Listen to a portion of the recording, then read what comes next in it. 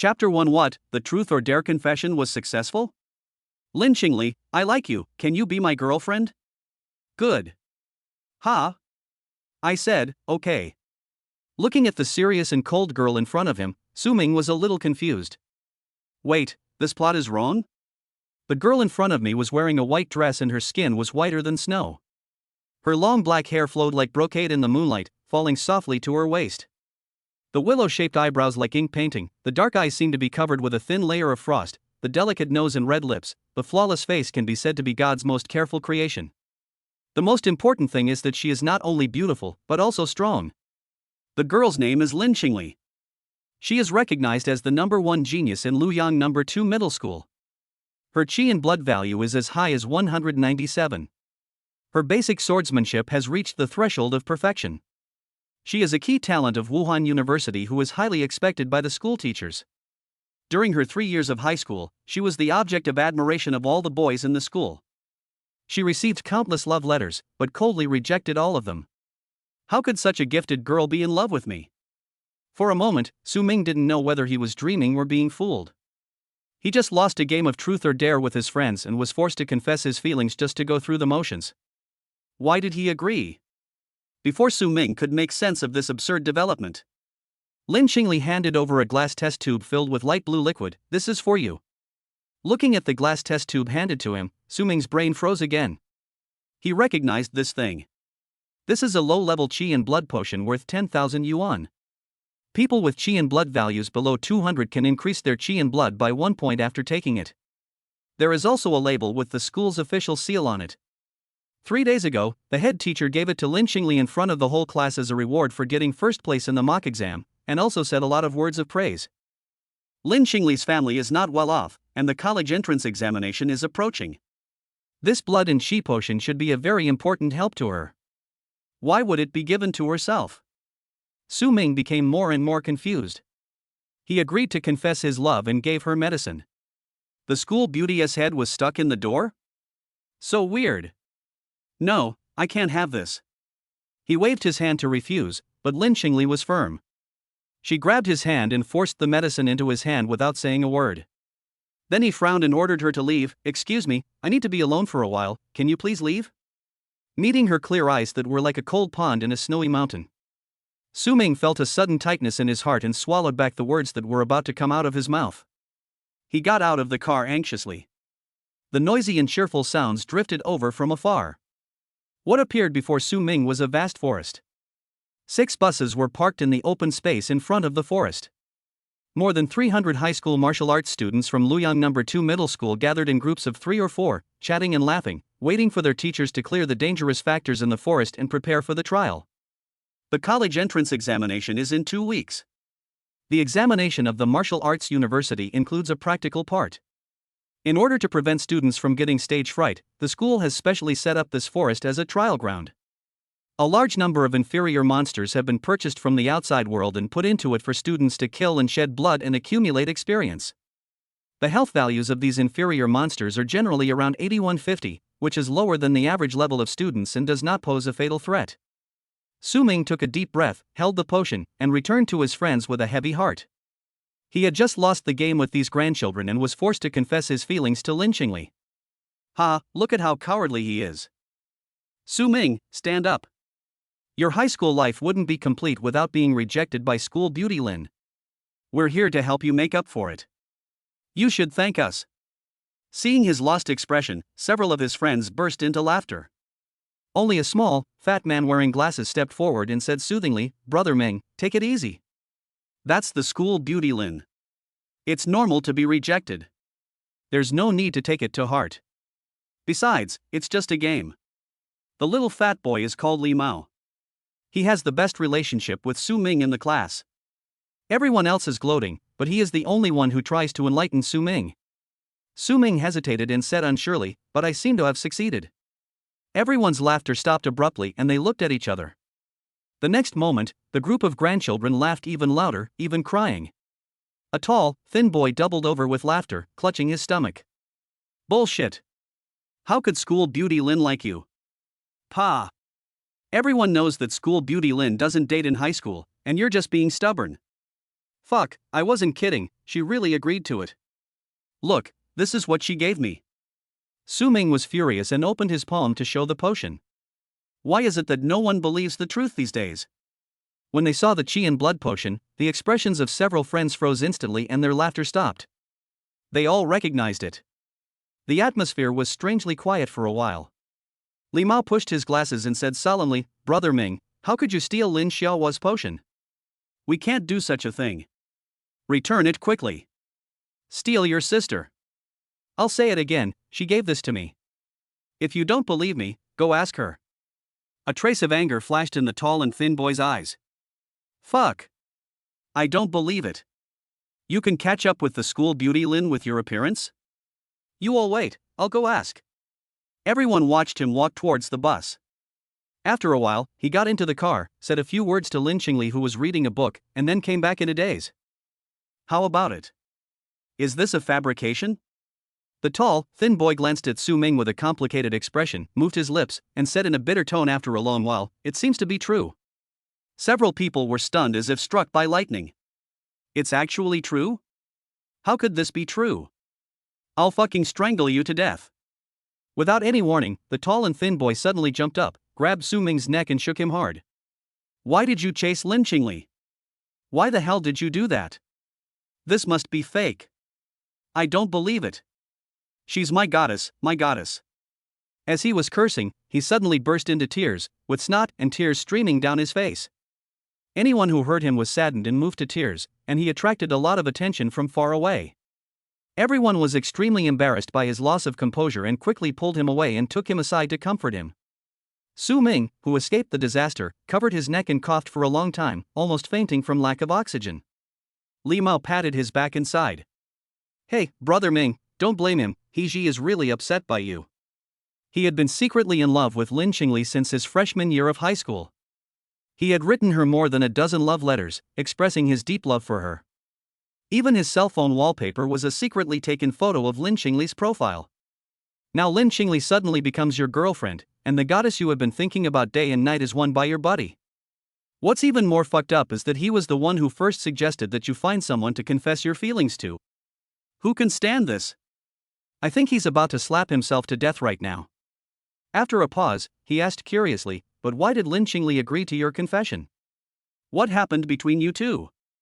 What the hell happened? Su Ming said unhappily, in the 3 years of high school, I've spoken to her no more than 10 times. God knows why she agreed. Fuck, Brother Ming, you're taking advantage of me and acting like a good kid. Are you being so sincere? That's Lin Qingli. If she were my girlfriend, I'd be willing to live 10 years less. Versailles? Su Ming snorted in his heart. What the hell is Versailles? This is clearly a hot potato. Lin Qingli has quite a few fans, including many fanatical pursuers.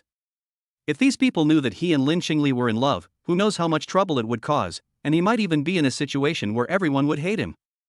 Things had just unfolded so explosively that he had no time to think calmly. Now that he had calmed down and thought about it, he suddenly felt that everything was strange and he had an ominous feeling that he had fallen into a trap. What is Lin Qingli planning? We must ask clearly and return the blood and qi potion to the owner. Su Ming looked at the bus, but Lin Qingli was no longer in the last row. No one knew where she had gone. At this time, the voice of the headmaster shouting through a loudspeaker came from a distance. Students, the situation in the trial forest has been checked. You may enter. Remember, safety comes first. You must return here before 6 p.m. to gather and return to school. Hearing this signal, the students who had been waiting for a long time cheered loudly, set off one after another, picked up their weapons and went into the forest in groups of 3 or 5. Li Mao said, Brother Ming, let's go too. Su Ming shook his head. You team up with the others. I have to find Lin Qingli and return this to her. He raised the light blue potion in his hand, plunged into the crowd, and disappeared in the blink of an eye. Chapter 2, Do I Have a Cheat Too? Su Ming looked around but couldn't find Lin Qingli. Seeing that everyone around him had left, he had no choice but to give up and carefully put the potion into his backpack, intending to return it to the other party when he returned. Drawing the long sword from his back, Su Ming walked into the forest alone. The jungle is quiet and the peaceful atmosphere reminds Su Ming of many things. 17 years ago, he was reborn into this world. Unlike the peaceful Earth in the previous life, monsters and beasts are rampant here, and there are crises everywhere. In history, humans were even nearly extinct at one point. In this environment, a warrior who has the power to move mountains and fill the sea, fight against monsters, and defend the country is a profession that many people eagerly yearn for. When he was 8 years old, Su-ming saw warriors fighting monsters on TV for the first time. The aftermath of the battle destroyed a mountain range and razed half of the city to ruins. From then on, he made up his mind that he must be a warrior in this life. To this end, Su-ming has been exercising diligently since elementary school to lay the foundation for learning martial arts. It's a pity that his physical talent is really average, and it can even be said that he has no qualifications to become a warrior. Before entering high school, Su-ming was once a leader among his peers due to his hard work far exceeding that of his peers. But when he entered high school and joined a martial arts class, he began to receive systematic martial arts education, and his classmates also became outstanding talents who were selected from hundreds and were suitable for practicing martial arts. His shortcomings in qualifications began to become apparent and magnified, and he gradually fell behind. Today, he has become completely mediocre, with his chi and health values and martial arts skills being in the middle and lower levels of the class. Although he worked like crazy to train and won the title of King of the Paper in Class 13, he still couldn't make up the gap with others. Alas, learning martial arts is difficult. Thinking of the unbearable past, Su-ming couldn't help but shake his head and smile bitterly. Then he thought of a certain figure and couldn't help licking his lips enviously, with expectation in his eyes. If I had Lin Qingli's qualifications. Just as he was falling into fantasy, the grass rustled ahead. The next moment, a gray shadow suddenly jumped out and pounced on his face. In a flash, Su-ming was startled and reflexively jumped sideways, swinging his sword to slash. Laugh! The sharp blade hit the gray shadow, and it was cut away with a chi sound, blood splattered, and it hit a big tree.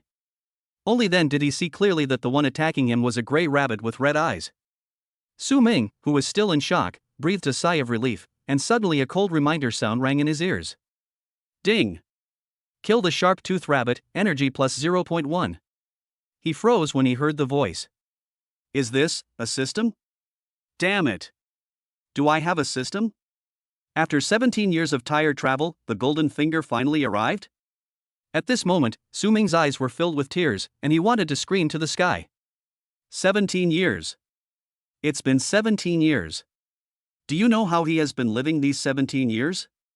As a noble time traveler, he is a loser who is not suitable for martial arts. Even if he tries his best, he can't catch up with others. He almost gave up the unrealistic fantasy that time travelers must have golden fingers, but he didn't expect it to come true today. Why the hell didn't you come earlier? Wiping away the tears from the corners of his eyes, Su-ming suppressed his excitement and tried to call the panel in his mind. Sure enough, an illusory light curtain suddenly appeared in front of my eyes.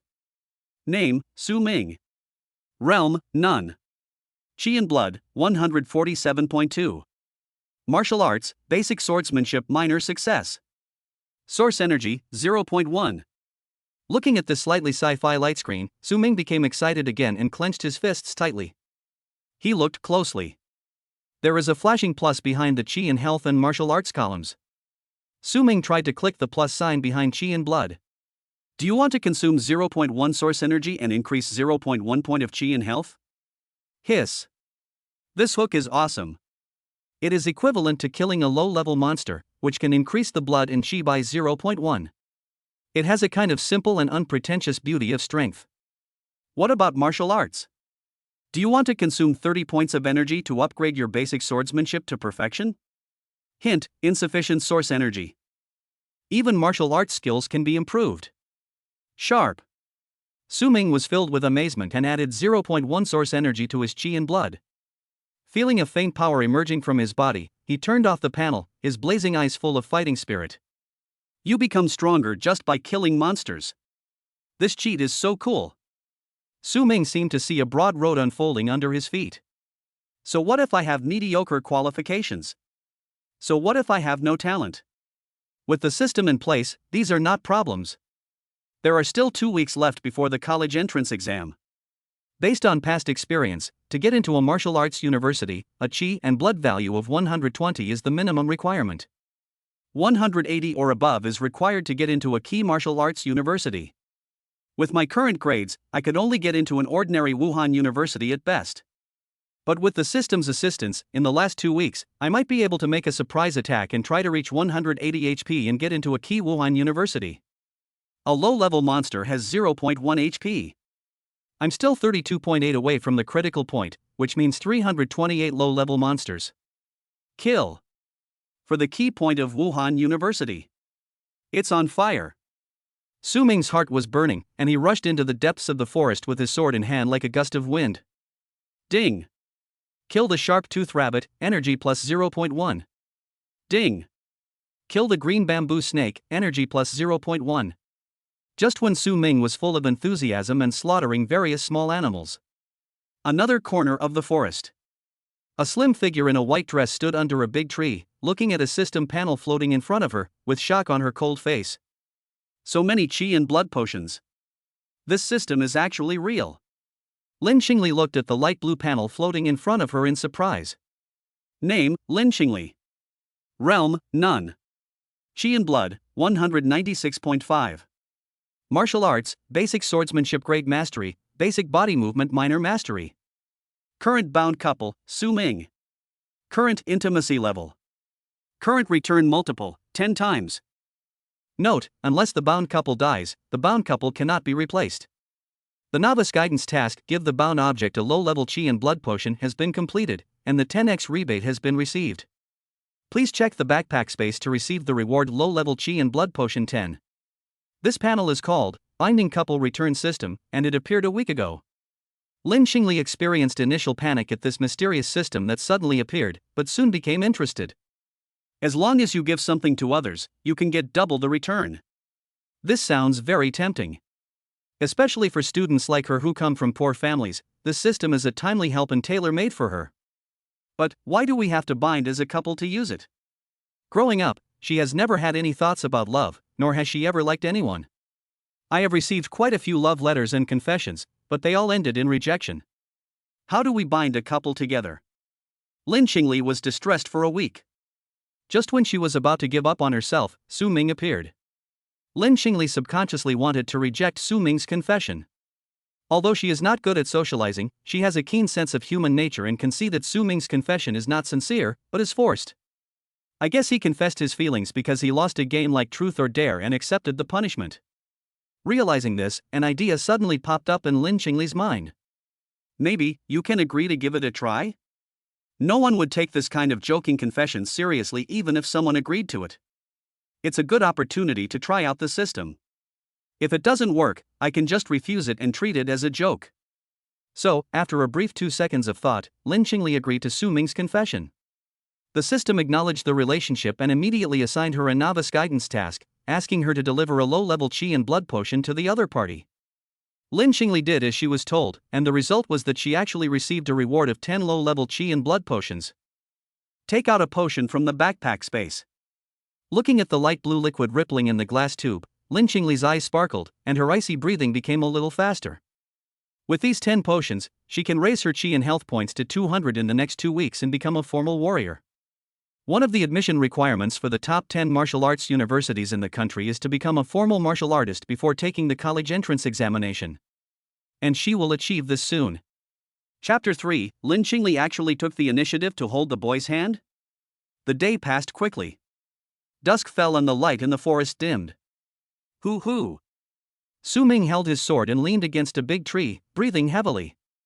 Sweat flowed down his cheeks, his hair was already wet with sweat, and the bloodstained sword in his hand was also broken into several pieces. Calling up the panel and looking at the numbers on it, Su Ming pulled the corners of his mouth and smiled tiredly but contentedly. Qi and blood value is 155.6. After a busy day, a total of 84 low-level monsters were killed. All the energy points gained were added to Qi and blood, and there was still a gap of 24.4 Qi and blood points from the Qi Wuda. This speed of improvement was something he could never have imagined in the past. During this period, Su Ming also tried to kill a few ordinary small animals, but the system did not respond at all. It seems that only by killing monsters can one obtain source energy points. No wonder the system has not appeared in the 17 years since he traveled through time. After all, he had been living in the city before and had never come into contact with monsters. It's a pity. If I had discovered this secret earlier, I might have become a formal warrior and become famous. Su Ming thought with some regret. After resting for a while and recovering some strength, he raised his hand to check the time. There are still 20 minutes until 6 o'clock. We have to go back and gather. Monsters are rampant outside the city. If you miss the bus back home and are left in the forest, you will be in trouble. Without a teacher patrolling around, if a high-level monster broke into the forest, even if it was just the lowest-level monster, it could easily tear him to pieces. After taking a regretful look at the depths of the jungle, Su-Ming dragged his heavy feet and hurried towards the gathering place. After tonight, this forest will not be safe. If you want to level up by killing monsters again, you have to find another leveling point. Apart from the trial ground specially set up by the school with great effort, is there any other place suitable for you? Su-Ming pondered silently, and before he knew it, he walked out of the jungle and arrived at the gathering point. He glanced around and spotted Li Mao at the edge of the crowd. Just as he was about to walk over, the atmosphere around him suddenly changed. The students who were chatting animatedly just now quickly quieted down, hundreds of eyes staring at him, accompanied by whispers and murmurs. He is Su-Ming? He's not very good looking, why would Lin Qingli choose him? It must be fake. I don't know who spread the rumor. How could school beauty Lin fall for someone like that? I heard his HP is only around 140, damn, not even as high as mine. Listening to these whispers, Su-Ming's mouth twitched slightly. It seems that the news of his successful confession to Lin Qingli in the morning has spread completely. She is worthy of being called the White Moonlight and the Iceberg Beauty of No. 2 Middle School. As long as you have anything to do with her, even the smallest thing will be known to everyone in minutes. This is troublesome. In order to prevent some brainless idiot from charging forward for love and jumping out to challenge him to a duel, he had to find Lin Qingli quickly, explain the matter clearly, and clarify the relationship between the two. Su-Ming, who had just awakened the system, was now thinking about killing monsters, becoming stronger, and taking the entrance exam for Wuhan University. In love? Ha, go play somewhere. Su-Ming felt a chill down his spine as he felt the resentful and jealous gazes fixed on his back. He turned his head and searched for Lin Qingli in the crowd, but accidentally met an extremely sharp gaze that made his scalp tingle. He was a very eye-catching boy, standing out from the crowd, like a star among chickens, and being treated like a star by everyone. He was wearing a neat casual outfit, had messy black hair, a face as sharp as a knife, and was over 1.8 meters tall. In terms of appearance and temperament, he is several levels more handsome than ordinary models and traffic stars. A long sword hung at his waist, the scabbard of which was inlaid with 7 aquamarines and engraved with red gold patterns. It was obviously the work of a master and was worth a lot of money. A sword like this, a person like this, no matter where he stands, he will be the focus of everyone's attention, and it is hard not to notice him. Su-Ming knew this person. Although he was not familiar with him, he knew where he came from. Xiang. The monitor of Class 8, the only son of the CEO of the Xiang Group, a leading enterprise in the city, was born with a silver spoon in his mouth, tall, rich and handsome, and he and Lin Qingli were known as the two geniuses of Luoyang No. 2 Middle School. He is a man of top-notch talent. With the financial support of his family, it is said that his chi and blood value exceeded the limit of 200 half a year ago and he has become a formal warrior. It is said that he was supposed to go to No. 1 Middle School for high school, but he transferred to No. 2 Middle School on the second day of his freshman year in order to pursue Lin Qingli. Now that Lin Qingli has become Su-Ming's girlfriend, the person who can't accept it the most and is most unwilling to accept it is probably this person. The two looked at each other from across the crowd. Xiang had a cold expression, and his face showed no emotion. Su-Ming thought about it, raised his chin, gave him a "how are you" look, and took the initiative to show his goodwill. He is a rich man, and there is no grudge between us. There is no need to create a bad relationship with him. But Xiang didn't seem to understand his meaning. He frowned slightly on his cold face, and then looked away expressionlessly. Damn, buddy, please don't misunderstand me. There is really nothing going on between me and your goddess. Su-Ming muttered to himself and continued to look for Lin Qingli. At this time, a boy he didn't know walked towards him. Su-Ming, I heard that you and Lin Qingli successfully confessed your love. Is that true? Fake. Su-Ming answered casually. The boy slapped his thigh, exclaimed, and turned to his companion with an expression that said, as expected. I told you. How could Lin Qingli be in love in high school? You still don't believe it. The conversation between the two was heard by many people, and the crowd began to buzz with discussion. Many people were secretly relieved, thinking that the previous news was indeed just a rumor.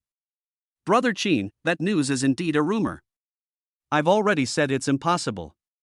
Even if Lin Qingli is in a relationship, it can only be with Brother Qin. Besides Brother Qin, who else in number 2 middle school is worthy of her? Idiot, how can you talk like that? Only Lin Qingli is worthy of Brother Qin, you are rebelling. In the crowd, the boys surrounding Qin Xiang were talking at once and saying flattering words. Qin Xiang's face remained calm. He placed his right hand on the sword, gently stroking the gemstone on the hilt. He spoke calmly, it doesn't matter whether it is or not. I know Qingli. Even if she is really in a relationship at this critical juncture, she must have other motives. What's the purpose? A boy asked sensibly. Qin Xiang said, it's nothing more than a cover-up to conceal the truth. Shield? Qin Xiang's lips curled up slightly as he casually said, the college entrance exam is in 2 weeks, and Qingli's qi and blood are less than 200. Given her ambition, she's definitely trying to break through to the realm of a formal warrior at the last minute, so she can have a chance to be in the top 10. Many tactless people like to confess their love during graduation season.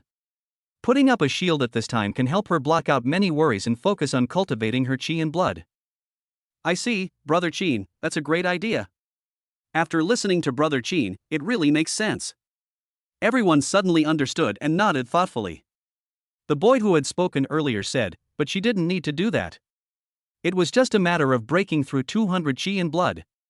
If she had just agreed to be Brother Qin's girlfriend, she'd have all the qi and blood potions she wanted, and become a full-fledged warrior in no time. Now that kid named Su is getting a free pass. Others also echoed this, thinking that Lin Qingli was ungrateful and that she was not taking the bright road but was setting obstacles for herself. The guy named Su Ming was lucky enough to get a great deal for free. Even if it was just a title without substance, the title of Lin Qingli's boyfriend alone was enough to make countless people envious. Qin Xiang smiled indifferently, his eyes dim. How can a sparrow understand the ambition of a swan? What do you know? They are just lovers in name only. Why bother about it? Nothing will really happen between them. After the college entrance examination, Qingli will naturally separate from him. As the eldest son of the Qin group, he has a noble status and a long-term vision. He didn't care about this fake boyfriend trick. Anyway, no matter what, the one who will finally win the beauty and take Lin Qingli's heart will definitely be him. There was a cry of surprise from the crowd. Qin Xiang's eyes moved and he followed the crowd's gaze. Lin Qingli showed up. She was wearing a white dress whiter than snow, like a dancing fairy, walking lightly out of the dark jungle, attracting everyone's attention. Qin Xiang smiled slightly, held down his sword, and was about to walk over to greet her. Lin Qingli glanced around the crowd, suddenly fixed her eyes on a figure, and walked straight towards him. Qin Xiang paused and his smile froze. That direction is in full view of the public. Lin Qingli walked straight up to a person, and that person was Su Ming, who had been the focus of everyone's discussion before. The two looked at each other. After a moment, Lin Qingli suddenly stretched out a hand, held Su Ming's right hand, and stood beside him very naturally, lowering her head and saying nothing. The evening breeze blew, lifting a corner of the white skirt. The two stood side by side, fingers intertwined. This moment. Crack. There were countless heartbreaking sounds in the field. Everyone's jaw dropped, their eyes almost popped out, they couldn't believe what they saw. This. Is this still the school beauty Lin who has always kept people at a distance and never shown any kindness to anyone? She actually took the initiative to hold the boy's hand? Oh my god. This is hell. The atmosphere was dead silent. In the crowd, Qin Xiang's face was stiff. He subconsciously exerted force with his 5 fingers holding the hilt of the sword. With a snap, he actually broke off a gem embedded in it. The veins on his forehead were throbbing and his expression was slightly distorted. Damn. Qingli's hand, he has been chasing her for so long but has never touched her. Chapter 4, I'll break your legs if you dare to break up. It's terrible. Now even jumping into the yellow river can't wash him clean. On the moving bus, Su Ming withdrew his gaze from the window, sighed in his heart, and turned to look at Lin Qingli who was sitting next to him. I have to say, this guy is really beautiful. Long eyelashes, a high nose bridge, full red lips, and below the clear jawline is a slender swan neck as delicate as jade. The hair scattered around the neck contrasts with the skin, black and white, adding a breathtaking beauty. But is this guy crazy? Su Ming took a deep breath and managed to suppress the urge to curse out loud. 10 minutes ago, Lin Qingli suddenly appeared and took his hand in public without his consent. After Su Ming was shocked, his first reaction was to shake it off, but he failed. The powerful force brought by Lin Qingli's 190 plus qi and blood was far beyond his 155.6 to contend with. No matter how he struggled, he could not pull his hand back. In a hurry, Su Ming growled and let go, admitting that his confession in the morning was only done because he had no choice but to do so after losing the game. He hoped that Lin Qingli would not misunderstand him. They were not a couple and should not become a couple. They should maintain an appropriate distance between classmates. As a result, after hearing this, Lin Qingli actually asked him if he wanted to break up, and said that she would break his legs if he dared to break up. Me? Su Ming was shocked at that time. If you don't want to separate, then don't separate. Why are you so fierce? After that, he endured the roll call under countless murderous gazes and was pulled onto the bus by Lin Qingli, holding his hand. I think it's time to let go, right? Su Ming glanced at his left hand, which was still tightly clenched, and asked in a low voice. Lin Qingli looked straight ahead with a cold expression. Wait a moment. How long is a while? What's the point of holding hands like this? This can't even be called holding hands, it's clearly violent coercion and physical restraint. What is this woman thinking? Su Ming's eyelids twitched, and he had to take another deep breath to suppress the confusion and frustration in his heart. He unzipped his backpack with his free right hand, took out the low-level qi and blood potion, handed it over, and said in a muffled voice, I'll give this back to you. Warning! Warning! It is detected that the bound object has a tendency to return the gift sent by the host. If the gift is returned, it will be regarded as a failure of the host's mission and the system will automatically destroy it. Please handle it in time. Looking at the red warning box that suddenly popped up in front of her, Lin Qingli's beautiful eyes narrowed and her heart was in her throat. Come again? 10 minutes ago, when Su Ming broke up with her, this warning box appeared once. It is detected that the bound object has a tendency to terminate the relationship. Once the relationship ends, it will be considered that the host mission has failed and this system will be automatically destroyed. Please handle it in time. That's what was said at the time. When Lin Qingli first saw the red warning box, she panicked for a moment.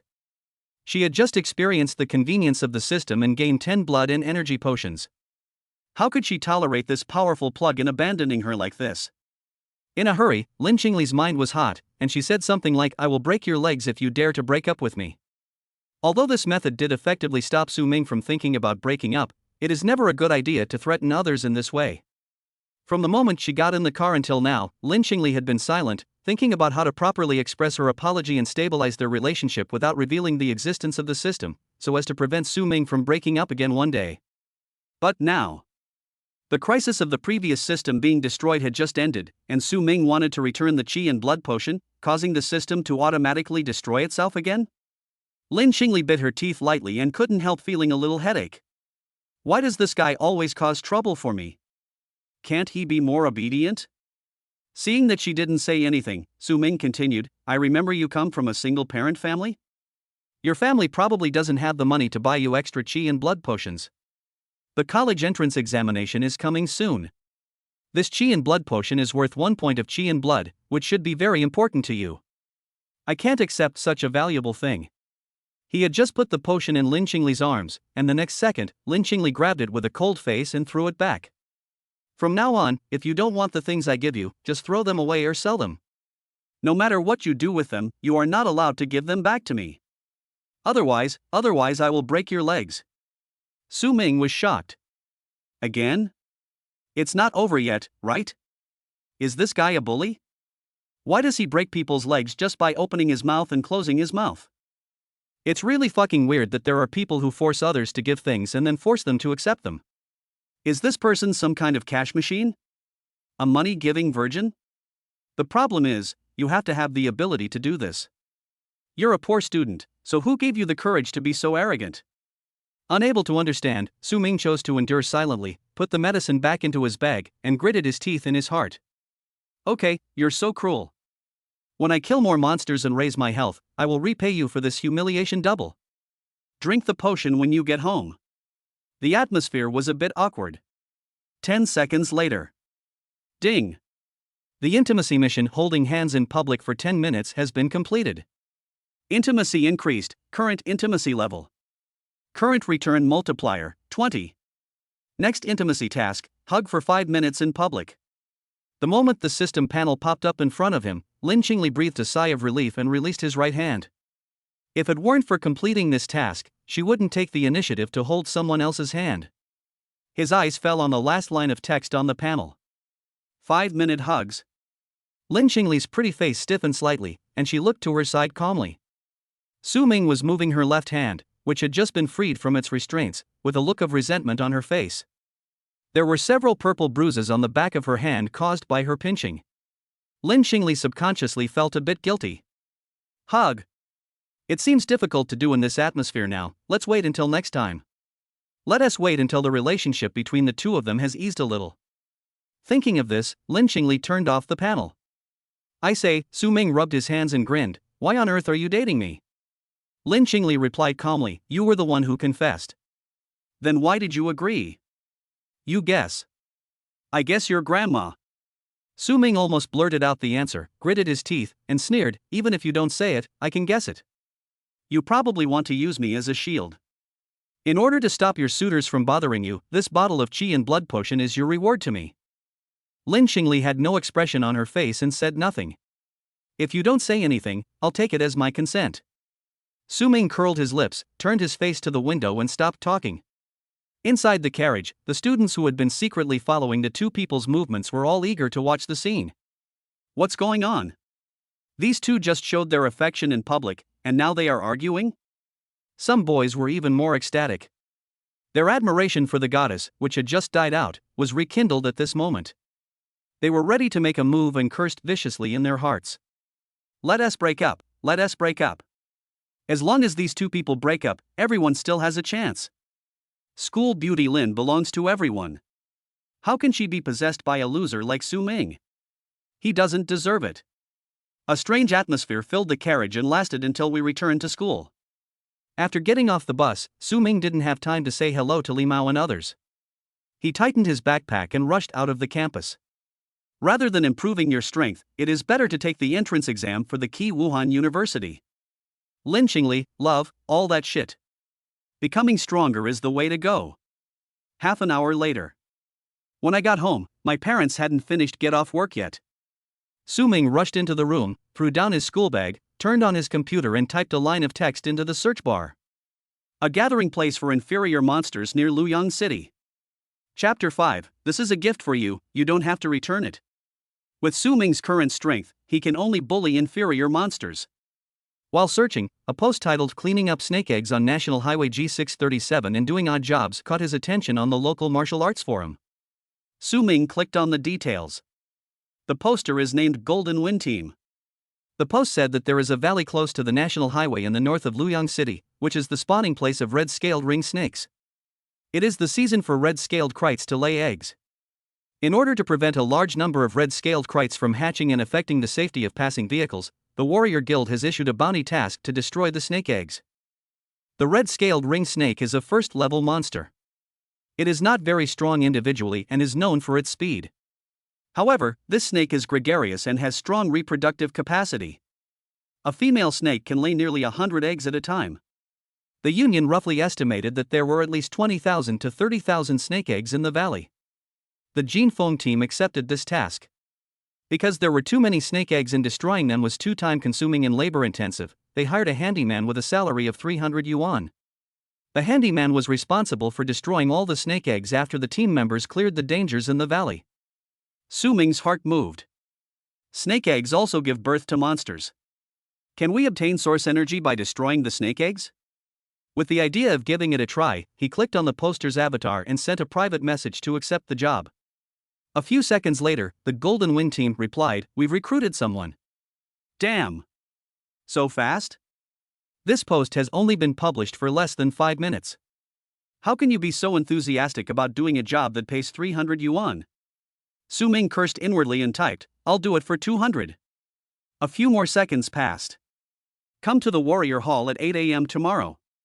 Looking at the news on the screen, Su Ming breathed a sigh of relief and secretly clenched his fists. It must work. 8 o'clock in the evening.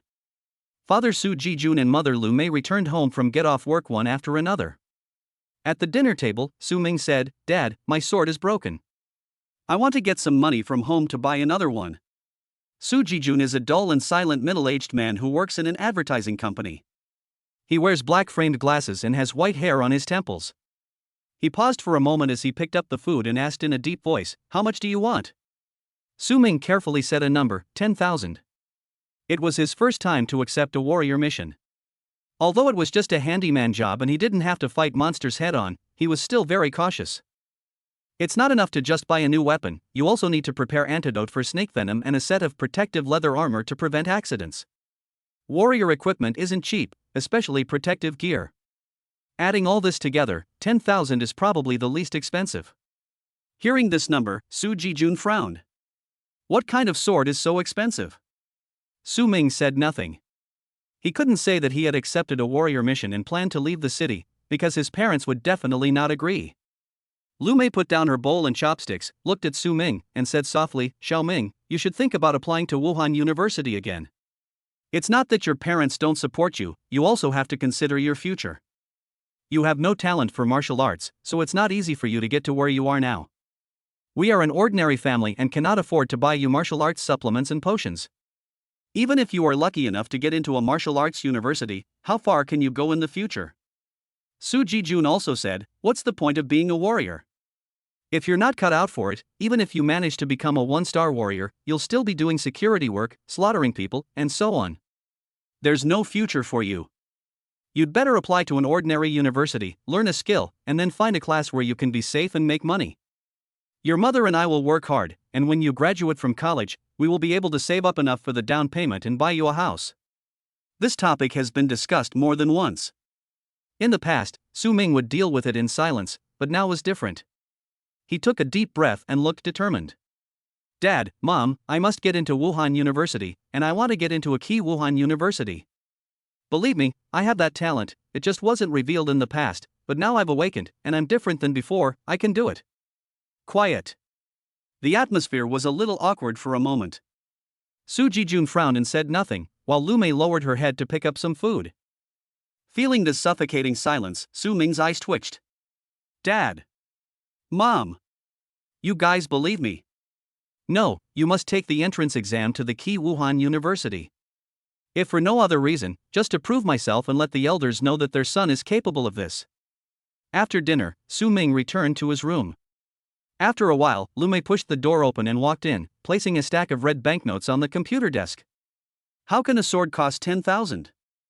I'll leave these 2,000 here for you." After saying that, he walked out. Su Ming felt warm in his heart. Although his parents did not like him learning martial arts, they always respected his decision. Even if they opposed it verbally, they would try their best to meet his requirements. "I have the money to buy the sword, and I have to borrow the rest from friends." After putting the 2,000 yuan into his wallet, he began to send messages to his good friends one by one. "Ameo, do you have money? Lend me 2,000 and I'll pay you back after the college entrance examination. Old Li, help me. Lend me some money. Brother Xiang." Li Mao quickly replied, "Brother Ming, what are you borrowing money for? You're not going to get a room with school beauty Lin, are you? You're progressing so fast?" "Su Ming, fuck you, this is a serious matter, I really need money." 20 minutes later. Someone sent a message in the class group. "At everyone, please be careful. Su Ming's account has been hacked and he's looking for people to borrow money from. Please be vigilant and don't fall for scams." Su Ming was speechless and sent a voice message in the group. "My account has not been hacked, I am myself." The class group started to get noisy and people started chatting nonsense.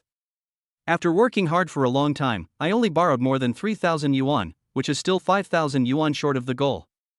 Just when Su Ming was worried. Ding dong. A friend request came in, it was from Lin Qingli. Su Ming was slightly stunned. What was this woman going to do? Come to think of it, even though the two are nominally a couple, they don't even have any friends in their address book, which is pretty ridiculous. Su Ming nodded in agreement and was about to ask what he wanted to be added for. Ding dong. A red envelope for transfer was sent. He was stunned, his typing fingers suspended in mid-air. Su Ming hesitated and clicked on the red envelope. The next moment, his eyes widened. 6,000? Is this woman crazy? He typed quickly and hit send. What's the meaning? Lin Qingli replied quickly, It's for you. Are you crazy? Where do you get so much money? Scholarship. Looking at the 3 words on the screen, Su-Ming gradually calmed down. It turned out to be a scholarship. As everyone knows, Lin Qingli's family conditions are not good, otherwise she would not have such a monstrous talent.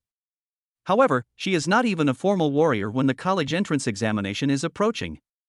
The weapons she usually used and the clothes she wore were all cheap items. If someone like this suddenly took out 6,000, if Su-Ming didn't know that she had received a scholarship every year for 3 years in high school, he would really suspect that she had stolen the family bank card to give herself a red envelope. Su-Ming typed, "Is it okay for you to lend me so much money all at once? I don't know when I can pay you back. This is for you, you don't have to return it." Su-Ming laughed angrily. What do you mean by giving it to him? They are not related at all, how could such a good thing happen? He typed "stop talking nonsense" and sent it, but a red exclamation mark appeared in front of the message, and there was a line of small reminder text below it. The message has been sent, but it was rejected by the other party. Su-Ming was confused. What's going on? Blocked him? I've heard of people running away after pretending to be cool and scolding others, but how come there are also people who block others after sending red envelopes? What on earth is this person thinking? Holding the phone in a daze for a long time, Su-Ming shook his head vigorously. Forget it, never mind her. Now that the money is in his hands, he can use it first and then return it as soon as he makes money. Having made up his mind, Su-Ming hurriedly washed up, took the bottle of low-level qi and blood potion, and fell asleep to conserve his energy for leaving the city tomorrow. Meanwhile, on the other side of the city, in a simple bedroom in an old community, Lin Qingli sat on the bed with her knees bent and her back against the wall. She was wearing a white nightgown, with her feet sticking out from under the hem. The curve of her white instep was like a cold moon suddenly appearing from behind the clouds, and the blue blood vessels meandered into mysterious streams under her almost transparent skin. Lin Qingli stared at the screen of her mobile phone, which displayed a string of bank card balances. Looking at the line of numbers, her eyes sparkled, and her cold little face flushed with excitement. She couldn't help but clench her fists and wave them at the air twice, hugging the phone and happily lowering her voice and shouting. 120,000. 120,000. Chapter 6, Going Out of the City to Kill the Snake. Sunday morning. Su-Ming woke up early in the morning, feeling refreshed. He felt warm all over and had endless energy. This is naturally an illusion, a side effect of taking qi and blood medicine. I opened the system panel and took a look. My health value was 156.3, which had increased by 0.7 overnight. The effect of the potion had not been fully absorbed yet. He picked up his backpack, went out, took the subway, and came to the Warrior Guild building in the city center. There is a commercial street next to the building. Su-Ming went into an equipment store and picked out 100 forged steel longsword, a set of crocodile lizard leather armor, a pair of gloves with steel plate protection, and a helmet with goggles. The full set of equipment cost 8,500. Su-Ming haggled for a long time and barely managed to get it down to 8,000. Then he went to the nearby pharmacy and bought 3 antidotes for 1,000 yuan. At this point, he went from being a millionaire to having only 2,000 left in his savings. He couldn't help but sigh that being a warrior was really a money-burning industry. I walked into the Warrior Guild building fully armed at exactly 8:05. According to the information sent by the Golden Wind team, Su-Ming easily found the person. There are 4 members in this team. The one in the middle was a handsome blonde man who looked to be under 30 years old. He carried a palm-wide broadsword on his back and a bronze warrior medal with 2 stars on his chest, indicating that he was a 2-star warrior. The other 3 people, 2 men and 1 woman, each had only 1 star on their medals on their chests. Su-Ming walked up to the 4 people and apologized, "I'm sorry to have kept you waiting." Looking at his young and immature face, the blonde handsome guy who was obviously the team leader frowned. "You were the one who contacted me on the forum last night?" "Yes, big brother, please take care of me." The blonde handsome guy said impatiently, "We don't want students, go back."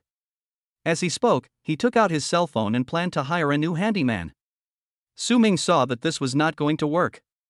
He had already spent money on buying equipment, so how could he miss this opportunity? He immediately patted his chest and assured, "Don't worry, big brother. Although I am a student, I know the rules and will never do anything wrong, let alone hold you back.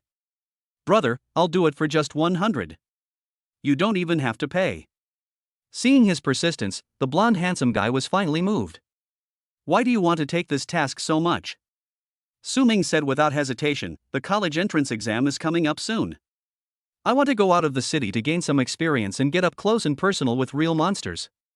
This will help me do well in the actual combat portion of the exam. Perhaps he was moved by his sincerity, or perhaps he thought saving 300 yuan was a good deal. The handsome blonde man thought for a moment and agreed to his request.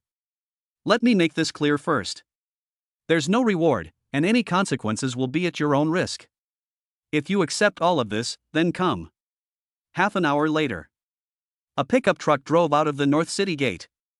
In the car, through a brief conversation, Su Ming also learned the names of the 4 members of the Golden Wing team. The blonde captain's name is Li Tsuanyo, and the short-haired woman with big breasts sitting next to him is named Guna. The burly man driving the car was called Li Mang, and the thin and silent man in the passenger seat was called Sun Wei. Coincidentally, Li Tsuanyo and Guna are actually Su Ming's seniors. They are also from Luoyang No. 2 Middle School and are more than 10 years older than Su Ming. Because of this relationship between senior and junior students, the 4 people's attitude towards Su Ming became much more relaxed. Guna asked, Xiao Ming, what is your qi and blood value now? 160. Su Ming reported a number close to the actual level. Guna nodded. Not bad. You can get into a good Wuhan university. I heard there's a girl named Lin Qingli in your class. Her qi and health are almost 200. Su Ming was a little surprised. That crazy woman was so famous? Even the official warriors knew her? Yeah, we're in the same class. Oh. You're lucky. Guna's expression was somewhat emotional. It's not easy for No. 2 Middle School to produce a key student, especially one from a poor family. She's a true genius. Once she's admitted to a key martial arts university and has the training resources, she'll have the potential to become at least a 4-star warrior in the future. After a pause, she stared at Su Ming and said with a smile, a 4-star warrior can become a powerful figure in his area, whether he joins the military or goes into business. Xiao Ming, you must seize this opportunity and build good relationships with them. They may be able to help you in a critical moment in the future. Su Ming, yes, I remember it. Seeing his indifferent attitude, it was obvious that he did not take his advice seriously. Guna laughed and didn't try to persuade her anymore. High school students like these who haven't even been to college yet and haven't experienced the harsh realities of society won't understand how valuable her 2 words of advice are, and they'll regret it sooner or later. The pickup truck drove along the national highway for 20 minutes and stopped near a valley. After they got out of the car, Li Tsuanyo said, Su Ming, you stay in the car and lock the door. We'll call you over after we've dealt with the snakes in the valley. Good. Su Ming responded and got into the passenger seat, watching the 4 men draw their weapons and rush towards the valley. He rolled down the window. Soon, the sound of whistling blades came from the valley. An hour later, the tall Li Mang came running back carrying a saber and waved at him. Solved, come here. Su Ming pushed the door and got out of the car. He put on his helmet and followed him into the valley without taking any chances. As soon as he entered the valley, a strong smell of blood blew over with the wind, making Su Ming's breath suffocate. When he saw the scene in the valley clearly, his heart skipped a beat. Egg. So many eggs. The huge valley is full of jagged rocks, rugged terrain, and snake corpses everywhere. In addition, there are many more gray-white oval snake eggs. They are not big in size and are densely packed. At first glance, it looks like a sea of eggs. In the distance, Li Tsuanyao and his 2 companions searched the valley again. After making sure that no snake had escaped, they came to the 2 men. I'll leave this to you from now on. As Li Tsuanyao spoke, he took out a walkie-talkie from his waist and handed it to Su Ming. Take this walkie-talkie. We have to go somewhere else for our next mission, which will take about 5 or 6 hours. We'll pick you up when we're done. Use the walkie-talkie if you need anything. Su Ming nodded, okay. Outside the valley, the 4 of them returned to the car, and Guna looked back at the valley with a worried expression. Will it be okay to leave him here alone? Li Tsuanyo said expressionlessly, we've already killed all the snakes in the valley. What else can happen? Guna hesitated to speak. That kid's HP is only 160. If a monster smells the blood and rushes into the valley, can he hold on until they come to support him? Li Tsuanyao knocked on the driver's side window. Set off. He didn't care whether Su Ming was dead or alive, as he didn't force Su Ming to come. The pickup truck roared and sped away into the distance. In the valley. Bang! Su Ming pierced a snake egg with his sword. The tip of the sword felt a lot of resistance, as the shell of the snake egg was quite hard. Ding! Kill the red-scaled ring snake embryo, source energy plus 0.01. He was delighted. Sure enough, destroying snake eggs also requires energy. Chapter 7, Qi and Blood Value Breakthrough, 1-Star Warrior. After confirming that snake eggs could provide source energy, Su Ming no longer hesitated and started working. As Su Ming swung his sword, it seemed that he was not chopping the snake eggs, but the golden eggs. These are the college entrance examination scores. Ding! Kill the red-scaled ring snake embryo, source energy plus 0.01. Ding! Kill the red-scaled ring snake embryo, source energy plus 0.01. While repeating the mechanical movements, Su Ming was also thinking in his mind. What exactly is this source energy extracted by the system? It can be obtained by killing monsters, and it can also be obtained by destroying monster embryos. It seems that anything related to monsters can provide source energy. Could it be referring to some kind of energy from the origin of the monster? I can't figure it out. Forget it, I want to think about it for now. These things are too far away from me. The most important thing right now is to improve my qi and blood and get admitted to the Qi Wuhan University. Soon, 2 hours passed. Su Ming was so tired that his back and waist ached, and he could hardly swing his sword. The source energy on the panel has accumulated to 94 points. He stopped and added all the 94 points of source energy to his qi and blood. Boom! Su Ming's body shook. A powerful force burst out from deep within the body. His skin suddenly turned red, like a cooked shrimp, his heart was beating wildly, and his muscles swelled, pushing his underwear up high. Hiss! Su Ming bent down deeply, closed his eyes, and clenched his fists. I gritted my teeth and endured the pain of muscle tearing and reorganization, feeling both pain and joy. Moment. The restless energy was absorbed and exhausted by the body. He opened his eyes and saw that the number in the qi and blood column on the panel had jumped to 250.6. Ha! Is this what it feels like to be a 1-star warrior? Su Ming let out a long breath. Besides being excited, he also felt a sense of unreality. In just 2 days, the qi and blood value skyrocketed by 100. Who would believe it if I told them? Now, if I only look at my qi and blood value, I'm probably number 1 in the entire number 2 middle school, right? After the excitement, Su Ming calmed down and reminded himself to be humble and not to be impatient. Although the system is powerful, it is not omnipotent. If you become overconfident because your strength improves rapidly, you will fall sooner or later and cause an irreparable disaster. After calming down, he took out the bread and water he brought from home from his backpack and ate them quickly. After a short break, continued destroying the snake eggs.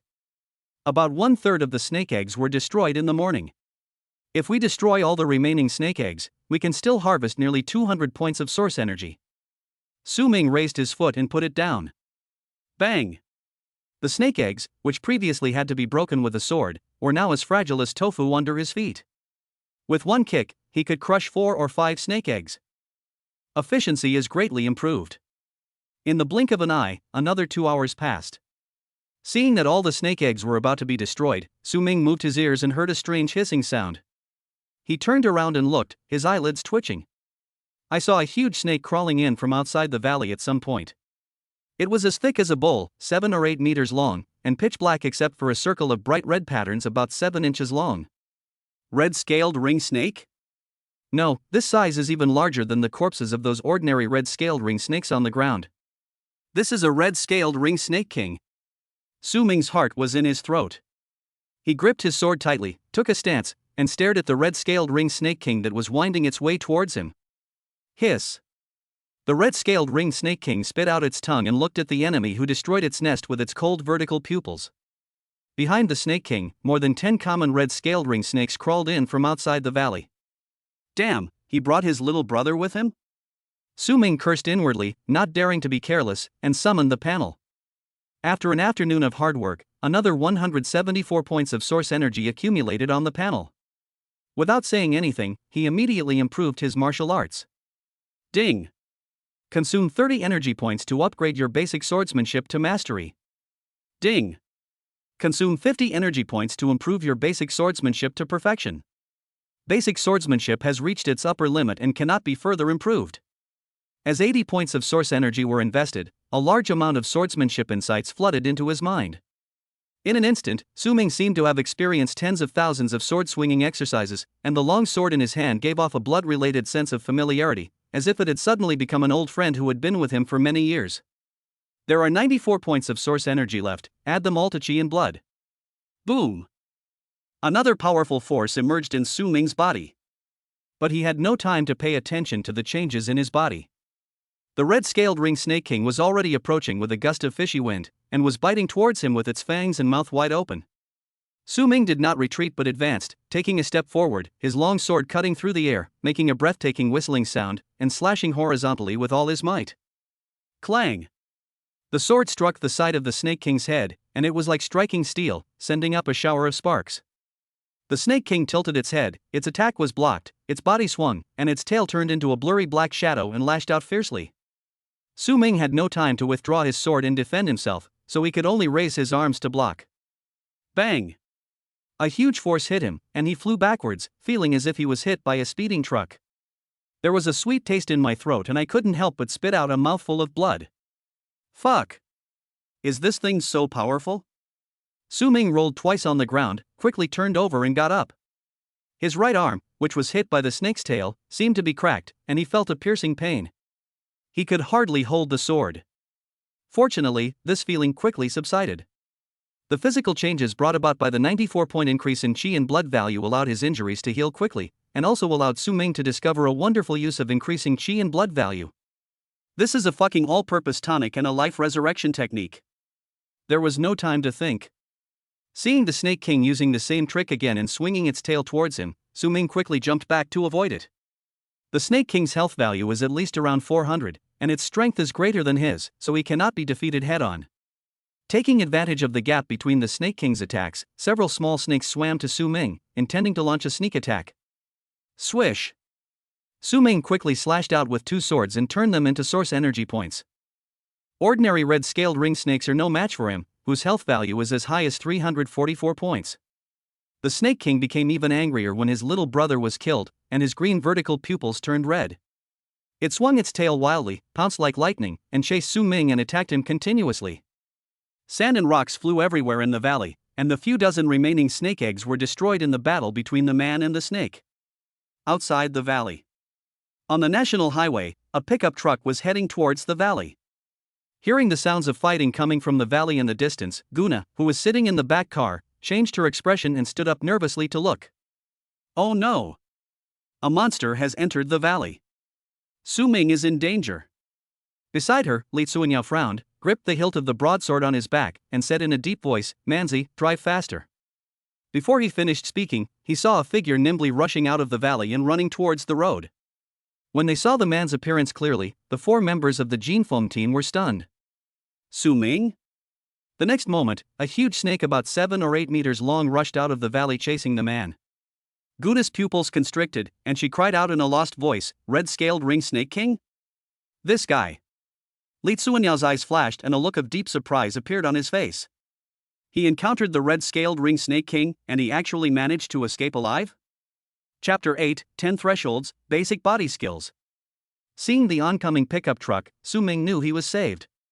The scales of the red-ringed Snake King were so hard that they chipped his newly bought fine steel sword and failed to cause any serious damage to the Snake King. On the contrary, he was hit twice by the Snake King's tail while fighting and escaping. His back and right shoulder bones were in severe pain and he was not in a very good condition at the time. If Li Tsuanyao and others had not arrived in time, he might have really died in the snake's belly today. The pickup truck drove closer, but before it stopped, a blonde figure jumped out of the car with a broadsword raised high. Clang! Li Tsuanyao swung his sword, and the broadsword hit the forehead of the red-scaled ring Snake King. In an instant, the scales shattered and blood splattered. The red-scaled ring Snake King hissed in pain, and its head was pressed down by the broadsword and smashed heavily to the ground, sinking deeply into the soft soil. Die!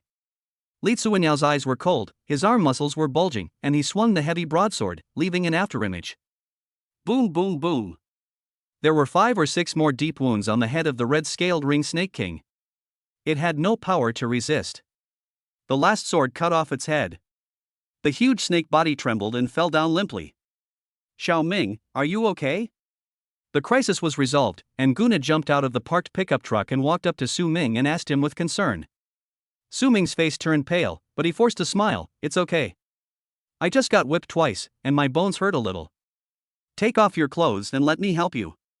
Without saying anything, Guna helped him take off his leather armor and lifted up his shirt. The strong back was covered with bruises. Guna put her hand on it and pressed it, then breathed a sigh of relief. The bone is fine, just a small crack at most. It will be fine after a few days of rest. She took 2 steps back and stared at Su Ming intently. Xiaoming, tell me the truth, is your health really only 160? She was not blind. The wound on Su Ming's back was obviously caused by the tail of the red-scaled ring snake king. With a HP value of 160, is it possible to survive a hit from the snake king? Su Ming smiled bitterly. When Guna asked him in the morning, he really only had 160 HP, or even less. He was not lying. But that certainly can't be said right now. So you can see, my health value is actually 300. Although she had already guessed it, when she heard Su Ming admit it with her own ears, Guna couldn't help but gasp and her eyes widened. A high school student who hasn't even taken the college entrance exam yet, with a health value of 300? This is perverted. On the side, Li Tsuanyao cut open the Snake King's body, took out the snake gallbladder as big as a fist, and put the broadsword back into the scabbard on his back. When he heard this, his eyelids twitched violently. The HP value range of a 1-star warrior is 200-500. Not only did this kid become a formal warrior in high school, his chi and blood values even exceeded expectations by a significant margin. The word genius is not enough to describe him. With such amazing results, it is probably one of the best among the 5 high schools in Luoyang City, and is expected to win the top spot in the city's college entrance examination. And I have never heard of this person. Is he trying to hide his abilities, play dumb, and surprise everyone in the college entrance exam? For a moment, Li Tsuanyao's eyes changed when he looked at Su Ming. If he had such ability in high school, he would definitely not be able to resist publicizing it, and he would want the whole internet to know how awesome he is. This kid is so cunning and has deep thoughts. If he hadn't run into the red-scaled ring snake king today, no one would have discovered his secret. Li Tsuanyao was thinking about this when he heard Su Ming say, "Please keep this a secret from me and don't tell anyone else." Li Tsuanyao smiled cheerfully and said, "No problem, don't worry, we are not the kind of people who gossip." He walked to the side of the pickup truck, opened the lid of a refrigerator, and put the snake gall in. "Have you finished cleaning up the snake eggs?" "Su Ming, everything is destroyed. Let's go, get in the car." "This is not the place to talk. Let's go back to the city first." Several people jumped into the car, the pickup truck started again and drove towards the city. In the car, Guna stared at Su Ming with a sharp gaze and said with a smile, "Xiaoming, you're really good at hiding it. No wonder I suggested that you build a good relationship with that classmate named Lin Qingli. You weren't interested. It turns out that you are a genius who is even more talented than her." Su Ming was embarrassed. "Sister Na, you're joking. I'm not a genius at all." "Okay, stop being so modest. Hey, which university are you planning to apply to? With your grades, you're good enough to be in the top 10, right?" Guna asked curiously. Top 10. Su Ming fell into deep thought. He hasn't decided yet which martial arts university he wants to apply to. After all, at this time yesterday, his health value was not even 180. He also had some knowledge about the rumors about the top 10. Those are the top 10 martial arts universities in the country, the highest institutions of learning that countless geniuses are vying for admission to. Every martial arts student who graduates from the top 10 is a dazzling child of destiny. They will be recruited by giant companies as soon as they graduate. If they join the army, it is said that they will start at the rank of major. What are the requirements for being among the top 10? Li Tsuanyao, who was sitting next to Guna, took over the topic and said, "The minimum requirement for applying to the top 10 is a chi and blood value of 200. But if you want to stand out from the competitors and be admitted, judging by the situation in the past 2 years, you probably need a chi and blood value of over 250, and master at least one perfect level martial art and one great completion level body movement." Su Ming's heart moved slightly. It sounded not very difficult. Then he burst out laughing again. "I'm getting carried away. Let us not talk about how difficult it is to achieve perfect martial arts and great body movements. Just talking about the 250 health value requirement, who in the entire number 2 middle school can achieve it except for myself who has cheats? A genius like Lin Qingli, due to his poor family background and lack of resources for cultivation, has his qi and health value stuck at over 190, not even reaching 200. I guess only Qin Xiang, the rich second generation, has this possibility. Seeing that he remains silent, Li Tsuanyo said gently, with your strength, Xiaoming, getting into the top 10 shouldn't be a problem. Even if your martial arts skills are a little lacking, at least you can get a key score. You have a bright future ahead of you. Su Ming smiled and nodded in response. He already has the basic swordsmanship of the perfect level, but he is still lacking a body movement technique. Body movements are harder to practice than swordsmanship. Su Ming tried it for a while when he was in his second year of high school. After practicing for a month, he couldn't even get started, so he gave up. Looks like I have to pick it up. Along the way, Li Tsuanyao and Guna took turns talking to Su Ming, intending to get closer to him. Su Ming also asked them a lot of questions and gained a deep understanding of the distribution of monsters around the city. He was thinking about where to hunt monsters and save energy tomorrow. When they arrived in the city, Su Ming got off the bus halfway. This is your reward for this work. When they parted, Li Tsuanyao transferred him a red envelope. When Su Ming opened it, he found that there was 500 yuan in it. Li Tsuanyao took the initiative to explain, apart from the 300 yuan reward we agreed on earlier, the other 200 yuan is for the Snake King's gallbladder. You contributed a lot to hunting the Snake King this time, so you should share a share of the profits. Wasn't he agreed before that there would be no pay, so I would be working for free? Su Ming smiled knowingly and didn't refuse. He said generously, then I'll accept it. Thank you, Brother Li, and Sister Na. Well, keep in touch if you have anything. If you want to go out of the city to hunt monsters, you can find us again. Good. Chapter 9, Lin Qingli Awakens, Frost Control. It was not yet 4 o'clock in the afternoon. Su Ming did not go home directly, but took the subway to school. He planned to learn the basic physical skills that he had learned in school. With the system, as long as you can master the basics of physical skills before the college entrance examination, you can use source energy to add points and quickly improve your physical skills. Hopefully in time. Basic swordsmanship, basic knife skills, basic body movements. These martial arts are taught by teachers in the school, but there is no physical training class today, so Su Ming can only go to the teaching room next to the martial arts room to study on his own. Passing by the martial arts room, bursts of shouting came into my ears. Su Ming glanced at the door and saw that all his classmates were practicing martial arts seriously. His eyes passed over the fat boy Li Mao in the corner and fell on a figure in another corner. Lin Qingli was there too. She was wearing a school uniform with her long hair tied in a high ponytail. She was practicing swordsmanship seriously, with sweat dripping from her head. Su Ming took a look and saw that this crazy woman's basic swordsmanship was close to perfection, and she would break through in 5 or 6 days at most. Wow, what a terrifying talent. He withdrew his gaze and walked into the teaching room. The teaching room is not big, with 50 tables and chairs. There is a shelf on each table with headphones and a pair of virtual glasses hanging on it. Su Ming walked to one of the tables and sat down, putting on headphones and glasses. His consciousness connected to the virtual space, and he came to a square surrounded by swirling clouds and mist. A menu of teaching catalogs appeared in front of me. Su Ming chose the basic body movement. A light flashed in the center of the square, and a middle-aged man with a friendly face appeared. He was wearing a white training suit and spoke with a smile. I'm Su He, a special teacher at Luoyang No. 1 Middle School. Now I'll start explaining the essentials of basic body movements. The man began to explain the key points of basic body techniques with actions. Although this body technique is basic, it also requires coordination with steps, breathing, and the control of qi and blood, so there are still many things to pay attention to. Su Ming followed the man's movements and practiced them, twisting and turning, and almost tripping himself several times. After playing it 3 times in a row and remembering most of the key points of the exercise, Su Ming exited the virtual space and took off his glasses and headphones. It's so difficult.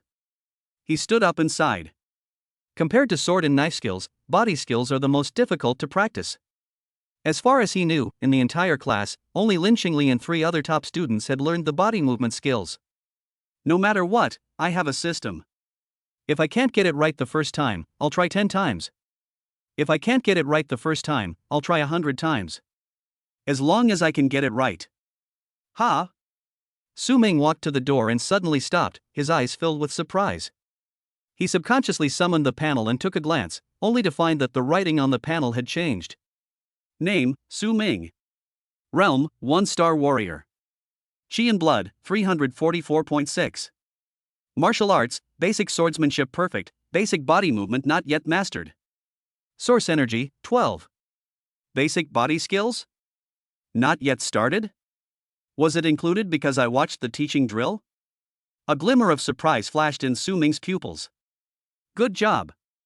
If this is true, then when I learn martial arts in the future, wouldn't I even have to go through the introductory process?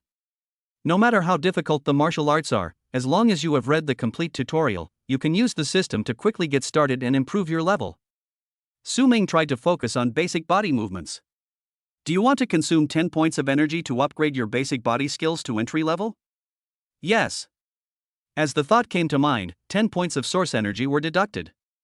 Figures appeared in Su Ming's mind, moving around, and the understanding of the body skills was firmly imprinted in his mind. He walked out of the teaching room and was about to leave the school to find a deserted place to try out the effectiveness of his basic body movements. Suddenly, several exclamations were heard in the martial arts room. What happened? Su Ming walked over curiously. In the martial arts room, which was bustling just a moment ago, all the students scattered, huddled together against the wall, looking in horror at a figure isolated in the center of the room. It's Lin Qingli. She closed her eyes and stood in the sunset shining through the window.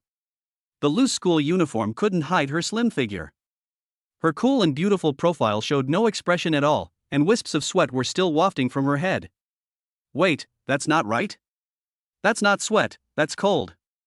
When Su Ming realized this, his heart suddenly tightened. Ha! A cold wind blew and he shivered. It was the height of summer, but the temperature suddenly dropped inside the steaming martial arts room, and crystal clear snowflakes condensed in the air and floated down. Crack, crack. With Lin Qingli's feet as the center, the smooth hardwood floor was covered with a layer of light blue frost, which quickly spread to the surroundings. The students who were hiding against the wall screamed, some jumped out of the windows, some tried to get out of the door, and in the blink of an eye they all ran away. There was a slow runner whose heel of one of his shoes was frozen by frost. He was so scared that he screamed and didn't care about the shoe anymore. He pulled his foot out and ran away. It's so cold. What's going on? Lin Qingli has awakened. She has broken through 200 Qi and health points to become a formal warrior and has awakened a special talent. Someone noticed something and shouted in shock and envy. Su Ming was pushed back a few steps by the crowd. Looking at the lone figure in the martial arts room, he took a deep breath and said through gritted teeth, "What a pervert." Su Ming? When did you come? Li Mao's voice rang out. The little fat man walked through the crowd and came to his side. Following his gaze, he looked towards the martial arts room and exclaimed, "Lin Qingli is amazing. Not only did she break through 200 Qi in health before the college entrance exam, but she also awakened a unique talent that is 1 in a million. Now, let alone the focus, I think she won't even need to take the college entrance exam. Even the top 10 universities will be vying for her." Su Ming didn't say anything, but his eyes were a little envious. A special talent. There is never a shortage of lucky people in this world. Some people are born into wealthy families, while others are born with strong physiques and abundant vitality, making martial arts training twice as effective with half the effort. There is also a very small number of people who, when their Qi and blood values exceed 200 and they become formal warriors, can awaken all kinds of incredible and wonderful abilities, such as controlling fire, ice, lightning, and even blood, space, and light. This type of people are called awakened ones. The awakened ones possess more powerful strength than ordinary warriors. Every awakened one is the focus of training by various forces. As long as they do not die prematurely, they will become big figures who will shake the world in the future. Lin Qingli's aptitude for martial arts is 1 in a million, and now she has awakened a special talent. It is indeed possible for her to enter the top 10 universities without taking an entrance exam. What a pervert! Su Ming was a little dissatisfied. Why didn't he awaken his special talent when his health value broke through 200? System, you are so incompetent. Glancing at the other people, every single one of them had envy and jealousy written all over their faces, some even had eyes shining and were practically drooling. Everyone was talking about it. Go and inform the teacher quickly. Some clever students hurriedly ran to find the head teacher to report the good news. Su Ming looked for a while, then turned and left, feeling a sense of competition rising in his heart. The crazy woman has already obtained the admission ticket to the top 10 universities, and she cannot fall behind. Go back and prepare, and continue to go out of the city to kill monsters tomorrow, and try to improve the basic body skills to the great success level in one go. It's just one of the top 10 universities, so who can't get in? Chapter 10. He blocked me? Evening. Old residential area. Lin Xingli returned home from school and turned the corner of the stairs. She saw two men in black with fierce auras standing on the left and right in front of her door. Her originally somewhat cheerful mood instantly sank to the bottom, and she walked over quickly. What are you doing here again? Didn't you just transfer 100,000 yesterday? Unexpectedly, the men in black, who were always arrogant and domineering in the past, bowed politely to her this time, contrary to their usual behavior. Miss Lin is back. Our manager is inside. Please come in. He even reached out to help her open the door. Lin Xingli frowned, then realized something and frowned even more tightly. In the living room, her mother sat opposite a gentle-looking man with glasses and slicked back hair. Xiaoli, you're back. Hearing her footsteps, her mother stood up to greet her, and a look of relief appeared on her uneasy face. The man with glasses stood up and smiled. Hello, Miss Lin, I know who you are. I will pay back the money my father owes as soon as possible. You are not welcome here. Leave immediately. Lin Xingli interrupted him coldly.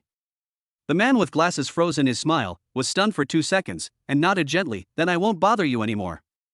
Lin Xingli stepped aside to make way, and the man with glasses walked to the door, stopped and turned around.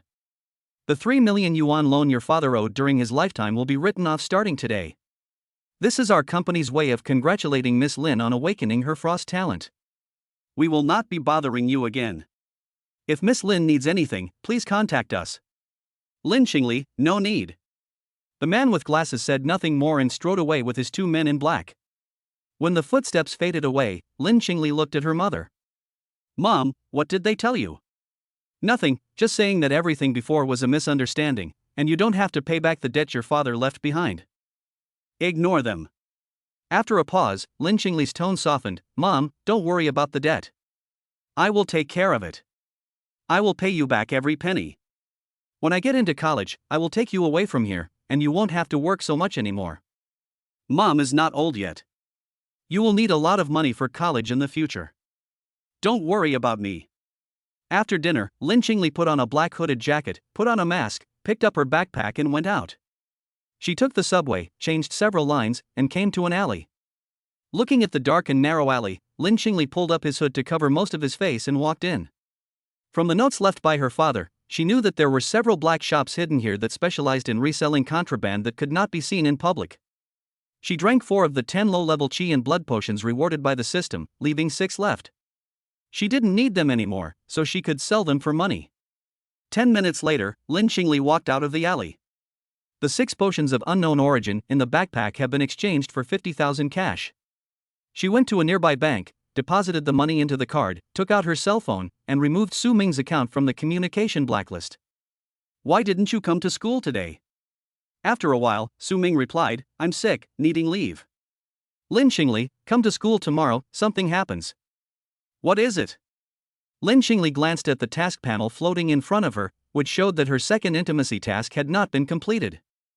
Hug in public for 5 minutes. After completing the task, the return multiplier can be increased to 30 times. If she completes this task and gives away the 50,000 yuan she just received, she will get 1.5 million yuan. Before school was over, the school leaders talked to her and said that she had just awakened a special talent and her ability was still unstable and not completely finalized. It would be best for her to take some elixirs that were beneficial to the development of her talent immediately so that she could fully tap into all her talent potential. Lin Xingli checked on her mobile phone and found that the prices of spiritual medicines related to developing talents were ridiculously expensive, often costing hundreds of thousands or even millions. She urgently needs a large sum of money. The manager of the loan company came today most likely for this matter, wanting to take this opportunity to tie her up with him, but before he could even open his mouth, she ordered him to leave. These people are quite quick-witted. She just broke through and awakened 2 hours ago, yet they came to her door so soon. With her father's tragic experience in mind, Lin Xingli will never have anything to do with a lending company again. She has to earn the money herself. But these purposes and reasons must not be told to Su Ming. So when faced with Su Ming's inquiry, Lin Xingli frowned and said coldly, Don't ask. You'll know when you come. Forget it. I can't go to school tomorrow. Can't come? Why can't you come? I was going to give you some money, and you said you couldn't come? And why are you talking so arrogantly? Lin Xingli felt a nameless fire rising in her heart, and typed hard, "You have to come even if you can't." The message is sent and a red exclamation mark pops up. There was also a line of small print, "The message has been sent, but was rejected by the other party." Lin Xingli held the phone in her hand, lost in thought. He blocked me? Tisk, awakening a special talent is so great? And you even give me orders. Su Ming threw down his phone, curled his lips in disdain, and walked towards the bathroom in his slippers. His father, Su Jijun, walked past him with a stack of newspapers and headed towards the living room. After sitting down, Yu said, "The news said that the country is planning to build 3 new large cities on the southeast coast to expand the coastal defense circle. There will be a lot of vacancies in the civil engineering sector in the coming years. I think it would be great for you to study civil engineering in college, so that you can graduate just in time for this project. Several universities in RS province have very famous civil engineering programs, and they are close to home." While brushing his teeth, Su Ming responded, "Dad, your son is going to be admitted to one of the top 10 martial arts colleges, and you're actually trying to convince me to work as a scribbler at a construction site?" Su Jijun snorted coldly, "You? Top 10? It's getting more and more unreliable. Where do you get your confidence from? Dad, you don't believe me, do you? If I pass the exam, just tell me what to do." Su Jijun didn't bother to pay attention to him, unfolded the newspaper and ended the topic. He knows what his son is like. His martial arts talent is even worse than his father's, and the only reason he can attend martial arts classes now is due to his hard work over the past decade. If we don't dispel this kid's unrealistic thoughts, he will only fall deeper into trouble when he really goes to martial arts university, and he will be hit even harder when he faces the reality. Thinking of this, Su Jijun could no longer sit still. He pondered for a while, put down the newspaper, walked into the bedroom, and said to his wife Lu Mei, "Your eldest sister's daughter, I remember, is a sophomore at Linyuan Wuhan University? You mean Zhuang Ling?" "Yes, what's wrong?" Lu Mei stopped typing on the computer keyboard and looked up and asked. "Xiao Ming still refuses to give up on applying to Wuhan University. I want his cousin to take him to Linyuan Wuhan University before the college entrance exam. I want him to realize how big the gap is between him and those who can get into key universities. The path of martial arts is not suitable for him." Lu Mei thought about it and hesitated. Will it work? What if it makes him more interested? That's no different from the current situation. Let's give it a try. Okay, then I'll call my eldest sister. Chapter 11 Basic Body Skills Mastery, Linyuan Martial Arts. The next day, Su Ming asked for leave from school again and took a ride with the Golden Wind team out of the city. His target today is a forest 20 kilometers south of the city, where many white-faced monkeys live on the outskirts. The white-faced ape is a first-level monster. Its individual strength is stronger than that of the red-scaled ring snake, but lower than that of the red-scaled ring snake king. It is a good hunting target for Su Ming now. There is nothing useful on the white-faced ape, and there is no benefit in killing it. Generally, no warrior team would want to target them. When they arrived at the destination, Su Ming jumped out of the car. Li Tsuinyo handed him a walkie-talkie and said, "If there is any situation, please use this walkie-talkie to contact us. We will come as soon as possible." "Thank you very much." Su Ming took it and stuffed it into his backpack, waved goodbye, and watched the pickup truck drive away. Drawing his sword, he cautiously walked into the forest. Not long after, a monster covered with white hair and with black hands came into his sight. It was the white-faced ape he was looking for. The white-faced ape was perched on a tree, gnawing on an unknown fruit.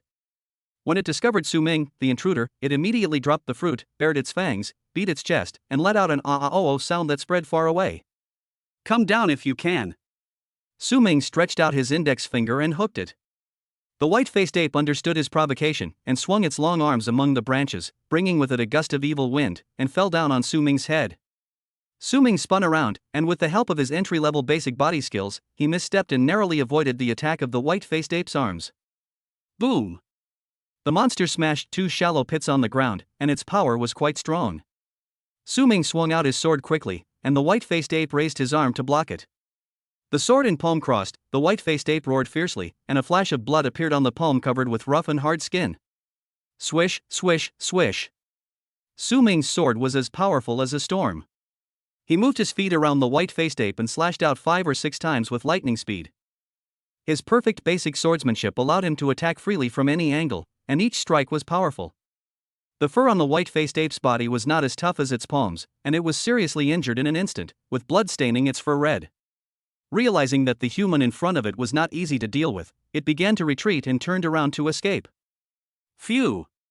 A sword tip protruded from its throat.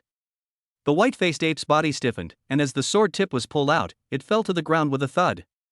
Ding! Kill the first-level demon beast, white-faced ape, source energy +1.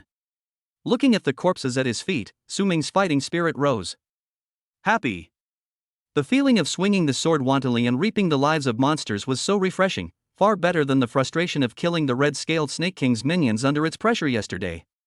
In the distance, the white-faced ape's iconic aha cry was heard again, and it was approaching this side rapidly.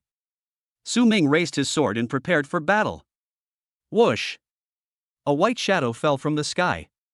He twisted his body forward and swung his sword upward. Kill!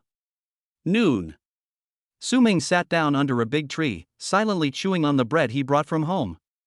On the panel, the source energy points have accumulated to 31. Ding! Consume 30 energy points and upgrade your basic skills to minor accomplishment. It is worthy of being the most difficult martial art to practice in high school. The source energy points consumed from entry level to minor success are the same as those consumed from minor success to major success in basic swordsmanship. Su Ming closed his eyes and digested the insights that emerged in his heart. Next to him, there were 2 fist-sized fruits on the ground. They were shaped a bit like persimmons, and their skin was a light golden yellow. This fruit is called King Kong fruit. It has a certain effect on refining qi and blood and improving the defense of muscles and bones. You can take it back and sell it for money. After resting for a while, Su Ming got up and continued to go deeper into the forest to hunt the white-faced ape.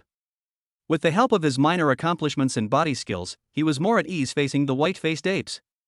Even if he faced 3 or 5 of them at the same time, he could fight and retreat, defeating them one by one. Before I knew it, the sun had set.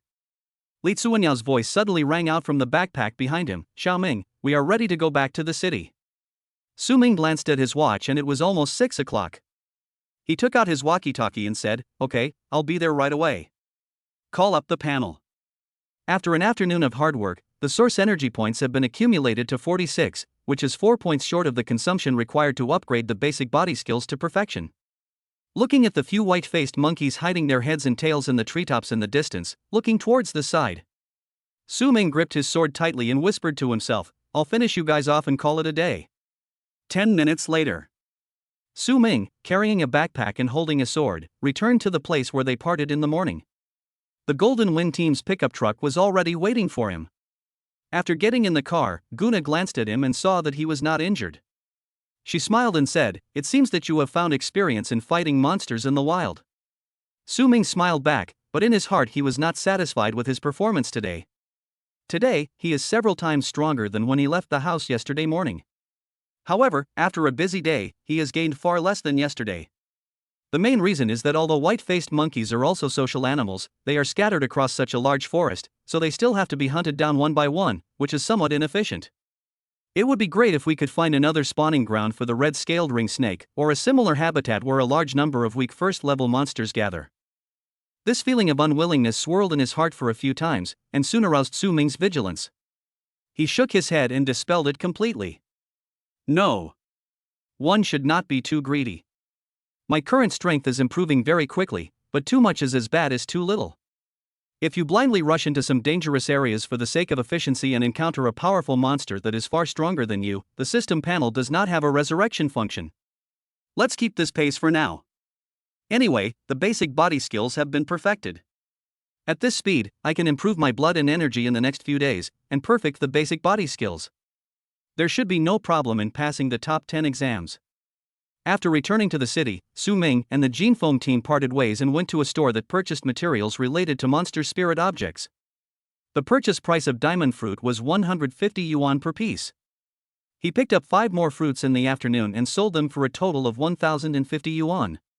When he got home, he took off his clothes and took a comfortable bath. When I came out of the bathroom, I just happened to see Su Jijun pushing the door open after get off work. Take a day off the day after tomorrow and go to Linyuan Wuhan University to visit your cousin Zhuangling. Su Ming, why should I go see her? Just go when you're told to. Why ask so many questions?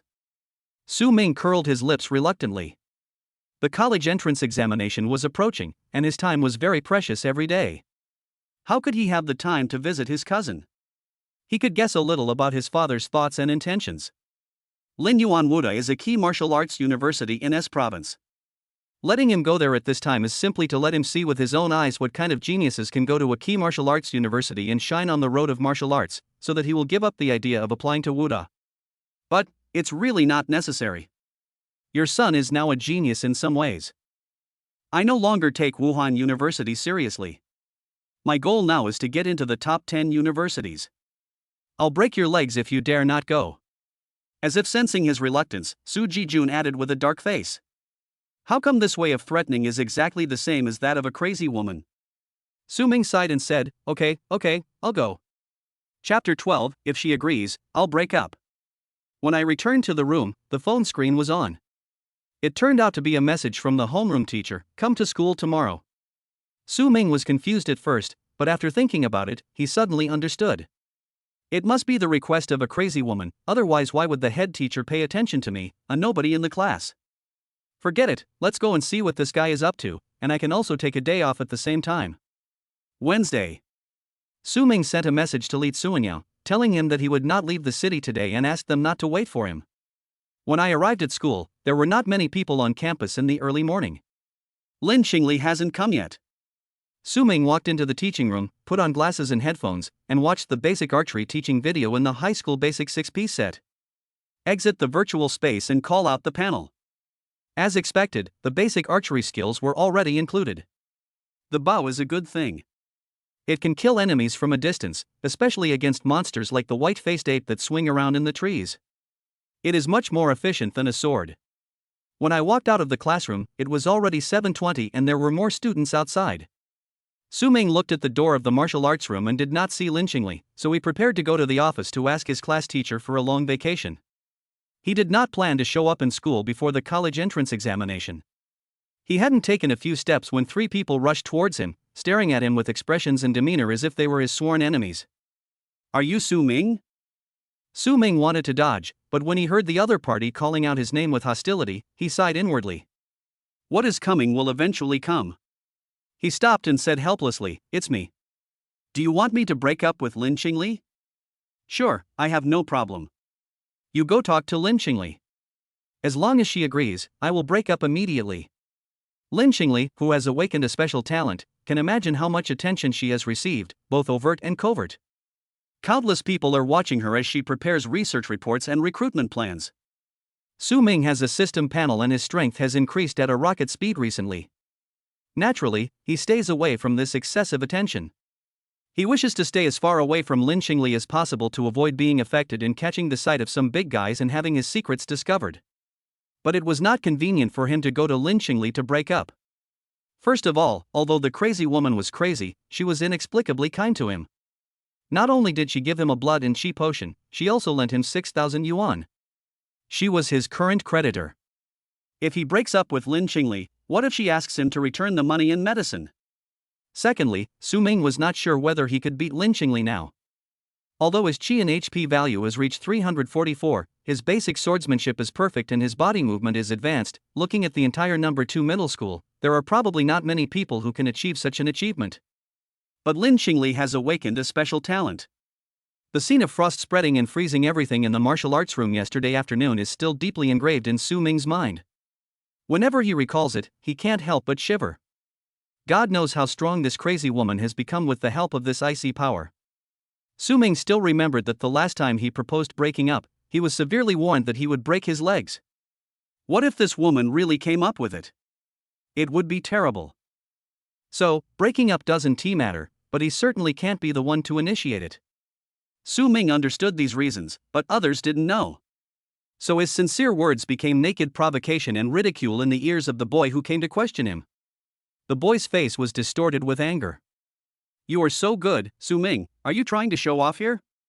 What does I have no problem with it as long as she agrees mean? The goddess whom we all worship as our white moonlight, whom we can only admire from afar and cannot obtain, is blind to be with a loser like you whose health value is less than 150.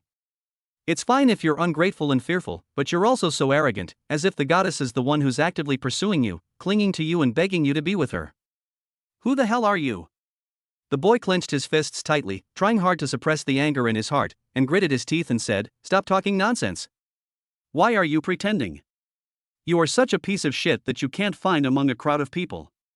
How could Lin Qingli be interested in you? I don't know what despicable means you used to get hold of Lin Qingli's handle and force her to be with you. I warn you, leave her immediately. If you dare to appear next to her again, I will let you know what regret is." Su Ming cried out in her heart that she was wronged. Did I coerce her? Please make it clear to me, she was the one who coerced me. Classmates, don't get me wrong. I really don't have any feelings for your goddess. Whoever wants to pursue her can pursue her, whoever wants to be with her can be with her, I will not stop them. But there is one thing, please don't bother me, okay? Fuck you. The boy felt that the image of the goddess in his mind was insulted. No one could treat his goddess so lightly. No one. In anger, he raised his fist to teach Su Ming a lesson. Even if it meant being punished for fighting and affecting his college entrance exam, he would defend the goddess' purity and inviolability to the death. But just as he took a step and was about to reach out to grab Su Ming's collar. Stop! A crisp shout came from the end of the corridor. It's Lin Qingli. She walked towards the side with a frosty face. Although she was wearing an ordinary school uniform, her fierce aura and cold eyes made people feel as if they saw an ice queen stepping into the sky from the thousands of miles of glaciers, spreading the cold air that could freeze everything across the world. A large number of students quickly gathered around to watch the fun. The boys all showed admiration and longing on their faces, while the girls were collectively dimmed and became just a foil. When Lin Qingli appeared, the boy who stopped Su Ming was like being hit by a spell. He stood there motionless, not daring to move, and his eyes became a little timid. Student Lin, this guy is rude and insulting your reputation. The boy's face turned pale as he tried to explain to the goddess what he had done, but Lin Qingli didn't even look at him, and walked straight past him without looking away. The boy felt a chill passing through him, and the blood in half of his body froze. He subconsciously turned his head and followed the goddess's back. Lin Qingli walked in front of Su Ming, without any hesitation or pause under the gaze of everyone. She opened her arms, hugged Su Ming into her arms and held him. Crack! The sound of a broken heart came from the boy's chest. His eyes bulged out of his head in shock, his mouth opened wide, and he looked at the scene in shock and confusion. His mind went blank, as if struck by thunder, and for a moment he knew nothing. Goddess, why? This. The air was dead silent, and you could hear a pin drop. The onlookers all had the same expression as the boy. At this moment, there was not even any jealousy or envy in their hearts, only the same thought lingered in their minds. Lin Qingli took the initiative to hug a boy? Is this possible? Chapter 13. Am I just part of the play? Su Ming was also confused when he was suddenly hugged by Lin Qingli. What's wrong with this woman? He struggled to pull away, and Lin Qingli's cold voice rang in his ears, "Don't move." You said don't move, so don't move? Su Ming struggled even harder. With so many people watching, how could he stay out of it and distance himself from it all? If this continued, people would really think they were in a relationship. The next moment, Su Ming felt a chill on his back. Lin Qingli's hands pressing on his back released icy cold air. He even heard the crackling sound of ice freezing. Hiss! Su Ming suddenly felt what it meant to feel a chill down his spine. He felt as if he was being hugged by an iceberg. The chill emanating from Lin Qingli made a layer of frost hang on his eyebrows, and the blood in his body seemed to freeze. I won't move. I won't move. Su Ming quickly surrendered. The oppressive chill receded a little, but even so, it was still unbearable. The power of special talents is so terrifying. Su Ming didn't dare to move and let Lin Qingli hold him. The onlookers gradually recovered from their shock and began to whisper. What's going on? Are these two really in love? It's over. My goddess actually took the initiative to hug a boy, and that person wasn't me. Why? Could it be that Su Ming has something on Lin Xiaohua that she really does have? Or does she just like ugly girls? Damn! Whoever said I was ugly, come out. Are you blind? Su Ming glared at the man. In fact, he himself couldn't figure it out. He had previously guessed that Lin Qingli was planning to use him as a shield, but after the developments over the past 2 days, it seemed that was not the case. Especially this hug, it was so inexplicable, and I couldn't figure out why Lin Qingli did this. Even if it is to declare their relationship, there is no need to go so far, right? Also, isn't this hug a bit too long? Half a minute has passed, why don't you let go? He tentatively asked, I'm a little cold, can you let go for a moment? Lin Qingli's voice was devoid of any warmth. Wait a moment. Here we go again. Last time, too, she suddenly grabbed my hand and I asked to let go, and I gave the same answer. It's like a mission. How long do we have to hold hands? How long do we have to hug? Task? A flash of lightning flashed through Su Ming's mind and his body stiffened. No way? Could Lin Qingli's strange behavior be the legendary Master's mission? Oh shit. Once this thought came up, it could not be erased. Su Ming was stunned by his own guess. But if you think about it carefully, it's really possible. Otherwise, if we are not related or have no friendship, why would he give me things and hold my hands and hug me in public? The school beauty who is so cold and aloof in front of others is actually so open-minded behind the scenes. Who is the master who gave the order? A series of suspicions quickly unfolded in his mind. At this moment, Su Ming felt uncomfortable all over his body. The thought that he might be a part of someone else's play made him feel nauseous, and he couldn't wait to break free from Lin Qingli's arms and get as far away from this crazy woman as possible. As time passed, the discussions around became louder and louder. The boy who stopped Su Ming couldn't stand the fact that the goddess he had been dreaming of threw herself into the arms of a loser. He was so heartbroken that he bit his lips until they bled and left with his face covered. Su Ming silently resisted the coldness invading his body. Although he was held in the arms of a beautiful school beauty, he could not feel the slightest bit of the romantic atmosphere. Every cell in his body was resisting. Outside the crowd, Xiang appeared at some point and stood surrounded by several followers. He looked at the backs of Lin Qingli and Su Ming hugging each other, his face as gloomy as water. The younger brothers noticed that their eldest brother was unhappy and wanted to say something but hesitated. However, they didn't know how to start the conversation in this situation. Their brains were racing, but they couldn't say a word of comfort. If Su Ming hugged Lin Qingli, they could still make some sarcastic remarks like a toad trying to eat swan meat and ignoring the immensity of heaven and earth. But now it was Lin Qingli who took the initiative to hug Su Ming, and Su Ming's hands hung at his sides without moving. What do they say about this? If he continues to belittle Su Ming at this time, wouldn't it mean that his elder brother is not even as good as Su Ming? At least she was in Lin Qingli's arms, but my brother had been pursuing her for 3 whole years and had never even held her finger. Xiang looked at him coldly for a while, then turned and left. A few more minutes passed. Ding! Intimacy mission hug in public for 5 minutes, completed. Intimacy increased, current intimacy level. Current return multiplier, 30. Next intimacy mission, feed the other person in public. Looking at the task panel floating in front of him, Lin Qingli felt relieved, but also frowned slightly. The next task is feeding. The task was simple, but the school cafeteria was closed in the morning. Where could she find food at this time? Forget it, let us talk about it next time. A 30-fold return is enough for now. Lin Qingli let go of Su Ming and looked at him expressionlessly. Remove me from the communication blacklist. Su Ming was shivering with cold. He took out his cell phone and unlocked the screen. A slender jade hand reached out. Lin Qingli snatched his phone, operated it quickly for a few times, then took out her own phone and clicked a few times. Then he slapped Su Ming's phone back into his hand and walked towards the martial arts room. The long black hair fluttered and brushed across Su Ming's cheek, bringing with it the fragrance of shampoo. The students blocking the corridor hurriedly made way for her. The biting coldness faded away, and Su Ming's tense body relaxed. He let out a long breath, stretched out his 10 fingers, and moved his frozen hands and feet.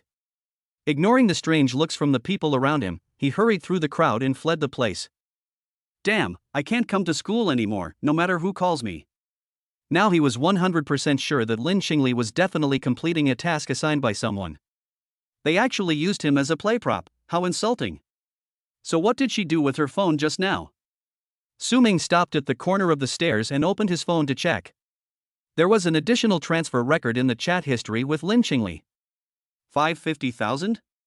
Su Ming rubbed his eyes hard to make sure he was not seeing things. He was stunned for a moment. Suddenly I feel that being a play prop is actually nothing. Anyway, you don't lose anything, right? She wasn't your real girlfriend in the first place. Personality. Is personality worth 50,000? While comforting himself that there was nothing shameful about making money, Su Ming came to the head teacher's office.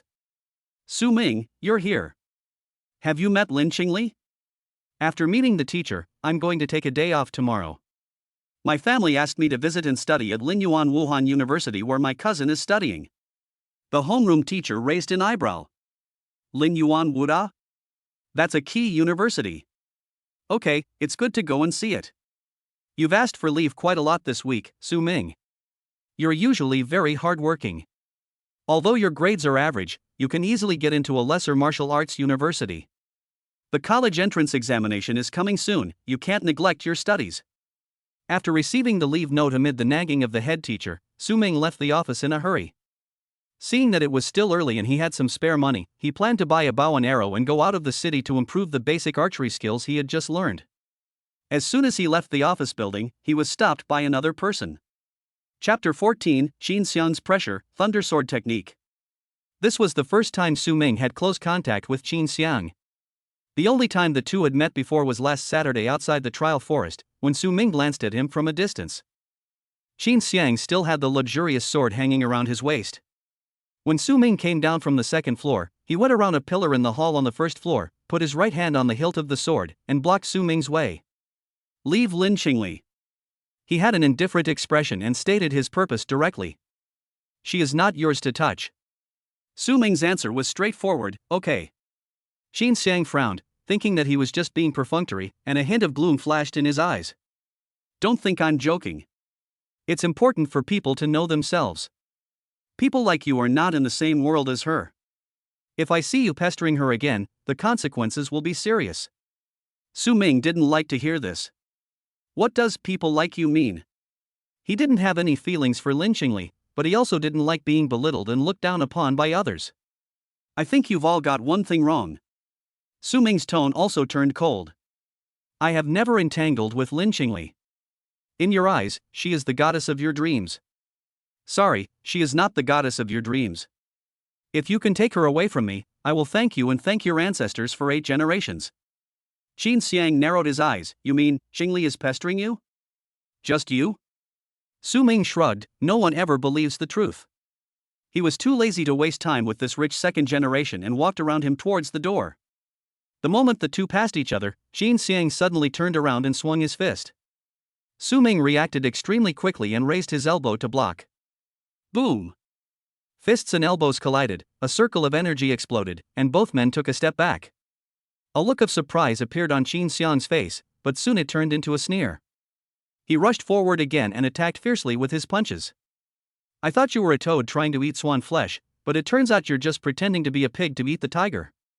Everyone else thought your health was only 140, but you're clearly over 250. This sounds like an insult. Su Ming said nothing, but just punched to block. Xiang had obviously practiced boxing. Judging from the force transmitted from his fist, his qi and blood value should be around 280. Su Ming was unwilling to expose his true level of 344, so he suppressed his strength to 300 and fought him. After taking a few punches, he actually felt a little overwhelmed. Xiang's fists contained some strange power. Every punch was like a spiral drill, drilling through the skin and flesh straight into the bones. After a few punches, Su Ming almost couldn't control his expression and felt fearful. He no longer took the attack head-on, but used his body skills to dodge and quickly distance himself. Xiang's eyes moved slightly, and he stopped chasing and stood still. Great perfection-level basic body skills? Your talent is quite good. Su Ming resisted the urge to rub his arms, pretending to be expressionless, and said coldly, same here, your boxing skills are not bad either. But if you think you can stand by Qingli just like this, then you are too naive. Xiang placed his right hand on the sword at his waist, staring at Su Ming, his 5 fingers slowly grasping the hilt, as if hesitating whether to draw the sword. As he made this move, Su Ming keenly sensed the dangerous aura.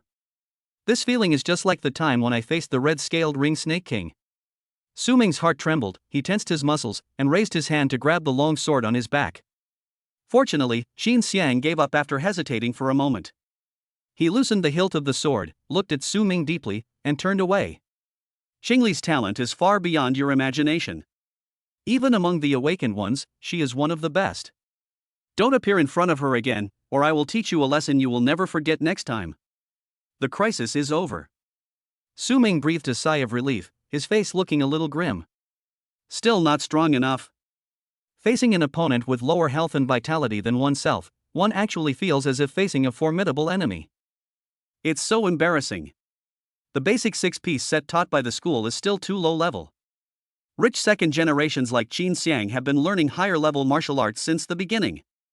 They probably don't even bother to take a look at the basic swordsmanship and basic body movements taught by the school. Perhaps I should also learn a high-level martial art and reach perfection before the college entrance examination so that I won't fall behind these wealthy circles. After a few thoughts in his mind, Su Ming left the school and came to the commercial street near the Warrior Guild building. He first bought a 20-stone hard bow and a pot of arrows, spending more than 2,000 yuan, and then bought a new fine steel sword. The sword he had was broken into 2 pieces during the battle with the red-scaled ring Snake King, and he had never been willing to replace it before. Carrying a bow and a sword, Su Ming walked into a martial arts store. The store is lined with a circle of glass counters, each containing an exquisitely crafted red silk box containing a USB drive containing martial arts instructional videos, with corresponding introductory signage next to it. A sweet-looking female clerk came over and asked, "Sir, what kind of martial arts would you like to buy?" "Su Ming, how much is your most expensive sword technique?" "The most expensive sword technique in our shop is the Huang Yuan Zhangyang sword, a low-grade earth-level sword technique, priced at 3.88 million. Mastering it to perfection can transform it into the Huang Yuan sword intent, capable of splitting mountains and opening seas with a single strike." "That's enough, no more introductions needed. Is there anything under 50,000? The female clerk smiled and said, "Of course, please come this way." The female clerk took him aside and took out 3 USB flash drives from the glass counter. These 3 yellow-grade, top-grade sword techniques are all very popular. This one is called Drizzle Sword. Although the name is unremarkable, its power is quite impressive. The sword's momentum is like a continuous drizzle, making it difficult to resist. It is particularly good at using softness to overcome hardness, and its defensive capabilities are exceptional. This is the Thunder Sword technique. It focuses on sudden and devastating attacks, and is incredibly fast. When mastered to perfection, the sword strikes like thunder. It's the most devastating sword technique of its price. This is the Rock Sword technique. Practicing this sword technique requires the use of a heavy sword. Su Ming listened for a while and pointed to the USB flash drive that stored the Thunder Sword technique. "How much is this?" The martial arts circulating on the market are divided into 4 grades, Heaven, Earth, Xian, and Huang, and each grade is further divided into 3 grades, Upper, Middle, and Lower. The 6 basic sets taught uniformly by the school are all the lowest grade yellow-level martial arts. They are the simplest and most suitable for tempering chi and blood and laying the foundation, but their actual combat lethality is not very good. The female clerk pushed the USB flash drive containing Thunder Sword technique in front of him with a warm smile. "Sir, you have a good eye. This sword technique is on sale in our store. The original price is 58888, and the current price is 49,999. 10 minutes later, Su Ming walked out of the store in a panic, carrying a bank card balance of only more than 100 yuan and a USB flash drive containing Thunder Sword technique. Martial arts are too damn expensive. The coward just spent all the 50,000 yuan he had just obtained. It is true that the poor in literature are rich in martial arts. The ancients were right. After getting the sword skills, he couldn't wait to go home, turn on the computer and plug in the USB drive. This kind of U-disc teaching video is better played with a virtual device, but Su Ming's family does not have that condition, so he can only play it on a computer. Fortunately, he didn't need to practice following the video. Chapter 15, Investigation of the Qin Group, Archery Mastery. Time goes back a little bit, when Su Ming was choosing a martial art in the commercial street. Number 2 Middle School. Xiang walked into the student union president's office, closed the door, and made a phone call. "Uncle, hi, please help me check on someone, Su Ming from class 13 of our school. There's something strange about this person." The voice on the phone was that of a middle-aged man. "What do you mean?" "His chi and health are over 300, and he has mastered the basic physical skills. Other details are unclear. The strange thing is that he's never revealed this strength, and everyone else thinks his chi and health is only 140. Uncle Hai's voice was filled with surprise. A HP value of 300? This level is good enough to get into the top 10. How could there be such a student in number 2 middle school? Xiang, that's why I said he was weird. Uncle Hi, please help me check him out. He probably comes from an ordinary family and can't afford expensive medicine. If his chi and blood weren't boosted by external forces, and if he could achieve this level solely through his own talent, he'd qualify for inclusion on the company's key support list. You want to recruit him? The college entrance exam is coming up soon. It's a bit late now. Xiang said calmly, if his talent is genuine, then recruit him if you can. If you can't, then don't let him go to university. Did he provoke you?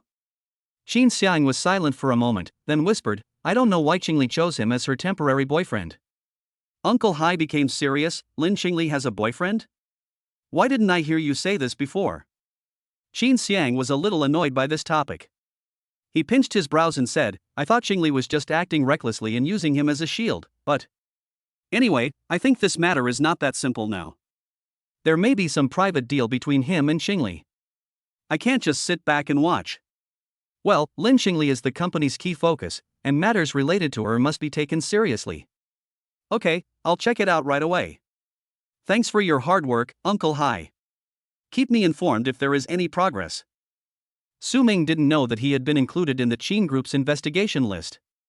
He spent 2 hours watching the instructional video, and the words Thundersword Technique Not Beginner's Level successfully appeared on the system panel. The next thing to do is to use source energy to improve the level of basic archery and this sword technique. I glanced at the time and it was not yet 12 o'clock. Su Ming ate something for lunch, rode the tram, and left the city alone, arriving at a ruin 20 kilometers south of the city. This used to be a small town with a magic crystal vein underground. 10 years ago, a monster riot reduced this town to ruins and polluted the underground mineral veins. Since then, this place has been abandoned and turned into a paradise for monsters. Su Ming stopped at the outskirts of the town and drew his sword. At the entrance of the town, several red-eyed rabbits, as tall as an adult's calf, were jumping and eating grass. Sensing someone approaching, a rabbit stopped eating and neighed at him in protest. Call out. The next moment, the soil on the ground exploded, and the rabbit turned into a blurry afterimage, like a cannonball, rushing straight towards Su Ming. Su Ming slipped and leaned to avoid it.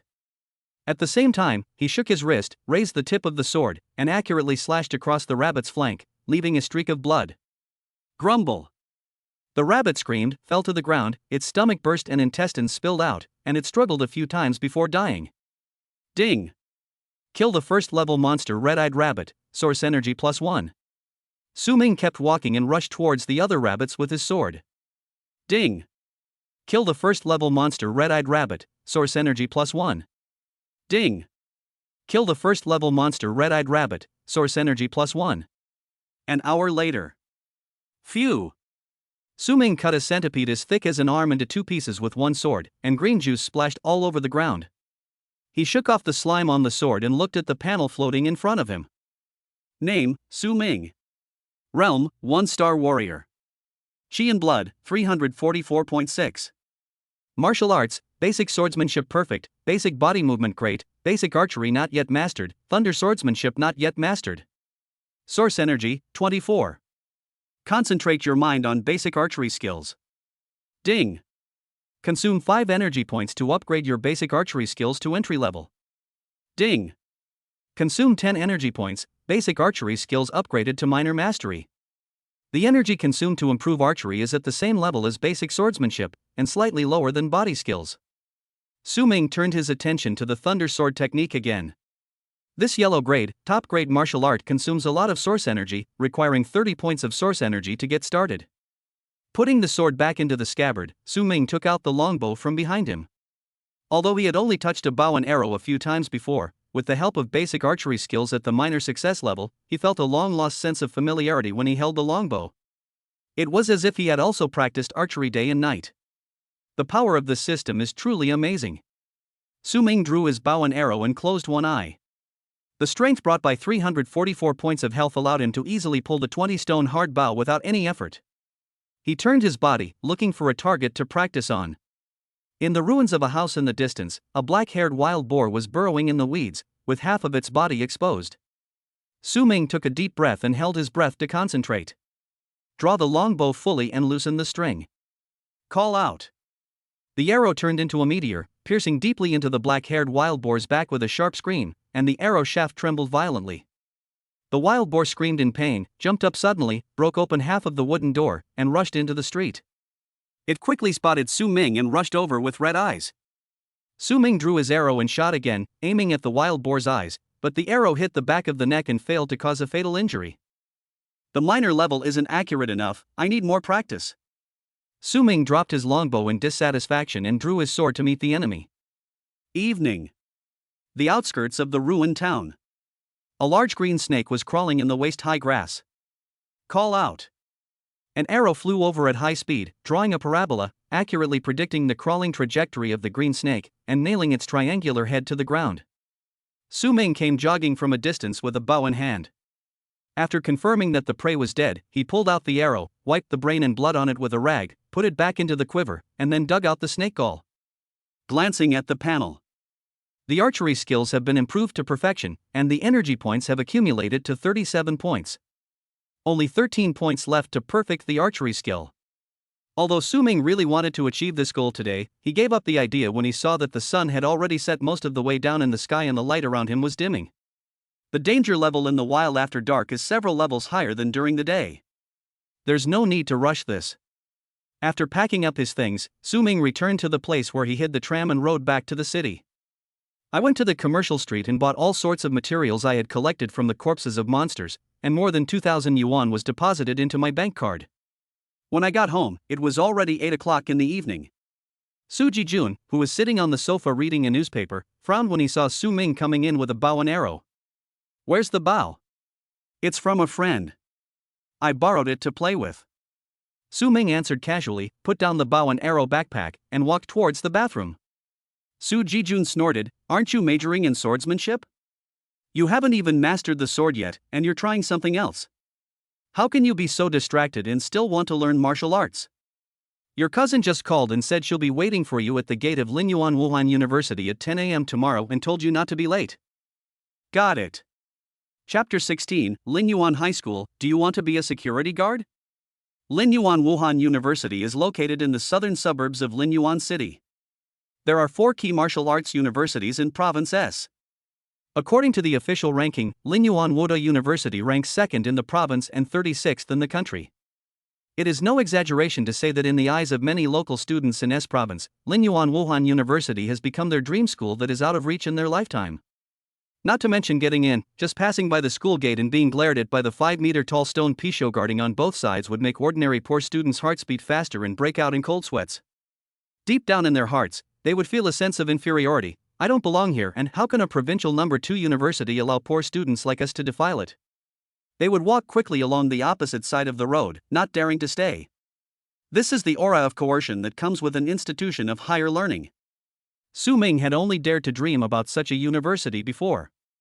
But now it seems that's just the way it is.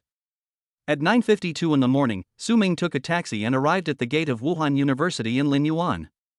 After squatting on the curb for a while, at 10 o'clock, a girl with a ponytail wearing a white sportswear and a sun hat appeared from the school gate on time. She glanced around and her eyes fell on Su Ming, who stood up. Cousin.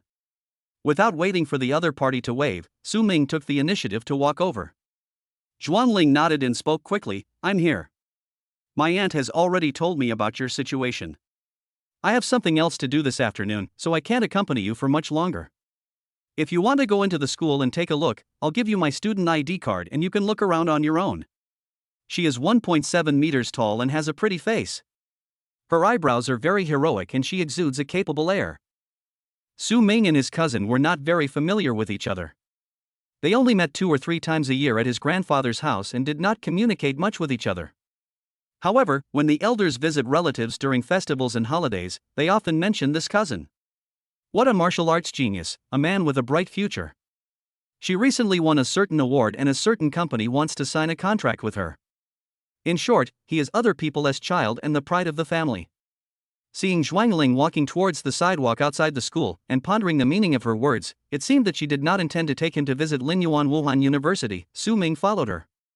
Sister, where are we going? Zhuangling's long legs flew quickly, and without even turning her head, she said, "The affiliated high school of Lini University. It's to help you understand your own position and the gap between you and others. There's no point in visiting Lini University. It's more intuitive to go to the affiliated high school and see the level of your classmates." That's true, but it's a bit hurtful. Fortunately, Su Ming is no longer the same as before and has a more calm mentality. Otherwise, if it were him a week ago, he might have been hit hard by hearing such straightforward sentences. Linda affiliated high school was not far away, and the two of them walked very fast and arrived in 10 minutes. There was a security guard at the school gate checking the post. Zhuanling took out her student ID and handed it over, and was allowed to pass through smoothly. The school was very quiet as it was class time. Zhuanling looked back at Su Ming, feeling a little strange. She was walking quite fast just now, and this cousin followed her all the way without blushing or breathing hard. Is his physical strength and health value really only 140? Without thinking too much about this issue, Zhuangling walked along the tree-lined avenue as if she was familiar with the route. "I'm a part-time swordsmanship instructor here. I'm quite familiar with this class of students. I'll take you to meet a few of them later, and you can talk to them." The two came to a guild hall. The interior of the hall is very spacious, with smooth wooden floors, weapon racks displayed against the wall, and barbells and other strength equipment. A group of students were exercising, chatting, and laughing noisily. On the arena in the center of the hall, two figures were fighting, and two people were watching below, pointing and talking. Zhuanling took Su Ming over. Two students who were watching the game noticed her and greeted her with a smile. "Sister Ling, you're here." Zhuangling hummed and introduced Su Ming. "They are my students, Zhou He and Su Xiaoyuan. Their chi and health values are both over 220. This is my cousin, Su Ming." "Hello." Zhou He nodded. He is nearly 1.9 meters tall, strong and muscular, with a square face and a sincere and simple smile that makes people feel good about him. Su Xiaoyuan crossed his arms and said nothing. He glanced at Su Ming's face and turned to continue looking at the figures fighting on the ring. Zhuangling also looked towards the stage for a few seconds before saying, "Meng Xingyu's Lion Fist has improved further. He will be able to perfect it in half a month at most. Chang Ning is going to lose." Su Ming followed their gaze. There were two people on the stage. One was a red-haired boy with three-dimensional features. He seemed to be of Western descent. His fists were wrapped in bandages and his movements were vigorous and powerful. The one fighting with him was a short-haired girl with a petite figure and fair skin. She looked weak and harmless, but her movements were extremely agile and sharp, like a flying swift. She dodged the red-haired boy's fists while waiting for opportunities to counterattack from all kinds of unexpected angles. The two men fought fiercely, back and forth, with danger lurking everywhere. After a while, the red-haired boy forced his opponent to the corner of the ring. He slipped his feet and suddenly approached. He raised his left arm to block the whip kick from the short-haired girl, and then punched out with his right fist. The girl with short hair had no room to dodge, so she had to raise her arms to protect her face and take the blow. Boom! The girl's back hit the corner post so hard that the entire ring seemed to shake and she let out a painful groan. "I won." The red-haired boy did not continue to attack, but took a step back and announced the end of the game. He looked down at the arena and his eyes lit up when he saw Zhuangling. "Sister Ling." The red-haired boy Meng Xingyu jumped off the stage, came in front of Zhuangling, and grinned with a sunny smile. "Zhuangling, congratulations, the Lion Fist will be perfected soon."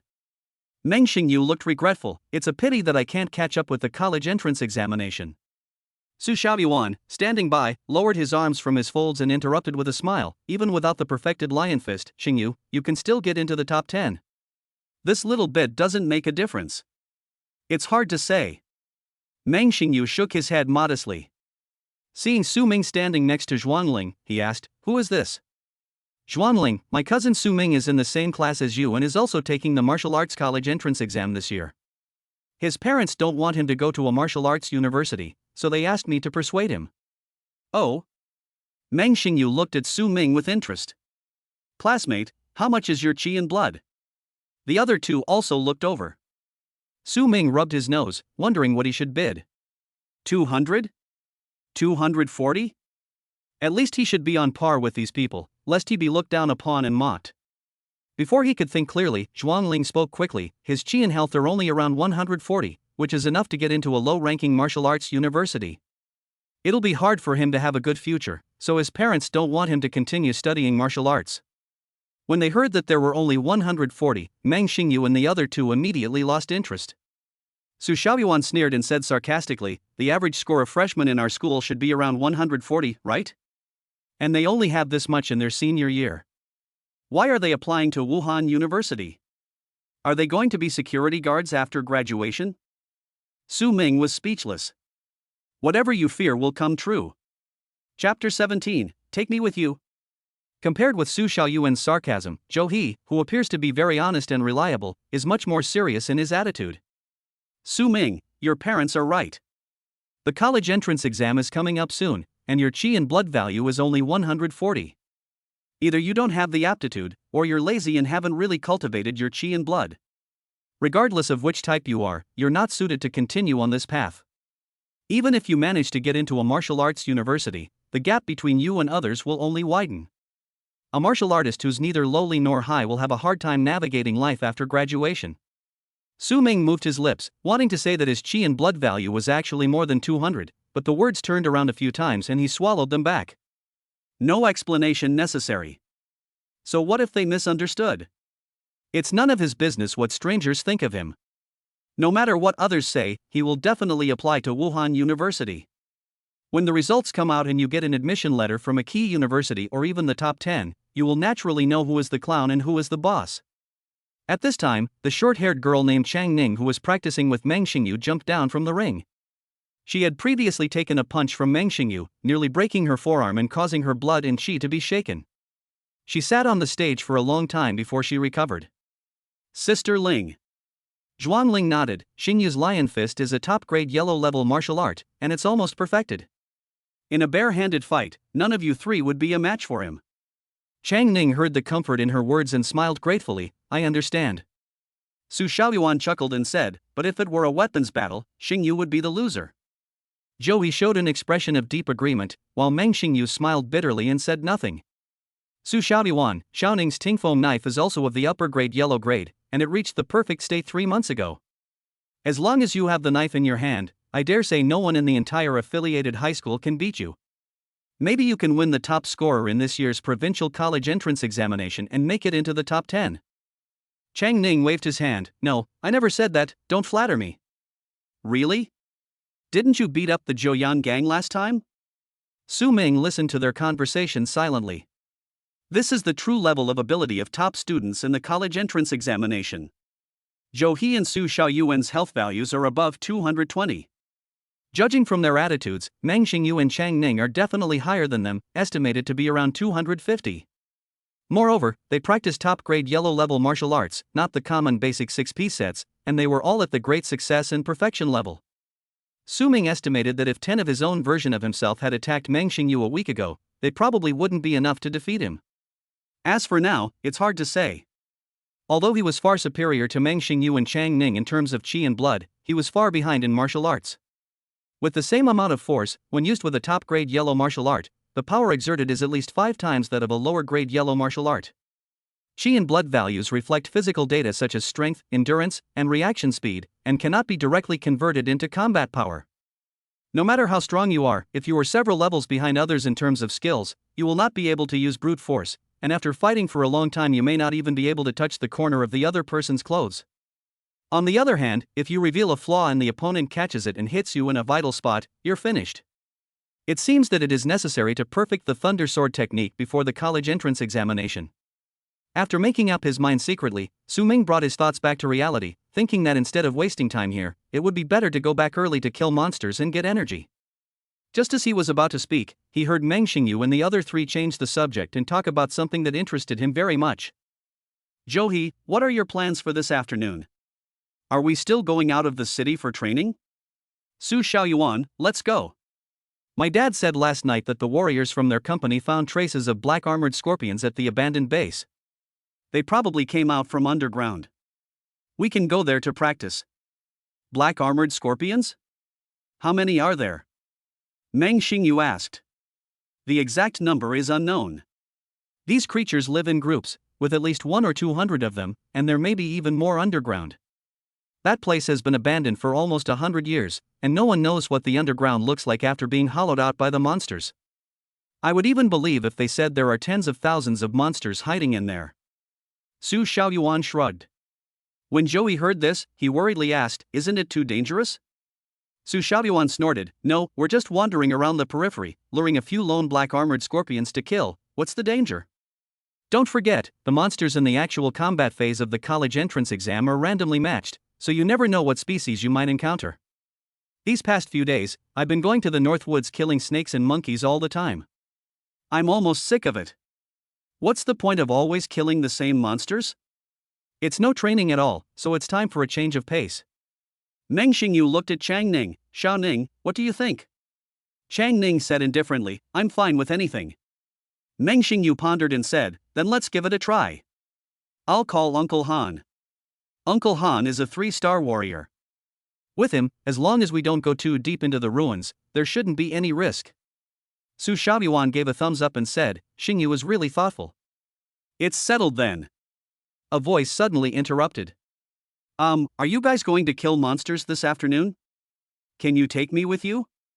The 4 people who were discussing turned around at the same time, all of them were a little surprised. It was naturally Su Ming who spoke. Su Xiaoyuan sneered and squinted his eyes, "Are you talking to us?" Zhuangling frowned, her tone rebuking, "Su Ming, stop it, you're not even a 1-star warrior, what are you doing following us?" Su Ming asked seriously, "What if I am?"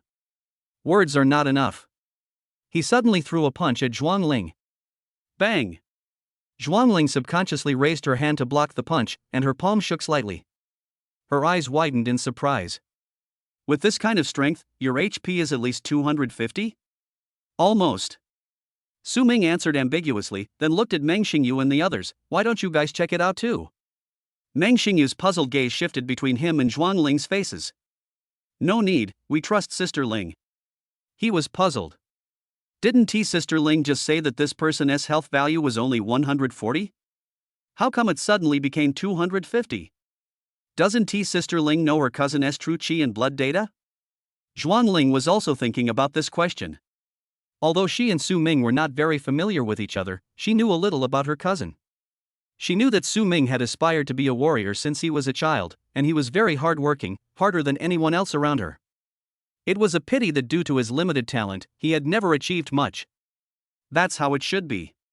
But she felt the punch Su Ming threw just now very clearly, and the force was definitely at the level of 250 chi and health points. Seeing this kid's relaxed expression, he even held back. His real level might be even higher than this.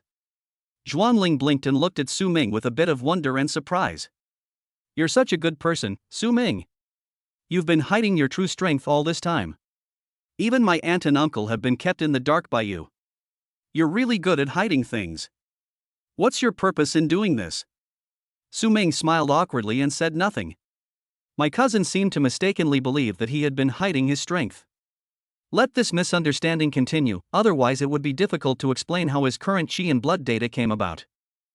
Zhuangling marveled at this for a while, but didn't dwell on it too much. After being admitted to Linyuan Wuhan University, her horizons broadened. Among the people she came into contact with, many had trained their chi and blood values to over 200 or even 300 by the time they were in their senior year of high school. Including herself, her chi and blood value was 243 when she took the college entrance examination that year, which can be said to be almost making it into the top 10. She was very happy for her cousin Su Ming that he could reach this level, but that was all. As for why he concealed his strength, Su Ming didn't want to say it, and she didn't intend to ask. Everyone has their own privacy and thoughts, and that's not important. Since it was confirmed that Su Ming's strength would not be a hindrance, Meng Xingyu readily said that he had no objection to letting him go with him. Zhou He and Chang Ning had the same attitude. Only Su Xiaoyuan was unhappy. What's the point of having high chi and HP? If you become weak at the sight of a monster, you'll only cause trouble for others. Besides, we don't know you, so why should we let you follow us?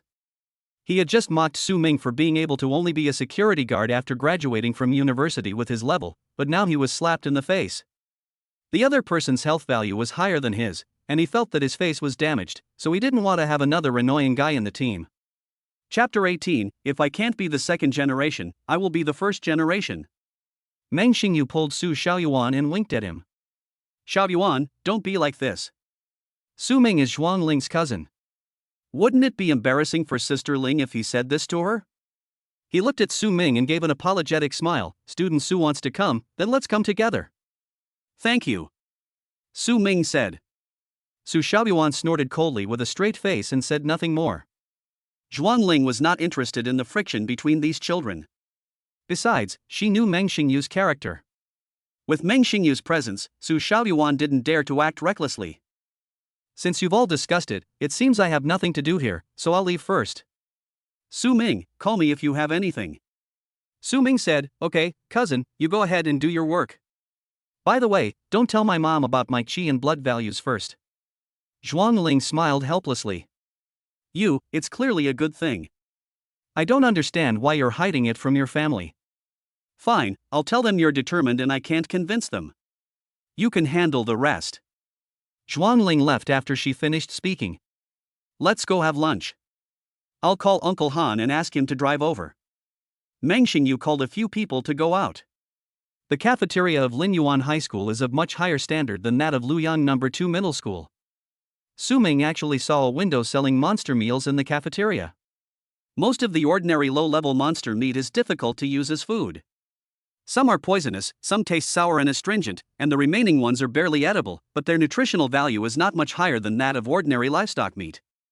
Only the meat of monsters above level 3, as well as a small number of low-level rare species, have higher nutritional value.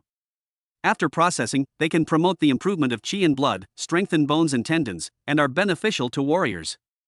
This kind of monster meat is called monster meal, and its price is shockingly high. Su Ming glanced at the price list posted next to the window. Braised giant lobster, 6,888 piece. Stir-fried bloodhorn rhino meat, 500 portion. Black bone chicken stewed with star mushrooms, 1366 portion. Damn it! Su Ming was horrified. What kind of 5-star restaurant prices were these? Was this a middle school cafeteria? Which middle school student could afford this? Then he saw Su Xiaoyuan walk over and order a plate of black bone chicken stewed with star mushrooms. Noticing his gaze, Su Xiaoyuan turned his head to look at him, twitching the corners of his mouth into a sneer, his eyes revealing naked provocation. Poor guy. He spoke silently, his lips clearly forming these two words. The veins on Su Ming's forehead throbbed and he looked away. He walked to the ordinary window nearby and ordered a potato beef rice bowl for only 10 yuan. Meng Xingyu and Chang Ning also ordered monster meals, while Zhou He, like Su Ming, ate ordinary meals. But this guy ordered a pot. A pot in the truest sense of the word, a pot of stewed beef as big as a wash basin, plus a thermos bucket of rice.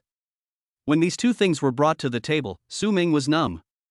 Zhou He sat down across from him, noticed his shock, scratched his head, and said with a simple smile, I eat a lot.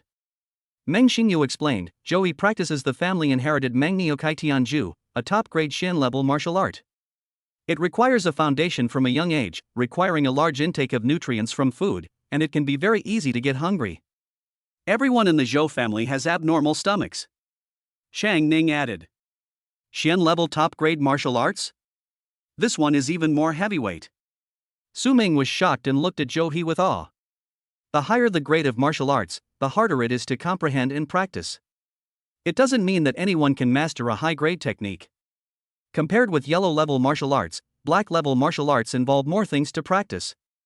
Not only do you have to master the moves and the power, but you also have to coordinate breathing, mobilizing qi and blood, and using momentum. The higher the warrior's level, the more comprehensive his control over his body. A powerful warrior can clearly feel the rhythm of every muscle fiber in the body and can control the opening and closing of pores. The whole person is like a precision instrument, making it easier for him to practice high-level skills. A 1-star warrior would start practicing Xian-level martial arts, either because he had a special bloodline talent or was a genius pervert. Zhou He's Meng Niokai Tianju is a family martial art, and Su Ming guessed that he was the former. After a warrior is promoted to 7 stars, his genes will begin to evolve permanently and irreversibly, and certain physical characteristics will be passed down to future generations. This means that Zhou He's ancestors had at least one 7-star warrior. Be good. A 7-star warrior is a big shot at the provincial and ministerial level. He is an absolutely powerful man who can cause an earthquake with just a stomp of his foot. Moving mountains and filling the sea is not just an adjective for him, but something he can actually do. It turns out that among these 4 people, He, who looks the most honest and has no sense of existence, is the hidden boss? Or do Meng Xingyu and the others also have similar family backgrounds? Su Ming ate his meal silently, and for the first time he intuitively felt the gap between his family background and that of these top college entrance examination students. But he was not discouraged. So what if they are the rich second generation or the powerful second generation? If I can't be the second generation, I'll be the first generation. Let me pave the way for the Su family. After the meal, everyone walked out of the school and found a black business car waiting at the school gate. Standing at the door of the car was a lean and capable man in his 30s, with sharp eyes and a look like an eagle, giving people a sense of awe and inviolability. "Young master, please." The man opened the passenger door and said respectfully. Meng Xingyu asked, "Did you bring anything?" "I'm ready." After getting in the car, it drove out of the city. Meng Xingyu turned to Su Ming, who was sitting in the 3rd row, and said, "I didn't ask you what weapons you used before, so I asked Uncle Han to bring a piece of each type of equipment from home and put it in the trunk. You can choose it yourself later." "Okay." Su Ming nodded. Su Xiaoyuan started to speak sarcastically again, "I don't expect you to help me, just don't get in the way. If anything goes wrong because of you, no one here will help you." Meng Xingyu, speak less. Su Ming looked out the window, too lazy to pay attention to the mad dog. He didn't know how he had offended this guy. He kept targeting him. Did he really think he had no temper? Or I could pretend that my hand slipped and shoot an arrow in his butt. The car drove more than 30 kilometers after leaving the city. A ruin came into view ahead. The rusted barbed wire stretched out to both sides, and was damaged in many places, having long lost its protective partition function. Inside the barbed wire, there are large areas of collapsed houses, tall condensation towers, crisscrossing pipes, and many abandoned vehicles with only steel frames left. Desolate and quiet. There is also a hint of danger that makes people's hearts palpitate. The car stopped 200 meters away from the ruins. Uncle Han got out, lit a cigarette and leaned on the hood. "I'll be on guard here. If anything happens, shout loudly." Meng Xingyu and his 3 companions were obviously already accustomed to this kind of training mode with someone to protect them.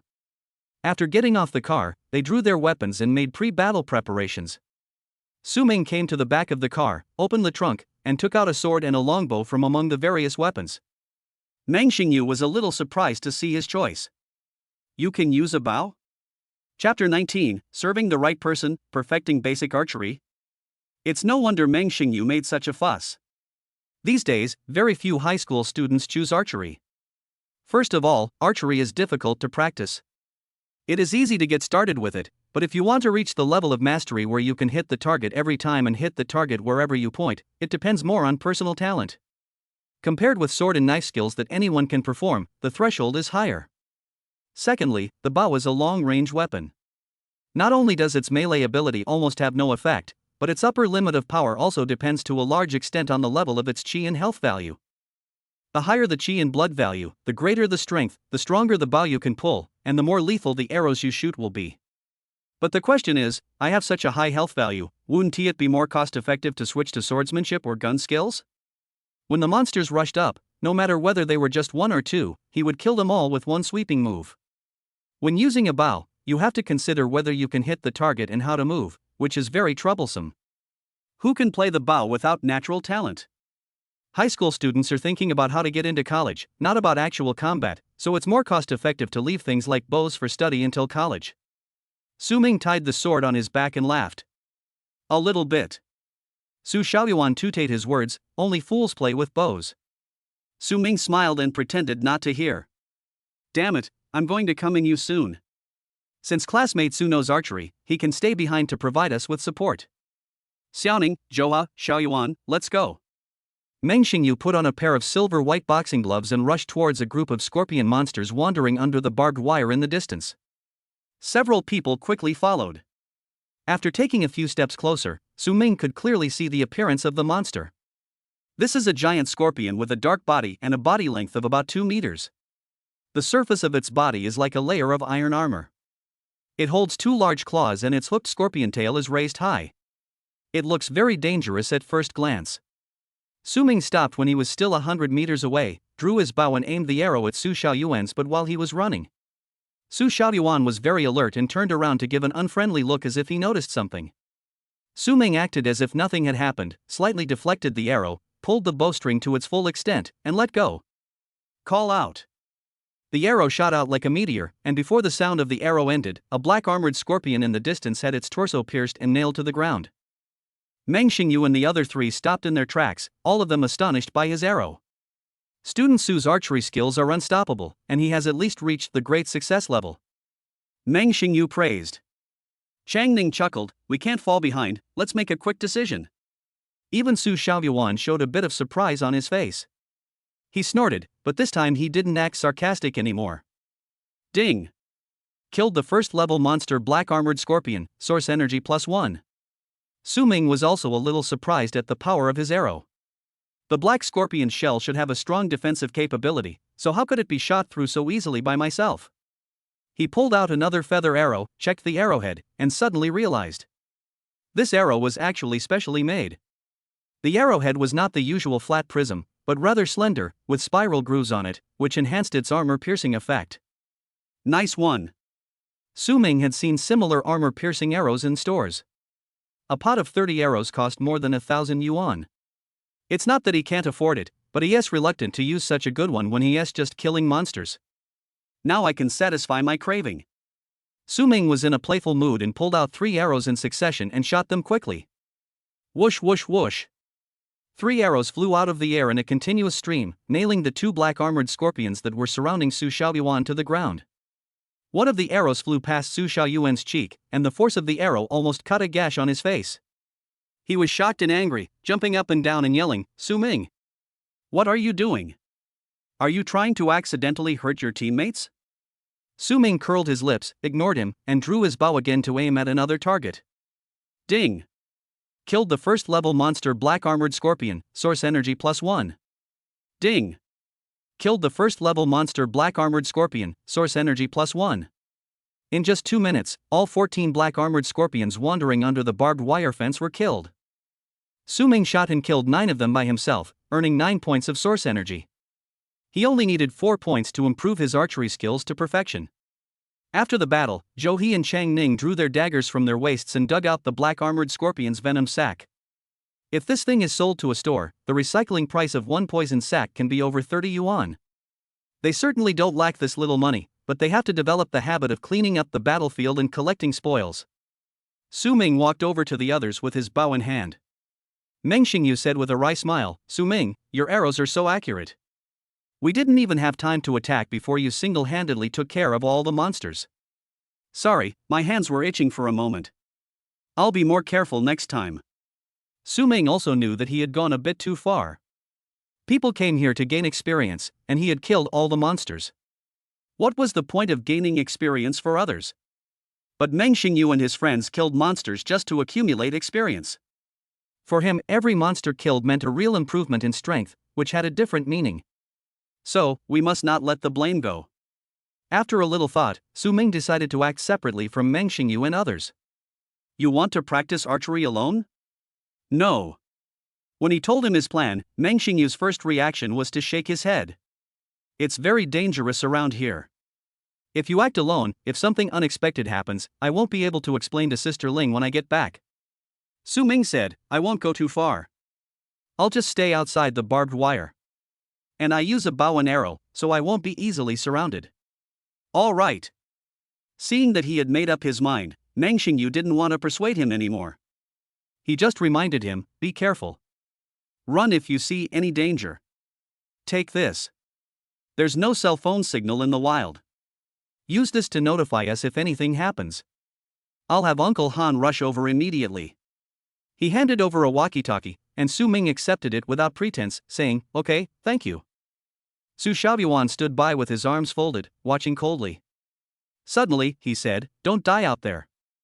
I'll have to collect your body later. What a hassle. Su Ming stared at him strangely. Although these words were still harsh to hear, they actually contained a hint of concern. Is this mad dog mentally sound? How could he know that Su Xiaoyuan had been spoiled at home since he was a child, and had developed a character that looked down on everyone and considered them trash? That was why he mocked Su Ming when he heard that his health value was only 140. But this man's nature is not bad to the core. He just looks down on people who are weaker than himself. As long as the other party shows strength that is equal to or even surpasses him, he will put on another face. To put it in a good way, this is called being snobbish and looking down on others. To put it in a bad way, it is just asking for a beating. Ming easily shot and killed 9 black armored scorpions, which automatically put him in the category of reliable in Su Xiaoyuan's mind, so he suddenly changed his attitude. It's just that he couldn't save face for the time being, so he couldn't help but speak ill of him. Ming didn't know the reason and was too lazy to find out. After saying hello to Zhou He and Chang Ning, he carried his sword and bow on his back and walked alone eastward along the outer edge of the barbed wire. After walking for a while, we saw 7 or 8 black armored scorpions scurrying around in the grass ahead.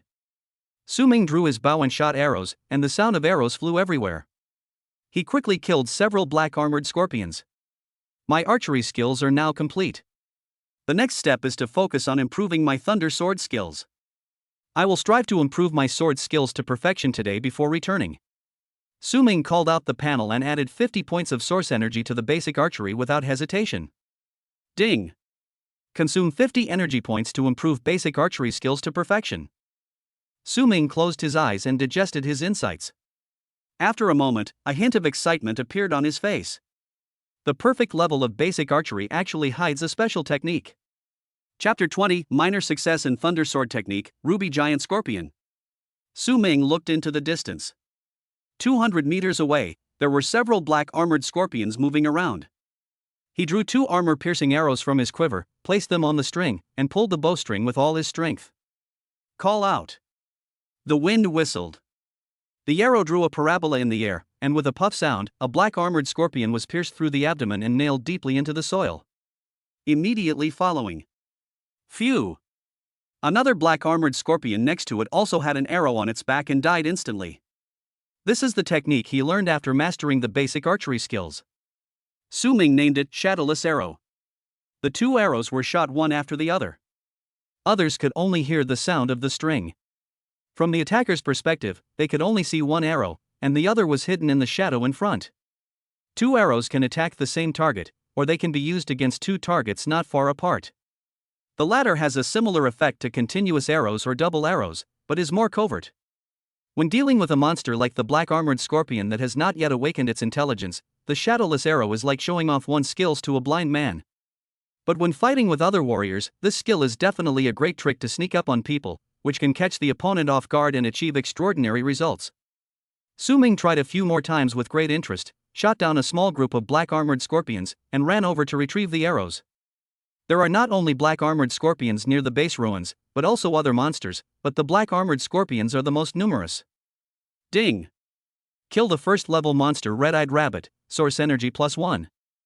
Ding!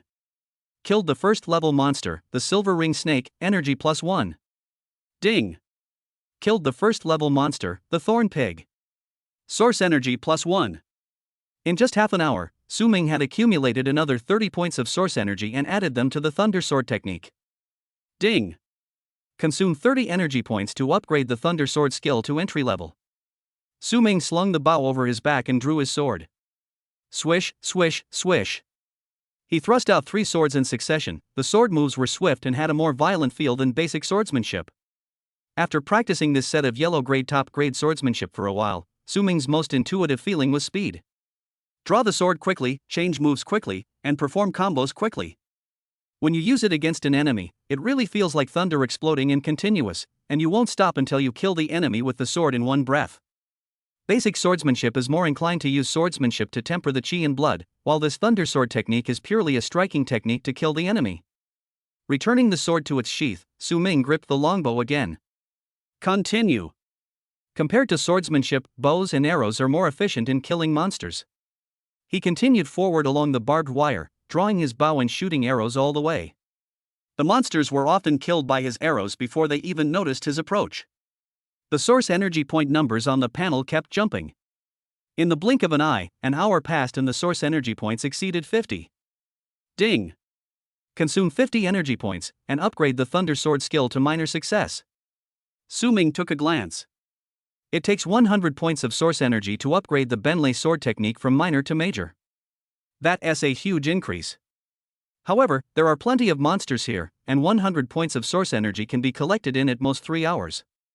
Su Ming calmed down and continued to hunt monsters. I don't know how long it took.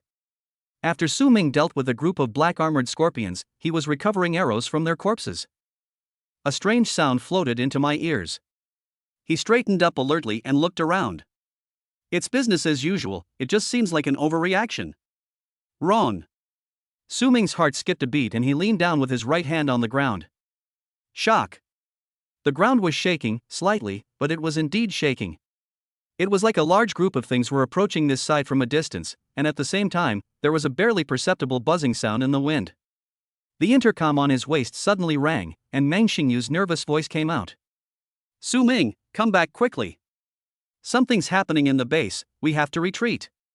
Su Ming grabbed the intercom and said, Got it, I'll be right there. Without asking what happened specifically, he quickly pulled out the last 2 armor-piercing arrows to be retrieved and ran back the way he came. 2 minutes later. Rumble. The ground was shaking more and more violently, and one could clearly feel it even without using one's palm to probe. Su Ming glanced into the depths of the ruins, and his pupils suddenly constricted. Scorpion. So many black-armored scorpions. Hundreds of black-armored scorpions were surging from the depths of the base like a dark wave. Their dark shells reflected the sunlight, and they were so densely packed that just one look at them from afar made one's scalp tingle. With such a large number of monsters, could it be that all the monsters from underground have rushed out?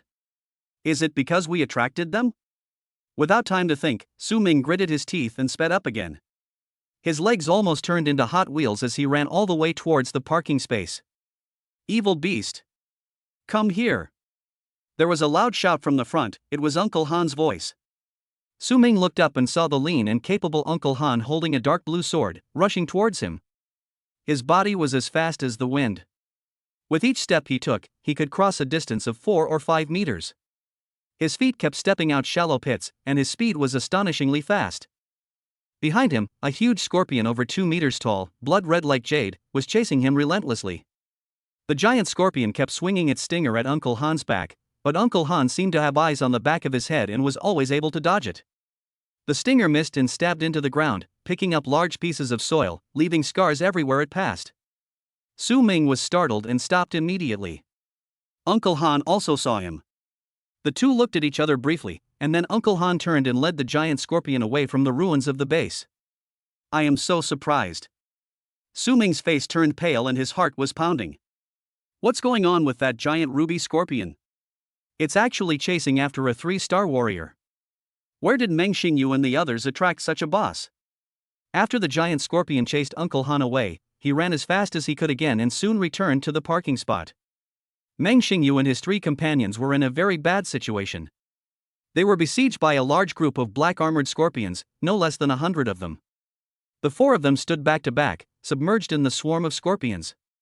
Meng Xingyu and Su Xiaoyuan kept taking out spherical objects from their pockets and throwing them into the scorpion group. Boom! Boom! The ball exploded when it hit the ground, flames rising, and blew several nearby scorpions into pieces of flesh and blood. Obviously, it was because of this explosive that they were able to hold on and not be torn to pieces by the swarm of scorpions.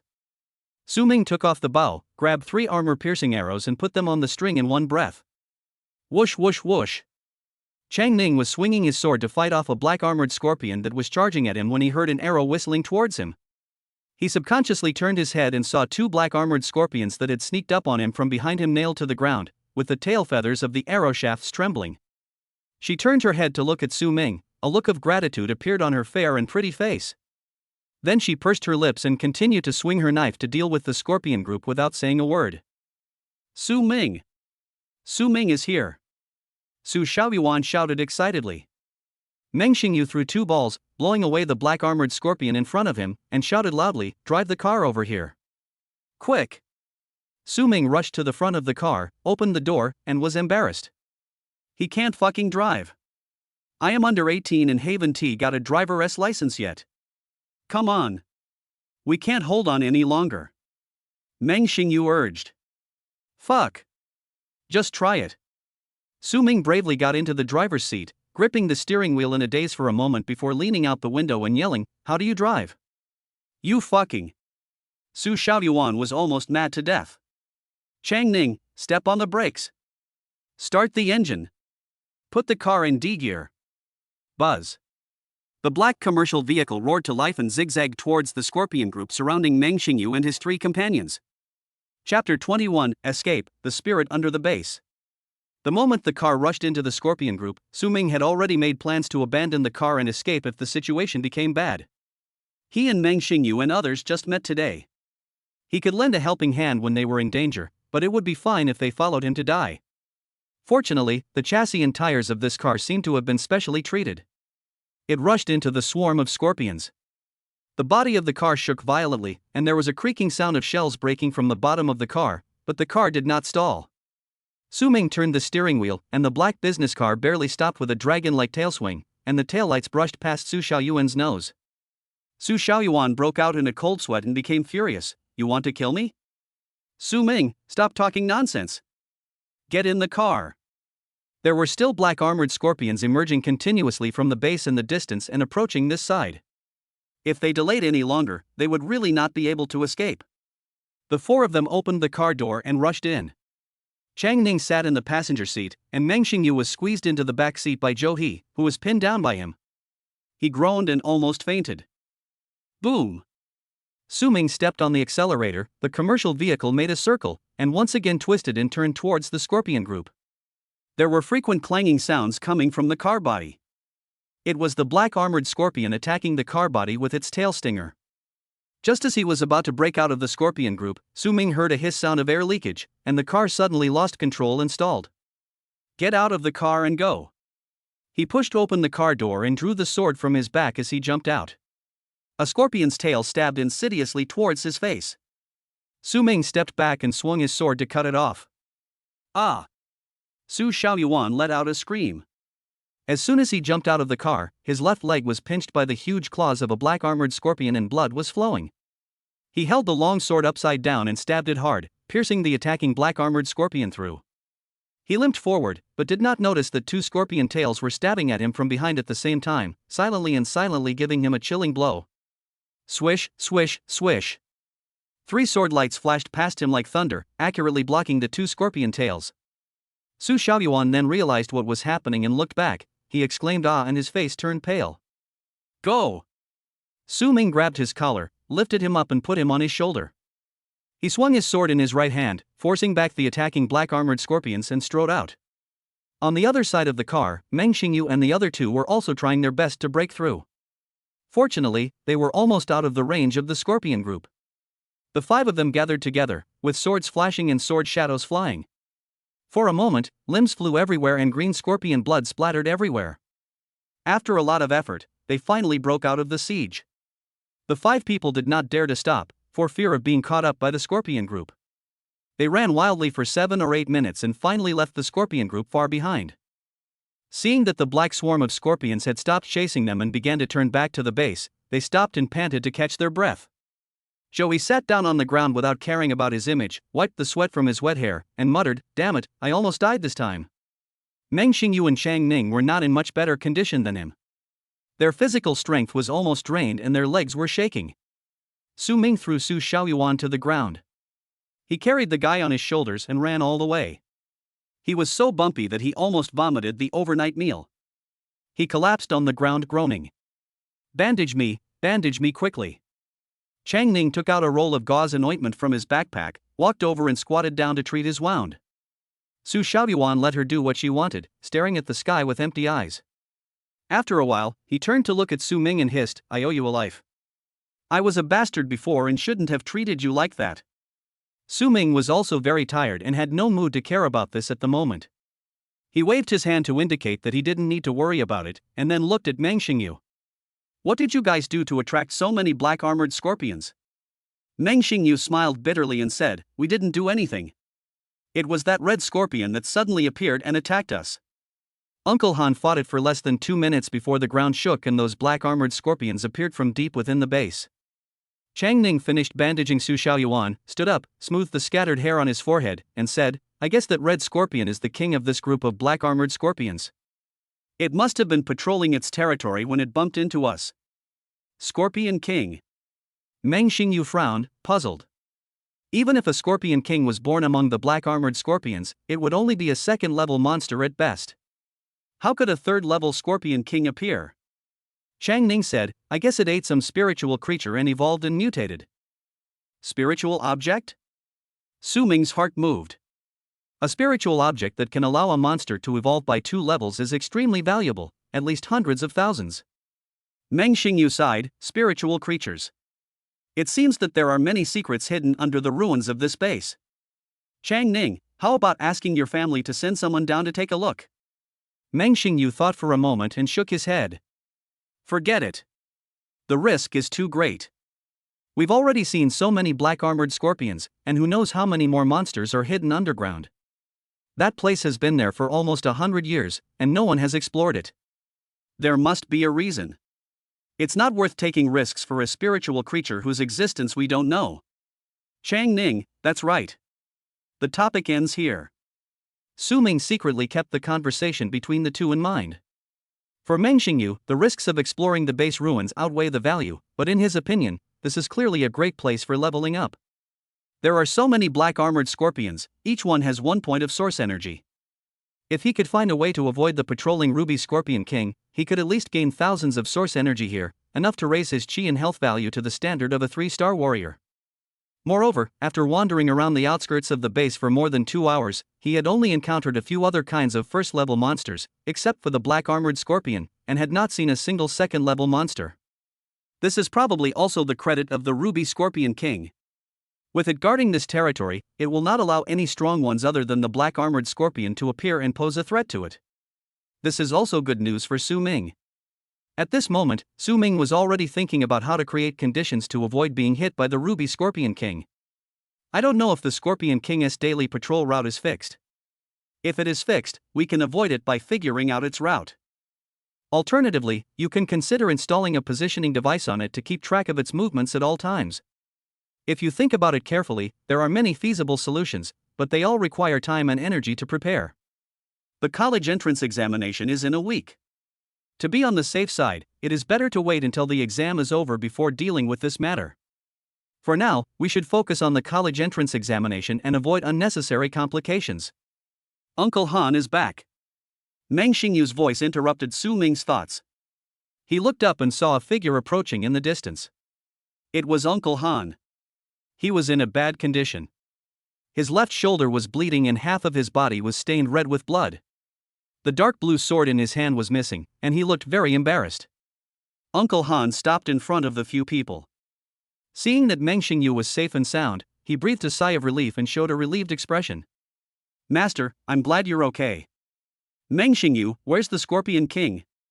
Uncle Han lowered his head in shame and said, I was not strong enough. I was no match for it and let it run away. Meng Xingyu was speechless. He knew very well about Uncle Han's strength. He was also a leader among the 3-star warriors. Yet, he couldn't defeat the Scorpion King and even lost his weapon. It was really beyond his expectation. After a moment of silence, he patted Uncle Han's uninjured shoulder and whispered, Let's go back to the city first. You need treatment. Chapter 22, Su Xiaoyuan's Repayment. Without a car, the group could only walk back. Su Xiaoyuan had a leg injury and was unable to move, so Zhou carried him on his back. Everyone hurried on their way for a moment, and then Su Xiaoyuan suddenly spoke up, Su Ming, your chi and HP should be around 300, right? Zhuanling had previously said that Su Ming's HP was at least 250. Just now, when everyone abandoned the car and fled, Su Ming carried him and fought off the black armored scorpions that were besieging them. His escape speed was no slower than Meng Xingyu and the others, indicating that his strength and speed were definitely above Meng Xingyu and Xiang Ning. Meng Xingyu's health value is close to 270. Su Ming said noncommittally, almost. Tisk, 300, have you ever taken any medicine to increase your chi and blood? No, I can't afford it. Su Ming shook his head. Zhou opened his eyes wide, have you ever practiced any special skills? No. Su Ming shook his head again. Hiss. Zhou and Su Xiaoyuan took a deep breath and their faces became extremely interesting. Meng Xingyu and Xiang Ning also looked amazed, and even Uncle Han couldn't help but look back at him. Su Xiaoyuan said in a complicated tone, You haven't taken any medicine, and you don't have any special methods to train your chi and blood. You can raise your chi and blood value to 300 before the college entrance examination. You are definitely a genius. And a very abnormal one at that. Su Ming chuckled and didn't respond. Joey said in a deep voice, I've been laying the foundation since I was young. I started practicing the Wilox Open Heaven technique in the 3rd grade of junior high school. I eat dozens of kilograms of food every day, and I buy monster meals twice a week to supplement my nutrition. Even now, my chi and blood points are only 284. Xiao Yuan was right when he said you were a pervert. Chang Ning also said, in terms of chi and blood cultivation alone, Su Ming, your talent is definitely among the highest. Perhaps you can compete with those disciples from truly great families. Your name will definitely be on the list of the top 10 admitted this year. Su Ming was a little flattered by their praise and scratched his head. Is it really that exaggerated? Su Xiaoyuan rolled his eyes wildly. Do you really not understand how terrifying your talent is? Or are you deliberately trying to be a bitch to us? After a pause, he rolled his eyes and said, by the way, you haven't signed with the company yet, right? In order to cultivate talents, some large companies will look for potential martial arts students in high school and sign them, providing them with training resources, which is considered an investment. After the signed martial arts students graduate from university, they will have to join the company for a period of time according to the contract requirements. It may be a few years or it may be lifelong. The specific restrictions depend on the contract. Since Su Ming said that he couldn't afford the medicine to improve his chi and blood, it was highly likely that he hadn't signed a contract with the company yet. Moreover, even his family was kept in the dark about this guy's true strength level, so it was even less likely that other people would know. As expected, Su Ming nodded and said, well, no. Su Xiaoyuan's tone suddenly became enthusiastic. Then would you consider signing with my company? I can make the decision and offer you the best conditions, at least tens of millions of yuan in annual support. I guarantee that even if you make it to the top 10, you won't have to worry about being left behind by others in terms of resources. Su Ming's eyelids twitched. What a big tone. He just talks about making tens of millions a year. Does this idiot's family run a gold mine? He was really tempted by the attractive conditions. Su Ming, you can really consider Xiao Yuan's proposal. You may not know what his family does? Have you heard of Shendang Group? Meng Xingyu said with a smile. Su Ming actually knew about Shendang Group. In other words, there are few people in the entire S province who don't know the name of this giant company. Real estate, medicine, monster technology, weapons development, long-distance transportation, warrior security, high-tech. The Shendang Group has a wide range of businesses, and they're involved in any profitable industry. Walking down the streets of any city in Province S, you'll see an advertisement for the Shendang Group or one of their subsidiaries within 100 steps. Even outside of Province S, Shendang Group's business still covers the entire country, making it a true industry giant. I can't believe Su Xiaoyuan is the son of Shendang Group. No wonder he has such a bad temper. But isn't Shendang Group's headquarters in Qingyun City, the provincial capital? Why didn't Su Xiaoyuan study at the affiliated high school of Wuhan University in Qingyun, but instead came to Linyuan? Qingyun Wuhan University is one of the top 10 universities, and Qingyun Affiliated High School is also the top 1 high school with the richest heritage and the greatest reputation in S province. Although Linyuan Affiliated High School is also very strong, it is still far behind Qingyun Affiliated High School. This question kept rolling in Su Ming's mind, but he didn't ask it foolishly. Seeing that he remained silent, Su Xiaoyuan thought he was considering his proposal, so he struck while the iron was hot and threw out another bargaining chip. I saw that the sword technique you used just now was the thunder sword technique, right? You are gifted in the cultivation of chi and blood, so you should focus on tempering chi and blood in explosive martial arts. The thunder sword technique is actually not suitable for you, and the grade is a bit low. As long as you join the Shendang Group, you can choose from Xian level and D level martial arts. A professional training team will tailor a growth plan for you and choose the martial arts that best suits your talents. Su Ming interrupted him and said, It sounds great, but I don't have any plans to join any company for the time being. Su Xiaoyuan was anxious. Why?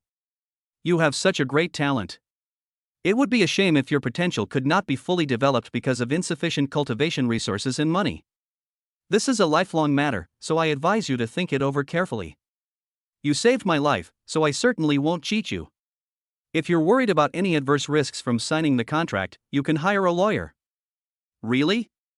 Su Ming interrupted him again, his tone firm. When I have the idea of signing a contract with a company, I will give priority to your suggestion. Forget it now. Su Xiaoyuan thought he was gifted in improving his qi and blood, but in fact Su Ming knew his own situation clearly, and he had a horrible talent. Without the system's points addition, he would now be just a useless person who has trained hard for many years but has a health value of only 140. With the system in hand, what other cultivation resources does he need? Just keep killing monsters. Signing a contract with a large company would not only not help him, but would also risk exposing his secrets. Su Xiaoyuan hesitated to speak. He really wanted to help his family sign Su Ming. Firstly, it was to repay Su Ming for saving his life, and secondly, he felt that Su Ming was incredibly talented and would have great potential in the future. But Su Ming's attitude had already been made clear to this point, and it was difficult for him to persuade him any further. After a long, unhappy silence, Su Xiaoyuan sighed and said, "All right, let's not talk about the contract for now. In return for saving me this time, I can give you a martial arts skill. Come home with me later and you can choose whatever you want." Meng Xingyu smiled and said, "The Shendang Group's martial arts library is all-encompassing, even collecting heaven-level martial arts. Su Ming, you must not be polite with him, this kind of opportunity doesn't come often." Su Xiaoyuan's face darkened. "Xingyu, don't do it. I don't have the authority to access those heaven-level martial arts. Other than that, everything else is fine." Su Ming was very tempted. What he liked most now were source energy points and high-grade martial arts. Su Xiaoyuan's way of repaying him really touched his heart. He immediately laughed and nodded in agreement. "Okay, then I won't be polite." Chapter 23, Xian level upper grade, 7 stars stepping on gang. When we returned to the city, it was already dark. After they said goodbye to each other, Su Ming went with Su Xiaoyuan to his house to stay for one night and pick out some martial arts. Su Xiaoyuan lives in a luxurious villa. My home is in Qingyun. Usually, there are only me and 2 aunties who take care of our daily life. There are many empty rooms. You can pick anyone. While introducing him, Su Xiaoyuan led Su Ming into the study. He turned on the computer, skillfully opened a software, entered his account and password, then stood up and gave the computer chair to Su Ming. All the copyrighted techniques of the Shendang Group are here. Take a look and choose whichever you like. Su Ming didn't hesitate and sat down in front of the computer, sliding the mouse. Oh my god, the progress bar can't be pulled to the end. There are at least several thousand sets of skills here. There is a filtering function in the upper left corner of the interface, and Su Ming clicks on the filter box. The first thing that catches your eye is the 4 major categories, corresponding to the 4 grades of Heaven, Earth, Xian, and Huang. The Heaven level option box was gray and could not be selected, so Su Ming clicked on the Earth level option, which revealed another row of selection boxes. Body movement, swordsmanship, knife skills, spearmanship, archery, hidden weapons, horizontal training. It covers almost all martial arts categories on the market. Su Ming clicked on any sword technique at random, and the corresponding results were immediately refreshed on the screen. Sacrifice yourself to cut my sword is a top-grade Earth-level weapon, Blood God sword is a top-grade Earth-level weapon, Taishu Liangyi sword is a top-grade Earth-level weapon, Thousand Illusion sword classic. Powerful sword techniques were displayed before his eyes, making Su Ming breathe rapidly and feel dazzled. Each of these martial arts skills is worth more than tens of millions. If they were to be leaked, I'm afraid that the powerful people from the Shendang Group's legal department would come to your door the next day and provide you with a one-stop service of trial, compensation, imprisonment, and funeral. Su Ming felt a little unsure. Are these martial arts really free to watch? Su Xiaoyuan shrugged and said, "How is that possible? This software can monitor usage records. Every time a user visits, it will leave a trace. The company knows exactly what you have read. But don't worry, I still have 2 martial arts reading quotas this year, so you can use my account to browse and download them, there won't be any problems." So that's how it is. Su Ming felt relieved and began to choose carefully. He watched it seriously. Su Xiaoyuan stood beside him for a while and yawned. "I suggest you choose a Xian-level martial art. Although Earth-level martial arts are powerful, they are simply impossible to practice with your current strength. Even if you can comprehend something, your body will explode before you can practice it. There is a threshold for practicing martial arts." Su Ming stared at the screen intently. "I understand the principle, but this opportunity is rare. Can't I broaden my horizons?" Su Xiaoyuan rolled his eyes. "Even though you saved my life, I still have to say, can't you be a little more ambitious? As long as you agree to sign a contract with the company, You can see these exercises whenever you want and learn as many as you want. Why are you so jealous? Su Ming reluctantly exited the Earth-level martial arts interface and sighed, Brother, I don't want to lose my freedom. What do you, a wicked rich second generation, know? Compared with the future in strength, freedom means nothing. Su Xiaoyuan sneered. Seeing Su Ming start to browse the Shen-level martial arts catalog, he added, In fact, Shen-level martial arts are not something you can practice now. You have to wait until you are promoted to a 3-star warrior, so that your physical strength can withstand the load of performing Shen-level martial arts. Don't think that Zhou He has been practicing the Mangnio Kai Tianju since junior high school. It's different. His family has a blood advantage and is naturally suitable for that technique. He can't practice other Shen-level martial arts. But we're going to college soon. With your Qi and blood talent, you'll be promoted to a 3-star warrior by your sophomore year at the fastest, or your junior year at the slowest. Choose a Shen-level martial art now and save it. It will save you a few $100,000 when you need it in the future. Although Su Xiaoyuan has a bad temper, once he truly treats someone as a friend, he is quite easy to get along with. Su Ming slowly flipped through the catalog, and he watched from the side, speaking from time to time, commenting on how excellent a certain martial art was, how exaggerated the effects were as rumored by the outside world, what it could restrain, and what other martial arts could cooperate with it to achieve a power greater than the sum of its parts. Before they knew it, 2 or 3 hours had passed while they were making their selection. As the night grew darker outside, the aunt came and knocked on the door, reminding the two that dinner was ready and asking them to come downstairs to eat. Su Ming looked away from the computer screen, pinched the corners of his eyes that had become sore from staring at it for so long, and said, Let's choose this one. What was displayed on the screen was a top-grade Shen-level body movement technique called 7 stars stepping on the gang. This movement technique is based on the Big Dipper, focusing on building up momentum and changes, while also combining speed. Once it is used, every step he takes will accumulate a layer of power in his body, and it can be accumulated up to 7 times. Combined with the Thunder Sword technique, it can greatly increase the power of his sword. Choosing 7 stars stepping on the gang can make up for his shortcomings in physical skills. After all, Su Ming is still using the basic physical skills of the great success level, which is a bit lagging behind. On the other hand, for martial arts of the same level, body skills are generally more expensive than sword and knife skills, so choosing body skills is more cost-effective. Su Xiaoyuan nodded and said, The 7-star stepping technique is indeed quite good. It's a bit difficult to practice, but once it's mastered, it can be combined with many other martial arts to increase their power. Okay, I'll download it for you. He opened the drawer, took out a USB flash drive, downloaded the teaching file of 7 stars stepping on the gang from the computer, and handed it to Su Ming. Please keep it safe, don't lose it, and try not to show it to anyone else. 7 stars stepping on the gang is a unique family skill passed down by the Zhao family in H province. 20 years ago, the Zhao family was targeted, and our Su family stepped in to help them through the difficult times. Only then did they agree to sell this martial art to the Shendang group. If you spread this martial art around, the Zhao family will be unhappy, and I'll be scolded, Su Xiaoyuan warned solemnly. Su Ming agreed immediately and put the USB drive into his pocket. Don't worry, I'll destroy it after I'm done learning it. I won't let anyone else see it. After finishing their business, the two went downstairs to eat. The dinner was a feast, filling the entire table with chicken, duck, fish, meat, and everything in between. Perhaps because they had guests, or perhaps it was just Su Xiaoyuan's usual standard of meals, there was even a monster dish on the table. Eat it. If it's not enough, I'll ask Auntie to make more. Su Xiaoyuan waved his hand generously. Su Ming sat down opposite him, smelling the tempting aroma of the food and looking at the tempting golden roasted suckling pig for the monster meal, and a strange feeling arose in his heart. Just this afternoon, he and Su Xiaoyuan disliked each other. Su Xiaoyuan mocked him for not being able to afford the monster meals and being a poor bastard. As a result, in the blink of an eye, he was sitting at the same dinner table with Su Xiaoyuan. Su Xiaoyuan not only treated him to a meal of monsters, but also gave him a set of Xian-level body skills. The relationship between people is really wonderful. Just as Su Ming was sighing and eating with relish. On the other side, someone was also thinking about Lu Yang. Chapter 24 Qin's Group Plan. Lu Yang, in a mansion.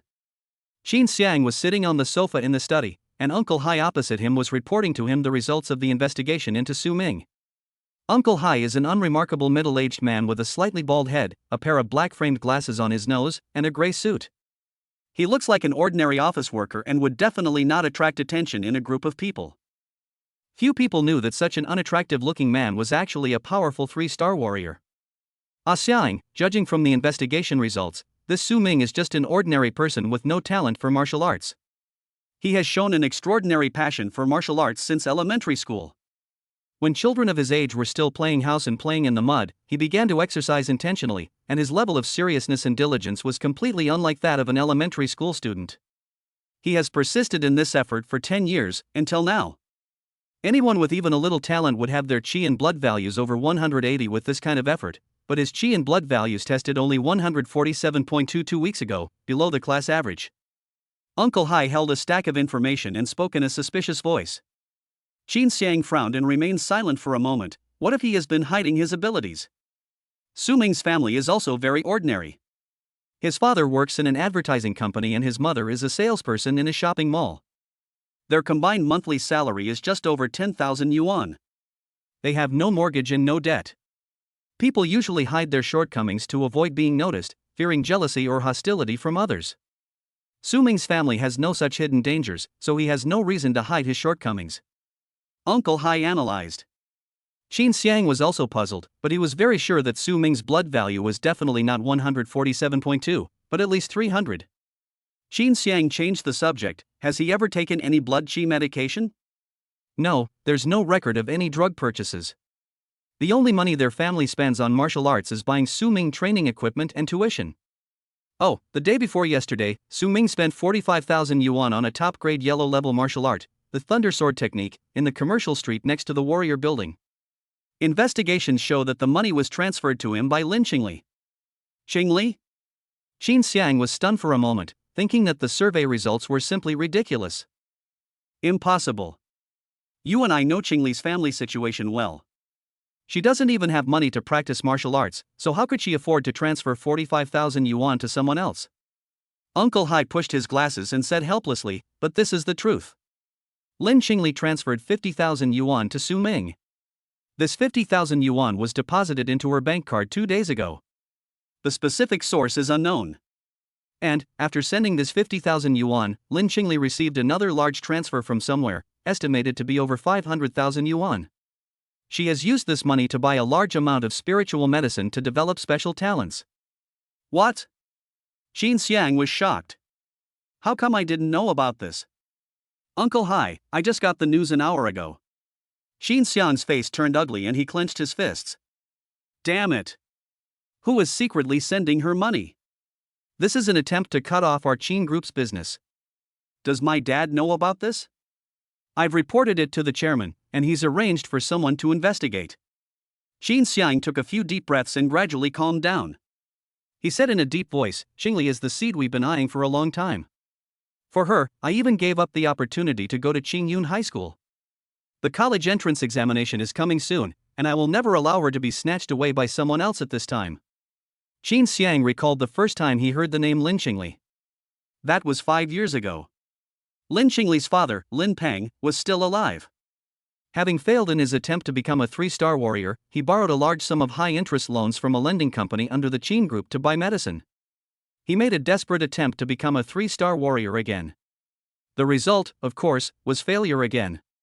His body was damaged in many places, his qi and blood were flowing backwards, his organs were failing, and he was about to pass away. The manager who was responsible for lending money to Lin Peng saw that he was about to die and was worried that he would not be able to recover the loan, so he sent debt collectors to his house several times to collect the money. After a while, an accident happened and Lin Peng, who already had little time left to live, was angered to death. Lin Qingli went to the hospital to visit her father and happened to see this scene. She was extremely angry and went berserk. The frost power that had not yet awakened in her body was forcibly stimulated, turning the entire ward into an ice cave. Several debt collection employees were frozen into ice sculptures and died tragically on the spot. It was because of that accident that the Qin Group discovered the special talent and potential in Lin Qingli. After evaluation, they believed that Lin Qingli had a great chance of becoming a 7-star warrior in the future and was a perfect investment target. After that, the Qin Group blocked the news and sent people to contact Lin Qingli several times, trying to sign her into the company, but never succeeded. Fortunately, the lending company that lent money to Lin Qingli's father has no apparent connection with the Qin Group, and very few people know that the Qin family is the boss behind the scenes. Otherwise, Lin Qingli would not have signed a contract with the company that forced his father to death. After several setbacks, someone suggested using tough measures to force Lin Qingli to sign the contract, but this was unanimously rejected. This is a future 7-star warrior master. Forcing her to sign a contract? Isn't this just like raising a tiger to cause trouble? Once this is done, it is equivalent to planting a seed of hatred in Lin Qingli's heart, which is at best a thorn. When she really becomes a 7-star warrior in the future, let alone repaying the company, it would be a blessing if she doesn't destroy the company. After rejecting the proposal to use force, the company designed several other plans, but none of them were satisfactory. At this time, Xiang saw Lin Qingli's photo. He was shocked at first sight and immediately had other ideas. He took the initiative to volunteer and proposed to use love to influence Lin Qingli and turn her into his girlfriend, so that she would sign a contract with the company. His plan received strong support from everyone. There is no need to say more about what happened afterwards. During the 3 years of high school, Xiang had been trying very hard to get close to Lin Qingli, but Lin Qingli never even looked at him. After 3 years of being together, they were still strangers when they returned. Xiang almost became depressed. The day before yesterday, Lin Qingli suddenly awakened her frost talent in school. The company was already anxious. They had been working hard for so long but had no results. Now Lin Qingli's special talent could no longer be hidden. It would not be long before it would attract the attention of other companies. They had to take action immediately and use all means to sign Lin Qingli before the fruit was picked by others. Just at this moment, Lin Qingli suddenly received a large amount of money transfer from an unknown source, which really made people think more. The people in the company must be even more anxious now, and might do something irrational. Xiang felt a headache when he thought about this. It was like there was a pot of ants frying in his heart, and he was so irritated that he couldn't sit still. He stood up and walked back and forth in the study twice, then suddenly stopped. Do you think the person who transferred the money to Qingli has any connection with Su Ming? Uncle Hai pondered, that's possible. It's also strange that Su Ming and Lin Qingli have suddenly become so close. Before, they were just ordinary classmates, and they didn't interact much during their 3 years of high school. It doesn't make sense for Lin Qingli to be his girlfriend for no reason. Xiang became even more annoyed after hearing this and interrupted him, saying, since it's possible, let's investigate. Instead of standing here and guessing, I think it's better to go directly to Su Ming and ask him face to face to see if we can pry anything out of him. This man inexplicably hides his strength and has ulterior motives. Regardless of whether the power behind the transfer to Qingli is related to him or not, he must be investigated. Understood. I'll go find him tomorrow. Speaking of which, Su Ming seems to have been away from school these past few days. What is he doing? He's been out of town hunting monsters for the past few days. Today, he took a leave and went to Linyuan City. It seems he went to visit his cousin, who is a sophomore at Linyuan Wuhan University. Linyuan Wuhan University? Xiang frowned, feeling that Su Ming's background was increasingly suspicious. Chapter 25, The Future Direction, Uncle Hai is Chasing. The next day, after breakfast, Su Shaoyuan asked Su Ming what his next plans were. Su Ming, go back to Luoyang and go out of the city to hunt monsters and prepare for the college entrance examination. Su Shaoyuan smiled and said, then why are you going back to Luoyang? Why don't you just come with us? We have been going out of the city to gain practical experience these days. This suggestion is not bad. When Meng Xingyu and his friends leave the city, Uncle Han will accompany them for protection. Traveling with them will increase the safety factor. The Scorpion King they encountered yesterday was just an accident. Su Ming agreed without giving it much thought. Okay, I'll bother you for a few more days then. Oh, what are you talking about? Do I need a few meals from you? Half an hour later, everyone gathered at the school. Meng Xingyu and the other two welcomed Su Ming's joining. For these top students in the college entrance examination, what matters most is strength. Apart from that, family background is not that important. After all, as long as a warrior with potential grows up, power and wealth will naturally gather around him in the future. The strength Su Ming demonstrated yesterday has been recognized by them. Moreover, when they were in danger, Su Ming did not abandon them and run away. Instead, he drove into the Scorpion group and rescued them. This bravery deserves the gratitude of several people. Uncle Han was injured when he led the Scorpion King away yesterday, so the warrior accompanying Meng Xingyu out of the city today was replaced by another one, also a 3-star warrior, a serious middle-aged man. The group drove out of the city and came to a forest. After getting off the car, everyone prepared themselves. Meng Xingyu said, "There are second-level monsters lurking in the depths of this forest. We should only operate on the periphery and try not to go too deep." Clear. Several people responded in unison, alerted themselves, and entered the forest. 5 o'clock in the afternoon. After a day of hunting, everyone drove back to the city. In the car. "Su Ming, your archery skills are so accurate. Have you reached perfection? You can hit the target every time, even in such a complex terrain as the jungle. I think your talent in archery is not much worse than that of qi and blood training." He said with a hint of envy. Su Ming smiled slightly and said nothing. On the side, Meng Xingyu's expression changed, and he said, "Dean Chenyi of Tianhe Martial Arts University is the only 7-star warrior who is good at archery currently teaching in the country. I think, Su Ming, you can consider applying to Tianhe Martial Arts University. With your ability, you will definitely be admitted. If you can gain Dean Chenyi's approval and become his student, even if you don't sign a contract with the company in the future, you won't have to worry about lacking cultivation resources." Su Ming shook his head. "Practicing the bow is just a hobby. There are other things I really want to learn." "What do you want to learn?" Meng Xingyu asked curiously. Su Ming thought about it and said uncertainly, "Spearmanship? Or sword? Hammer?" Several people in the car looked at each other. "You don't even know this. It's understandable if you like gun skills and knife skills, but what the hell is a hammer? Are there any famous martial arts masters today who wield hammers? It's so bulky and unportable, I really don't understand what the appeal is." They didn't understand that Su Ming was considering it from a practical perspective. For him, it makes no difference what weapon he learns, and he has no particular preference. As long as there are teaching videos or secret manuals, he can use the system to improve his martial arts level. The only thing to consider is the efficiency of killing monsters. Power and killing range are the primary factors. Compared with swords and knives, guns have a wider killing range. Other weapons that have been extended from this include the Fong Tian Hua Ji and the Qinglong Yenwei Dao, which are also good. The scene of playing Dynasty Warriors in his previous life emerged in Su Ming's mind. That way of sweeping away a group of soldiers with a halberd and mowing down the field with unparalleled skill was the most suitable for him. "When I go to college, I can consider collecting martial arts in this area." After returning to the city, several people went to a restaurant and took the opportunity of dinner to review today's gains and discuss where to go out of the city tomorrow. Su Ming listened to their discussion, his eyes slightly blank, staring at the system panel floating in front of him. Name, Su Ming. Realm, 1-star warrior. Qi and blood, 344.6.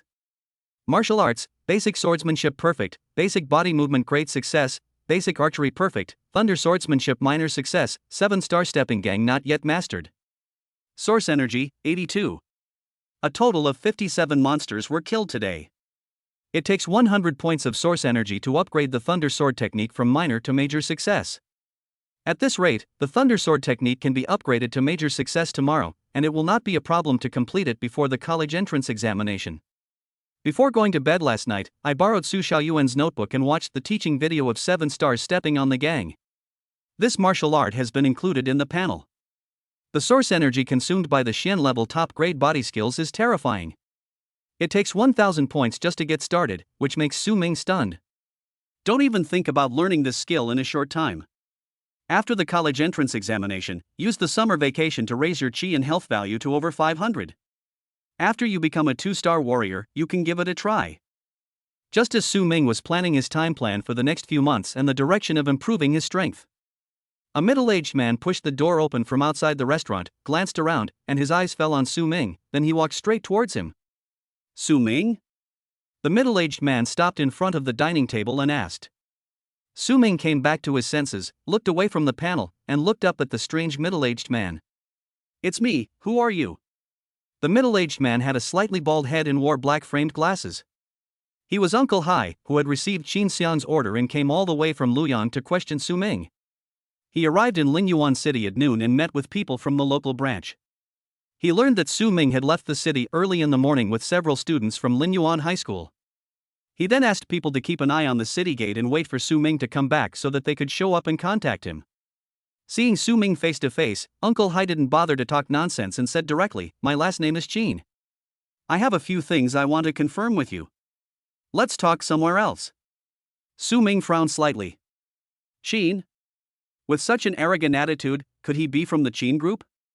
Thinking about Qin Xiang's threat last time, he had some idea of the man's purpose in looking for him. Are you here for Lin Qingli's matter? Uncle Hai, I guess so. Su Ming sighed helplessly. I've made it very clear to Qin Xiang. If he wants to pursue Lin Qingli, he can go ahead. It's fine if I break up with Lin Qingli. He can go talk to Lin Qingli. As long as she agrees, I'll fully support it. It's useless for you to keep coming to me. The initiative is not in my hands. Uncle Hai was a little confused after hearing these words. From the sound of it, it seemed that Su Ming and Lin Qingli were reluctant to be in a relationship? What is the connection between these two people? He suppressed his doubts and said, not only this matter, but there are other things I want to ask you about. Come with me, let's talk outside. Su Ming refused to move. Besides Lin Qingli's matter, what else can I talk to you about? Just say it here. He is not stupid. This person is clearly looking for an explanation. Who knows if he will be knocked unconscious and stuffed into a black car if he goes out? He will not go out. Uncle Hai was a little impatient, and his voice turned cold. It's not convenient to talk about it here. Don't worry, I have no ill will towards you. As he said that, he reached out to grab Su Ming's arm and tried to pull him away by force. Bang! The dining table shook violently. Su Xiaoyuan slammed his palm on the table, stood up, pointed at Uncle Hai's nose and shouted, Are you deaf? My friend said he doesn't want to go out with you, why don't you let go of your dirty hands? Chapter 26, Dandy's Way of Solving Problems. Su Xiaoyuan's reaction made Uncle Hai stunned for a moment, and he had to shift his attention away from Su Ming and look at the arrogant young man in front of him. He learned from people in the branch office that Su Ming left the city with 4 top students from Linyuan High School. Intelligence about these 4 people was also gathered. One of them was from the local Zhou family, and another was from the Meng family. Uncle Hai from the Linyuan Zhou family knew about this. 60 years ago, a 7-star warrior emerged. Unfortunately, his glory did not last long as he died in a beast tide. The Zhou family also quickly declined as a result, so there was no need to be afraid. Compared with Zhou He, Uncle Hai paid more attention to Meng Xingyu, who was from the Meng family according to the information. The Meng family is an ancient family that has stood in provinces for more than 200 years. It has a profound foundation and has always had strong people in charge. According to the information, Meng Xingyu was born in a branch of the Meng family. Although he is not a direct descendant, he cannot be underestimated.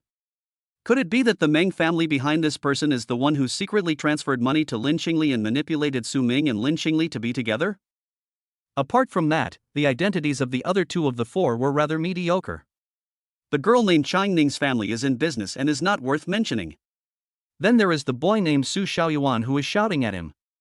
He comes from a single-parent family and his family seems to have some money, but no background. If it was Meng Xingyu who stood up and stopped Uncle Hai, he might have to think twice and not dare to offend the Meng family easily. But who is this kid named Su? How dare a guy with no background yell at him? Uncle Hai's face darkened and he glanced at Meng Xingyu, who was sitting on the other side of the table. Seeing that Meng Xingyu had no reaction, he lowered his head to eat, and seemed not to care about the dispute between them. He changed his mind and decided to try it indirectly, starting with Su Xiaoyuan, to test Meng Xingyu's attitude and see if the Meng family was the mysterious force that transferred money to Lin Qingli.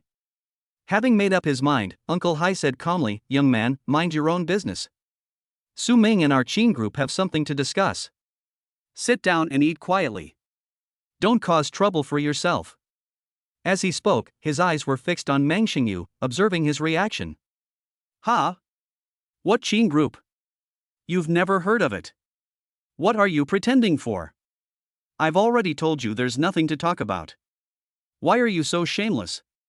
Get out of here and don't stand here and annoy people. Su Xiaoyuan waved his hand to drive him away with a look of disgust on his face. Of course, it's not that he had never heard of the Qin group. After all, the Qin family is quite well known in S province, and the Qin group's business is doing quite well. But so what? Compared with the Shendang group, the Qin family is nothing, not even a hair. Even if the chairman of the Qin group came, he would not bother to give him face, let alone a middle-aged bald man who appeared out of nowhere. Uncle Hai sneered, You don't even know about the Qin group, yet you dare to wade into this muddy water. Young man, be careful of your words. I'll fuck your mother. Su Xiaoyuan has a bad temper and he has a foul mouth.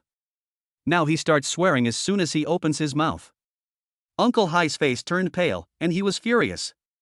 He was about to teach this ignorant boy a lesson when he heard the other party yell at him. I'm the son of Su Hunqiu from the Shendang group. Who do you think your Qin group is? How dare you curse me? Do you believe I can shut down your company with just one phone call? Uncle Hai's raised left hand suddenly froze in midair. What did this kid say? Is he the son of the chairman of Shendang group? Without waiting for him to determine whether what Su Xiaoyuan said was true or false. Seeing that Uncle Hai was still holding Su Ming, Su Xiaoyuan felt that this uncle was very disrespectful to him and did not give him face, which made him very angry. So without thinking, he raised his hand and slapped him in the face. Can't you hear me? Why are you still dragging my friend along? Get out! Uncle Hai didn't expect that this kid would dare to attack him. He reacted and quickly leaned back, but he was still a beat too late and was scratched on the tip of his nose by Su Xiaoyuan's finger. Yo! You still dare to hide?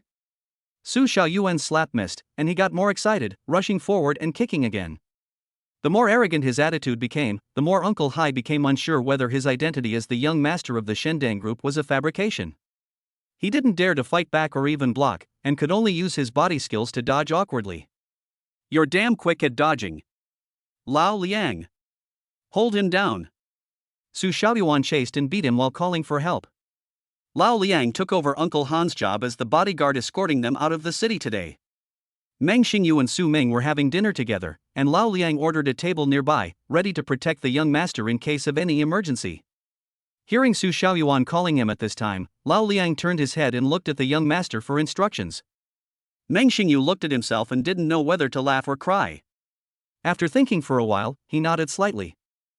Have to. The young master had spoken, and Lao Liang no longer hesitated. He moved and turned into a shadow and came behind Uncle Hai. Wait. Uncle Hai was frightened by Lao Liang's ghostly movements. Sensing the approaching danger, he reflexively twisted his body and swung his elbow, trying to force Lao Liang back. Bang! Lao Liang raised his hand and blocked the elbow with his forearm. He turned his wrist and instantly bound Uncle Hai's arm with the force of a golden thread wrapped around a snake, and twisted it backwards. Hiss! Uncle Hai took a deep breath. The severe pain in his arm joints made him stop struggling quickly.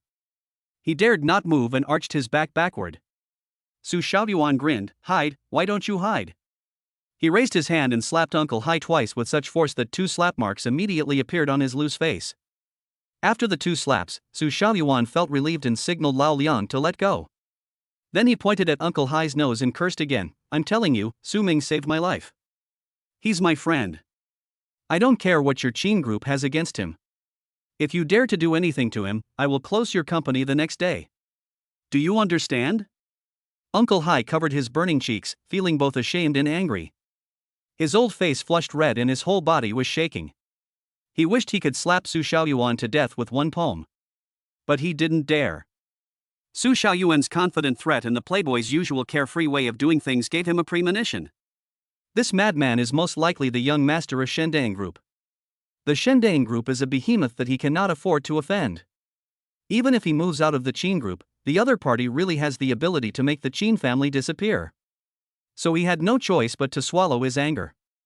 Not only did he not dare to lose his temper, he also had to apologize to Su Xiaoyuan with a smile. I'm sorry, I'm being rude.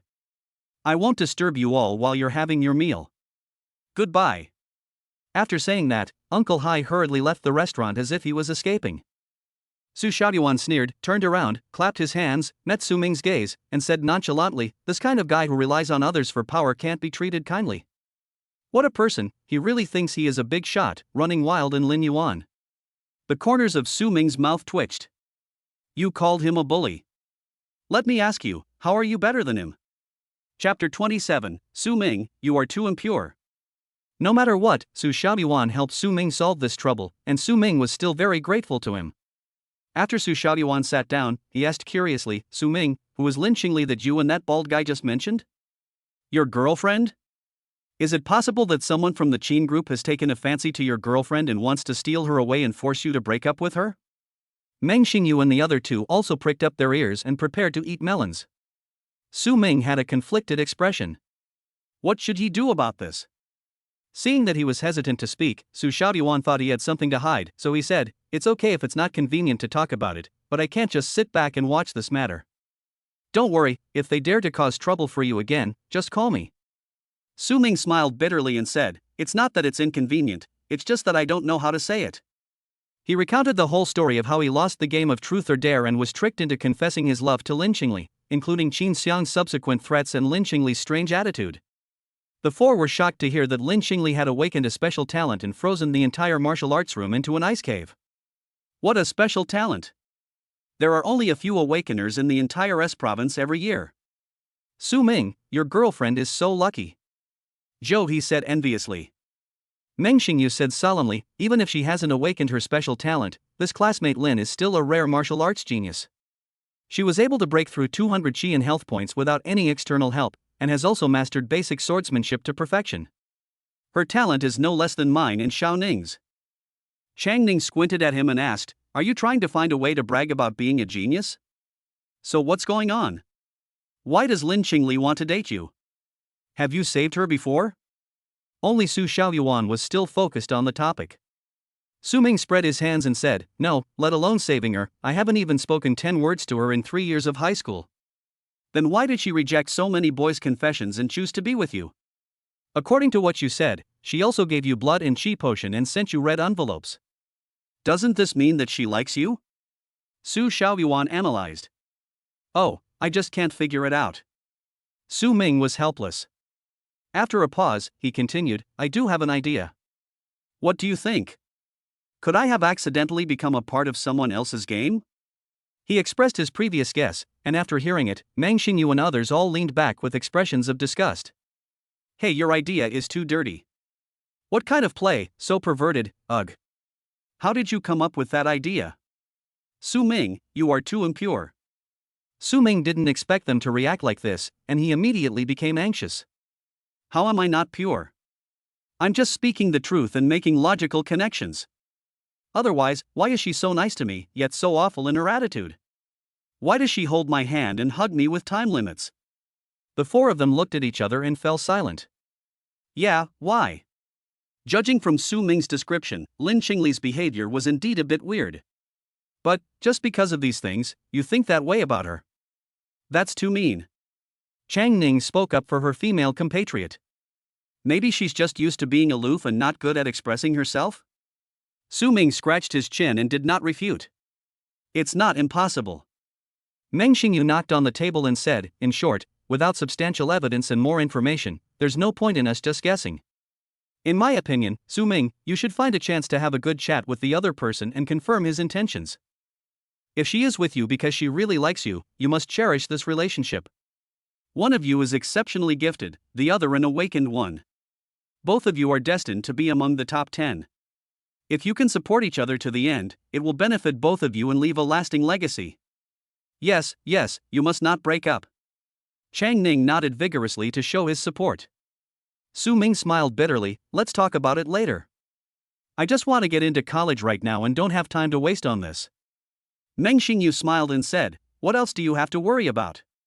Even if none of us can get into the top 10, you will definitely not fail. With your archery skills perfected and your chi and health value exceeding 300, I can't think of any reason why the top 10 would reject you. He really has high hopes for Su Ming, otherwise he wouldn't have asked Lao Liang to intervene in the conflict between Su Ming and the Qin group. In Meng Xingyu's heart, Su Ming will at least be able to become a 5-star warrior in the future, or even higher. Such a person is worthy of his serious friendship. Su Ming chuckled and was unwilling to talk more about his own strength. Let's not talk about this anymore.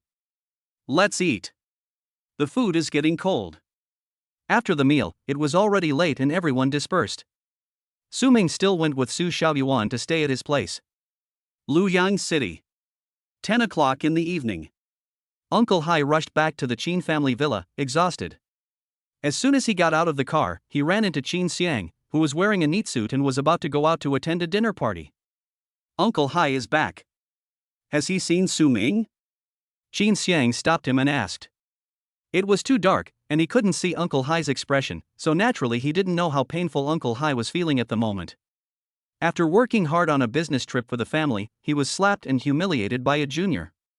Not only could he not resist, but he had to act like a grandson and didn't even dare to say a harsh word before leaving. As the executive manager of the Xiang group, when had he ever suffered such an injustice? He would take note of this. A Xiang, there is someone behind Su Ming, and the Su family is behind him. Uncle Hai said hatefully. Su family? Which Su family? The Su family of Shindang Group. Xiang was surprised. Shinding Group? How could he be from Shinding Group? How would I know? I rushed to Linyuan City at noon and waited all afternoon before I saw Su Ming. There were several people traveling with him. Uncle Hai recounted everything that happened after he met Su Ming, adding at the end, I saw that Su Xiaoyuan was very confident and didn't seem to be acting. He was very likely the son of Su Hengqiu of the Shindang Group. So I didn't dare to stay and hurried back to report to the chairman. Xiang's face turned pale. He was caught off guard by this sudden news and was completely confused. How could this be? Is Su Ming a spy planted by the Su family in Luoyang? Are they targeting Qingli too? Su Xiaoyuan. No, Su Hengqiu only has 2 sons, both of whom graduated from college many years ago. I've never heard that he has a son named Su Xiaoyuan. Uncle Hai, it's not surprising for someone like Su Hengqiu to have 1 or 2 illegitimate children. Su Xiaoyuan's profile shows he comes from a single-parent family, so this is most likely Su Hengqiu's illegitimate child who was left alone. Xiang had a ferocious look on his face and clenched his fists. Damn it! I've liked Qingli for 3 years. Even the Su family can't take her away from me. He turned and walked towards the villa. Come on, I'll go with you to see father. At this point, we must take action and make Lin Qingli an offer she can't refuse. Let's end this matter before Shindang Group signs her. Chapter 28, Lin Qingli is coming to Lin Yuan. Saturday morning. South of Luoyang City, on the outskirts of the ruined town. Ah!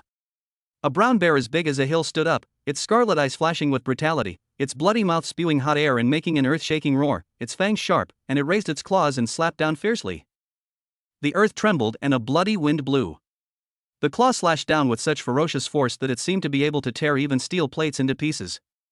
Even if there is a tank lying in front of you, it will be scrapped by this claw. A slender girl was shrouded in the shadow cast by the brown bear. She was wearing a long white dress, with long black hair flying in the wind. There was no panic in her cold eyes as she stared directly at the brown bear. They were as calm as an eternal cold pond. Seeing that she was about to die under the bear's claws, Lin Qingli raised her hand and gently tucked a strand of hair behind her ear, and slightly opened her cherry lips. Call! A stream of cold air emanated from her mouth. Crack, crack! Wherever the cold current passed, ice cones rose from the ground, stacked layer upon layer, and grew wildly outward at an angle. In the blink of an eye. Starting from where she stood, the fan-shaped area in front of her with a radius of 3 meters and an angle of about 90 degrees was completely frozen by large pieces of dark blue icicles. The brown bear was also frozen into an ice sculpture, maintaining an upright pouncing posture. The tip of its right paw was only 10 centimeters away from Lin Qingli's head, but it could no longer fall. Lin Qingli stopped exhaling, her body swayed a bit, and her face turned slightly pale. She took a step back, raised her hand to rub her temple, closed her eyes and felt the condition of her body. This skill, let's call it frost breath for now. It consumes too much stamina.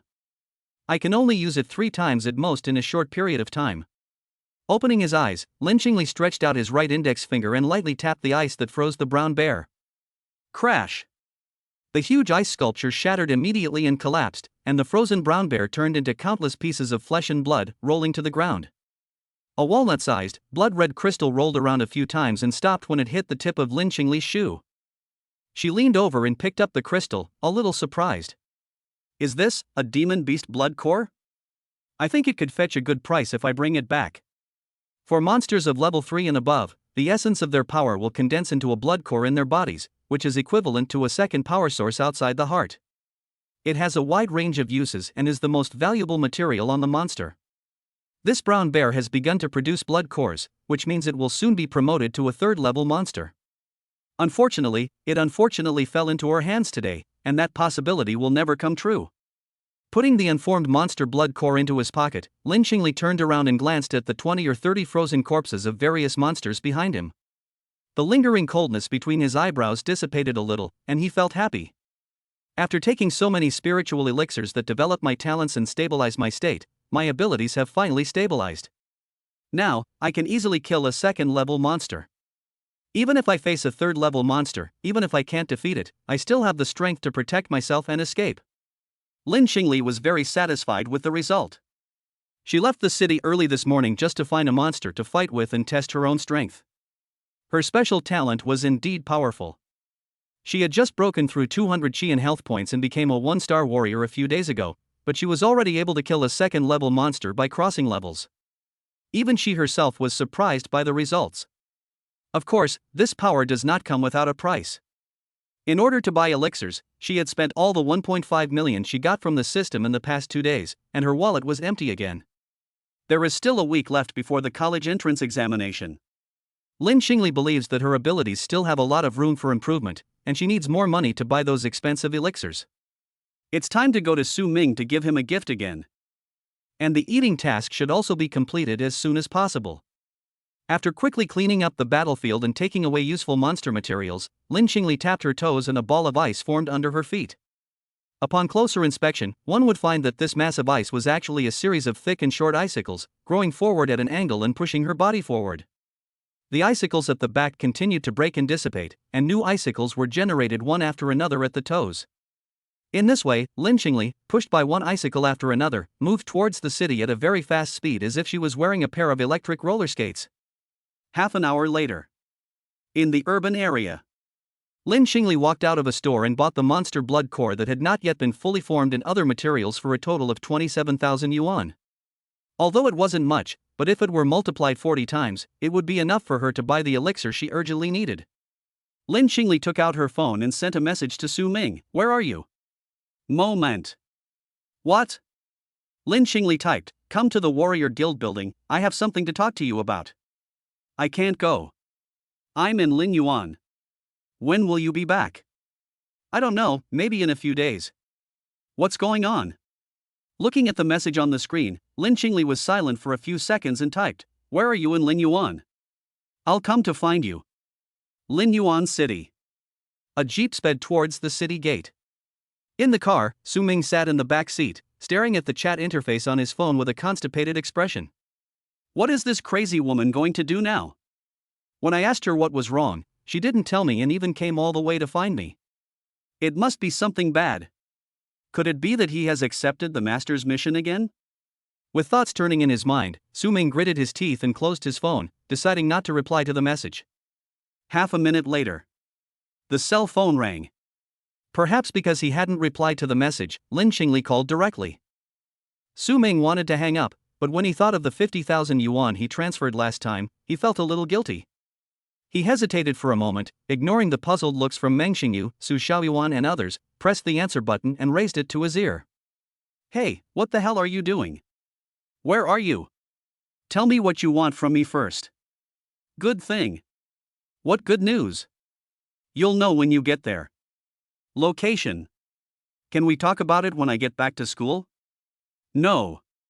No, forget it, hang up. If you dare, I'll break your legs when we meet and prevent you from taking the college entrance exam." "I'm so." Su Ming almost vomited blood. He shouted angrily, "Come on if you can do it. I'm telling you, I'm already a 1-star warrior now, you can't threaten me." Lin Xingli's calm voice came from the phone. "Half an hour ago, I just killed a second-level monster."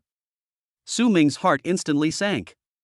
His intuition told him that Lin Xingli was not joking. He had forgotten that this guy had awakened a special talent and his combat power could not be measured by his qi and blood level. Su Ming held it in for a long time, and then cursed in his heart. "We're going to the abandoned factory area north of Linyuan soon. Come anytime you want."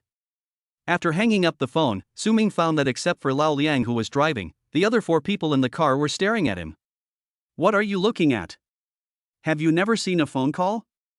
Chapter 29, The Charm of a White Dress. Su Xiaoyuan winked and laughed strangely. "Your girlfriend wants to come see you?"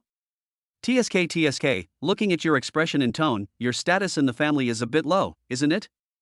"Shut up," Su Ming said unhappily. "Lin Xingli is just a crazy woman. No one would be any better off than him if they were faced with his current situation. No, the speed of improving strength is still too slow. The crazy woman was already able to hunt down a second-level monster, but he was still laughing with Meng Xingyu and the others. There is no such leisure time right now. In short, whether it's fighting monsters or being blamed by Meng Xingyu and the others, from today on, I can no longer sit back and continue to slack off. I must accumulate enough source energy as soon as possible to upgrade the Thunder Sword technique to perfection. Su Ming clenched his fists, cheered himself up, and his eyes were burning with fighting spirit. The determined gaze made the atmosphere in the car solemn and a little heavy. Meng Xingyu and the other three were secretly shocked when they saw his changing expression. What kind of genius is this Lin Qingli, whom I have never met before? In their opinion, Su Ming was already good enough, and this Lin Qingli could put so much pressure on Su Ming with just one phone call, making him so nervous.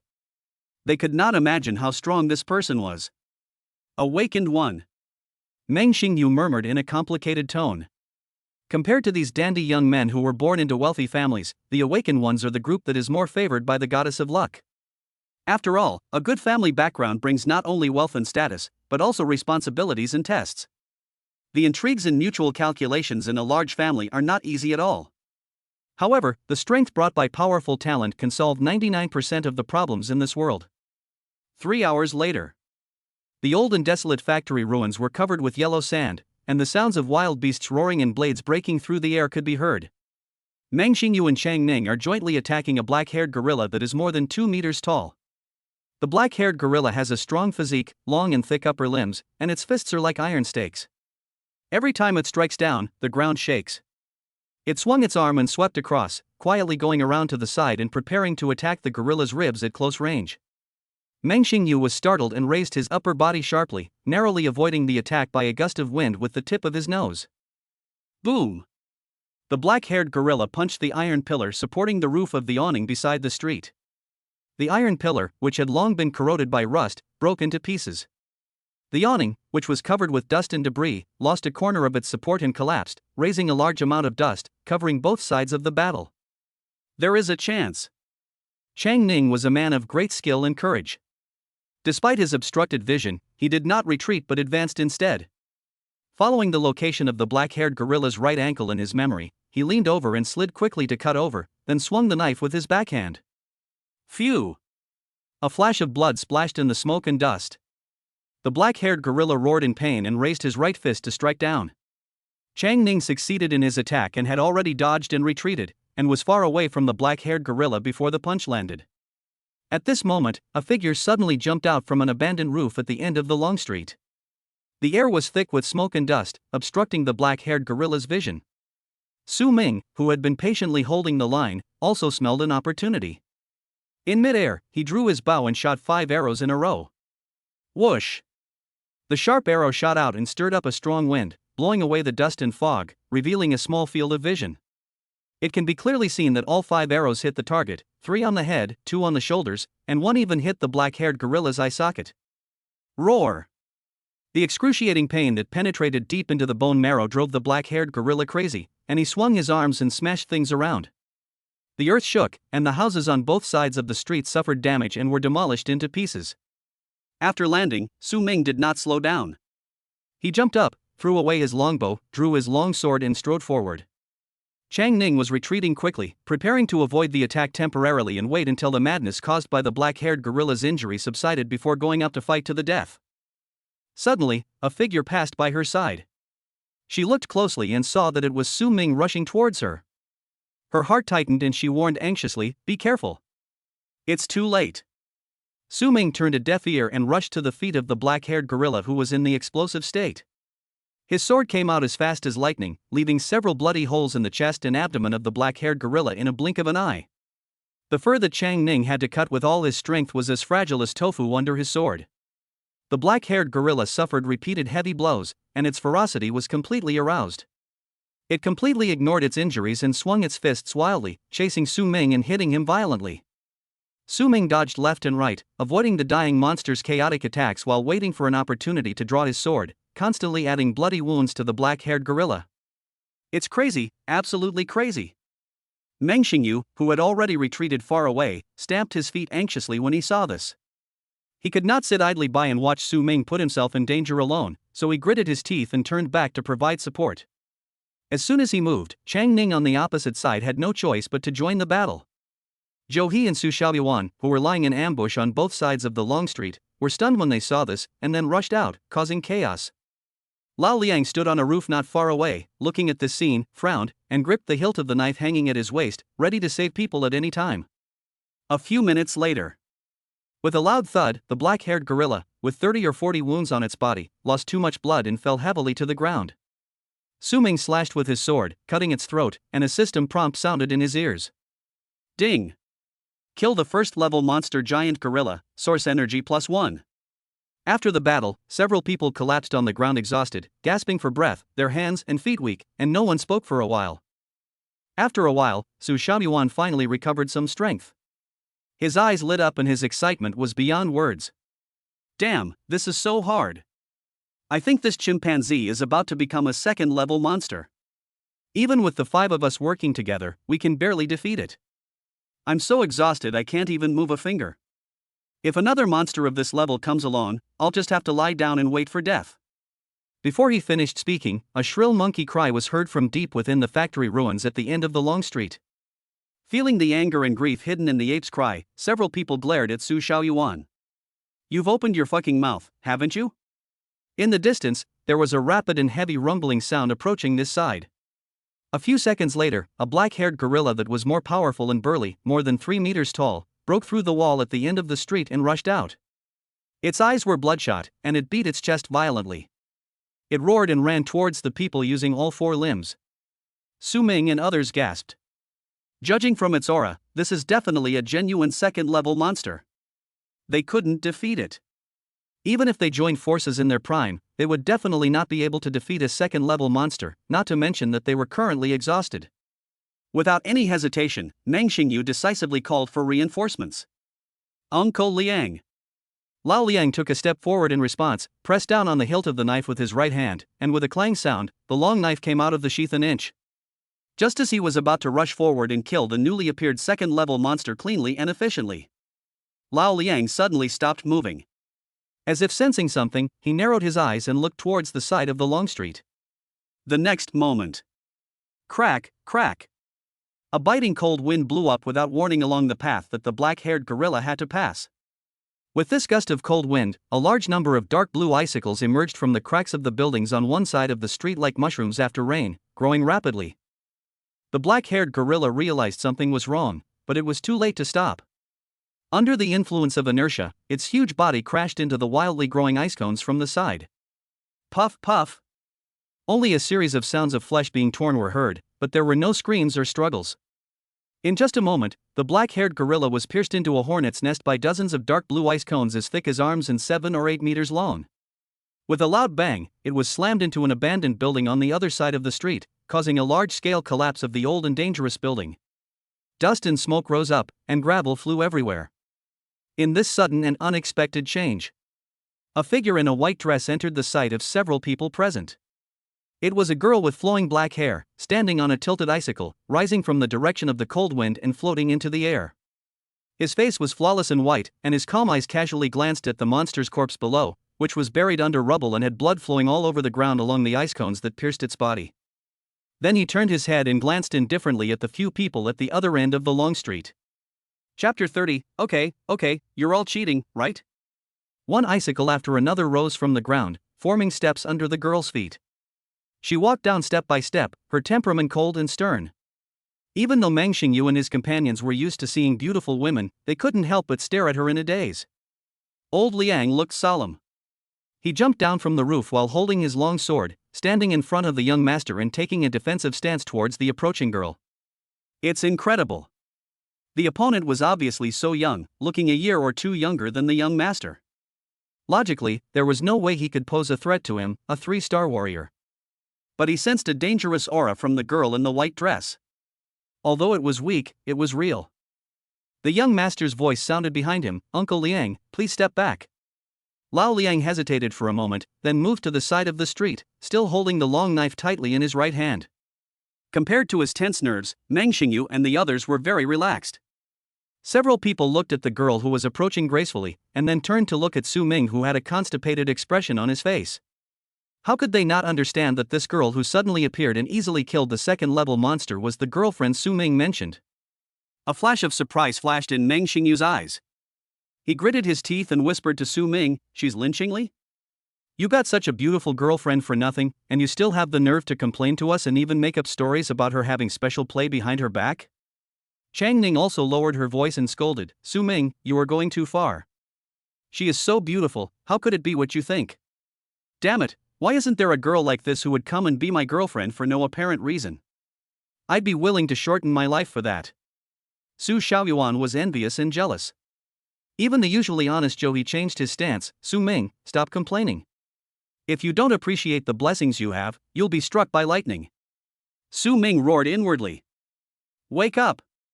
Don't be fooled by this guy's appearance. She's a crazy woman. She just threatened to break my legs on the phone. What normal person would do something like that?" But he didn't dare say this because Lin Qingli had already walked up to him. Back to the city. There is no foreshadowing, no explanation. Lin Qingli uttered two crisp words, and with a slight movement of her slender fingers, a ball of ice floated up from under Su Ming, carrying him towards the urban area. "Let me go. Go back by yourself if you want. It's not time for us to go back yet." Whoa! Whoa whoa! A ball of ice climbed up Su Ming's cheek, sealing his mouth. The biting cold almost froze his brain into ice. He raised his hand to grab it, but as soon as his hand was raised, it was frozen by a piece of ice, and now even his hand lost its freedom. This kind of ice was extremely solid, and even if Su Ming used all his strength, he could not shake it at all. No wonder the second-level monster did not even have the ability to resist and died from the ice cone. After trying several times and finding that he couldn't break free, Su Ming had no choice but to give up. While gritting his teeth in his heart, he was also shocked by Lin Qingli's strength. This guy's talent is so strong that it's almost a foul. Su Ming felt that the speed at which his strength was improving was already outrageous enough. In just a week, his qi and blood values doubled. Among the 3 high school basic martial arts, 2 were perfected and 1 was a great success. Just half an hour ago, he also upgraded the top-grade yellow-level thunder sword technique to the great success realm. To put it bluntly, with this strength, he is already among the strongest high school students in the country, and he can easily dominate any high school. He had thought that he would no longer be threatened by Lin Qingli and could escape the clutches of the crazy woman. Who could have thought that the extent of the crazy woman's strength improvement was even more exaggerated than his? From not even being a 1-star warrior to being able to easily kill a second-level monster in seconds, it's only been 2 days. It's not as fast as riding a rocket, right? Are the Awakened really that awesome? How is this any different from being able to open one? Su Ming thought that he, a time traveler, was the only one in this world who was qualified to cheat. But it turns out that there are a lot of cheaters in places he can't see. After the shock, Su Ming reflected on his mistakes. Since everyone is cheating, there is nothing we can do but compete to see who is more powerful. Isn't it just a second-level monster? If Lin Qingli can kill it, he can kill it too. In order to get rid of the humiliation of being controlled by others as soon as possible and stop being toyed with by the crazy woman, after this level is passed, he will kill the monsters ruthlessly and add points ruthlessly. Looking at Su Ming's back as he was carried away by Lin Qingli on ice, Meng Xingyu and the others looked at each other in surprise. Su Xiaoyuan hesitated and said, "Should we follow?" Su Ming's girlfriend's attitude towards him doesn't seem good. It's like she's escorting a prisoner. Chang Ning's eyes were full of stars. "This sister is so cool, I want to be friends with her." Meng Xingyu was also somewhat tempted. Lin Qingli was so strong that she was undoubtedly ranked first among all the high school students he knew. Even those perverts in her family were no match for her. Thanks to the Meng family's connections, he had met several awakened people before. Although those people are also very strong, the increase in their strength from their innate abilities is not as exaggerated as Lin Qingli's. Meng Xingyu vaguely felt that even among the group of awakened people, the girl in front of him named Lin Qingli was probably the best among them. How could I miss the opportunity to make friends with such a person? Let's go, Su Ming is our friend, we can't just leave him alone. If he unfortunately suffers domestic violence, someone has to be there to help him. Call 120. Meng Xingyu said righteously. Several people returned to where they parked and drove to catch up with the two. Meng Xingyu wanted to invite them to get in the car, but looking at the backs of the 2 people walking on the ice, he hesitated for a moment and finally didn't feel like disturbing them. On the one hand, I feel it is unnecessary, as their ice speed is no slower than that of a car.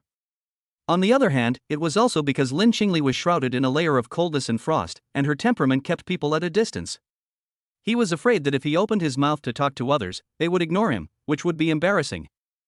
Chang Ning looked at Lin Qingli's figure in a fluttering white dress, her eyes sparkling, and she held her chin with both hands and said, "She's so beautiful. How did she come up with this method of transportation? It's really amazing." Su Xiaoyuan chuckled. "I don't know what Su Ming did to make him so angry. He's clearly here with ill intentions. I bet there's going to be something interesting to watch once we get into the city. Maybe we should really call 120 for Su Ming. Could it be that she found out about Su Ming saying bad things behind his back?" Chang Ning guessed. Su Xiaoyuan, "It's possible." He suddenly sighed and said indignantly, "I just can't figure out what she likes about Su Ming. When I heard Su Ming say those things before, I thought Lin Qingli fell in love with him at first sight and was attracted by Su Ming's potential or good looks, but now I find that I was wrong. In terms of potential, she is much better than Su Ming. In terms of appearance, Su Ming has no appearance when standing next to her. He is just a winter melon." Chang Ning chuckled. "Winter melon, huh? This is a good description. It's all Su Ming's fault. He only told us that his girlfriend is the school belle. There are so many high schools in the country, and there are countless school beauties. How many of them can be half as beautiful as his girlfriend? She is not only the school belle, it is not an exaggeration to say she is the provincial belle.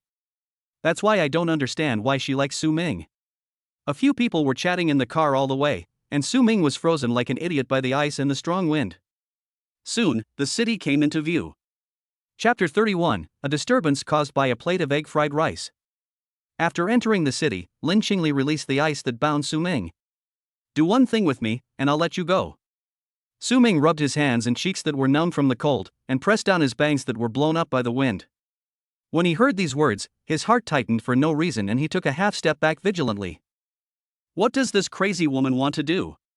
He's been blown by the cold wind all the way, so why does this guy seem to be unaffected at all, with even his hair not messed up? With a lot of doubts in his mind, Su Ming was forced by Lin Qingli's gaze and reluctantly followed her into a roadside restaurant. Meng Xingyu and others got out of the car at the back and were very surprised to see the two of them walk into the restaurant. What are they doing? Eating? Su Xiaoyuan was confused. Seeing Lin Qingli's frosty face and aggressive look, they all thought that she was here to find Su Ming to settle accounts, but now it seems that they were wrong? Or do you plan to eat a full meal before committing domestic violence? Follow us in and take a look. Meng Xingyu took the lead and several people slipped into the restaurant. Since it was not dinner time, there were not many people in the restaurant, with only 4 or 5 tables of guests, which seemed a bit deserted. Su Ming and Lin Qingli had already chosen a double table by the window and sat down opposite each other. Meng Xingyu gave a wink, and the 4 of them sat down at a round table nearby, listening intently and without making a sound. The waiter came over with the menu and asked Su Ming's table first. What would you two like to eat? Lin Qingli said lightly, egg fried rice. The waiter was stunned for a moment. Miss, this is a Western restaurant. Can't Western restaurants make egg fried rice? Lin Qingli looked up at the waiter, her dark eyes showing a hint of coldness, as if they had the magical power to freeze everything. Perhaps struck by her beauty and demeanor, the waiter was visibly flustered and stammered, well, let me ask the kitchen, do you want 2 servings? 1. Okay, please wait. The waiter fled in panic, even forgetting to ask Meng Xingyu what his table wanted to eat. After ordering the dishes, Lin Qingli stopped talking, staring calmly at the table and fell into silence.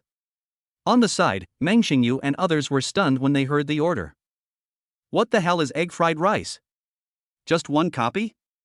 What exactly is Su Ming's girlfriend going to do? Traveling all the way from Luoyang City to Linyuan to treat her boyfriend to egg fried rice at a Western restaurant?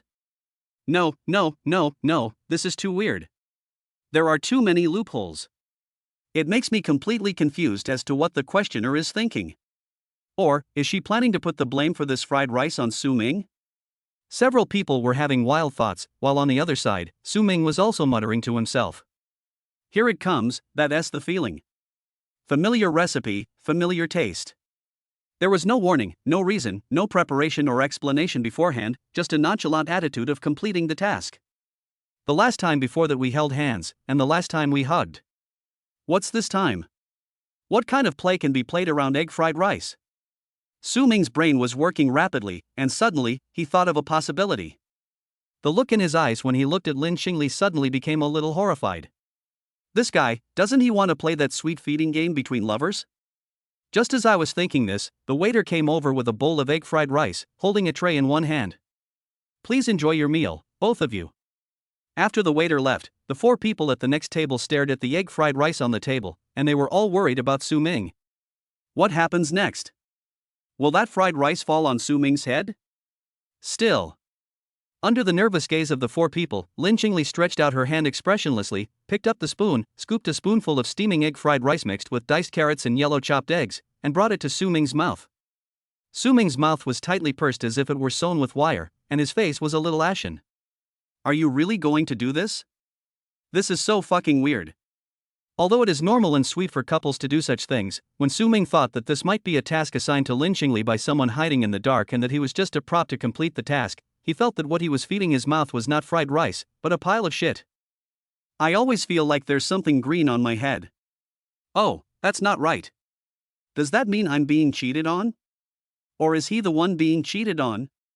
Is the one with the green head actually the one who gave Lin Xingli the task? Damn, what a complicated question. Just as Su Ming was thinking about all kinds of random things in his mind, his foot suddenly hurt under the table. Ah! He couldn't help but scream in pain, and as soon as he opened his mouth, the spoonful of fried rice was stuffed in.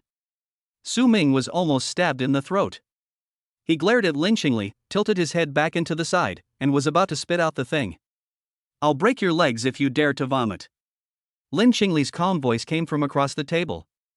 Grass. Su Ming stopped abruptly, filled with grief and anger. Eat? Damn it, I will remember this humiliation. If I don't avenge this, I will not be a human being. With tears in his eyes, Su Ming forced himself to chew twice and swallowed the food in his mouth with a gulp. Lin Xingli scooped up another spoonful of egg fried rice, and Su Ming, with tears in his eyes, opened his mouth to catch it. You feed, I eat. You feed, I eat.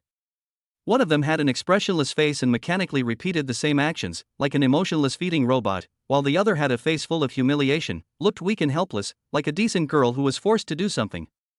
This bizarre scene left the 4 people at the next table stunned. What were they doing? Some new punishment game? Isn't this just a normal couple feeding each other?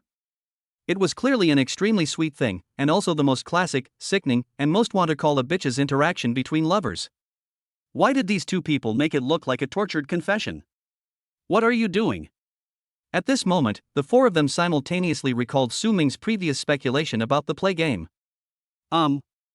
I originally thought it was impossible, but looking at the scene in front of me, I suddenly felt that it was not completely impossible. The atmosphere was so weird. Just as Su Ming said, it felt like they were completing a mission. Silently, the 4 of them looked at Su Ming with a bit of sympathy in their eyes. If this guess is true, then Su Ming is really a bit pitiful. If a man stands in his position, his self-esteem will probably be deeply hurt. Just then, the glass door of the restaurant was pushed open from the outside, and a group of people rushed in hurriedly, startling the guests who were dining in the lobby.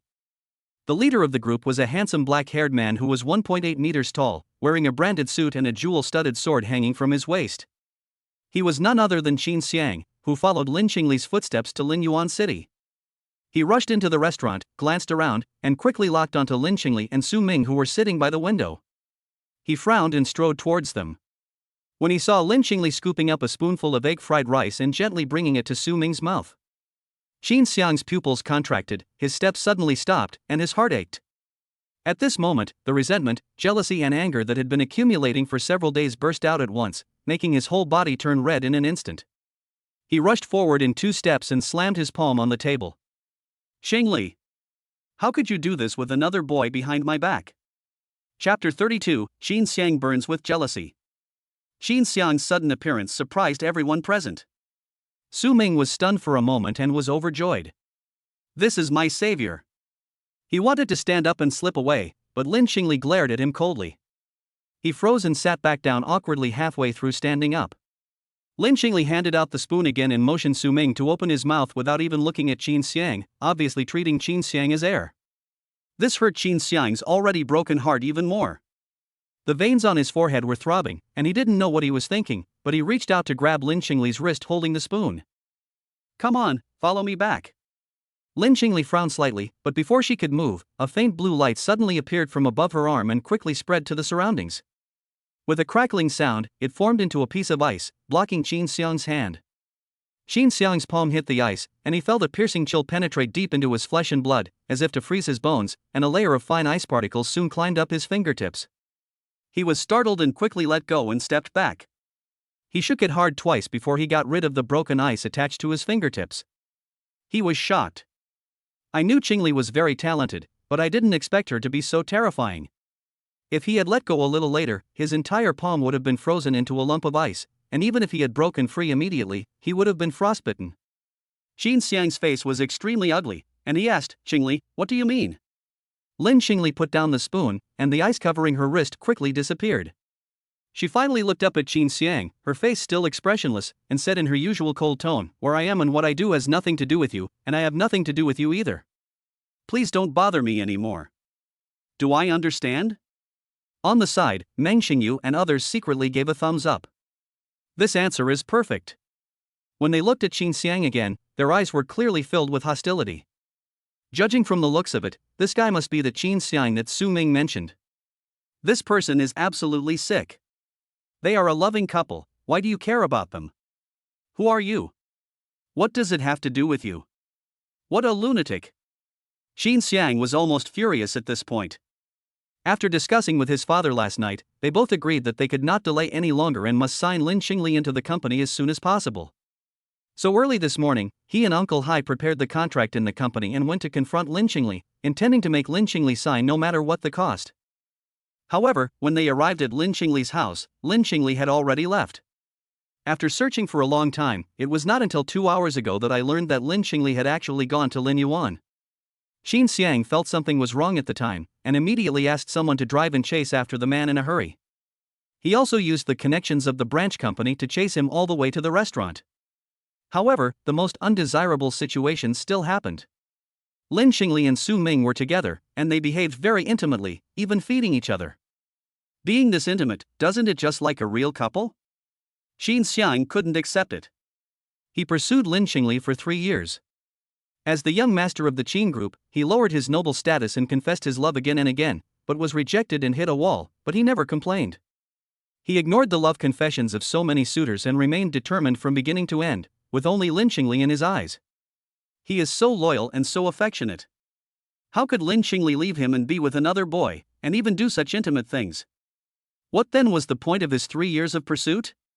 Wasn't he just forced to become a humble and pitiful bootlicker? Anger and deep resentment formed flames, churning in my heart. Qin Xiang's eyes were bloodshot, and he turned his gaze to look at Su Ming, who was sitting opposite Lin Qingli. It's all because of this guy, because of his appearance. Qingli was blinded and couldn't see who loved her the most and who she should be with. If Su Ming wasn't around, as long as this guy stopped pestering Qingli. Qin Xiang clenched his fists and walked towards Su Ming step by step, his eyes seemed to be spitting fire. Su Ming. I should have warned you that if I see you next to Qingli again, I will make you pay a price you will never forget. How dare you turn a deaf ear to my words? Feeling the strong hostility emanating from Qin Xiang, Su Ming cursed in his heart. Is this guy crazy? I've said it so many times, it's Lin Qingli who's pestering me, it's Lin Qingli who's pestering me, it's Lin Qingli who's pestering me. Why can't you just listen to what others say? There's no point in you showing off in front of me. If you have the guts, go and threaten Lin Qingli. Can't you see that I'm also being coerced into sitting here and being used as a play prop? What a fool. Complaining madly in his heart, Su Ming sighed helplessly. Dude, you're so clueless, aren't you? Talking to you is so fucking exhausting, I'm too lazy to even explain. If you insist on thinking I'm harassing your dream girl, then so be it.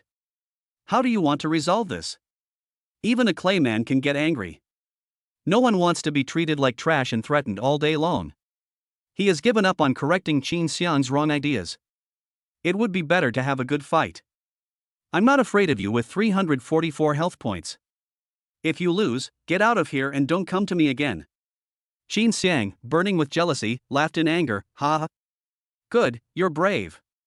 Su Ming, I know you've been hiding your strength, but if you think you can challenge the Qin group like this, you're too naive. Uncle Hai. Xiang shouted coldly, his eyes glaring, drag him out, break his limbs and throw him on the street. Uncle Hai and several men in black suits were standing a few steps behind him. When they heard this, their faces trembled.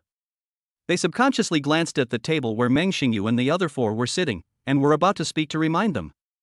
The boy named Su Xiaoyuan, who had slapped him twice yesterday, stood up with a sneer. Ha ha ha, what a fucking arrogant tone. This is the first time I've seen someone more arrogant than me. The Qin group? So powerful? Let them touch me and see. Xiang turned around and looked, his eyelids twitched, and he noticed that something seemed to be wrong. He said in a deep voice, "Who are you?" Su Xiaoyuan walked around him and came to Su Ming's side. He put a hand on Su Ming's shoulder and nodded in the direction of Uncle Hai. Didn't that bald guy tell you? My name is Su Xiaoyuan, the son of Su Hongqiu from the Shendang group. Su Ming is my brother. If you're messing with him, you're messing with me. Su Ming's forehead was covered with black lines. Good man, this is just for you to pretend. It's really hard to have a good dad. A person's reputation is like a tree's shadow. When the Shendang group sign came out, Xiang's face changed color even though he couldn't tell whether it was real or fake. He opened his mouth, but found that no matter what he said, it would be pressed back by the huge mountain of Shendang group and become nonsense. After being silent for a while, he could only bypass Su Xiaoyuan and point his spearhead at Su Ming again. Su Ming, is this how you gain confidence? You only dare to hide behind others like a coward. How can you be so cowardly as to stay by Qingli's side? This funny remark almost made Su Ming laugh out loud. What a great example of a magistrate who was allowed to set fires but not the people who light lamps. You are the only one who can use the name of the Qin group to bully others, and you think others are cowards just because they have a background, right? How can a person be so shameless? Chapter 33, Duel. Su Ming. Su Ming raised his hand and patted Su Xiaoyuan on the shoulder, signaling him not to worry. He then took a step forward and jokingly asked, "What are you going to do? Want to have a real man's duel with me?" Xiang, that's right. If you still have some courage, you can fight me one-on-one. If you lose, you must leave Qingli completely and never appear within 3 meters of her again. You lost? Xiang's eyes flashed with ruthlessness, and he gritted his teeth and said, even if I lose, I will never appear next to Qingli again. Phew. Su Ming laughed and looked at him as if he were a fool. Are you mentally ill? Is this considered a condition? Whether Xiang appears or not by Lin Qingli's side is none of his business. He doesn't care at all. It would be better to say that he would rather see Xiang pestering Lin Qingli. It would be best to quickly pull this crazy woman away from him, provided that he is not involved. Seeing that Su Ming did not agree with the conditions he offered, Xiang was not angry, but felt relieved. In their last brief fight, he had already tested Su Ming's true strength. His Qi and HP value was around 300, which was 20 higher than his. However, he was confident that he could make up for the small gap in martial arts. However, although he was confident that he could defeat Su Ming in a one-on-one duel, it was still too risky to sever ties with Qingli as a bet. Just in case. What if he loses? Will he really have to leave Qingli and watch his sweetheart fall into the arms of another boy? Xiang felt uncomfortable whenever he thought about that scene. Fortunately, Su Ming rejected this condition. This guy suddenly doesn't seem so annoying anymore. Secretly rejoicing in his heart, Xiang remained calm on the surface and frowned. What do you want? Su Ming's mind moved. If you lose, give me 1 million. When these words were spoken, everyone present was stunned and exclaimed, wow. When someone talks to you about feelings, you take the opportunity to talk about money? It's so depressing. 1 million, you really have the guts to ask for it. What does your girlfriend think of you being so materialistic? A trace of astonishment flashed across Lin Qingli's face, but it quickly disappeared, and she returned to her cold expression, but her heart was not calm. 1 million. If Xiang agrees and Su Ming wins, can he get half of the 1 million? After all, the incident started with her. Su Ming used her as a bet, so it didn't make sense for him not to get any benefits. Moreover, she didn't really plan to take the money. Su Ming would give it to her, and she would then transfer the money to Su Ming. In this way, she could get tens of millions in returns from the system, which was a win-win situation. I'm a little worried about exploiting the system's loopholes. What if the system automatically shuts down? After all, the system is pretty narrow-minded. Faced with Su Ming's exorbitant request, Xiang was stunned for 2 seconds before saying in a deep voice, 1 million is impossible. Even I can't come up with that much money at once. The most I can offer is 100,000. Su Ming curled his lips. As the young master of the Qin group, he couldn't even come up with 1 million, and he still had the nerve to show off in front of others? Okay, 100,000 is 100,000, don't refuse to pay. Xiang sneered, do you think you can win? Su Ming shrugged, did not answer, and walked directly out of the restaurant. The group left the restaurant. Lin Xingli thought for a moment and called the waiter to settle the bill. Looking at the half-eaten egg fried rice on the table, the waiter looked a little embarrassed. How do you price this thing? It's never been sold in the store before. Just give me $10. Lin Xingli paid the bill and earnestly instructed, don't clear the table, we will come back to eat later. The waiter who was about to pick up the plate and throw it away. There is an alley behind the restaurant, 3 or 4 meters wide, with some miscellaneous items and a few trash cans piled up randomly, and the buzzing sound of the air conditioner outdoor unit echoing. Su Ming took a few steps, turned around and stood still. Xiang stopped 5 steps away from him, drew out the jeweled sword from his waist, his expression grim. Su Ming, remember your bet. If you lose, you and the people behind you will no longer be able to covet Xingli. Su Ming was stunned for a moment. Who's behind me? This question flashed through his mind for a moment, then he put it behind him. He drew the long sword from behind him, feeling a little excited. You can get 100,000 for just one fight. This deal is too good. As for losing? He didn't think he would lose, and it didn't matter even if he lost. He never thought that anything would really happen between him and Lin Xingli.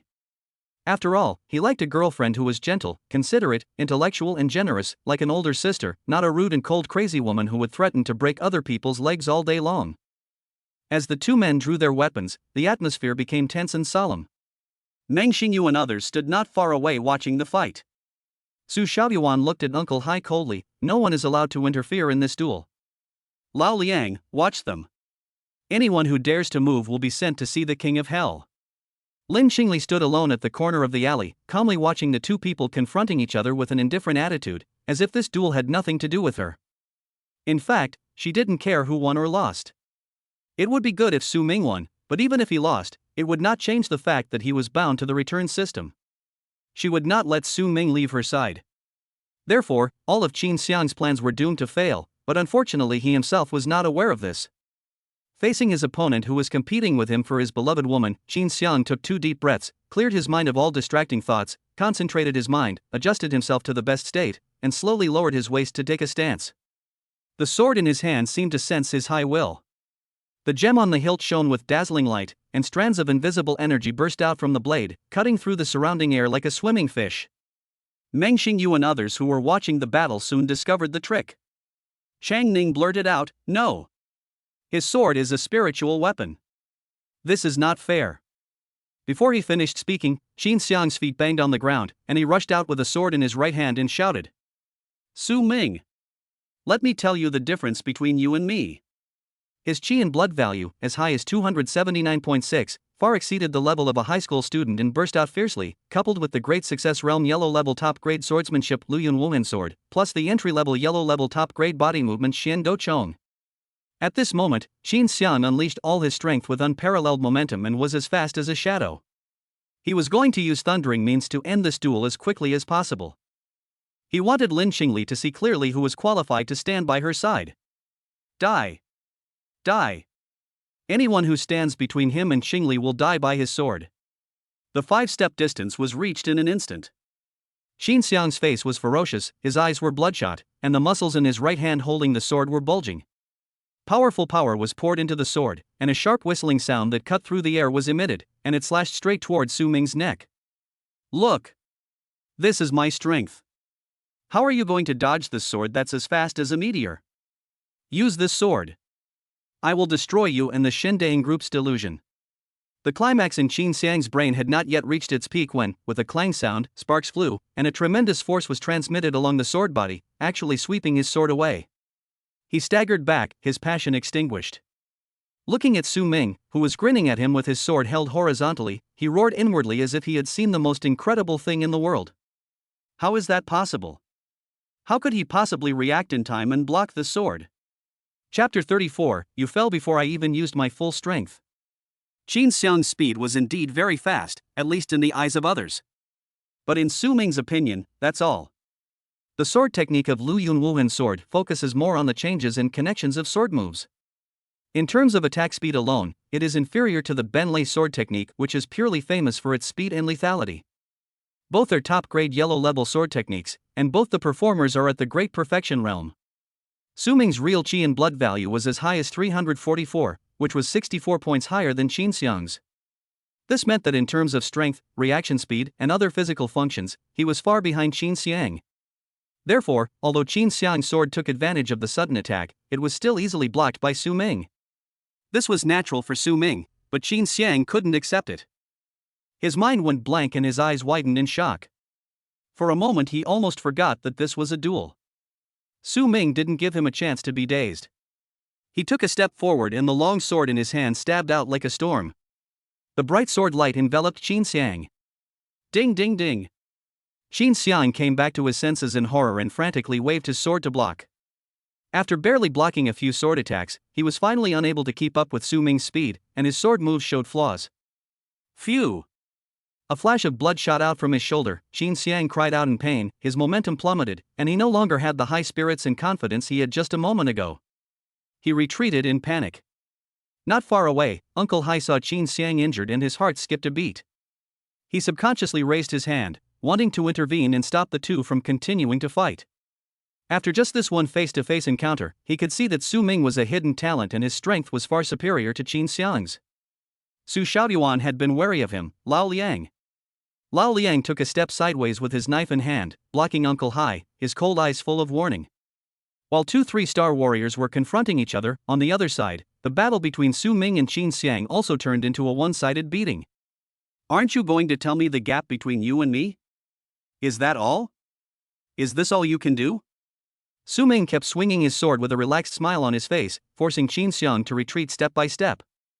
Qin Xiang acted so confidently, he thought this guy was so awesome, maybe he would have to fight hard to win.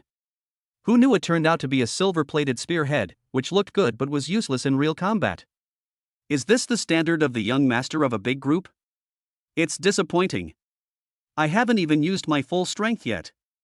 Qin Xiang had no time to retaliate. His face flushed red and veins bulged. All his attention was focused on blocking the oncoming thunderbolt swordlight. Too fast. Why so fast? Didn't Uncle Hai say that this guy just bought the Thunder Sword technique a few days ago? How could he have mastered the Thunder Sword technique to this level in such a short time? It was also a top-grade yellow-level martial art, but he had to practice it diligently for 4 hours every day since the second semester of his senior year before he finally mastered the Lu Yunwuhen sword to the highest level. How is it possible that someone could master a top-grade yellow-level martial art from scratch to perfection in just a few days? This is no longer just genius, it's simply cheating. Could it be that his purchase of the Thunder Sword technique was just a feint to deceive others? Was he actually practicing it secretly, just like himself, from a long time ago? Qin Xiang couldn't stop thinking about random things. He was already being suppressed by Su Ming, and this distraction inevitably revealed more flaws in his sword moves. Soon, Qin Xiang had 4 or 5 blood marks on his body. Su Ming seized an opportunity and kicked him in the chest, sending him flying. Bang! The trash can filled with leftover soup was knocked over, spilling all over Qin Xiang. The kick in his lower abdomen sent waves of severe pain as if it was on fire. He covered his stomach and struggled to get up. A foul odor entered his nostrils. Vomit! Qin Xiang's legs and feet went limp and he could no longer bear it, so he knelt on the ground and vomited violently.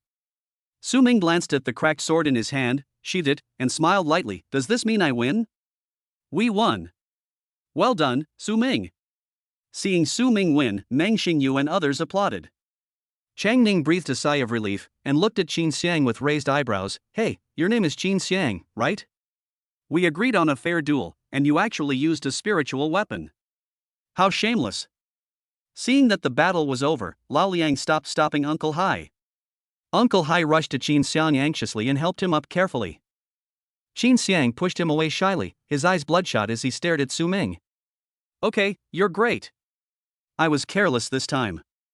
I didn't expect you to hide so well. His fists were clenched so tightly that they made a creaking sound.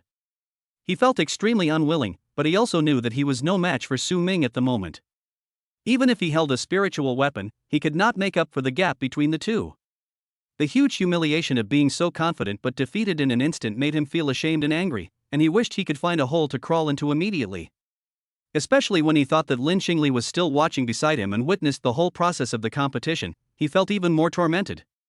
He just wanted to leave here quickly and escape from Lin Xingli's sight. Even though Lin Xingli didn't even look at him at this time. Su Ming frowned. "Stop talking nonsense and send me the money."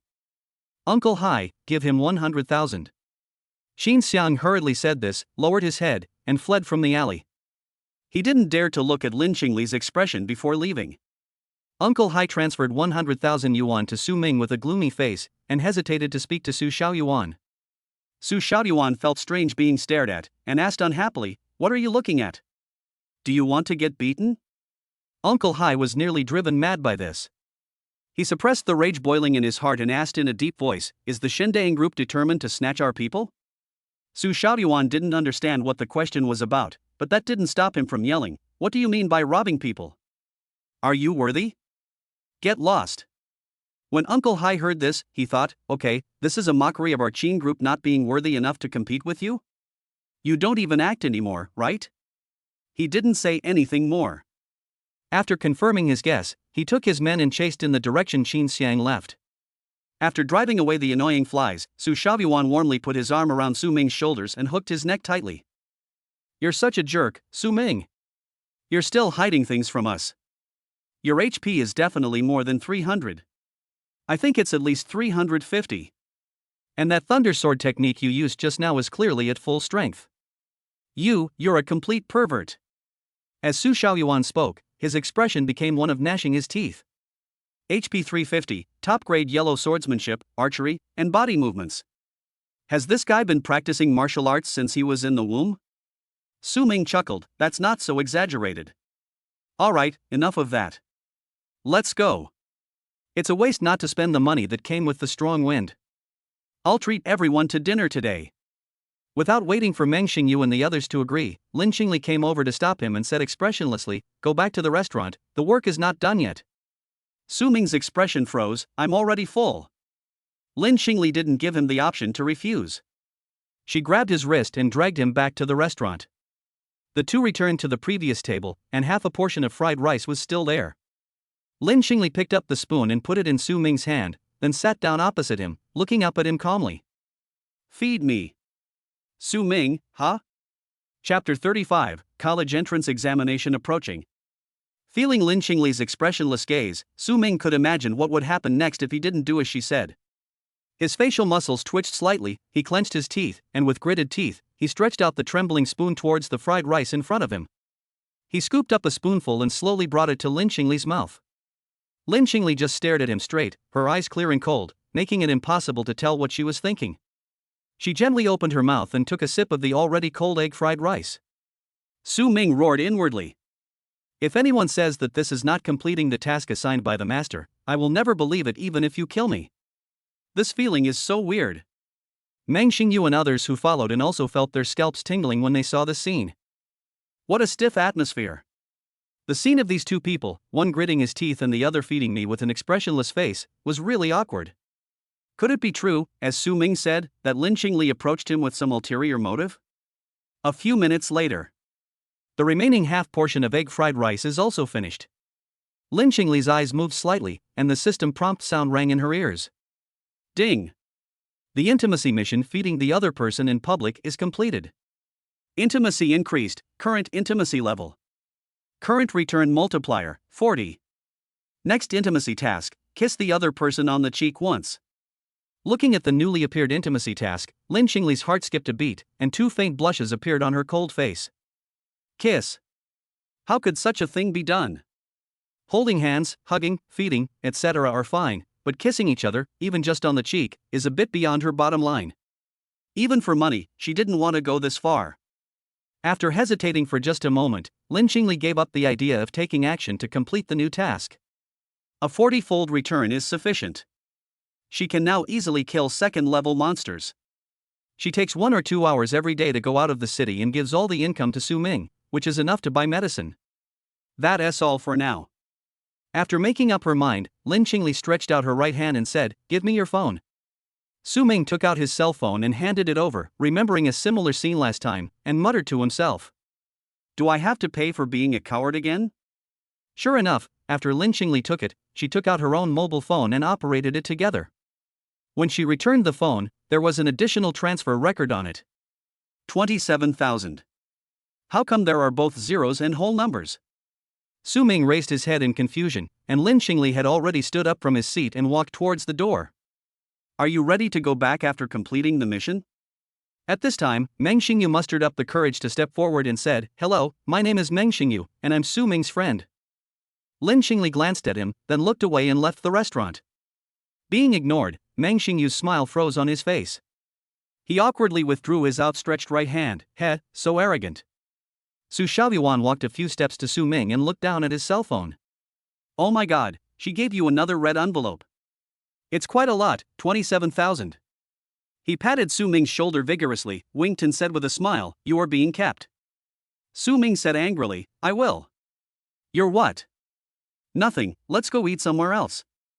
"It's my treat." Su Shaoyuan laughed shamelessly, "That's right. No matter how you earn it, money is money. And a girlfriend in name only is still a girlfriend.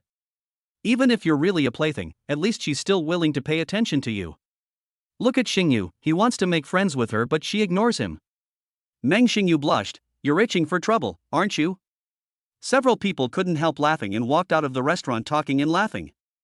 Su Ming glanced around and saw that Lin Qingli was no longer on the street. He frowned slightly, and the next moment, he smiled again and discussed loudly with Su Shaoyuan and others where to go for dinner next. Although he could smile and pretend that he didn't care about being treated as a plaything, deep down he was still very disgusted and annoyed. Right now, I am just not as strong as others and am forced to get involved in this kind of thing. Once I become stronger and am no longer afraid of Lin Qingli's threats, I'll end this abnormal and perverted relationship as soon as possible. Next time we meet, I must. A thought flashed through his mind, and Su Ming secretly clenched his fists. Time flies by day. In the following days, Lin Qingli would send red envelopes and transfer money to Su Ming almost every day. The amounts varied, sometimes as much as 30,000 or 50,000 yuan, and sometimes as little as 7,000 or 8,000 yuan. Su Ming was no longer surprised by this. He would accept the money whenever Lin Qingli gave it to him. Since he had no use for the money at the moment, he would save it and plan to return it intact when the day came when they broke off their relationship. He has not been idle these days, in order to achieve his goal as soon as possible, catch up with Lin Qingli and regain his freedom. Every day he urged Meng Xingyu and the others to go out of the city to hunt monsters, and he tried his best to accumulate source energy. In the blink of an eye, a week passed. With the college entrance examination just 2 days away, Su Ming finally saved up 400 points of source energy and upgraded his Thunder Sword technique and basic body skills to perfection. That afternoon, he said goodbye to Meng Xingyu and the others, agreed to meet again in Qingyun City the day after tomorrow, and then bought a ticket back to Luoyang City. When I got home, it was already evening. After taking a shower and resting on the bed for a while, I heard the sound of a door opening in the living room. Su Ming walked out of the room. Su Jijun and Lu Mei, who had just returned from get-off work, were changing into slippers at the entrance. Seeing Su Ming, Su Jijun snorted with a stern face, "You still remember to come back?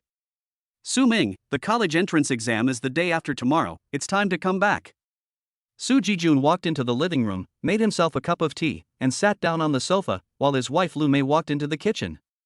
"What are your thoughts? Are you still planning to continue applying to the martial arts university?" Su Jijun asked in a deep voice. Su Ming nodded. "Well, I won't change it." "You're so stubborn. Even your cousin can't persuade you. Are you really going to keep going until you get your head broken and bleed?" Su Ming smiled apologetically and said, "Dad, don't be so pessimistic. What if I can really achieve something in martial arts? A man must know himself," Su Jijun said emphatically. Su Ming had the urge to confront him right now and tell him that your son has no problem getting into the top 10 at his current level, so you should stop worrying about it. But when the words came to his lips, he held them back. "It's already this time. If you hold it in for 2 more days, you can show off after the college entrance examination results are released. It would be a pity to reveal everything now, and you will have to face doubts and accusations. It's not worth it. Hold on, hold on. In the kitchen, Lu Mei poked her head out. Hey, forget it, just stop talking. Since he's so determined to take the exam, let him take it. At worst, I can ask Xuanling to look after him more. He'll have no problem making a living as a security guard in the future. Su Ming, I have no objection to you applying to a martial arts university, but I hope you won't get stuck in a rut. I don't ask you to be a martial arts expert, just avoid taking risks and live a safe life. The most important thing is to live your life seriously. Don't force yourself to get injured or take on loan sharks just to practice martial arts. If that doesn't work out, just give up halfway. Su Ming sighed, I know, don't worry, Mom, your son is not that stupid. It's good that you know. I'm just worried that you won't be able to see yourself clearly. If you get carried away, you might do something you'll regret. Who will take care of me and your father in the future? Lu Mei was still chattering in the kitchen, which made Su Ming feel overwhelmed. He had no choice but to hide in his room. He could understand his parents' concern, but what he pursued was not a mediocre life, but the beautiful scenery of breaking through the void and reaching the top of the mountain. Chapter 36, Departure to Qingyun City. The next day. Su Ming packed his belongings early in the morning and left home with his suitcase. Lu Mei chased after him and reminded him, if you can pass the exam, then take it. If you can't, don't force it. Be sure to pay attention to safety. Su Ming waved his hand, got it. The martial arts college entrance examination is different from the ordinary college entrance examination, and the examination location is in the provincial capital Qingyun City. There are about 30,000 martial arts students in the entire S province. During the 3 days of the college entrance examination, they will gather in Qingyun City, enter the Jingyun secret realm through the time and space rifts there, and take the examination in the secret realm. The examination process is divided into 3 stages. The first is a written test, which tests common sense of martial arts and knowledge of monsters, mixed with some history, first aid, situations in various countries, etc. Although the test points are numerous and complicated, it is the easiest item to score, and it is difficult for everyone to create a big gap. The second is physical examination. In addition to testing the overall level of qi and blood, it also tests detailed physical functions such as strength, explosive speed, endurance, speed of nerve reaction, etc. The gap between top students and poor students begins to widen in this project. The last item is actual combat.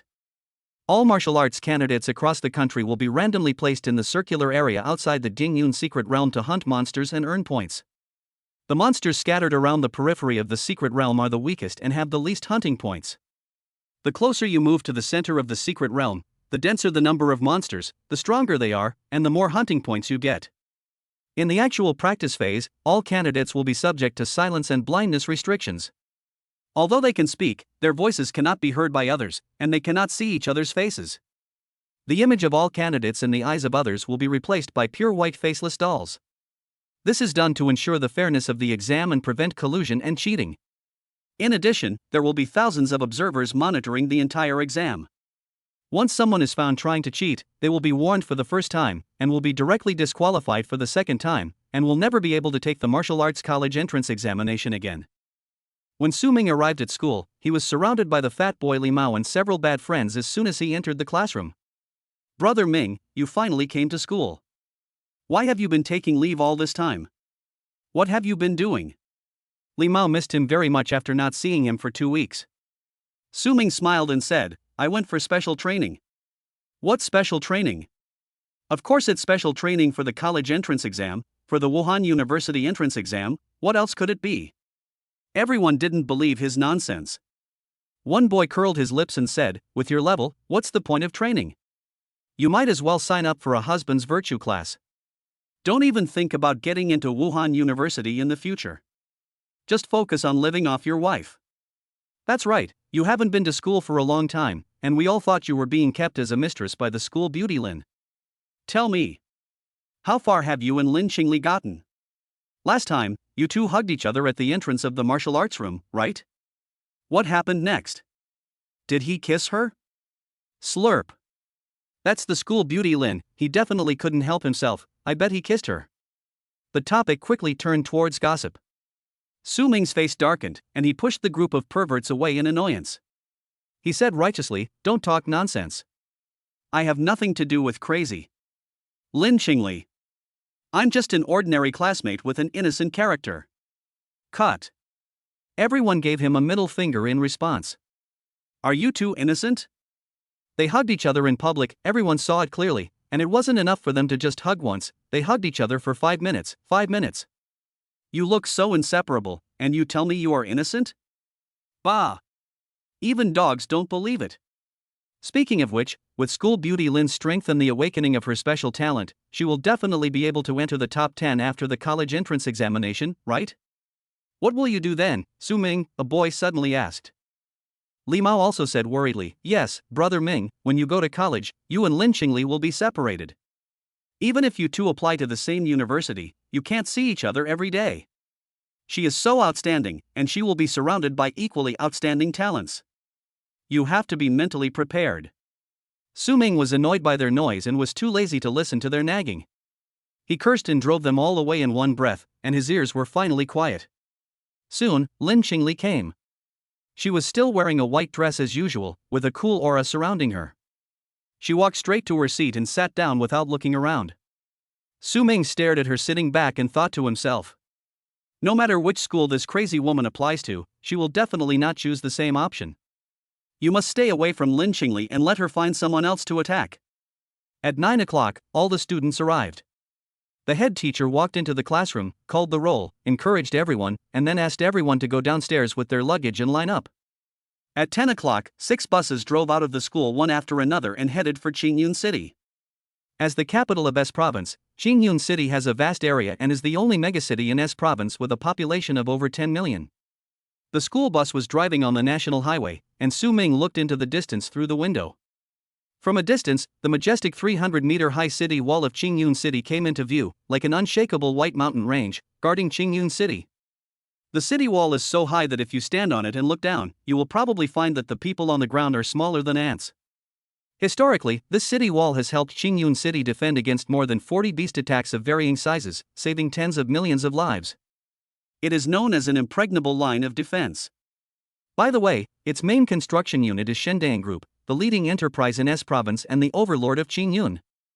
At 3 o'clock in the afternoon, the school bus drove into Qingyun City and arrived at the hotel that had been booked in advance. After completing the check-in procedures, being assigned a room and putting down his luggage, Su Ming received a call from Su Xiaoyuan. Su Ming, are you there yet? Yeah, I just got to the hotel and dropped off my luggage. Come to Jinhao Hotel, we are waiting for you here. Okay, I'll be right there. After hanging up the phone, Li Mao blinked his eyes and asked curiously, Brother Ming, who is it? Do you have any friends in Qingyun? The school booked twin rooms, and he and Li Mao shared the same room. Su Ming casually said, a few friends from Linyuan High School. Linyuan High School? Do you know anyone from Linyuan High School? Li Mao reacted strongly, his eyes widening. That's Linyuan affiliated high school, one of the top 10 high schools in the province. Even if you have money, you may not be able to get in. I heard that all the students there are outstanding, and the admission rate to the Key Wuhan University is as high as 40%. How did Brother Ming make friends at Linyuan High School? Yes, I know her. My cousin is a sophomore at Linyuan Wuhan University. In her free time, she works part-time as a swordsmanship instructor at the affiliated middle school. These friends are her students. Seeing Li Mao's envious look, Su Ming paused slightly and said, Come with us. Can I? I hope people won't be unhappy if I go. Li Mao was cheered up, but also a little worried. He really wanted to see the world, but felt that he was not qualified to attend such a high-level gathering. Su Ming didn't think too much about it.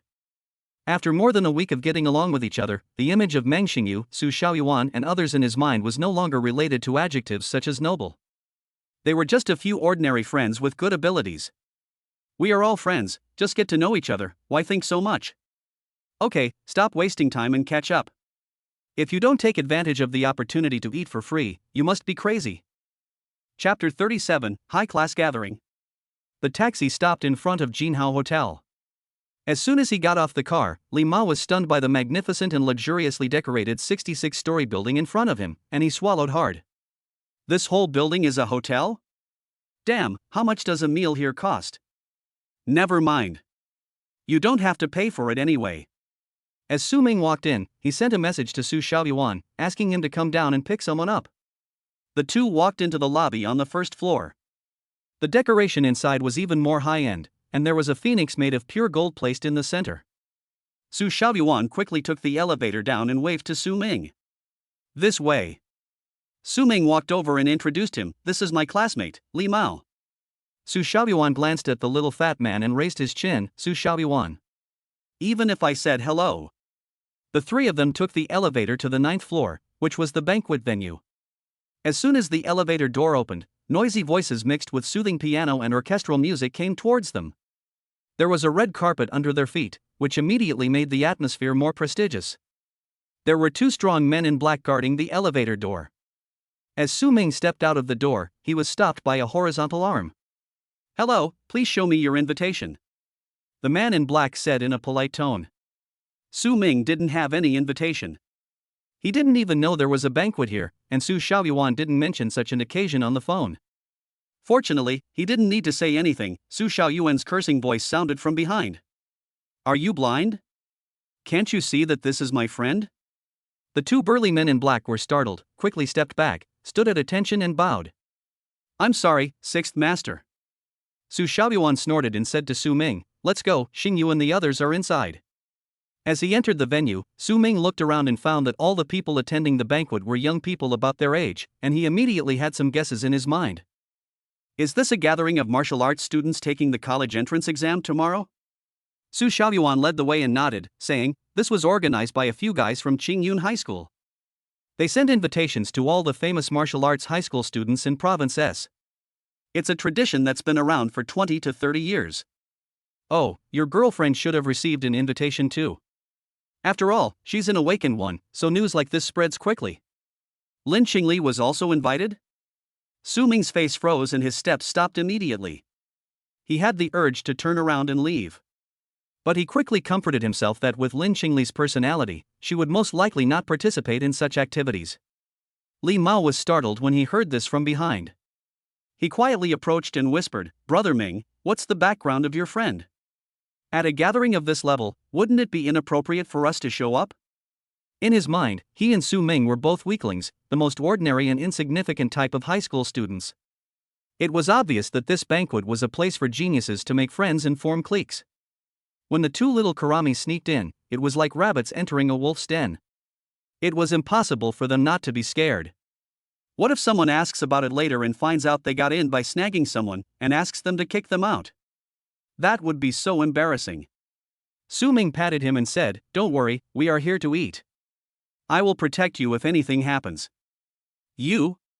Li Maoqiang resisted the urge to complain, thinking that your health value is not as high as mine. We are about the same, it's almost the same whether we both rely on your friend named Su for protection.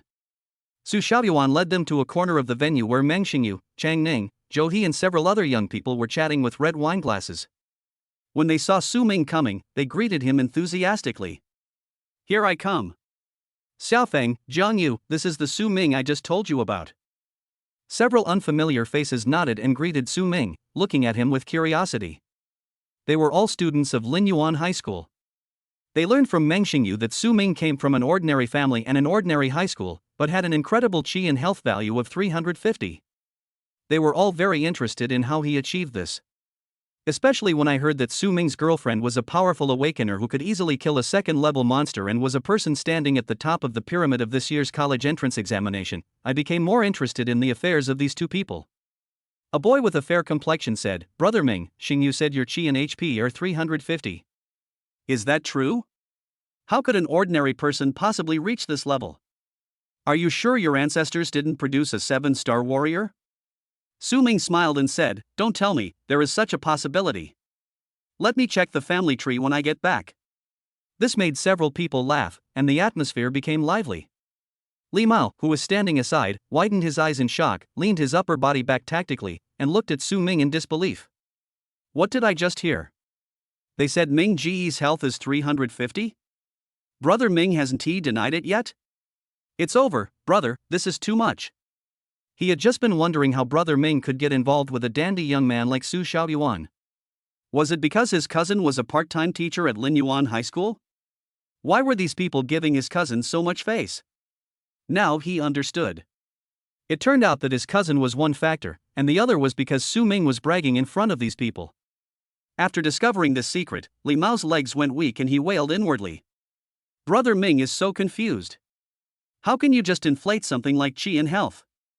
And it's so outrageous, adding 200 to the original value. Wouldn't it be exposed if anyone just did a random test? It's over, it's over. I'm definitely going to be kicked out now. Not only will I be laughed at by others, but even Brother Ming's friends will probably turn against me and be furious about being deceived. Thinking of this, Li Mao's face turned pale. He quietly reached out and tugged at the corner of Su Ming's clothes. He leaned close to him and whispered, "Brother Ming, why don't we leave quickly? Get out of here quickly before your pretense is exposed." Su Ming turned around and glanced at him. "Why am I pretending? Didn't you tell them that your HP was 350? Well, yes, but that's the truth." Li Mao's eyes widened even further, and his heart was filled with turmoil. It's over. Brother Ming was so crazy about becoming stronger that he actually took his fantasy as reality. Su Ming had no idea what the fat boy was thinking, and thought he was nervous because there were too many people around him. He picked up 2 glasses of red wine from the tray of a passing waiter and gave one to Li Mao. "Don't think too much. Since we're here, we should just make the best of it. There are some snacks over there. Just help yourself to whatever you want." After comforting Li Mao in a baby coaxing tone, Su Ming refocused his attention on Meng Xingyu's words. Meng Xingyu was introducing the organizer of the banquet to him.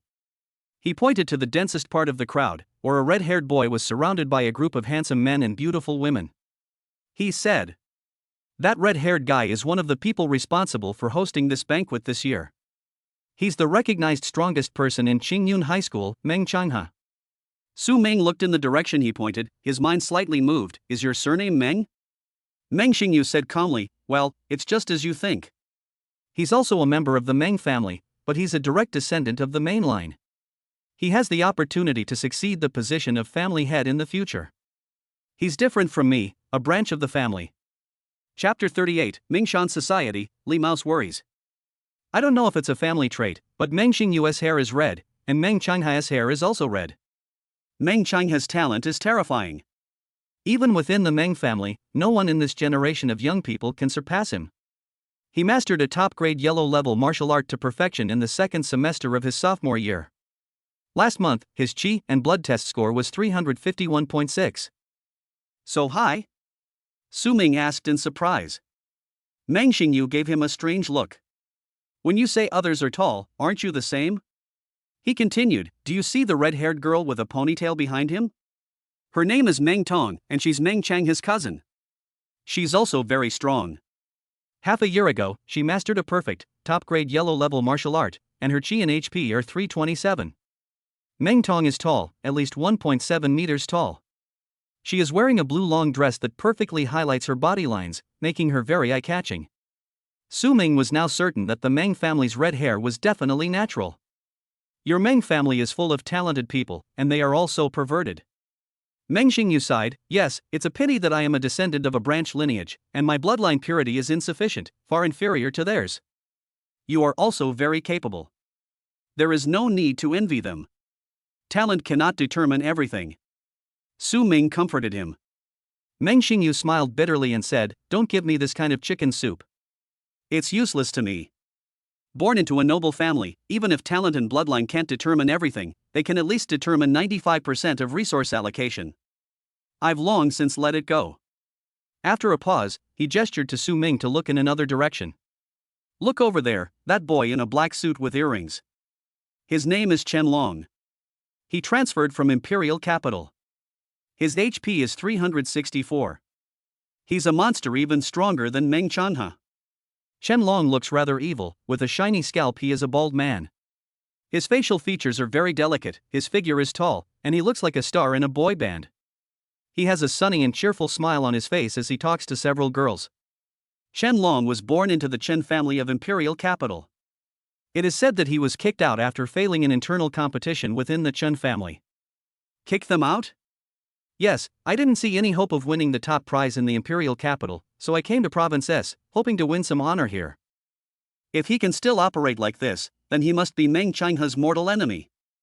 "Yes, everyone thinks that this year's provincial champion will definitely be one of them. It just depends on who wins in the end. Competing for the provincial top spot, that's really exciting. Su Ming touched his chin silently. Meng Xingyu continued to introduce him to noteworthy people. That's LV Fong over there.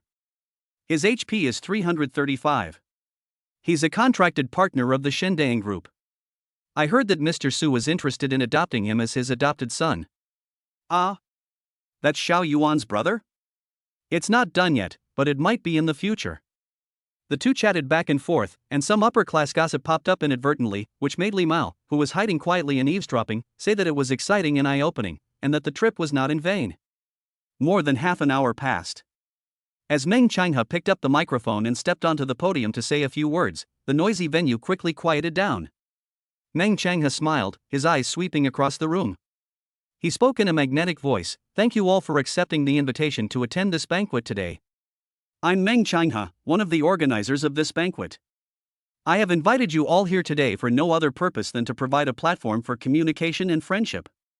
The rest is just nice polite talk." Offstage, Meng Xingyu whispered, "They say they have no purpose, but this banquet is actually just a prelude to attract outstanding students to join the Mingshan Society after the college entrance examination." Mingshan Society? A student club from Province S, centered around the 10 greats, with influence spread across over 60 martial arts universities. Their founding motto was unity and mutual assistance. After decades of development, it's now become a stinking ditch. Are you dissatisfied with this club? Meng Xingyu shrugged. I wouldn't say I'm dissatisfied, I just can't stand the behavior of some people there. Forget it, I won't say more. You can feel it for yourself after you join. You're making me not want to go in anymore. It's okay to join a club. Joining a club in college can bring a lot of conveniences, but you have to be careful once you join. Have you entered yet? Well, I'm from the Meng family. Li Mao thought to himself that Brother Ming was really too immersed in the role and had completely fooled him into it. His tone made it seem as if he would definitely be invited. The key point was that Master Meng actually believed it. Well, I can't even imagine what a disastrous scene it will be when the college entrance exam results are announced. Praying silently for Brother Ming in his heart, Li Mao held a tray full of small cakes and stuffed them into his mouth one by one. Delicious. After the banquet, Meng Xingyu and his friends planned to go to KTV to have fun, but Su Ming declined the invitation and took a taxi with Li Mao back to the hotel. In the car, Su Ming remembered something. Come to think of it, I didn't see Qin Xiang at the banquet just now. With Qin Xiang's strength and the reputation of the Qin group, it's not possible that he didn't even receive an invitation, right? How could he know that the reason why Qin Xiang didn't go to the banquet was because he was concerned that they might run into each other? In order to avoid that embarrassing situation, he used the excuse of feeling unwell to skip the banquet. Back in the hotel room, Li Mao lay on the bed, shouting that he was feeling very tired. After being quiet for a while, he suddenly sat up and looked at Su Ming with a worried look on his face. Brother Ming, I think you should stop associating with those people. We are not from the same world as them. Even if we force ourselves to blend in, it will not end well. Su Ming was at a loss whether to laugh or cry. What are you worrying about? It's just a friendship, what bad things can happen to it? But you told them your HP was 350. What's the matter? What's the matter? Li Mao's eyes widened. Aren't you afraid of being exposed after the college entrance exam? What will happen then? What if they find out you've been cheated and get angry and start beating you up? So this is what the little fat guy was worried about. Su Ming smiled and lay down on the bed, folding his hands behind his head. Don't worry, they won't find out. You'll know after the test. Seeing that Brother Ming didn't take his advice seriously, Li Mao hesitated to speak, and finally sighed helplessly, thinking, I hope so. We had dinner in the hotel restaurant. In order to get enough rest to cope with tomorrow's college entrance examination, no one went out to fool around at night. Instead, we washed up and went to bed early. No words were spoken that night. Wednesday, the first day of the martial arts college entrance examination.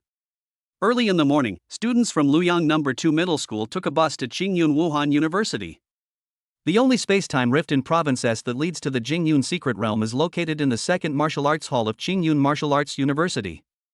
The bus stopped outside the north gate of Wuhan University in Qingyun, and the place where everyone got off was about 500 or 600 meters away from the school gate. Su Ming jumped out of the car and looked up. There were at least 50 or 60 buses parked end to end on the side of the road in front of him. The roadside was crowded with students in various school uniforms, making it a mess. This is the Martial Arts College entrance examination. Martial arts students from all over the province gathered together to compete for their martial arts dreams and will fight to the death in the next 3 days. Chapter 39, First Day of the Martial Arts College Entrance Examination. The written test on the first morning was held at Wuhan University in Qingyun. At 8:30 in the morning, all candidates lined up to enter the examination room. Brother Ming, come on. When they parted, Li Mao clenched his fist and waved it vigorously at Su Ming. Su Ming smiled slightly, you too. The two went to their respective examination rooms. Su Ming glanced at the crowd and saw Lin Qingli's back. Ever since they last met in Linyuan City, this crazy woman has been much more well-behaved. She no longer makes excessive demands, but just sends him red envelopes every day without fail. I don't know what the goal is. Shaking his head and putting irrelevant thoughts behind him, Su Ming walked towards his examination room. At 9 o'clock sharp, the examination room was silent and the invigilator distributed the examination papers. Su Ming was confident that he could get full marks in the written test. After all, before he awakened the system, his health and martial arts skills had always been in the middle and lower levels of the class. Cultural knowledge, which was a free point, had to be thoroughly learned in order to narrow the gap with others in this regard. A serious atmosphere permeated the examination room, and the only sound was the scraping of pens against paper. 3 hours passed in a flash. Su Ming checked his answer sheet 3 times, confirmed that it was correct, handed in the test paper and walked out of the examination room. There is a 2-hour lunch break at noon, followed by a physical examination in the afternoon. Meng Xingyu called and asked if Su Ming wanted to go out for dinner together outside the school. Su Ming had already made an appointment with Li Mao last night, so he politely declined. After reuniting with Li Mao, the little fat boy was very excited. Brother Ming, how did you do? I feel like I can get at least 95 points on this written test. Su Ming laughed and said, of course I'm going to say that. When have I ever scored below 100 on my cultural exams? That's right. After all, this is your strong point. Where should we go to eat? I heard that the cafeteria at Qingyun Wuda is very good, with good food and low prices. Why don't we give it a try? Can. The two came to the nearest cafeteria, and before they even entered, they heard the buzzing voices inside. The cafeteria was packed with people, with new faces everywhere, and long queues in front of each food window. Li Mao had sharp eyes. He stood on tiptoe and saw a familiar classmate in the crowd. He quickly patted Su Ming. Brother Ming, I saw Heiji and the others. Go line up to buy food, and bring me whatever you want to eat. I'll go grab a seat. Seeing so many people in the cafeteria, Su Ming began to back off. Instead of competing with so many people to eat in the cafeteria, it would be better to find a restaurant outside to relax. But before he could open his mouth, Li Mao had already demonstrated agility that was inconsistent with his fat body. He squeezed into the crowd and, like a swimming fish, squeezed towards the students in class 13. Su Ming had no choice but to look around and choose the shortest queue to queue up. The teen moved forward slowly. 10 minutes later, when he reached the front of the line, he understood why this was the line with the fewest people. Because this window sells monster meals. At this point, it is impossible to turn around and queue up in another line. Su Ming looked up at the menu above the window with shocking prices, hesitated for a moment, and ordered 2 braised ice crab sets for $28.88. Move aside, please let me pass. Holding 2 set meals with his hands raised high above his head, Su Ming had to use the basic body skills of the perfect level before he finally came to Li Mao's side. Wow, Su Ming, you've made a fortune? You're eating so luxuriously. When the students saw the food he brought, they all exclaimed in amazement. Li Mao's face also turned pale. Brother Ming, you're trying to bankrupt me with this meal? This is a monster meal, right? How much is it? Su Ming handed over his portion and said casually, eat with confidence. This meal is on me. How can this be? I haven't spent my New Year's money yet. I'll transfer whatever amount you have. Why are you being so fussy, man? I said it's my treat, you don't have to pay. If you keep doing this, I'll throw away your share of the dish. He pretended to reach out to take Li Mao's plate, and Li Mao quickly protected it, deeply moved. Okay, I won't say anything more. Thank you, Godfather, for the meal. A group of boys and girls nearby also joined in the fun. Godfather, I want to eat monster food too. Su Ming, why are you so generous all of a sudden? Su Ming was about to speak with a smile when he saw Lin Qingli walking towards him with a tray. Wherever she passed, a chill swept through the air and the crowded crowd automatically parted to the sides. Countless people had their eyes glued to her, with expressions of amazement and obsession. Who is that girl? So beautiful, and such a cool temperament. Hiss, it's not aloofness, it's really cold. She's emitting a chill. Could she be someone with a special talent awakened? The crowd was talking, and Su Ming put away his smile and stopped laughing. How unlucky I am that I can even run into a crazy woman while having a meal. Qingli, this way. A girl stood up and waved. Lin Qingli walked to the seat opposite Su Ming with an expressionless face, put down the tray and sat down. Su Ming took a look at the meal she had ordered. Scrambled eggs with vegetables, rice, and a bowl of lotus seed porridge. What a simple combination. No, that is totally too simple. Su Ming was suspicious. This woman gives herself red envelopes every day, often thousands or even tens of thousands, and she doesn't seem to be short of money. Why does she eat so simply? Doesn't T her master give her food allowance? This makes it seem like the person who sends the red envelope eats scrambled eggs with vegetables, while the person who receives the red envelope eats a monster meal that costs nearly 3,000 yuan per serving. Doesn't that make him a scumbag? Su Ming couldn't imagine that Lin Qingli was really short of money. She had limited time to go out of the city and hunt monsters every day, so she transferred all the money she earned to Su Ming, and then used the funds returned by the system to buy elixirs to promote the growth of her talents. Spiritual medicine is expensive. In order to improve his strength, Lin Qingli spent all his money on buying medicine. Naturally, he could only make do with his money in other aspects. She herself didn't care about this. After all, she had long been accustomed to this kind of poor life in the years since her father's death. But when Su Ming saw the scene, he felt somewhat uncomfortable. For the first time, he felt feelings other than fear and resistance towards Lin Qingli. After a moment of silence, Su Ming broke off the two big claws of the big crab on the plate in front of him, stood up and put it on Lin Qingli's tray. Lin Qingli raised her beautiful eyes and looked at him, her cold gaze revealing a hint of surprise. Su Ming lowered his head, avoiding his gaze, and said nothing. The classmates around me booed. Hey, how considerate. That's too much. Showing affection during a meal and stuffing dog food into our mouths, right? Su Ming, why don't you buy one for Qingli as well? Su Ming pretended not to hear and cursed in his heart. If the money used to order these two sets of meals was not transferred by Lin Qingli, he would not do such a thing. It was so awkward. I have no idea what this crazy woman is thinking. She is so generous in giving red envelopes to others, but doesn't she know how to be a little stingy with herself? He buried his head and ate his rice vigorously. Just then, a group of people walked towards them. Lin Qingli, long time no see. I heard that you have awakened a special talent. What a coincidence, so have I. Chapter 40. Zhu Xinjue feels good about himself.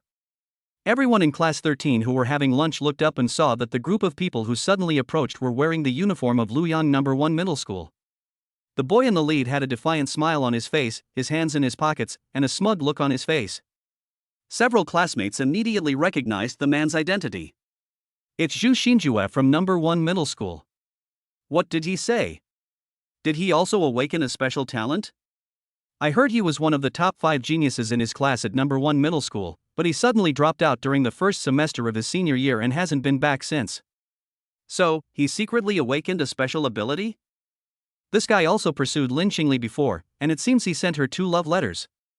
Everyone was whispering. Lin Qingli seemed not to hear Zhu Xinjue's greeting. She lowered her head and ate the crab claw meat in small bites. Zhu Xinjue led a few boys from No. 1 Middle School and walked behind her. He was not angry at Lin Qingli's attitude of ignoring him. He smiled and said, Qingli, after the physical examination this afternoon, do you have time to have dinner together? As fellow awakeners, we can exchange experiences in using our abilities. It will help us in the actual combat tomorrow and the day after tomorrow. No need. Lin Qingli uttered 3 words lightly, causing Zhu Xinjue, who was feeling good about himself, to freeze. But he soon recovered as usual, saying calmly, in that case, let's get together again after the college entrance examination. I'll contact you again. After saying that, he glanced casually at Su Ming, who was sitting opposite Lin Qingli. A trace of contempt flashed in his eyes, and turned away with a few of his younger brothers. Only after they left did the students in class 13 dare to speak loudly. Another awakener. What happened to our Lu Yang this year? A sudden burst of genius. Damn it, why can't I get such a good thing? By the way, what Xu Xinjue said just now means that he still hasn't given up on school beauty, Lin, right? Someone suddenly said something, and the bustling dining table suddenly became quiet. Everyone's eyes were focused on Lin Qingli and Su Ming. However, the two men did not react at all. They were dealing with the food in front of them seriously, as if the scene just now had never happened. They could understand why Lin Qingli didn't react. But how did Su Ming stay so calm? That's another awakened one, who will definitely become a big man in the future. He declared his pursuit to him so blatantly, but Su Ming didn't feel any competitive pressure? Seeing Su Ming looking as if he was staying out of the matter, everyone couldn't help but speculate. Pretending to be calm, this guy must be pretending to be calm. Although he appears calm on the surface, he must be panicking inside. Su Ming really didn't care about Zhu Xinjue or anything like that, and he wasn't interested in what the other party thought of Lin Qingli. Now, all he wants to do is to perform well and get good grades to get into the top 10. The physical examination in the afternoon was held in the martial arts hall, and Lu Yang shared the examination room with candidates from 2 nearby cities. The 7th Martial Arts Hall. In a spacious venue larger than 5 basketball courts, a large number of precision instruments are placed. Candidates from 12 high schools line up to take various tests, and deafening roars can be heard from time to time in the venue. For students from Luoyang No. 1 and No. 2 middle schools, the first item tested is their qi and blood levels. Su Ming was standing in the class line, and Li Mao was chatting with him to relieve his tension. A familiar voice suddenly sounded from behind. Are you Su Ming? Su Ming turned around and saw a defiant face. The face staring at him with a playful expression that was faintly hostile and disdainful. He sighed helplessly in his heart, spoke first, and blocked what the other party might say next. It's me. If you want to pursue Lin Qingli, don't worry about me. Go ahead and do it. If you succeed, it's a credit to you. If you can't, don't bother me. Just treat me as an insignificant stranger. Do you understand? The person who came was naturally Zhu Xinjue, whom he had only met once at lunch. Because Su Ming activated his prediction skill and said what he wanted to say in advance, Zhu Xinjue was stunned on the spot. He was stunned for a long time before he reacted and forced a sneer.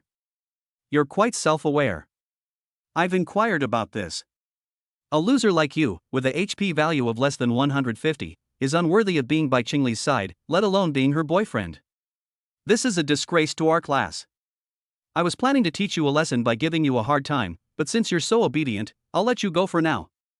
Don't get close to Lin Qingli again, or you'll regret it. Su Ming resisted the urge to roll his eyes. Damn, can such idiots please stop popping up one after another?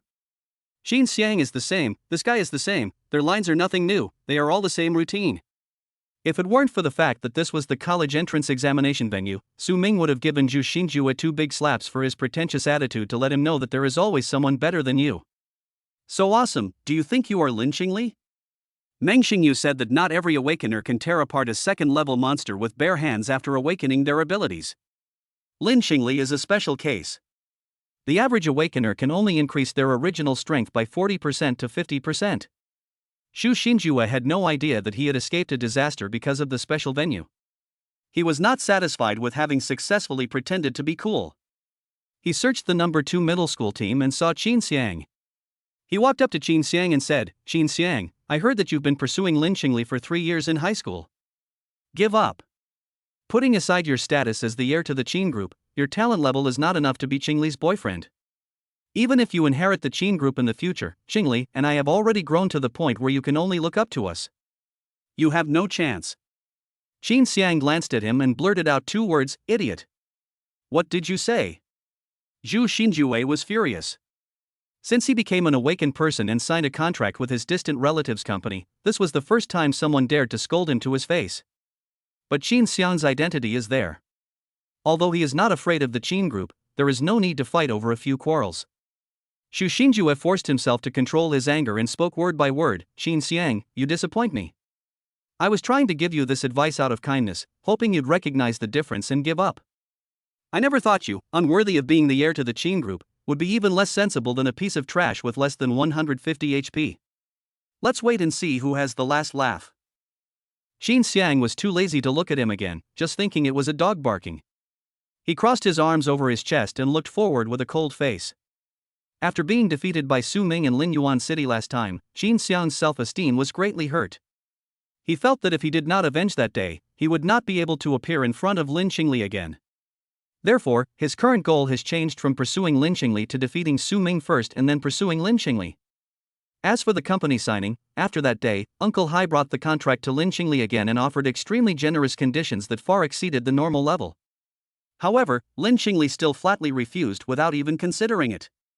Xiang's father guessed that Lin Qingli had probably signed a contract with Shendang Group, which was why she ignored the olive branch they extended. Fearing the strength of the Shendang Group and the heights that Lin Qingli might achieve in the future, even though they were extremely regretful and reluctant, they did not dare to continue to pester her and could only reluctantly give up this martial arts seed with infinite potential. Chapter 41, Invisible Contest. Xu Xinjue came to the number 2 middle school team to show off, which caused a commotion among the candidates of number 2 middle school, but no one dared to stand up and say anything. Didn't you see that even Xiang was looked down upon? In the current number 2 middle school, perhaps Lin Qingli is the only one that Xu Xinjue takes seriously and regards as of the same class. Everyone else is just an ant. Many people looked at Su Ming secretly. It's not easy to be the boyfriend of school beauty Lin. This kid Su Ming is still pretending to be calm, he actually has an indifferent attitude and is even laughing. Wow, this psychological quality is really extraordinary. Su Ming laughed because Xiang said what he wanted to say. Xu Xinjue was a complete idiot. He thought he was the best of the world just because he awakened his special talent. He was extremely stupid. The team moved forward slowly. More than 10 minutes later, it was Xiang's turn to test his qi and blood values. Come on, Brother Qin. Let the people of number 1 middle school see Brother Qin's strength. So what if he's awakened? Is his HP as high as our Brother Qin's?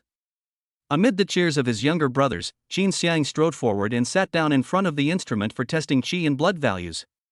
The qi and blood value tester looks like a large version of a blood pressure monitor. It is more than 1 meter tall and has a huge display screen on the front with a bright red number that catches the eye. The invigilator wrapped a wristband around Xiang's arm, confirmed that everything was correct, and pressed the start button. The wristband embedded with a large number of detection sensors slowly tightened.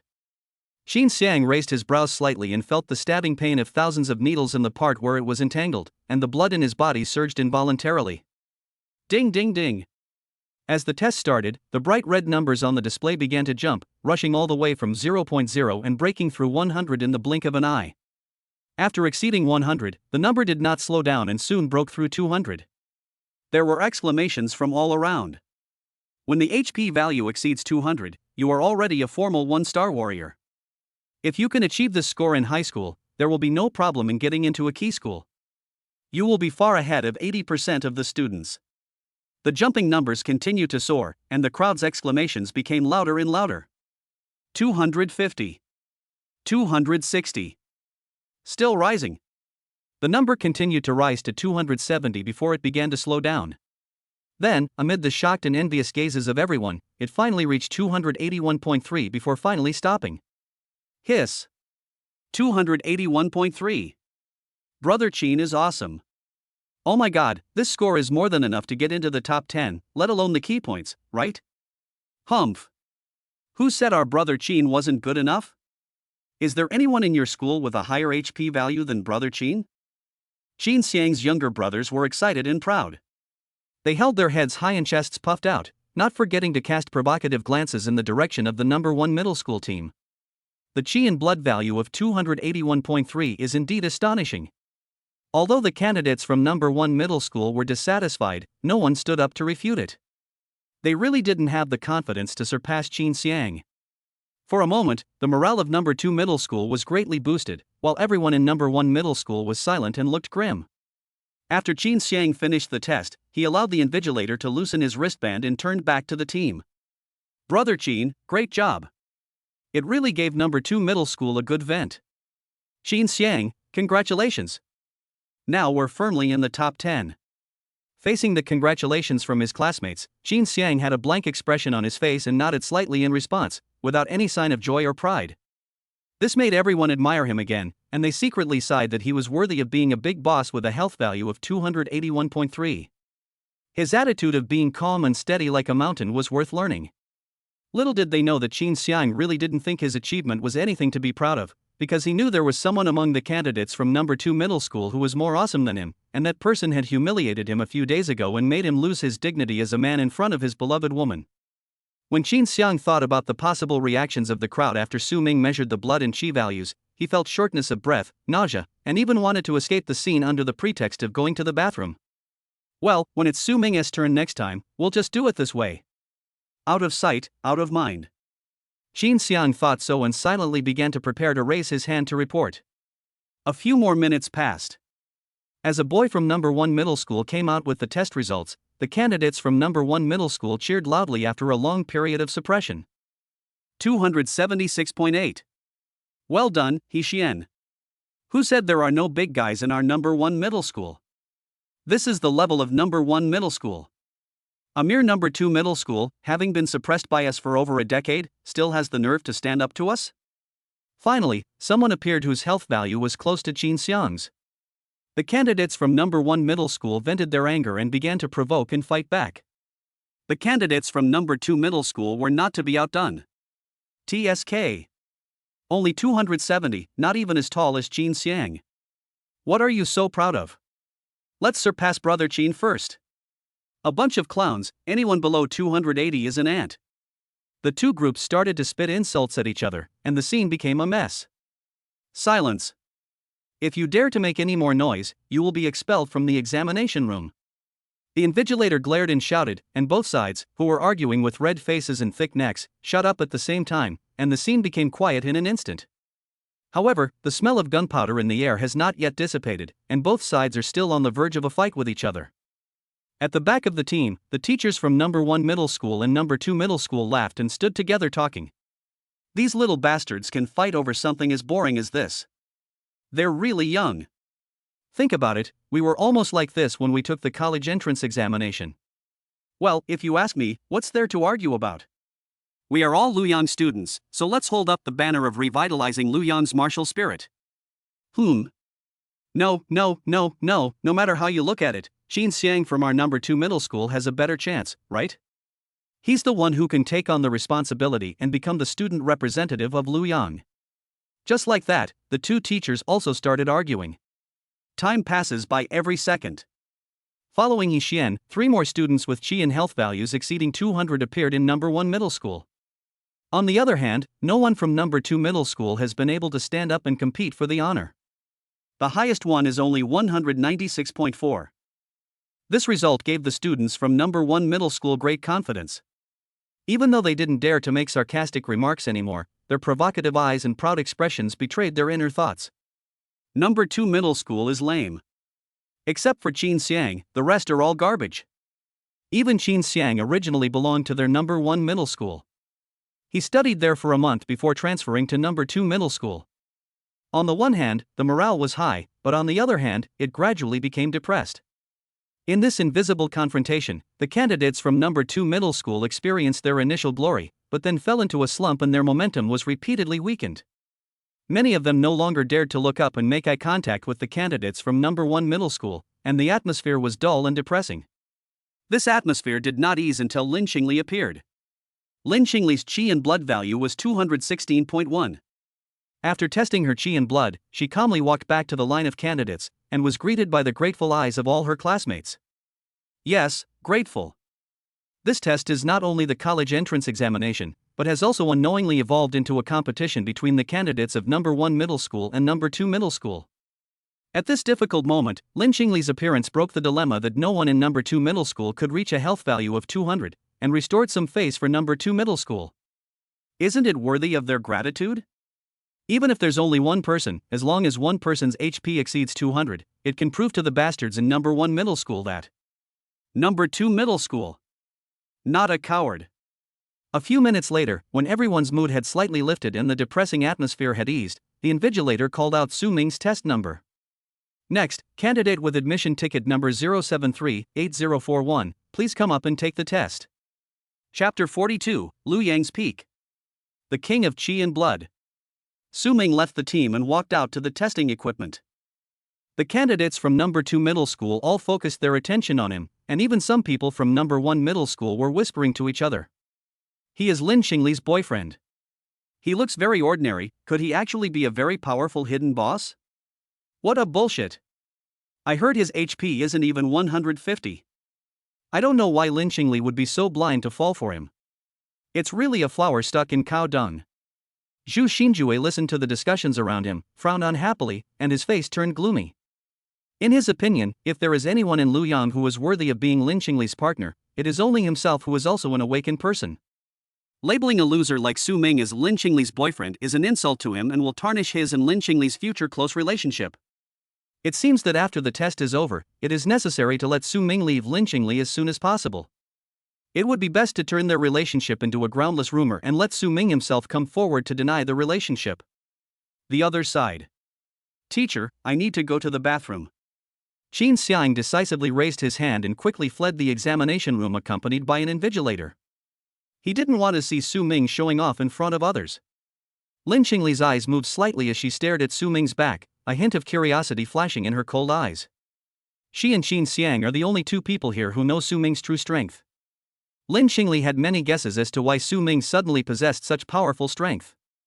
Was it because he had been like this for a long time, or was he just deliberately hiding it, or was there something unexpected happening recently?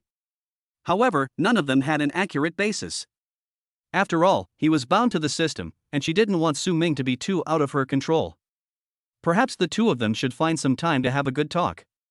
If there are some troublesome forces involved behind Su Ming, then she will have to consider whether to change the system binding object. The system does not allow the bound object to propose a breakup, but it does not say that she is not allowed to actively change the bound object.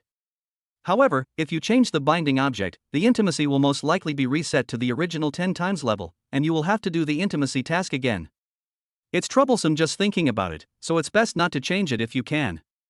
No matter what the people behind him said, Su Ming sat down calmly in front of the tester.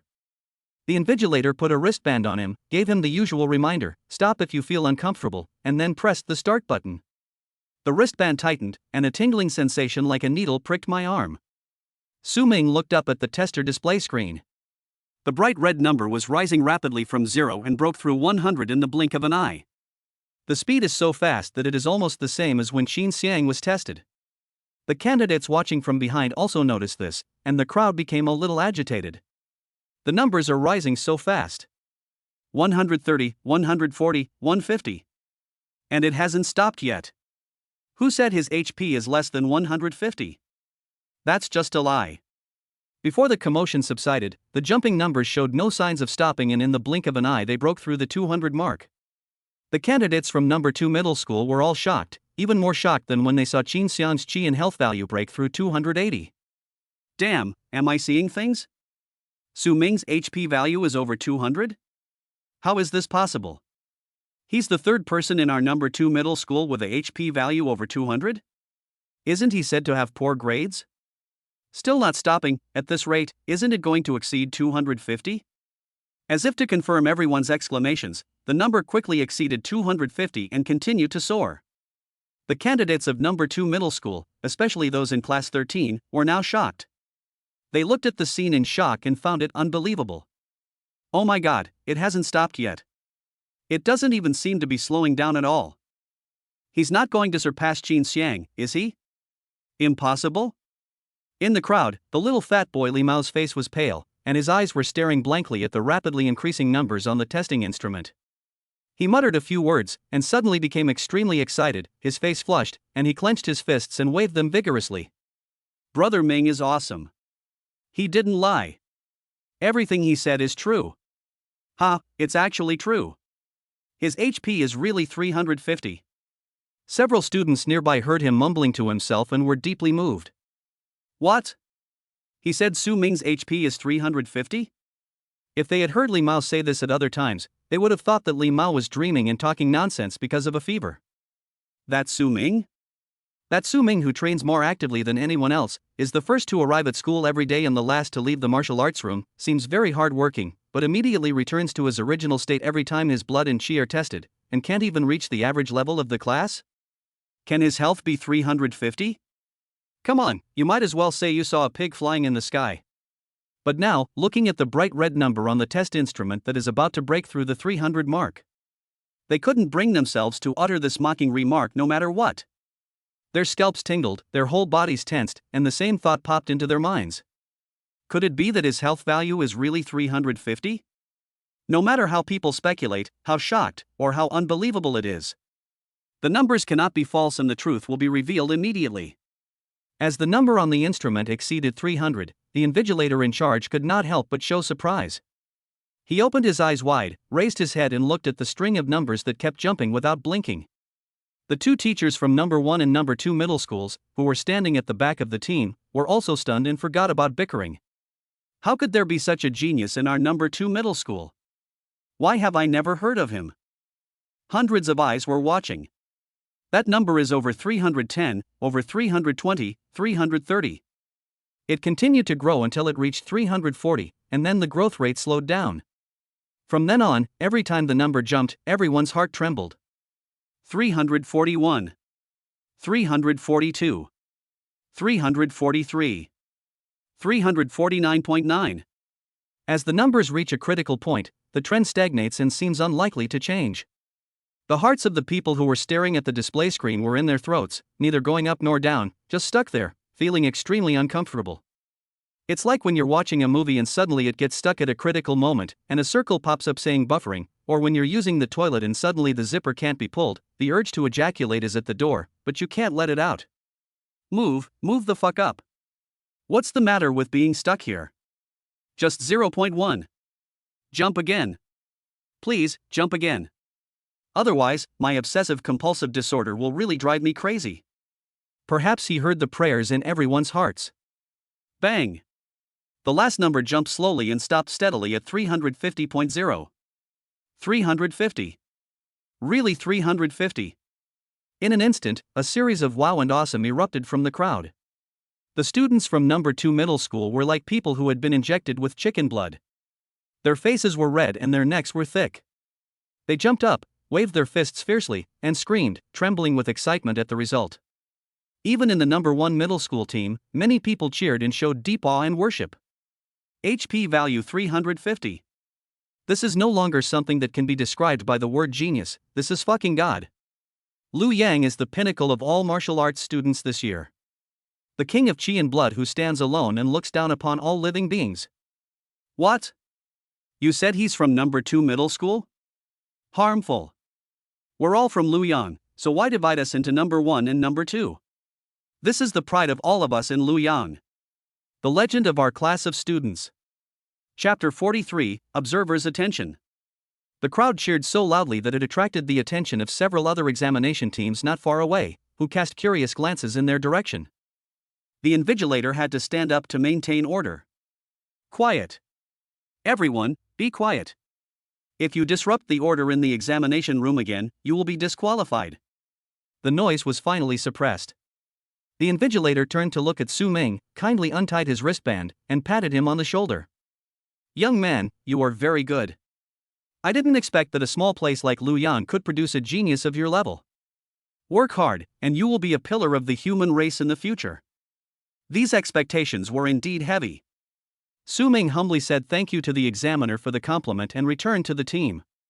All the candidates cast fiery glances at him, expressing their admiration with their eyes. The students in class 13 acted as if they didn't know him.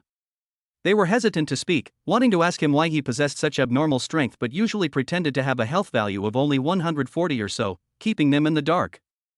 They were also afraid that if they spoke at this time, they would be driven out by the invigilator, and each one was finding it more difficult than the other. There were also many people staring at number 1 middle school. Among the many admiring and curious eyes, there was only one that was particularly unfriendly. Zhu Xinjue was in an extremely gloomy mood. He never imagined that compared to Qin Xiang, who was backed by the Qin group, Su Ming, who he originally thought was just a useless loser, was actually his biggest rival in pursuing Lin Xingli. No wonder Lin Xingli became a couple with this guy. It turned out that he was not blind, but Su Ming had been pretending to be a pig and eating the tiger from the beginning. Lin Xingli must be with Su Ming because she knows his true strength. Zhu Xinjue felt annoyed when he thought about how he had threatened Su Ming before, asking him to leave Lin Xingli as soon as possible. This kid must have been laughing at himself in his heart at that time, right? Insidious villain. After cursing in his heart, Zhu Xinjue looked in the direction of Lin Qingli again. Seeing Lin Qingli's calm expression and not at all surprised by Su Ming's performance, he became more convinced of his judgment. But it doesn't matter, so what if the health value is only 350? He is an awakened one. Only the awakened are worthy of the awakened. I believe that it won't be long before Lin Qingli will understand this truth. It was 5 minutes later when Qin Xian came back from the bathroom. As soon as he returned to the team and stood still, the younger brother behind him came closer and whispered in his ear. Brother Qin, something's wrong. Su Ming's qi and blood value test is actually 350. Qin Xiang's face darkened. I even hid in the bathroom just to avoid being fooled by Su Ming. Are you really trying to make things difficult for me? He calmly elbowed the younger brother, who groaned and closed his mouth in pain. Physical examinations are still ongoing. After the invigilator finishes testing each person, he or she will enter the other person's score into the computer system. Board of Directors meeting room. In the center of the spacious conference room is a long circular table. 10 observers from 10 major universities sat around a long table, each with a computer, a teacup, a notebook, and other items in front of them. Observer Ji Chang from Taikyo Wuda is a gentle-looking young man wearing a sapphire blue suit and his hair is meticulously combed. He crossed his legs, a gentle smile on his face, and casually slid the mouse, watching the candidate's score information being refreshed in real time on the computer screen. Next to him sat Li Liang, an observer from Qingyun Wuhan University. He was stocky, had a neat crew cut, and exuded an intimidating sense of oppression. The two were brothers who had studied under the same teacher, and were now exchanging their views on this year's candidates from Province S. Ji Chang, Meng Changhai is quite good, with a qi and blood value of 353.2. His explosive strength and nerve reaction speed tests are also excellent. I heard that he has also mastered 2 perfect realm yellow level top grade martial arts and has begun to learn Xian level swordsmanship. He is worthy of being the representative of this generation of the Meng family. Li Liang smiled and said, Meng Changhai is indeed very good. In previous years, he would have been a sure winner in the college entrance examination. Unfortunately, he met Chen Long this year. As the saying goes, a strong dragon cannot defeat a local snake. This time, the situation will probably be reversed. Ji Chang also sighed with emotion. Although the Meng family can be ranked among the ancient aristocratic families, in terms of foundation, it is still inferior to the old aristocratic families such as the Chen family and the Wang family, and the disciples they have trained are not up to the peerless and peak level. But it's hard to say right now. There's a gap between Meng Changhai and Chen Long, but who will win the top spot in Province S will only be known after a real-world match. Imperial Capital Martial Arts University is interested in Meng Changhai? Of course, he probably wants to come to us too. After all, Taikyo is number 1. Heh, we are the geniuses of Province S. We must leave some for the landlords. You all have Chen Long, so don't be too greedy. Ji Chan laughed. It's useless to tell me this. You have to go and persuade Meng Changhai. If he wants to report to the imperial capital, can I stop him? Besides, doesn't he have a sister, Meng Tong? Her health value is 328, which is not bad. And there's also Lu Fan from the Shendang group. As he spoke, Ji Chang casually glanced at the computer screen, and his eyes suddenly fixed. Ha! There's another genius here, and his HP is exactly 350? Not too much, not too little. Interesting. Li Liang was stunned by what he said, and quickly looked at the computer in front of him. Sure enough, he saw that in the list refreshed 10 seconds ago, the score of one candidate was specially marked in eye-catching red. Luoyang number 2 middle school, Su Ming? It was shocking to see that this candidate, whose qi and blood value exceeded that of Meng Tong, the second person in the Meng family, and that of Lu Fang, who was cultivated with great effort by the Shendang group, was actually from the small city of Luoyang, and the local number 2 middle school. Li Liang couldn't help but be surprised and became interested. His HP is 350, which is pretty much the same as Meng Changhai and Chen Long. He's also a top-tier genius. How come I've never heard of him before? Ji Chang, you ask me, who should I ask? This is a student from your S province. You, a local tyrant, don't understand the situation, so I don't know either. Li Liang ignored his sarcasm and said excitedly, Old Ji, I've given Meng Changhai to you. Don't try to snatch Su Ming from me again, or I'll turn against you. Xiang said with a smile, I'll let you, as long as he is willing to enroll in your Qingyun Wuda. I will not interfere, but you have to be careful of the other families. Li Liang's heart skipped a beat and he looked up, only to see that the observers from the other 8 universities were all staring at the computer screen with great interest. Some were on the phone, while others were writing something in their notebooks. Needless to say, they were all staring at the new candidate named Su Ming. This is not surprising. The upper circle of warriors is so small that it is difficult to hide any good talents cultivated by various families and forces. For brilliant talents like Meng Changhe and Shen Long, who came from prominent families, their information had been studied 800 times by all parties before the college entrance examination began, and their final academic destinations had almost been predetermined. In this situation, a new talent like Su Ming who suddenly appeared without any warning would inevitably attract attention from all parties and become the object of competition among major universities. Realizing the urgency of the matter, Li Liang didn't have time to think about it. He immediately turned around and left the meeting room and rushed towards the 7th Martial Arts Hall. Chapter 44. This precious jade must absolutely remain at Qingyun Wuda.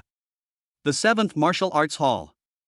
Su Ming was waiting in line to test his burst speed when a man wearing an inspector badge came strolling over from a distance. When he passed by him, he suddenly stopped and looked at him. Student, do you want to go to the bathroom? What? Su Ming was stunned for a moment and met the gaze of the inspector. The other person winked at him with a friendly smile on his face. This is? Su Ming's heart moved, and he raised his right hand as the examiner instructed. Report, I want to go to the bathroom. Come on, I'll go with you. The examiner said with a smile.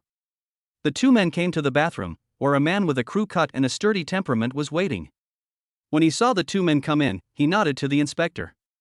Oldly, thank you for your help. The examiner smiled bitterly and shook his head. You, as an observer, took the lead in violating the rules of the college entrance examination and embezzled the information. What can I say about you? Hurry up and don't arouse suspicion. Clear. The examiner turned and left, leaving Su Ming alone to face the man with a crew cut. Su Ming glanced at the blue work badge on the chest of the man with a crew cut. Li Liang, observer from Qingyun Wuhan University. The observer came looking for him?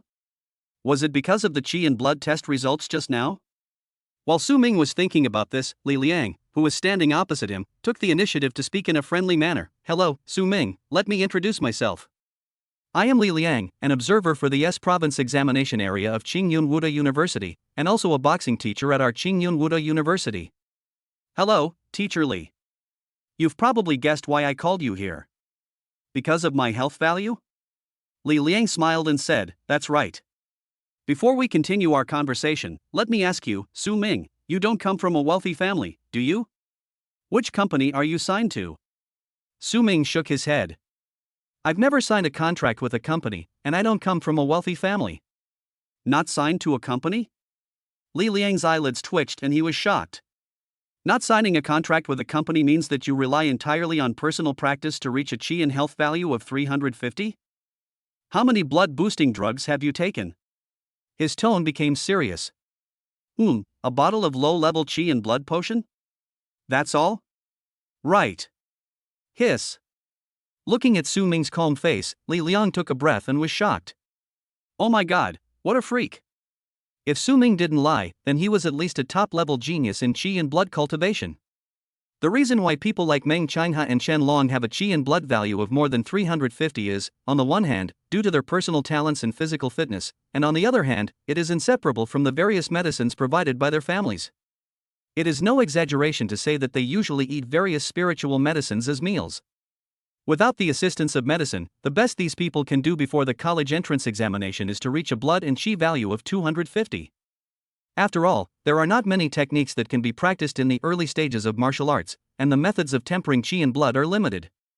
Every 1-point difference in qi and blood between candidates is very valuable. If one can exceed the average level of the surrounding by 20 or 30 points, he can be called a genius. Now Su Ming actually said that he had raised his qi and blood value to 350 without taking any medicine. If this is not a top-level genius, what is he? No, this is already at the level of a once-in-a-century peerless event. Realizing this, Li Liang couldn't help but tremble all over. I discovered a truly great talent. We must capture Su Ming. He took a deep breath, suppressed his trembling emotions, and stared into Su Ming's eyes seriously. Student Su, I won't hide it from you. Your talent is terrifying. Well, I know, please continue. Su Ming nodded calmly. Damn, this kid isn't humble at all. Li Liang resisted the urge to roll his eyes, but in his heart he admired Su Ming's calm attitude. A good man should be like this, with great talent. Without a sense of madness, how can he break the shackles of martial arts and climb to the top? He pondered for a moment and said, after looking at your qi and blood test results, I have drawn up several plans in my mind. As long as you agree, Jing Wuda will open its doors to you. Tuition waiver, full scholarships, and various convenient policies can be provided. But now I've changed my mind. Your talent and potential are more than enough, and you deserve better. No, the best conditions. I plan to discuss with the principal how to tailor an enrollment contract for you. I hope you can give me some time. What do you think? Su Ming was somewhat surprised by his honesty, and his impression of this seemingly unapproachable burly man with a crew cut improved a lot. Okay, thank you Teacher Li for your recognition. Li Liang's expression lit up, and he took out his cell phone. Would it be convenient for me to leave my number? Su Ming gave out his cell phone number. Li Liang wrote it down and patted him on the shoulder affectionately. That's it for now. Go back and continue your exams. I'll go find the principal now. Watching Su Ming leave, Li Liang clenched his fist and waved it fiercely at the air, unable to conceal his excitement and joy of seeing the prey. A peerless genius. Xiang must have made a mistake. This precious jade must be kept. We need to find a way to prevent the other colleges from coming into contact with Su Ming. Thoughts raced through his mind as he pondered how to convince the president and prevent observers from other universities from discovering the truth, and he walked out quickly. By the way, we need to send someone to investigate whether what Su Ming said is true. The physical examination lasted until 7 in the evening. Su Ming and his classmates walked out of the martial arts hall. It was already dark outside. In the distance, a group of big men in security uniforms were arguing with several men in suits, seemingly trying to prevent the other party from approaching the exit of the martial arts hall. The two sides were pushing and shoving each other, making a big fuss. Su Ming took a quick glance and then looked away, walking out of the school with a few of his friends. Brother Ming, from now on you will be my real brother. When you go to the top 10, don't forget us old classmates. Go, do you understand the rules? You have to call me Godfather.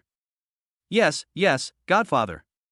If anyone dares to bully me from now on, I'll tell him I have a godfather who's one of the top 10.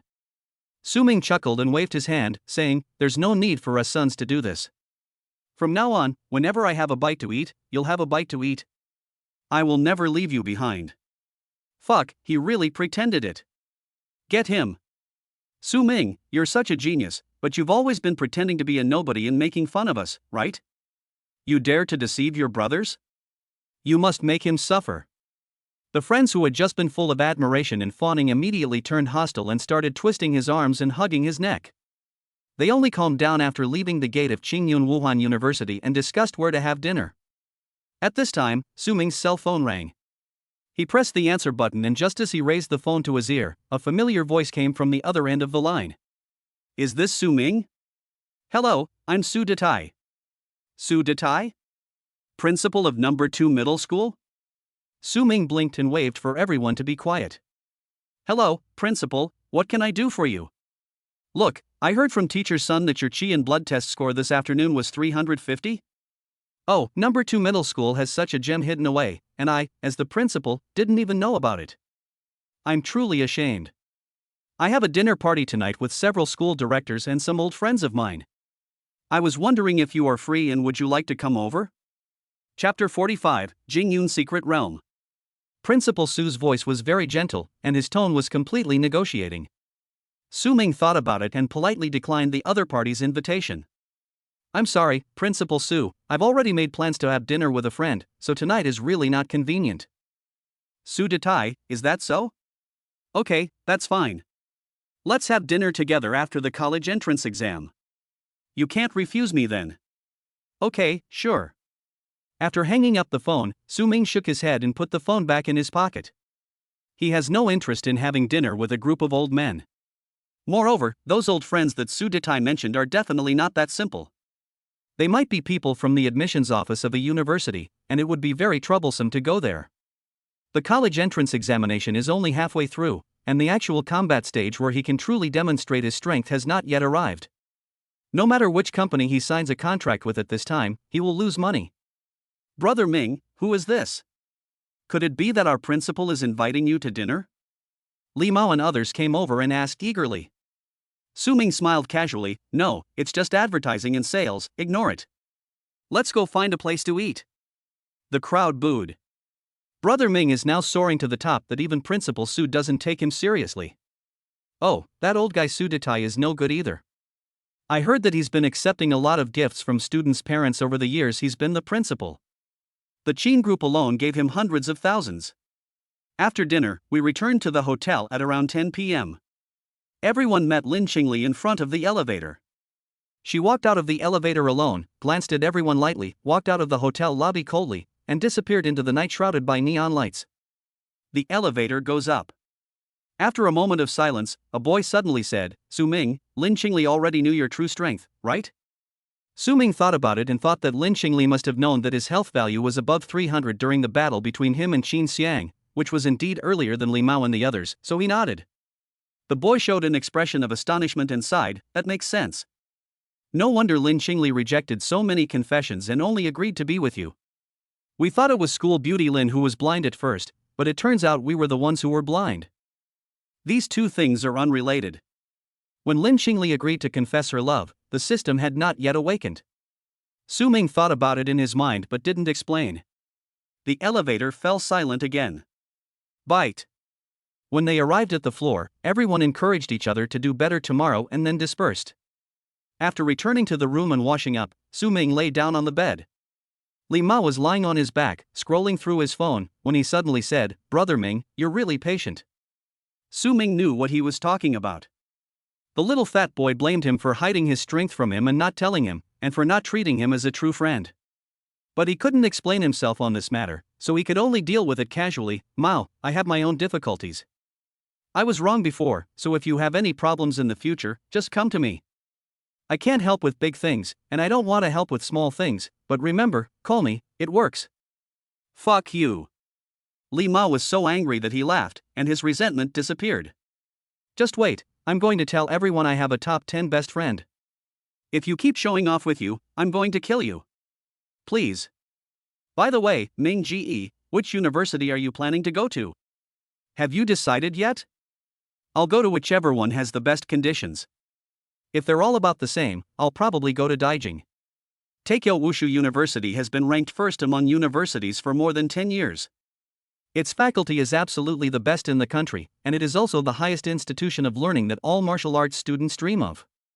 Although observer Li Liang from Qingyun Wuhan University was the first to contact him, his attitude was very sincere. But when it comes to personal future development, you still have to be cautious. Sincerity alone is useless, you have to offer real benefits to impress him. Lin Qingli should also go to Imperial Capital University. She has good talent and is an awakened one. She should be able to choose any university she wants to go to. Li Mao suddenly said. TSK. Su Ming frowned and clicked his tongue.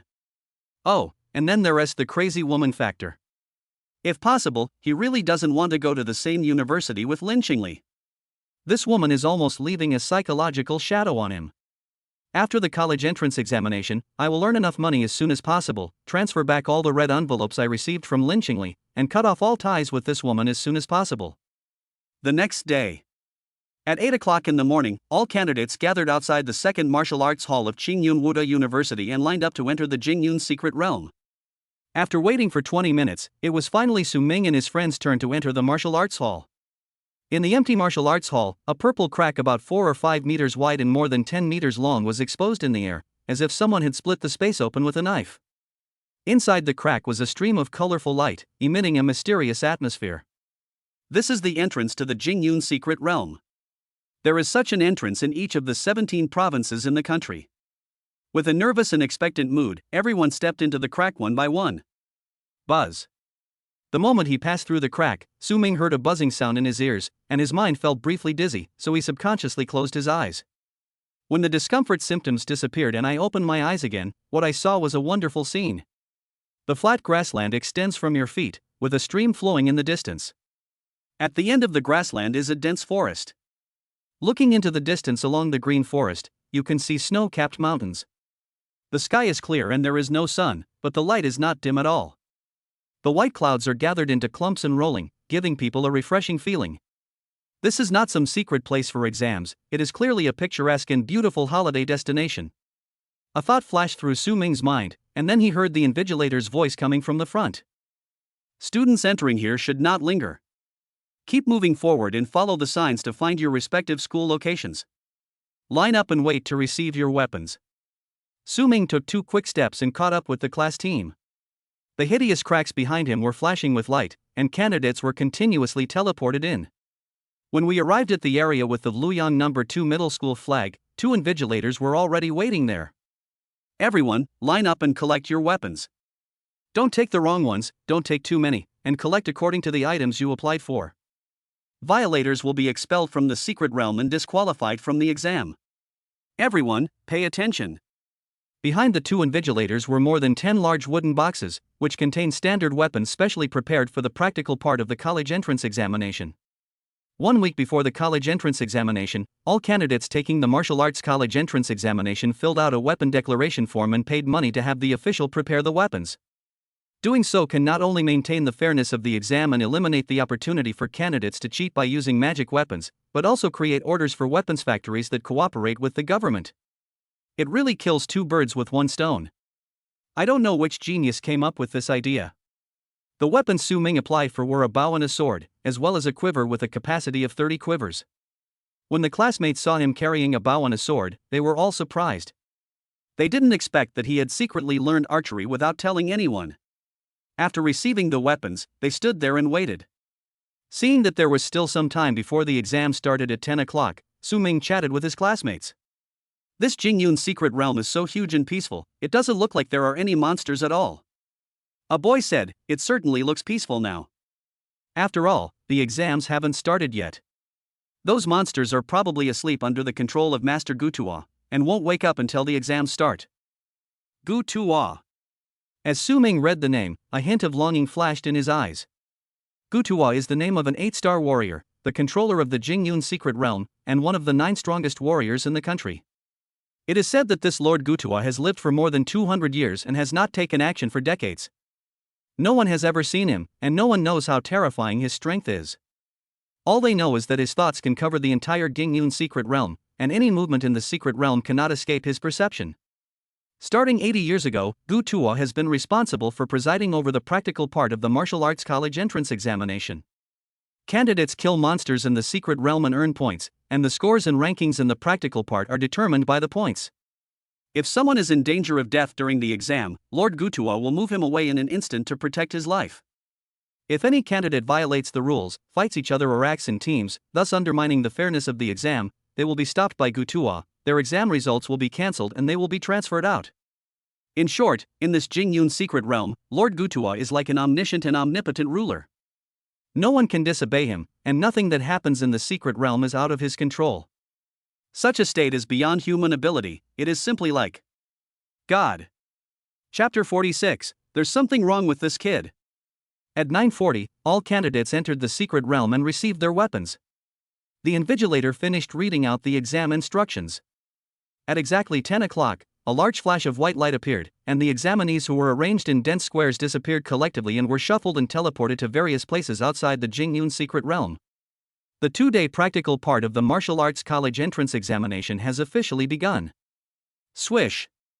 At the foot of a low hill, a gurgling stream flows through the edge of the forest. A white light flashed, Su Ming opened his eyes, and appeared beside the stream.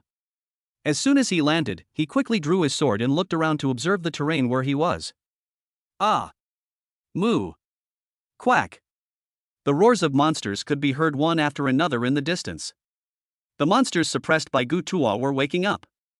The clouds in the sky began to change shape and converge in one direction. This is a direction indication.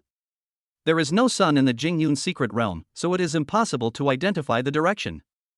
Gutua uses this method to show the candidates which direction is the way to the core area of the secret realm.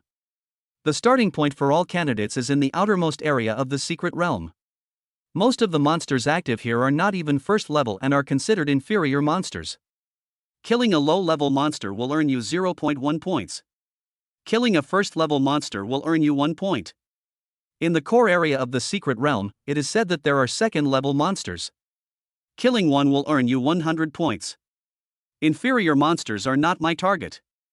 I want to go deeper and hunt down first-level monsters. Su Ming knew very well what he should do. He remained alert, holding the longbow behind him with one hand and holding the sword with the other, and quickly rushed towards the direction indicated by the clouds in the sky. For others, the practical part of the college entrance examination is the test. But in his eyes, this is not just an exam, but also a buffet of rare opportunities. The exam starts at the same time. Outside the secret realm, observers from various universities also entered. At the place where Su Ming and other candidates from S province had previously gathered and waited, several Qingyun Wuhan University staff members quickly set up tables, chairs, and tea.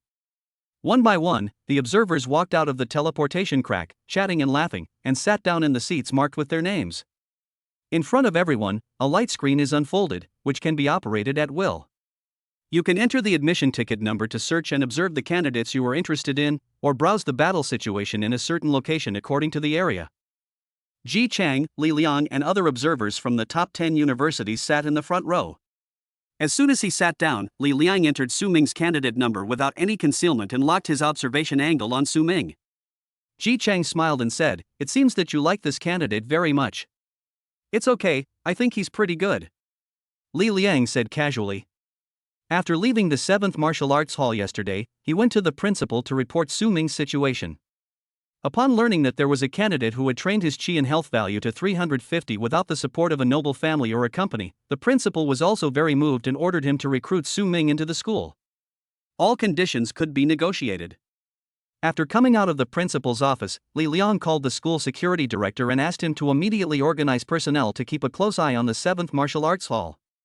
After the physical test was over and the candidates left, observers from other universities must not be allowed to approach the exit.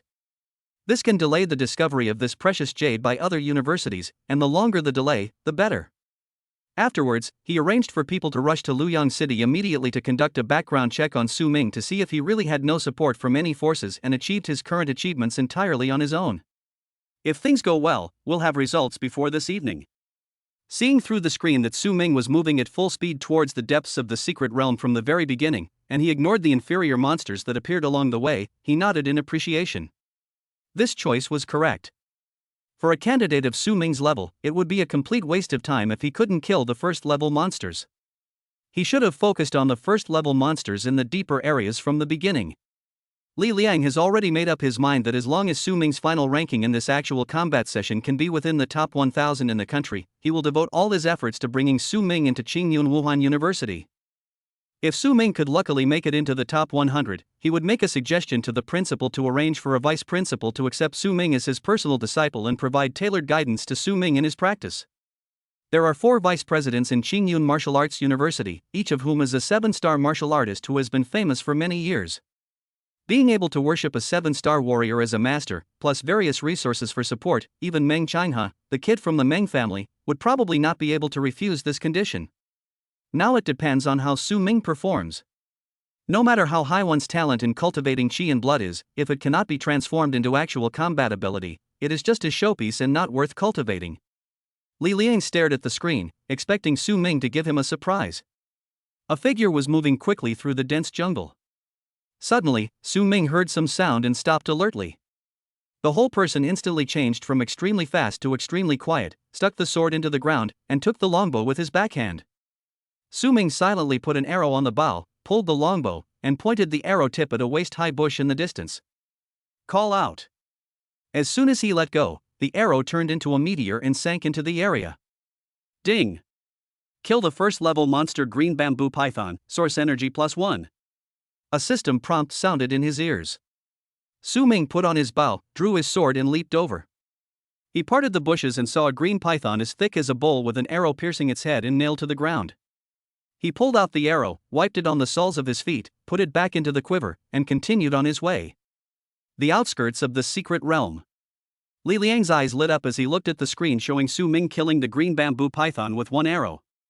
This kid, he was able to locate the target by hearing the sound and hit the target with one arrow. His archery skills are beautiful, at least he is at the advanced level. Moment. He also saw Su Ming encounter 3 all-faced apes, and he shot them to death with 3 consecutive arrows. Great. I didn't expect I underestimated him. His archery skills have clearly reached perfection. Soon, he saw Su Ming passing through a swamp again.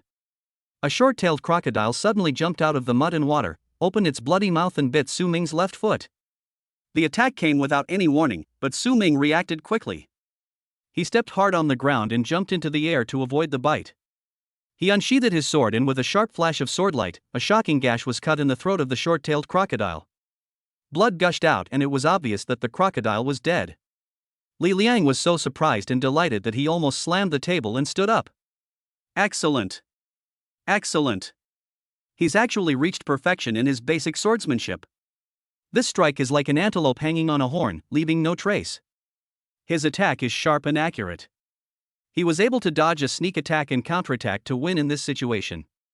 Whether in swordsmanship or combat experience, he's already at the upper echelons of a 1-star warrior. It's stable. This was Li Liang's thought at the moment. According to the strength Su Ming has shown now, this kid will definitely be able to enter the top 1000 in this actual combat. Whether he can enter the top 100 depends on his luck. On the side, Xiang saw his face full of excitement and became interested in this candidate named Su Ming. He moved his fingers and locked his screen view on Su Ming. He had just been watching the performance of Meng Qianghe and Shenlong. There is nothing much to say about these two people. They are geniuses trained by aristocratic families, so their practical experience cannot be weak, and the martial arts they use are not the common stuff like the basic 6-piece set learned in high school. Unless there are unexpected problems, they will definitely be in the top 100. The top student of S province this year should be one of them. When Li Liang discovered that Xiang had also switched to Su Ming's observation perspective, alarm bells immediately rang in his heart. Xiang, don't forget what you said yesterday. If you try to snatch this candidate from me, I will really turn against you. Look, why are you in such a hurry? I just want to take a look, and you won't let me take a look? Xiang dealt with it casually while observing Su Ming's performance.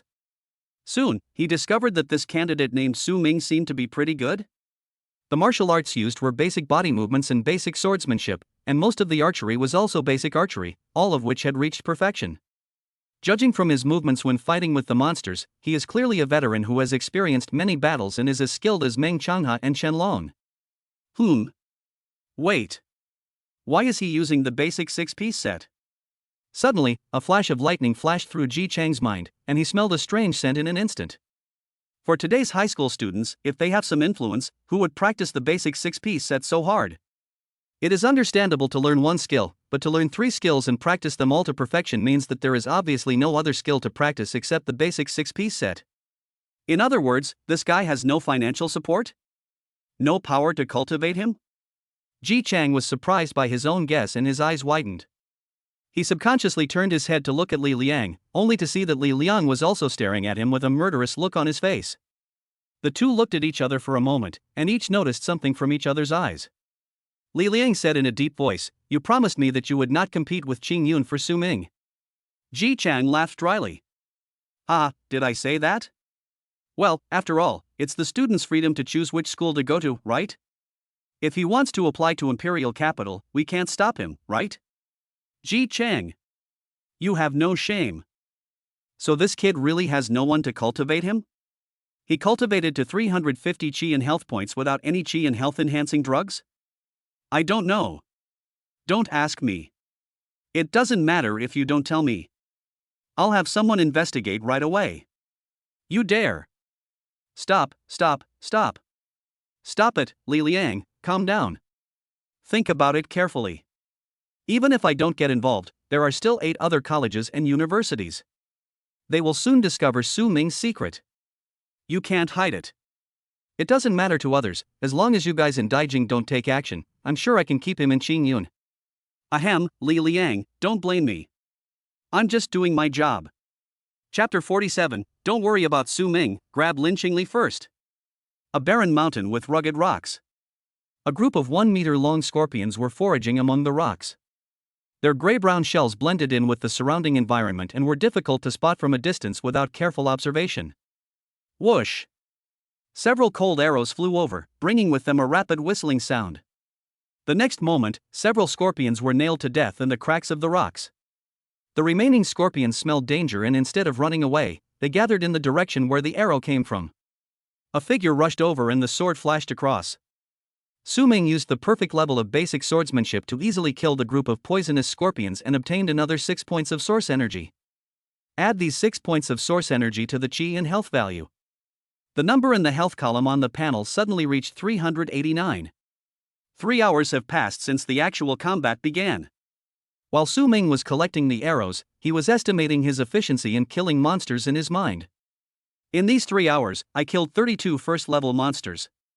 Adding the 7 energy points remaining on the board, my health value increased by a total of 39 points. At this rate, I will definitely be able to break through to the 2-star warrior level before 12 o'clock tonight. The closer you get to the center of the secret realm, the denser the distribution of monsters and the stronger they are. Other candidates also have to consider whether their own strength will not be able to keep up if they go too deep into the core area. What if they are surrounded by a large number of monsters? If they accidentally fall into a desperate situation and are judged by Lord Gutua to be unable to continue the exam, they will be sent out of the secret realm and the exam will end early, which is not worth the loss. Su Ming doesn't have to think so much. As he killed monsters, he added the source energy he obtained to his chi and blood values, and his strength was increasing every moment. When the health value reaches 500, you will break through to become a 2-star warrior. As long as he doesn't provoke the several second-level monsters in the core area of the secret realm, he can walk around the Jingyun secret realm with ease. Jingyun's secret realm is truly my treasured land. During these 2 days of the practical exam, I want to kill as many monsters as possible and accumulate source energy. There's no other place like Jingyun's secret realm that's both safe and efficient for leveling up.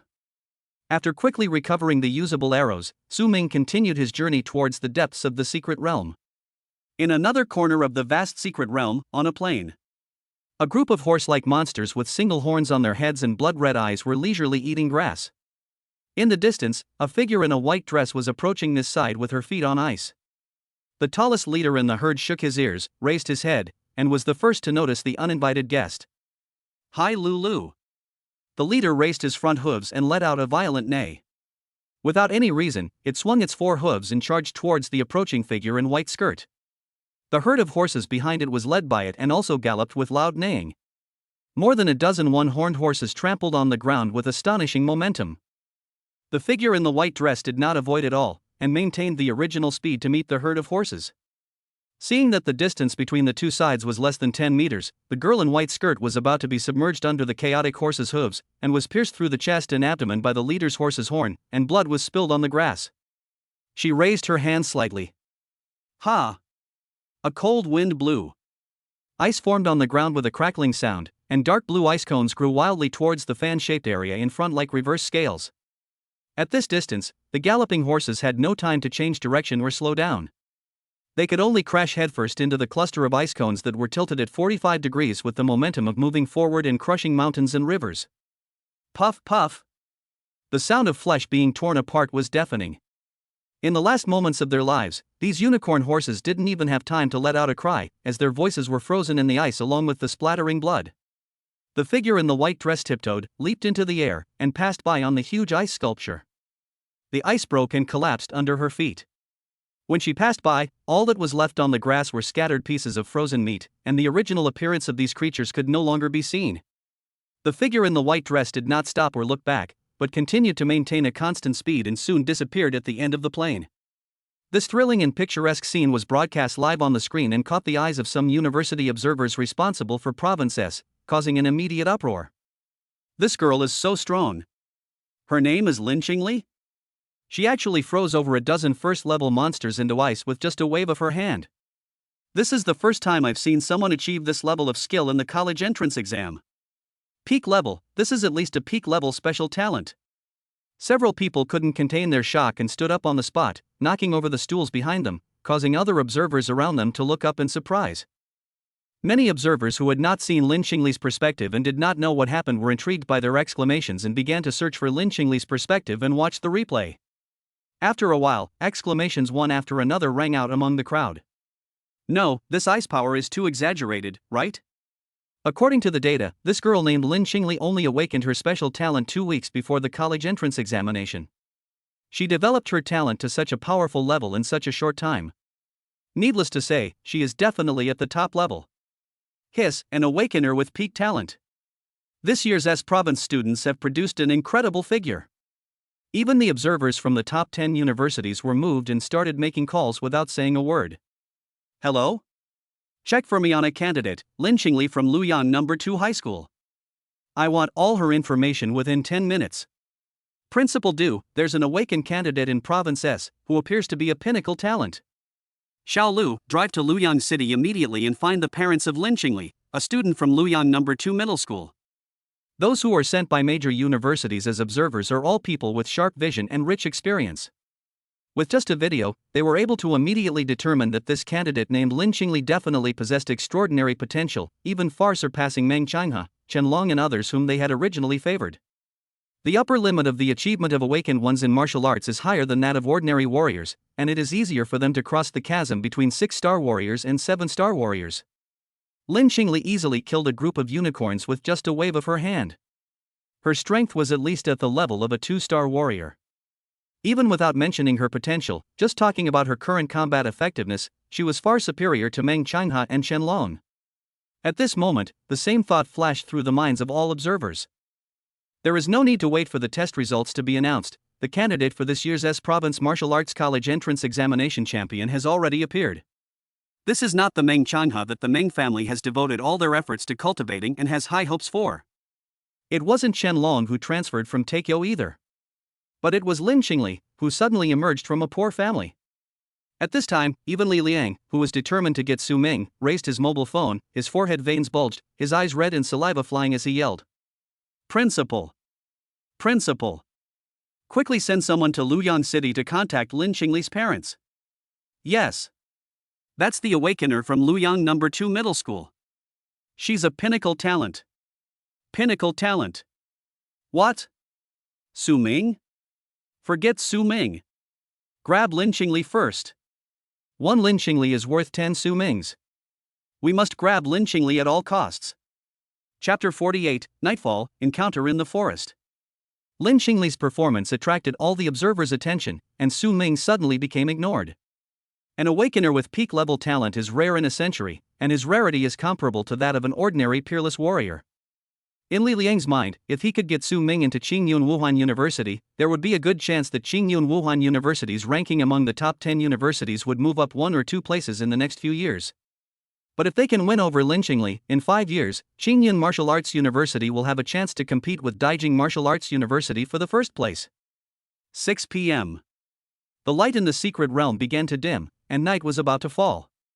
2 candidates are hunting a group of argali sheep next to a small lake. Argali are a relatively docile species among the first-level monsters. They like to eat grass. When they encounter humans in the wild, they will not take the initiative to attack as long as they do not intrude into their territory. Of course, if you don't know what's good for you and offend them, the argali will not be polite. They will use their curved horns that can crack rocks to teach you a lesson and eat some meat to improve your diet. There were more than 20 argali in this group. The 2 candidates who were hunting them, one holding a knife and the other holding a spear, were very agile. Although they seemed a little flustered under the siege of the flock, they were still able to cope with it. Examination rules prohibit candidates from fighting each other in order to protect weaker candidates. If this rule is not in place, once a weak candidate encounters a master like Meng Qianhe or Qianlong, he or she will be blocked from passing the exam. When the masters are in a bad mood, they can make weak candidates withdraw from the exam with just a sword. This undermines the fairness of the exam. Therefore, candidates are prohibited from fighting each other in the practical part, but the restrictions on cooperation are much more relaxed. Like these 2 people in front of us, you don't interfere with me and I don't interfere with you, and cooperation in hunting a group of argali is allowed by the rules. Otherwise, if either of them encountered this group of argali alone, they would never dare to launch an attack rashly. After a fierce battle, 4 or 5 argali corpses were lying on the ground. One of them thought happily, my prayers to the Buddha the day before the college entrance exam were a success. I encountered a herd of argali sheep, and also happened to meet a candidate with similar abilities. If I can turn these argali sheep into points, and with a few more good fortunes like this, I can improve my grades and maybe even get into the top 10. Just then, Whoosh whoosh whoosh. Several cold arrows flashed suddenly from the dense forest in the distance. One of them flew past his face, and the strong wind it brought cut a bloody wound on his cheek. Who? The man was shocked and drove back, and attacking Argali with a spear, then turned and looked in the direction where the arrow came from. But then a figure shaped like a puppet, emitting white light all over his body, flew over with a sword in his hand. The sword light twisted, and in an instant, it cut off the heads of the 3 Argali around him.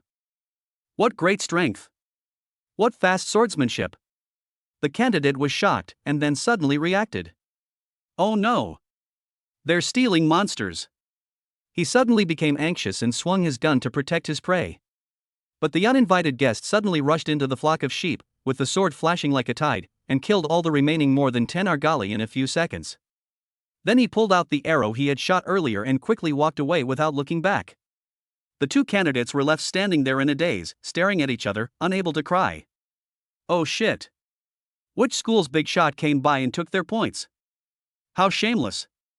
If you have the guts, go to the core area and hang out. What are you competing with us ordinary people for? Su Ming didn't realize that his casual action had inadvertently shattered the dream of an unlucky guy to get into the top 10. Even if he knew, he would not show mercy. The quick hand gets the reward, the slow hand gets nothing. This is the only truth in the practical part of the martial arts college entrance examination. If you can't do it yourself and can't compete with others, who can you blame? He had encountered similar situations 7 or 8 times along the way. Although the Jingyun secret realm is very large, it cannot withstand the large number of candidates.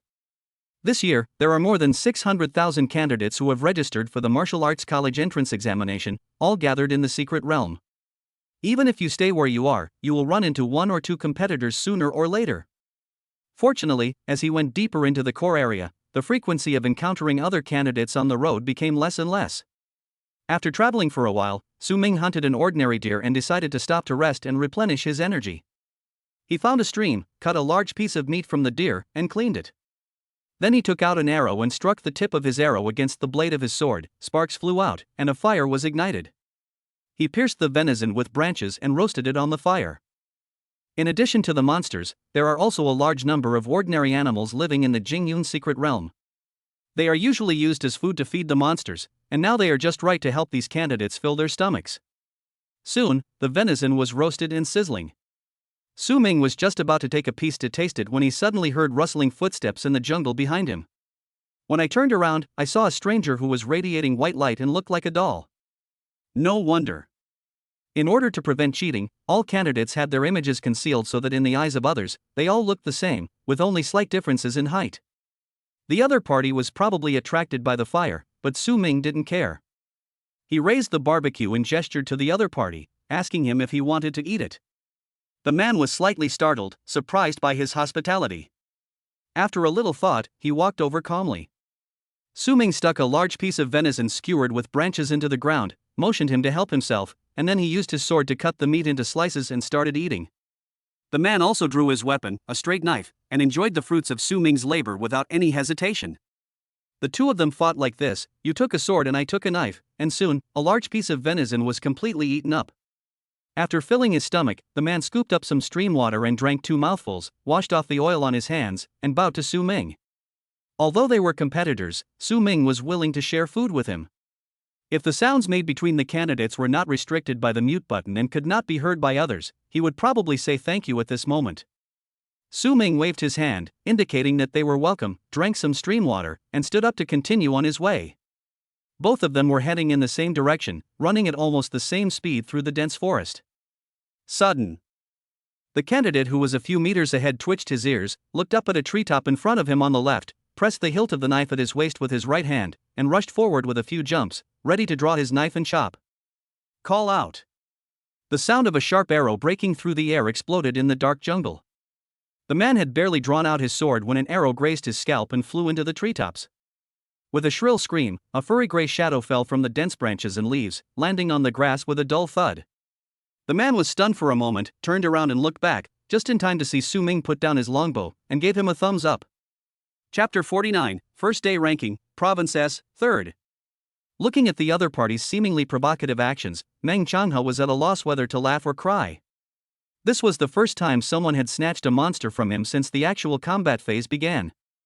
Before that, he had always been the one snatching monsters from others. This guy's archery skills are not weak. He was able to discover the monster hiding in the treetops at the same time as me. His perception is also very sharp. His chi and health value should be similar to mine. I wonder which province this genius is from. Considering the barbecue just now, Meng Changhe did not bother with the other party. He turned in another direction and disappeared into the night with a few leaps. Why did you leave? Su Ming was a little surprised. Then he suddenly realized that it seemed inappropriate for him to give a thumbs up at this time. He wanted to praise the other party for his sharp senses, as he discovered the monster hiding in the tree a second before him. Now it seems that the other party must have misunderstood and took his action as an unfriendly provocation. This matter caused a stir. Not being able to communicate is a problem. Shaking his head, Su Ming chose to change direction to avoid colliding with the other party again and further deepening the misunderstanding. As the night deepened, the jungle was shrouded in darkness and visibility was greatly reduced. Su Ming had no plans to stop and rest. Every minute and every second in Jingyun's secret realm was precious, and he believed that the same was true for other candidates. When passing under a big tree. Hiss! A long shadow dropped from the treetops and attacked him silently from behind. Su Ming suddenly jumped up, twisted his body and swung his arm, and the long sword was unsheathed in an instant, cutting the poisonous snake into 2 pieces. After landing, he kept walking, sheathed his sword, and walked away quickly. The whole set of movements is smooth and flowing, as if there are eyes behind the head. 12 o'clock midnight. After the first day of the practical exam, Secret Realm updated the temporary rankings of the candidates. Here in Province S. Observers from major universities open the rankings at the right time. First, Lin Qingli is indeed first. 286 points, way ahead of the competition. 53 points higher than second place Qianlong, and ranked 7th in the country. Wow, what strength! Once she enters the core area, her ranking will rise even higher. Maybe she can even compete for first place in the country.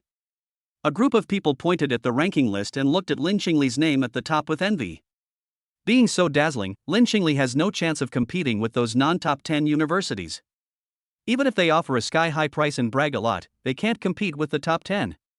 Didn't you see that the 10 people in the first row started making phone calls in the afternoon and Haven Tea stopped until now? Unable to recruit Lin Qingli, they could only reluctantly turn their eyes to other candidates. Second place winner Qianlong, with 233 points, ranks 29th nationally. Alas, this was already decided by Imperial Capital University, so there's no need to consider it. Third place is also, The third place isn't Meng Changhe? Soon, many people noticed something unusual. The person ranked 3rd in S province and 41st in the country was not Meng Changhe, but Su Ming with 214 points. Meng Changhe ranked 4th, 46th in the country, with 208 points. Observers from major universities have realized that there is a dark horse in this year's college entrance examination in Province S. Meng Changhe, the leader of this generation of the Meng family, was initially believed by everyone to have the potential to win the top spot in S province. Not only was he unable to defeat the Awakener who suddenly appeared in the dragon from the capital, but he was also stepped on by a warrior who was not from a noble family. Although this is only a temporary ranking for the first day, it is still incredible. Lin Qingli, Qianlong, and Meng Changhe are all unattractive, but Su Ming comes from an ordinary family, so we can give him a try. This is also a promising talent. Let the top 10 universities compete for Lin Qingli. We will set Su Ming as our primary target for this recruitment. For a moment, most observers turned their screens to Su Ming's observation perspective. In the picture, Su Ming was seen standing on a grassy slope, confronting a group of vicious wolves with green eyes. It's the Iron Claw Wolf Pack. Someone recognized the species of the monster. The Iron Claw Wolf is one of the strongest first-level monsters. In addition to its fast speed and fierce temper, it also has sharp iron claws that can tear cracks in steel plates. Moreover, this guy is a social monster. He moves in a group. He has high intelligence and knows a certain degree of containment tactics. It was late at night and visibility was poor. It was a big test for Su Ming to encounter this group of iron-clawed wolves. Seeing that Su Ming did not leave, he drew his sword and took the initiative to face the wolves.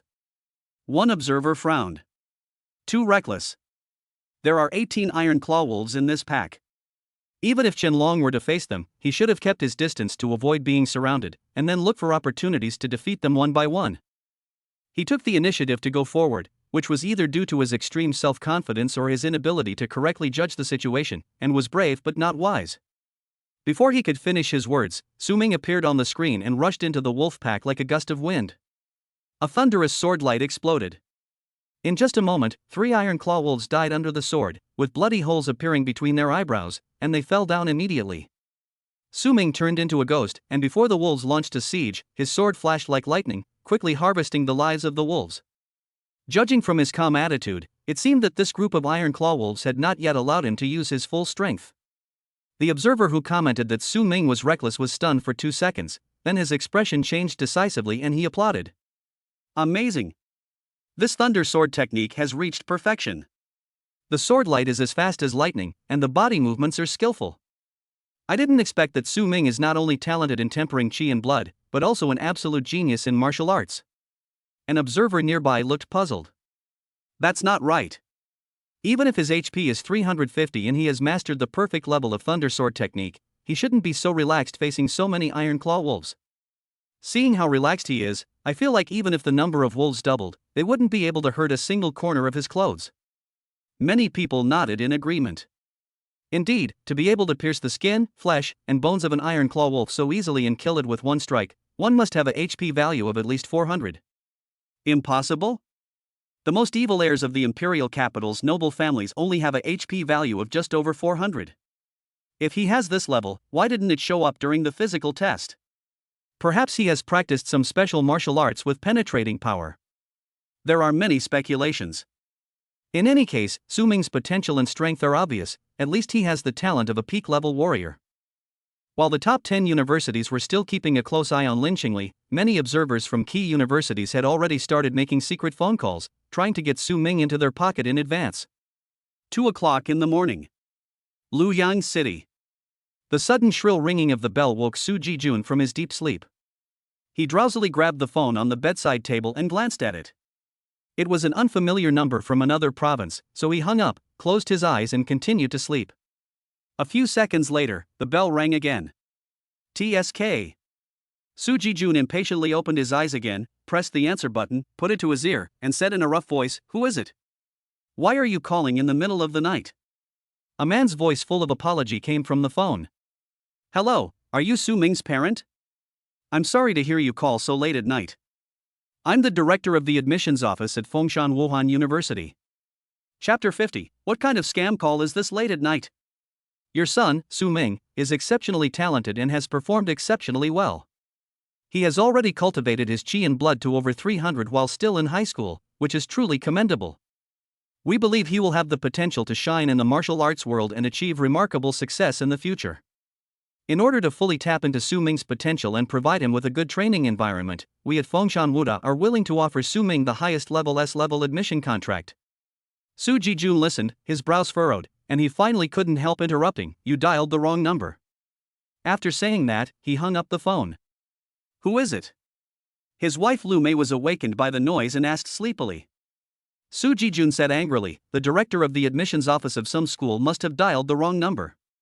He knew very well what level his son was at. Although the name matches, the boy does not have 300 health points, not even half. The other party must be looking for someone with the same name and called him by mistake. "Go to sleep," Lu Mei said. Su Jijun lay down and the room returned to silence. However, after a while, the phone rang again. Su Jijun, who was about to fall asleep, suddenly sat up. "Are these people not finished yet?" He picked up the phone and answered it. Just as he was about to scold the other party, a different voice came on the line. "Hello, are you the parent of Su Ming? I'm from the admissions office of Liaotong Wuda University. Sorry to bother you so late at night. I'd like to discuss Su Ming's academic aspirations." "Another fool?" Su Jijun was furious and said sternly, "Can you guys please verify the information? How come you didn't even notice that they dialed the wrong number? Please stop disturbing my sleep." I hung up the phone angrily, but before I could put it down, the ringtone rang again. This time it was a woman who spoke. "Hello, I'm very sorry to bother you so late at night, I'm..." Bang! Su Jijun couldn't stand it any longer and turned off his phone. What's going on? Lu Mei sat up and asked. It's a scam call. They're saying their school wants to recruit Su Ming. It's all nonsense, not a word you can believe. Su Jijun was so angry that he wanted to curse. Working during the day is stressful enough, and sleeping at night is also restless. Who wouldn't he be angry? It is understandable if one or two wrong calls are made, but if people make wrong calls continuously, it is not unintentional, it is definitely intentional. Are fraudsters getting to this point now? They're still trying to attract clients in the middle of the night. Besides, this trick is too low level. 300 HP? Extraordinary talent? Why didn't they say his son got the top score in the college entrance examination? Oh, go to sleep, you have to get up early tomorrow. Lu Mei said something soothing, and the couple lay down again. A few minutes later, Su Jijun had already fallen asleep, but the damn cell phone rang again. These people are never going to stop. He sat up angrily and found that it was not his phone ringing, after all, it was turned off. On the other side of the bedside table, the screen of his wife Lu Mei's cell phone was on. Your cell phone. He patted his wife with a dark face. Lu Mei picked up the phone and took a look, her voice a little surprised. It's Xiang calling. Hello? Xiaoling, why are you calling so late? What's the matter? Xiang, Aunt, I'm sorry, I don't want to talk to you about something. It's Director Chen from our school's admissions office. I want to talk to you and your uncle about Su Ming's further studies. Lu Mei was stunned. Director Chen from your school? Yes, Su Ming did very well in the college entrance examination this time. His qi and blood value was 350, and he ranked third in the province on the first day of the practical session. Director Chen wants to recruit him to our school. Zhuangling's voice was very calm. Lu Mei's mind went blank. She could understand every word Zhuangling said, but when put together, it became a fairy tale. Su Ming? 350 HP? Third in the province? If this is a joke, it's too big a joke. Coming back to her senses, Lu Mei's voice became trembling. Xiaoling, you didn't lie to your aunt, did you? Where did you hear this news? Zhuangling, what Director Chen told me must be true. Auntie, actually, when Su Ming came to Lin Yuan last time, I didn't tell you the truth. I knew then that Su Ming's true ability wasn't what he usually showed, and he asked me not to tell you yet. Lu Mei could no longer hear the following words. She held the phone and turned to look at her husband blankly. Jijun, those calls just now didn't seem like scams. Your son has really made it this time. Lin Yuan Wuda wants to recruit him. Su Jijun was stunned and suspected that he was hallucinating in the middle of the night. Xuanling said that? No. How is that possible? With that kid's grades, how could so many schools be vying for him? Xiaoling said he has been hiding his strength from us. The couple looked at each other, and their sleepiness disappeared without a trace. Aunt? Are you listening? Zhuangling's voice came from the phone receiver. Su Jijun shuddered. Quick! Turn on the hands-free. Lu Mei quickly pressed the hands-free button. Hey, Xiaoling, tell me in detail what's going on. Jingyun's secret realm. Su Ming pierced the monster's head with a sword, pulled out his sword, and shook off the blood on the sword. Ding! Killed the first-level monster Black Tusk Pig, source energy +1. He glanced at the panel. Name, Su Ming. Realm, 2-star warrior. Qi and blood, 530. Martial arts, basic swordsmanship perfect, basic body movement perfect, basic archery perfect, thunder swordsmanship perfect, 7-star stepping gang not yet mastered. Source energy, 86. After 16 hours of continuous searching and killing, he killed a total of 266 first-level monsters. Not only did his Qi and HP value break through 500, successfully becoming a 2-star warrior, but he also saved 86 points of source energy. In Su Ming's opinion, a Qi and health value of 530 is enough for him to get a good ranking in the actual combat session. There is no need to rush to add the remaining source energy points to the Qi and health value. It is better to save them first and learn several new martial arts in one go after the college entrance examination. He knew that his every move in the Jingyun secret realm could not escape the surveillance of the 8-star warrior Gu Tuo, and was more likely to be closely watched by observers from major universities. Under the eyes of these people, it is not advisable to reveal too high a level of Qi and blood, as this may easily arouse suspicion. It is just right to control it at around 400 levels. After closing the panel, Su Ming continued searching for prey. In the darkness, his pupils flickered slightly, like the eyes of a cat. Even though it was pitch black around him, he could still see the environment clearly. This is the benefit of being promoted to a 2-star warrior. Not only does he have a certain night vision ability, but his hearing and sense of smell are also more acute. If Su Ming were to meet the guy who ate his barbecue again, he was confident that he could discover the hidden monster before the other party. My current ability should be considered top tier among this year's candidates. Maybe I can compete for the title of provincial champion and give my parents a big surprise when I get home. Thinking of this, a figure in a white dress suddenly flashed through Su Ming's mind, and the thought that had just arisen was immediately extinguished. Forget about that crazy woman. That girl kills second-level monsters like water, and she's also good at group AoE monsters. With her around, the top spot in Province S is a no-brainer for anyone else. Su Ming's good mood was ruined when he thought of the crazy woman. He curled his lips, tightened the longbow on his back, and unknowingly increased his speed in the forest. Chapter 51, Lin Qingli reaches the top. 6 o'clock in the morning. The rankings have been refreshed again. Lin Qingli's score rose to 465 points, ranking 4th in the country. Su Ming followed closely behind, squeezing out Chen Long with a score of 391, jumping to 2nd place in S province and 28th in the country. The observers were amazed by this, but also felt it was natural. Lin Qingli and Su Ming killed all night, and they also didn't sleep a wink all night. Everyone saw the efforts of both of them. Even if other candidates do not rest at night, they will always be more cautious in their actions than during the day, and their efficiency in hunting monsters will inevitably be reduced. But these two people really have no awareness that it is more dangerous to act at night, and they are even more arrogant than during the day. They walked around in such an arrogant and ostentatious manner that people were worried for them. But they were not hurt at all, and the monsters that attacked them were all easily neutralized and killed. Their calm demeanor made everyone wonder whether they were students or seasoned warriors with rich combat experience. And after a day and night of running around. At this time, all the candidates ranked within the top 100 on the ranking list have arrived at the core area of the secret realm. Chen Jingshi, who ranked 1st in the country, and Xiao Feng, who ranked 3rd, were the first to join forces to contact the second-level monster. What the two encountered was a mountain ape that was more than 2 meters tall. The mountain ape is more than 2 meters tall, with high attack power and thick blood. Not only is he incredibly strong, but his fur makes him impervious to swords and knives. A single punch could break hard rocks, and if it hit a person, it would be crushed into pulp in an instant.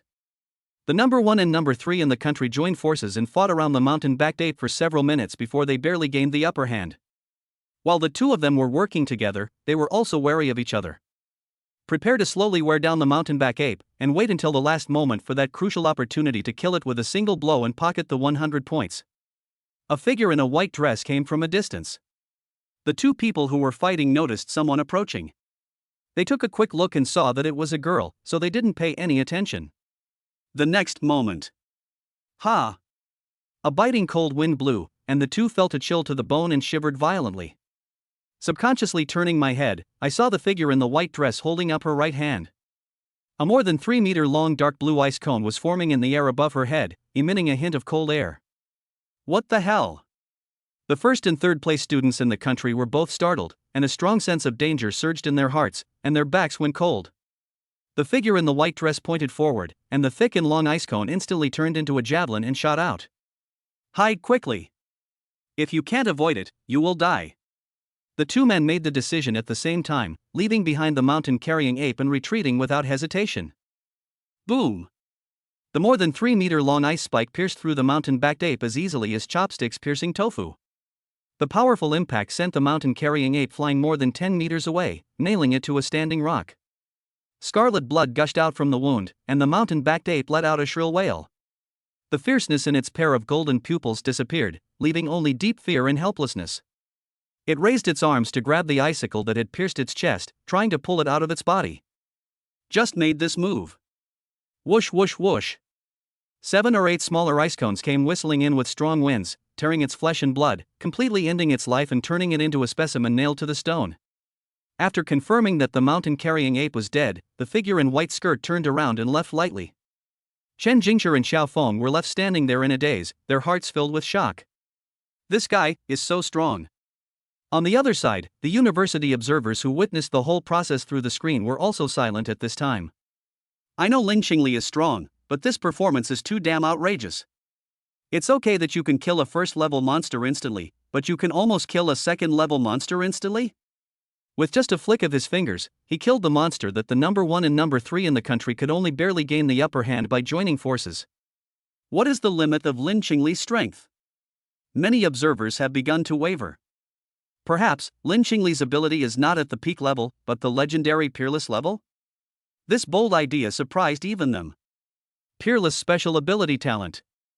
If this speculation comes true, Lin Qingli will undoubtedly become the most dazzling and brilliant new star in the past 100 years, which will surely cause a sensation in all walks of life and even attract the attention of 8 star powers. No, perhaps Lord Gutua is already paying attention to her now. The observers from the top 10 universities started making phone calls again, each of them looking solemn, and there was an inexplicably oppressive atmosphere as if a storm was about to come. Observers from other universities could only sigh in despair, secretly complaining why their own schools were not among the top 10, while turning their attention to other candidates. Hey, that's strange. Why doesn't Su Ming go any deeper? Is he circling around the core area? Someone stared at the screen in surprise. Hearing the sound, the others quickly turned their attention to Su Ming. Sure enough, Su Ming did as the observer said, turning his direction 90 degrees and no longer approaching the central area where the second-level monsters were lurking. Instead, he circled around the periphery of the core area. He doesn't want to compete with others for second-level monsters, and plans to focus on hunting only first-level monsters? What a coward, this kid. It's not cowardice, it's prudent. At his current rate of hunting first-level monsters, without touching second-level monsters, he can get about 50 points per hour. This rate is already far faster than others. There's no need to fight for the 100 points from those 17 second-level monsters. That's true, but it still lacks the drive that young people should have. Motivation is less important than actual results. This is the college entrance exam, and the first priority for students is to maintain their ranking and strive for a better position. Observers who understood Su Ming's decision had different opinions. Some supported it, while others opposed it, believing that Su Ming was too conservative and that it undermined his pride as a genius. They probably couldn't figure out that Su Ming only killed first-level monsters and didn't touch second-level monsters. It wasn't for safety or ranking, but simply because he felt that it was more efficient to kill first-level monsters than to deal with second-level monsters. There are a limited number of second-level monsters. Can you defeat them? How long will it take to kill one? What if someone steals it while you're fighting? These are all issues that Su Ming needs to consider. And a second-rate monster has 0.1 source energy, and a first-level monster has 1 point of source energy. According to this rule, a second-level monster should have 10 points of source energy. It would be troublesome to fight with other candidates for 10 energy points. It would be more cost-effective to kill a first-level monster. 12 noon. The rankings have been refreshed again. Lin Qingli's name rose to the top, ranking first in the country, with 1,637 points, surpassing the others and stepping heavily on all the other candidates. Chen Jingshi, who ranked second, had only 883 points, leaving her with a gap of 754 points, almost double the score. Such an astonishing score difference made countless observers exclaim in disbelief. If they were not afraid to disrespect Lord Gutua, they would even suspect that the ranking list was wrong. Now, not only in S province, but also observers in other provinces' examination areas began to discuss who Lin Qingli was and how he could come from behind and surpass the descendants of the ancient families who had poured their efforts into training to take the top spot. It's a pity that they don't have the permission to view from the perspective of the candidates from Province S, otherwise, in the next few hours, the attention of all observers across the country would have to be focused on Lin Qingli alone. In addition to Lin Qingli, there is another name that has also attracted attention from all parties. Second in S province, third in the country, 851 points, Su Ming. Chapter 52, The Dust Has Settled, the final ranking. An increase of 460 points in 6 hours means that on average, nearly 80 first-level monsters died at Su Ming's hands every hour. It exceeded everyone's expectations by a large margin. This growth rate is due to the dense distribution of monsters in the core area on the one hand, and on the other hand, it is thanks to other candidates. When there are too many monsters, once the candidates start fighting, they will often attract a large group of them, making it difficult to resolve the battle in a short period of time, thus evolving into a tug-of-war or kite fight. Su Ming didn't even have to look for the monsters himself. He just had to go where he heard the sound of fighting. If someone helps him lure the monsters, wouldn't the harvesting be more efficient? But it was hard for those candidates whose monsters he had snatched away. They had already cursed Su Ming in their hearts. If fighting between candidates was not prohibited, they would have fought with him. This Su Ming is also a tough guy. His strength is not inferior to Chen Jingshi and Xiao Feng. Now it seems that this kid's tactic of giving up the second-level monsters and focusing on killing the first-level monsters was actually a good choice. He really made it into the top 10. If it weren't for the fact that out of the 17 second-level monsters, 9 of them were killed by Lin Qingli alone, with the exception of the ring-toothed earthworm that hadn't yet emerged from the ground, and she hadn't monopolized 900 points, causing Chen Jingshi and the others to work for nothing, Su Ming wouldn't have been able to reach third place so easily. Lin Qingli single-handedly changed the top 10 rankings of this year's college entrance exam. Halfway through the discussion, the topic returned to Lin Qingli. Lin Qingli's performance was truly amazing. A similar situation had never occurred in the martial arts college entrance examination 100 years ago. A girl from an ordinary background crushed all the children from aristocratic families and took the top spot with a huge advantage. It was so magical. When the exam is over and the news gets out, I'm sure many people will be shocked speechless. The exam is still going on. The last second-level monster was reluctant to show up, perhaps because it sensed danger and hid itself. Chen Jingshi, Xiao Feng and others also began to turn their attention to the first-level monsters and joined the ranks of grabbing monsters. The pressure on candidates ranked outside the top 10 increased further. After killing 9 second-level monsters by himself, Lin Qingli stopped moving. He found a big rock in the core area, sat down, and began to rest with his eyes closed.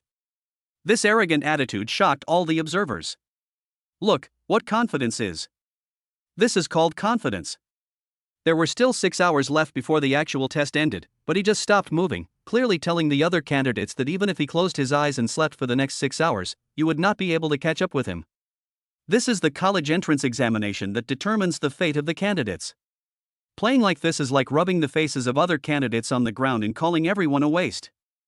Unfortunately, the others really couldn't catch up with her, so they couldn't refute it. Tell me if you are angry or not. Soon, the last 6 hours passed.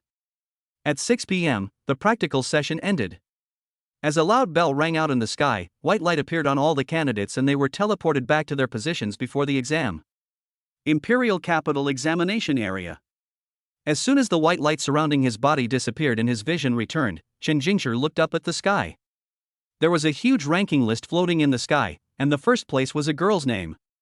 Lin Qingli, Province S, point 1637. Chen Jingshi narrowed his eyes and muttered the name. Thinking of the scene of the figure in white skirt manipulating the ice cone and easily hunting down the second-level monsters, he couldn't help but clench his fists. Deep in his heart, he felt a strong shock, as well as the humiliation and unwillingness that followed. As the first person of this generation of the Chen family, he had never experienced such a setback. Let alone competing, I can't even touch the hem of someone else's skirt. I can only look up to them and sigh from afar. Take a deep breath and suppress the strong negative emotions in your heart. Chen Jingshi warned himself that being more courageous in the face of setbacks and not afraid of challenges are the qualities that a true genius should possess. It doesn't matter if we lose to the opponent this time, we can win next time and the glory will still belong to the Chen family. Second place is second place, just consider it as a spur to yourself, so that you can also practice in the future. It was not until then that Chen Jingshi realized something was wrong. The second name below Lin Qingli doesn't seem to be mine? Su Ming, Province S, points 1286? Looking at the names in the second row, Chen Jingshi was stunned and his mind went blank for a moment. How is this possible? It would be fine if I wasn't first, but that girl in the white dress was so strong that I couldn't say anything. It was only right that I lost to her. But where did this Su Ming come from? Why did he take my second place? Moving his eyes downwards, Chen Jingshi saw his name on the third row, with a score of 1143. The fourth is his nemesis, Xiao Feng of the Qiao family. Chen Jingshi is no longer in the mood to see how many points he has.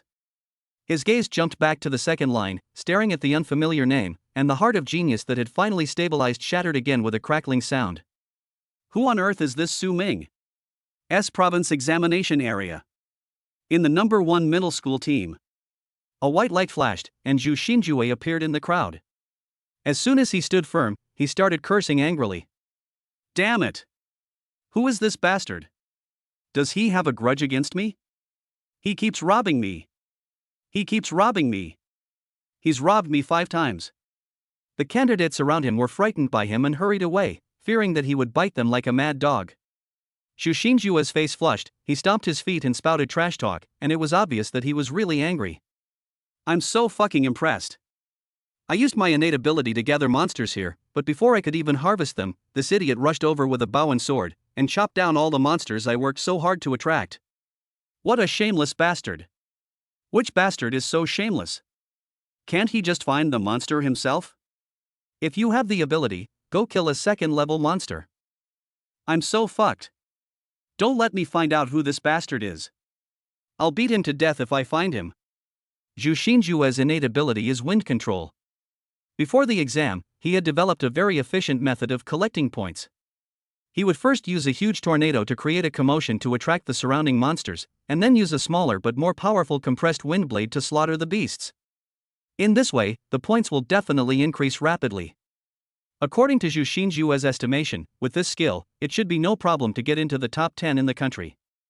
But the appearance of that idiot with a hunched back completely disrupted his entire plan.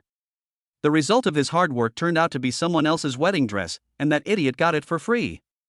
When Xu Xingjue thought of this, his nose became crooked with anger. He cursed for a long time, until he was tired and his throat was dry and sore. Then he looked up at the rankings in the sky, and his eyes suddenly became bigger than a cow's. What? Lin Qingli took first place in the country? Less than 2 seconds later, he screamed again in a higher pitched and more unbelievable voice. Are you kidding me? That Su Ming is ranked second in the country? Chapter 53, The Melancholy Qin Xiang and the Twisted Xu Xingjue. At this time, not only Xu Xingjue, but all the candidates noticed the 2 names on the ranking list above their heads. The candidates of Luoyang No. 2 Middle School were immediately excited. School Beauty Lin is number 1? Number 1 in the country? We are the champions. Holy crap! School Beauty Lin is awesome. Su Ming is awesome. No, I can understand Lin Qingli getting first place in the country, but Su Ming getting second? How did he do that? In addition to being shocked, everyone felt a strong sense of unreality. It's like there is a beggar lying at your doorstep all year round. One morning when you go out, you see a dragon chariot parked at your doorstep, and a group of eunuchs, palace maids, and ministers kneeling in front of the beggar begging him to go back and ascend the throne to be emperor. I can't accept this. People say that one should look at others with new eyes after 3 days of absence, but Su Ming was different. During the 3 days of the college entrance examination, he gave his classmates one shock after another. First, the blood and chi value was measured to be 350, and now it has surpassed all others and ranks second in the country. Could it be that this guy is still holding back on some big move? In the crowd, the little fat boy Li Mao was even more excited than when he got second place in the country. He hugged Su Ming and jumped up and down, his fat face redder than a monkey's butt. Second in the country. Brother Ming, you are amazing. From now on, you are my idol. Su Ming had to push his face away to avoid being sprayed with Li Mao's saliva. The classmates around gave thumbs up. Su Ming, you are this. Damn it, now I know what it feels like to be played by a pig and then eaten by a tiger. It's a pity you were able to hide for so many years. Su Ming, don't forget us old classmates now that you've made it into the top 10. Su Ming responded with a smile and glanced at the ranking list in the sky. Second in the country, a higher ranking than expected. The geniuses from the big families in the capital aren't good enough. I thought they could at best make it into the top 10 in the country. Speaking of which, I also have to thank the Wind-type Awakener who gathered monsters for me. I don't know which kind-hearted person he is, but he gave me a total of 70 or 80 first-level monsters. He is truly a moral role model who does good deeds without leaving a name. Someone was walking towards the No. 2 middle school team not far away. Having just won the first place in the country, even with Lin Qingli's usually cold personality, a rare smile appeared on her face at this moment, and she nodded slightly in response to the congratulations and blessings of her classmates. Hello, Lin. A young man in a sapphire blue suit walked up to her and greeted her politely. I'm Ji Chang, an observer from Imperial Capital University. Congratulations on winning the national top spot. Imperial Capital University welcomes you. As soon as he finished speaking, several people walked out from behind him. Student Lin, I'm Li Liang, an observer from Qingyun Wuhan University. I am Pan Yan Wuda. Observers from the top 10 universities all showed up and extended olive branches to her, but their attitudes were relatively restrained. After all, they have to maintain the dignity of the top 10 universities in public and cannot act too frivolously, which will lower the grade of their own school. The real competition for recruitment must be carried out in secret. Lin Qingli said nothing until all 10 people had finished introducing themselves, then she said softly, "Thank you everyone." There were no more words. The 10 people didn't care. After saying goodbye politely, they all came to Su Ming again. "Student Su Ming, congratulations on winning the second place in the national exam." The exact same rhetoric was repeated on Su Ming. The students from number 1 middle school and number 2 middle school around him were so envious that their mouths were watering as they watched Su Ming shake hands cordially and chat with the observers from the top 10 universities. This is an invitation from the Big Ten. For a high school student, what honor could be greater than recognition from the Big Ten? In the crowd, Xiang silently withdrew his gaze from the rankings and glanced in the direction of Su Ming, who was surrounded by the top 10 observers. He felt a little powerless and melancholy. His results were pretty good, ranking 17th in S province and 284th in the country, barely making it into the top 300. It's better than expected before the exam. But Xiang was not happy at all. He was left far behind by Lin Qingli. The huge gap between the two made him feel suffocated, and he didn't even have the courage to catch up. Is this the true appearance of Lin Qingli after unleashing all her potential? Perhaps it's time to let go of 3 years of love. Although he was reluctant to admit it, only someone like Su Ming was qualified to follow Qingli. Just as Xiang was feeling sad. On the other side, in the number 1 middle school team, Xu Xinjue looked at Su Ming from afar, his face twisted and his back teeth broken. "Asshole. It's you." In this practical test, there may be more than one candidate carrying a bow and a sword, but the one who has the ability to snatch the monster from him and meets this characteristic is most likely Su Ming, who ranks second in the country. For a moment, Xu Xinjue's hatred for Su Ming reached its peak. "I'll remember this. Thanks to you, I didn't even make it into the top 100 in the national college entrance exam this time. Su Ming, just wait, I'll kill you sooner or later." 7 o'clock in the evening. All candidates lined up to leave Gingyun's secret realm and return to their respective examination centers. As soon as the team from Luoyang No. 2 Middle School came out of the martial arts hall, they saw their principal and a group of head teachers holding up banners, laughing and waving them violently, welcoming them back from the exam. The banner read, "Warmly congratulate our students Lin Qingli and Su Ming for winning first and second place in the National College Entrance Examination Practice Section." I don't know how they managed to make this banner in just 1 hour. Not far away, the principals and teachers of other schools watched them making such a commotion from afar, curling their lips in disdain and envy. It's impossible not to be jealous. The first and second place in the national practical test are both from the same school. I can't even imagine how much the educational funds allocated to Luoyang No. 2 Middle School will increase next year. It will become a famous school in an instant. What shit luck! Lin Qingli. Su Ming. Thank you for your hard work. Thank you for bringing honor to the school. Principal Su Detai walked up with a rosy face, a big belly and a wreath in his hand. Behind him followed the Dean of Studies, who was also holding a wreath and smiling from ear to ear. Lin Qingli frowned slightly and hesitated for 2 seconds. Under the principal's eyes full of expectation and encouragement, she finally lowered her head and put on the wreath. The dean also put a wreath on Su Ming and patted him affectionately. "Student Su, well done." In the distance, a large group of reporters broke through the security guards, rushed over with cameras, and surrounded Su Ming, Lin Qingli, the principal, and the Dean of Studies. "Mr. Lin, how do you feel about taking first place in the National Martial Arts Practical Exam?" Some people say that Lin's special ability is of a peerless level, rarely seen in hundreds of years. What do you think, Lin? I heard that classmate Su and classmate Lin are in a relationship. Is that true? Everyone asked questions at once, and a gossip topic popped up in the middle. To everyone's surprise, Lin Qingli and Su Ming ignored the questions from other reporters and looked at the reporter who asked about gossip. Yes. No. They both spoke at the same time, but came up with different answers. Chapter 54, Returning to Luoyang and Being Attacked. The two's unexpected answers brought a temporary calm to the chaotic scene. Principal Su Detai quickly reached out and pushed the reporter away. Sorry, the students just finished their exams and are very tired. If you have any questions, please wait until the press conference, or you can ask me first. Su Ming and Lin Xingli took the opportunity to break out of the encirclement and got into a car at the invitation of two teachers. The car immediately drove away from Qingyun Wuhan University. On the way back to the hotel, the two teachers sitting in the front row kept praising them for bringing honor to the school, and all kinds of flattery never stopped from beginning to end. Su Ming and Lin Xingli in the back row were quiet, each looking out the window, and the atmosphere was a little stiff. Su Ming's cell phone suddenly rang. It was Su Xiaoyuan who sent the message, saying that his father, Su Hengxiu, chairman of Shendang Group, wanted to invite him and Lin Xingli to dinner, and asked if it was convenient for Su Mingfang and when he would be free. Su Ming had no intention of signing a contract with the company, but Su Xiaoyuan spoke up and said that for the sake of their friendship, he still had to eat. However, he could only represent himself.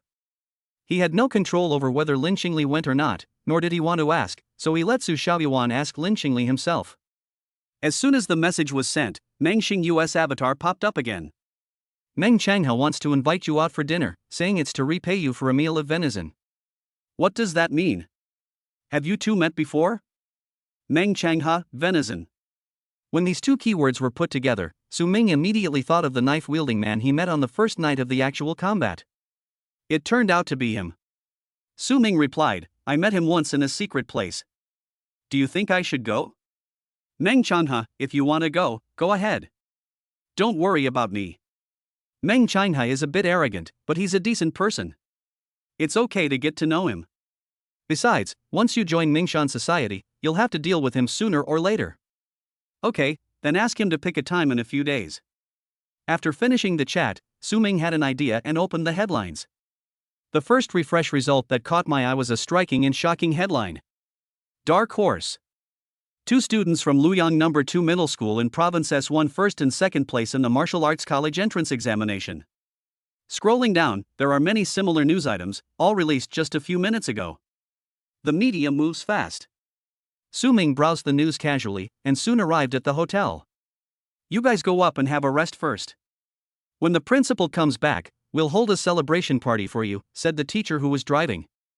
Lin Xingli said lightly, No, I'm going back to my room to sleep, don't disturb me. Su Ming also said, I'm tired too, don't call me. The two teachers stood in the car in a daze, looked at each other, and could only smile bitterly. These two are now the school's darlings. If they don't show favor to you, there's nothing you can do even if the principal comes. In the elevator, Su Ming and Lin Xingli stood side by side. The floor numbers kept jumping. Suddenly, Lin Xingli asked, Which school do you plan to apply to? Su Ming glanced at her warily, What are you doing? Lin Xingli drooped her eyelashes and whispered, Actually, there's no need for you to be so wary of me. I have no ill will towards you. Su Ming curled his lips, When you and the person behind you stop making fun of me, I will stop being wary of you. The one behind me? Lin Xingli's face showed surprise, she didn't understand what he was talking about. Su Ming sneered in his heart, still pretending? He was too lazy to make it clear, so he simply shut up and stopped talking. He made up his mind that no matter which school Lin Xingli went to, he would never choose the same one. Anyway, as long as he can get into the top 10, it doesn't make much difference to him which one he goes to. Bite. The floor has arrived. Su Ming was the first to step out of the elevator and walked towards his room. Lin Xingli's serious voice came from behind, When we get back to Luoyang, let's find a chance to have a good talk. Su Ming paused and thought for 2 seconds. Okay. After being used as a plaything for 2 weeks for no reason, he also wanted to meet Lin Xingli's master to see what the other party had that could make the aloof and arrogant Lin Xingli willingly accept training. By the way, I can transfer back the red envelope sent by Lin Xingli. Return to the room. Su Ming washed his face, lay on the bed, took a long breath, and felt his body and mind relaxed. His cell phone rang, he picked it up and saw that it was his father Su Jijun calling. Hello? Dad. As soon as he raised the phone to his ear, Su Jijun's voice, pretending to be angry, came from the receiver. You're such a good brat. You've got a lot of potential. You've been keeping me and your mother in the dark for so many years. Su Ming smiled awkwardly and said, Dad, do you already know? Of course I know. Last night, a group of university admissions officers called me in the middle of the night, saying they wanted to recruit you. Your mom and I thought we were scammed. Not to mention, you're the only one on the news right now. How could I not know what was going on? Hey, what do you think, Dad? Are you surprised? Are you surprised? Oh, That's quite unexpected. Go home quickly and see how your mother will deal with you. Why are you punishing me? I've brought honor to the Su family. It's fine if you don't reward me, but how can you punish me? Who didn't believe I could get into the key Wuhan University before? Stop being so poor. Tell me, why have you been hiding this from me and your mother? Of course it's to give you a surprise like now. Su Ming made up an excuse to get away with it. After talking on the phone for more than 10 minutes, the sound of an electronic lock came from the door, and Li Mao came back. Su Ming took the opportunity to say, "Let's not talk about it for now, Dad. My classmate is back. Let's go out for dinner together later. I'll call you when I get back." After saying that, he quickly hung up the phone. Li Mao walked into the room, turned around, opened his arms, lay down on the bed, and let out a long groan. "Oh my God, I'm so tired." "Brother Ming, you didn't see that the security guards downstairs at the hotel stopped a bunch of reporters.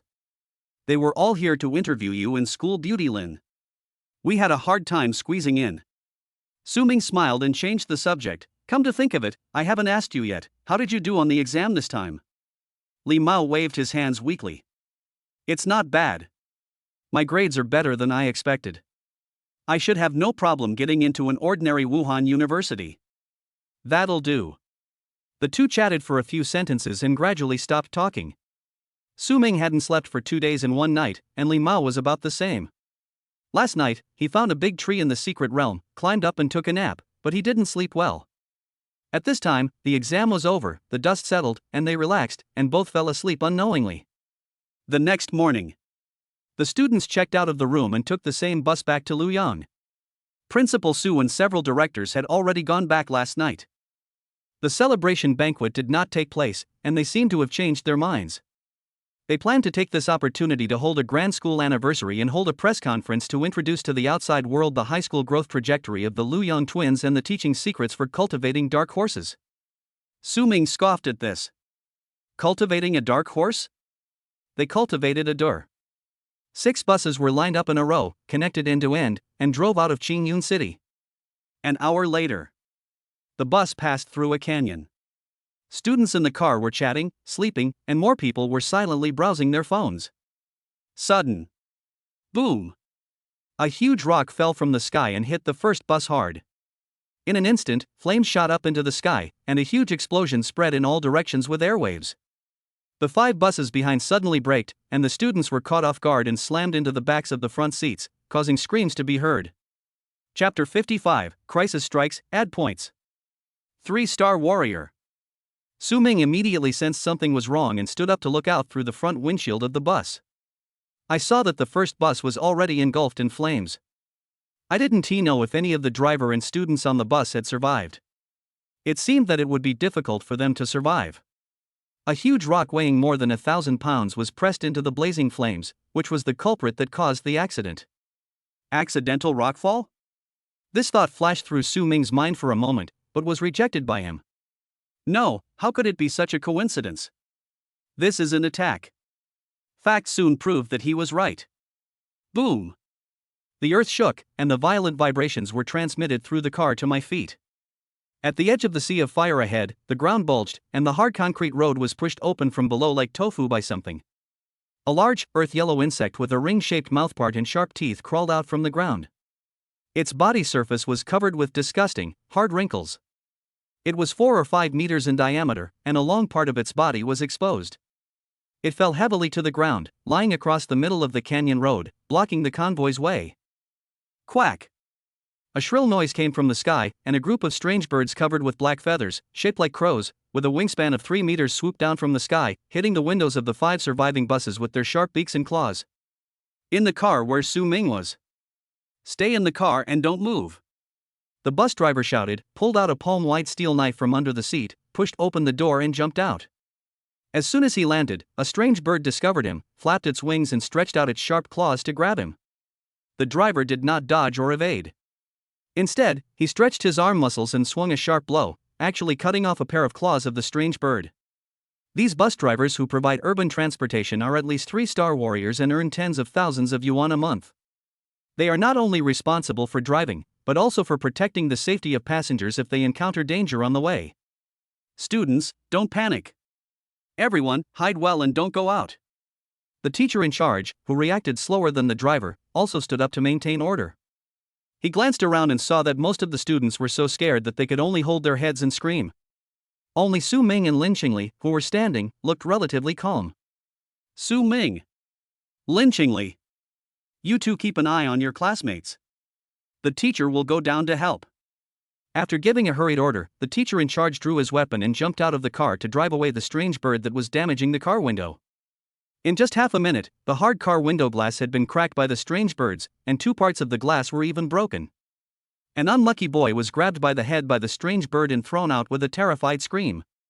Get down! Su Ming roared and drew his sword. I brought out the special weapon for the college entrance examination from the secret realm. I originally planned to take it home as a souvenir, but I didn't expect it to come in handy at this time. Crash! Another piece of glass shattered, and a bird's claw reached out from the broken glass and grabbed a girl sitting by the window. Get out of the way! Su Ming issued a warning, took a step forward, burst out with all his strength, and cut the bird's claw with a sword. Clang! Sparks flew. This sword was like hitting a steel plate, and a huge recoil force came, causing Su Ming's body to shake. He was horrified. He had not held back in this sword strike and had used all his 530 HP, but he still failed to cut off the bird's claws. These strange birds are at least second-level monsters. Fortunately, he stopped the strange bird and it failed. The long sword cut a blood groove on its claws and it retreated with a strange cry. The situation was critical. Su Ming called out the panel. Add some. Without any hesitation, he added all the 1,106 points he had accumulated in the actual combat to his chi and blood points. These points were originally intended for learning martial arts, but now I can't take care of them. In an instant, the number in the health column on the panel jumped from 530 to 1636, breaking through the 1,000 mark and entering the realm of 3-star warriors. Along with it came severe pain all over the body. Ah! Veins bulged under Su Ming's skin and his blood vessels twisted. The muscles all over the body were torn and reassembled in a very short time, the bones made crackling sounds, and bright red blood flowed out from the eyes, ears, mouth, and nose. He curled up in pain, let go of his sword, and knelt in the aisle. Ming Ge, what's wrong with you? Seeing that he was in a bad condition, Li Mao rushed over to ask about his concern, but was frightened back by Su Ming's bloodshot eyes when he suddenly looked up. Boom! Su Ming punched the bus floor hard, and a big dent immediately appeared on the steel floor. Don't mind me. He gritted his teeth and squeezed out a few words, then let out another heart-wrenching roar. The body hidden under the school uniform swelled at a speed visible to the naked eye, his muscles bulged high, and the buttons of his shirt flew off. This scene of suspected explosion scared Li Mao. He didn't understand why Brother Ming, who had just saved his classmates with a sword and was so powerful, suddenly became like this. Crash! Another car window was smashed by the strange bird. Lin Qingli stood up with a cold face, and with a wave of his hand, a large cluster of ice cones shot out, knocking away the strange bird that tried to squeeze into the carriage. Stay in the car. She threw down a sentence, jumped out of the broken car window, and made a backhand move. Crack, crack. A large amount of ice condensed quickly, spread along the car body, and wrapped the entire car. The carriage suddenly became cold and the temperature dropped sharply. Surrounded by dark blue ice, the view outside became hazy. Fortunately, this trick was very effective. The ice was much stronger than glass, and the ice layer was thick, so the strange birds could not rush in for a while. The panicked students gradually calmed down and no one screamed anymore. A boy asked in a trembling voice, "What the hell is going on? Why are there monsters on the highway?" No one answered him. Someone else said, "We won't die here, will we?" This statement immediately caused everyone to refute it. Shut up your crow mouth. It's okay, don't scare yourselves. The driver and teachers will solve the problem. We just need to wait patiently. Yes, that's right. With the teachers here, everything will be fine. While everyone was talking, Su Ming was panting and stood up on his knees. His eyes were still bloodshot, but he had regained his composure. His facial muscles twitched from time to time, looking a little weird. Li Mao kept a distance of 2 or 3 steps and asked cautiously, "Brother Ming, how are you?" "Fine." Su Ming gave him a reassuring look, looked down at his palm, and slowly clenched his fist. 1636 points of health. Is this what it feels like to be a 3-star warrior? So powerful, strength is constantly surging from the body, it feels like I can knock a cow away with one punch. He took a deep breath, bent down to pick up the sword, looked around, and saw that the bus was wrapped in ice. Make way. Su Ming signaled the two students sitting next to the broken car window to move aside, put the sword in his left hand, clenched his right fist, and pulled it back. Boom! He slammed his fist into the ice. The dark blue ice crackled into several cracks with a crackling sound. Su Ming frowned and threw another punch. The ice shattered and a big hole appeared. He jumped out of the car and looked around. The scene before him made Su Ming's face change drastically. Chapter 56, Monsters appear one after another, the one-eyed mountain monster. Ahead on the road, a huge worm-like monster blocked the convoy's way. The wreckage of the first bus was still burning, and through the window one could see the charred and twisted corpses inside the car. In the sky, 30 or 40 black crow monsters circled and attacked, and a group of giant blue wolves, more than 20 in number, appeared from nowhere and blocked the way. The 13 teachers and 5 drivers accompanying the team were fighting these monsters, repelling the black crows and giant wolves that were approaching the vehicles. Not far away, Lin Qingli was manipulating the ice to freeze another bus.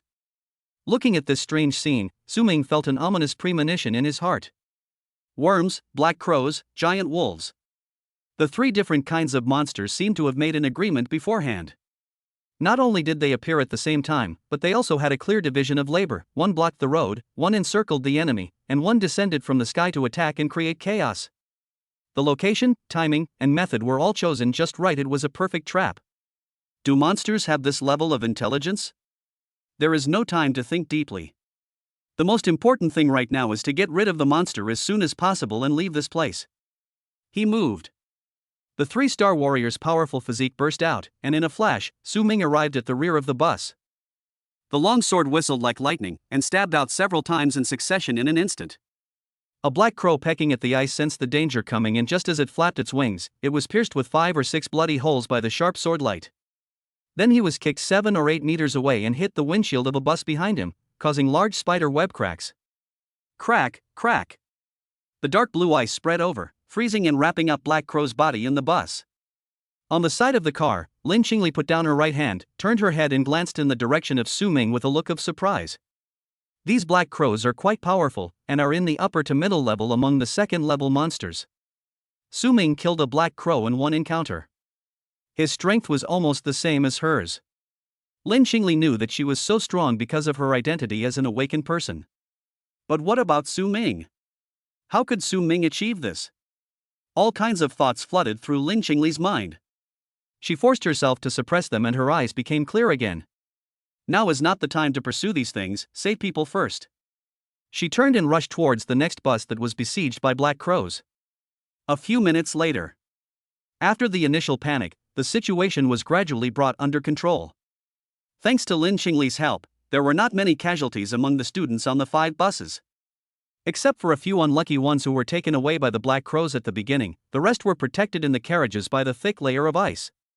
The teachers and drivers accompanying the team gradually gained the upper hand, killing many black crows and giant wolves, and the situation was improving. Ding! Kill the second-level monster, the crow, source energy plus 10. Su Ming stepped on the corpse of a black crow, pulled out a long sword from the black crow's chest, and stared at the 3 giant wolves that were besieging a teacher not far away. These giant wolves are nearly 5 meters long and move very quickly. They can also spray compressed air blades from their mouths to cut deep grooves in the ground, rocks, and ice. With the information about monsters learned in class, Su Ming quickly found information matching these giant wolves.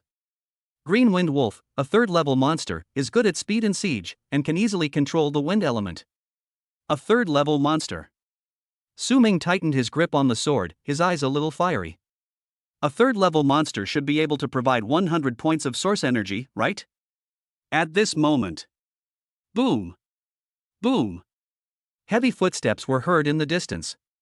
Su Ming looked in the direction of the sound and saw a terrifying figure, which made his eyelids twitch wildly. It was a giant more than 3 meters tall, with dark green skin, a tattered animal skin around his waist, bare feet, and a stone stick as thick as an adult man's waist on his shoulder. The giant had a single eye on his head, and a big mouth that was split all the way to the base of his ear, with a bunch of crooked teeth, which made him look intimidating. Su Ming had the illusion of suffocation. He had seen this monster in his textbook. The 4th-level monster, the one-eyed mountain monster. Other people on the battlefield also noticed this uninvited guest, and their expressions changed. One-eyed mountain monster? Doesn't this thing live in deep mountains and forests? How could it appear near the national highway? It's over. We can't handle a fourth-level monster. Everyone, run for your lives. What nonsense! What will happen to the students if we leave? An old teacher with gray hair killed the crow in front of him with a single blow. He looked at the approaching mountain monster, gritted his teeth, and, with his sword raised, shouted, "Two of you, come help me stop the mountain monster. The rest of you, quickly finish off the monster and drive the students away." Immediately, a teacher and a driver responded to his call, and the three of them joined forces to kill the mountain monster. Everyone, hurry up. If we delay any longer, there might be other dangers. Another older teacher wearing black-framed glasses shouted, "Old Xiang, Old Wang. You two go and deal with that land dragon and clear a path." The two teachers accompanying the team obeyed the command, broke away from the battle circle, and flew towards the worm monster that was blocking the road in the distance. The monsters that appeared one after another cast a shadow over everyone's hearts, and everyone had a bad premonition. It feels like there are a pair of eyes hidden in the dark, watching everything that happens here, manipulating an invisible net to catch everyone. Everyone couldn't help but speed up their movements and attack more vigorously, not hesitating to exchange injuries for injuries, in order to kill the black crows and giant wolves in front of them as soon as possible. A green-winged wolf pounced towards Su Ming at such a speed that only a shadow was left in his field of vision. A fishy wind blew in his face. Su Ming twisted his waist and dodged the attack narrowly, then slid back quickly. There was a burning pain in my chest. He looked down and saw that there were 3 tears on his chest and blood was oozing from the wounds. Fortunately, the wounds were not deep. Take a deep breath to calm your pounding heart. Su Ming tensed up his nerves and looked up at the giant wolf crouching opposite him and growling softly. A trace of solemnity flashed in his eyes. This beast is so fast. Even though he had been promoted to a 3-star warrior, his movements still couldn't keep up with his reactions, and he couldn't completely avoid the green wind wolf's attack. Su Ming understood that it was his physical skills that held him back. The basic movement skills of the lower yellow grade could no longer keep up with his strength as a 3-star warrior. Now he can learn the top grade Shin level 7-star stepping gang, but he does not have enough source energy, and it will take him a while to gather the 1000 points required for entry. Roar! The green wind wolf growled and attacked again. Su Ming's pupils constricted, and he was about to avoid the vital points and give the beast a sword in the abdomen even if he got injured. Call! A gust of cold wind blew from the side, and large ice cones condensed, freezing the green wind wolf that flew into the air. Quick! Lin Qingli's crisp voice came into my ears. This sudden change made Su Ming pause slightly. He immediately gave up his original idea and pushed the ground hard. The tremendous force was transmitted from the soles of his feet to his waist and hips, and then injected into his arms through the force of twisting his body. Lightning flash! Just as the green wind wolf broke free from the icy confinement, a bolt of sword light came charging in front of it. Phew! The sword roared like a thunder dragon, incredibly fast, and it cut off the huge head of the green wind wolf in one stroke. Blood gushed out like a fountain, spraying all over the sky. Chapter 57, The Man in Black, the Terror of a 5-star Warrior. Ding! Kill the 3rd-level monster Blue Wind Wolf, source energy plus 100. The system prompt sounding in his ears made Su Ming perk up. I'm rich. A 3rd-level monster actually gave me 100 points of source energy. As long as you kill 9 more green wind wolves, you can enter the 7 stars realm. Lin Qingli came over and looked at him with a surprised look. What a fast sword. Thanks for freezing it. Su Ming shook his head modestly. The sword strike just now was a unique skill derived from the Thunder Sword technique after it was perfected. It brought the speed of the Thunder Sword technique to the extreme and was also Su Ming's strongest killing move at present. Go on, I'll hold the line and you clean up. Lin Qingli said concisely. Good. The two rushed to the next green wind wolf and used the same trick again. Lin Qingli summoned several ice cones and shot them out to block the movement of the green wind wolf. Then she released cold air to freeze a large area and trap the green wind wolf. The ice that can easily freeze a 1st-level monster to death can only imprison the green wind wolf for 1 or 2 seconds. The green wind wolf quickly shattered the ice and broke free. Laugh. Su Ming took the opportunity to use his unique skill of Thunder Flash. With a flash of sword light, he pocketed 100 source energies. The cooperation between the two was seen by other teachers and drivers, which shocked everyone. These two are only in their third year of high school. Before they even went to college, the two of them were able to kill a third-level monster by working together? What a monster! In just a few moments, 3 green wind wolves died at the hands of Su Ming and Lin Qingli. There were only a dozen or so black crows and 4 blue wind wolves left in the field. The worm monster blocking the road in the distance was also covered in wounds under the siege of the 2 teachers. Its bloated body was covered with wounds of various sizes. It seemed that it was only a matter of time before it was eliminated. The only thing they had to worry about was the one-eyed mountain monster that appeared behind them. The 2 teachers and a driver who stopped the mountain monster were no match for it, but they could still delay it for a while. Everything is moving in the right direction, and everyone seems to have seen the dawn of escaping from this place and avoiding danger. Suddenly, a sarcastic voice came from above everyone's heads. "Oh, I told you long ago that we can't get anything done with these brainless monsters, but the higher-ups just wouldn't listen and insisted on taking action now. Now, we have to take action in the end. TSK, it would be a shame if we exposed our identities here." Everyone was startled and looked up. On the towering rock wall on one side of the canyon, there is a dead tree standing out. 2 people had been standing there since some point, wearing black robes, hoods, and white bone masks covering their faces, with only 2 eyes showing as they looked down at everyone indifferently. Su Ming's heart skipped a beat. Human? It's indeed a human being. He felt something was wrong from the very beginning. The rocks falling from the sky, the worms blocking the road, and the green wind wolves cutting off the convoy's retreat all exuded the aura of a trap. Besides humans, what other creatures can formulate and implement such sophisticated strategies? There was just one thing that puzzled him: how could humans control monsters? "Who are you?" The old teacher with black-framed glasses who had been commanding everyone asked loudly with a serious face. "Us?" The man in black on the right chuckled from under his mask, took a step forward, and plummeted from a height of more than 20 meters. The wind lifted his black robe, revealing the gray clothes underneath, which looked like some kind of work clothes. Boom!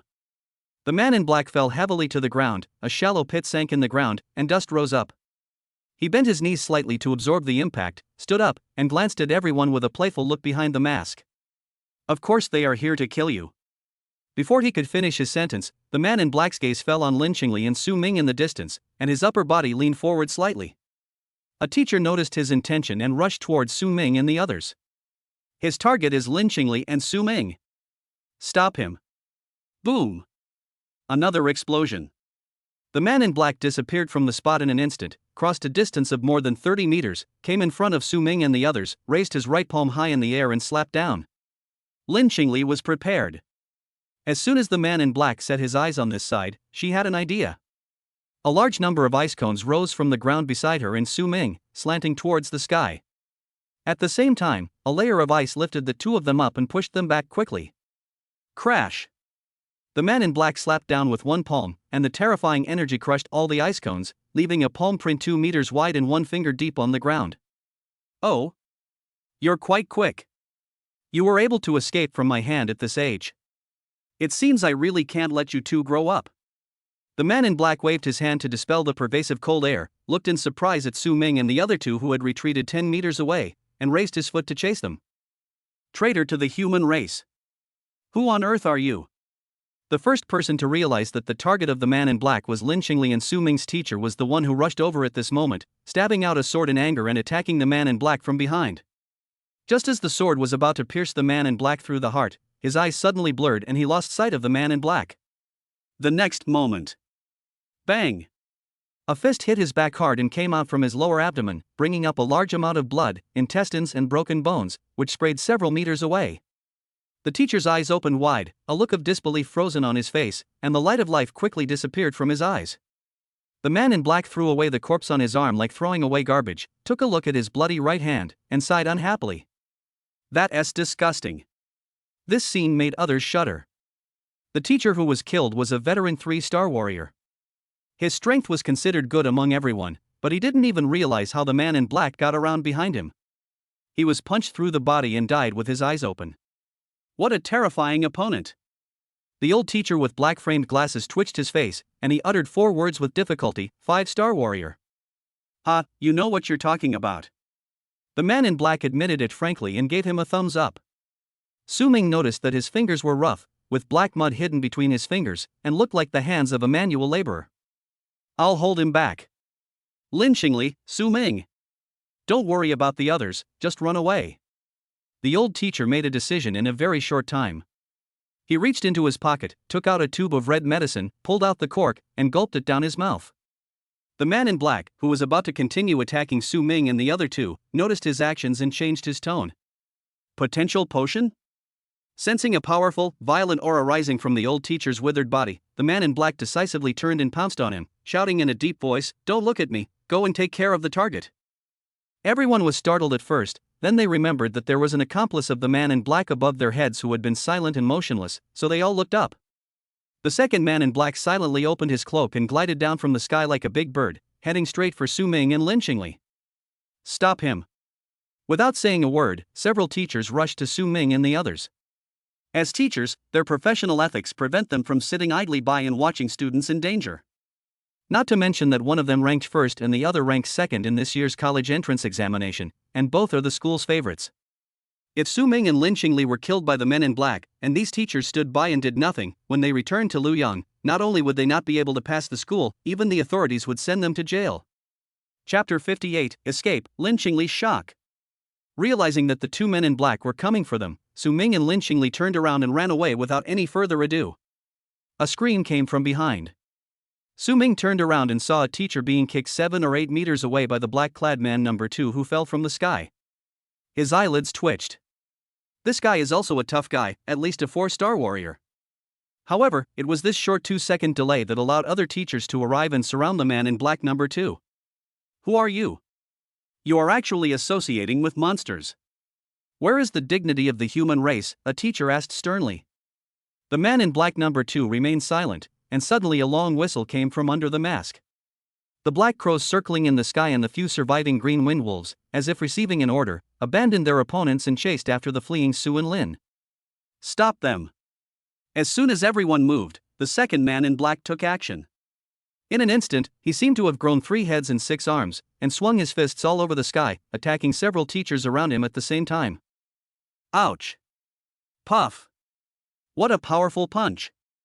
Although they had the advantage in numbers, several teachers were immediately injured, bleeding and flying backwards, while the rest of the people looked horrified. This guy is so strong. The other side. Su Ming and Lynchingly jumped over the worm monster and escaped from the canyon. After looking up to identify the direction, Su Ming fled straight to the northwest. The sound of ice forming behind him was getting closer, and Lynchingly followed. Why are you following me? Let's run separately. Su Ming turned around and said. Lynchingly had a blank expression on her face. The other side also has 2 people, and they are much stronger than us. There is no point in running away separately. That is true. Su Ming thought about it and felt that what she said made sense. There are dangers everywhere in this wilderness, and they are not familiar with the surrounding terrain. If they act together, they can look after each other. The map of Province S flashed through Su Ming's mind. If I remember correctly, the nearest city from here is Choyue City, 150 kilometers away. If the 2 of them travel at full speed, they will arrive in about 5 or 6 hours. One of the 2 men in black was a 5-star warrior, and the other was suspected to be a 4-star warrior. The teachers could only hold off for a while at best.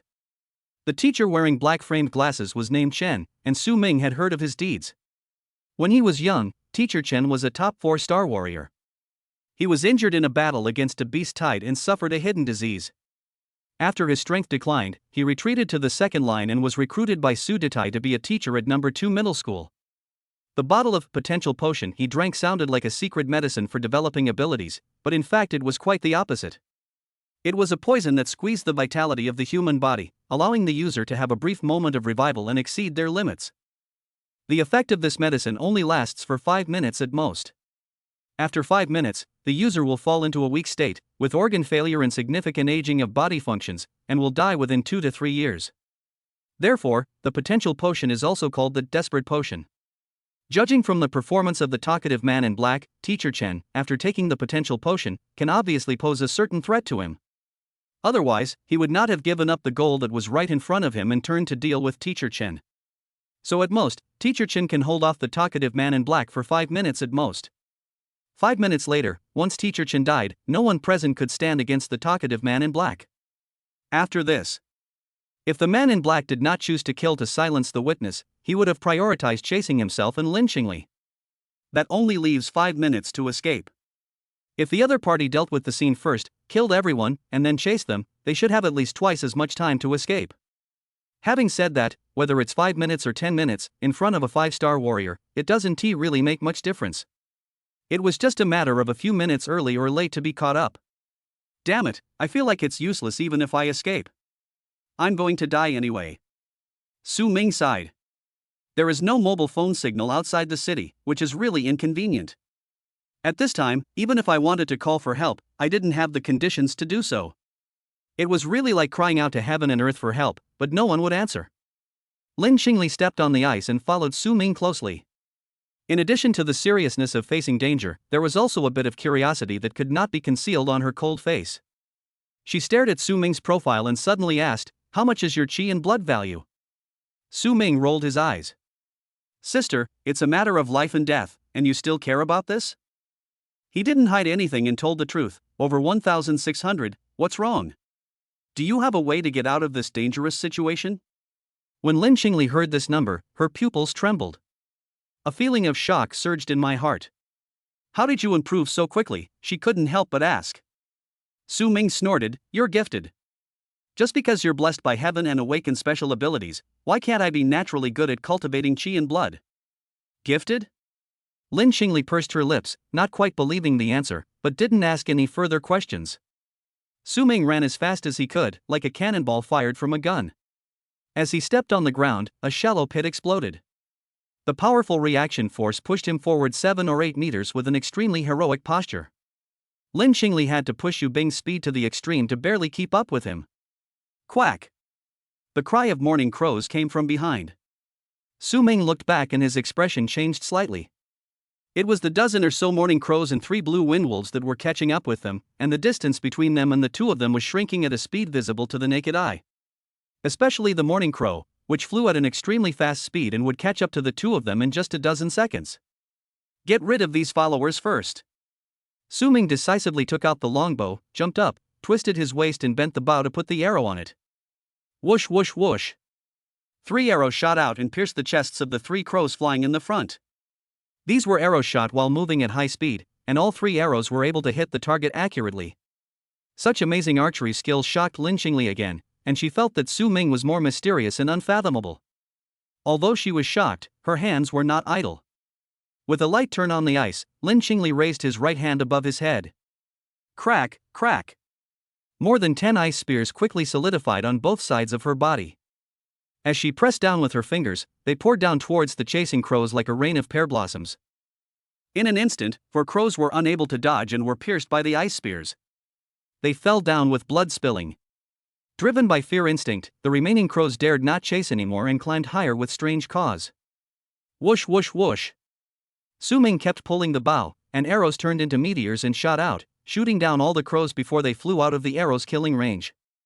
In a blink of an eye, only 3 green wind wolves were left among the monsters chasing the 2 men. Realizing that the situation was not good, the 3 Qingfeng wolves howled, tucked their tails between their legs, turned around and ran away. Su Ming aimed at one of them and shot an arrow, but it jumped to the side and barely dodged it. TSK. He frowned and put away his longbow, feeling unhappy. A 3rd-level monster is more difficult to deal with than a 2nd-level one. The green wind wolf is too agile, and even the perfect-level basic archery skills make it difficult to hit it. The 3 wolves ran away for a distance, then turned back and looked at the 2 people from afar. They neither chased them nor left, acting as if they were following them. This is the tactic that wolf-type monsters usually adopt when they encounter difficult prey. Su Ming had a headache for a moment. Should he get rid of the 3 stalkers first, or ignore them and think of a way after they get farther away? Chapter 59, System Side Effects, Frost Rampage. Lin Xingli noticed his hesitation and whispered, "Don't worry about them, let's go first." The 2 continued to flee towards the northwest, with 3 green wind wolves hanging behind them not far away. 10 minutes later, the 2 had escaped 6 or 7 kilometers out of the canyon. Suddenly, Su Ming seemed to realize something. He looked back and saw a black-robed figure approaching quickly from a distance. His heart tightened, and he said in a deep voice, "Someone is catching up."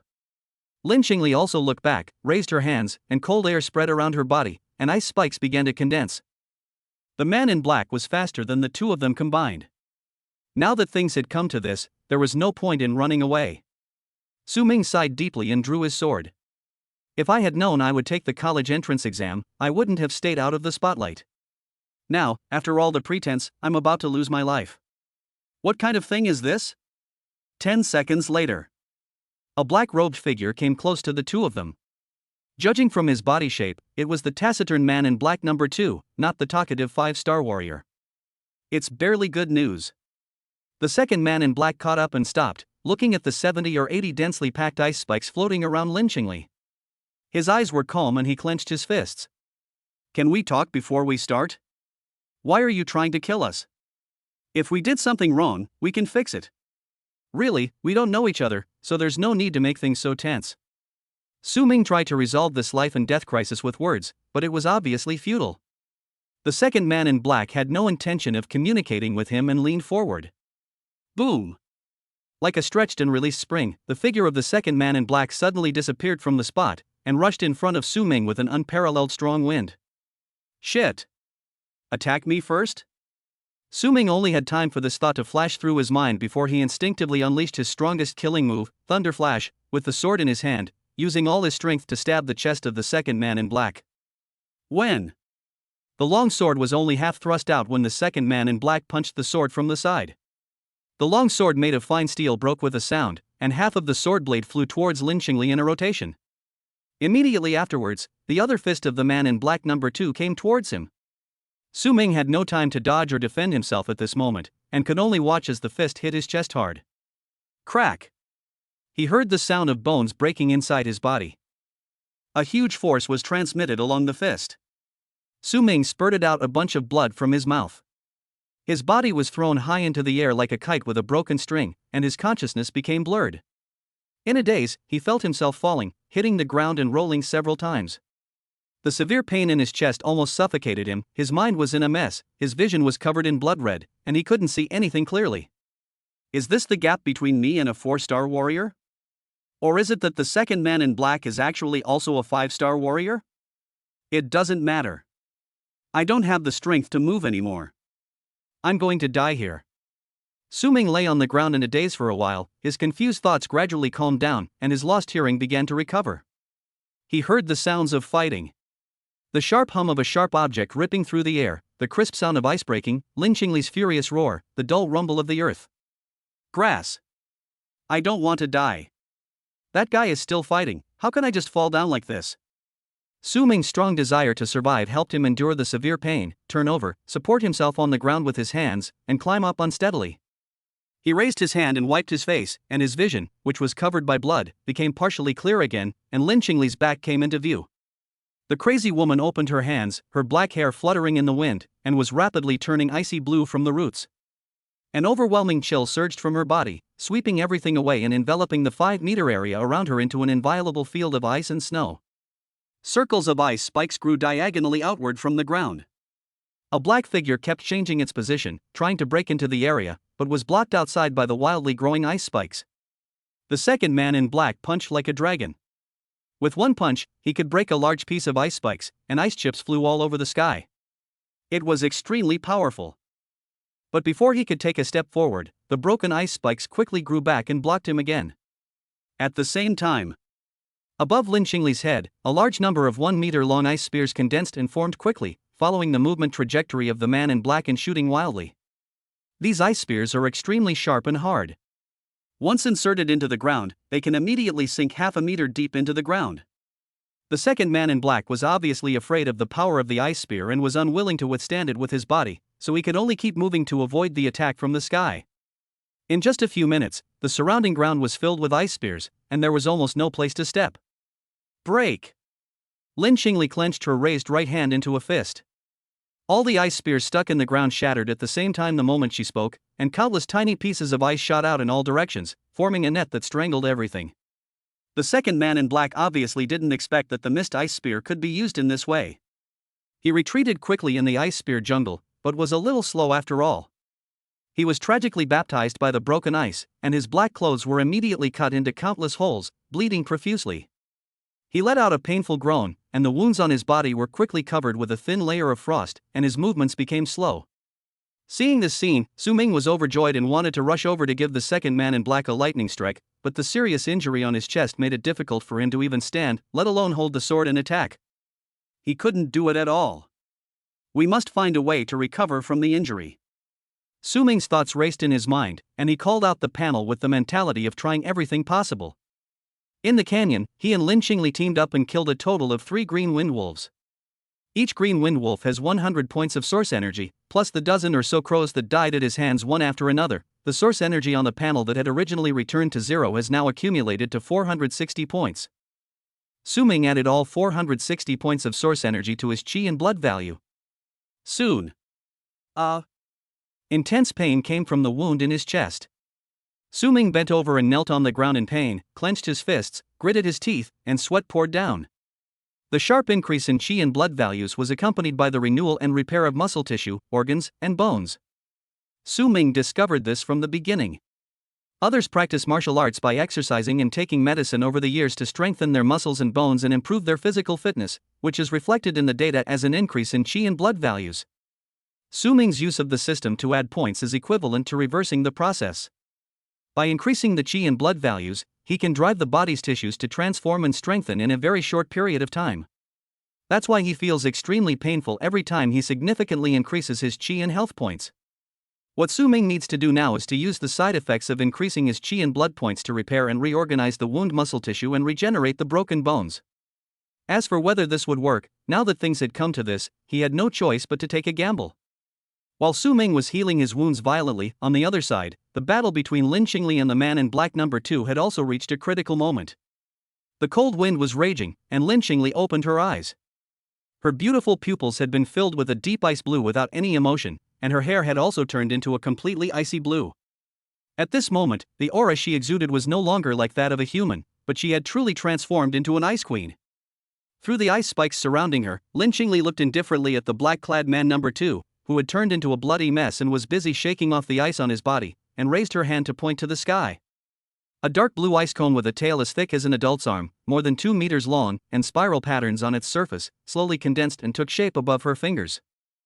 Chapter 60, Escape from Death. The ice cone began to rotate and accelerate along the direction of the thread, making a buzzing sound. The surface texture changed from blue to white, and as the rotation accelerated, it became shorter and thinner overall. In just a few seconds, it shrank into a 1 meter long, high-speed rotating ice spike. When the ice spike accelerated to its limit, Lin Qingli's cold eyes fixed on the second man in black, and with the index finger raised above her head, she slashed downwards with the momentum of splitting mountains and breaking peaks. Call out. A rapid buzzing sound was heard in the air. The ice spike suddenly turned from static to rotating and shot out at a speed faster than sound, leaving a white airwave in the air. The second man in black had just shaken off the frost around him and had no time to dodge before the ice spikes emitting a hint of death came right in front of him.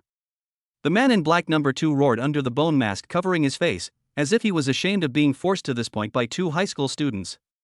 He punched the attacking ice spikes with an unprecedentedly strong force, blowing away all the ice chips on the ground. Crack, crack.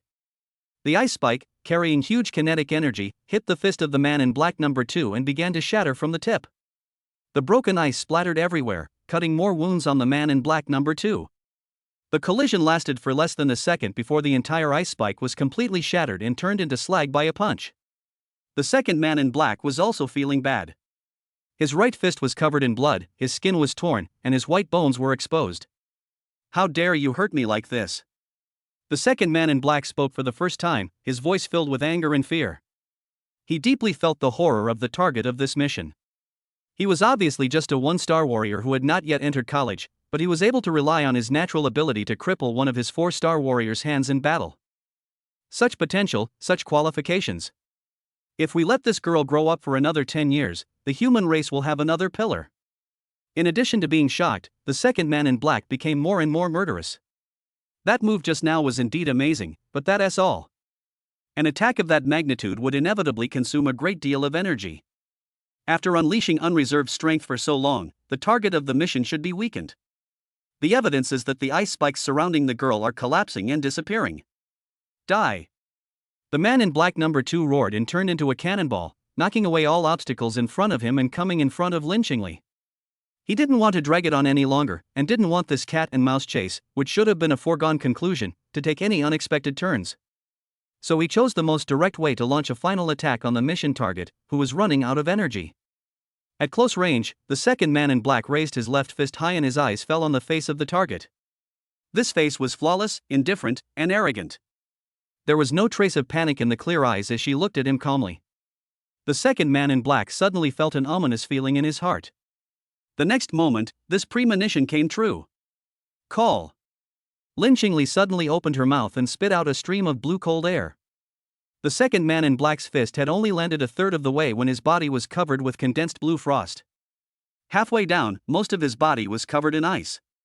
2/3, only the left hand can move. The second man in black was shocked, then sneered. He was surprised that the target of the mission was still able to fight back at this time. But this desperate struggle is in vain. He concentrated all his strength on his left fist.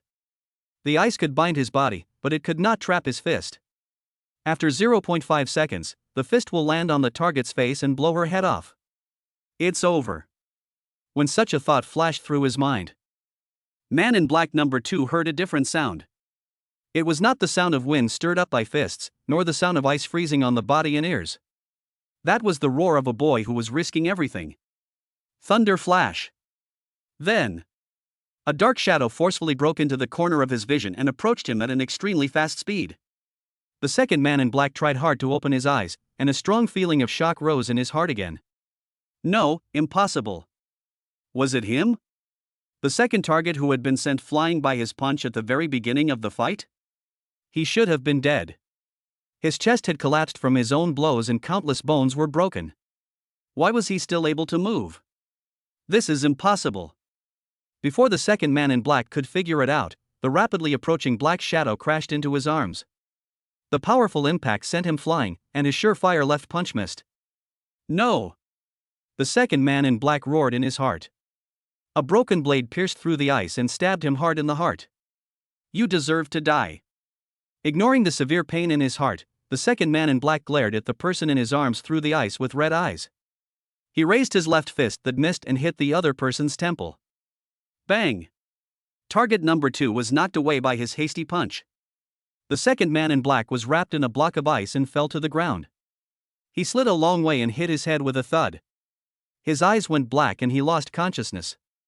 Before he passed out, a final thought flashed through his mind. Damn, it's over. Are you still alive? Hey, wake up, wake up. Waking up groggily, the man in black number 2 felt someone slapping him in the face. He groaned, the severe pain in his chest stimulated his nerves, and his mind suddenly became active. I barely opened my eyelids, and what came into view was a face covered by a bone mask and a white hood. The second man in black was stunned for 2 seconds and realized that it was his companion on this mission. Seeing him wake up, the man in black number 1 laughed frivolously under his mask and glanced at him. You let 2 kids do this? Are you kidding me? Where's the mission objective?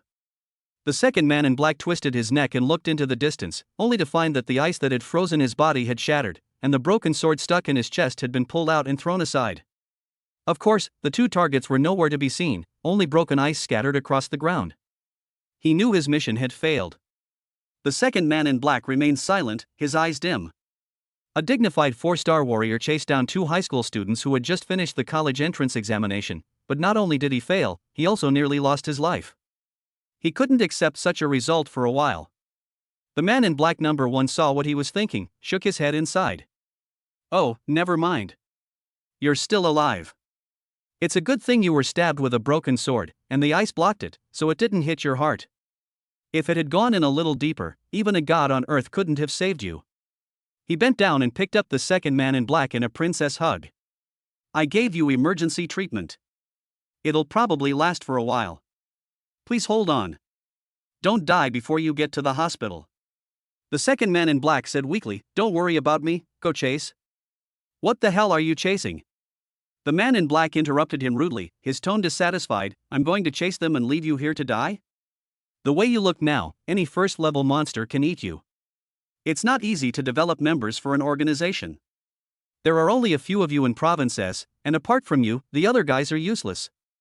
You have to hold on, I don't want to go on missions alone in the future without anyone to chat with. The man in black, number 1, held number 2 in his arms and disappeared at the end of the horizon, muttering to himself. Chapter 61, Ruins of the Old Hansui City. Lynchingly has a high fever. Hiss, my head hurts. Su Ming woke up from his coma and subconsciously touched his right temple, feeling a large lump.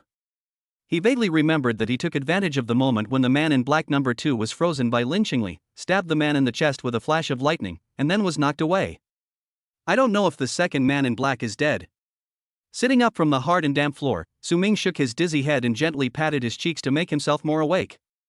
The light was dim all around, and judging from the furnishings, it seemed as if one was in an abandoned old building.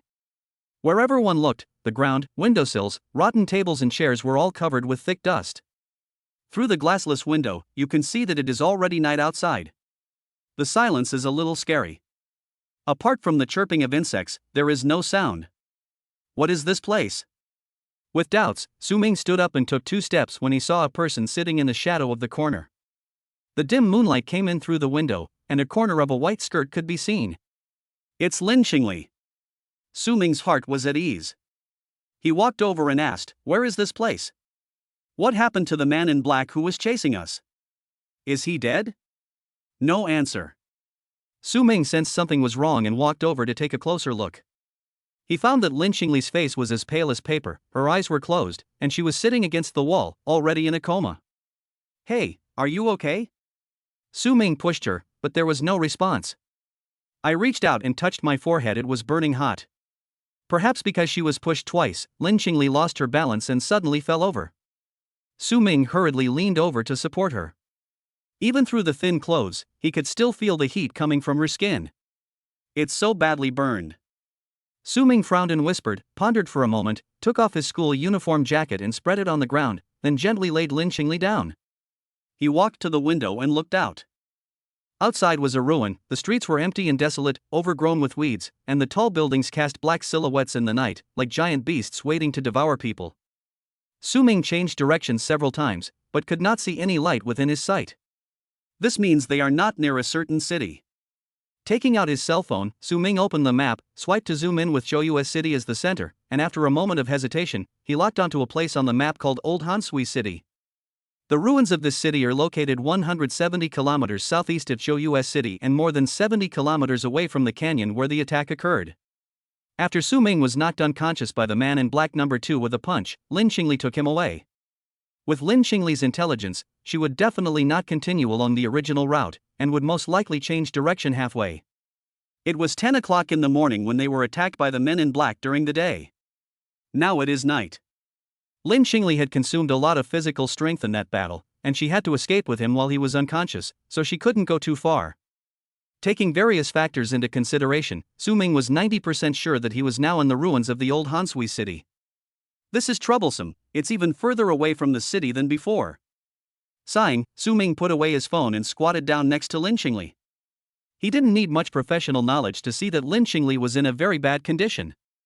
In the previous battle against the man in black number 2, Lynchingly was the undisputed main force. The overwhelming burst of cold air and the endless stream of ice spikes made Su Ming's scalp tingle even though he was standing by and watching. That level of power is definitely not something a one-star warrior should possess. Even if Lynchingly is an unparalleled genius, he will have to pay a heavy price to use such power. The current high fever and coma may be one of the symptoms, but it is definitely more than that. A tree that stands out in the forest will be destroyed by the wind. Now I have truly realized the power of this sentence. It's just that my performance in the college entrance examination was a little outstanding, but I actually attracted a 5-star warrior to stop me and kill me. It's outrageous. Su Ming thought in frustration. There seemed to be a lot of secrets behind those 2 men in black. There is an organization behind the 2 of them. This organization has a certain connection with the monsters. At the very least, it has the means to manipulate the monsters to do things for it, and its stance is also very strange. When the man in black number 1 appeared, a famous teacher shouted "traitor to the human race," which left a deep impression on Su Ming. Could it be that there are organizations among humans that stand on the same side as the monsters? Su Ming thought about it carefully and felt that it was not impossible. After all, humans are very complex creatures, and they are capable of betraying their compatriots for profit, hatred, or other reasons. Gathering his scattered thoughts, Su Ming focused his attention on the dilemma at hand. It's not too late to consider the matter of the mysterious organization and the men in black after returning to the city and settling down. The most important thing right now is to stabilize Lin Qingli's situation. It was late at night, the most dangerous time in the wild, and no one knew what dangers lurked in the wilderness at night. He had to wait until dawn before he could take Lin Qingli to Chouyu's city for treatment. Before this, it seemed that all he could do was to help Lin Qingli control her body temperature to prevent her from dying from a fever or becoming an idiot. Controlling body temperature. Su Ming was lost in thought, his eyes falling on Lin Qingli's blood-stained white dress. Under the moonlight, Lin Qingli lay flat on her back with her chest raised high, rising and falling with her rapid and disordered breathing. A hint of pain appeared on her pretty face with her eyes closed, and her eyebrows were tightly twisted together. Su Ming suddenly shook his head vigorously. No. You shouldn't even be thinking about taking off your clothes at this moment, right? A normal person wouldn't even think about that. You should be looking for water and a towel. Su Ming stood up and walked to the window again. He looked down for a while, his eyes fixed on a building that looked like a shopping mall across the street below. Su Ming picked up Lin Qingli horizontally, picked up his coat, stepped into the dark corridor, and walked down the stairs. After going down 3 or 4 floors, his steps began to shake and his breathing became heavy. Waves of dizziness invaded my mind. He had been badly injured by the punch from the second man in black, and now he was barely able to move and didn't have much strength left. The room where the two were unconscious was on the 7th floor. Su Ming stumbled and carried Lin Qingli down to the 1st floor and onto the street. The 4 green lights that dimly lit up in the darkness in the distance made him stop suddenly, and cold sweat broke out on his back. Wolf! It was the 3 green wind wolves that had been following them. No, there are only 4 eyes. There are only 2 Qingfeng wolves left now, and the other one is either lurking somewhere else or has died. Su Ming's hair stood on end and his heart was in his throat. In his current state, he is no match for the Qingfeng wolf, not to mention that he is holding the unconscious Lin Qingli in his arms. Fortunately, after Su Ming waited for a long time, the 2 wolves did not pounce on him. Instead, they just hid quietly in the shadows in the distance and looked at him, as if they were afraid of something. Su Ming didn't have the time or energy to waste with them. Since the Qingfeng wolf didn't come over, he ignored it and walked towards the shopping mall diagonally across the street. Chapter 62 Physical Cooling, Official Action. Inside the abandoned shopping mall, it was pitch black without a trace of light, and the air was filled with the smell of dust and mold. Su Ming carried Lin Qingli into the 1st floor, walked lightly, and moved cautiously along the corners, looking for supermarkets, restaurants, and other shops. Bang! Accidentally, he kicked an empty can. The sound of the can rolling was very harsh in the empty and silent shopping mall, causing an echo. In the darkness, pairs of scarlet eyes suddenly lit up. A large group of bat-like creatures were startled by the sound, flew up from the ceiling, flapped their wings, and swarmed towards Su Ming's direction with screams. Su Ming's night vision was not perfect. When he saw a shadow rushing towards him, he was worried that it was some powerful monster. Knowing that it was too late to turn around and run away, he hurriedly bent down and put Lin Qingli on the ground. He rushed to the door of a nearby shop in 2 steps and kicked the glass door several times. Crash! The glass was shattered all over the floor. Su Ming picked up the steel tube door handle and turned around, ready for action. The bats flew closer, ignoring Lin Qingli, who was unconscious on the ground not far away, and surrounded Su Ming and attacked him. An anxious bat flew straight towards his face. Su Ming was quick-witted and swung his stick, knocking it away. Ding! Kill the 1st-level monster vampire bat, source energy +1. It is a 1st-level monster. Su Ming breathed a sigh of relief and quickly added the 1 point of source energy he had obtained to his health value. The kicks that broke the glass door just now, plus the swing of the stick, almost exhausted all his strength. At this time, although the increase in strength brought by adding 1 point of source energy is negligible, it can allow him to replenish his physical strength a little and have the strength to continue fighting. Soon, more than a dozen bat corpses were left on the ground. Su Ming became more and more courageous as the battle went on. He used an 80-centimeter long hollow steel pipe to perform sword skills and killed the bats. The remaining bats realized that the situation was not good and did not dare to fight. They flapped their fleshy wings and flew away quickly. Su Ming did not pursue. Before the noise of the fight attracted more powerful monsters, he returned to Lin Qingli, picked her up and quickly left the place. It wasn't long before he found a supermarket. Deep in the supermarket shelves, Su Ming found a row of bottled water that had been stored for who knows how many years. Then he found a towel, rinsed it with water, wiped Lin Qingli's face, and put it on her forehead. After doing all this, he sat down next to Lin Qingli and looked at Lin Qingli's face. In the darkness, one could hear Lin Qingli's rapid breathing, interspersed with intermittent, barely audible whispers. "Mom, first, don't worry. Are you so feverish that you start talking nonsense?" Su Ming frowned, reached out and put his hand on her face, and found that her body temperature did not drop, but was even hotter than before. This can't go on. What if someone gets burned to death? To take a step back, even if the warrior has a strong physique and is not burned to death, it is hard to say whether his brain will be damaged and he will become an idiot. After all, no matter how much you exercise, you can't exercise your brain. After hesitating for a moment, Su Ming's eyes fell on the white dress. The only way we can think of now is physical cooling. I comforted myself in my heart that everything was done to save people, so I didn't have any unreasonable expectations. Su Ming reached out, fumbled around for a while, and cursed inwardly. Damn, this skirt has no buttons? As a last resort, he picked up Lin Qingli and let her lean on him. He touched her back with his right hand a few times and finally felt a zipper. Pulling down the zipper, Su Ming clumsily peeled the white dress off Lin Qingli. The snow-white skin was exposed to the view, shining brightly in the darkness, so bright that it was a little dazzling. Su Ming looked away, helped her lie down slowly, tried hard to control his eyes not to look where he shouldn't, and began to wipe Lin Qingli's body with a wet towel. Wipe and wipe. Wipe and wipe. Gradually, Su Ming's mind began to wander and his gaze became bolder. This guy is so soft. She has a very slim figure, with a flat belly that shows traces of abs, a slim waist that can be held in one hand, and no excess fat on her thighs. She is fat where she should be fat, thin where she should be thin, and has a perfect figure. She is simply God's perfect creation. The underwear is also very cute, blue and white, with lace and a bow.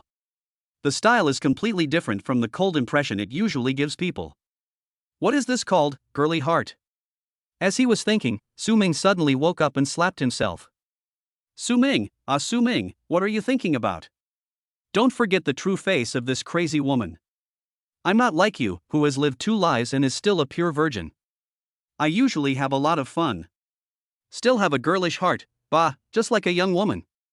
When I think of Lin Qingli's weird requests, and the big hands behind Lin Qingli that are controlling everything invisibly. The joy that arose in Su Ming's heart disappeared in an instant, and his stomach ached. Come to think of it, I don't know how the teacher, Li Mao, and the others are doing now.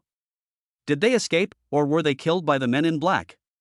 If someone had managed to escape, the news of my attack should have reached the school by now, and my parents should have known about it too. They must be very worried. The master behind Lin Qingli was probably as anxious as an ant on a hot pan. The school and the authorities will definitely send people to search and rescue, but I don't know if they can find this place. And there's also that talkative man in black, and no one knows when he'll catch up.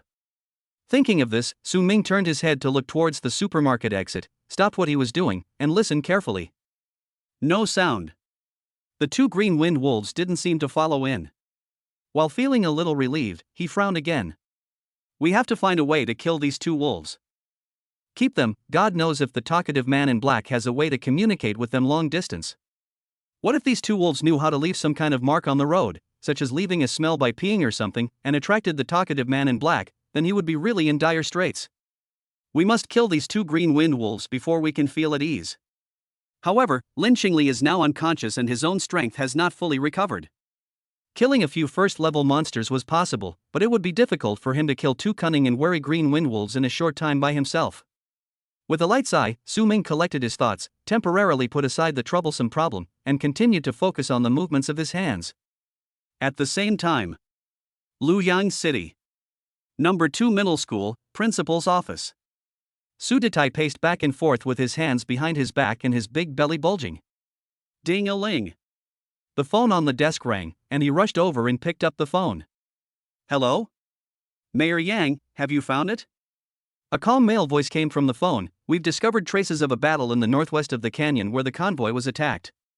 Judging from the unmelted ice at the scene, it seems the fight was between Lin Qingli and the 4-star warrior killer. Su Detai took a deep breath, his expression becoming grim. So where's the person? Have you found him? There was a moment of silence on the phone. Principal Su, if two 1-star warriors were to fight a 4-star warrior, even if one of them was an awakened with peerless talent, the chances of them surviving would be less than 1%. You should understand this. Not to mention that a 5-star warrior would have to rush over later. Su Detai's eyes twitched, he clenched his teeth, and punched the table hard. He said fiercely, I can't see the bodies. I don't believe they are dead. The man on the phone sighed, maybe. They're still looking for her, don't worry. There are more important things than the lives of these two students right now. Most of the official resources are focused on tracking down the two men in black. That is the top priority. Chapter 63, Su Ming and Lin Qingli's first showdown. Su Detai couldn't believe it. At this time, is arresting someone more important than saving them? They are the top 2 scorers in the National Martial Arts College entrance examination, and they are both awakened people with peerless talents. Mayor Yang's voice was solemn. Principal Su, there are some things that are inconvenient to disclose to you. You just need to know that the things involved behind these 2 black-clad killers are 100 times more serious than you think. Eradicating them and the forces behind them is more meaningful to humanity than cultivating a peerless talent awakener. Su Detai was speechless, and some guesses flashed through his mind. Is it the 4 sacred sects? Mayor Yang didn't answer, but changed the subject, saying, anyway, just wait for news. Whether those 2 students are dead or alive, there's no point in worrying about them. That's all. I'll let you know if there's any new progress. The phone was hung up. Su Detai stood there for a moment, then cursed in frustration and anger, they are all fucking useless. The next day. At dawn, Lin Qingli's eyelashes trembled slightly and she slowly opened her eyes. She first looked around in confusion, then frowned, supported herself with her hands, and tried to sit up. With this movement, the white skirt covering her body slipped down. Lin Qingli suddenly froze. She stared blankly at her naked body for a while, 2 blushes quickly appeared on her face, her pupils trembled, and in a panic she subconsciously got up and put on the white dress. A deep feeling of weakness spread throughout my body. Lin Qingli had only done half of the action when her hands and feet went limp and she fell down, her head hitting the shelf behind her with a bang. She couldn't help but cry out in pain. A figure flashed out from the end of the distant shelf at an extremely fast speed, holding a piece of steel pipe in his hand, and pretending to rush over here. You're awake. Seeing Lin Qingli lying on her back with her arms and legs spread out, Su Ming stopped in his tracks and blurted out some obvious nonsense. Lin Qingli's face was so red that it almost bled. No, don't look. As soon as she opened her mouth, she realized that her voice was hoarse and her throat felt like it had swallowed a razor blade, causing severe pain. She frantically pulled at her white skirt, trying to cover her fair and delicate body, while curling up into a ball like a frightened little rabbit. Su Ming scratched his head awkwardly, turned around and looked away, thinking that it didn't matter whether he watched it now or not, since he had already seen everything he should and shouldn't have seen last night. After a long time, the rustling sound of Lin Qingli putting on her clothes finally stopped. What did you do to me last night? She asked in a hoarse voice, with a hint of subtle panic and grievance in her voice. Su Ming turned around and saw that she was already wearing her white dress. He walked over to her as if nothing had happened and said, You had a high fever last night and were delirious. I was afraid you would die from the fever, so I had to use the stupid method of cooling you down physically. Don't worry, I kept my eyes closed the whole time and didn't see a thing. Lin Qingli bit her lower lip, her eyes full of distrust. Even so, why, do you have to take off your clothes? You think I want to? I just applied a forehead compress and it didn't work. My body temperature won't go down at all. I had no other choice but to do this. Even though he explained it this way, Lin Qingli still found it hard to accept. When she thought about how a boy stripped her naked and did whatever he wanted to her while she was unconscious, she felt that it would be better for her to just die. The two fell silent. After a while, the blush on Lin Qingli's face gradually faded, and her eyes returned to their usual coldness. Where are we now? Next to the building where you hid yesterday. Where's the man in black? He didn't show up. He hasn't come after me for so long. He must have either lost his way or given up. After a pause, Su Ming added, Those 2 green wind wolves haven't left yet. I just went out to check and saw that they were squatting outside guarding them. Lin Qingli struggled to sit up and leaned against the shelf. They don't dare to come near. I tricked them once yesterday by pretending to be dead and killing one of them. The other 2 didn't fall for it. So that's how it is. What a cunning wolf cub. Su Ming nodded and said, Oh. Lin Qingli, we have to find a way to get rid of them. Su Ming, how much strength can you use now? Lin Qingli shook her head. She even had difficulty standing up now. She felt dizzy, her body was hot and cold, and she felt so uncomfortable that she wanted to vomit. It was as if the frost power in her body had completely disappeared. No matter how she called out, she could not sense any response. Seeing this, Su Ming immediately understood her condition. It seems that if I want to get rid of the 2 green wind wolves and escape from this place, I have to rely on myself. Fortunately, after a night's rest, he just took a walk around the mall and killed a few vampire bats. With the help of the system, his strength has recovered to 70%. Although he still couldn't defeat the 2 wolves, at least he could move around without any problems. As long as he found some first or second level monsters to kill and add some points, he would be able to recover completely soon. Su Ming once again deeply realized the powerful convenience of the system panel. Not only can it help him improve his realm strength, but as long as he is prepared in advance, it can also play a role similar to a mobile recovery fountain in battle, and the auxiliary effect is incredible. While thinking about the next action plan, Su Ming casually asked, "Your master must be very anxious after something like this happened. When do you think he will send someone to find this place?" Lin Qingli frowned and asked, "What master?" "Oh, at this time, is there any need to hide it? Of course it's the master who usually gives you orders." "Order?" Lin Qingli's expression became more and more confused. "Yes." Su Ming said seriously, "You agreed to my confession, held my hand, hugged me, and fed me fried rice in front of my classmates. Aren't those all the tasks of that master? Don't tell me that you want to do those things on your own. I don't believe it. Who would do such things with a person of the opposite sex with whom they have no emotional foundation? Besides, your behavior and attitude are very strange. It feels like you've been given some kind of strong instructions. It doesn't feel natural at all." Lin Qingli opened her mouth wide, and a complex emotion of shock, confusion, and panic slowly appeared on her face. Su Ming secretly observed her expression and curled his lips. "Well, I was right, wasn't I? I'm quite curious. You're usually so aloof at school, and you don't accept anyone's confession. Who on earth could make you willingly engage in such shameful play? Do you have something on them?" Lin Qingli's cheeks suddenly turned red again. She bit her teeth lightly, revealing an angry expression. "What nonsense are you talking about? I didn't do those things. I don't have a master." "Then how do you explain the previous question? And those red envelopes? You come from a single-parent family, right? You don't even have money to spend yourself, so where do you get the money to give me red envelopes? That's what I earned by killing monsters. You don't spend the money you earn yourself, but you give me a red envelope? Are you crazy?" Lin Qingli was stunned by his question and was speechless for a moment. Various thoughts flashed through her mind as she thought about how to deal with it. Chapter 64, Xiaoyue City Rescue Team, Talent Disappears. Su Ming guessed correctly. Whether it was agreeing to confess or other unreasonable behaviors, what drove Lin Qingli to do these things was really to complete the task issued by the system. But she can't say it.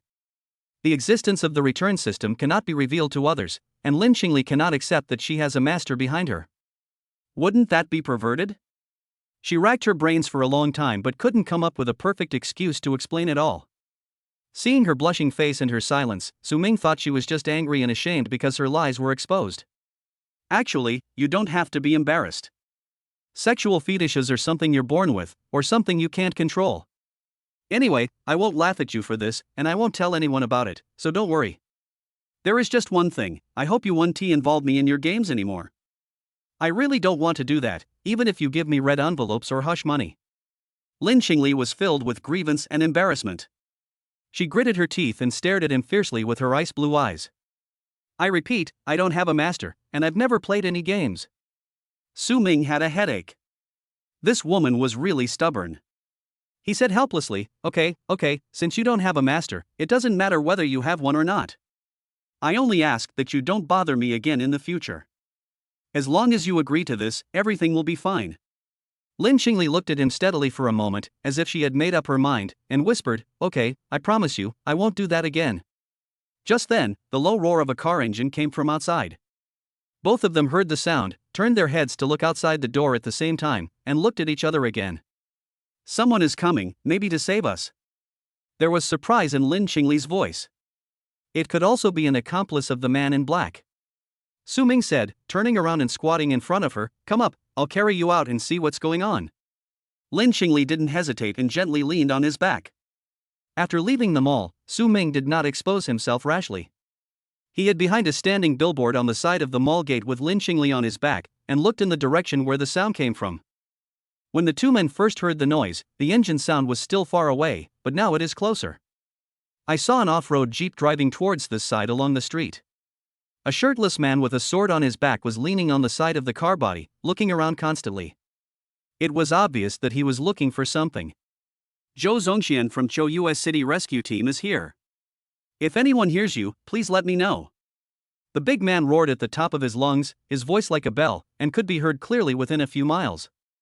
Su Ming was delighted and was about to show up to greet them when he saw two green wind wolves rushing out from a dark alley in the direction the jeep was heading. They crouched low, their fur standing on end, and bared their teeth and growled at the vehicle. These two green wind wolves were previously lured to kill one of their companions by Lin Qingli's fake death trick, and they were frightened. Since then, they have been on guard. Even when Su Ming appeared with the unconscious Lin Qingli on his back, they did not dare to pounce on him immediately, and were very cowardly.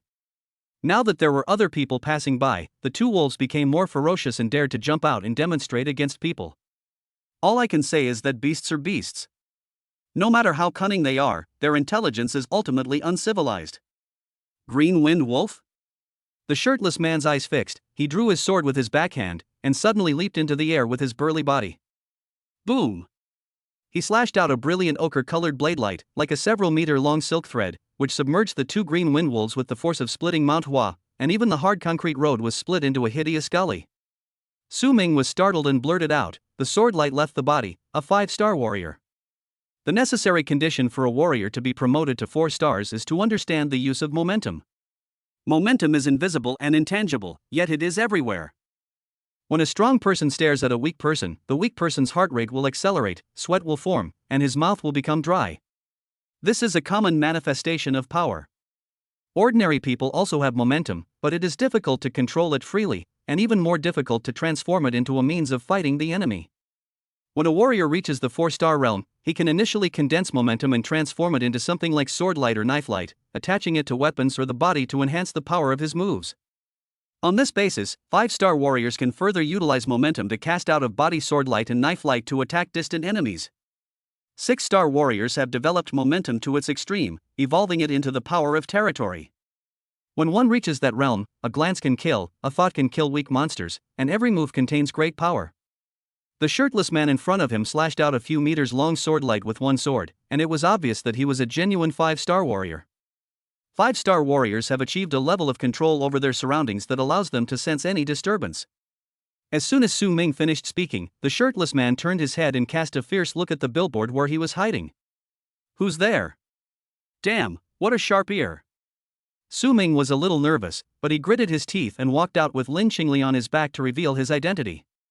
Su Ming and Lin Qingli, students from Luoyang No. 2 Middle School, nice to meet you, senior. The shirtless man Zhou Zongxian was stunned, his eyes widening. You two are still alive? Then he smiled happily and turned around to wave to the jeep. Hey boys, hurry up and drive over here. We've found the 2 missing students. Su Ming breathed a sigh of relief. It seems that these people are really the rescue team from Chou US City, not imposters pretending to be there to lure them out. On the national highway leading to Chou US City, Su Ming and Lin Qingli sat in the back seat of a speeding jeep. A female warrior with freckles on her face gave Lin Qingli a simple physical examination using the equipment in the car, her brows furrowed. Zhou Zongxian was still hanging outside the car, ignoring the strong wind blowing in his face. He lowered his head and noticed the female warrior's expression, and asked casually, "What results did you find out?" The female warrior looked at Lin Qingli with some concern. Lin Qingli noticed that she was hesitant to speak, and said calmly, "Don't worry about me, just say whatever you want to say, I can bear it." The female warrior sighed. In order to escape from the 4-star warrior, did you overuse your innate abilities? Lin Qingli nodded. Do you know that overexerting your abilities is very dangerous? Have you ever thought about why you can use such powerful strength? You are burning your own life force. Lin Qingli, don't beat around the bush. What happened to me? Your vitality has been drained, your organs have weakened, and you've lost at least 30 years of your life. Your hair was originally black, right? Now it's blue. Your body has been deeply corroded by the power of frost. It's no exaggeration to say it's riddled with holes. This will severely impact your future chi and blood cultivation. After a pause, a trace of pity appeared in the female warrior's eyes. Also, I can't sense any special abilities from you. Your talent for controlling ice may be gone. Chapter 65, 3 Ways to Repair Talent. The talent is gone? Upon hearing this, the eyelids of several people in the car jumped. After a moment of silence, Zhou Zongxian said in a deep voice, "Is it that serious?" Perhaps out of consideration for Lin Qingli's feelings, the female warrior changed her words and said, "It's also possible that my abilities are limited, and the conditions and equipment are simple, so I might have made a mistake in the examination. Let's wait until we get to the city and let my teacher give her a thorough examination before making a final conclusion." No one spoke. The atmosphere in the car was a little heavy for a moment. 2 hours later. Zhou City, Municipal First Hospital. Su Ming walked out of the examination room, crumpled up the examination report and threw it into the trash can. His examination results were very healthy, so healthy that the doctors were surprised and wondered if he had not fought with the 4-star warrior at all, but had just fallen a few times on the way to escape. When I arrived outside Lin Qingli's clinic, Zhou Zongxian and the freckled female warrior were chatting in the aisle. Seeing Su Ming coming, the two stopped talking. "How is she?" Su Ming glanced at the closed door of the clinic. The female warrior shook her head grimly. Zhou Zongxian said in a deep voice, "The situation is not optimistic." Xiao Hu's judgment may be correct. Xiao Hu is the freckled female warrior named Hu Mei. Hearing this answer, Su Ming couldn't help but feel a sinking feeling in his heart. Is her talent really gone? Hu Mei had no choice but to explain to him, the abilities of the awakened are not rootless duckweed. Tracing back to its source, they come from the energy seeds condensed in the body during embryonic development. The energy seed will grow with the host, mature and bloom at around the age of 18, and manifest externally as the awakening of innate abilities. In order to fight a 4-star warrior, she forcibly stimulated a power far beyond her current realm. The price she paid was the destruction of her energy seed structure, and the uncontrolled frost power ran rampant, corroding her body.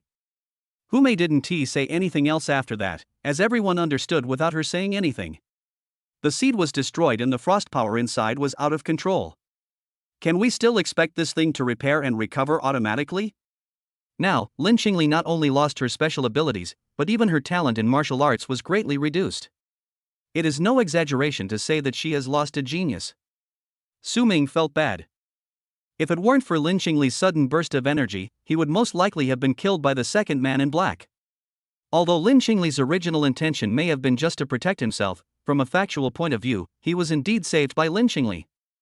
Is there no way to restore the broken energy seed? He couldn't help but ask. Hu Mei shook her head. Su Ming's heart sank. Yes, there are, but treasures of that rarity are not something you can get your hands on. Damn, if there is a way, why are you shaking your head? Su Ming perked up and asked hurriedly, "What treasure?" That girl is very poor now, but she has potential. Isn't she said to be a peerless talent? There should be a company or university willing to invest in her.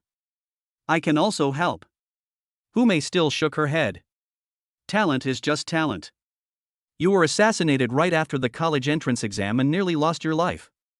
Who can guarantee that this won't happen again in the next few years? Those big corporate investors place more emphasis on risk return than anyone else. I doubt anyone would be willing to make such a decision. Su Ming, let's not talk about that for now. What treasure can allow her to regain her talent? As far as I know, there are 3 treasures that can help her. Hu Mei raised a finger. First, there's the Nirvana Potion Type 5 developed by Tucker's Pharmaceuticals. It's proven effective. The founder of Tucker's Pharmaceuticals was a powerful awakener. He was severely injured in a great battle and lost his gift. He then spent 70 years experimenting with improvements, finally concocting the Nirvana Potion Type 5 and successfully regaining his gift. How much is this medicine? Hu Mei shook her head, and Su Ming discovered that she really liked shaking her head. I can't buy it. Nirvana Potion Type 5 requires the blood of the immortal phoenix, a 9th-rank demon beast that can easily destroy an entire country. It hasn't appeared in years, and no one knows if there are still any living immortal phoenixes in the world. Su Ming blinked. The essence and blood of a 9th-rank demon beast? This seemed impossible. Even if someone were to sell it, it would probably be worth tens or hundreds of billions. What about the second one? The second treasure is the blood core of the Menglin Emperor butterfly. It has the power to allow a person to break out of their cocoon and be reborn. It's like returning to the embryonic stage and developing again. It should be able to repair any damage to one's talent. But there's no hope for this either. Although the Menglin Emperor butterfly is slightly inferior to the immortal phoenix and is an 8th-tier demon beast, it's been a long time since anyone has seen any traces of this kind of demon beast. Su Ming was speechless. Is the talent for restoration so incredible? Why are there always 8th and 9th level monsters? What about the third one? He asked persistently.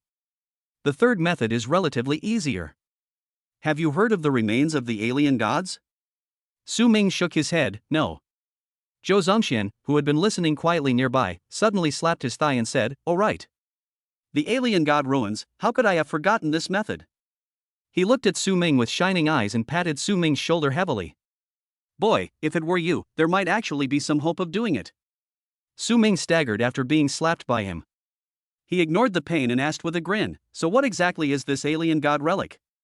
Zhou Zongxian stopped smiling and his expression became somewhat serious. The alien god ruins are one of the origins of human martial arts civilization. They contain all kinds of treasures and opportunities. Humanity has explored for hundreds of years but has yet to fully explore the entire area. One of the birthplaces of martial arts civilization? So important? Su Ming was startled, and then became a little confused. Doesn't the book say that martial arts training was summarized by our ancestors from ancient texts? How come there's a relic of origin? Zhou Zongxian sneered with a disdainful expression. Martial arts practice is so profound, and you believe that one can understand the laws within it with just a few ancient books? Humei took over the conversation and said, "The alien god ruins are quite special, and only a small number of people know of their existence, so don't spread it around. This matter should have been explained to you after you went to college, performed well, received recognition from the school and your tutor, and were included in the list of ruins explorers. We are telling you now that it is actually a foul." Zhou Zongxian curled his lips. Don't be so harsh. It's not a foul, is it? Didn't you rank second in the country in this year's college entrance examination? You will definitely be on the list in the future, so telling you in advance is not a bad rule. Su Ming was intrigued by them and asked curiously, "So I have to wait until I go to college to enter this ruins?" Zhou Zongxian crossed one arm over his chest and touched the stubble on his chin with the other hand, his eyes wandering over him. That's the rule, but it seems you can make an exception. Speaking of which, I've been wanting to ask you since we were in the car just now, kid, what's your chi and health level right now?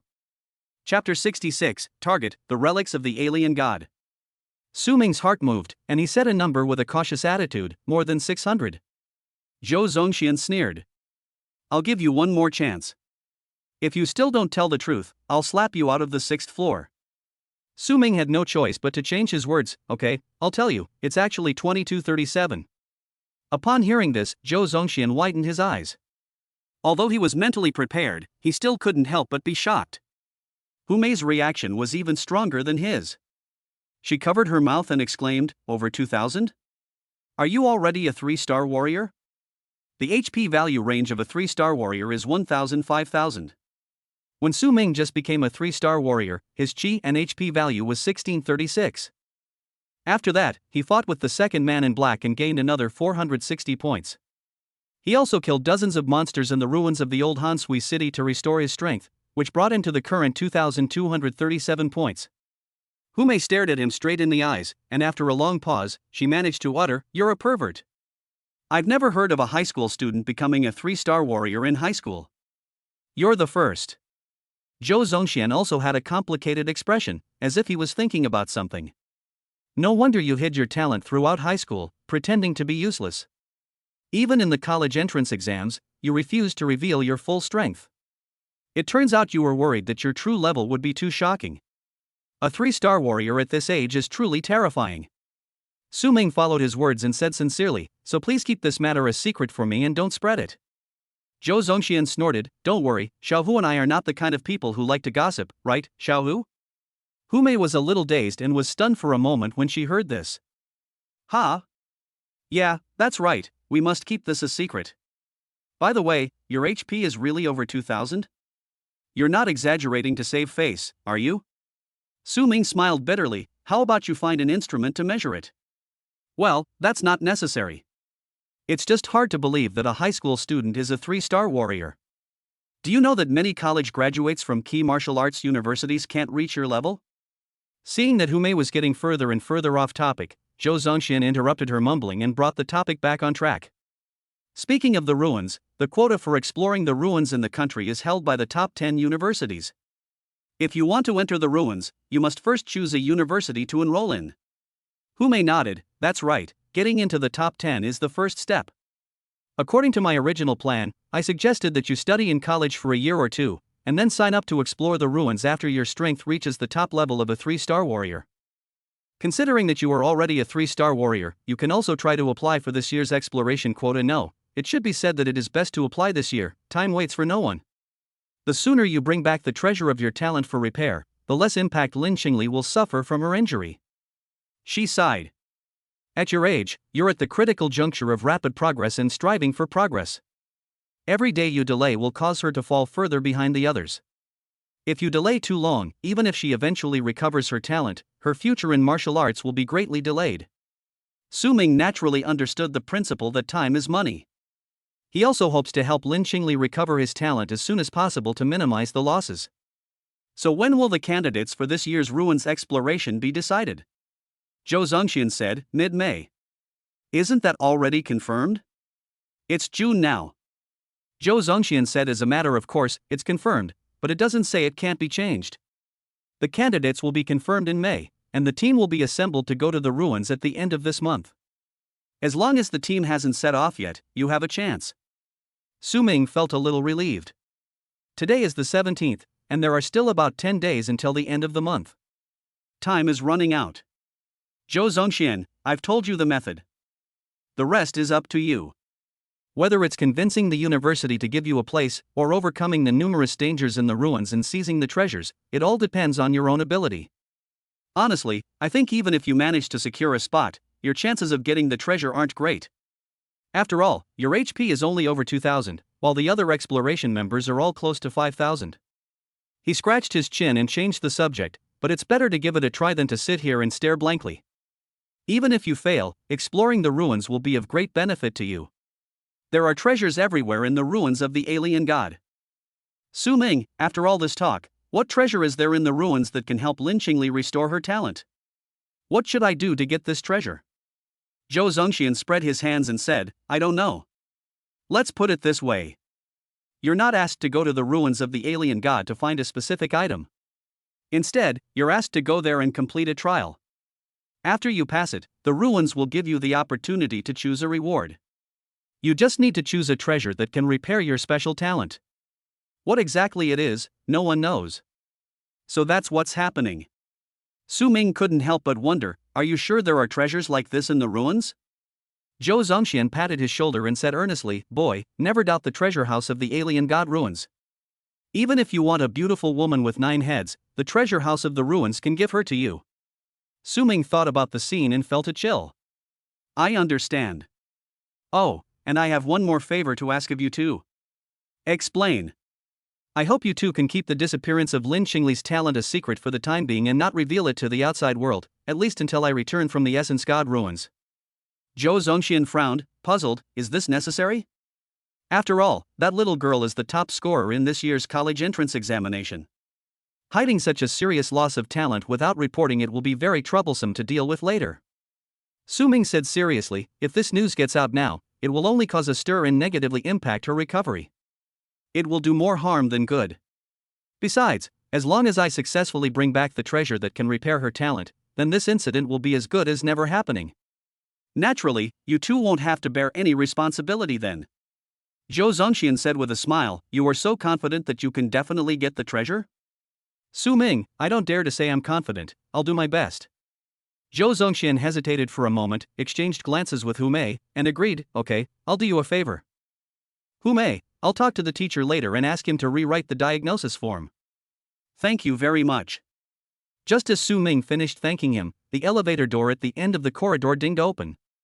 A group of people rushed out of the elevator, led by Su Detai, the principal of Luyang No. 2 Middle School. Behind Su Detai was a woman who looked to be in her 30s, and further behind her were Su Jijun, Lu Mei, and their spouses, and several strange men. Xiao Ming. Seeing Su Ming standing in the middle of the corridor safe and sound, Su Jijun and Lu Mei felt relieved and rushed over to hug him. After a long while, Lu Mei let go and took a step back. She looked him up and down with red eyes, her voice trembling. I'm glad you're okay, I'm glad you're okay. Tears as big as beans couldn't stop falling. Su Ming's nose felt sore, and he whispered, Dad, Mom, I'm sorry for making you worry. Chapter 67, Su Ming's Admission Requirements. At this time, the woman came over, clasped her hands to her chest, and asked nervously, I am Lin Qingli's mother, Zhou Yu. Excuse me, where is my daughter? Hu Mei reacted very quickly and said, Lin Qingli is undergoing an examination inside. Please wait here for a moment. I will go in to see how the examination is going. As he said this, he quickly pushed open the door of the clinic and slipped in, then slammed the door shut, blocking Zhou Yu, who wanted to follow him in. Zhou Yu stood at the door at a loss, his expression becoming more and more anxious and worried. Seeing this, Su Ming sighed and said comfortingly, Aunt Yang, don't worry, Lin Qingli is fine. Su Detai seized the opportunity to speak, patting his chest with an expression of relief that he had survived the disaster, as if he was one of the people who had escaped death from the chase of the men in black. You two returning safely is more important than anything else. When I heard the news of the convoy being attacked, I was so scared that my heart almost stopped. If anything happens to you, I, as the principal, will be blamed. Principal Su, please stop talking nonsense. Beside him, a middle-aged man with a middle-parted hair and a calm temperament stepped forward. Su Ming, right? I'm Yang Guan, the mayor of Luoyang City. How did you and Lin escape from the men in black? Did you get a clear look at their faces? Or any other features that could identify them would be fine. Su Ming, those two men wore masks the entire time and never showed their faces. As for their characteristics, one of them is a 5-star warrior, a chatterbox, and wearing some kind of gray work clothes under his black robe. His fingers are rough and there's mud between them. He looks like a manual laborer, a construction worker or something like that. Yang Guan carefully noted his description and nodded, okay, thank you for the information. Please answer the first question. Su Ming then recounted the entire story of how he and Lin Qingli were caught up by the man in black number 2, and how they teamed up to injure the other party and escaped. Throughout the entire process, he deliberately downplayed his own role, and did not mention the fact that he was almost killed by a punch from the man in black number 2. He only said that it was Lin Qingli who burst out with his strength to freeze the opponent, and he took the opportunity to launch a sneak attack, and was lucky enough to escape. Although he spoke lightly, everyone could feel the danger and despair of the situation. After Su Ming finished his story, Yang Guan stared at him with a sharp gaze. Two 1-star warriors who had just finished the college entrance examination teamed up to defeat a 4-star warrior? Is it really that simple? Su Ming asked back, Mayor Yang thinks I'm lying? I'm not sure if I'm lying, but according to common experience, even if 101-star warriors join forces, they wouldn't be a match for a 4-star warrior, let alone there are only 2 of you. Lin Qingli is an awakener. She has great talent and strength. Even with peerless talent, it's impossible to be strong enough to cross 3 realms? Su Detai, enough. Mayor Yang, are you doubting my student? Do you have evidence to prove that what he said is not true? Yang Guan was silent for a moment, then said calmly, I'm just trying to find out the truth. At this time, the door of the clinic opened. An old professor with gray hair and glasses came out, followed by Hu Mei. The old professor looked around and asked in a deep voice, who is the patient's family member? Zhou Yu hurried forward, I am. The patient's injuries are quite serious, but fortunately they're not seriously injured. He needs to stay in the hospital for a month for recuperation and observation. You can go in and visit for 10 minutes, but others are welcome. Thank you, doctor. Zhou Yu's expression relaxed, his eyes reddened, and he couldn't wait to enter the clinic. The old professor glanced at everyone again and said, a hospital is not a place of noise and bustle. No one should stay here. Go and do what you need to do. Su Detai wanted to go in and check on Lin Qingli, but the old professor glared at him and he had to give up.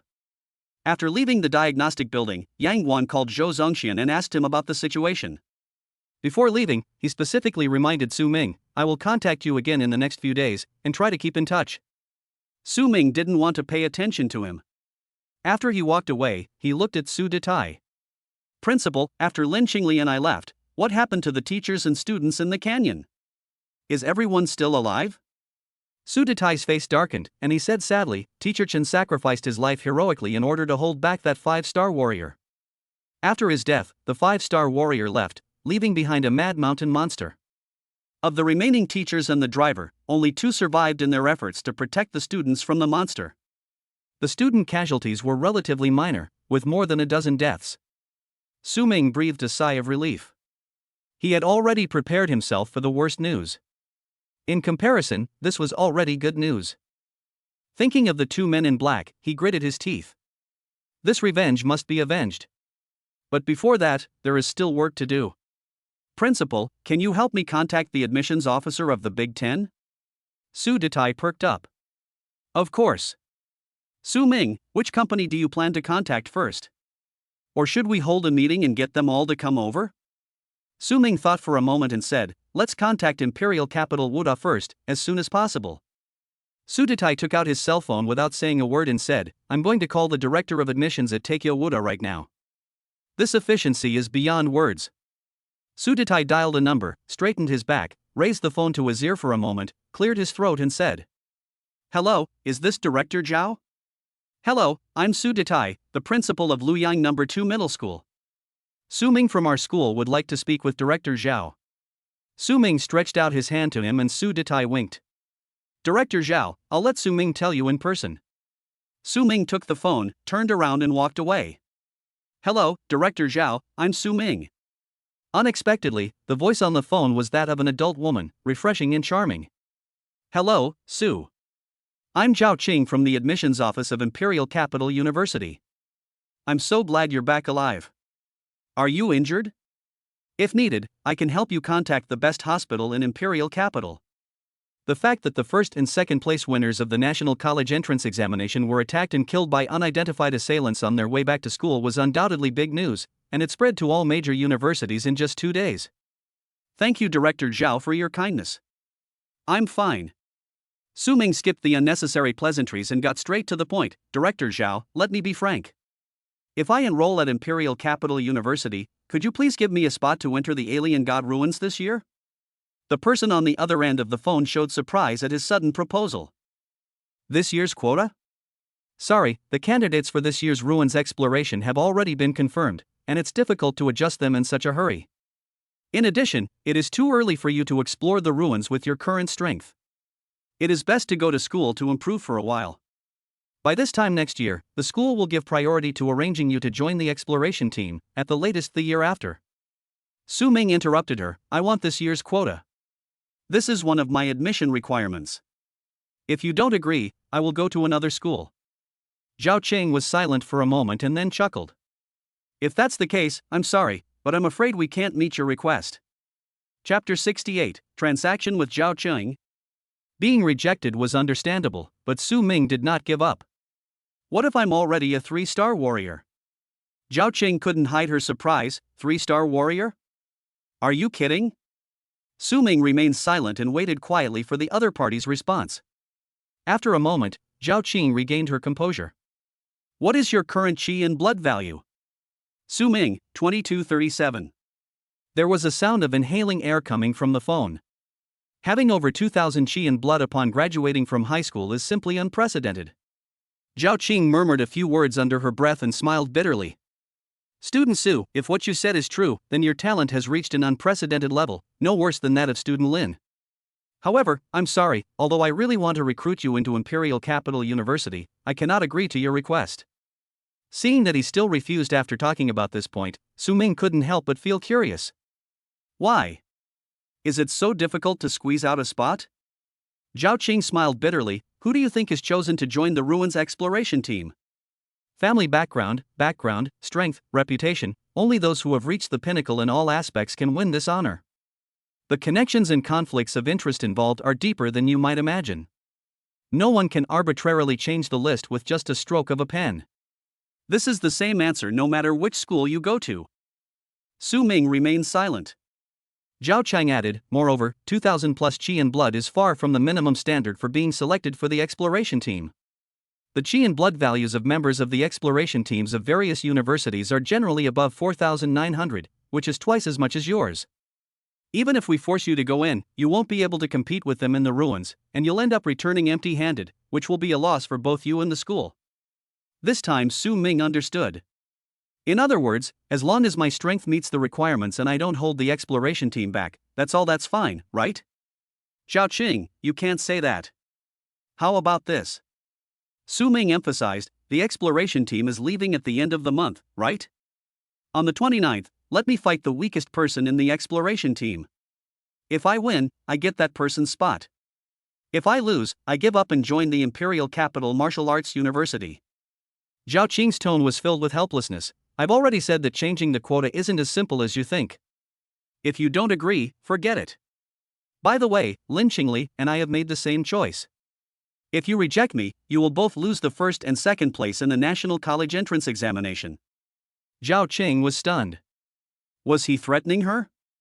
The director of the admissions office of the Imperial Capital University of Wuhan was actually threatened by a high school student. Well, I really can't get angry. After all, one of these two people is an awakener who is suspected to have peerless talent, and the other is also very abnormal. He has more than 2,000 blood and energy in high school, which is simply unbelievable. Handing these two people over to the other 9 universities in the top 10 would not only be a loss for Daijing Wuda, but would also cause a stir in public opinion and damage the reputation of Daijing Wuda. What would others think if the top 2 in the country didn't get into Imperial Capital University? Doesn't this make it seem that Imperial University of China is not as competitive as other universities? This is a major issue that will affect the reputation of next year's enrollment. After pondering for a long time, Zhao Qing asked suspiciously, Lin Qingli is really going to stand by you? You're not trying to trick me, are you? Su Ming lied as if it were true. If Director Zhao doesn't believe me, I'll have her answer the phone right now and tell you in person. Forget it, there's no need for that. You two are a couple after all, so it's no surprise that you don't want to separate at university. This is based on an investigation of Su Ming and the other person's high school situation. Zhao Qing sighed deeply, and from her voice one could tell she had a headache. Ah, you really gave me a difficult problem. Okay, I'll agree to your proposal for now. Let's make it clear first, regardless of whether you win or lose the competition, you and Lin Qingli must join the Imperial Capital Martial Arts University. It's a deal. After hanging up the phone, Su Ming smiled. In this way, as long as he wins the competition, he can repay Lin Qingli for saving his life. As for whether he could successfully bring out the treasure that could repair his talent, just like he said to Zhou Zongxian, he was not sure. If he couldn't get it, that was Lin Qingli's fate. He could only wait until he became an 8-star or 9-star warrior before searching for the legendary Immortal Phoenix and the Manglin Monarch Butterfly, but that would take many years. He returned to the group and returned the phone to Su Detai. Su Detai asked eagerly, how was the talk with Director Zhao? Have you decided on Imperial Capital University? Almost. Su Ming answered ambiguously, then looked at his father and mother with a guilty look on his face. Dad, Mom, you guys go back first. I have things to do next, so I won't be going back to Luoyang with you for now. Su Jijun's face darkened. You just saved your life, where are you going to go again? Those criminals who attacked you before might still be watching you in secret. Lu Mei, standing by, had a worried look on her face. Su Ming also knew that it was not safe for him to run around now, but he had no choice. In 10 days he will be competing with the people from Daijing Martial Arts University. He needs to improve his strength in these 10 days and reach the peak of a 3-star warrior. If he told others about this idea, others would just think he was crazy. But with the system, everything is possible. Oh, don't worry, I value my life more than anyone else. I know what's going on and won't do anything rash. Su Ming didn't give them the chance to stop him and pushed them into the van parked in front of the hospital. Principal Su, please send my parents back. Seeing him run away, Su Detai and several school principals who were accompanying him looked at each other in surprise. Hey, classmate Su, about the school press conference. Before he could tell the biggest request of this trip, Su Ming had already walked away. He sneaked into a large shopping mall, bought some clothes to disguise himself, and put on a baseball cap and a mask to cover his face. Su Ming left the underground parking lot quietly and called Su Xiaoyuan. The phone rang for only 2 seconds before it was connected, and Su Xiaoyuan's voice, both surprised and relieved, came out. Su Ming. You're still alive. That's great. I knew you would be fine. Su Ming, don't mention it. I almost couldn't come back this time. Let's not talk about this for now. I need your help. Please lend me some money. Su Xiaoyuan answered without hesitation, no problem, how much do you want to borrow? The second generation of rich people are extravagant. Su Ming, well, give me 1 million first, and I'll ask you for more if it's not enough. Puff. There was a sound of water spraying from the other end of the phone. Ahem. Big brother, what do you take me for?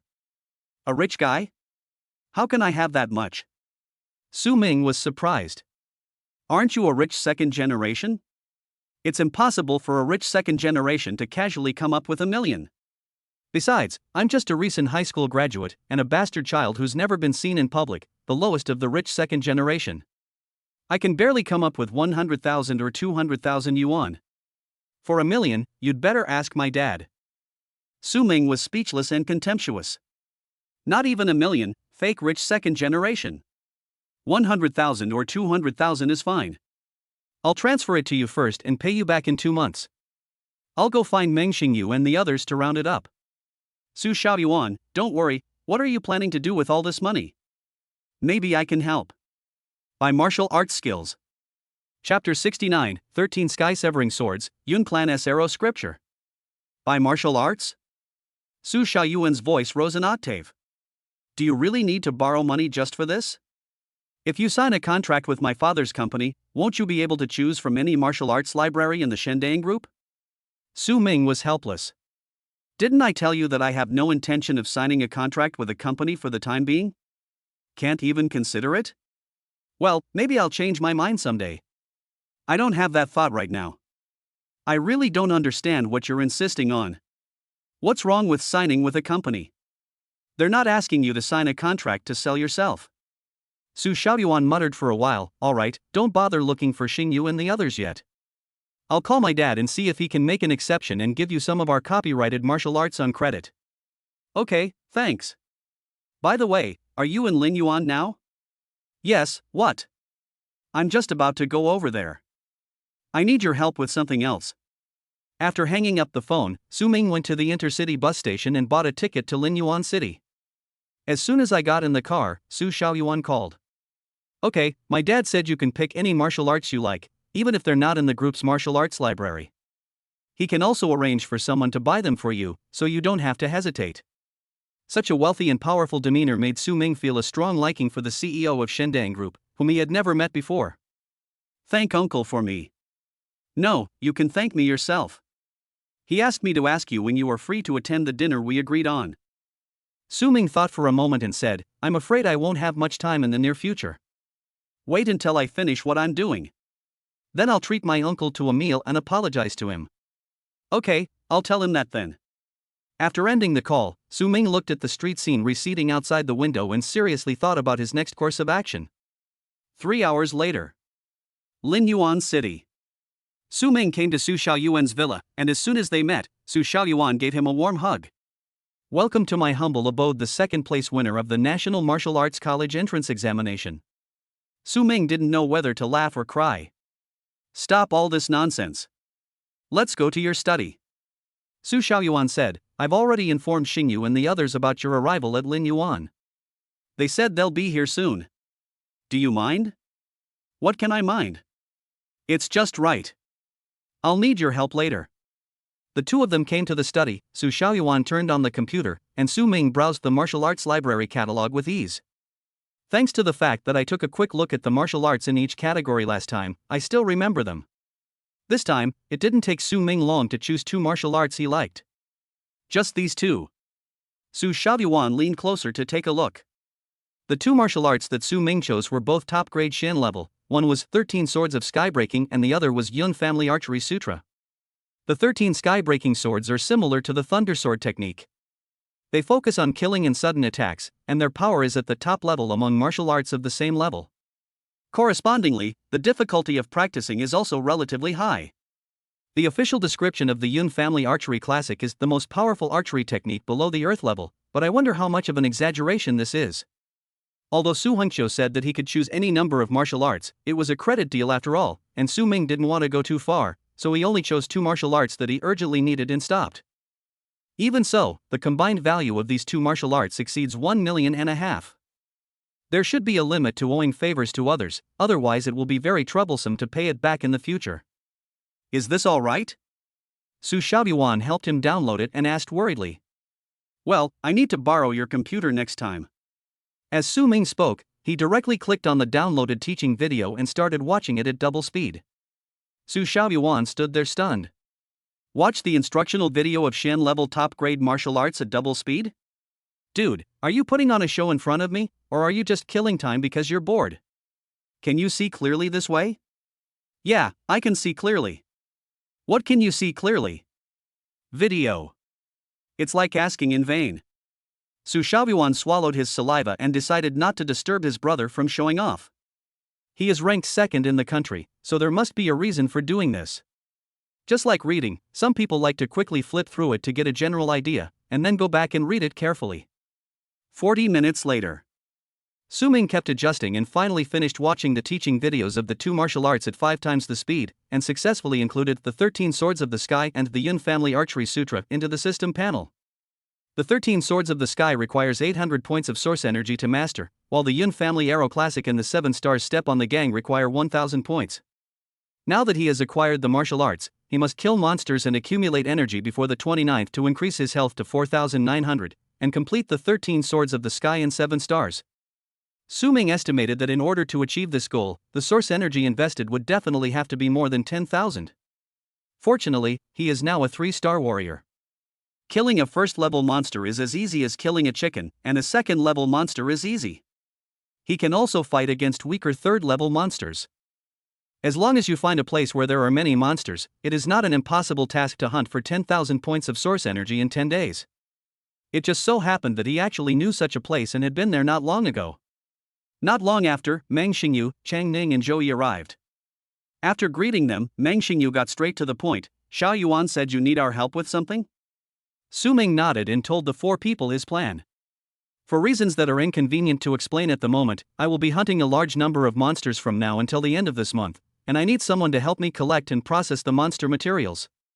The 4 of them looked at each other, all a little puzzled. Su Xiaoyuan's face fell. Why are you being so serious? I thought it was something else. For such trivial work, wouldn't it be easy to just go to the warrior hall and post a task and find someone? Su Ming could naturally think of the same solution as Su Xiaoyuan, but he was unwilling to let a stranger be responsible for this matter. As the second highest scorer in the National Martial Arts College entrance exam, he is now somewhat of a celebrity and is easily recognized. Moreover, he is so young. Even if he is not recognized, showing the strength of a 3-star warrior in front of strangers will cause an uproar. If it gets out, who knows what kind of trouble it will bring? What if it attracts the man in black again? To be on the safe side, it would be better to hand this task over to Meng Xingyu and the others. Stop talking nonsense. Just tell me whether you will help me or not. After getting to know the 4 of them better, Su Ming's attitude towards them was no longer as polite as it was at the beginning. Su Xiaoyuan glared angrily. Look. Is this his attitude of asking for help? Meng Xingyu coughed dryly and stepped forward to smooth things over. Xiaoyuan, stop talking. It sounds pretty relaxing anyway. The college entrance examination is over, and everyone happens to be quite free recently. Let's just treat it as an outing and relax. Chang Ning and Zhou He each expressed that they had no objection. The matter was decided, and without further delay, several people set off immediately. Meng Xingyu, Su Ming, have you decided where to go? I think the ruins of the town we visited before are pretty good. It's not too dangerous and there are quite a few monsters there. Su Ming shook his head. Let's go to the base ruins. Creak. Meng Xingyu slammed on the brakes, and everyone swayed due to inertia. He turned and looked at Su Ming. You mean the ruins of the base we visited on our first outing? The one where we encountered the 3rd-level Scorpion King? That's a little too dangerous. Chapter 70, Return to the Base Ruins. Su Ming smiled faintly. Don't worry, I know what I'm doing. Meng Xingyu disagreed intellectually, but seeing Su Ming's confident look, he hesitated for a moment and said, then I'll call Uncle Liang. Soon, Lao Liang arrived. Everyone left the city and came to the ruins of the base. The place was still a desolate ruin. The rusty barbed wire was surrounded by black-armored scorpions, and their number had at least doubled compared to the last time they came. The car stopped far away and several people looked at the scene in front of them with solemn expressions. Joey, it's only been a few days, how come there are so many black-armored scorpions here? Meng Xingyu frowned, smelling danger. Su Ming, I think we should change locations. There's something strange going on here. We'd better go back and inform the Warrior Guild and have them send a few experts over to find out what's going on here. We'd better not get any closer. His worries were not without reason, but Su Ming could no longer listen to him. All he could see were the dense swarm of black armored scorpions. Su Ming pushed the door and got out of the car. You guys wait here, I'll go over and take a look. Meng Xingyu felt that he was a bit rash and reckless, so he got out of the car and tried to dissuade him, but Su Ming had already opened the trunk and taken out the long sword, and passed by him like a gust of wind. Su Ming, wait. Meng Xingyu was anxious. Seeing Su Ming rushing towards the scorpion group, he hurriedly ordered Lao Liang, Uncle Liang, go and bring Su Ming back. I have a feeling this place is very dangerous and not where we should be. Lao Liang nodded and chased after Su Ming. On the other side, Su Ming had already rushed into the scorpion group. He had no scruples and opened fire at full force, exerting all the strength of a 3-star warrior. With one slash of his sword, he swept away a large number of the surrounding black-armored scorpions. Limbs were scattered all over the sky and green blood was spilled. Su Ming kept moving forward, like a whirlwind, harvesting the lives of the scorpions with ease. Lao Liang, who had caught up with him, was stunned for a moment and stopped unconsciously. The 4 people standing by the car in the distance couldn't believe their eyes. What's going on? This is too fierce. A first-level monster was like mowing grass under Su Ming's hands, and he couldn't get close to him at all. Is this the value of the second best in the country? At this moment, a scorpion that was 2 times larger than the ordinary black-armored scorpion and 4 meters long crawled out. Its shell was black with a hint of red, and its 2 front claws flashed with cold light. As soon as the scorpion appeared, Meng Xingyu and the others' eyelids twitched at the same time, and the same thought popped into their minds. Second-level monster. This scorpion was clearly evolving towards the 3rd-level ruby scorpion king they had seen before, and the color of its shell had even changed. Meng Xingyu was about to shout to remind Su Ming to run quickly, but he saw Su Ming not retreat but advance, holding a long sword and rushing towards the 2nd-level black-armored scorpion. Meng Xingyu's heart was in his throat. Is he crazy? The next moment, a bright sword flashed. One of the 2nd-level black-armored scorpion's large claws flew into the air. Su Ming swung his sword again, splitting its head in half, and kicked the 4-meter-long 2nd-level black-armored scorpion away. Boom! The 2nd-level black-armored scorpion rolled all the way, injuring a large number of its minions, and then crashed into the barbed wire and fell down motionless. Meng Xingyu and the other 3 were stunned. No! A 2nd-level monster that had only appeared for less than 5 seconds was already dead? Is this still the Su Ming they know? That's a 2nd-level monster, not some random cat or dog. In the Jingyun secret realm, it is the final test boss that can make the top 10 talented candidates in the country face a tough battle and can only be defeated by joining forces. 2 swords disappeared in Su Ming's hands? And what about that kick? A scorpion that was 4 meters long and over 1 meter high must have weighed at least 1,000 pounds, and it was kicked away with just 1 kick? Even a 2-star warrior wouldn't have such great strength, right? The 4 of them stared blankly at Su Ming sweeping through the scorpion group as if he was in an empty space, and the shock in their hearts could not subside for a long time. Lao Liang watched for a while and returned to Meng Xingyu. Master, do you still want to call Master Su back? Meng Xingyu was silent for a long time. Uncle Liang, what is Su Ming's current strength? Lao Liang's expression was complicated, and he sighed softly. Young Master Su's qi and blood value should have exceeded 2,000. This sigh is not only an appreciation for the younger generation, but also contains deep bitterness. He has practiced martial arts for more than 30 years, but now his qi and blood value is only over 3,000. Su Ming, a student who just finished the college entrance examination, has 2,000. How embarrassing it is for him, a senior who was once a big shot in high school and college, to feel 2,000.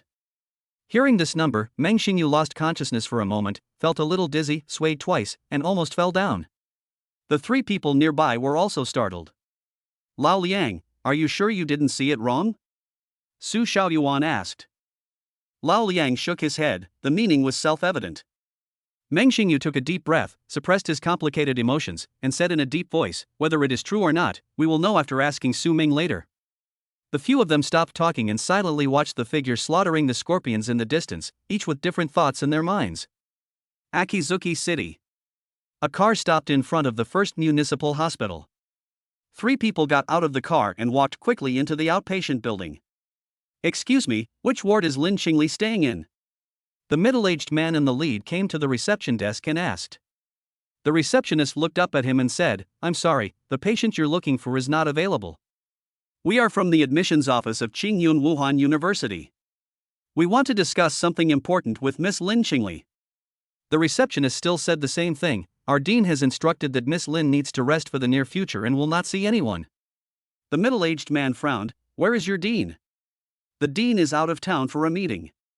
If you want to see him, you can make an appointment first." The middle-aged man got angry for a moment. Things like rest in meetings are just excuses, and it's clear that someone wants to hide Lin Qingli. It was not convenient for him to get angry at a small receptionist, so he turned around and pulled the two colleagues aside. "Check every ward. We must find Lin Qingli today and convince her to join Qingyun Wuda." "Yes."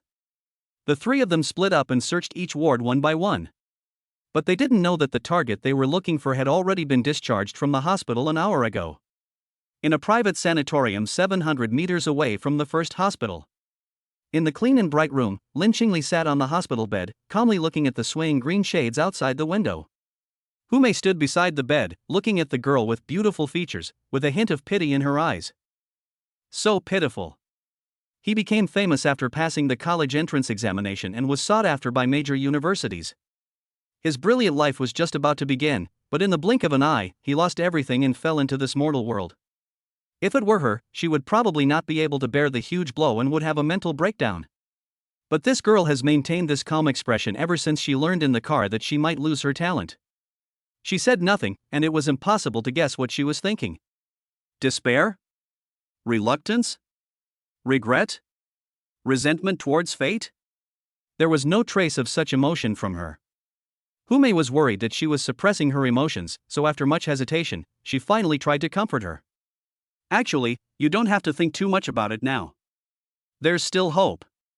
Maybe your boyfriend can really bring back a treasure from the ruins of the alien god that can restore his talent.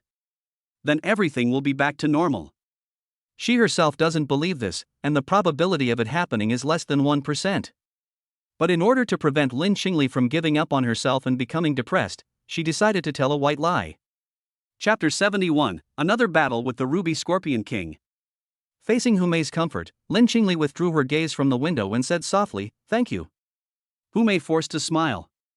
"If you want to thank someone, thank your boyfriend. He's willing to do this for you. The relationship between you two is truly deep. It's enviable." "Feelings?"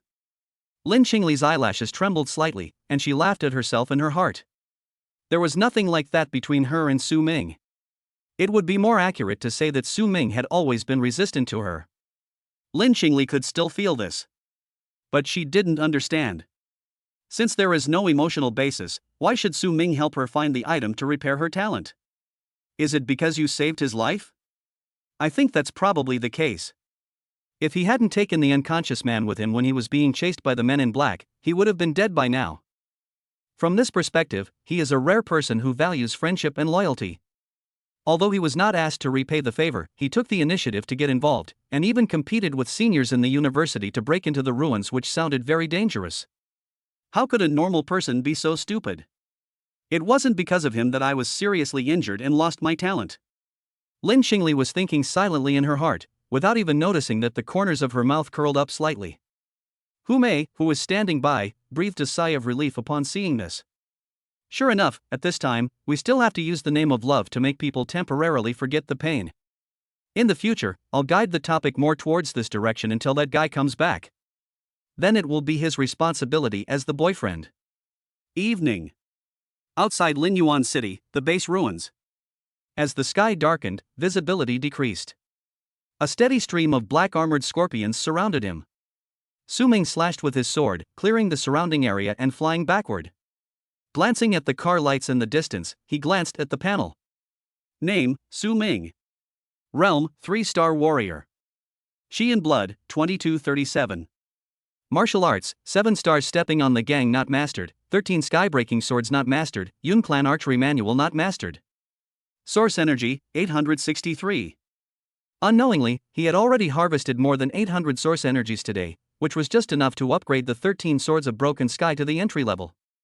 A thought came to my mind. The words on the panel lit up, and a large amount of sword skills insights flooded into his mind. Just a moment. In the darkness, Su Ming's pupils flashed, and his entire temperament changed in an indescribable way.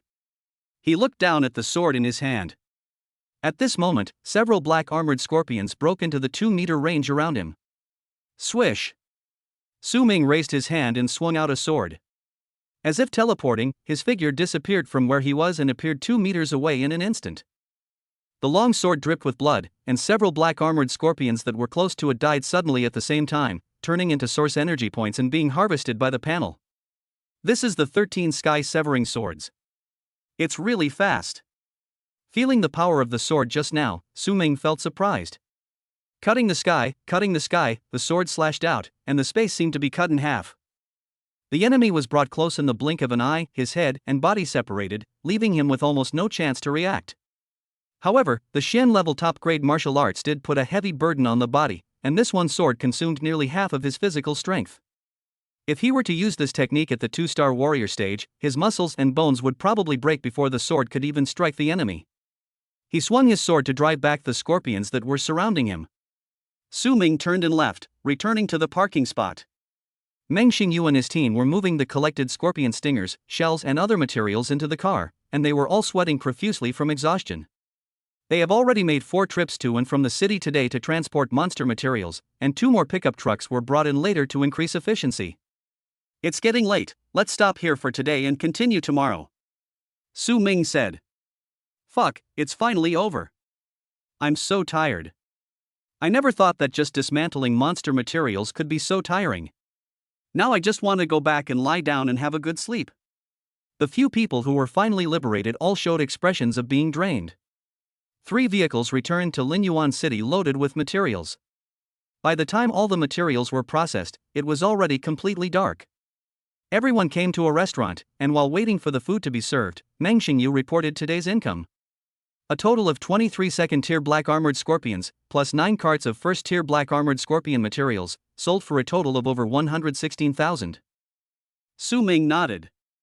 I'll take 50%, and you and Uncle Liang will each take 10%. Is that okay? Su Xiaoyuan curled his lips. We're all brothers, why are you being so distant with us? Why would I, Su Xiaoyuan, care about this little money? Meng Xingyu also said, Su Ming, if you consider us friends, don't say such things. You earned all this money by yourself, and we just followed behind to do some work such as breaking down materials and running errands. If you really want to, you can treat us to this meal. It would be too disrespectful to split the money. Chang Ning, exactly. We are here to help you today, not to work. Who would do this if they really wanted to work? It's tiring and boring. Joey smiled innocently, his attitude the same as the other 3. Su Ming was not a pretentious person. Seeing that they had no intention of refusing and were really unwilling to take the money, he smiled readily. Okay, then I won't be polite with you. We are all friends. We can talk later if we have anything to say. That's right. Come on, cheers. After 2 glasses of wine, the private room became quiet. Meng Xingyu stared at Su Ming and finally asked the question that had been lingering for a day. Su Ming, tell us the truth, what is your current strength? Su Ming asked them for help and had no intention of hiding it from them. 3-star warrior. Although they were well prepared, Meng Xingyu and the others couldn't help but gasp when they heard Su Ming admit it himself. Hiss, is he really a 3-star warrior? Uncle Liang said your HP is 2000, but Xiao Yuan didn't believe it at first. Fuck. You guys still don't believe me, right? After a while of commotion, they confirmed the result and changed the subject, not delving further into the topic. Su Ming's strength felt like an onion to them. Peel off one layer, and there is another layer. Since we met, their cognition has been refreshed several times. Even now, they are not sure whether more than 2000 chi in blood are Su Ming's true level. As for why Su Ming is so strong, it is impossible to say that he is not interested or curious. But Meng Xingyu and his companions are not the kind of fools with low emotional intelligence and no scheming. They knew their limits and understood that asking too many questions at this moment would not only fail to get answers, but would also damage their relationship with Su Ming and cause him to lose trust. This kind of thing cannot be rushed. When the time comes, Su Ming will naturally tell them. Even if Su Ming never says anything, it will not affect their making friends with Su Ming and relying on him in the future. After the meal, everyone dispersed and went home to rest, dragging their tired bodies. Next, Su Ming took Meng Xingyu and others to hunt black armored scorpions outside the base ruins every day. Soon, they met the Ruby Scorpion King whom they had met before and who had left a deep impression on them. Chapter 72, A Serious Situation. The Ruby Scorpion King, over 5 meters long, blood red all over and as if carved from jade, appeared in sight. Su Ming's hair stood on end and he felt a strong sense of crisis in his heart. As a third-level monster, this guy is more dangerous than the Green Wind Wolf. Uncle Liang. Without thinking, he shouted for support. Here I come. Lao Liang was a ruthless man who didn't talk much. He drew his long sword and, with Su Ming on his left and right, took the initiative to rush towards the Ruby Scorpion King. After not seeing him for half a month, this Scorpion King has become even stronger. Its ruby shell seemed to be on fire, and its 6 sharp feet moved rapidly, poking the ground. A shallow pit was melted in the hard cement floor, and green smoke rose. I'll contain them head-on, Master Su, and find an opportunity. Lao Liang roared, kicked his feet, and slashed from the front with a bang. As the bodyguard who replaced Uncle Han, Lao Liang is much stronger than Uncle Han. Although his health value is only more than 3,000, it is average among 3-star warriors. However, he has been immersed in swordsmanship for 20 years and has mastered the top-grade Shin-level Tiger Power and Absolute Wind Sword to perfection.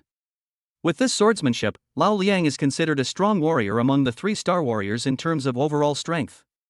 A knife was chopped out, and a tiger's roar was heard on the plain ground. The wind was blowing wildly and the swords were flashing. Clang! The Ruby Scorpion King swung its right claw and smashed Lao Liang, who was rushing towards it, away. Uncle Liang.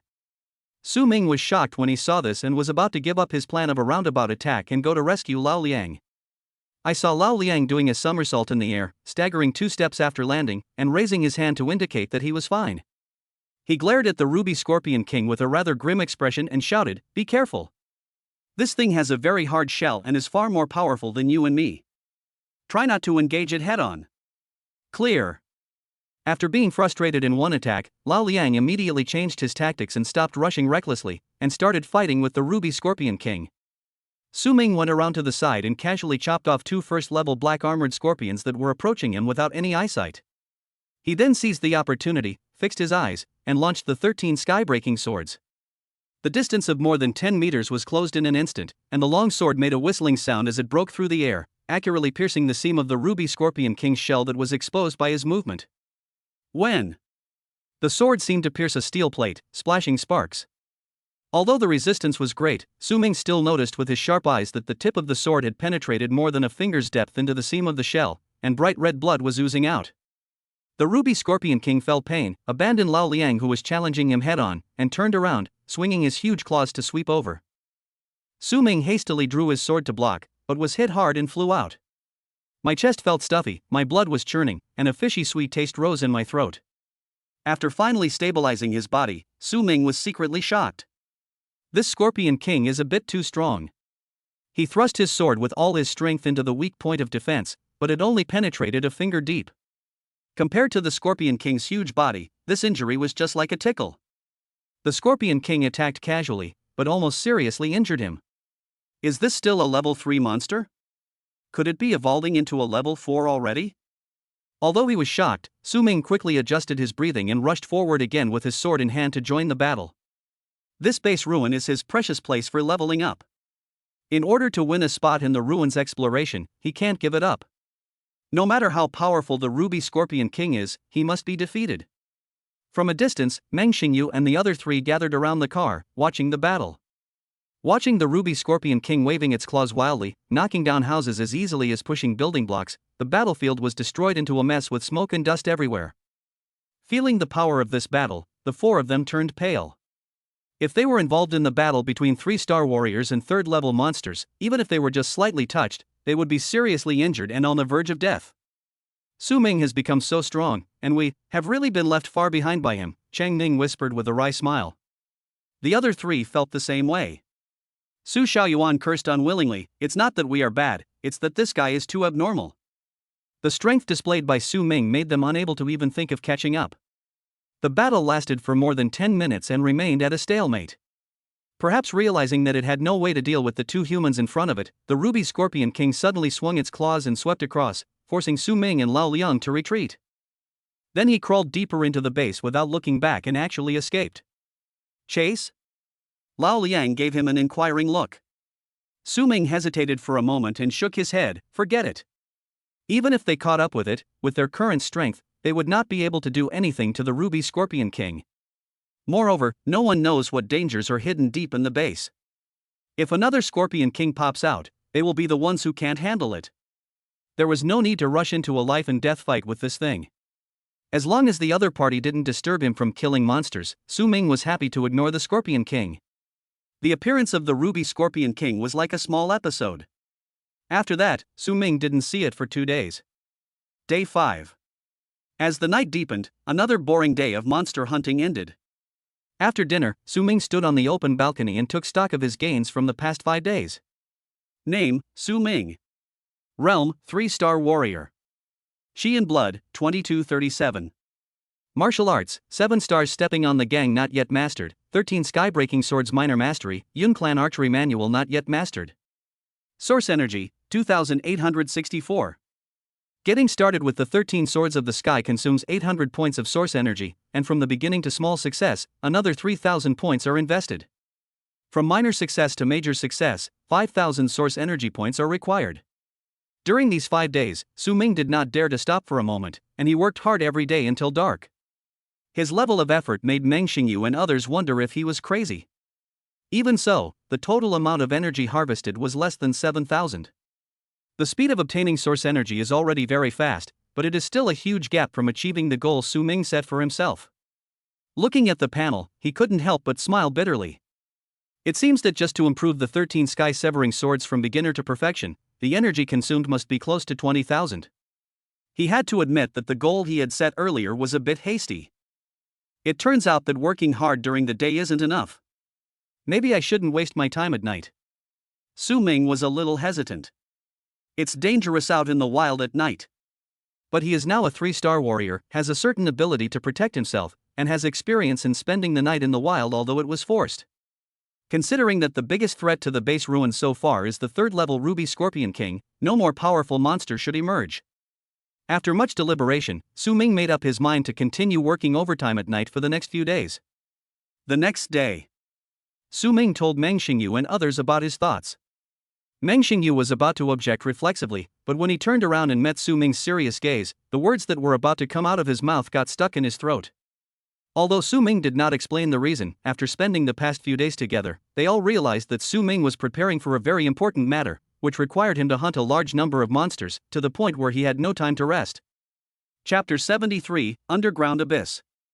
In the end, Meng Xingyu still didn't say anything to dissuade him, but only reminded him, be careful. On the side, Su Xiaoyuan couldn't help but say, Su Ming, are you in trouble? If there's anything, just tell me. We are brothers, and we will definitely help you if we can. Su Ming smiled slightly. I appreciate your kindness, but I can only rely on my own efforts on this matter. That night, night fell. Su Ming watched Meng Xingyu and others drive away, put on the food and water he had prepared in advance, turned around and walked into the base. In the darkness, pairs of green eyes lit up and surrounded him from all directions. The rustling sound was like a poisonous snake crawling. Su Ming's eyes sparkled, and he could see the scenery within a radius of 10 meters around him clearly even in the dark. Come on, your doom has come. With the sword flashing, the black-armored scorpions turned into energy points and were harvested by him. The scorpions that emerge from deep within the base at night are denser than during the day. In just a moment, Su Ming was submerged in the surging black ocean. He swung his sword tirelessly and firmly, like a reef against the waves, standing still. If a ferocious black shadow rushed into a 3-meter radius, it would be strangled by the swordlight, and the corpses would pile up higher and higher. Early the next morning, Meng Xingyu and others drove to the outside of the base and were shocked to see corpses everywhere. This is too exaggerated. Is there a bottomless pit under this base that can hide so many monsters? Su Ming walked out from the depths of the base, sword in hand, yawning, with an unconcealable look of fatigue on his face. Good morning, you're here. Meng Xingyu walked over and looked at the lifeless corpses of the black-armored scorpions at his feet. His mood was indescribable. Didn't you get a rest all night? How many scorpions must you have killed? Su Ming brushed past him, walked towards the pickup truck, and said casually, About 2,000, I'm so sleepy. You guys go ahead and do your work, I'm going to take a nap. More than 2,000. Several people looked at each other, all shocked by his desperate performance. You know, Su Ming didn't get any rest at all during the day yesterday. Tirelessly slaughtering monsters for a whole day and night, is this guy made of iron? How can a 3-star warrior have such strong endurance? Meng Xingyu looked deep into the base with complicated eyes. The remains of scorpions lying all over the ground proved that Su Ming was not lying.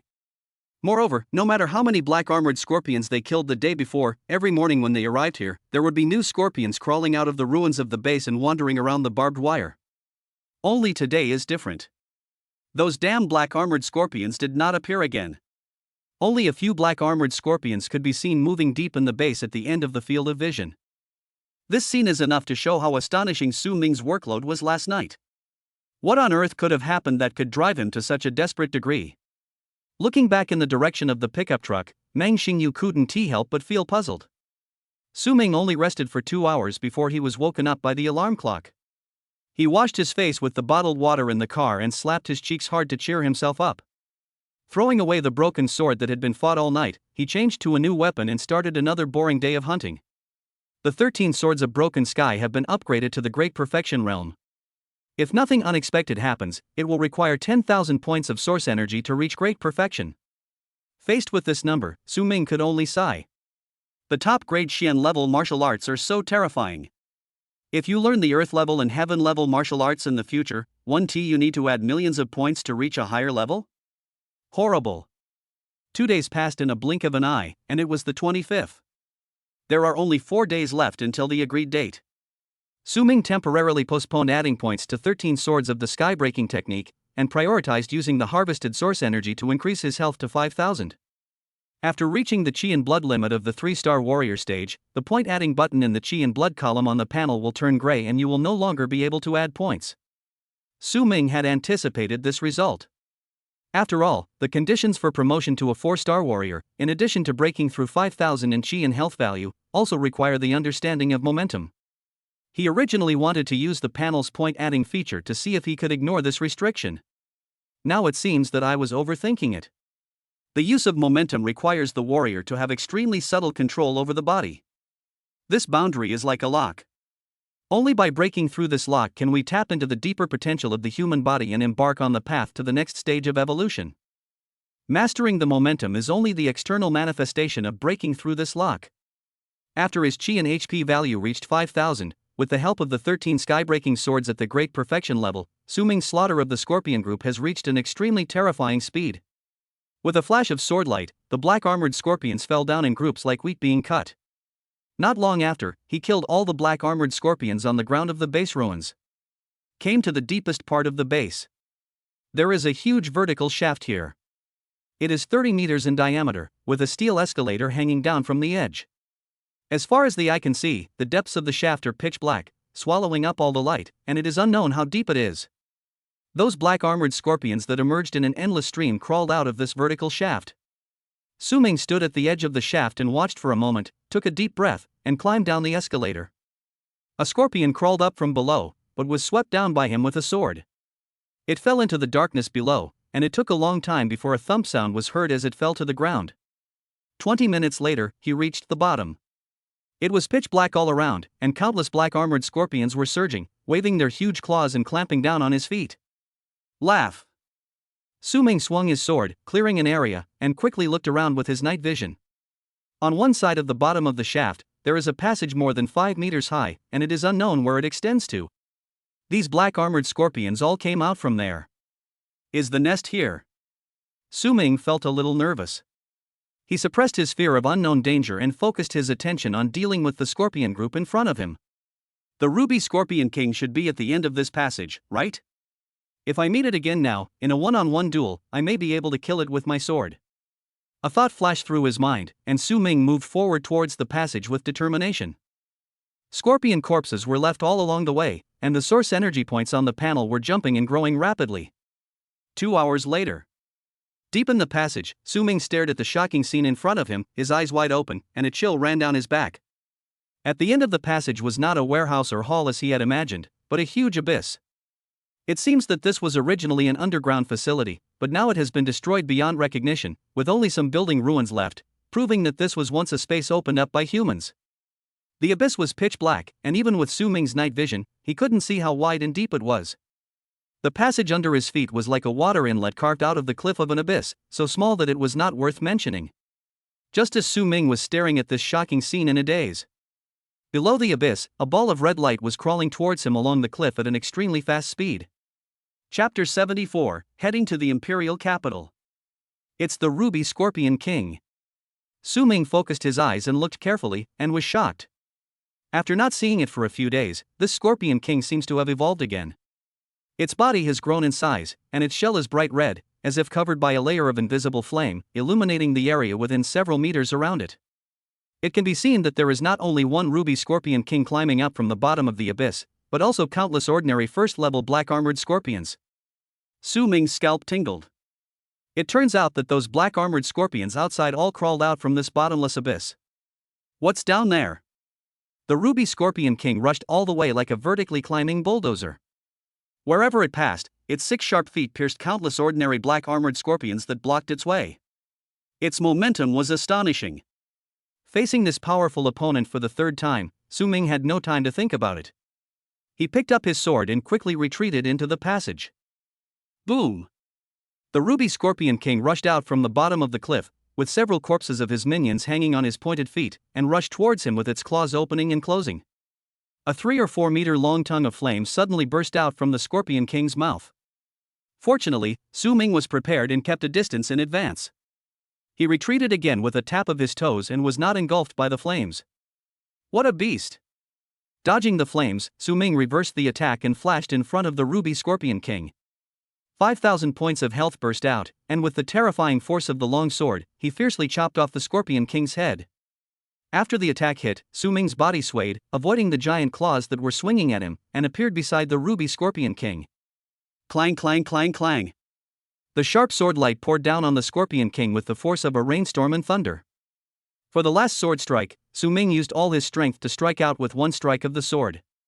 Snap! He cut off one of the Ruby Scorpion King's sharp legs, and its huge body suddenly lost balance and fell down. Use the 13 swords of the sky to close the distance and dodge attacks, then switch to the Thunder Sword technique to perform a quick attack. Su Ming's combo seems to be complicated, but in fact it only happens in a short moment. Before the Ruby Scorpion King could react, he had already suffered a great loss. Located in a narrow terrain, its huge body became a burden and its movements were restricted everywhere. Su Ming was like a thorn in the flesh, constantly circling around the Ruby Scorpion King and attacking him, making the Ruby Scorpion King very anxious, but he could not catch him no matter what. In anger, the Scorpion King instinctively raised his body and opened his mouth. Call! A large amount of high-temperature flames sprayed towards the ground and spread in all directions. In the blink of an eye, it turned into a sea of fire, swallowing up the Scorpion King's huge body. Su Ming quickly retreated, and just as he stood firm, a black shadow suddenly emerged from the sea of fire and stabbed at his face. When? He raised his sword to block, stopping the glowing scorpion tail, and used the force transmitted by the sword to float backwards, creating a greater distance. The furious Ruby Scorpion King rushed out of the sea of fire, waving its huge claws and chasing after it. Su Ming fought and retreated, not in a hurry. The two sides chased each other from the passage all the way to the vertical shaft. After fighting for more than 10 minutes, the Ruby Scorpion King was covered with scars, 3 of its 6 sharp legs were broken, and its shell was covered with wounds. It could not even stand steadily. On the other hand, Su Ming, apart from some physical exhaustion, was never injured once thanks to his basic body skills and the mobility of the 13 skybreaking swords. A few more minutes passed. The Ruby Scorpion King made a corner sound, swung the Scorpion King to force Su Ming back, and suddenly turned around and staggered away into the passage. Su Ming sneered when he saw this. Want to run? There is no such chance this time. He chased after it with his sword, and in a few strokes, he cut off one of its sharp legs. With only 2 legs left, the Ruby Scorpion King lost most of its ability to move and could only breathe out flames desperately in its final struggle. After a while, as the power of the flames became weaker and weaker, Su Ming finally stabbed the Scorpion King's head with a sword, completely ending the life of this old rival. Ding! Kill the 3rd-level monster Ruby Giant Scorpion, source energy plus 100. Gasping for breath, Su Ming pulled out the sword, cut open the shell, and dug out a crystal as big as a duck egg from the Scorpion King's body. Holding it in the hand, it feels slightly warm, and one can clearly sense the violent fire energy sealed inside. Su Ming weighed the monster's blood core, raised his eyebrows slightly, and felt a little happy. A blood core this big should sell for at least 70,000 or 80,000, right? In addition, the carapace, poison sac, and tail stinger on the ruby scorpion king are also good things, and its meat may also be used as food for monsters, and is very valuable. The only problem was how to get it up there. Taking off the walkie-talkie from his waist, Su Ming pressed the call switch. Xingyu, I killed that third-level scorpion king. Please ask Uncle Liang to come down and ask him to get the valuable materials from the scorpion king. Meng Xingyu's slightly worried voice soon came from the intercom. Okay, how's the situation down there? Su Ming briefly described what he saw. Meng Xingyu, there's an abyss underground? That sounds a bit ominous, Su Ming. I think you'd better not go any deeper. Don't worry, I know what's going on. After shutting down the communication, Su Ming turned around with his sword in hand, facing the endless stream of black armored scorpions in the passage. The sword lights danced wildly, like a ruthless meat grinder, blocking the scorpion group in the dark passage, unable to get out of the line. 28th evening. Su Ming dragged his heavy steps, with dark circles under his eyes, and climbed into the car tiredly, and let out a long sigh. The panel recorded his gains from the past 11 days. Name, Su Ming. Realm, 3-star warrior. Chi and blood, 5,000. Martial arts, 7 stars. Stepping on the gang. Minor success, 13 skybreaking swords. Perfect, Yun clan archery manual not yet mastered. Source energy, 175. At this moment, Su Ming really didn't have the energy to even move a finger.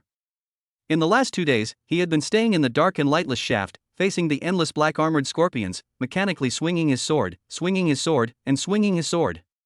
By the end of the killing, I was in a trance.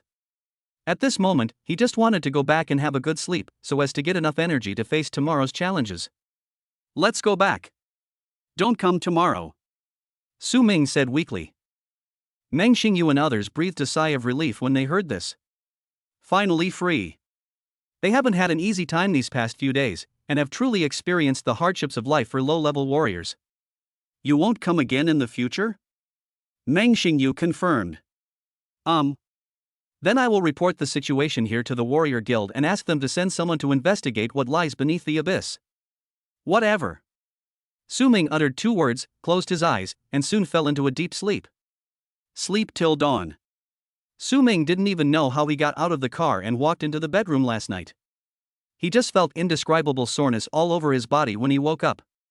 When I turned on my phone, there were 3 or 4 missed calls on the screen, all from Zhao Qing. He called back, and as soon as the call was connected, Zhao Qing's gritting teeth voice came from the line. Where are you now? I called you several times but you didn't answer. Did you forget about our appointment today? Chapter 75, Fighting Jiao Lei. Hearing the anger in Zhao Qing's voice, Su Ming shuddered. We're almost there, getting off the plane soon. Zhao Qing on the other end of the phone was almost laughing out loud with anger, and said word by word, stop talking nonsense to me.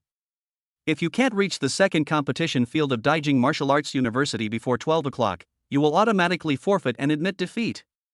The phone was hung up with a snap. Su Ming looked at the time and wow, it was already 9:30. He quickly put on his clothes and rushed out of the room, and found Su Xiaoyuan leisurely playing with his mobile phone in the lobby on the first floor. Hurry! Take me to Daijing. I need to be at Daijing Wuda before 12 o'clock. Su Xiaoyuan was slightly startled. Without asking what he was going to do, he said directly, I'll ask my dad to arrange a plane. Half an hour later, a helicopter flew over the villa and picked up Su Ming and Su Xiaoyuan to go to Daijing. On the helicopter. Su Ming, why are you here too? Su Xiaoyuan chuckled and said, I just happened to be going to the imperial capital to do some business. You can go about your business and don't worry about me. The fact was that he wanted to go with him to see what was going on that had Su Ming in such a hurry to go to Daijing Wuda. 2 hours later. Imperial Capital Martial Arts University, the second arena. The huge hall was spacious and quiet, with tiered seating around it. The central competition area had a mirror-clear floor and was surrounded by railings on all 4 corners. TSK. Why haven't you come yet? Zhao Qing clicked her tongue impatiently, looked down at the time again, then frowned and glanced towards the entrance of the club, her anxiety evident in her words. Opposite her, a tall young man with sharp eyes and a shaved head stood with his hands in his pockets and a sneer on his face. Director Zhao, it's almost 12 o'clock. I don't think the person you mentioned will come. Next to the young man stood a middle-aged man with an unpleasant expression. His eyebrows and eyes were somewhat similar to the young man's. Hearing this, he spoke in a cold voice. It's better not to come. He's sensible. A young man who hasn't even entered university yet, with no idea of the immensity of the world, actually wants to compete for a spot in the ruins exploration. Who does he think he is? He thinks he's a big shot just because he got some good grades in the college entrance exam. The middle-aged man vented a few words, but still felt that the anger in his heart was not completely relieved, so he directed his anger at Zhao Qing. Director Zhao, it's fine for a country bumpkin to have wild ideas, but why are you so confused? Do you think our Zhao family is easy to bully and want to humiliate them in this way? Zhao Qing forced a smile. Mr. Zhao, you're joking. Everything was decided by the school leadership. I was just following orders. I absolutely have no intention of targeting the Zhao family. The middle-aged man's face darkened and he said nothing more. The clock struck 12, and the challenger still hadn't appeared. The crew-haired young man stretched lazily. It's already 12 o'clock, and no one has shown up yet. Is this match invalid? Zhao Qing gritted her teeth and said, wait a moment. The young man with a crew cut ignored him and walked out of the hall. Director Zhao, when you see that guy later, please tell him that this matter isn't over yet.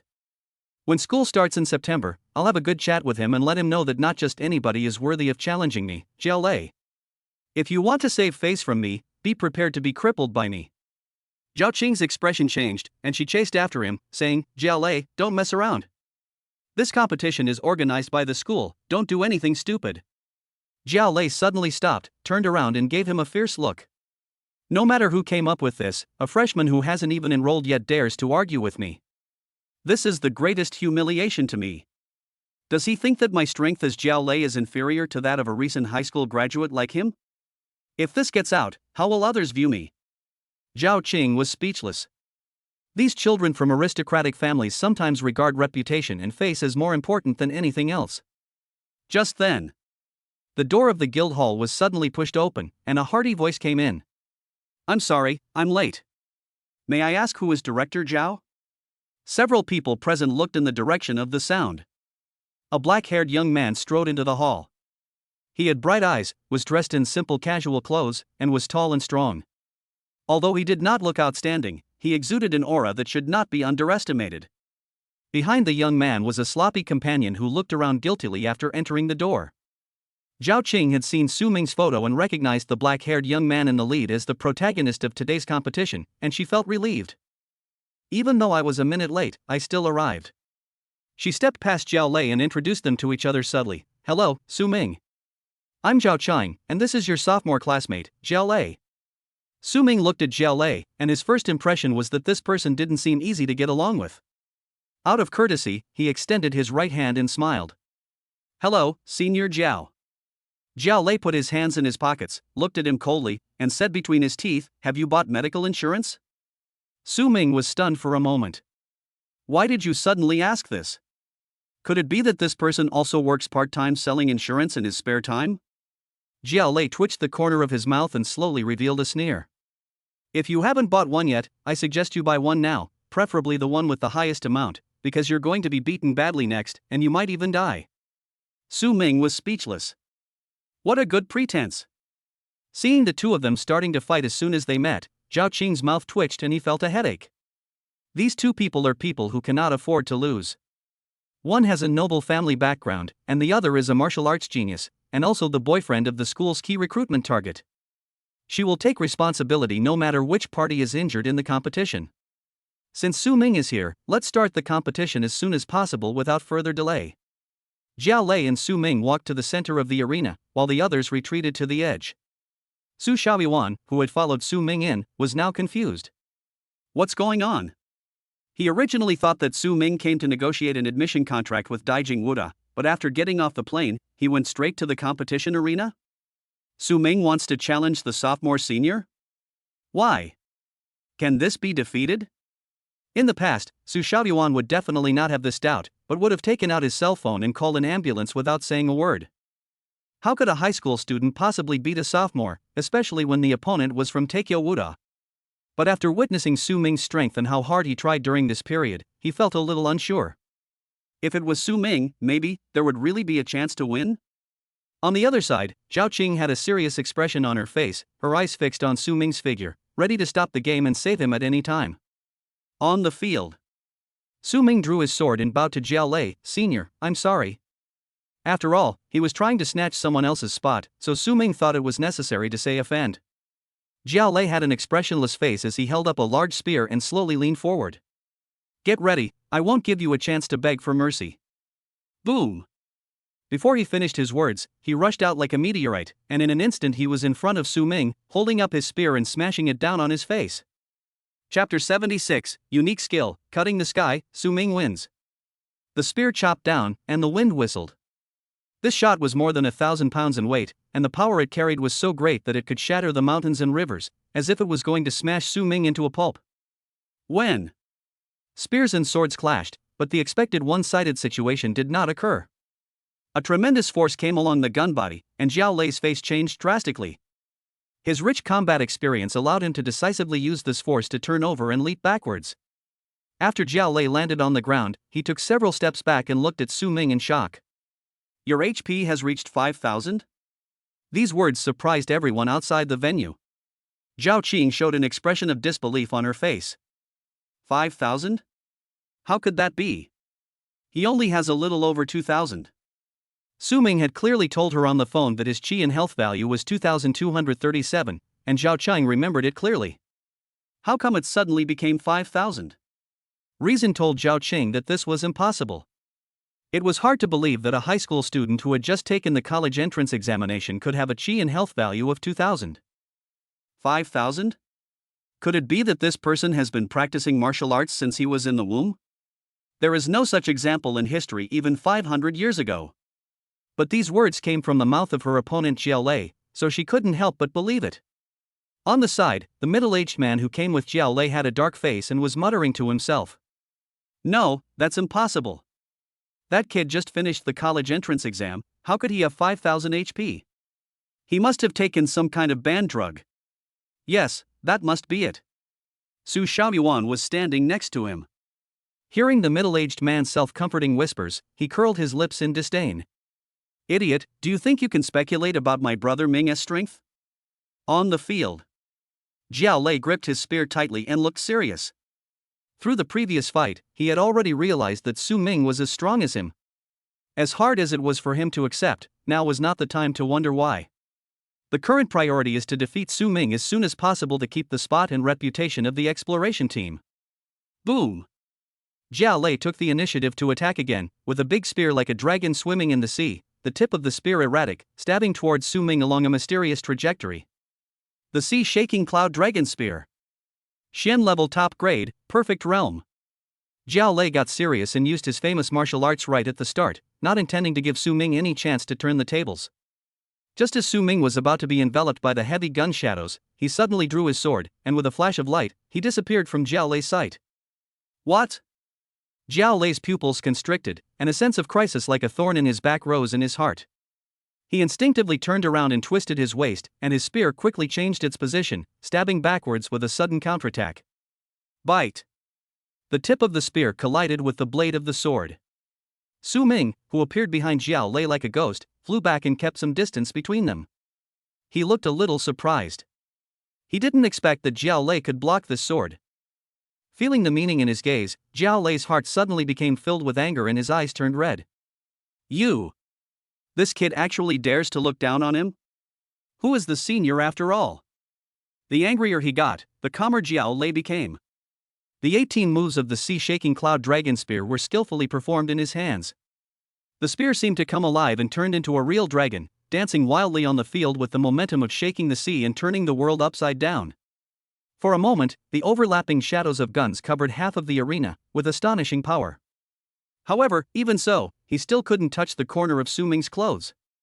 Under the pressure of the spear, Su Ming was like a cunning fish, constantly appearing in various corners of the arena as if teleporting and attacking him. The two fought for several minutes. It seemed that Jiao Lei had the upper hand and chased Su Ming everywhere, but in fact, Su Ming had always taken the initiative. Zhao Qing and the middle-aged man surnamed Zhao outside the field noticed this. Su Ming is using the 13 sky-severing swords, and his realm is the same as Zhao Lei's, and he has also reached perfection. Zhao Qing's heart was filled with turmoil. If she had not been conscious at this moment and could feel the pain when pinching her arm, she would have thought she was dreaming. Qi and blood values can be temporarily increased by taking banned drugs, so how can martial arts be faked? Even at the Imperial Capital Martial Arts University, there were only a handful of sophomores who could perfect the Xian level, top-grade martial arts. Most students can only achieve this in their junior year. Su Ming had just finished the college entrance examination, but his martial arts skills were already on par with most junior students? What kind of freak is this guy? The middle-aged man surnamed Zhao clenched his fists, staring at the situation on the field without blinking, with sweat dripping down his forehead. It doesn't matter. Even if he has mastered martial arts of the same level, so what? Neither of us can do anything to the other. As long as we can hold on until the effects of this kid's banned drugs wear off, Layer will be the winner of the competition. Before he finished speaking, the situation on the field suddenly changed. Su Ming stepped on the 7 stars, his eyes were as bright as stars, and the aura around him surged. 7 stars step on the gang. As he took the 7th step, his momentum reached its peak, his black hair fluttered in the wind, and the long sword in his hand emitted a dazzling white light. Cut the sky. With a light shout, his figure instantly disappeared from where he was. Zhao Lei's heart was filled with alarm bells, and an unprecedented sense of crisis emerged. The fear in his heart drove him to deliver his strongest attack. Cloud Dragon shakes the sea. A resounding dragon roar echoed through the hall. Suddenly, an illusory air current attached itself to Zhao Lei, transforming into a ferocious dragon shadow. Crack! A thin white thread suddenly cut through the dragon's shadow, broke through the obstruction of numerous gun shadows, and hit Zhao Lei's chest. At the last moment, Su Ming changed the slashing move into a slapping move, raised the sword blade, and smashed it horizontally on Zhao Lei's chest. Bang! Zhao Lei flew backwards, broke through the guardrail, and fell into the audience. Layer! The middle-aged man surnamed Zhao exclaimed and rushed over to save people. Zhao Cheng stood there in a daze, the scene just now still lingering in her mind. Momentum. Zhao Lei almost realized momentum just now? When Zhao Lei fired his last shot, the dragon-shaped shadow that rose from his body was clearly a sign that he was about to gain control of the momentum. If he could successfully stab the target, he might be able to use this opportunity to break free from the shackles and enter the realm of a 4-star warrior. It's a pity that the key point was interrupted by Su Ming. Thinking of this, Zhao Qing looked at Su Ming's figure in the field, and his expression became strange. It can interrupt Zhao Lei's perfect shot in the breakthrough state and complete the counterattack. How many more surprises will Su Ming give her? The sword just now was incredibly fast, with both power and variety. Even from the perspective of a 5-star warrior like her, it was a very amazing sword move, and it was definitely not any of the 13 swords of the sky. So this guy condensed the essence from the 13 swords of broken sky and realized his own unique skill? Zhao Qing suddenly felt a little dizzy. What a terrifying talent and understanding. He just graduated from high school. This kind of perfect monster, could it really exist in the world? And right before her eyes? It doesn't seem real. Just as Zhao Qing was stunned, Su Xiaoduan had already rushed into the field, laughing and flattering everyone. Su Ming, you're amazing. Even the sophomore from Imperial Capital University is no match for you. You're really defying the heavens. Chapter 77, Heading to the Alien God's Ruins.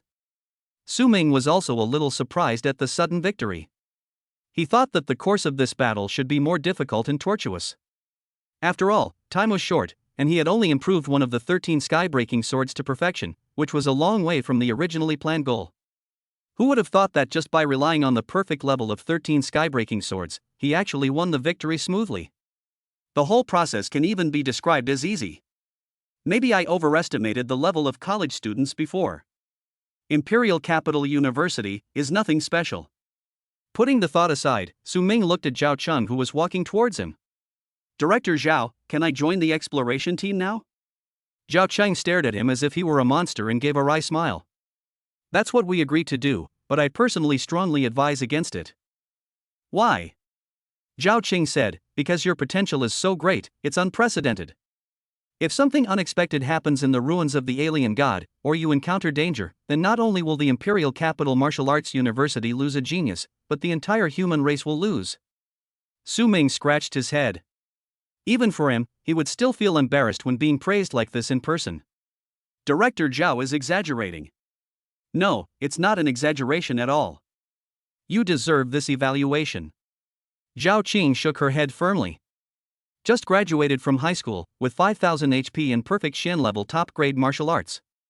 At this moment, Su Ming's importance in her heart even surpassed that of Lin Qingli, an awakener who was suspected to possess peerless talent. Changing the subject, Zhao Qing said seriously, I'm reminding you for the last time that entering the alien god ruins is both an opportunity and carries enormous risks. In the ruins, you not only have to endure the test of the ruins, but also face the malice of others. It doesn't matter if it's just us among the Xia country. Even if it's to compete for treasures and opportunities, as long as there is no grudge between us, we won't go too far. However, there are warriors from other countries entering the ruins, and they won't be kind to you. Especially since our Xia nation has several hostile countries outside. If they knew you had the strength to explore the ruins right after the college entrance examination, they would definitely target you. Su Ming shrugged and said, just don't let them know. Zhao Qing was slightly stunned. Su Ming, how many people know that I'm going to join the exploration team? Zhao Qing, besides Jiao Lei and the Zhao family, only a few senior leaders at the school know about this. According to Zhao Qing's prediction, Su Ming would definitely not win this competition, so there was no need to publicize this matter to too many people. He only needed to tell the challenger Jiao Lei, the weakest member of the exploration team. This would not only save trouble, but also save Jiao Lei's face. Otherwise, there wouldn't be only these few people watching the game today. Then please ask Director Zhao to ask Senior Jiao and the school leaders to keep my secret for now. When you introduce me to the other members of the exploration team, just say I'm a sophomore who wishes to remain anonymous. I'll also wear a mask to conceal my face. That way, I won't have to worry about being targeted. This is indeed a solution. Zhao Cheng pondered for a moment, then nodded and said, okay, let's do it this way. Go back and rest first. We'll gather at 9 o'clock tomorrow morning. I'll introduce you to the rest of the exploration team then. She turned her head to look at Jiao Lei, who was being helped to stand up in the distance and sighed. It is easy to convince the school leaders, but it is difficult to get the Zhao family to cooperate. But this is not a problem that Su Ming needs to consider. In order to avoid suspicion of ridicule, he did not say hello to Jiao Lei and led Su Xiaoyuan out of the arena. Walking out of the imperial capital Wuhan University, Su Xiaoyuan stopped. After watching the excitement, I have nothing else to do, so I'll go back. Su Ming nodded and said, please tell Xingyu and the others that we might lose contact recently. We'll meet again when I come back. Okay, keep going. Su Xiaoyuan didn't mention what he had just heard. He just raised his fist and gestured, then left. Half an hour later, Su Ming bought a white fox mask in a commercial street. It was made of some kind of alloy material. It was not heavy but very hard and fit perfectly on his face. After booking a room in a nearby hotel, he hesitated for a moment and called Lin Qingli. Hello. The phone was connected, and Lin Qingli's calm and cold voice came. Su Ming, sister who told you about the alien god ruins, right? Just now, I have obtained a place in the Imperial Capital Martial Arts University Exploration Team. Lin Qingli was silent for a few seconds, then said softly, actually, you don't have to take risks for me. You're not the one who caused my talent to disappear. Even if I lose my talent, my path to martial arts will not be cut off. Su Ming curled his lips. Who told you that I was exploring the ruins just for you? Don't worry about it. I was doing it for myself. Helping you find treasures was just a side job. Don't get it wrong. That's it, wait for my news. There was silence for a few seconds on the other end of the phone. Just before Su Ming pressed the hang-up button, an inaudible whisper was heard. Thanks. The next day. Imperial Capital Martial Arts University. Su Ming was dressed in casual clothes, carrying a longbow and quiver on his back and a long sword on his waist. He followed Zhao Qing into an auditorium and met the other 9 teammates of the exploration team. 6 men and 3 women, each with a different temperament. The most eye-catching one among them was a blond man with a slender figure, handsome appearance, and a pair of golden vertical pupils in his eyes. Su Ming only looked at him for a moment before he felt a slight pain in his head.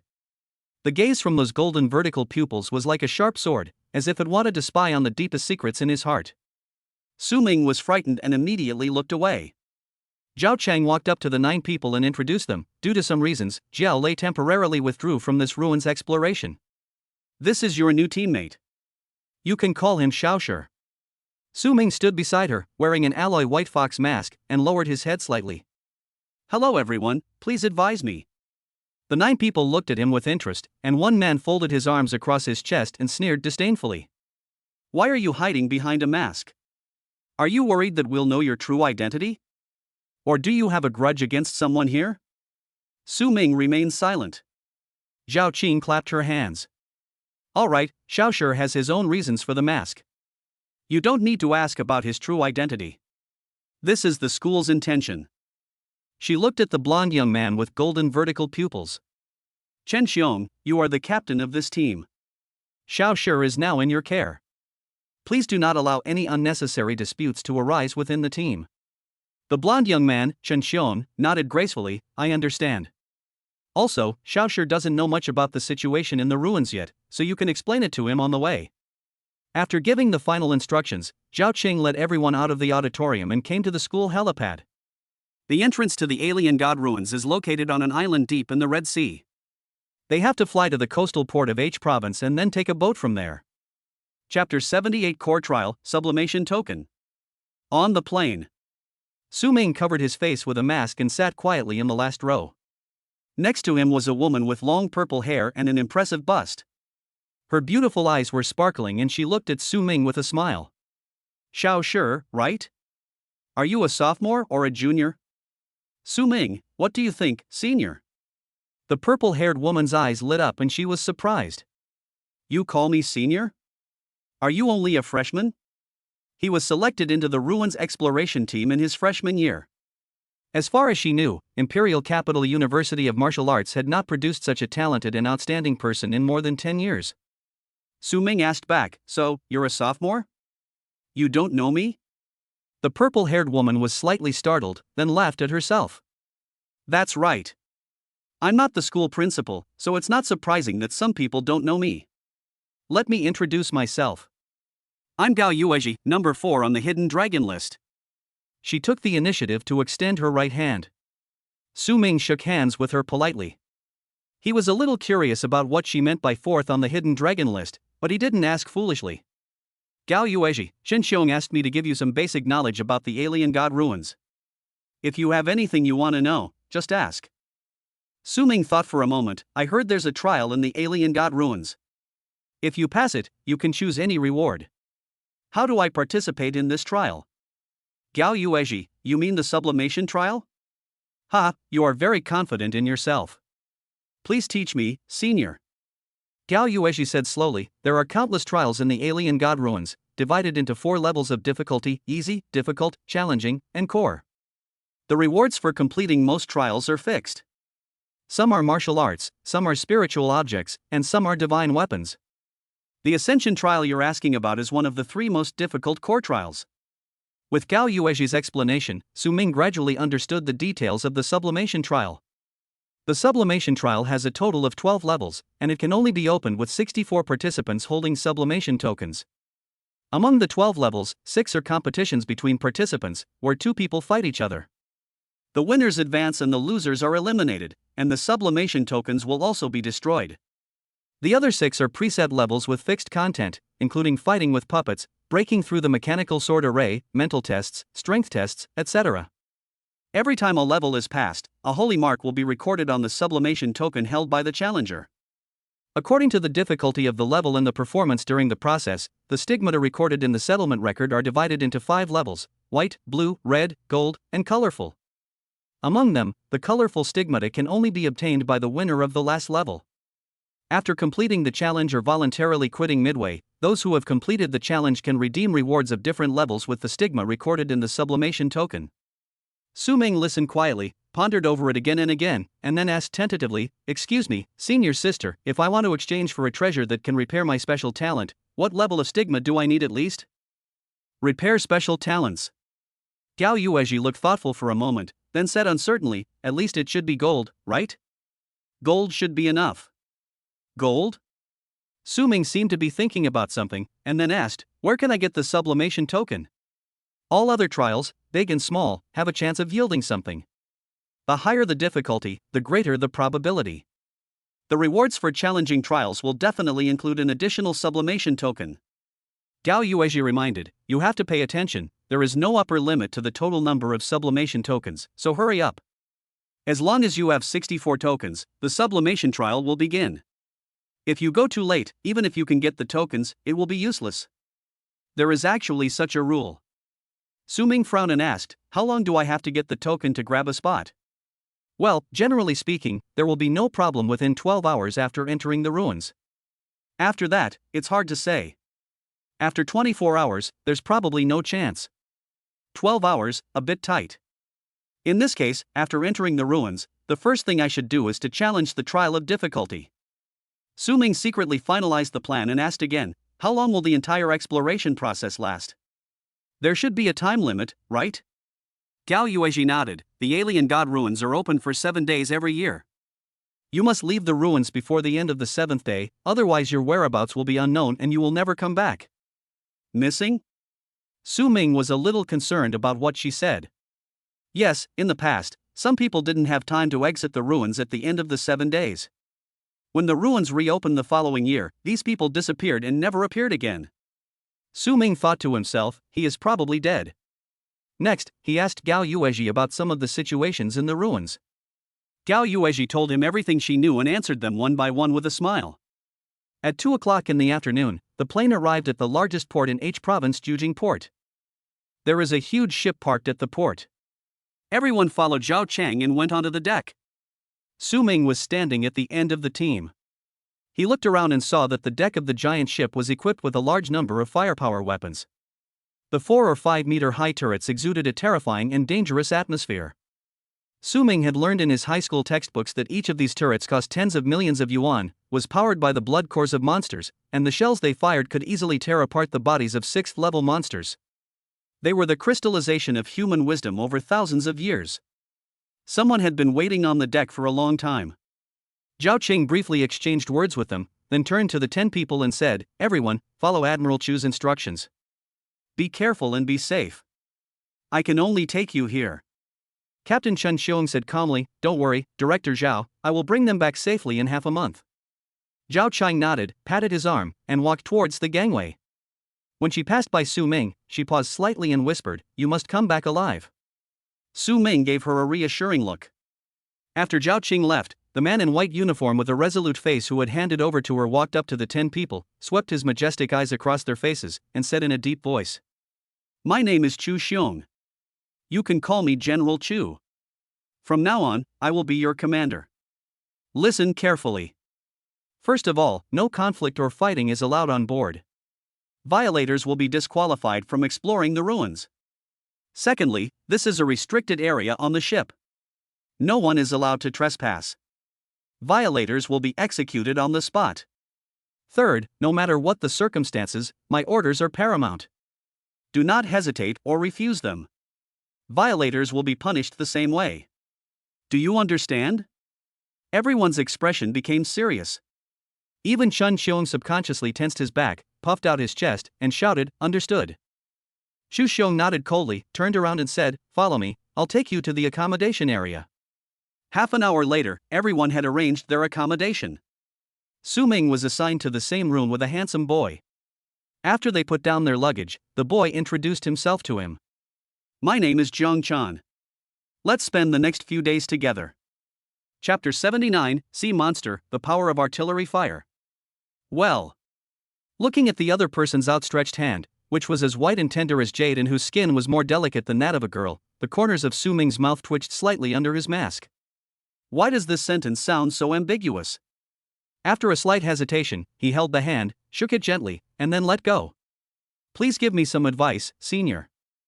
Jiang Chan looked at him with a smile, and after a moment, he suddenly asked, don't you take off your mask when you sleep? Su Ming lay down on the bed and said, no need to take it off.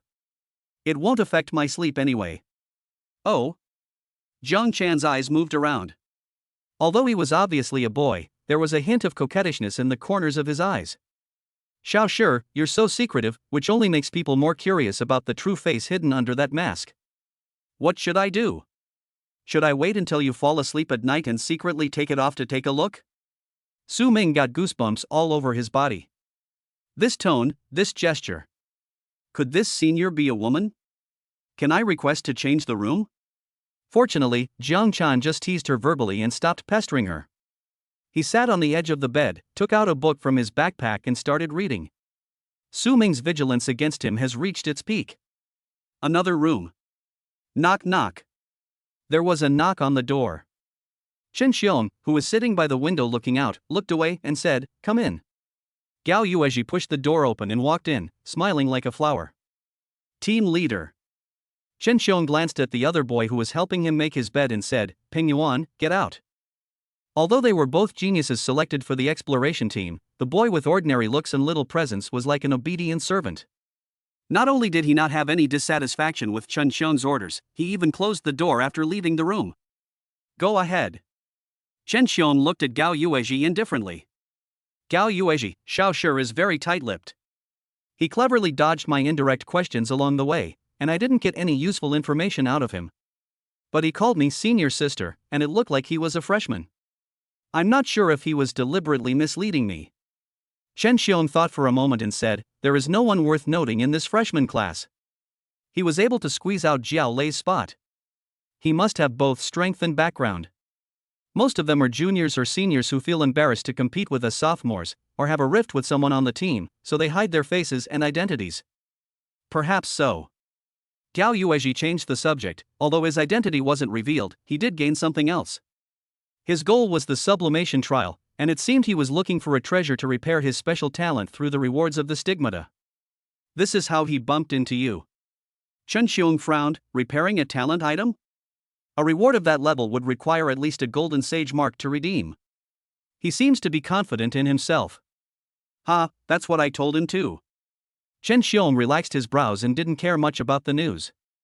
Find another opportunity to contact him, tell him about the plans for the arena, and see if he's willing to participate. The reward you offer him will be the same as Jiao Lei's. Good. At 4 o'clock in the afternoon, the giant ship left the port and headed towards the Red Sea. In the evening, Su Ming and Jiang Chan came to the restaurant together. It was dinner time, and there were many people sitting in the spacious restaurant, making it noisy. Su Ming looked around while waiting in line for food. Among those dining there were crew members in white uniforms and members of the exploration teams from 9 other universities, all of them young faces. Jiang Chan, looking for acquaintances from other schools? Su Ming looked away and shook his head. No, I just recognized his face. Before coming, Zhao Chang also said that every country has exploration teams entering the ruins. Some countries will be hostile to the warriors of Xia country and will kill them during the competition. In comparison, even though there is competition among warriors in the same country, they will not go too far. This is a tacit understanding. Su Ming now wants to roughly identify the members of the 10 teams of Xia country and remember them roughly, so that if he has a conflict with others after entering the ruins, he will know whether to hold back or not. Jiang Chan guessed his intention and smiled softly. No need to go through so much trouble. When we get back to the ruins island, we'll be given identification pins before we get off the boat. You can just look at the pins to identify us. Why didn't you say so earlier? Su Ming muttered inwardly and stopped looking around. After dinner, I went back to the room to rest. When sleeping at night, Su Ming didn't dare to sleep too deeply, for fear of being attacked at night. Fortunately, this did not happen. 2 days passed in a flash. The giant ship has entered the Red Sea. Looking out of the porthole, the sea water outside was a strange crimson color, like blood, and it turned the sky red. Su Ming watched for a while, lost interest, and was about to go to the martial arts room on the ship to practice the 7-star stepping technique when suddenly a long buzzing sound came from the distance. The sound was extremely penetrating and penetrated into Su Ming's ears through the thick hull. A feeling of soreness and weakness suddenly spread throughout his body, his brain became confused for a moment, and he almost fell down due to his legs going weak. What? He steadied himself by the edge of the bed and turned to look out the window. I saw a small black dot moving towards the side in the vast red where the sea and the sky met in the distance. Jiang Chan, who was lying on the bed reading a book, got up from the bed, went to the window and took a look, his expression tense. It's a large monster in the sea. Half a minute later, the black dot had enlarged to the point where its outline could be clearly seen in the field of vision. It was actually a huge sea monster. The part floating on the sea was bumpy and lumpy, like a floating island. There were more than a dozen tentacles dancing on its head, and big black and white eyeballs on the top. The shape of this thing is enough to scare children to tears. It feels like it was cobbled together. Based on the distance analysis, Su-Ming estimated that the exposed trunk of this thing alone was 1/5 the size of a giant ship. It was indeed a behemoth. Boom! Boom! As violent tremors came from under the feet, several orange-red shells were fired into the sky with tail flames, drawing an arc and falling towards the sea monster. The dozen or so eyeballs growing on the top of the sea monster's tentacles stared at the cannonballs, emitting bright white rays. The shell was intercepted by the ray and exploded violently before reaching the target. The flames and airwaves generated by the explosion swept in all directions, creating a hurricane and waves on the sea. Boom! Boom! Boom! Tremors came one after another under my feet, and more shells streaked across the sky and exploded one after another near the sea monster. A few minutes later, the cannonade ceased. The sea area was completely engulfed in flames and smoke. The life and death of the sea monster trapped inside was unknown. No one knew whether it was blown to pieces or frightened away and sank into the sea. It did not appear again until the smoke and steam dissipated and vision was restored. So strong. Su-Ming was shocked from the bottom of his heart. Jiang Chan regained his normal demeanor, left the window, and said calmly, "Is that so powerful? You haven't seen a 7-star warrior in action? That's what we call a devastating blow." Chapter 80, The Relics of the Strange God Open. Su-Ming had seen a battle between 7-star warriors on TV when he was a child. The scene was truly shocking. The aftermath of the battle even destroyed mountains and razed cities. It was no exaggeration to call it a human nuclear bomb. It was after watching that live broadcast that he made up his mind to become a warrior when he grew up. After repelling the tentacle monster, the voyage for the next few days was smooth. 3 days later, an island came into view of everyone on the boat. Exploration teams from 10 universities gathered on the deck and boarded a small boat to the island. "Xiao Shi, don't forget our agreement." Gao Yuezhi, who was sitting next to Su-Ming, blinked and whispered in his ear. Su-Ming glanced at Chen Xiong's back at the bow of the ship. During these days on the ship, Gao Yuezhi took the initiative to contact him several times and extended an invitation to him. On the last day in the ruins, Chen Xiong will participate in a gladiatorial trial to compete for a reward. To do this, someone needs to clear the obstacles for him so that he can conserve his strength to deal with the toughest opponents and ensure the final victory in the fight. The other 8 people in the team, including Gao Yuezhi and Zhang Chan, have agreed to help. Chen Xiong asked Gao Yuezhi to convey the message that as long as Su-Ming was willing to contribute, he would receive a generous reward and the protection of the team. When he had a conflict with others in the ruins, Chen Xiong would help him. On the contrary, if he doesn't agree to the arena, he will be an outsider. Once they enter the ruins, everyone will go their separate ways, and even if he is in danger, they will watch him die without helping him. Of course, Gao Yuezhi's original words were definitely not so utilitarian and explicit, but more tactful. But that's what it means. Su-Ming had a general understanding of the content of the arena trial and learned that he could surrender during the fight, so he agreed to the deal. Anyway, there is no life-threatening situation, so it doesn't matter if you participate. There is no need to become an outsider in the team because of this. Land on the island. Su-Ming took a quick look and found that the level of development here was quite high. There is a lighthouse, a cement road, buildings, and towering turrets in the distance. Taking a 16-seat sightseeing bus to the depths of the island, Su-Ming saw the entrance to the ruins. It was a 10-meter-high stone arch, standing alone in the center of the concrete square. The door is carved with intricate and mysterious patterns, has no door, and exudes an ancient atmosphere. Surrounding the concrete square are a large number of houses with different styles, which looks like a small town that blends cultures from various countries. Xu Xiong, who was in charge of the team, led everyone into a hotel. "Captains of each team, please come to me to collect your room keys. The entrance to the ruins will not open until tomorrow. From now until tomorrow's gathering, everyone should stay in the hotel and try to avoid going out." Half an hour later, on the 3rd floor of the hotel, Su-Ming walked into the room and put down his luggage.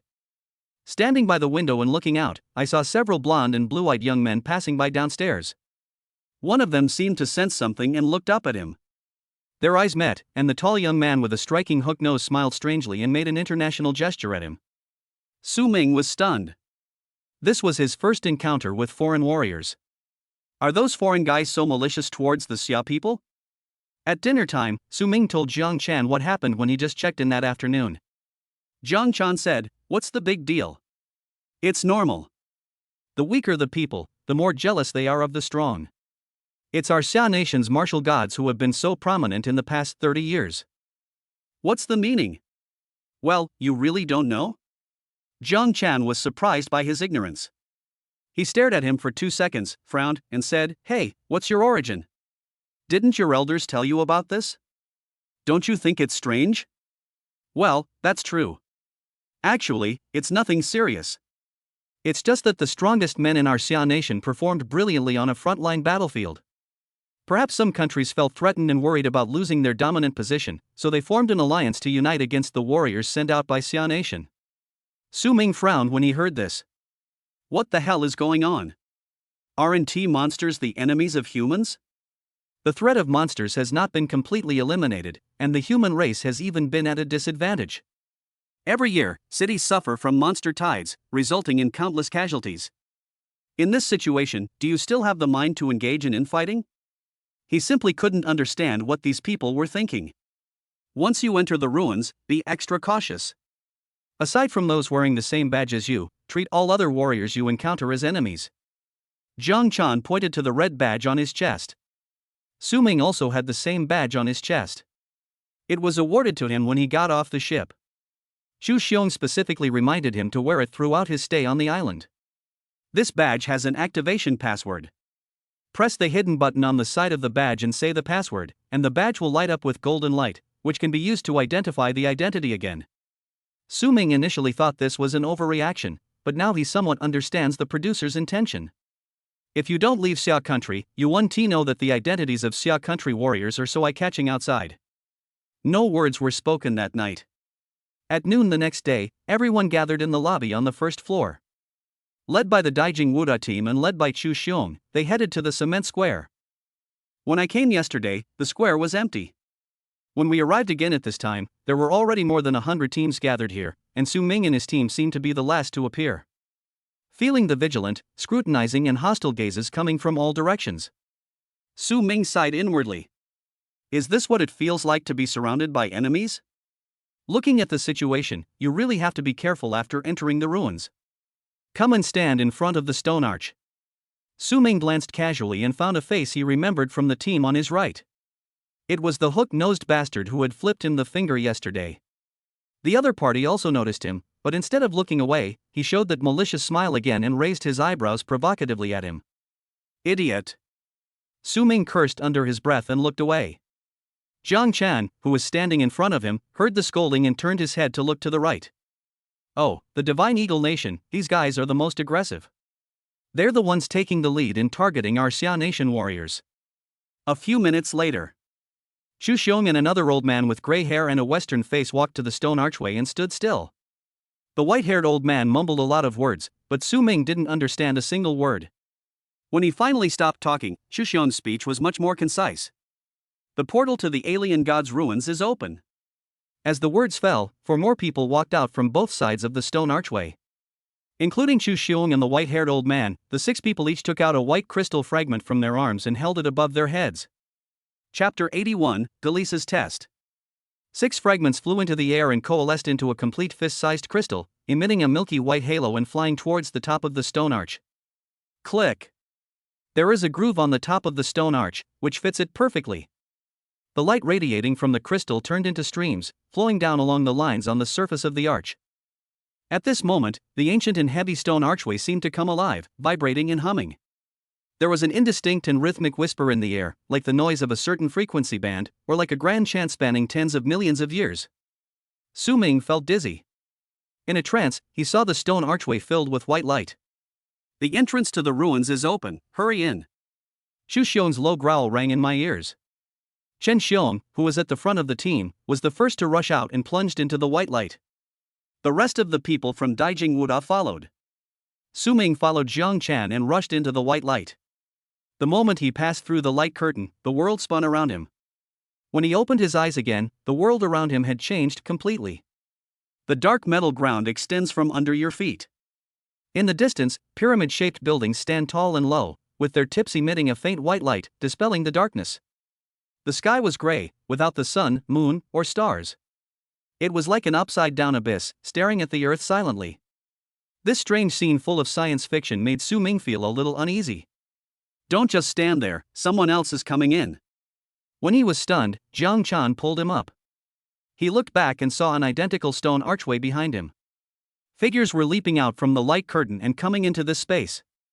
"Remember to meet up at the arena before the 7th day begins." Chen Xiong left a word of advice, and with a flash of his body, he flew towards the pyramid complex in the distance. Jiang Chan winked at Su Ming and said, "Take care. I hope to see you again when I return." "The same to you." The two smiled at each other, each chose a different direction, and quickly left their original place. There's no such thing as exploring together in the alien god's ruins. Everyone is a competitor. Bringing friends together to tackle trials and obstacles is too demanding of human nature and can easily turn into enmity. 10 minutes later, Su Ming came under a pyramid. The entire pyramid is made of pitch black metal. The entrance consists of two 3-meter-high silver doors. Next to it stands a stone tablet with tadpole-like writing engraved on it. Su Ming did not recognize this kind of text, but strangely, when his eyes fell on it, he naturally understood the meaning of the text. Thousand Blade Cage. Trial difficulty, difficult. Trial content, dodge flying blades from all directions for 30 minutes. Trial reward, Shadow Potion X1. Repeatable levels. Avoid flying blades, a test that focuses on physical skills and perception. Su Ming withdrew his gaze, decisively left the pyramid and rushed to the next one. His physical skills were his weak point, so this trial was not suitable for him, and the difficulty was also a bit low. His goal is to challenge the difficult trials. Not long. Su Ming came to the second pyramid. The entrance gate of this pyramid is brass in color. Frost Invasion. Trial difficulty, easy. Trial content, endure the cold for 2 hours. Trial reward, 100 years of cold marrow X1. Repeatable levels. Su Ming's heart moved. This trial was quite suitable for Lin Qingli, but it was a pity that the crazy woman was not here. Half an hour passed in a flash. Su Ming finally found a pyramid that was challenging. Galisa's Test. Trial difficulty, challenge. Trial content, kill the Galisa Phantom without being touched. Trial reward, Galisa's Serum X1, Sublimation Token X1. Cannot be repeated. Looking at the tightly closed golden door in front of him, Su Ming pondered for a moment, then raised his hand and pressed it. Judging from the description, this Galisa's Test is similar to the Thousand Blade Cage in the first pyramid he encountered. Both trials focus on the flexibility of the body, which does not seem to be suitable for him. But there is no time limit for Galisa's Test.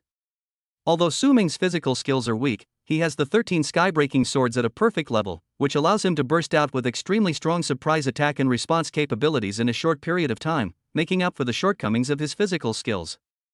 He wanted to give it a try. Apply force with your palms. Rumble. The heavy golden door was pushed open a crack, and a thick darkness that absorbed all light flowed out like a pool of ink. A hint of danger emanated from the crack in the door. Su Ming felt a little nervous, but he calmed himself down and walked in. After groping forward 20 or 30 steps in the darkness, I suddenly heard a loud noise of something heavy falling to the ground behind me. Bang! A white light appeared above my head. The sudden light source made Su Ming subconsciously raise his hands to cover his eyes, and bitter tears flowed down his face. After he got used to the light, he lowered his hand and looked around. He was in an enclosed circular hall with a diameter of about 50 meters and a hemispherical dome about 10 meters high.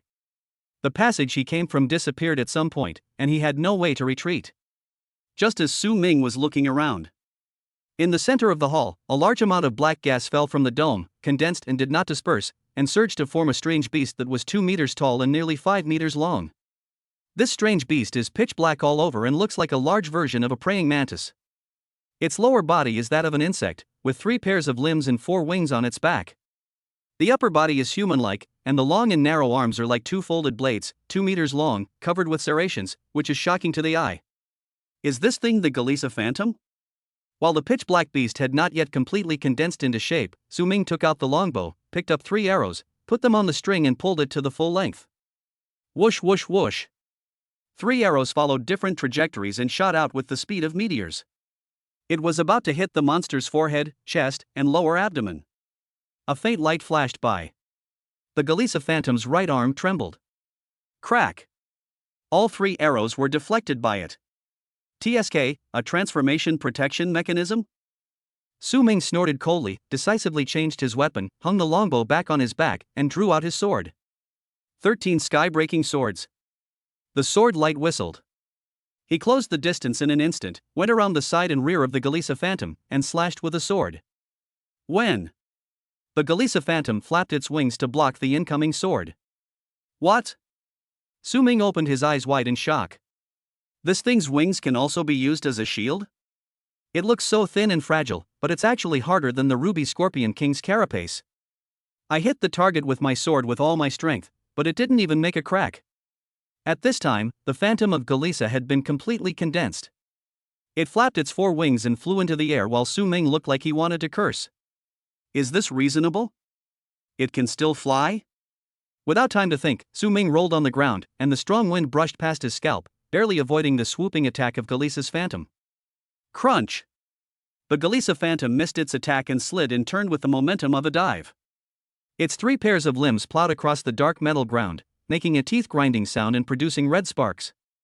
A sharp whistle suddenly came out of its mouth, and visible shock waves appeared in the air, covering Su Ming, who was just about to stand up and adjust his posture. Chapter 82, 5 hours, successfully passed the level. The sound waves enveloped Su Ming's body, and he felt as if his body had rusted and he could hardly move. His eardrums were in great pain, as if pierced by 2 iron nails. Galisa's Phantom pounced as fast as lightning. Su Ming had no power to resist and could only watch as the ferocious black shadow rushed towards him, then turned into a ball of black gas and bounced him away. The trial failed.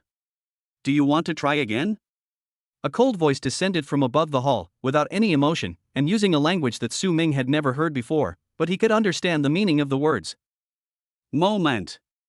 Su Ming got up from the ground, smoothed out the blood and energy surging in his chest, and said in a deep voice, "Try again." Another large amount of black gas descended from the sky and began to condense into the shape of Galisa's Phantom in the center of the hall. This time the speed of condensation was obviously much faster. While Su Ming was still thinking about tactics, the Galisa Phantom started to move. It still rises into the air, dives down, turns around and releases sound waves. Su Ming was prepared. The moment he rolled over to avoid the attack, he jumped up and left the spot. Dodging the sonic attack, he flashed to the side of Galisa's Phantom. Thunder Sword Technique. The overlapping sword lights exploded like a rain of pear blossoms, stabbing towards Galisa. This attack was not intended to kill, but to test and find the weak points in the defense of the Galisa Phantom. Ding ding ding. The sound of metal clashing filled the air. Galisa swung his blade arm to attack, but Su Ming did not try to be brave. He stepped back decisively to avoid it, and his face looked unhappy. In that instant, he stabbed out 20 or 30 times. The force fed back from the sword tips was the same, as if poking into a steel plate, completely unable to break through the defense. What's the weakness of this thing? Head? Neck? Or? Su Ming kept dodging, his eyes falling on the lower abdomen of the insect, which was less than 20 centimeters away from the ground and was always protected by the Galisa Phantom. Is there a weakness there? Su Ming kept moving to create distance. The Galisa Phantom missed its attack several times, then flapped its wings and flew into the sky again. Right now! Su Ming, who had been running away with his head down, suddenly turned around, his eyes shining, and stomped heavily on the ground. Cut the sky. Decisively used the strongest and fastest killing move. The white thread flashed by. Su Ming disappeared from his original position and appeared under the Phantom of Galisa, which had just risen halfway and was only 3 or 4 meters away from the ground. Clang! With all his might, the sword struck heavily on the huge insect belly of the Galisa Phantom. A hole was torn in the thick black shadow, and the Galisa Phantom let out a sharp cry of pain. It works! Just as Su Ming felt a hint of joy in his heart, the fat belly and tail of the Galisa Phantom suddenly contracted and moved. Puff! A ball of black mist spurted out from the tip of the tail, covering him tightly. The trial failed. Do you want to try again? The cold voice sounded again, and the Galisa Phantom exploded, turning into wisps of black gas and flying towards the dome. Su Ming stirred the sword light, stirring up the air current to blow away the black mist surrounding him, and cursed, "Damn! This counts as being touched?" Is this thing a mantis or a fart beetle? It has too many ways of attacking. It can fly, has strong defense, is fast, and can also attack with sonic waves. Its only weakness is the abdomen, which will spray poisonous mist if attacked. Are the monsters that challenge difficulty so perverted? This must be the strength of a 4th level monster. Fortunately, this guy is just a phantom condensed from the black air, not a physical entity. He will explode the moment his attack hits the challenger, and his lethality is not strong. If the real body was in front of him, Su Ming would probably be dead or crippled by now. To calm his inner frustration, Su Ming carefully summarized the experience of these 2 battles. Come again. The black air descended, and the 3rd trial began. This time, Su Ming chose the right time. The moment the Galisa Phantom took off for the first time, he used his sky-cutting skill to attack its abdomen without hesitation. The resistance of the hit was transmitted to his palm through the sword body. Before the sword's force was exhausted, Su Ming pulled back violently. Sure enough, as soon as he left the Galisa Phantom, the place was covered by the gushing black mist. Because of the hasty withdrawal, the sword did not cause serious damage to the Galisa Phantom, but only cut a cut less than 10 centimeters in its abdomen. The injured Galisa Phantom let out an angry cry, flapped its wings, and swooped down. Su Mingren followed the sword, using the short-distance charge of the 13 skybreaking swords as a displacement, avoiding the pounce while also cutting another hole in the abdomen of the Galisa Phantom. He's gotten the hang of it. As long as you can lure the opponent into the air while avoiding the attack, you can create a chance of victory. Moment. Su Ming rolled to avoid the attack and was accidentally cut on the back by the blade. The trial failed. Do you want to try again? Su Ming covered his back and stood up with a grin. Ah, damn it. I was almost there. Come again. The trial failed. Do you want to try again? You're cheating by actually making sound waves. Come on. The trial failed. Do you want to try again? I rolled a little too slowly again. Damn it, damn it, damn it. 20 minutes into the 9th trial. Su Ming's nerves were tense, his eyes were bloodshot, and his expression was full of stubbornness as he stared at the movements of Galisa's Phantom. The Galisa Phantom, with wounds all over its abdomen, missed its sonic attack and staggered into the air.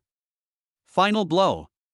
Su Ming perked up, opened his eyes angrily, squeezed out the last bit of strength, and thrust his sword forward. Cut the sky. White threads cut through space. The sword blade followed a wound left earlier and penetrated deep into the insect's belly, cutting it open with ease. The Galisa Phantom let out a shrill wail and exploded violently with a bang, stirring up a strong wind that blew the exhausted Su Ming away and slammed him against the wall. The trial has been passed. The unchanging cold voice finally changed its words. Click. The ground in the center of the hall sank into a lump, and a ball of golden light slowly rose. The light faded, revealing a tray with 2 objects on it. One is a lead gray metal cylinder. The other one was a rectangular jade piece the size of a palm. Su Ming lay on the ground for a while, regained some strength, and grinned with difficulty. Glancing at his watch. It's already 7 o'clock in the evening. He came in here around 2 o'clock, and the entire trial lasted for 5 hours. He stood up and walked over to the tray. Su Ming first picked up the metal cylinder and found a piece of paper underneath with tiny tadpole characters written on it. Galisa serum, after injection, can improve physical fitness, enhance speed, and defense. After reading the contents on the paper, Su Ming turned it over and over for a while, then pressed his thumb on the top of the metal cylinder. Laugh. A section of the injection needle pops out from the other end. There shouldn't be any rejection reaction. Muttering to himself, Su Ming raised the cylinder and stabbed it into his left arm. A stream of hot liquid was injected into the body through the needle, flowing rapidly in the blood vessels, bringing an intense burning and stinging sensation. AA. His face was distorted and his muscles were contracting and twitching due to the severe pain. Chapter 83, Defeat the small demonic wave and find the monster spawning spot. Moment. The effect of the medicine has ended. Su Ming got up from the ground, sweating profusely, his skin red and white steam rising from it. My body feels much lighter. Clenching his fists, he carefully felt the changes brought about by the Galisa serum. The skin has become much tougher and muscle density has increased. And whoosh!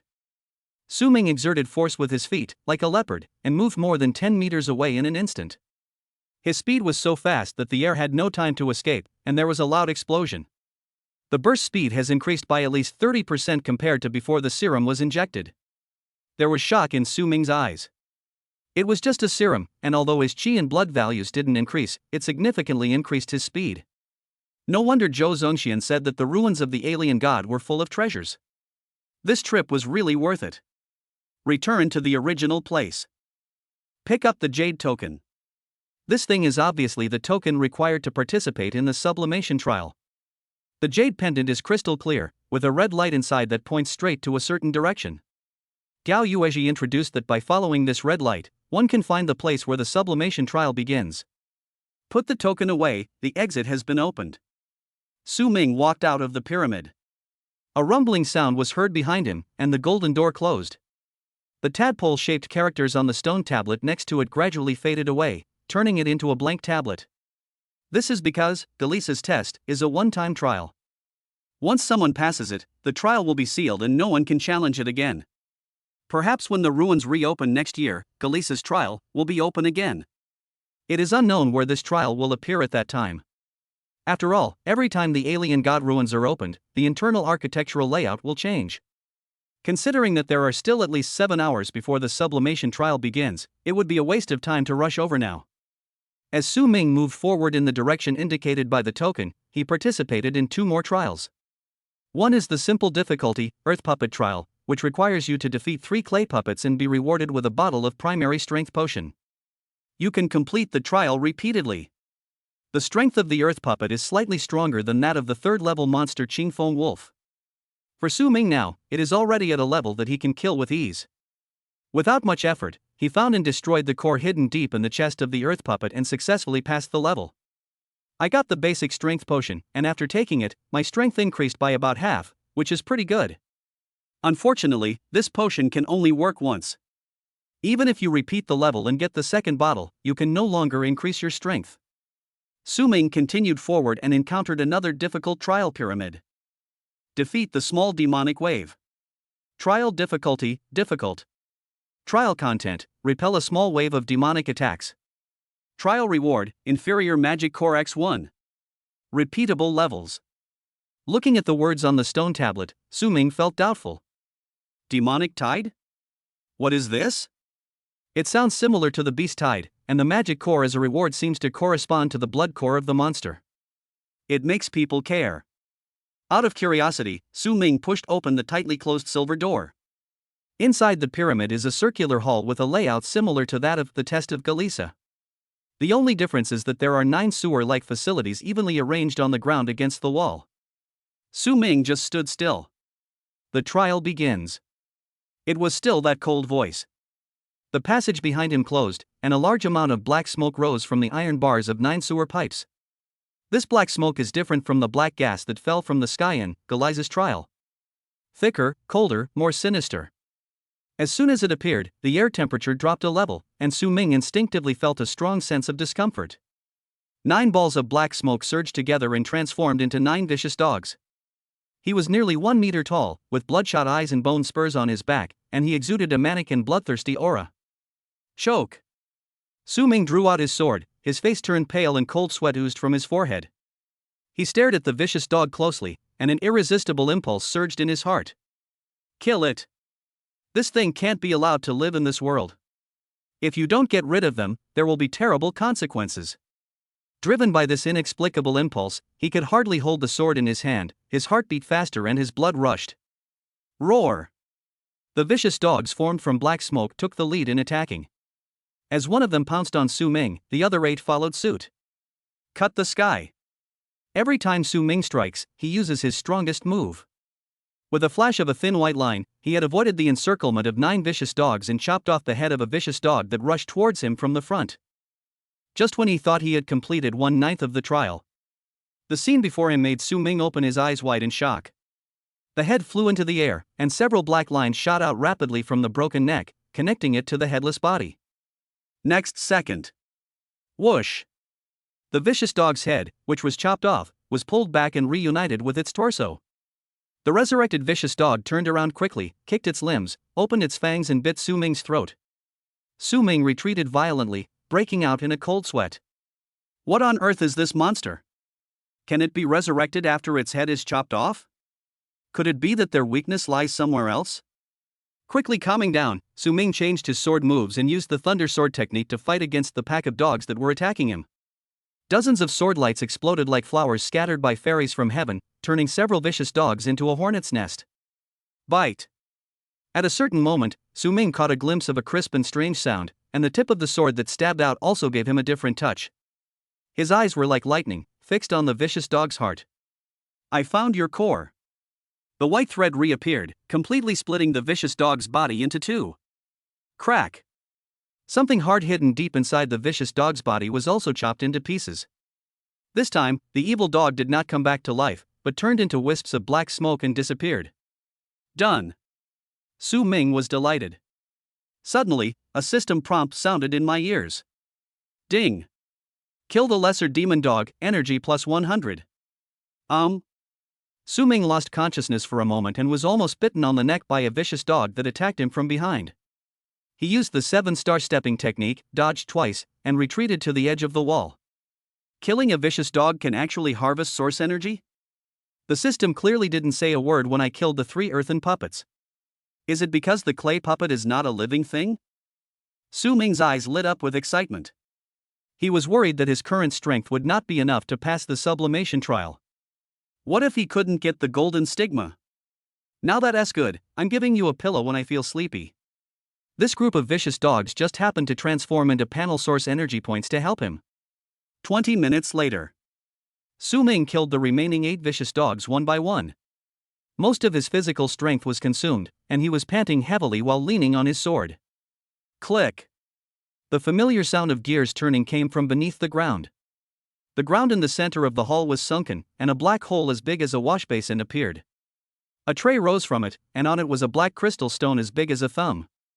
Su Ming walked over, picked up the magic core and looked at it carefully. Chapter 84, Call Daddy and I'll give it to you. The magic core is a beautiful regular octahedron with a texture similar to crystal. It feels cold to the touch, and has thick black mist flowing inside.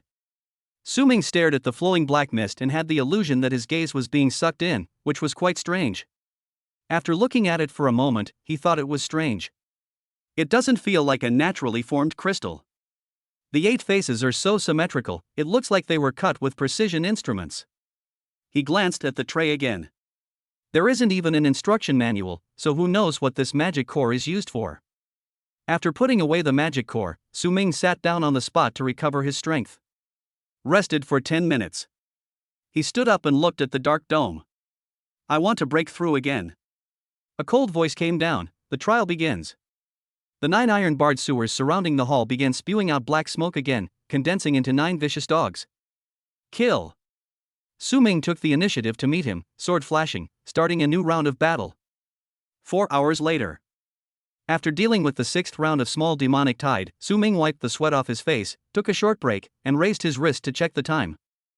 It's almost time to go to the Ascension trial ground. He called out the panel. 6 small rounds of magic waves and 54 evil dogs provided him with a total of 5,400 source energy. It is just right to add points to the 7 stars stepping into the Great Perfection realm. Close your eyes. A large amount of understanding of body movements flooded into my mind. After a few breaths, Su Ming opened his eyes, and a gleam of light flashed in his pupils. Leaving the pyramid, he touched the closed silver door reluctantly. Wait for me, I will come back. Defeat a small demonic tide, this trial perfectly suits his needs. In Su Ming's eyes, it is more attractive than those trials that reward treasures and elixirs. It takes 10,000 points of source energy to complete the 7 stars stepping into the Great Perfection. If he spends another day here, he will be able to accumulate enough points to practice this top-grade Xian level body technique to perfection. Noting the location of the pyramid behind him, Su Ming took out the sublimation token and followed the instructions to the sublimation trial site. After walking for an hour, my strength was restored to 80%. In the distance, Su Ming saw a towering giant spire. It was a magnificent building that was dozens of times larger than any of the surrounding pyramids. Apart from the 3 core trial sites, Su Ming could not think of any other trial content that would occupy such a large venue. Quicken your pace and arrive at the foot of the giant pyramid. The entrance to the pyramid consists of 2 giant stone doors, each 10 meters high, with 2 large characters in tadpole script on each door. Trial of Ascension. There were 20 or 30 people standing in front of the gate. These people formed small teams of 3 or 4, guarding against each other, and the air was filled with tension. As Su Ming approached, many people looked at him. Seeing the red brooch on his chest, these people's expressions became subtle, and some of them looked eager to try. "It's you, masked boy." A harsh voice with extremely unstandard pronunciation broke the silence. Su Ming looked in the direction of the voice and saw a face that he was somewhat familiar with. It was the blonde, hook-nosed man who had provoked him twice outside the ruins. Beside the hooked nose stood 3 companions. He left his companions behind and strode towards Su Ming, not hiding the hostility emanating from him at all. "Masked boy, I remember you. You are from Xia country. Do you know that Xia country warriors are not very popular outside?" Su Ming stopped and narrowed his eyes slightly under the mask. "You talking to me, gorilla?" The hook-nosed man sneered. "You stupid wretch, you actually acted alone. Hand over your token and I will let you go alive." "Su Ming, you want this?" He raised the sublimation token in his hand, tossed it lightly twice, and the corners of his lips curled up. "Call me daddy, and I'll give it to you if you call me daddy." The hook-nosed man was stunned at first, and his face turned visibly red. "Asshole! How dare you humiliate me?" He angrily drew the weapon hanging at his waist. It was a silver shining, slender rapier with a hemispherical guard, looking sharp and awe-inspiring. The hook-nosed man had a gloomy expression and gritted his teeth as he said, "I changed my mind now. Even if you hand over the ascension token, I won't let you go. I'm going to sever your tendons and limbs to show you the consequences of humiliating me, Swift Wind Shala." He suddenly slid forward and approached Su Ming. Whoosh whoosh whoosh. The silver sword was extremely fast. In an instant, it stabbed out dozens of swords and turned into a ball of silver light and shadow, covering Su Ming. Just from this one move, it can be seen that the warrior from the Divine Eagle country who calls himself Xiaolu is quite powerful, at least not weaker than Jiao Lei, whose place was taken away by Su Ming. But not to mention that Jiao Lei is no match for Su Ming. Just talking about Su Ming, who had been injected with the Galisa serum, taken the primary strength potion, and upgraded the 7-star steps to perfection after entering the ruins, his strength had increased by at least 50% compared to before he set out from the imperial capital. If Joler had used this fierce and violent attack before entering the ruins, it might have made him feel a little flustered. As for now, a cold light flashed in Su Ming's eyes, and he swung his sword in an instant. Clang! The real body of the rapier hidden in the dozens of phantoms was accurately blocked by him. The two forces collided, but Su Ming did not move at all. Xiaolu groaned and took 2 steps back. This scene moved the warriors from various countries who were watching from afar, and the malicious looks towards Su Ming suddenly decreased by a lot. Joel had an expression of disbelief on his face. "Can you see through my swordplay?" Su Ming said calmly, "Get lost." Xiao Li's face looked grim. He was originally hesitant and ready to carefully consider whether to continue the attack, but when he heard the word "get out," all his hesitation disappeared. "I'm going to kill you," he roared, his arm muscles bulged, and the silver sword stabbed out at an even faster speed. Wind strike! The dazzling silver light poured down towards Su Ming crazily, and Kyler's arms danced into a group of afterimages. Su Ming stepped back, twisting and turning. With every step he took, the strength accumulated in his body increased by 1 point. Seeing that he didn't dare to resist his attack, Xiaolu regained his confidence, laughed wildly and pressed forward step by step, chasing him relentlessly. A ball of silver light rolled up and bit Su Ming. From the perspective of an observer, Su Ming seemed to be helpless in the face of this incredibly fast attack and could only flee in embarrassment. Ha ha ha. So, facing my unique skill of stabbing 37 times in 1 second, you have no way to escape. Xiaolu hadn't finished his sentence. Su Ming took the 7th step, and his eyes under the mask suddenly shone like stars. Cut the sky. A flash of white silk thread. Joel lost his figure from sight. The next moment. Choke. A crisp sound. A broken silver sword flew high into the sky. Xiao Li's voice stopped abruptly. Before he could react, he was kicked hard in the chest. Puff. He seemed to be hit head-on by a heavy truck, spitting out a mouthful of blood. His burly body flew backwards in an instant, flying more than 10 meters away. Chapter 85, Silver-Haired Hebron, the ultimate 3-star warrior. The sudden turn of events stunned the people watching the battle from a distance. It was obvious that until just now, Su Ming was still being chased everywhere by Xiaolu. In the blink of an eye, the situation was reversed. After kicking Xiaolu away, Su Ming did not stop. With a flash of his body, he appeared in front of Xiaolu and stabbed him with his sword. Just then, suddenly, out of the corner of my eye, I caught a glimpse of a faint light flying towards me at an incredible speed. Su Ming changed from stabbing to slashing, and the long sword in his hand slammed hard into the faint light that flew through the air. Clang! There was a loud bang. Su Ming only felt a huge force coming at him, and he could hardly hold the sword. He was blown away by the force, and his feet left 2 marks on the ground. Standing firmly on his feet, he looked up coldly. Not far away, one of the several warriors from the Divine Eagle Nation who had stood with Xiaolu before was slowly lowering his arms and looking at him with an indifferent look, which contained a hint of warning. This man has neat short silver hair, facial lines that look like they were carved by a knife, typical Western features, but his pupils are black. Just now, it was he who threw a black spear and stopped Su Ming from finishing off Xiaolu. It was just a sparring match. Taking someone's life is too cruel, isn't it? The silver-haired man spoke Xiaoguoyu much better than Xiaolu, with almost no accent. Su Ming sensed a strong sense of danger from him, and he became more alert.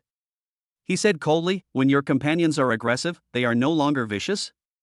The silver-haired man remained silent and raised his hand.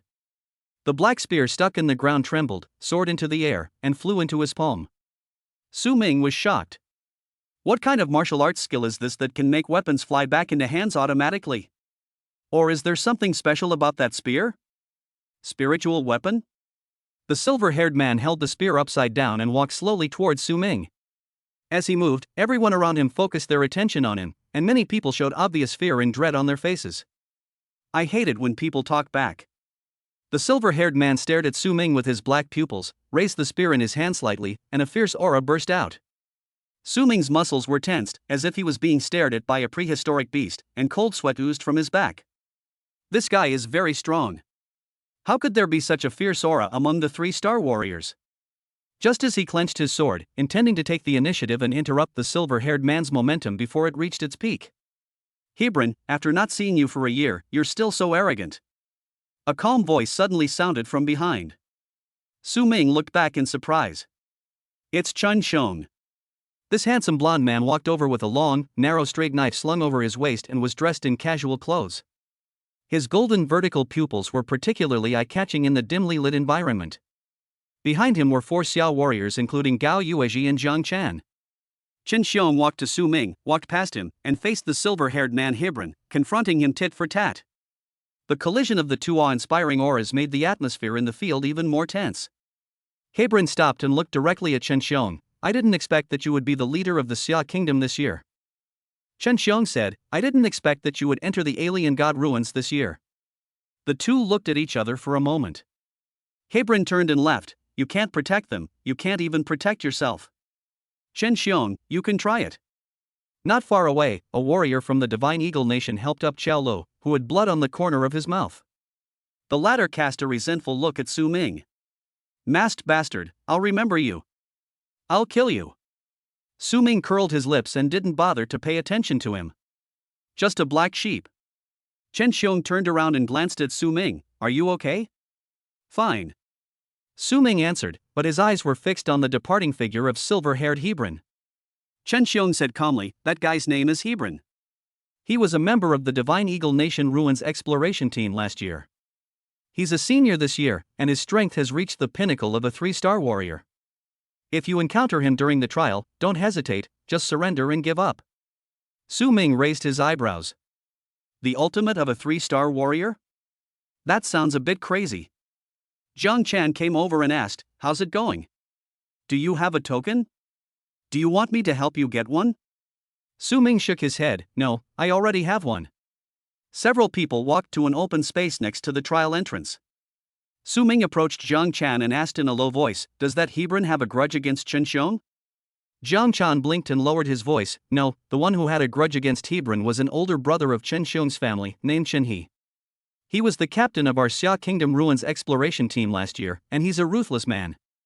"Has Hebron been beaten by Chen He?" Zhang Chan's eyes lit up when he mentioned gossip. "Not only did he beat him up, he practically made the shit out of him. Because of Chen He, Hebron got almost nothing in the alien god ruins last year and nearly died." I heard it cost him tens of millions to recover after returning home. Su Ming suddenly understood. So that's how it is. This would also explain why Joel was so hostile towards him. Hebron, who suffered a great loss at the hands of Chunhee last year, became the captain of the Eagle Nation team this year. It is not surprising that his subordinates have set their sights on him, a warrior from the Xia country, and want to help the captain vent his anger and show his ability. This is really an unintentional mistake. Chen Xiong said that Hebron has reached the pinnacle of a 3-star warrior. What does that mean? Zhang Chan said, because after this kid returned from a crushing defeat last year, he somehow managed to master a low-grade Earth-level spearmanship. It's said that he swept the 3-star warrior group in the Shenyang Nation 100 Schools League without a single defeat. Su Ming's eyelids twitched. Earth-level martial arts. Isn't it true that only by mastering the momentum can one practice Earth-level martial arts? Since this person has not yet been promoted to a 4-star warrior, how did he overcome this condition and master Earth-level martial arts? Zhang Chan saw the confusion in his heart. Can't figure it out, right? That's right. No one knows how this guy did it. You heard what Chen Xiong just said. Don't try to be brave. If you're unlucky and really run into Hebron in the Ascension trial, forget about it and immediately give up and withdraw from the trial. He looked towards the direction of the Divine Eagle Nation team. That old fellow hates our Xia Nation warriors to death. If he gets a chance, we'll either be dead or crippled. The reason he didn't attack us immediately just now is probably because he wanted to wait until the last day to settle accounts with us. Abstain? Su Ming remained silent. How powerful is a 3-star warrior who masters low-grade Earth-level martial arts? I have never actually fought him, so I have no idea.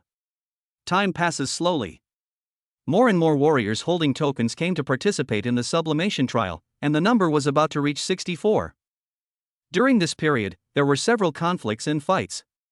Some warriors relied on their strong strength and large numbers, and when they saw a lone foreign warrior carrying a token, they would snatch it away. Before the sublimation trial even started, more than a dozen people had already started fighting with real fire and had their heads broken and bleeding. On the Xia team side, except for Su Ming who arrived first and Chen Xiong and his 5 companions who arrived later, the other 4 members did not show up, and obviously did not intend to participate in the sublimation trial. When the 64th person appeared with the token, the tightly closed tall stone door seemed to sense something, and with a heavy rumbling sound, it slowly opened inward. A dazzling white light radiated from the gap in the open stone door. Chapter 86, The Sublimation Trial Begins, Easily Wins 2 Straight Victories. Walk.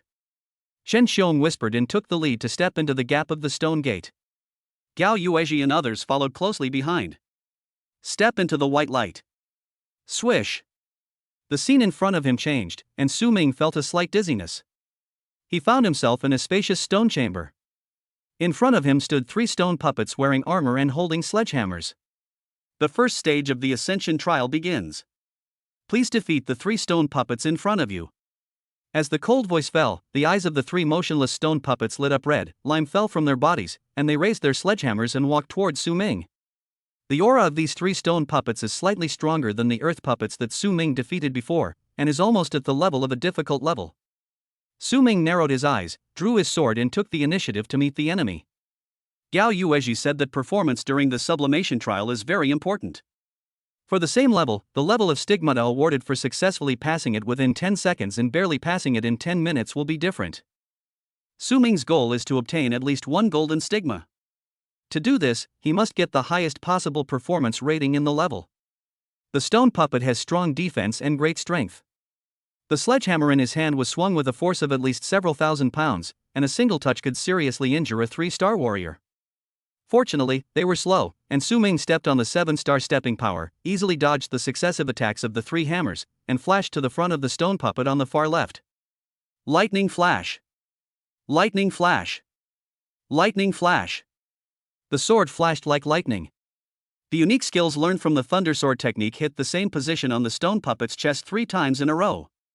No matter how hard the stone puppet's body was, it could not withstand such precise continuous explosive attacks and was cracked into several pieces. Su Ming flew over and kicked again. Boom! The upper body of the stone puppet exploded directly and shattered into countless pieces of stone. Solve 1. Su Ming followed the same method and took 27 seconds to quickly and efficiently get rid of the other 2 stone puppets. Successfully passed the level, settlement and evaluation in progress, evaluation completed. A green light appeared above the stone chamber, and the light condensed and turned into a feather that fell down and flew into the pocket. He took out the sublimation token. There was an additional green mark inside the token. The blue stigma is not the lowest level white, it's not bad. Su Ming was quite satisfied with the result. Rumble. The stone door leading to the next level opens. Su Ming walked through a passage and came to another stone chamber. According to the rules of the sublimation trial, in this level, you have to compete with other challengers. The winner will enter the next round, and the loser will be eliminated. The stone chamber was empty, and Su Ming's opponent had not yet finished the first level of the trial. He walked to the corner with his sword in his arms and waited quietly. A few minutes later, footsteps were heard from another dark passage, and the opponent appeared. Su Ming looked up and saw a young man with short curly hair and a nose stud walking out of the passage. He held a sword in his left hand and a metal round shield in his right hand. Warriors from India? Su Ming guessed the other person's identity from his dress and skin color, and felt relieved. While waiting outside for everyone to gather, Xiang gave him a brief introduction to the warriors from various countries present, focusing on a few difficult characters and making a danger list, which did not include the warriors from India. The second level should be stable. As soon as the curly-haired man entered the stone chamber, a cold voice rang out above their heads. Should we start the second level of the trial immediately? Su Ming, start. Curly-haired man, %. Su Ming didn't understand Indian language, but judging from the countdown from the cold voice, the Indian man in front of him had obviously made the same choice. 3, 2, 1. The moment the countdown ended, the two people confronting each other launched an attack at the same time. Even a lion needs to use all its strength to fight a rabbit. Su Ming would not underestimate his opponent just because he was from India, so when he attacked, he used the combination of 7-star stepping gang and 13 skybreaking swords. The figure flashed and appeared in front of the warrior from the Indian kingdom. A sword goes straight for the throat. A gleam of light flashed in the eyes of the Indian warrior. He squatted down, raised the round shield to protect his face, and at the same time raised his right hand back to prepare for a counterattack with a sword. I have to say that this person's combat adaptability is truly excellent. Realizing that his speed was not as good as Su Ming's, he decisively gave up the advantage of attacking first and chose a defensive counterattack style, attempting to use the characteristics of his equipment to create opportunities. However, he underestimated the power of Su Ming's sword. Clang! The long sword hit the round shield, leaving a trail of sparks. An expression of shock appeared on the face of the Indian warrior, and his eyes were wide open. A tremendous force came along the shield, pushing him to stagger back involuntarily, and the sword move with his right hand was also interrupted. Su Ming took advantage of the situation and took a step forward, striking out with the second sword. Clang! The Indian warrior, who had not yet regained his composure, was hit by another huge force. This time he could no longer hold on to his shield, and the middle door was wide open. The third sword. The whistling sword light came towards him, and the Indian warrior was terrified. He tried his best to jump to the side and barely avoided the vital point. A flash of blood splattered. Su Ming's sword blade cut a gash on his left arm. The Indian warrior rolled several times to distance himself from him, then suddenly jumped up, his skin flushed red, and let out a roar. The aura around him was surging. It was unknown what secret technique he used, but even the bleeding from the wound on his shoulder stopped. It seemed that he was planning to use his most powerful trick for a last-ditch effort. Cut the sky. However, Su Ming did not give him any chance at all, and used the heaven-cutting skill that had accumulated strength for 3 steps. A white thread flashed in the dim stone chamber, and the Indian warrior's surging aura came to an abrupt halt. A hideous wound appeared on his chest, and blood gushed out. #@%. Shocked, the Indian warrior screamed in panic, his body was covered by a layer of white light and disappeared in an instant. In the corner of the stone chamber, Su Ming shook off the blood on the sword, looked back at the place where the Indian warrior disappeared, and breathed a sigh of relief. You're admitting defeat. With that sword strike just now, he could have taken the life of the Indian warrior. Considering that the other party had not shown excessive malice since he appeared, he held back at the last moment, only severely injuring the other party without killing him. If the Indian warrior did not know what was good for him and continued to fight, he would have cut his throat with his next sword. Fortunately, the other party was sensible and realized the huge gap in strength, so he surrendered and left. Successfully passed the level, settlement and evaluation in progress, evaluation completed. Another green light appeared above the stone chamber. Looking at the green light feathers floating down, Su Ming frowned slightly. Xiang again? He resolved the battle with 4 swords, taking no more than 10 seconds in total and defeating his opponent without taking any damage. Wouldn't this at least give a red stigma? The red stigma is so hard to get, the gold one. I don't think I'll have to make it to the last few levels to have a chance, right? Looking at the next level passage that opened with a bang, Su Ming hesitated for a moment and did not step in immediately. Instead, he sat down where he was, racing against time to recover the physical strength he had just consumed. Chapter 87, Bloody Battle at the 4th level. After dawdling in the stone chamber of the 2nd level for 10 minutes, Su Ming finally stood up and stepped into the passage to the next level when a cold voice urged him to do so. The assessment content of the 3rd level of the sublimation trial is a test of burst of strength. It was still a stone chamber, with a stone mannequin placed in the center, its surface covered with a faint yellow light. The test in this level is to destroy the stone dummy. The time limit is 10 minutes. As long as you can destroy the dummy within 10 minutes, no matter what method you use, you will pass. I learned from Gao Yuezhi that this is also the only risk-free level among the 12 levels of the sublimation trial, and it has a very strict requirement on hard power. If you can break it, you can break it. If your explosive power does not meet the standards, no matter how many fighting skills and schemes you have, you will not be able to pass this level. Looking at the dummy in front of him, Su Ming did not hesitate at all. 7 stars step on the gang. He took 7 steps around the stone chamber, accumulating his strength to its peak. Cut the sky. The most powerful killing move was used, hitting the center of the dummy's chest.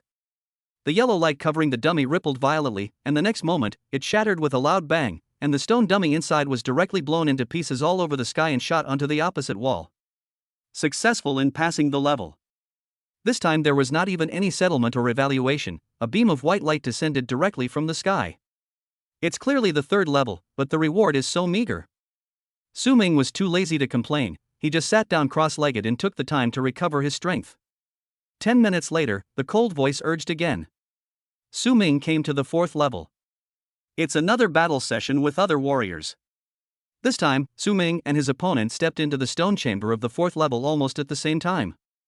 The 2 men looked at each other, and in an instant, strong and undisguised hostility erupted from them. Su Ming's opponent in this level was a bald man with a tattoo on his neck. He was 1.9 meters tall and wore a white vest. His exposed arms were bulging with muscles, which was extremely visually impactful. Warriors from the Divine Eagle Nation. Su Ming had an impression of him. He was a follower of Hebron, but he didn't know his name. The tattooed bald man's weapon is a large sword on his back, which is wider than his palm. Combined with his body shape, it is obvious that he is going for the route of power destruction. Should we start the 4th level trial immediately? As the cold voice came down. Start. As Su Ming growled, he drew out his sword and rushed out like a cannonball. He showed no mercy when dealing with the warriors from the Divine Eagle Nation. The tattooed bald man also chose to start fighting immediately.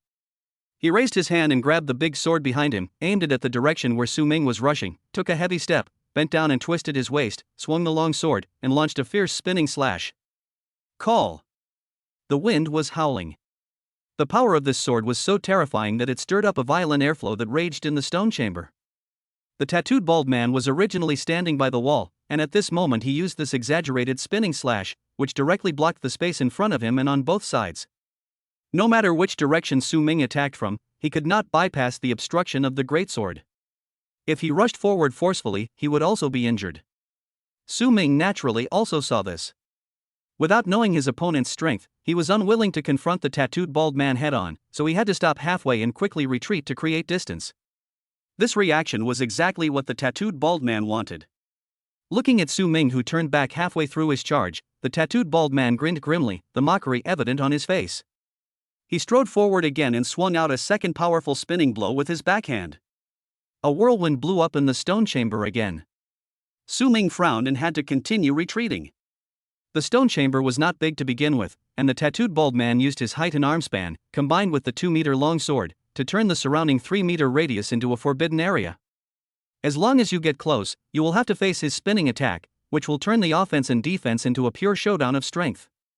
Unfortunately, this guy's attack frequency is very fast.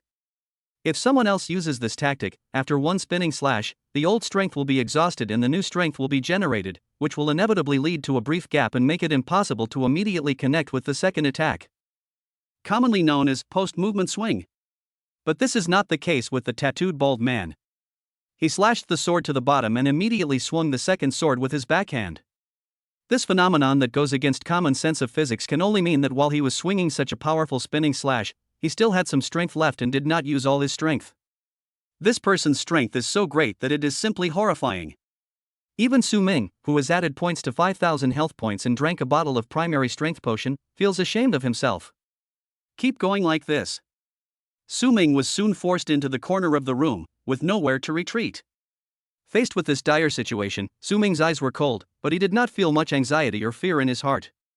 If someone else were to encounter the tattooed bald man's tactics, it would probably be difficult to come up with any other countermeasures except to confront him head-on with strength. But unfortunately, he possessed the 13 swords of the perfect realm, and was not restricted by the fighting style of the tattooed bald man. With the speed of his unique skill, cutting the sky, he could easily break through the blockade of the big sword before being hit. I didn't do this before because I hadn't figured out the bald man's abilities yet and didn't want to reveal my cards rashly. But now, pretending to look troubled, Su Ming retreated repeatedly, secretly performing the 7-star stepping technique to accumulate strength. Soon, there was no more room to dodge behind him. The 7th step of the 7 stars stepping into the gang has also been completed. Ha ha ha. The tattooed bald man used his spinning slash for the 7th time. His eyes were fierce, and the grin on his lips had stretched to his ears. He seemed to have already seen the bloody scene of Su Ming being cut in two by the greatsword. Just then, cut the sky. Su Ming no longer showed weakness. The long sword in his hand suddenly turned into a white line. He followed the sword and in an instant he passed the obstruction of the sword and killed the tattooed bald man. The cold sword tip, wrapped in the breath of death, pierced the bald man's chest. The defense line was broken, and the tattooed bald man should have been shocked and retreated in embarrassment. However, these expressions did not appear on his face. He stared at Su Ming, who was right in front of him, grinning fiercely. He ignored the long sword that was stabbing at him and simply twisted his body to the side. He opened the 5 fingers of his left hand, which had been free, and a piece of hidden sword popped out from under his wrist and stabbed towards Su Ming's lower abdomen. He actually wanted to trade injury for injury, and was willing to die together with Su Ming even if he was stabbed by Su Ming. The previously pressing and powerful spinning slash now seemed to be just a trick to create an illusion, in order to make Su Ming mistakenly believe that the spinning slash was his only way to win. What a cruel scheme. Only, even if I figured this out. At such a close distance, Su Ming had no time to change his moves and dodge. In a hurry, he could only twist his body, grit his teeth and harden his heart. Instead of retracting the long sword that he had stabbed out, he thrust it with even more force. Since you want to exchange injury for injury, let us see who has a longer life. Phew! The sounds of 2 sharp weapons piercing flesh and blood rang out at the same time. Su Ming gritted his teeth and ignored the sharp pain in his abdomen. He stabbed the sword deeply into the bald man's chest, twisted his wrist, and pulled it horizontally. Swish! A shocking wound appeared, revealing the white bones, and blood spurted out like a fountain. The tattooed bald man's expression finally changed. His eyes were wide open with fear and he opened his mouth to say something. Die! Su Ming roared with red eyes and swept his sword back. The tattooed bald man's head flew into the air, and blood spurted out from the severed cavity several feet high. He was deader than dead. Chapter 88, A Ray of Hope After a Dark Period, passing through 5 levels in a row. Boom! The tattooed bald man who lost his head fell heavily. Ding! Kill a 3-star warrior, source energy plus 100. Su Ming's legs went limp and he fell to the ground with a pale face. Looking down, he saw a deep cut on the left side of his waist and abdomen caused by the hidden blade, and blood was gushing out uncontrollably. Fuck! Is this guy crazy? Su Ming covered the wound tightly, took a deep breath, and stared at the bald man's corpse with gritted teeth. The two men have never met each other and have no grudges against each other. Is it worth it to fight in this way of exchanging lives? Fortunately, he turned his body at the critical moment, and after being injected with the Galisa serum, his skin toughness and muscle density increased, so the tattooed bald man's hidden blade failed to hit the abdominal cavity smoothly. Instead, after breaking through the skin defense, it deviated from its direction and slid along the waist. If not for this, he would be the one lying on the ground right now. By the way, it turns out that killing warriors can also gain source energy. This was Su Ming's first time killing someone, and he had never thought of this way of obtaining source energy before. The battle ended, and a cold voice came down. Successfully passed the level, settlement and evaluation in progress, evaluation completed. A red light gathered in the air and condensed into a red feather that floated down.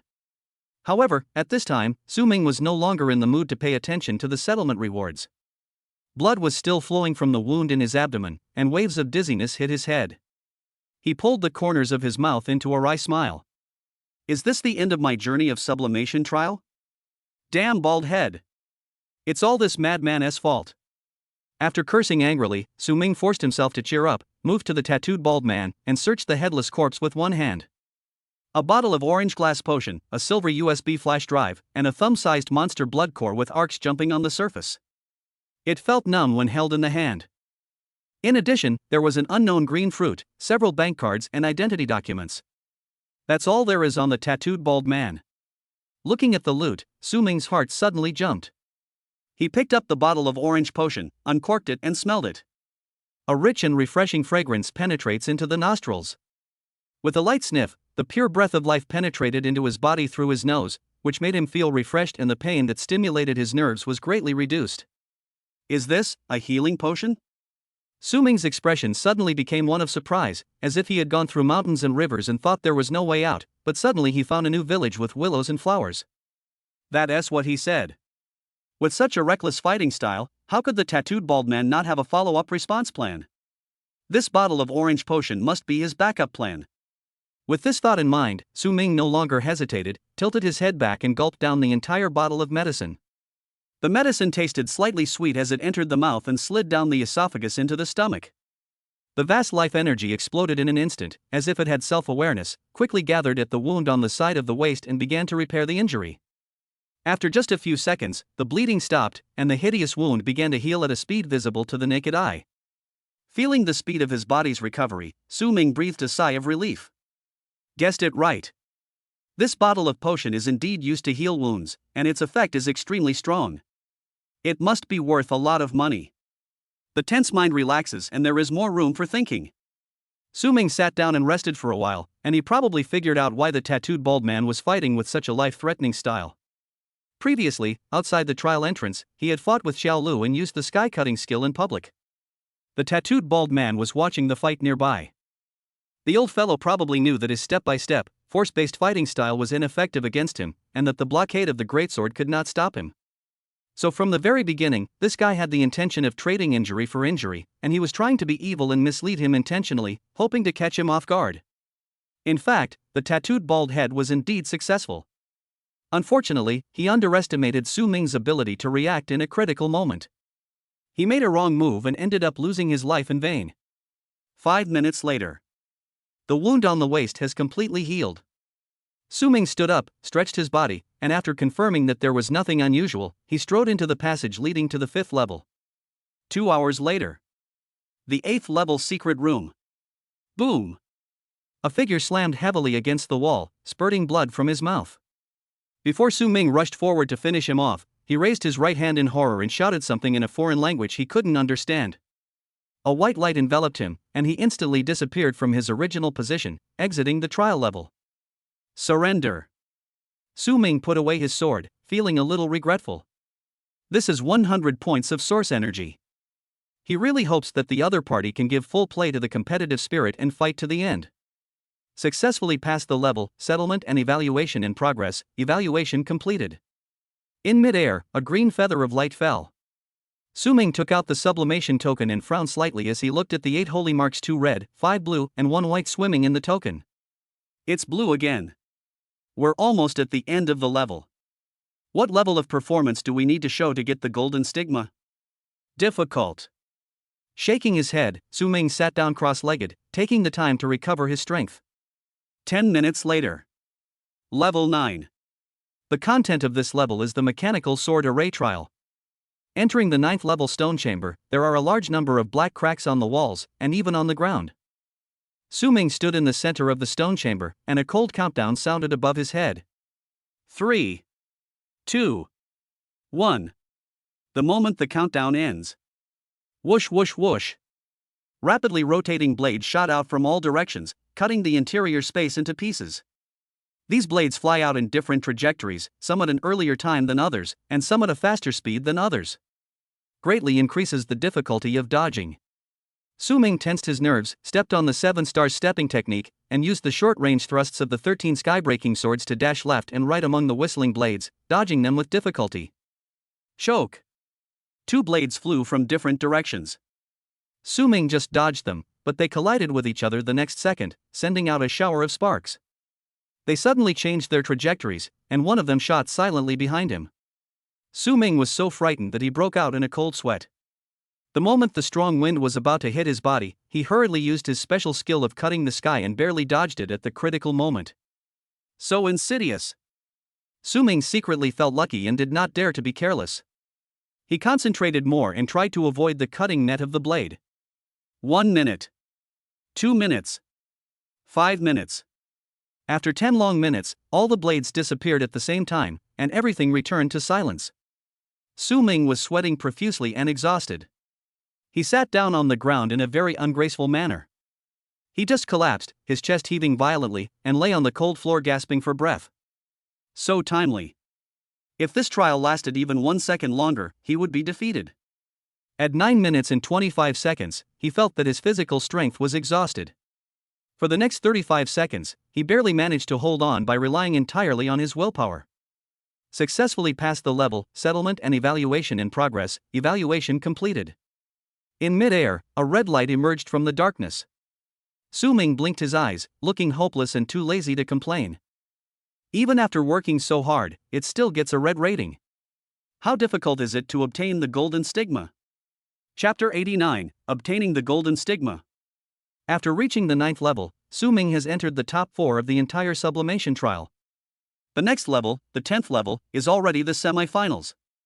If he still can't get the golden stigma in the 10th level, he will curse his mother. Rest for 10 minutes. Walk into the passage and arrive at the 10th level. Before his opponent arrived, Su Ming sat down against the wall, racing against time to recover his strength. 5 minutes later. A man in black clothes and a mask, with 2 samurai swords on his back, walked in from another passage. There was a wound more than 10 centimeters long under his ribs. His black clothes were torn and stained bright red with blood. The man glanced at Su Ming, then walked silently to the corner opposite Su Ming and sat down. Should we start the 10th level trial immediately? Su Ming, yes.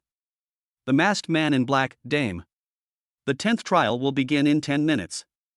Listening to the cold voice descending from above, Su Ming released his sword-drawing hand and looked at his opponent in this level coldly. Those who make it into the top 4 are not lucky.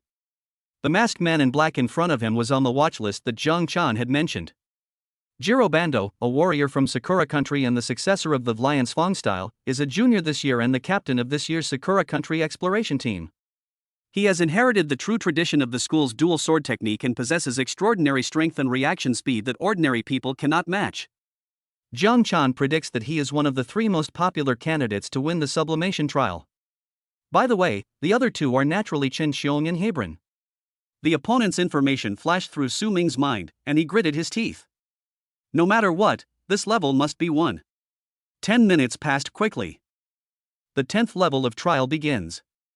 The moment the cold voice sounded, Su Ming, who had been preparing silently, rushed towards Bandojiro at the first moment. The 5 steps of 7 stars are superimposed. Cut the sky. The bright sword light cut through the space and slashed towards Bandojiro with an unstoppable force. Bandojiro, who was still meditating and regulating his breathing a second ago, turned over and jumped up, and the 2 swords behind him fell into his hands, and he swung them in front of him in a cross shape. Clang! Swords clashed, sparks flashing in the darkness. Su Ming flew backwards, gathering strength again with the 7-star stepping technique under his feet. A trace of gloom flashed across Bandojiro's eyes exposed outside the veil. He swung his 2 swords in a circle, like a windmill, chasing Su Ming and slashing him continuously. The sound of metal colliding was endless, and sparks and lightning were everywhere. Su Ming was forced to take more than a dozen stab wounds, and his right arm became numb. As expected of being one of the favorites to win the championship, even though he was injured, the strength he displayed was truly formidable. Although his strength is not as great as that of the tattooed bald man, he has explosive speed and superb moves, making him an all-round warrior. You can't keep getting caught up in the other person's rhythm. An idea flashed through Su Ming's mind, and he merged his body and sword into one, cutting through the sky. Faced with the sword light that suddenly hit his face, Bandojiro subconsciously followed his instinct and dodged it with a sharp roll. Su Ming took advantage of the momentum of the sword and rushed straight to the opposite corner. After landing, he quickly took out the longbow, bent the bow and put the sword on it, turned around and released the string. The whole action was done in one go. Just as Bandojiro was about to give chase, 3 arrows hit his face again. He drew his bow left and right, and the arrows flew away with 3 clangs. Before he could even breathe a sigh of relief, the 4th arrow appeared silently in front of him. Shadowless arrow. The 4th arrow that came out of nowhere startled Bandojiro, and in panic he fell backward with a gait. The arrow brushed past his cheek and cut the mask. It's no wonder he was careless. Who would have thought that Su Ming could not only change his sword and bow and shoot 3 arrows in a row in a very short time, but also hide such a sinister and vicious invisible arrow? It makes people wonder if he has 4 arms. He stood up again, the veil fell off, and Bandojiro's true face was revealed, but it was an ordinary square face with a black mole on the right side of his cheek. Secret technique, lion's tooth split. The sword flashed through the air. The 2 samurai swords cut through the darkness, leaving behind a white cross afterimage. Cut the sky. Su Ming did not dodge or evade, and used his special skill for the 3rd time. The sword light and the knife light crossed each other, and the 2 men rushed forward a few steps and stopped on the ground. Laugh. A flash of blood appeared on Su Ming's shoulder. Jiro Bando suffered another wound under his ribs. Nisunai. The attack failed, Bandojiro roared angrily, turned around, and the sword light was as white as snow, covering Su Ming like a tornado. Su Ming responded with the thunder sword technique. The sky was filled with sword lights like a violent storm, tit for tat, and he refused to give in. Both of them used their full strength, with fighting spirit in their eyes. Ding ding ding ding. The flashes of swords and sabers, so fast that they were almost invisible to the naked eye, collided with each other again and again, and the force of each rebound caused more blood to spurt out of the wounds of the 2 men. Faster, faster, faster. The fierce wind whistled in my ears, like the whisper of death. In such an ultra-high-speed confrontation, any slight mistake by either side could result in instant death. Su Ming felt that his mind had never been so focused. Everything in his eyes disappeared into the distance, leaving only the sword light that kept slashing at him from the opposite side. There was nothing else. Moment. In the end, it was Jiro Bando who couldn't bear it first. The new and old scars under his ribs restricted his performance. He groaned and was not paying attention when the sword pierced his right shoulder, leaving a bloody hole. The severe pain distracted him briefly, and Su Ming seized the opportunity, kicked out, broke through the knife light and kicked Bandojiro hard in the lower abdomen. Bang! Bandojiro flew backwards, hit the wall, and spurted out of his mouth. Su Ming took advantage of the victory and used the heaven cutting technique for the 4th time. White silk thread cutting space. Bandojiro's face finally showed some fear. He rolled on the ground and jumped to the side, but his back was still hit by the sword light, and his skin was torn and blood was flowing. The continuous injuries not only failed to make Bandojiro retreat, but instead made this unprepossessing man even more ferocious. His eyes turned red as he used his ultimate skill again. The crossblade light reappeared, and Su Ming responded with the 5th sky-cutting move. The same scene was played out, the 2 sides passed each other again, and each had another wound on his body. Bandojiro seemed to be in a frenzy, ignoring the wounds, roaring and unleashing his ultimate move again. 2 minutes later. With only a samurai sword left in his hand, Bandojiro had become a bloody man with more than 10 wounds of varying sizes on his body. He was shaky just trying to stand.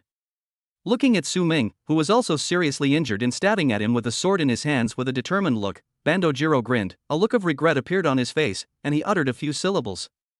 White light emerged, enveloped it, and disappeared into the stone chamber. Su Ming pierced through the phantom with a sword, and his heart was relieved. The breath he breathed out dissipated, followed by a deep feeling of fatigue and powerlessness, and he almost fell to the ground. Win. Finally won. He looked up at the sky. Successfully passed the level, settlement and evaluation in progress, evaluation completed. A brilliant golden light emerged from the darkness, condensed into a golden feather, and floated down. Su Ming grinned and felt at ease. The golden stigma was finally obtained. Chapter 90, Trial ends, exchange for treasures. After obtaining the golden holy mark, Su Ming felt relieved. The biggest goal of this trip has been achieved. If there are any gains later, it will be profit. Looking down at his situation, Su Ming smiled bitterly. It looks like that's the end of it. There were 7 wounds on his body, the deepest of which almost touched the bone. He only managed to avoid bleeding to death by forcibly controlling his muscles to contract and close. Although there are still a few hundred source energies left on the system panel, the chi and blood have reached the upper limit and cannot be added anymore, so it is impossible to use the side effects of adding chi and blood to recover from injuries. The healing potion I got from the tattooed bald man was also finished.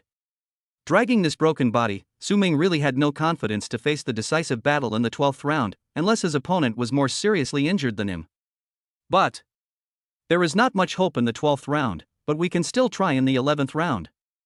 According to Gao Yueji, the content of the 11th round of postgraduate entrance examination is a test of one's state of mind, and even if one is injured, it will not affect one's performance. After a short rest, I recovered some strength. Su Ming limped into the passage and arrived at the 11th level, a small secret room with a stone cushion on the ground. Su Ming sat on it and accidentally touched the wound, causing him to grimace again. Should we start the 11th trial immediately? Yes. The moment the voice came out, a powerful suction force suddenly appeared, pulling Su Ming's consciousness into a dark space. Swish. Less than a second. Su Ming's consciousness was dragged back into his body by an even stronger force. Open your eyes and look around. Su Ming's face showed a bit of confusion. What's going on? Successfully passed the level, settlement and evaluation in progress, evaluation completed. A cold voice descended from overhead, and a ball of golden light began to gather on the roof. Su Ming opened his eyes wide. No. Is this the end? Isn't it a test of your state of mind? What kind of test is that? I was just confused for a second, I didn't see anything, and that's it? Looking at the golden feathers slowly falling from the air, Su Ming had a strange expression on his face. He was absolutely certain that he had not conducted any tests of his state of mind. Is it because of the system? Unfortunately, the system was just a dead object and would not give him a response. Forget it, I made a profit anyway. After receiving the second golden holy mark, Su Ming felt relieved. After hesitating for a moment, he walked into the passage leading to the 12th level. Although he didn't hold out much hope, he still wanted to take a look at who his opponent would be in the final round. After taking a few steps, there was bright light ahead. The venue for the 12th level is no longer a dark and cramped secret room, but a magnificent palace. On both sides of the hall, there are 2 huge stone statues, wearing armor, holding swords, wearing helmets, and with 6 wings spread out on their backs. Their appearance is very similar to the legendary angels. Between the 2 statues, there is a huge bronze door, and it is unknown where it leads to. Su Ming looked up at the statue and staggered into the hall. Suddenly, a figure walked out from the shadow at the feet of the stone statue opposite. Su Ming's pupils shrank and he stopped. The man who walked out of the shadows had silver hair, wore a black windbreaker, and held a black spear in his hand. His steps were steady and his eyes were calm. Without making any gesture, he exuded a sharp aura that surged into the sky, like a prehistoric beast that had awakened, giving Su Ming goosebumps. Fuck Hebron. Su Ming's heart sank to the bottom in an instant. Chen Xiong lost? Will this guy be the winner in the end? Seeing that Hebron had raised his gun with an expressionless face, Su Ming quickly glanced at him and confirmed that this guy was in good condition and had no injuries. Even though he was unwilling, he still said helplessly, "Admit defeat." White light emerged from all around and enveloped the body. Su Ming sighed. After all, I didn't find any loopholes. Hebron felt too dangerous to him, and he didn't dare to take the risk. If they fought, he might not even have the chance to admit defeat, and that would be a disaster. So when he saw that the situation was hopeless, he surrendered without saying a word.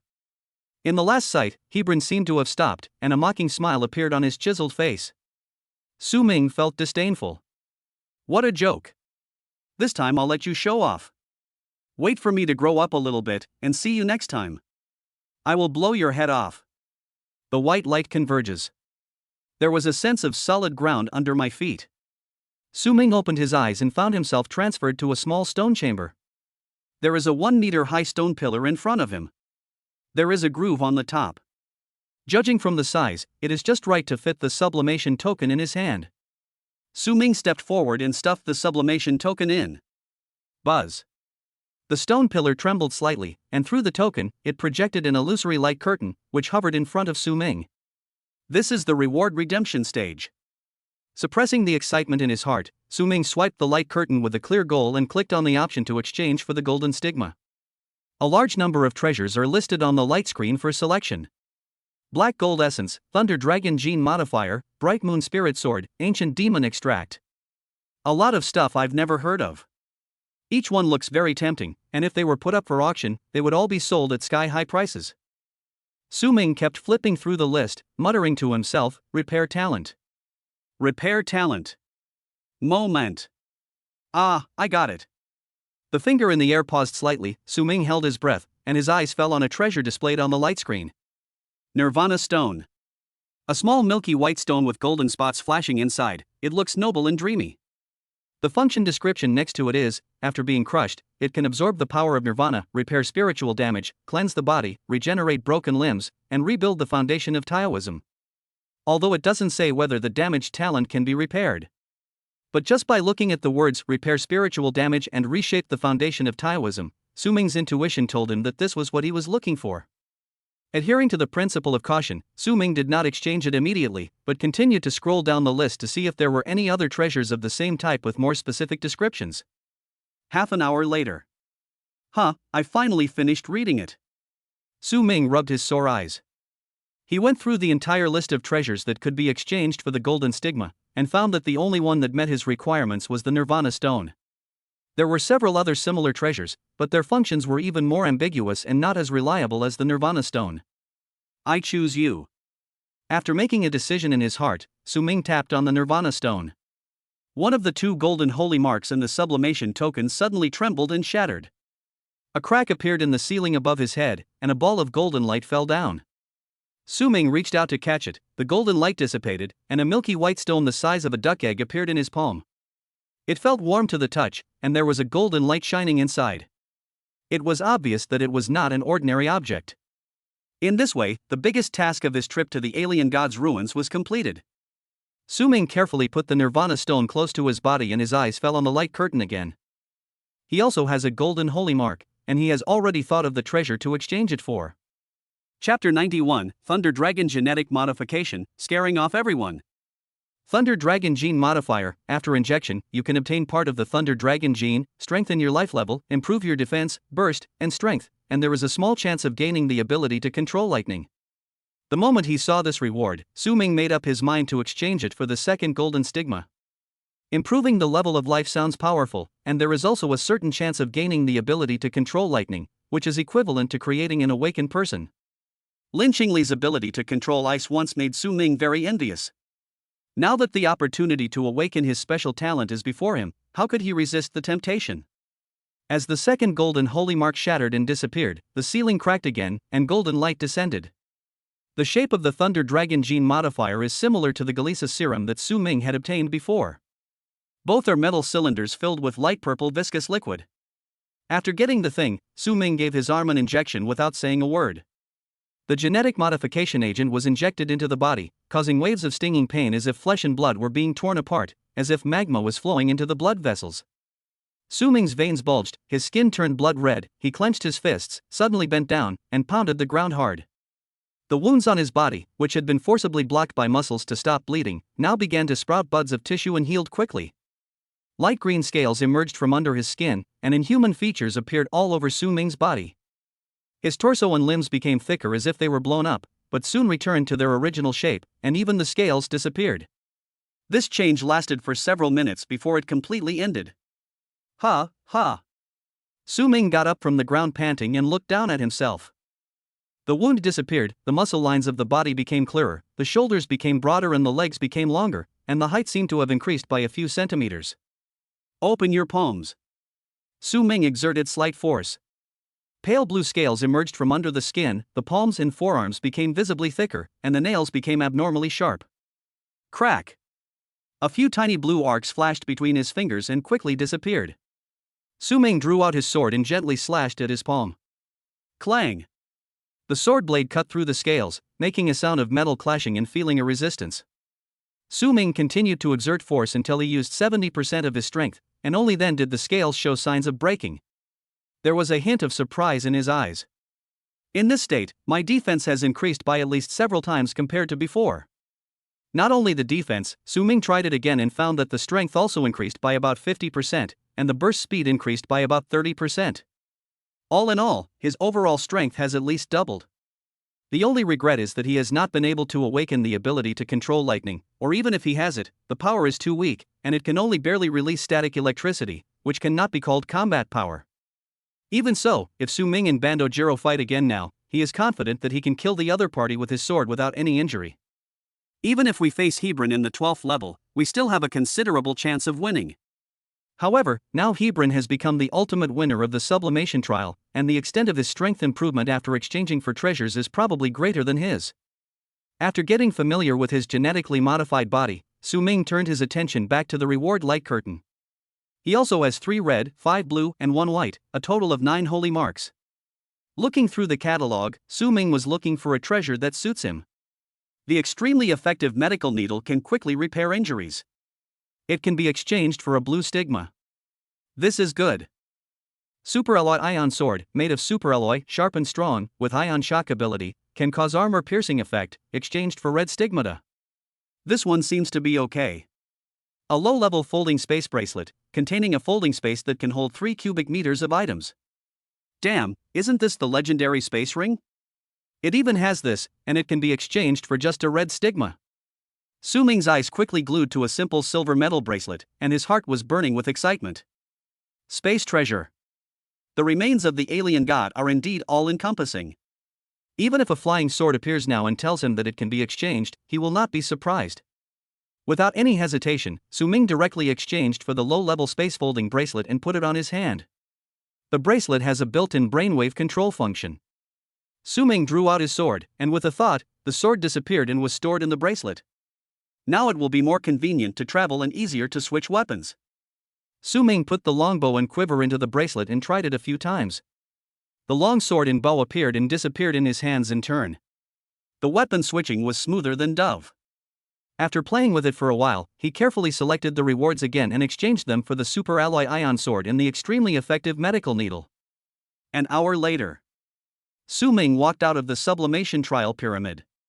The outside of the tower was empty. Most of the 60 or so people who had originally gathered here had finished their trials and left, and a few had remained in the pyramid forever. There were only a dozen or so people left, guarding the exit. As soon as Su Ming appeared, he was stared at with cold and malicious eyes. "It's you who broke into the 12th level and fought against the boss?" A voice with a strange tone sounded. However, it was Xiao Lu and 2 warriors from the Divine Eagle Nation who flashed out from the side of the exit and blocked Su Ming's way. The other warriors guarding here also drew their weapons and surrounded them. The atmosphere is tense. Su Ming glanced around coldly. So many people are welcoming me back from the trial. I feel a little embarrassed. Welcome? Xiao Lu grinned grimly. Masked bastard, it's your misfortune that you didn't die at the hands of the Hebron boss. I will use even more cruel methods to send you to see God. Hand over the treasures you obtained in the trial. Su Ming said calmly, "You want treasures? Come and get them." Xiao Lu snorted, with a mocking look in his eyes, and pulled out the broken rapier and swung it forward. Let's go together.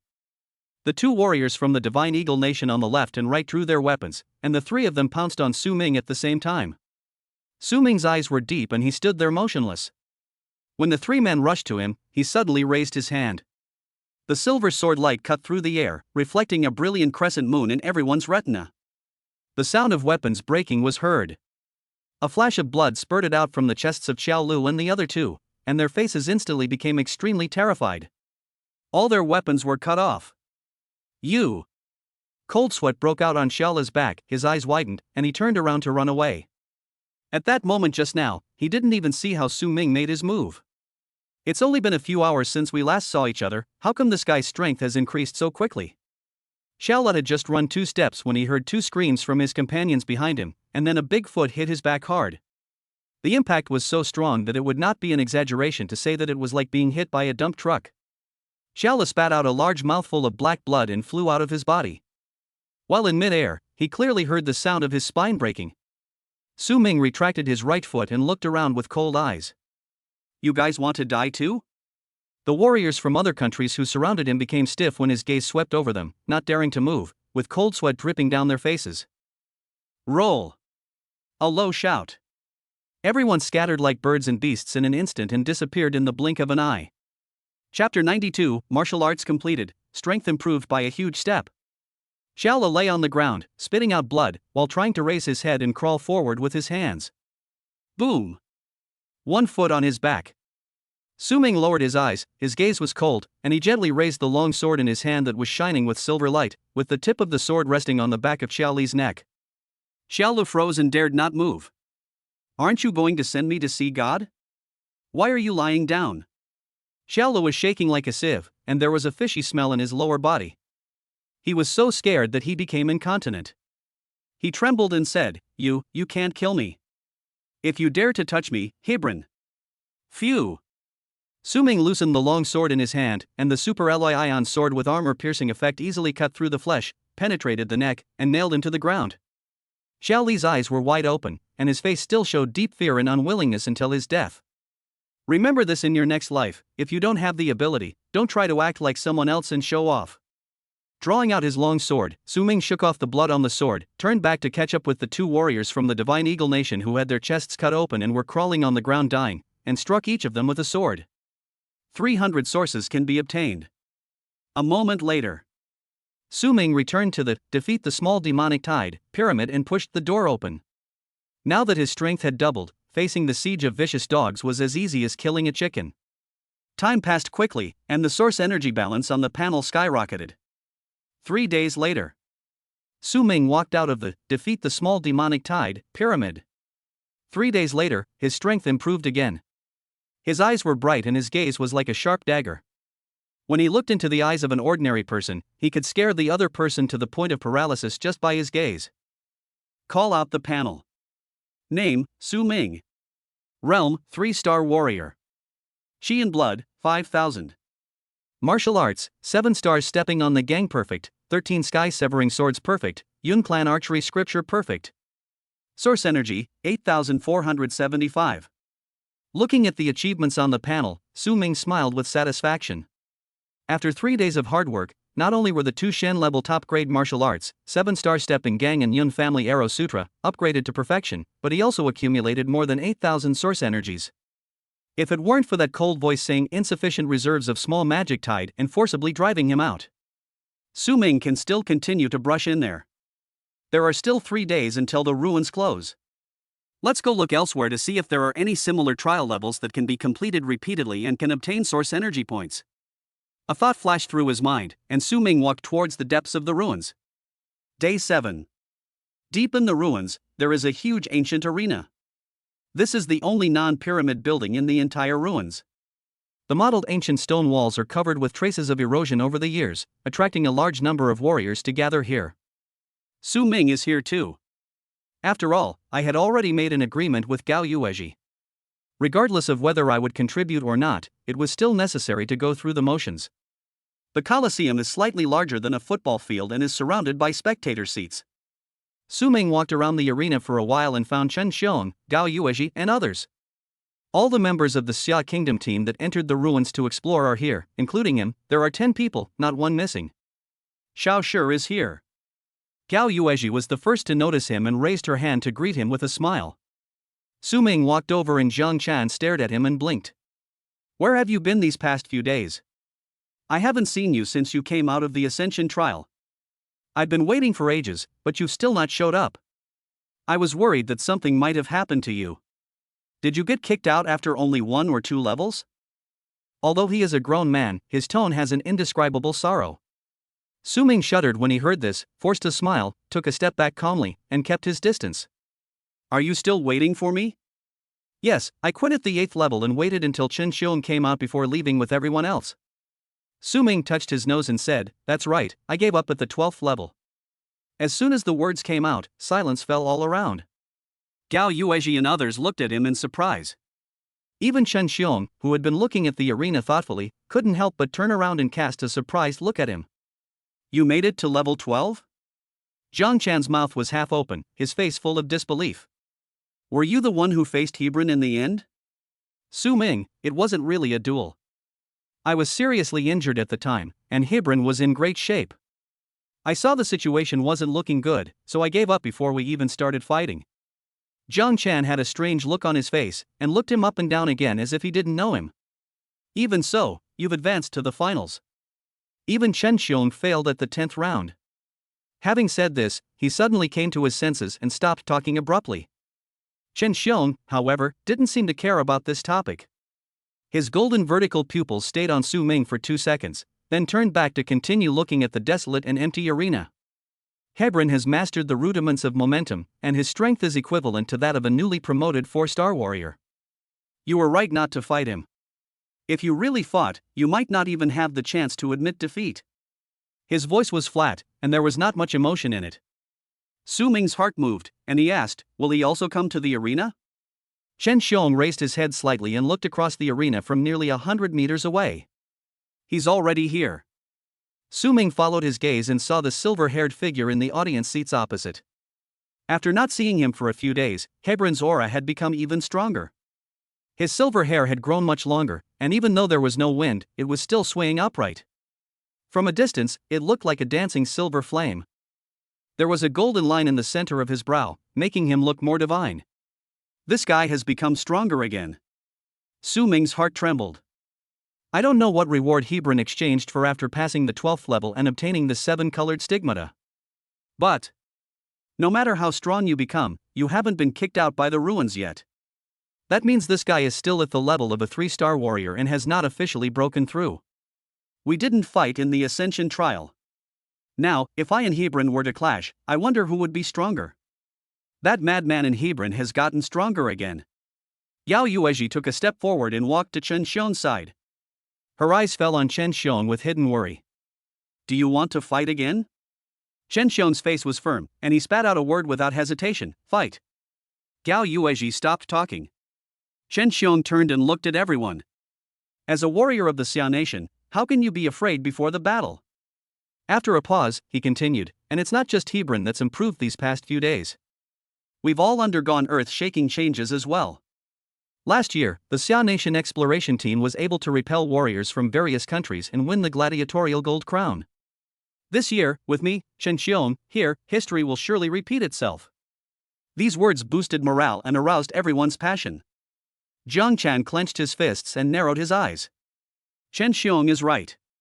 What's there to be afraid of just Hebron? Besides, who knows what happened to the warriors of the Divine Eagle Nation? Including Hebron, there are only 6 left. We have the advantage in numbers, and we can defeat him in a round-robin battle. Chapter 93, Arena, Hebron's Pressure. As everyone was talking, a ball of golden light suddenly appeared in the sky above the arena. A cold voice sounded in everyone's ears. The Golden Crown Arena is now open. Everyone has one chance to enter. Win 10 matches in a row, or remain unchallenged for 10 minutes, and you'll receive a Golden Crown reward and a core inheritance of your choice. Golden light descended, forming a circle in the center of the arena. Everyone fell silent and looked towards the field.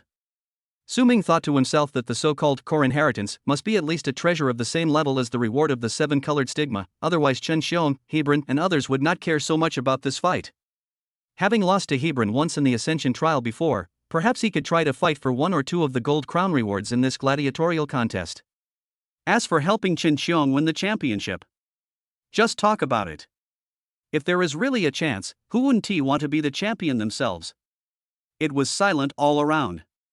After a moment, a figure jumped high from the edge of the arena, landed in the arena, and rushed towards the circle formed by the golden light. But it was a tall, brown-haired man wearing leather armor, holding 2 short swords, who wanted to be the first to take action. On the Xia Kingdom side, a warrior whispered, "Captain, can I go down and meet him?" Chen Xiong's tone remained unchanged, no rush. After all, everyone only has one chance to make a move, and it is not a good thing to end it too early. The brown-haired man stood in the circle of golden light and waited for a moment. Then the challenger appeared. He was a strong man armed with a long-handled axe. The 2 men did not speak the same language and did not communicate much. They simply exchanged glances and then started fighting. The brown-haired man was agile, and his 2 swords were like poisonous snakes, circling around the strong man and continuously attacking him. Su Ming watched for a while, shook his head slightly, and had already made up his mind about the outcome of the fight. Although the brown-haired man's attack was fierce, the man with the long-handled axe was obviously stronger. He used stillness to overcome movement, and no matter from which angle the brown-haired man attacked, he could easily resolve it with the long-handled axe. The two are not opponents of the same level at all. As expected. A few minutes later, the burly man with the long-handled axe seized a flaw in the brown-haired man, swung his axe to deflect the dagger, and then gave a simple and brutal side kick, directly kicking the brown-haired man 5 or 6 meters away. Boom! The sturdy man threw the long-handled axe. As soon as the brown-haired man got up, his head was chopped off by the spinning axe. The headless corpse stood upright for a few breaths and then fell heavily on his back. Ha ha! The burly man laughed wildly, walked over ignoring the corpse, pulled out the long-handled axe that was stuck in the ground, and swaggered back to the golden circle in the center of the venue. He raised his head and looked around, his eyes full of arrogance and provocation.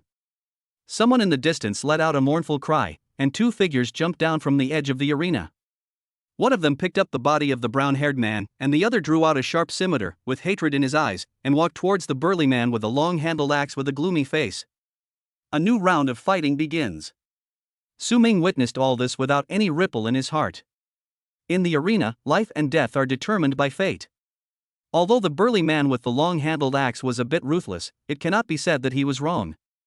It was just that the brown-haired man was not as skilled as others and dared to be the first to stand in the arena. He really didn't know his own position.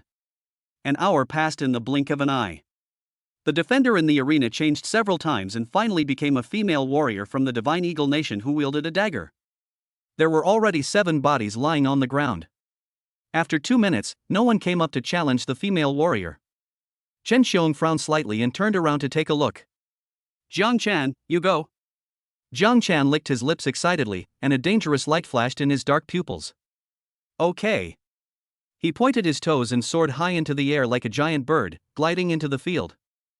The moment his feet touched the ground, he pulled out a short knife from behind his waist. This was the first time Su Ming saw Jiang Chan's weapon. The blade is straight, about 1 arm long and 3 fingers wide, with a snow-white edge and a dark red layer on the back of the blade with a blood groove. The overall shape looks quite strange. As soon as the two met, without any words, the female warrior from the Divine Eagle country curled her lips into a contemptuous smile and took the initiative to attack. The petite figure swayed slightly and disappeared from its original place, appearing beside Jiang Chan in an instant, with the dagger piercing Jiang Chan's temple viciously. Jiang Chan reacted quickly as well. When he heard the sound of strong wind, he suddenly twisted his waist and swung his sword. Clang! The dagger and the short knife collided heavily, and a burst of sparks flew. The 2 men used the force to retreat, and the next moment, they pushed off the ground and rushed forward at the same time, swinging their weapons again. Clang! Both of them took the agile route and were incredibly fast. In the eyes of the crowd, they saw 2 black shadows fighting back and forth in the center of the arena, separating as soon as they touched each other, and constantly making the sound of metal clashing. The only way to judge the position of the 2 people's attacks was by the sparks produced by the collision. This fierce competition lasted for more than 4 minutes and ended with a sudden scream. The female warrior from the Divine Eagle Nation staggered back, holding her right arm. Blood flowed from between her fingers. Her face was pale, her eyes were filled with fear, and she was muttering something loudly, probably admitting defeat and begging for mercy. A figure suddenly appeared behind her. Laugh! The sharp dagger slashed across the female warrior's neck, and her plea for mercy stopped abruptly. The female warrior's eyes widened and she fell down helplessly. Jiang Chan Xiang. After winning, Jiang Chan looked up at the people from Xia country, grinning with a bright smile. Gao Yuezhi chuckled, Xiao Chan's body movements have improved again. Judging from the situation, it won't be long before he can comprehend his own unique skills and reach the threshold of momentum. The others also looked happy that Jiang Chan won the game. The speaker may not intend it, but the listener may take it seriously. Su Ming's mind moved. Is it related to comprehending unique skills and understanding momentum? I clearly possess several unique skills, so why don't I feel anything? At this moment, a muffled cry suddenly came from the distance. Su Ming collected his thoughts and looked towards the field, his pupils suddenly shrinking. I saw a tall, silver-haired figure walking from the sidelines towards the center, holding a black spear upside down in his hand. With every step he took, his aura became more fierce. It was like a ferocious beast walking out of the darkness, and the power it exuded just by walking was enough to make people breathless. Everyone's expression has changed. Gao Yueji's eyes widened, she covered her mouth and exclaimed, Hebron? Why did he leave so early? Chen Xiang's expression was stern, his pair of golden vertical pupils trembled slightly, and he stared at the silver-haired figure. Obviously his inner emotions were not calm. Su Ming, bring Zhang Chan back. Through the battle with the female warrior from the Divine Eagle Nation just now, Su Ming has already judged that Zhang Chan's strength is at the top level among 3-star warriors, and is on par with his strength before participating in the sublimation trial. At this level, even if you can't definitely win against others, at least you can still fight. But facing Hebron, Su Ming was afraid that if a real fight broke out, Zhang Chan would not even have the chance to admit defeat. Chapter 94, Overwhelming Power, Everyone Retreats. Chen Xiong was silent for a moment and said, no need. If the situation is not good, he will withdraw on his own. Su Ming frowned. Isn't it a fear now that Zhang Chan doesn't even have the chance to admit defeat and quit? He felt a chill in his heart. Chen Xiong did this obviously to use the lives of other people in the team to consume Hebron and create a chance of victory for himself. Move your gaze to look at the field. Hebron was already within 10 meters of Zhang Chan. Facing Hebron, a team with quasi-4-star strength, the pressure Zhang Chan felt was something that others could not understand. He was as if facing a formidable enemy, his body hunched, his right hand slowly tightened around the dagger, fine beads of sweat oozing from his forehead. Boom, boom, boom. It's as if I can hear my own heartbeat. Hebron was like a perfect sculpture, with no emotion expressed on his face, and even his eyes revealed a cold calmness. He took a step forward, his right hand holding the gun slightly raised up. Swish! In an instant, Zhang Chan moved. He burst out with unprecedented speed. Before the black afterimage disappeared from the spot, he had already come close to Hebron, swung the dagger, and chopped at Hebron's neck. This knife is nothing short of stunning. If Zhang Chan used this move right at the start of the fight with the female warrior from the Divine Eagle Nation, even if the female warrior did not die, she would lose the ability to fight again. But such a swift attack was useless in the face of Hebron. Facing the dagger coming towards him, he didn't even frown. Boom! Zhang Chan suddenly flew out like a cannonball, instantly crossing half of the arena, crashing into the audience seats, and stirring up dust all over the sky. It was silent all around. Everyone's mouth was half open, their hearts filled with disbelief. Too fast. No one saw how Hebron kicked the ball. By the time he reacted, Zhang Chan had already fallen in the mess. It was as if Hebron had never moved, and it was Zhang Chan who rushed forward to try to scam him and knocked himself away. Chen Xiong's expression became more serious. All the Xiao warriors stood there in a daze. Only Su Ming rushed down from the audience seats, waved his hand to disperse the dust, and helped Zhang Chan, who was spitting blood and looking extremely miserable, up. Cough, cough. Zhang Chan's eyes were dim, and his right hand reached into his arms with difficulty, as if he wanted to take something out. Medicine, medicine. Su Ming reached out and touched it twice. He seemed to touch something soft, tightly wrapped in a layer of cloth. His heart skipped a beat and he subconsciously felt as if something was wrong. Just as he was about to retract his hand, his little finger touched something hard. He quickly took it out and saw that it was a silver metal bottle shaped like a large capsule. Zhang Chan opened his mouth and pointed at it. Su Ming pulled out the cork of the bottle, revealing a light red liquid inside, and fed it to Zhang Chan. After the medicine went into his stomach, an abnormal blush appeared on Zhang Chan's face, and his eyes suddenly brightened a lot. He coughed a few more times, spat out a few mouthfuls of black blood, and finally forced out a miserable smile. Huh, I'm alive. It's scary. I thought I was going to die. Su Ming, why didn't you surrender from the beginning? Is life more important or winning? Zhang Chan smiled with difficulty and said, I never thought this guy was so strong. I thought that no matter how big the gap was, he could at least hold out for a few rounds. Do you really want to help Chen Xiong win the championship? There's nothing I can do. Our Zhang family owes the Chen family a favor.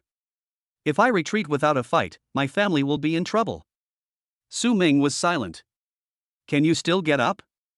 It's okay, it's a minor problem. I'll be fine after taking some medicine and resting for a while. Su Ming helped him up, put his arm on his shoulder, and supported Zhang Chan as they walked towards Chen Xiong and others. In the arena, Hebron stood in the golden circle with a gun in hand, his silver hair fluttering, his posture powerful and confident, like a lurking dragon, shocking everyone, and for a moment no one dared to challenge him. Su Ming helped Zhang Chan back to his companions. As he passed by Chen Xiong, Jiang Chan looked ashamed and whispered, "I'm sorry I couldn't help." Chen Xiong had a blank expression on his face. He didn't look at him and turned around and said, "Shitong, you go ahead." The male warrior whose name was called twitched his lips slightly, his body tensed, he pursed his lips, and leaped into the field silently. Su Ming saw his reaction and sighed inwardly. It seems that these people have more or less leverage in Chen Xiong's hands. If he hadn't replaced Jiao Lei would probably be in the same situation if he were here. But he is different.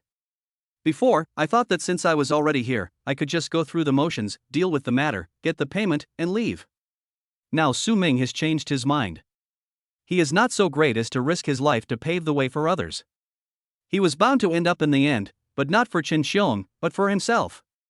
On the field, a warrior named Shitong drew the long sword from his waist, and with a flash of swordlight, he roared and rushed towards Hebron. Hebron stood in the circle of light, indifferent. When the snow dragon-like sword light was about to strike him, he simply raised his gun. When the tip of the gun accurately intercepted the tip of the long sword, and a terrifying force was transmitted along the gun body. Shitong's face changed drastically. He realized something was wrong and wanted to let go and retreat, but it was too late. The long sword made of fine steel shattered into pieces in an instant and shot towards him, making a breathtaking sound of breaking through the air. Ah! Shitong screamed, and more than 10 streaks of blood splashed on his body. The flying sword fragments pierced through his body and took his life. Looking at the fallen body, all the onlookers were horrified. A small number of people who had previously held on to hope completely gave up hope. So strong. The one who can take away the opponent's life with just one move is not just any ordinary person. Those who can be selected for the exploration team and enter here are all top geniuses from various countries. The strength displayed by Hebron has completely exceeded the scope of 3 star warriors. It is simply cheating. The scene was dead silent. Chen Xiong's eyes were cold. He turned around and scanned the crowd, and his gaze fell on a thin warrior. "Yuan Xing, you go." The thin warrior's face suddenly turned pale, and he shook his head repeatedly and shrank back. No. No, if I go up there, I'll die like Shitong. A gloomy look flashed across Chen Xiong's eyes, and his voice was icy cold. "You dare to disobey me? Don't forget the contract you signed before you came here." These words seemed to have hit the skinny warrior's weak spot. His lips trembled and he stopped retreating. His expression struggled for a few times. Finally, he took a deep breath, his pupils lost their luster, and he walked towards the center of the field with heavy steps, his head drooping. 45 seconds later. Yuan Xing, dead. Chen Xiong, Lu Changjun, you go ahead. I don't want to die. I won't go. You can find whoever you want. I'd rather break the contract than die here in vain. The warrior named Lu Changjun suffered a mental breakdown, screamed, turned around and ran away, and soon disappeared into the darkness in the distance. The others looked at each other. Once someone started talking, they all started to think about backing off. Chen Xiong, it's fine for us to help you remove the obstacles, but in this situation, going up there will mean certain death. This is not what we agreed on. That's right, we won't take this job. Give up, Chen Xiong. Hebron is already invincible in our class. Even if everyone attacks him in a group brawl, we might not be able to defeat him. Let him take the gold crown. Your life is more important. Su Ming watched the crowd's reactions coldly, and finally looked at Chen Xiong, intending to see how he would handle the current situation. Chapter 95, Chen Xiong's End, Golden-Maned Unicorn Bloodline. Soon, everyone around Chen Xiong ran away, leaving only Gao Yuezhi and Su Ming, who was supporting Jiang Chan, left there. Waste. A hint of murderous intent flashed in Chen Xiong's eyes. He snorted coldly and looked at Gao Yuezhi. Gao Yuezhi's heart trembled, and she forced a smile, trying to find a reason to refuse. However, Chen Xiong just glanced at him and then looked away. Amir Hebron has frightened you to death. If this gets out, it will be a disgrace to the warriors of Xia Nation. Gao Yuezhi's face looked a little ugly. Just Hebron? That's a real madman with 4-star strength. Not to mention them, even if the members of the previous exploration team were replaced, no one would be a match for the current Hebron. But she couldn't say it out loud, so she forced a smile and whispered, Chen Xiong, why don't you just forget about it this time? Hebron shouldn't have been on this expedition in the first place. Even if he wins the gladiatorial gold crown, no one will say anything when he returns. Chen Xiong seemed to have heard nothing, his golden pupils burning with a strong fighting spirit, and he pointed his toes and flew into the air. In the arena, Hebron's eyes moved slightly, and he looked up at the figure falling from the sky. Chen Xiong. Gao Yuezhi took a step forward nervously, but it was too late to stop it. Su Ming watched the scene silently. With Chen Xiong's identity and strength, he should be able to test Hebron's strength, right? Chen Xiong was in mid-air. He drew up the long and narrow straight knife from his waist and used the momentum of falling to chop it down. The knife light was like a silver moon, cutting through the darkness. A hint of expression finally appeared on Hebron's cold face. Was he laughing? Clang! The black spear and the straight knife collided violently, creating a shock wave that spread in all directions. In the howling wind, Hebron's silver hair danced wildly, and he stood still with the gun in one hand, like a god of war. Chen Xiong used the force to bounce up, flipped in the air, and slashed out a sky full of sword shadows, slashing down from top to bottom. This was the first time Su Ming saw Chen Xiong take action. Chen Xiong does have the qualifications to be the captain of the Xia Kingdom's exploration team. His swordsmanship was the most exquisite Su Ming had ever seen, and it already had a hint of returning to nature. When the sword light appeared in the sky, it seemed as if even a mountain lying in front of him could be chopped into pieces. Facing the fierce attack from the sky, Hebron had a hint of mockery on his face and moved his shoulders. Ding ding ding ding. Every time the black spear thrust out, the tip of the spear just hit the tip of the falling knife. He actually used only one hand and easily blocked all of Chen Xiong's attacks despite being at a disadvantage in position. As the last knife was chopped out, Chen Xiong suddenly shouted, rolled back and fell to the ground, put the knife away and hid it at his waist, and moved closer. Suddenly, 3 Chen Xiongs appeared on the field. One swung his sword from the front, one half bent over and dodged to the side to slash, and the third went around behind Hebron and slashed at his head with his sword. There were exclamations around the arena. Su Ming also showed a bit of surprise on his face. This is a perfect combination of swordsmanship and body skills. The 3 Chen Xiongs exist almost at the same time. Perhaps only one of them is real, or perhaps all 3 are real, and outsiders have no way of telling the difference. If they are attacked from 3 directions at the same time, which one will you defend? This question was put before Hebron, and his answer was to defend against all 3. The wind was howling, and in an instant, Hebron stabbed out 3 spears. From a distance, it looked like he had grown 2 more arms. Bite! With a crisp sound. The Chen Xiong in front and behind dispersed, leaving only Chen Xiong who was slashing from the side. His straight knife was blocked by the spear, and they separated at the first touch, and he retreated quickly. Another cry of surprise was heard all around. Too fast. These 2 people moved too fast. If it were someone else, no matter which one of them they faced, they would not be able to survive the previous round of confrontation. But everyone noticed. Until now, Hebron had been fighting with one hand, and even stood in the circle of golden light without moving a step. On the other hand, Chen Xiong had used all his means and all the attacks were perfectly blocked. The difference between the 2 is obvious. Give up quickly. No matter how important the reward and face are, you'll have nothing if you die. Gao Yuezhi clutched the corner of her clothes, looked at the figure in the field nervously, and murmured unconsciously. Su Ming was also muttering in his heart. This Hebron is a bit too strong. Chen Xiong's attack failed to make him take it seriously. Is Captain Chen capable of doing this? Just then. In the arena, Chen Xiong, who had retreated violently and created distance, made a new move. I saw him bending down, as if he was gathering strength for some powerful move, and his body couldn't stop shaking. Boom! Brilliant golden light suddenly burst out from his eyes, and Chen Xiong let out a long roar towards the sky. A circle of air waves spread out from him, stirring up dust all over the sky. Golden lines crawled up the surface of his skin, and Chen Xiong's body grew taller and taller. A triangular cone bulged on the top of his head, looking like an undeveloped horn. Su Ming's face was full of surprise.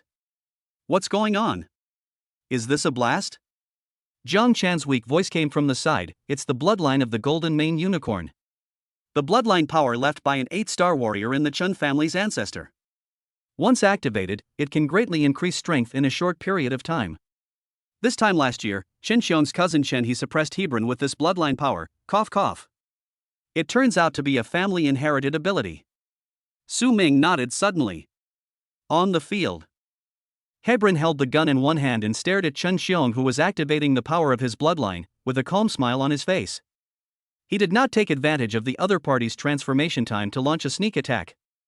After a moment, Chen Xiong's transformation was completed. His pupils turned completely golden, and there were mysterious golden lines on his face, neck, and back of his hands. The light and dark changed with the rhythm of his breathing. His golden hair also grew a lot longer, hanging down to his shoulders in a messy manner. Bloodline of the golden-maned unicorn lion. Hebron spoke calmly, raised his spear, and pointed it at Chen Xiong.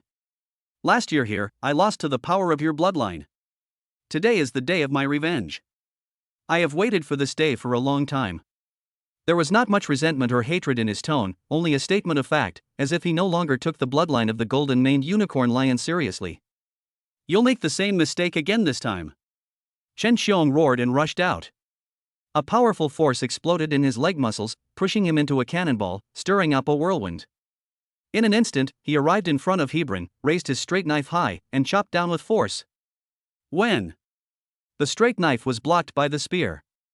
This time, Chen Xiong was not bounced away again. Instead, the spear in Hebron's hand sank an inch. Oh! A trace of emotion finally appeared on Hebron's face. He smiled coldly, raised his other hand suddenly, and punched out. Boom! Chen Xiong also threw a punch with his free left hand and was knocked away. As soon as he landed, he rushed forward again. The sword light was like a tornado, launching a deadly and fierce attack. Hebron had just defended himself twice when a deafening lion's roar suddenly rang in his ears. Roar! The powerful restraining force made his body stiffen and he could not move. He watched helplessly as the straight knife brushed past the spear and slashed towards his face. Chapter 96, Suming's Strength, Fighting Hebron. Just as he was about to be chopped off, the golden lines on Hebron's forehead suddenly stretched out, his flesh and blood tore apart, and a black and white eyeball emerged from it. Laugh! A beam of black light shot out from the eyeball and hit Chen Xiong's body. Ah! Chen Xiong, who was full of vigor and momentum, suddenly screamed as if he was hit by an invisible fist and flew backwards in an instant. The eyeball only appeared for less than a second, and then it slipped back into the flesh. Then the wound closed. If it weren't for a drop of blood oozing out from the center of the eyebrow, one would almost think that the scene just now was just an illusion. Golden mane lion's roar, nothing more than that. Hebron sneered and stomped his foot. Boom! He left the golden circle for the first time, raised his spear high, caught up with Chen Xiong, and swung the spear to hit Chen Xiong's waist hard. A clear sound of bones breaking was heard. Chen Xiong spat out a mouthful of blood and was blown away in another direction like a broken sack. Hebron stepped heavily, his body turned quickly, and he caught up with Chen Xiong again, and shot him in the chest again. Puff! Chen Xiong was smashed into the ground and bounced up again, and the stone slabs under him were shattered. Such a brutal scene frightened all the onlookers. How many bones must have been broken? Is he still alive? In the audience, Gao Yuezhi gritted her teeth, her charming face full of reluctance. She wanted to step forward to rescue him, but hesitated and dared not act.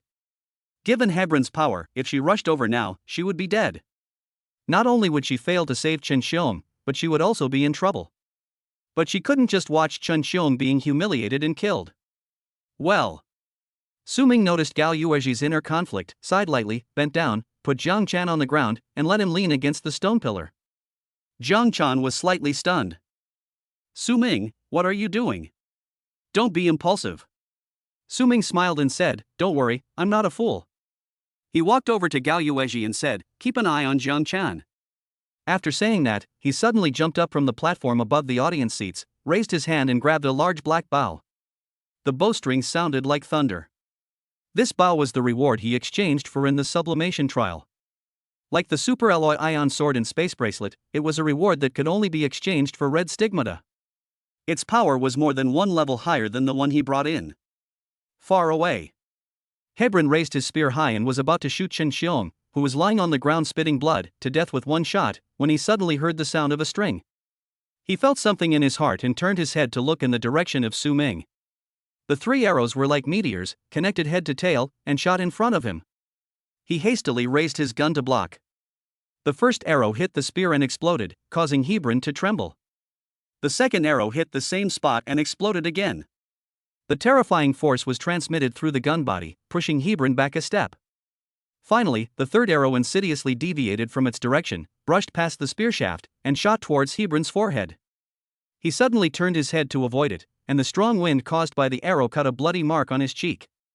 Hebron's eyes suddenly became sharp, and he stared at Su Ming, who was putting away his longbow in midair and holding high the super alloy ion sword to kill him. Is it you? Hebron's expression was cold, and his spear shot out like a dragon, piercing straight out with a spiral force. Clang! Su Ming cut off the spearhead with a sword, and the moment he turned over and landed on the ground, light green scales emerged from his body, and it was obvious that the Thunder Dragon gene in his body had been activated. In this state, his strength, speed, explosiveness and perception abilities have all increased significantly, making it his strongest state. Boom! Su Ming exerted force with his feet, and the hard floor tiles instantly shattered into powder. A flash of white silk thread. He instantly closed the distance between himself and Hebron, and the cold and silent blade of his sword cut into the other's neck. Hebron's facial expression changed subtly, as if he was a little shocked by the speed shown by Su Ming. The spear suddenly moved sideways to block the super alloy ion sword. The two weapons collided, producing dazzling sparks. Su Ming's sword flashed like lightning as he continuously stabbed towards Hebron. His footsteps changed continuously as he accumulated momentum with the 7-star stepping technique, and the power of his sword moves gradually increased. Hebron blocked a few sword attacks, then realized something was wrong, and swung his spear, using a head-on attack to force Su Ming back, disrupting his footwork. You've grown a lot since we last saw each other for a few days. After forcing Su Ming to retreat, Hebron did not rush to pursue him. He squinted his eyes and looked at Su Ming, whose body was covered with green dragon scales, and had some guesses in his mind. Thunder Dragon Gene Modifier?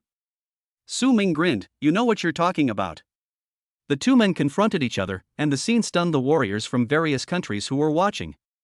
They all knew Chun Xiang, and before entering the ruins, they specifically learned about Chun Xiang's information. Who is this person wearing a fox mask? Judging from his appearance, he was even more powerful than Chun Xiang. He could fight with Hebron back and forth, forcing Hebron to fight back with guns in both hands. Gao Yuezhi was confused at this time. He's so strong? Did I guess wrong? Xiao Shi is actually a junior? Zhang Chan struggled to stand up with the help of a stone pillar, shaky as he looked at the two figures confronting each other in the field with fiery eyes. This guy is really a surprise. The two looked at each other, and there was a hint of worry in each other's eyes. Yes, the strength that Xiao Shi showed at this time was indeed surprising. But he was facing Hebron. No one knows whether Hebron has used his full strength now. If he still has a backup plan, even Xiao Shi will be defeated by Hebron, and Xia country will suffer a great loss this time. Under the gaze of a crowd of nervous and expectant eyes, a sneer appeared on Hebron's lips as he slowly raised his spear. If you think you can beat me like this, you're too naive, because whatever you have, I also have. As he finished speaking, a large number of light green scales appeared on his body, and his figure suddenly grew several centimeters taller. Su Ming frowned slightly. This old guy actually exchanged for the Thunder Dragon Gene Modifier. It's a bit troublesome. Die. After activating the modified gene, Hebron's momentum soared again. With a loud bang, he stomped on the floor tiles and smashed the spear towards Su Ming with the force of 10,000 troops. Su Ming stepped on the 7-star steps to avoid it, kept his distance, changed his weapon to a black bow, and drew the bow and put an arrow on it. Clang! The arrow left the string, making a blast that tore through the air. Hebron, who was about to pursue, had to raise his gun to block, and the offensive slowed down. Su Ming drew his bow and kept moving, increasing the distance between the two of them. Hebron swung his spear like a windmill, blocking all the arrows coming his way, and sneered, useless effort. Let's see how many arrows you have left. Su Ming remained silent, then suddenly pulled the bowstring to its full extent and shot an unprecedentedly sharp arrow. The arrow was extremely fast, like teleportation. As soon as Hebron heard the sound of the string, the arrow was already in front of him and actually passed through the blockade of the spears. What? He was shocked, and at the critical moment, he suddenly turned to the side and dodged. The arrow flew past his neck, leaving a trail of blood. Chapter 97, The Power of Sky-Splitting Arrows and Paralysis Potion, Victory. Hebron's face looked a little grim. The arrow just now completely exceeded the reaction limit of a 3-star warrior. Could it be that this fellow wearing a fox mask has also mastered the rudiments of momentum and has already stepped into the 4-star realm?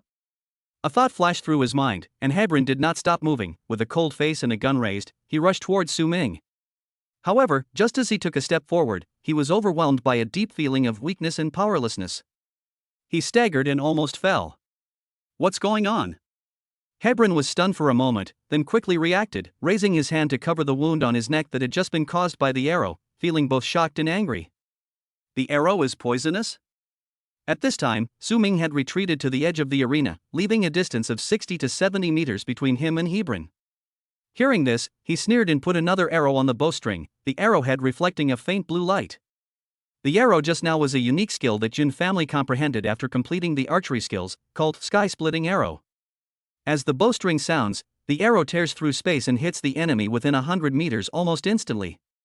Combined with the paralysis potion he exchanged for the blue stigma in the sublimation trial, it can produce an effect of 1 + 1 being greater than 2.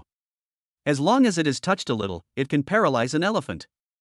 The fact that Hebron didn't collapse and lose the ability to move immediately was a testament to his amazing physique.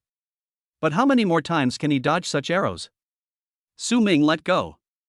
Call out. Another arrow split the sky. Hebron was affected by the paralyzing potion, and his movements became much slower, making him unable to dodge the arrow. The arrow hit his chest, pierced through his clothes, and was blocked by the light blue scales. The arrow shaft couldn't withstand the impact and shattered with a pop. Hebron groaned, his scales cracked, and the arrowhead pierced 2 centimeters deep into his flesh. Hebron's face turned green when he realized that the poison from the wound on his chest was spreading through the blood. This fox mask is so sinister. I have already stepped into the realm of a 4-star warrior, but I can't even defend against the arrows he shoots. Is this acceptable? Where does he get such powerful archery skills? While cursing in his heart, Hebron was hit by 2 more arrows. My brain started to feel dizzy and my eyelids became heavy. The limbs of the body also began to become uncontrollable. Damn it! Hebron gritted his teeth. He felt suffocated and unacceptable to be defeated in such a way. Who would use poison as a serious warrior? You are such a skilled archer, yet you still use poison. Doesn't this person have any dignity as a strong man? In order to regain consciousness, he raised the 5 fingers of his left hand and suddenly thrust them into the root of his thigh. The sharp nails pierced the scales and blood flowed. Stimulated by the pain, Hebron regained his consciousness briefly and glared at the figure with a bow and arrow drawn in the distance. The golden lines between the eyebrows cracked, and the strange eyeball with clear black and white colors emerged again, emitting a beam of black light. What a pity! Having seen Xiang suffer a setback, Su Ming had long been on guard against this move of his. As soon as the flesh between Hebron's eyebrows split, he decisively put away the black bow, performed the 7-star stepping technique, and left the spot. Laugh! The black light brushed past his heel and shot into the ground, and a small hole suddenly appeared in the hard floor tile, as if it had been irradiated by a laser, and green smoke rose. Hebron turned his eyes and locked onto Su Ming's fast-moving figure. His eyeballs between his eyebrows rolled around, emitting beams of black light. However, the paralyzing drug was still taking effect, affecting his thinking and judgment, making them slower. Secondly, there was a distance of 60 to 70 meters between the two of them, so Su Ming had a certain amount of time to react. Thirdly, Su Ming's martial arts are known for their speed and surprise attack capabilities, and he is best at dodging this kind of direct attack.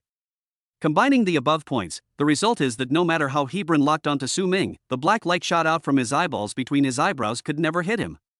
He always avoided it by a hair's breadth, which made him more and more anxious. After a moment, Hebron's face turned pale, and the flesh between his eyebrows closed, hiding the black and white eyeball. He said angrily, "Damn monkey, is this all you can do but run away?" His answer was a cold arrow flying in front of him. When? Hebron swung his spear, knocking the arrow away, and waited anxiously for a moment, but no more arrows flew towards him. Looking up, I saw Su Ming in the distance putting away his longbow and replacing his weapon with a superalloy ion sword. Hebron was stunned at first, then overjoyed. Realizing that Su Ming had probably used up most of his arrows, he decisively picked up his spear and launched a charge. The facts were exactly as he thought. Su Ming didn't bring many arrows into the ruins to begin with, and he had used up quite a few of them in the past few days. After firing more than a dozen arrows in a row, his quiver was empty. Facing the rushing Hebron, he drew his sword and met him. Clang! The two men engaged in close combat again. The spear and sword collided violently. Although Hebron is stronger, his reaction speed is much slower than before due to the paralysis potion. The superalloy ion sword in Su Ming's hand has an armor-piercing effect, and the scale defense on Hebron's body is useless in his eyes. Soon, Hebron had several wounds on his body. After dozens of rounds, Su Ming seized a flaw in Hebron and pierced his shoulder with a sword, causing Hebron's face to twist in pain. Then he followed up with a kick, hitting Hebron in the chest. Boom! Hebron flew backwards and crashed into the audience. There were exclamations all around. Warriors from various countries who were watching the battle were stunned. Hebron was actually beaten away? Is this still the same Hebron who was confident and powerful, like a god of war? Is the balance of victory going to tilt towards the fox-masked warrior from Xia country? Su Ming ignored the screams from afar and took advantage of Hebron's weakness to kill him. He kicked his feet and turned into an arrow. In an instant, he came in front of Hebron and stabbed him with his sword. Go to hell! Hebron's face was grim as he fell into the rubble, holding up his upper body, with the skin between his eyebrows cracked. A beam of black light shot out. Call out! Su Ming tilted his head, and a black light brushed past his cheek, shattering his scales and leaving a burnt mark. Without any hesitation, he poured all his strength into the super alloy ion sword in his hand and stabbed it down suddenly. Just as the sword was about to pierce Hebron's heart, a ball of golden light suddenly exploded from Hebron's body. Su Ming felt like he was hit by a dump truck and turned into a kite with a broken string and flew away. Damn fox mask, I'll remember you. Next time we meet, I'll definitely kill you. Hebron's exasperated voice reached my ears. Su Ming fell to the ground, rolled a few times to release the force, and jumped up. He forced down the blood that was rushing to his throat and stared intently. But then a ball of golden light jumped out of the arena and fled into the distance without looking back. Judging from the speed, we can't catch up. Su Ming frowned slightly, hesitated for 2 seconds, and then relaxed. I felt a little regretful that I couldn't kill Hebron on the spot. But it's not a big deal. At his rate of growth, if he has the chance to meet Hebron again next time, the other party will no longer be able to pose a threat to him. Back to the center of the arena, Su Ming stood in the circle of golden light. In the arena, everyone has only one chance to leave. After defeating Hebron, he still has to defend the arena and face challenges from others. It would not be wise to give up the golden crown reward that is within reach to chase Hebron at this time. A figure rushed in from outside the arena. It's Gao Yuezhi. She rushed to Chen Xiong, leaned over and reached out to feel his breath and heartbeat. After a quick check, a relieved expression appeared on her face. It was obvious that Chen Xiong was not dead yet. Bending down and picking up the unconscious and bloody Chen Xiong, Gao Yuezhi looked at Su Ming with a complicated expression. Xiao sure, thank you. If Su Ming had not intervened, Chen Xiong would have been stabbed to death by Hebron. Su Ming nodded slightly and said nothing. After Gao Yuezhi carried Chen Xiong away, Su Ming waited in the light circle for a few minutes, and someone tentatively challenged him. However, after only 2 rounds of fighting, the man was stabbed through the chest by Su Ming's sword and fell to the ground, his life or death unknown. This result scared away many people who were secretly eager to try and take advantage of the opportunity. Su Ming waited in the circle of golden light for 10 minutes, but no one dared to challenge him. Chapter 98, Golden Crown Reward, Primal Heart. After 10 minutes, no one challenged Su Ming, and he automatically won, becoming the final winner of the arena. The floor beneath his feet sank, Su Ming steadied himself, and slowly descended on the floor. After descending more than 10 meters, there was a loud bang and the floor stabilized. A soft white light is lit all around, illuminating the environment. Su Ming looked around and found himself in a small stone chamber. In front of him was a stone platform exactly the same as the one in the reward chamber of the sublimation trial. Just as he finished taking in the surroundings, a beam of light shot out from the stone platform and unfolded into a curtain of light in front of him. Choose your gold crown reward. A cold reminder sounded in my ears. Su Ming looked carefully and saw only 3 options on the screen. The first one is a thumb-sized crystal, colorless and transparent. There is a line below that says, "The primordial heart, a pure crystal born from the primordial land, can enhance the power of blood by absorbing the energy from the blood core and magic core after being implanted into the body." The second one is a martial art. Introduction to the Zeus sword, a rare, top-grade, heavenly martial art. Upon mastering it, one can comprehend the power of Zeus and step into the path of Zeus. Su Ming's pupils shrank. Wow! Heaven-level martial arts? If this thing is put up for auction, it can sell for at least tens of millions, right? However, this is just the introductory chapter. After completing the cultivation, you will only step into the path of Zeus. There is no explanation of how the subsequent development will take place. It is a bit vague. The third option is an egg that is slightly reddish with black spots on the surface. The flame two-headed wolf egg, watered with the essence and blood of a high-level flame-type monster, can hatch a flame two-headed wolf. The adult form has the strength of the 8th level.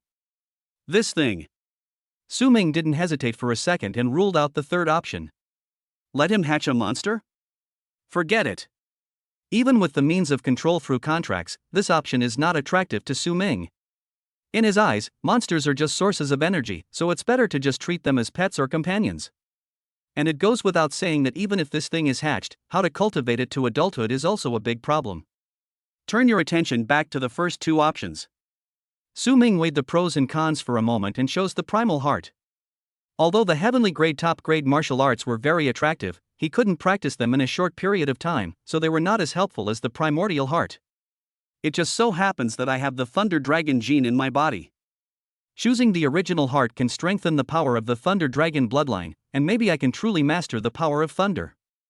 Su Ming tapped on the light curtain, and the stone platform sank. After a while, accompanied by the sound of gears turning, it slowly rose up, carrying a colorless and transparent crystal. This is the original heart. Su Ming picked up the crystal and followed the instructions. He lifted up his shirt, held the super alloy ion sword upside down, and carefully cut a hole in the center of his chest. Su Ming endured the pain and stuffed the primal heart into his flesh. He controlled the movement of his chest muscles and the wound closed. The next moment, the crystal that was inserted seemed to turn into a spark, causing waves of burning pain. Su Ming had a strange illusion, as if a special organ had grown in his chest. By concentrating his mind, he could clearly sense the existence of the crystal. He took out an inferior magic core from the space bracelet. This thing was a reward obtained in the Defeat the Small Demonic Tide trial, and he had more than 40 of them on him. Place the magic core close to the bulge on your chest. The black aura flowing in the magic core was pulled by some force, and it drilled out in strands, flew into the flesh and blood, and was refined by the primal heart. A stream of burning heat flows out from the original heart, along the meridians, and spreads into various parts of the body. Su Ming vaguely felt that the Thunder Dragon gene in his body had grown a little stronger, but it was not obvious. He took out the remaining inferior magic cores and absorbed the black aura inside them one by one. After more than 40 magic cores were completely absorbed, the power of the Thunder Dragon bloodline in the body finally showed obvious improvement.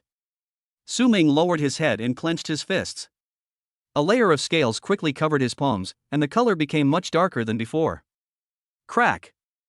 Several bright arcs of electricity exploded between his fingers, whipping the air and making people shudder. Feeling the power of the electric arc, Su Ming felt delighted. This level of power is enough to electrocute any low-level monster to death.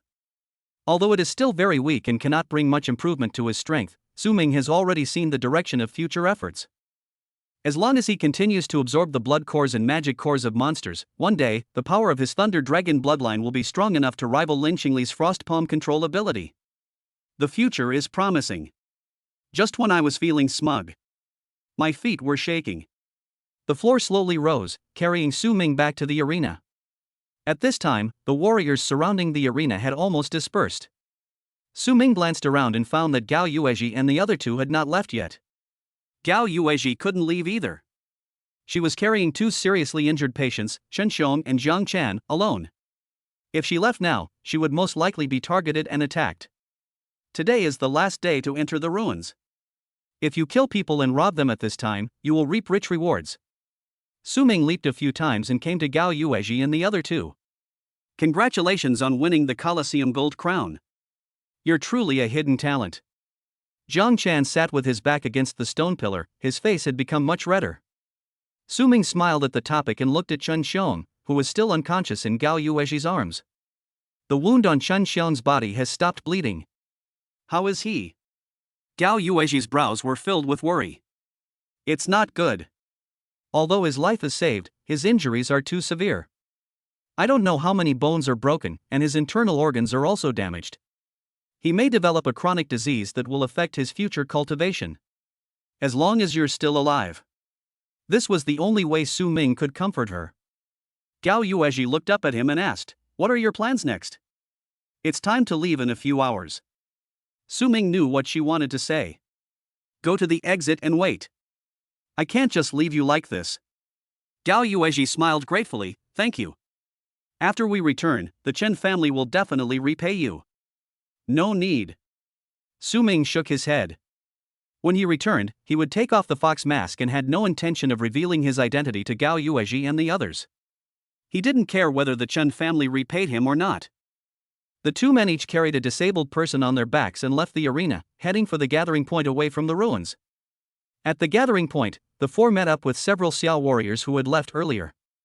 Seeing the miserable state of Chen Xiong lying on Gao Yuezhi's back, several warriors changed their expressions and felt unhappy. Chen Xiong was beaten into such a mess. Fortunately, they escaped before, otherwise they would have become a dead soul under Hebron's gun.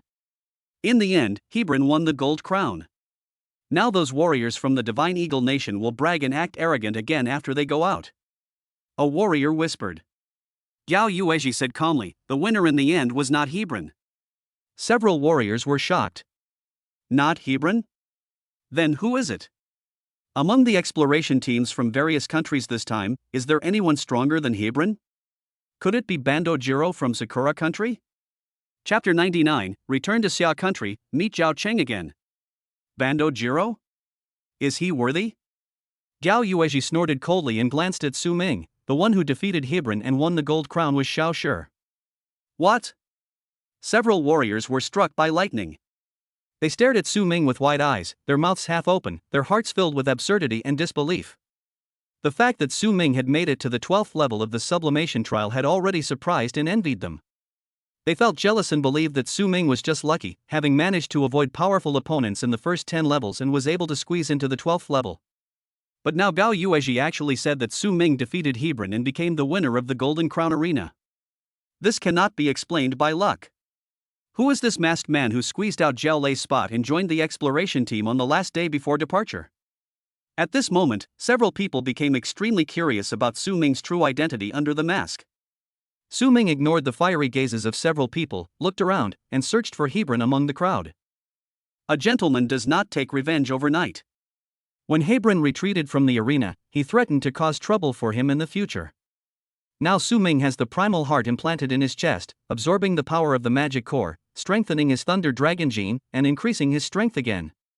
As long as Hebron dared to show up at this time, he wouldn't mind fighting with him again, trying to eliminate the trouble forever before leaving the ruins and send Hebron to see God. Unfortunately, after searching around, they still couldn't find Hebron and those warriors from the Divine Eagle Nation. Hebron still did not appear until the stone archway leading out of the ruins lit up with white light and opened the exit. 2 hours later. Giant ship. Su Ming stood on the deck and watched the island gradually move away. This trip to the alien god's ruins has basically come to an end. But in his heart, there were still many doubts. Where did the remains of the alien gods come from? Who created this place, and who placed the portal to the ruins on the island? What is the purpose of this relic? Su Ming had a premonition. When he enters the Imperial Capital Martial Arts University and his strength improves, the answers to these questions will one day be revealed.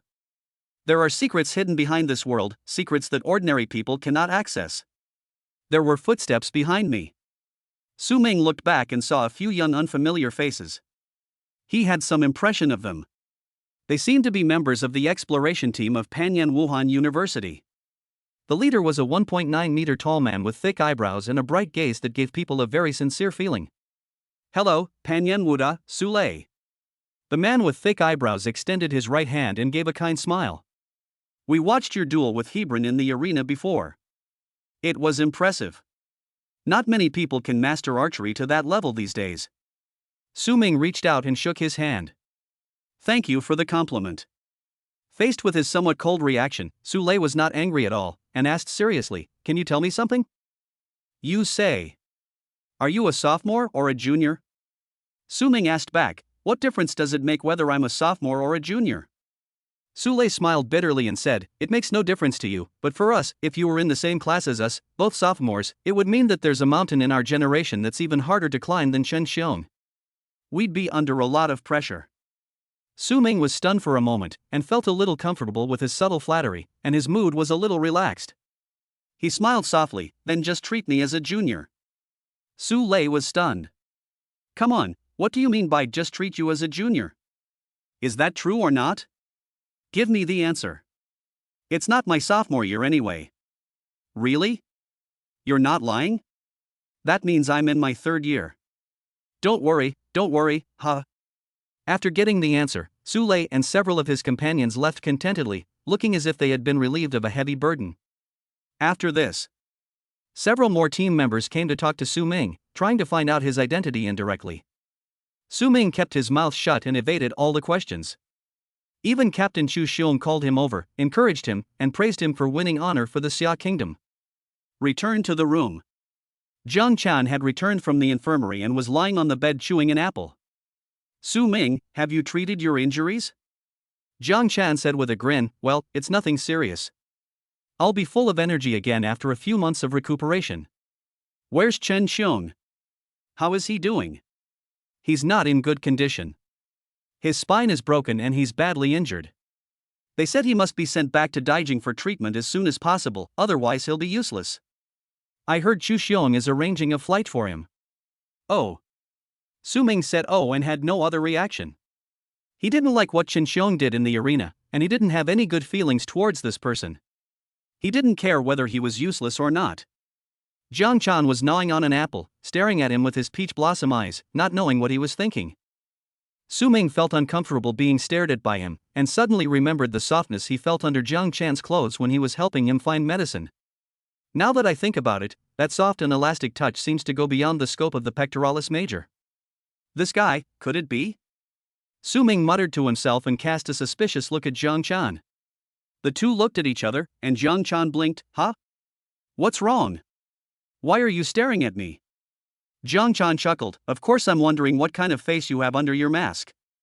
During all this time we've been together, you refused to take it off even when sleeping, and only kept it halfway up when eating. Who are you trying to protect? Is it necessary to be so secretive, or is your true identity really that shady? Su Ming chuckled, guess. My guess is bullshit. Honestly, if you hadn't fed me the medicine, I would most likely be dead now. You saved my life, so I have to know who my savior is, right? I can repay you when I return to the imperial capital. Forget about repaying. It's not a big deal anyway. Su Ming refused without hesitation. This trip to the ruins was a bit too conspicuous. Not only did he have to continue to hide his identity from Jiang Chan, Gao Yuezhi and others, but when he returned, he also had to remind Zhao Cheng not to let anything slip and not to reveal his affairs to anyone. Otherwise, if the men in black knew that my strength had increased so quickly, they might try to assassinate me or intercept me in the wild. It gave me a headache just thinking about it. He and Jiang Chan were arguing with each other from time to time, but soon, both of them fell silent. The fatigue accumulated in the ruins for 7 days rushed over their hearts, and they fell into a deep sleep on the bed. 3 days passed in a flash. The giant ship arrived at the giant whale port and finally returned to the territory of Xia Kingdom. When Su Ming got off the boat, he saw a car parked in the distance. Zhao Cheng, wearing a gray suit and looking energetic and capable, was standing by the car and waving at him. Su Ming left the team and walked over. Zhao Qing had an expression of uncontrollable joy on her face as she watched him approach, her eyes full of admiration and amazement. I've heard about your performance in the ruins. I never thought that a high school student who hasn't even started school could defeat a third-year genius from the Condor Nation. I'm almost doubting whether you're even human. Chapter 100 Goodbye Lin Qingli. Su Ming smiled faintly, it was just luck. Director Zhao is exaggerating. Zhao Qing shook her head and stared at him seriously, as if she was looking at a rare gem. You don't understand how shocking your actions are yet. It doesn't matter. Once you officially enroll, you'll slowly realize it. I'm more interested in you than Lin Qingli. Please definitely join Imperial Capital University. Su Ming, Director Zhao, what are you talking about? Didn't we already discuss this? You asked me to join the exploration team, and I chose Imperial Capital University. I'm not someone who goes back on my word. The admiration in Zhao Qing's eyes grew stronger. She smiled, turned around, and took out a thick stack of documents from the car. I'm relieved when you say that. This is the enrollment contract. Take a look. There's nothing wrong. Sign it now. So anxious? Su Ming took the contract and flipped through 2 pages. I need to go to Chou US City right away. Can Director Zhao help arrange it?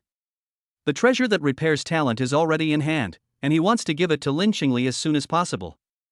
Zhao Cheng opened the car door and said with a smile, no problem, get in. Su Ming got into the back seat of the black car and found a man sitting in the driver's seat, probably Zhao Qing's driver. The man had a square face, a shaved head, and wore black sunglasses, giving off a sturdy aura. He glanced at Su Ming through the rearview mirror and nodded slightly. Su Ming responded politely, hesitated for a moment, took off the mask and put it aside. His eyes fell on the document in his hand and he began to read it carefully. Zhao Qing made a phone call outside for a while, then got into the co-pilot seat and said, "The flight has been arranged. Let's go to the airport now." The car drove away from the port. Zhang Qian and Gao Yuezhi walked down the ladder and saw this scene. Gao Yuezhi asked doubtfully, "Isn't that Director Zhao's car?" Speaking of which, when Xiaoshi joined the team, it was Director Zhao who brought him here, right? That's true. Personnel changes in the ruins exploration team shouldn't be within the scope of the admissions office. Director Zhao's frequent appearances are a bit suspicious. Gao Yuezhi, maybe Xiaoshi is an acquaintance of Director Zhao, or a younger member of the Zhao family? That should be it. Inadvertently, another guess popped up in Jiang Chan's mind.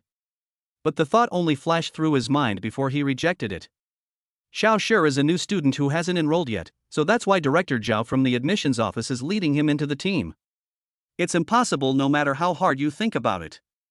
This is too ridiculous, impossible, absolutely impossible. On the way to the airport, Su Ming turned the last page of the contract, his mood fluctuating. The contract offered by Zhao Qing was so generous that it far exceeded his expectations.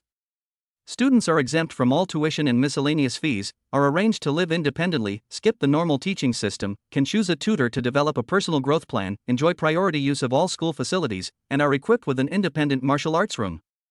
A maximum training fund of 10 million yuan is allocated unconditionally every year. In addition, there is an annual interest-free loan quota of 50 million yuan, as well as the right to read and use all martial arts in the school for free. This is not recruiting students, it's recruiting fathers. Faced with this contract, Su Ming really couldn't find any fault with it. He could only borrow a pen from Zhao Qiang and quickly sign his name on it. "Director Zhao, I've signed it." Taking the pen and contract handed to her by Su Ming, Zhao Qiang smiled brightly and was in a very happy mood. "Student Su Ming, thank you for choosing us. Imperial Capital University will definitely not let you down. Let's work hard together for the next 4 years. Please advise me." "Zhao Qing, by the way, you are going to Choyue City to see Lin Qingli, right?" "Yeah." There was nothing to hide, so Su Ming admitted it frankly. "That's perfect. I also brought Lin Qingli's contract with me. Let's go together." Zhao Qing spoke to herself, not noticing that Su Ming's face in the back row stiffened slightly. "During the 2 weeks since you went to the Eldest God Ruins, the admissions offices of all the major universities have been looking for Lin Qingli, but she seems to have disappeared. No one can contact her, and Lin Qingli's mother couldn't find out her daughter's whereabouts." Su Ming touched his nose. In order to convince Zhao Qing to put him into the ruins exploration team, he had boasted that Lin Qingli would choose the same school with him, but he had not told Lin Qingli about this yet. She probably won't object. 5 p.m. Su Ming, Zhao Qiang, and the driver drove to the sanatorium where Lin Qingli was hiding. After getting off the car, Su Ming stopped Zhao Qiang. "Director Zhao, please wait here for a moment. I want to go in and talk to Lin Qingli alone." Zhao Qing smiled and said, "Okay, you two haven't seen each other for half a month, so as an outsider, I should stay away first. If I'm not mistaken, part of the reason you entered the alien god ruins this time was for her, right?" Su Ming, a high school student who had just finished the college entrance examination, was willing to squeeze out other people's places in order to enter the alien god ruins in advance. Obviously, he had his reasons for doing so. Lin Qingli has been missing for some time and has been recuperating in this inconspicuous sanatorium. With a little thought, Zhao Qing was able to guess that something must have happened to Lin Qingli during the attack in the canyon, so Su Ming had to go to the alien god ruins to find a solution for her. Judging from Su Ming's relaxed expression now, the solution should have been found. Yes. Su Ming nodded in acknowledgement. Walking into the lobby on the first floor of the sanatorium, Humei, who had received Su Ming's text message in advance, had been waiting for him for a long time. When Humei saw Su Ming coming in, her eyes lit up and she showed a somewhat nervous and expectant expression. "This way." Su Ming followed her into the elevator. The elevator goes up. Humei lowered her voice and asked, "How is it? Have you found a suitable treasure?" Su Ming nodded, turned his palm over, and took out the Nirvana Stone from the space bracelet. There were golden spots floating inside the milky white stone, and as soon as it was taken out, it attracted Hu Mei's attention. Wow, what beautiful stones! Su Ming felt a little nervous. I hope it works. Hu Mei clenched her fist and encouraged him, it will definitely be cured. This is a treasure brought back from the ruins of the alien god. Bite. The elevator door opened, and Hu Mei led Su Ming to a ward, knocked twice gently, and pushed open the door. The room was simply furnished with white walls, white ceiling, and white bed. A slightly thin figure was sitting on the bed, reading a book. Hearing the door open, Lin Qingli looked up. Blue hair, blue eyes, skin whiter than snow. That perfect face held a tranquility that Su Ming had never seen before, and her eyes were gentle. The setting sun from outside the window cast a gentle golden edge on her cheeks. Su Ming froze at the door, staring blankly at the scroll, and forgot to move. The two looked at each other for a moment, and Lin Qingli gently raised her hand and tucked a strand of scattered ice blue hair behind her ear. Her slightly curled eyelashes drooped slightly, and she said calmly, "You're here." Chapter 101, Lin Qingli recovers, the power of frost strengthens. Sorry to have kept you waiting. Su Ming quickly adjusted his expression, walked over as if nothing had happened, handed over the Nirvana Stone, his heart pounding in his chest. Lin Qingli, who has always been cold as ice and keeps people at a distance, actually has such an ordinary and gentle side? I really saw something unexpected. Lin Qingli stared at the Nirvana Stone and whispered, "What is this?" "Crush it." Lin Qingli hesitated for a moment, stretched out her right hand and grabbed the Nirvana Stone, applying slight force with her slender fingers. Bang! The milky white stone was easily crushed, and a large number of golden light spots flew into the air, flashing like fireflies, turning into a golden river and drilling into Lin Qingli's chest. As the golden light entered her body, Lin Qingli frowned, a painful expression appeared on her face. She subconsciously raised her hand to press down on her towering chest and tightly grasped her hospital gown. Hu Mei, who followed Su Ming in, was shocked when she saw this. What's wrong? She was about to go forward to check on Lin Qingli's condition, but was stopped by Su Ming, who grabbed her arm. Wait, don't go over there. Su Ming stared at Lin Qingli, who looked painful, and the hairs on his back stood up. He smelled danger and decisively pulled Hu Mei out of the room. The two of them had just left the door. Ah! Lin Qingli, who had been bent over deeply, suddenly straightened her back, tilted her head back, and her long icy blue hair fluttered in the wind, spreading behind her like a peacock spreading its tail. Ha! A visibly cold air erupted from her body, sweeping across the entire ward. In an instant, first it was the bed, then the floor, ceiling, then the walls, windows, doors, and even the corridor outside.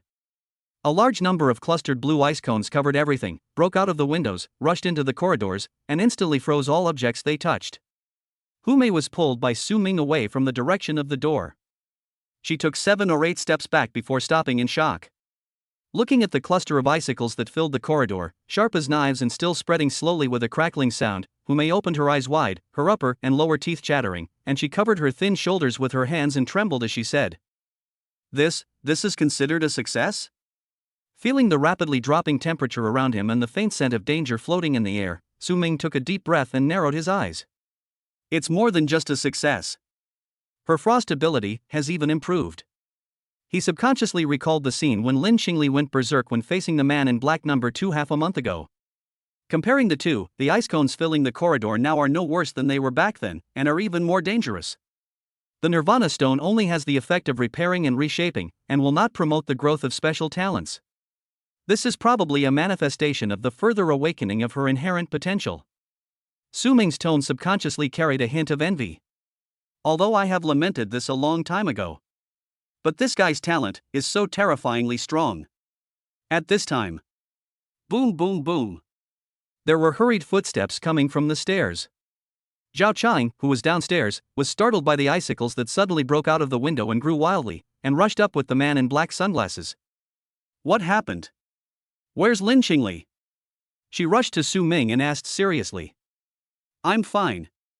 Behind the ice wall filled with ice cones, Lin Qingli's voice, regaining her composure, was heard.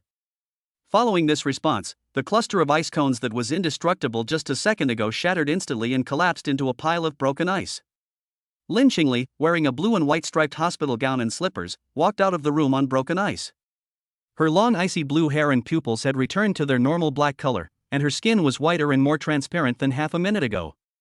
She has an indescribable aura. Although her expression was calm and her eyes were indifferent, and she did not deliberately act superior, people dared not look directly at her. It was as if as long as they faced her, they would involuntarily feel nervous in their hearts, as if they were meeting the queen. Su Ming twitched the corner of his mouth and suppressed this subtle feeling calmly. Beside him, director Zhao Qing, who was seeing Lin Qingli face to face for the first time, was stunned and murmured unconsciously, "What a beautiful girl." Lin Qingli walked up to Su Ming, looked him in the eyes and said seriously, "Thank you." Su Ming looked away and touched his nose. "Why thank me? You saved my life, it's my duty." Lin Qingli smiled slightly, like a melting iceberg in a gentle spring breeze, and her gaze towards him became softer. Su Ming's heart skipped a beat. His mind raced, and he quickly changed the subject. "Let me introduce you. This is Director Zhao Qing from the Admissions Office of Imperial Capital University. She's here to invite you to join Imperial Capital University." Zhao Qing looked at him strangely, then turned her gaze back to Lin Qingli, took out the contract from her briefcase, and handed it over sincerely with both hands. "Student Lin, welcome to Taikyo Wuda." There were some differences in their descriptions. Su Ming said it was an invitation, but Zhao Qing said it was welcome. Looking at the contract handed to her, Lin Qingli did not immediately reach out to take it, but looked at Su Ming. "Which university are you going to?" "Imperial Martial Arts University." Zhao Qing glanced back and forth at the two men's faces, and then she came to her senses. Well, it turns out that Su Ming's previous statement that he and Lin Qingli could enroll together in exchange for a place in the ruins exploration was just nonsense. It seemed that Lin Qingli clearly didn't know about it. Su Ming's face turned red when he noticed the strange look in Director Zhao's eyes. He had originally planned to let Zhao Qing stay downstairs while he came up first to talk to Lin Qingli about this matter and brief them. However, who knew that Lin Qingli's use of the Nirvana Stone would make such a loud noise that Zhao Qing was alarmed and came up before he could even say anything. Fortunately, Lin Qingli did not embarrass him further. She took the contract and turned directly to the last page. "Please give me a pen." Su Ming was surprised and asked, "Why don't you take a look at the contract first?" Zhao Qiang pulled out a pen and handed it over, adding, "The conditions offered to Lin by the school are the same as yours. There's no doubt about the salary. However, this is a serious matter, so it's best for Lin to read it over and understand it clearly. If there's anything inappropriate, we can negotiate." "No." Lin Qingli signed her name on the contract as she spoke. Zhao Qiang took the pen and contract and smiled. "Okay, now my mission is complete. Now, unless there are any special circumstances, I suggest you both leave for Imperial Capital and complete the enrollment procedures." "Su Ming, isn't there still 2 months before school starts?" Zhao Qing, "Yes, but the contract states that both of you have the right to choose your own courses. It's okay to choose your instructor and start college courses before other freshmen arrive. Plus, it will make it easier for the school to protect you." When this topic was brought up, Su Ming's heart moved. "Speaking of which, have you found out the identities and origins of the 2 men in black who attacked us earlier?" Chapter 102, Secrets of the 4 Sacred Religions. The incident in which the top 2 students in this year's martial arts college entrance examination were attacked by a mysterious person on their way back to school was widely reported in the first few days. Television stations and radio stations competed to report on it, causing an uproar in society. During those days, Su Ming was busy earning energy points and didn't pay much attention to the outside world. However, according to reports from Meng Xingyu, Su Xiaoyuan and others, the popularity of this incident dropped sharply after a few days, and related news and subsequent developments came to an abrupt halt, and there was no discussion in just a few days. This is obviously abnormal. Even a fool can see that someone doesn't want public opinion on this matter to ferment. Su Ming didn't have time to care about it at that time, but now that Lin Qingli's talent problem has been solved, he can't just sit back and watch this matter get away with it. Lin Qingli also showed an attitude of listening carefully. "Zhao Qing, I have a few words to say to you about this matter. This isn't the place to talk. Let's go to the car and talk." Hu Mei, who was standing by, saw this and tactfully forced a smile. "Mr. Lin, congratulations on your recovery. Keep working hard. I hope you two will shine together in college. I still have work to do. See you again someday. Thank you for your care during this period." Lin Qingli bowed slightly. "Go downstairs and get back into the car." Su Ming and Lin Qingli sat in the back seat, while Zhao Qing sat in the passenger seat. She turned around and said to them, "As for the 2 men in black who attacked you, although they haven't been apprehended yet, their identities have been roughly confirmed.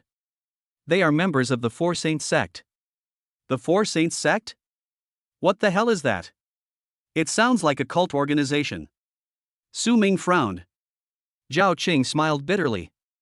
A cult, well, sort of. This organization suddenly appeared over 300 years ago, using the slogan, "Survive the suffering of the world, save humanity." It quickly grew and expanded, reaching millions of followers at its peak, even including 7-star warriors. So fierce?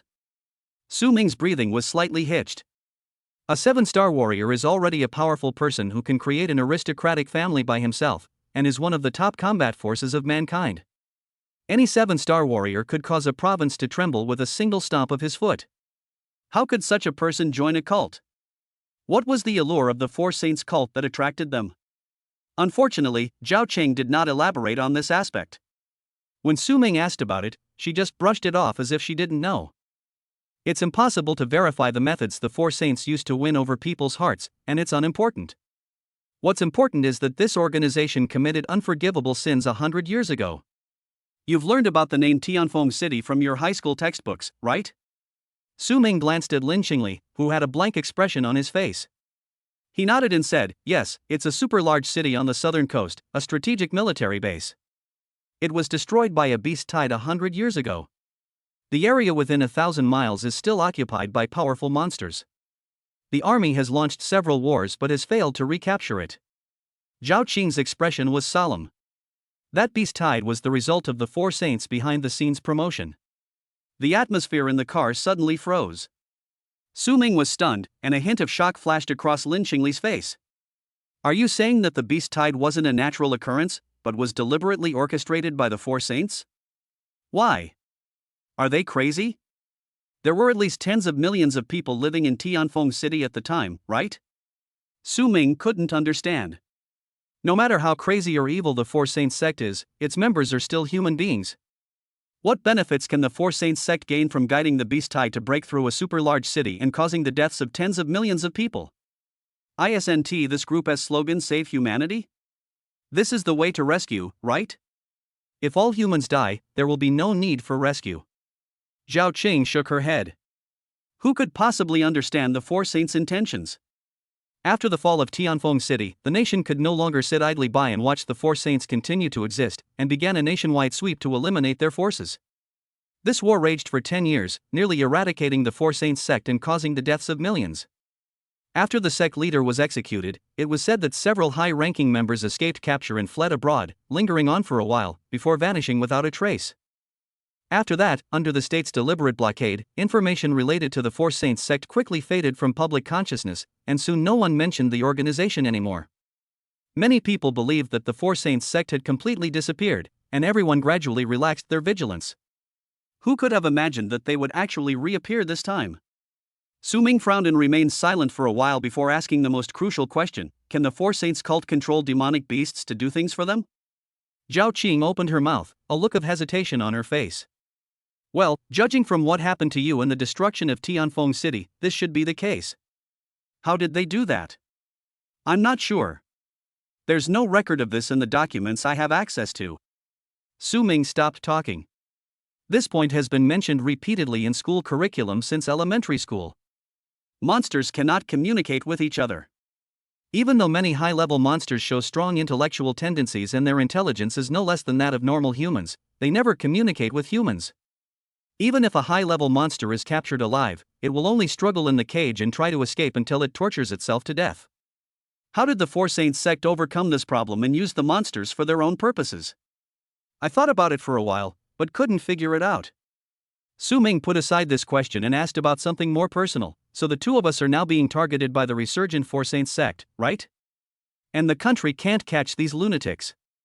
Zhao Qing showed an apologetic expression. Although I don't know what they are planning, but you and classmate Lin are undoubtedly their targets, and they will most likely not give up. The enemy is in the dark, while we are in the light. The safest way now is to arrange for you two to enroll as soon as possible. The school will protect you and ensure that nothing goes wrong. Su Ming naturally understood this principle. After a moment of silence, he looked at Lin Qingli. What do you say? Lin Qingli said calmly, I can. My mother is in Shouyue City now. As long as I can take her to the imperial capital, I can go with you anytime. Zhao Qing, of course that's no problem, we were planning to do that anyway. What about you, Su? Su Ming was in a dilemma. From a safety perspective, he should also go to the capital, but he still has a lot of things waiting for him to deal with when he gets home. He had promised to meet Su Xiaoyuan's father before, but never fulfilled the promise. Meng Xingyu's cousin Meng Changhe also said he would treat him to a meal. He could push it off on Meng Changhe's side, but as for Su Xiaoyuan's father, after all, he had owed him a favor and he was his elder, so it would be bad to keep standing him up. Furthermore, he also wanted to go home and say goodbye to his school friends face to face. After all, he would rarely have the chance to see them again in the future. He also wanted to discuss moving with his parents and ask them if they were willing to go to Tokyo with him. Seeing Su Ming's hesitation, Zhao Qing smiled and said, "It's okay. If you have anything you want to do, you can go and deal with it first before coming to school. I will let Zhong Xiang stay by your side to protect you." Zhong Xiang is a 6-star warrior. With him around, as long as you don't wander around in the wild, the Four Saints won't be able to touch you so easily. Hearing this, the driver in sunglasses, who had been holding the steering wheel and saying nothing like a stone sculpture, turned his head and gave Su Ming a stiff smile, his big white teeth a little dazzling. Chapter 103, Su Jijun and his wife shock. 6-star warrior? Su Ming was surprised. He never expected that the driver who had been silent all the way was actually a 6-star boss. Let Mr. Zhang protect me? This isn't good, right? What's wrong with that? You don't have to worry too much. Zhong Xiang is the head of security at our school. It's his job to protect students. Don't be embarrassed. Zhao Qing said casually. Zhong Xiang also nodded, his voice low and magnetic. Zhao Qing is right, no need to be polite with me, anyway, I'm very free recently. Zhao Qing glared at him with some dissatisfaction. Please call me Director Zhao during working hours. Zhong Xiang grinned silently and turned his head away. Zhao Qing rolled her eyes and looked at Su Ming again, her tone unquestionable. It's decided. The safety of the two of you cannot be in jeopardy. I will take Lin Qingli back to the imperial capital first. You should take care of your family affairs as soon as possible and report to school early. Having said that, Su Ming stopped hesitating. Okay, then I'll trouble Chief Zhong. After sending Zhao Chang and Lin Qingli, mother and daughter, to the airport, Zhong Xiang and Su Ming drove to Luoyang City overnight. It is very dangerous to move in the wild at night, but with a 6-star warrior acting as a driver, this is not a problem. When I returned to the downstairs of my community, it was already 11:30 in the evening. Su Ming got out of the car and walked a few steps. He turned back and saw Zhong Xiang sitting in the car with the engine turned off. He neither got out nor had any intention of driving away. He had an idea and turned back and knocked on the car window. The car window rolled down, and Zhong Xiang asked, "What's going on?" "Chief Zhong, why don't you go find a hotel to rest? There are many hotels nearby." Zhong Xiang smiled slightly and said, "Don't worry about me. Just do your thing. I can sleep in the car anyway." Su Ming was silent for a few seconds, bowed his head, turned and walked into the corridor. Got home and knocked on the door. Su Jijun and his wife were still awake. When they opened the door and saw their son coming back, they were surprised and happy. "Xiao Ming is back. You little brat, you still remember to come back." After a caring and concerned conversation, Su Ming told the purpose of his return. "Dad, Mom, I've signed an enrollment contract with Imperial Capital University and will be reporting there in the next 2 days. Director Zhao from the admissions office has allocated me an apartment on campus, and I want you to move in." When the topic of moving was suddenly brought up, both Su Jijun and his wife were stunned. "Su Jijun, the school provided you with an apartment? And in the capital, where every inch of land is worth a fortune? What nonsense are you talking about?" Su Ming flipped his wrist and took out a copy of the contract from the space bracelet. "It's true. This is the enrollment contract. Take a look for yourself. It's clearly written in the contract." Su Jijun's eyes widened at the way he produced a stack of contracts with his bare hands. "Where did you get that from?" This is a space bracelet, a treasure I got some time ago." "No, that's not the point. The point is about you two elders moving." Su Jijun took the contract and Lu Mei leaned over to look at it together. The two of them glanced over the contents of the contract, and the couple looked at each other in shock, each seeing confusion and helplessness on the other's face. Lu Mei was still a little skeptical and looked over the contract over and over again. Xiao Ming, is this really the admission contract for Imperial Capital University? Are you sure you're not being scammed? 10 million yuan in training funds per year, plus a 50 million yuan interest-free loan. There's no such thing as a free lunch. This is too much. I think you've been scammed by a loan shark. Su Ming was at a loss for words. Mom, what are you talking about? Isn't there the official seal of Imperial Capital University on the contract? How could it be faked? But no matter what, the conditions offered are too outrageous. This is not just recruiting students. Even if we recruit a principal, he won't have such benefits, right? Lu Mei still didn't believe it. Mom, you really underestimate the president of one of the top 10 universities. After much persuasion, the couple finally stopped doubting the authenticity of the contract. Su Jijun, who had always had a serious expression, was silent for a while, then whispered, "The house was given to you by the school. You can live there by yourself. Your mother and I won't take advantage of it. Besides, your mother and I still have jobs here. If we go to Daijing, how will we earn money? At our age, changing jobs is not easy." Su Ming guessed that he would not agree easily, so he had to come up with the reason he had thought of on the way. Dad, this isn't about taking advantage. It's about your safety and my future. The perpetrator of the attack 2 weeks ago hasn't been caught yet. Director Zhao said they've got their sights on me, and they're likely to strike again. It doesn't matter if I go to the imperial capital alone, but what if those people can't catch me and take you hostage to threaten me? If you stay here, who will guarantee your safety? Su Jijun was stunned and speechless. The couple then remembered that their son had just escaped death not long ago and the potential crisis had not yet been resolved. The living room was silent for a moment. Su Jijun sighed heavily and nodded. "If that's the case, then there's nothing we can do. As for the job, you'll eventually find it if you keep looking. Lu Mei, if you can't find one, then go set up a pancake stall. I heard that setting up a stall in Daijing is very profitable. My colleague's cousin sets up a stall in Daijing and makes hundreds of thousands of yuan a year." Faced with his mother's sudden enthusiasm, Su Ming was speechless. "Mom, your son earns 10 million yuan a year without doing anything. Isn't that enough to support you too? You don't have to work when you pass away. You can just retire early and enjoy your retirement." Lu Mei disagreed. "That 10 million yuan was given by the school to you for martial arts training. How can you use it for something else? Your idea is wrong. You will disappoint the school's expectations of you." After finally getting rid of his mother's nagging, Su Ming took a shower and lay on the bed. He sent a message to the fat boy Li Mao, whom he hadn't contacted for a long time, telling him that he was back and asking him to find time to go out for dinner. A farewell dinner after high school graduation is essential so as not to leave any regrets in one's youth. It doesn't matter to others, except Li Mao, whom Su Ming must meet before leaving Luoyang. Looking back on his 3 years of high school, his classmates could not understand his persistence in martial arts, and always ridiculed and criticized his efforts and disproportionate rewards. Only Li Mao never questioned him and always supported him unwaveringly. In order to protect him, he even fought with others. Su Ming could not ignore this friendship. One should not forget his buddies when he becomes successful. Su Ming is not a heartless and ungrateful person. Li Mao was good to him in the past, and he is willing to help Li Mao to the best of his ability in the future. Whom? The images of several other people seemed to flash through my mind for a moment. After sending the message to Li Mao, Su Ming called Su Xiaoyuan again. The call was connected, and Su Xiaoyuan's excited voice came from the microphone. "Su Ming, you're back? Well, I just arrived in Luoyang today. In 2 days I have to go to Daijing Wuda to complete the admission procedures. I won't be back to S province in the short term.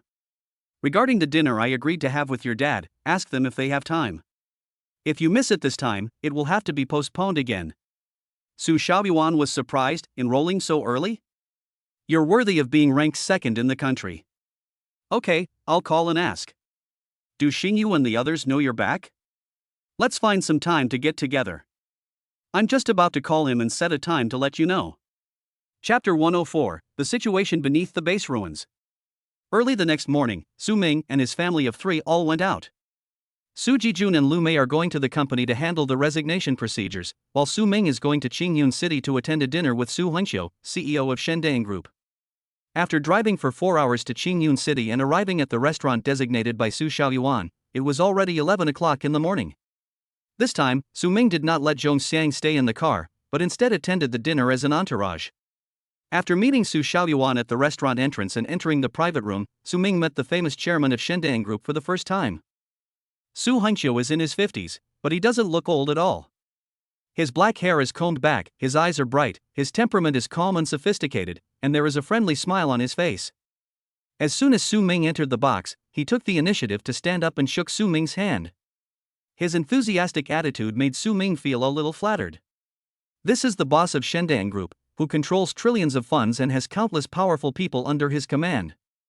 Logically speaking, a mere second place in the National Martial Arts College entrance examination should not be something he takes so seriously. Su Ming couldn't help but feel a little confused. Could it be that Chairman Su knows more information than he thought? After sitting down, Su Hongqiu picked up the wineglass and looked at Su Ming with a smile. Su Ming, since you are Xiao Yuan's friend, I will be so generous as to call you Xiao Ming. Su Ming stood up and held up the wineglass respectfully. As I should, I will call you uncle. Xiao Yuan is a stubborn and unproductive child. It's his fortune to be your friend. I'll ask you to take good care of him from now on. Of course, if there's anything I, your uncle, can do for you, please don't hesitate to help. The Su family and Shendang Group will always be your friends and supporters. Yes, thank you, uncle. I will definitely mention it to Xiao Yuan if I need anything. Su Ming originally thought that Su Hongqiu would take advantage of this dinner to try to persuade him to join Shendang Group. But surprisingly, apart from the initial greetings, Su Hongqiu never mentioned the words Shendang Group again until the end of the dinner. Instead, like a kind elder, he kept asking him questions and chatting with him about family matters and interesting things he had seen and heard. After a satisfying meal and a few drinks, Su Hongqiu answered a phone call and stood up, saying, "Something urgent has to happen at the company. Xiao Yuan, you stay with Xiao Ming and continue eating. I'm leaving first. Xiao Ming, next time you're back in Province S, come visit me when you have time. Goodbye, uncle." Su Ming stood up to see him off. Su Hongqiu walked to the door, suddenly paused, and turned to ask, "By the way, I remember Xiao Yuan mentioned the bottomless pit beneath the ruins of the Linyuan city base. Did you, Xiao Ming, discover it?" Su Ming, yes. The area around here has been cordoned off. Don't get any closer. The warrior guild takes the bottomless pit very seriously and has sent people down to investigate. The Shending Group is also involved as a supporting party. Have you found out the reason why the place was formed? Su Hongqiu shook his head. The progress isn't very optimistic. They say the deepest we've reached is only 300 meters. We encountered a 5th-tier lava python, and 2 4-star warriors died, so the exploration has been temporarily suspended. A 5th-level monster. Su Ming's heart skipped a beat and he felt a little scared. Fortunately, I didn't encounter it when I was brushing the energy points, otherwise I would have no way to escape. But I heard from those who came back alive that there is a high concentration of fire elemental aura under the cave, which is very valuable for development. Su Hongqiu revealed some inside information, and once again reminded Su Ming and Su Xiaoyuan not to get close to the ruins, then strode away with his secretary. After Su Hongqiu left, Xiang, who had been busy eating since entering the private room, asked for the first time, "What's this bottomless pit you're talking about?" Su Xiaoyuan didn't know Xiang's identity yet. He just thought he was the bodyguard hired by Su Ming. He briefly introduced the situation of the base ruins in a few words. Xiang showed an interested look. The bottomless abyss hidden underground sounds very interesting. Su Ming's mind moved. Section Chief Xiang wants to go over and take a look? Xiang thought for 2 seconds and shook his head. Forget it. My current mission is to ensure your safety. We can talk about it later when there's a chance. Su Ming secretly thought it was a pity. If Xiang had taken action, with his strength as a 6-star warrior, he might have been able to find out the truth about the formation of the abyss. But what Xiang said was right, now is not the time for adventure. At this time, footsteps were heard outside the box door. The 3 of them turned their heads and saw a young man about 27 or 28 years old pushing the door and walking in. He was wearing a high-end suit and had a faint arrogant smile on his face.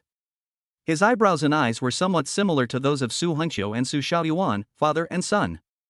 The young man walked into the box as if he had returned to his own home. He showed no sign of being distant and scanned the 3 people in the room with a scrutinizing gaze. Su Xiaoyuan stood up in surprise. "Second brother?" The young man ignored him, walked straight to Su Ming with a smile, and stretched out his right hand. This must be Mr. Su Ming-su, the runner-up in this year's National Martial Arts College entrance examination. Nice to meet you.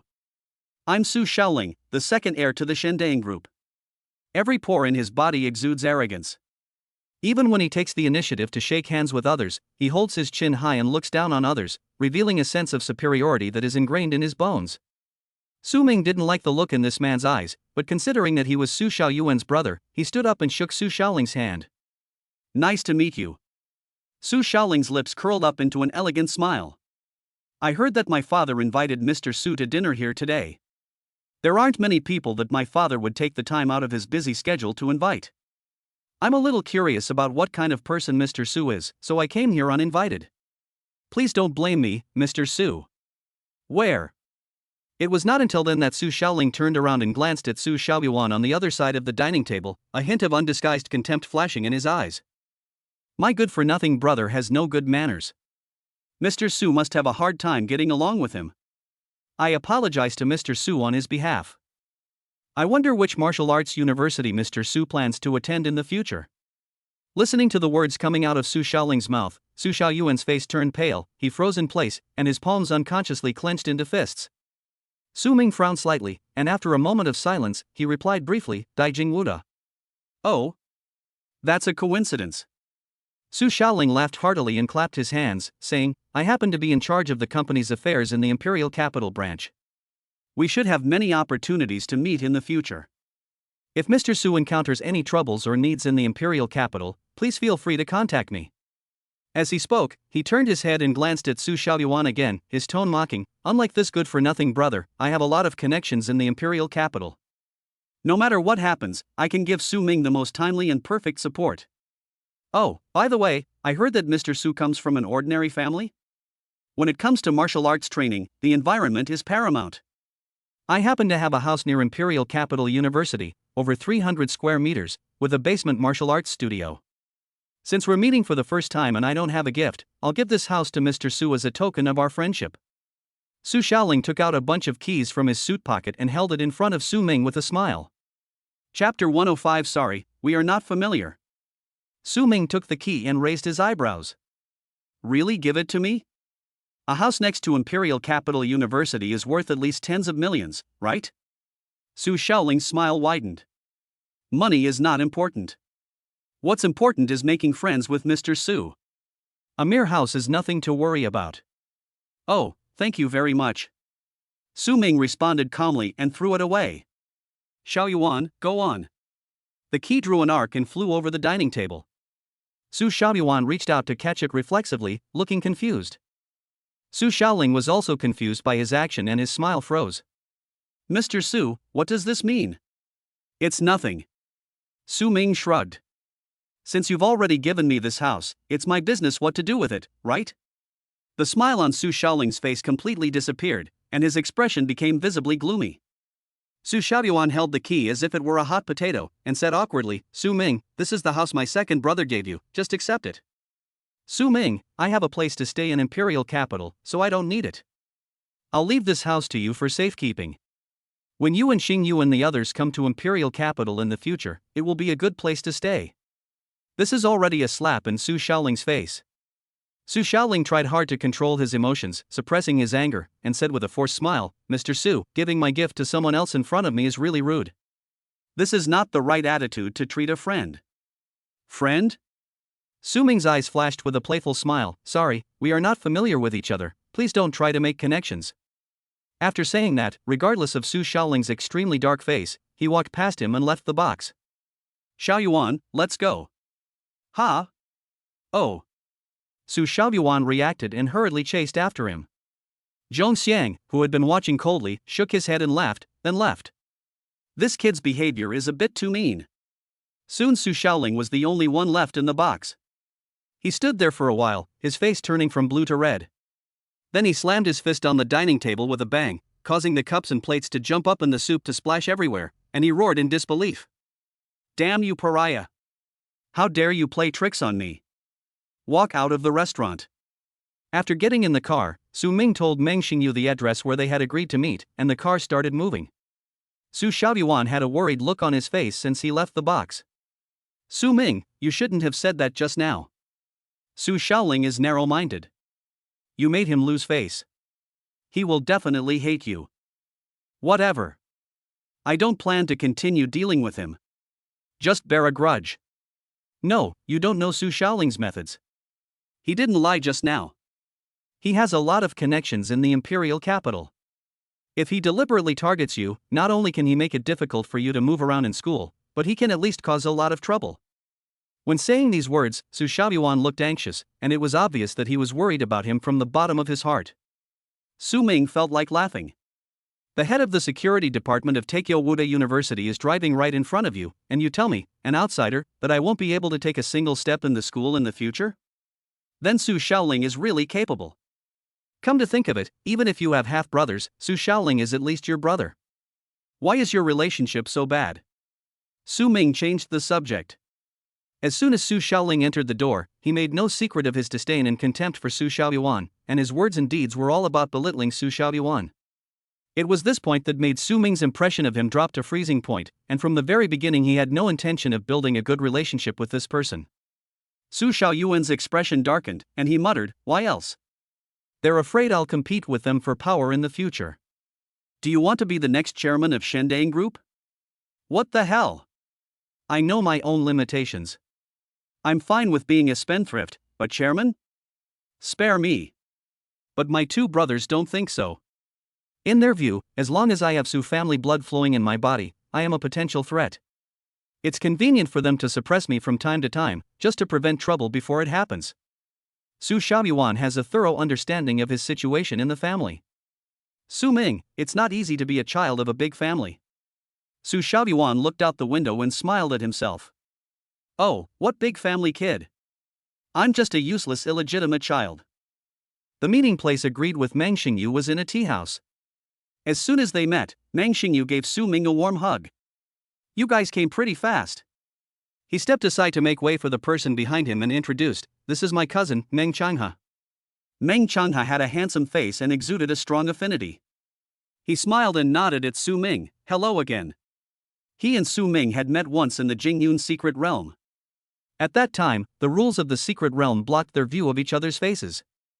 It was only after the exam that Meng Changhe guessed Su Ming's identity based on his weapons and strength characteristics.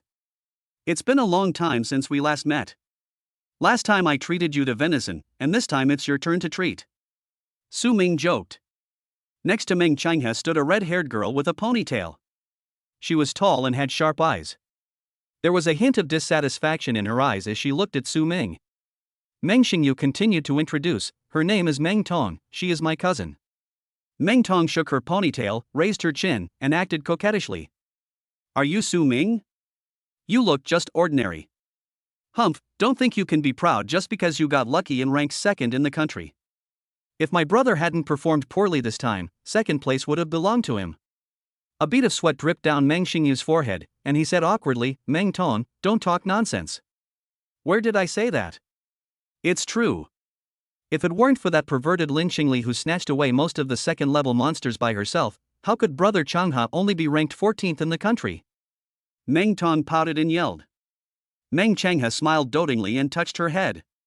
Xiaotong, you can't be rude to customers.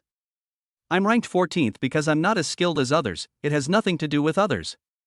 After being patted on the head, Meng Tong's face turned red. She lowered her head shyly, tugging at the corner of her clothes and keeping silent.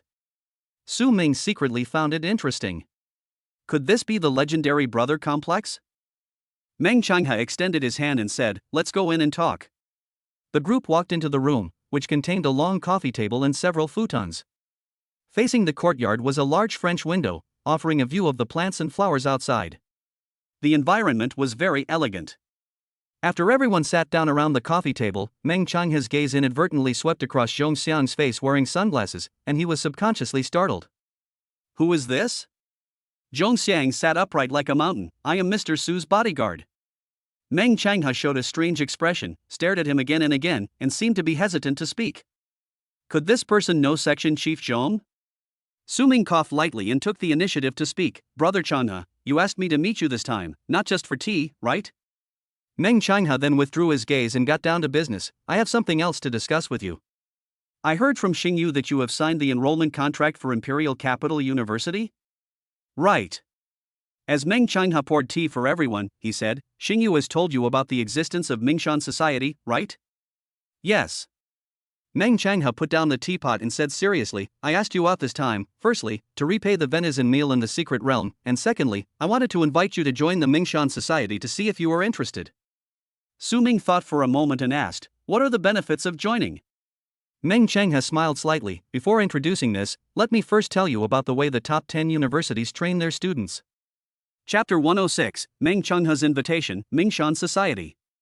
The biggest difference between the way a martial arts university trains students in high school is that students choose their own instructors, rather than being assigned to a fixed class. Meng Changha took a sip of tea and talked freely. Even if they are admitted to the same university, each student has different potential and characteristics, their progress in cultivation may be faster or slower, and their focus may also be different. Instructors are needed to provide targeted guidance to maximize each student's potential. Human energy is limited. At Imperial Capital University, instructors sometimes teach 5 or 6 students, and sometimes more than a dozen. If there are more, the time allocated to each student will be insufficient, which will affect the quality of teaching. Su Ming nodded in agreement. He had long understood that martial arts university was a place where students were taught according to their aptitude. The first thing a freshman does when entering university is to choose his or her own advisor. Everyone wants a famous and high-quality tutor, but the number of places is limited. You have to fight for it. Meng Changha clenched his fist and emphasized his tone. Students choose their favorite tutors, and tutors also have the right to choose their students. Family background, martial arts potential, temperamental compatibility, and even physical attractiveness are all criteria mentors use to select students. To stand out from the crowd and be accepted by a mentor, one must demonstrate value that the mentor cannot refuse. Take you, for example. You ranked second in the National Martial Arts College entrance exam this year. Your potential doesn't need to be proven. But potential alone isn't enough, you also need resources and a strong background to realize it. I heard from Xingyu that you haven't signed a contract with a company yet. This is understandable. No matter how favorable the conditions offered by large companies or groups are, you are always controlled by others, which I don't like either. But joining a society is different. The society can also provide you with resource support, but the constraints are much more relaxed. Whether it's seeking mentorship, competing for access to the school's advanced facilities, scholarships, competition opportunities, or even career options after graduation, the club can provide assistance. All you need to do is to practice diligently during your university years and, when necessary, stand up and contribute to the common interests of the community. That's all. Su Ming scratched his chin. Meng Changha's speech, stating the pros and cons, sounded very tempting. But the benefits he mentioned don't really apply to me. As for the tutor, it is already stated in the contract I signed that I can choose any tutor I want and there is no need to compete for it. Students also have priority use of school facilities and are equipped with an independent martial arts room. Scholarship. Does the school offer any scholarships higher than 10 million per year? As for the opportunity to participate in the competition trial, it is not mentioned in the contract, but I think it should not be difficult to get it with my own strength. I've already been to the ruins of the alien gods. Is there any trial of a higher level than this? After thinking about it, Su Ming came to a conclusion. This Mingshan society has absolutely no appeal to me. Facing Meng Changha's expectant gaze, he slowly shook his head. Sorry, I still prefer to be alone. I appreciate your kindness, but I really am still not interested in this club. Meng Changha was just about to lower his head to drink his tea when his face froze when he heard this. He never expected that even after saying this much, he would still be rejected. Bang! There was a loud bang. Meng Tong slammed the table and stood up, pointing at Su Ming's nose and angrily said, "What's wrong with you? It's a rare opportunity for my brother to personally invite someone, and you are so ungrateful as to refuse? My brother is doing this for your own good. You come from a poor family and haven't signed a contract with a company. What's the point of having a high talent for chi and blood cultivation? Once you enter university, without a large amount of natural treasures and spiritual medicine to support you, your chi and blood advantage will soon be surpassed by others, and then your only bright spot will be gone. So let me get this straight. It's you who need Mingshan society, not Mingshan society that needs you." Her sudden scolding startled everyone present. Meng Changha put down the teacup, pulled Meng Tong, frowned and said, "Xiaotong, what's your attitude?" Su Ming doesn't quite understand how competitive college is. It's okay if he doesn't agree right now. He can go back and think about it slowly. How can you scold a guest like that? Apologized to Su Ming quickly. Meng Tong turned her face away, snorted coldly, crossed her arms angrily and said nothing. On the side of the tea table, Meng Xingyu coughed lightly, winked at Su Ming, and whispered. Su Ming, Xiao Yuan, and I know you very well and know that you are very talented. But what Brother Xiang has said is also true. If you want to enjoy the best resources and support at Daijing Wuda, it is almost impossible to achieve it without joining a club. You should think about it again. Su Xiaoyuan also said, yes, Su Ming, there is nothing wrong with joining the club. Xingyu, Xiaoning, Zhou He and I have all joined. You don't have to worry about anything. The two of them had seen Su Ming display his prowess in the base ruins and kill the third-level Scorpion King. They knew that Su Ming's strength was stronger than what he showed in the college entrance examination, and his talent was higher than the world believed. But as Meng Chang has said, talent and potential alone are not enough to make it in college. Without strong resource support, one day the gap in talent will be filled by money. From Su Ming's perspective, they believe that joining Mingshan society is definitely the most suitable development path. Coffee table corner.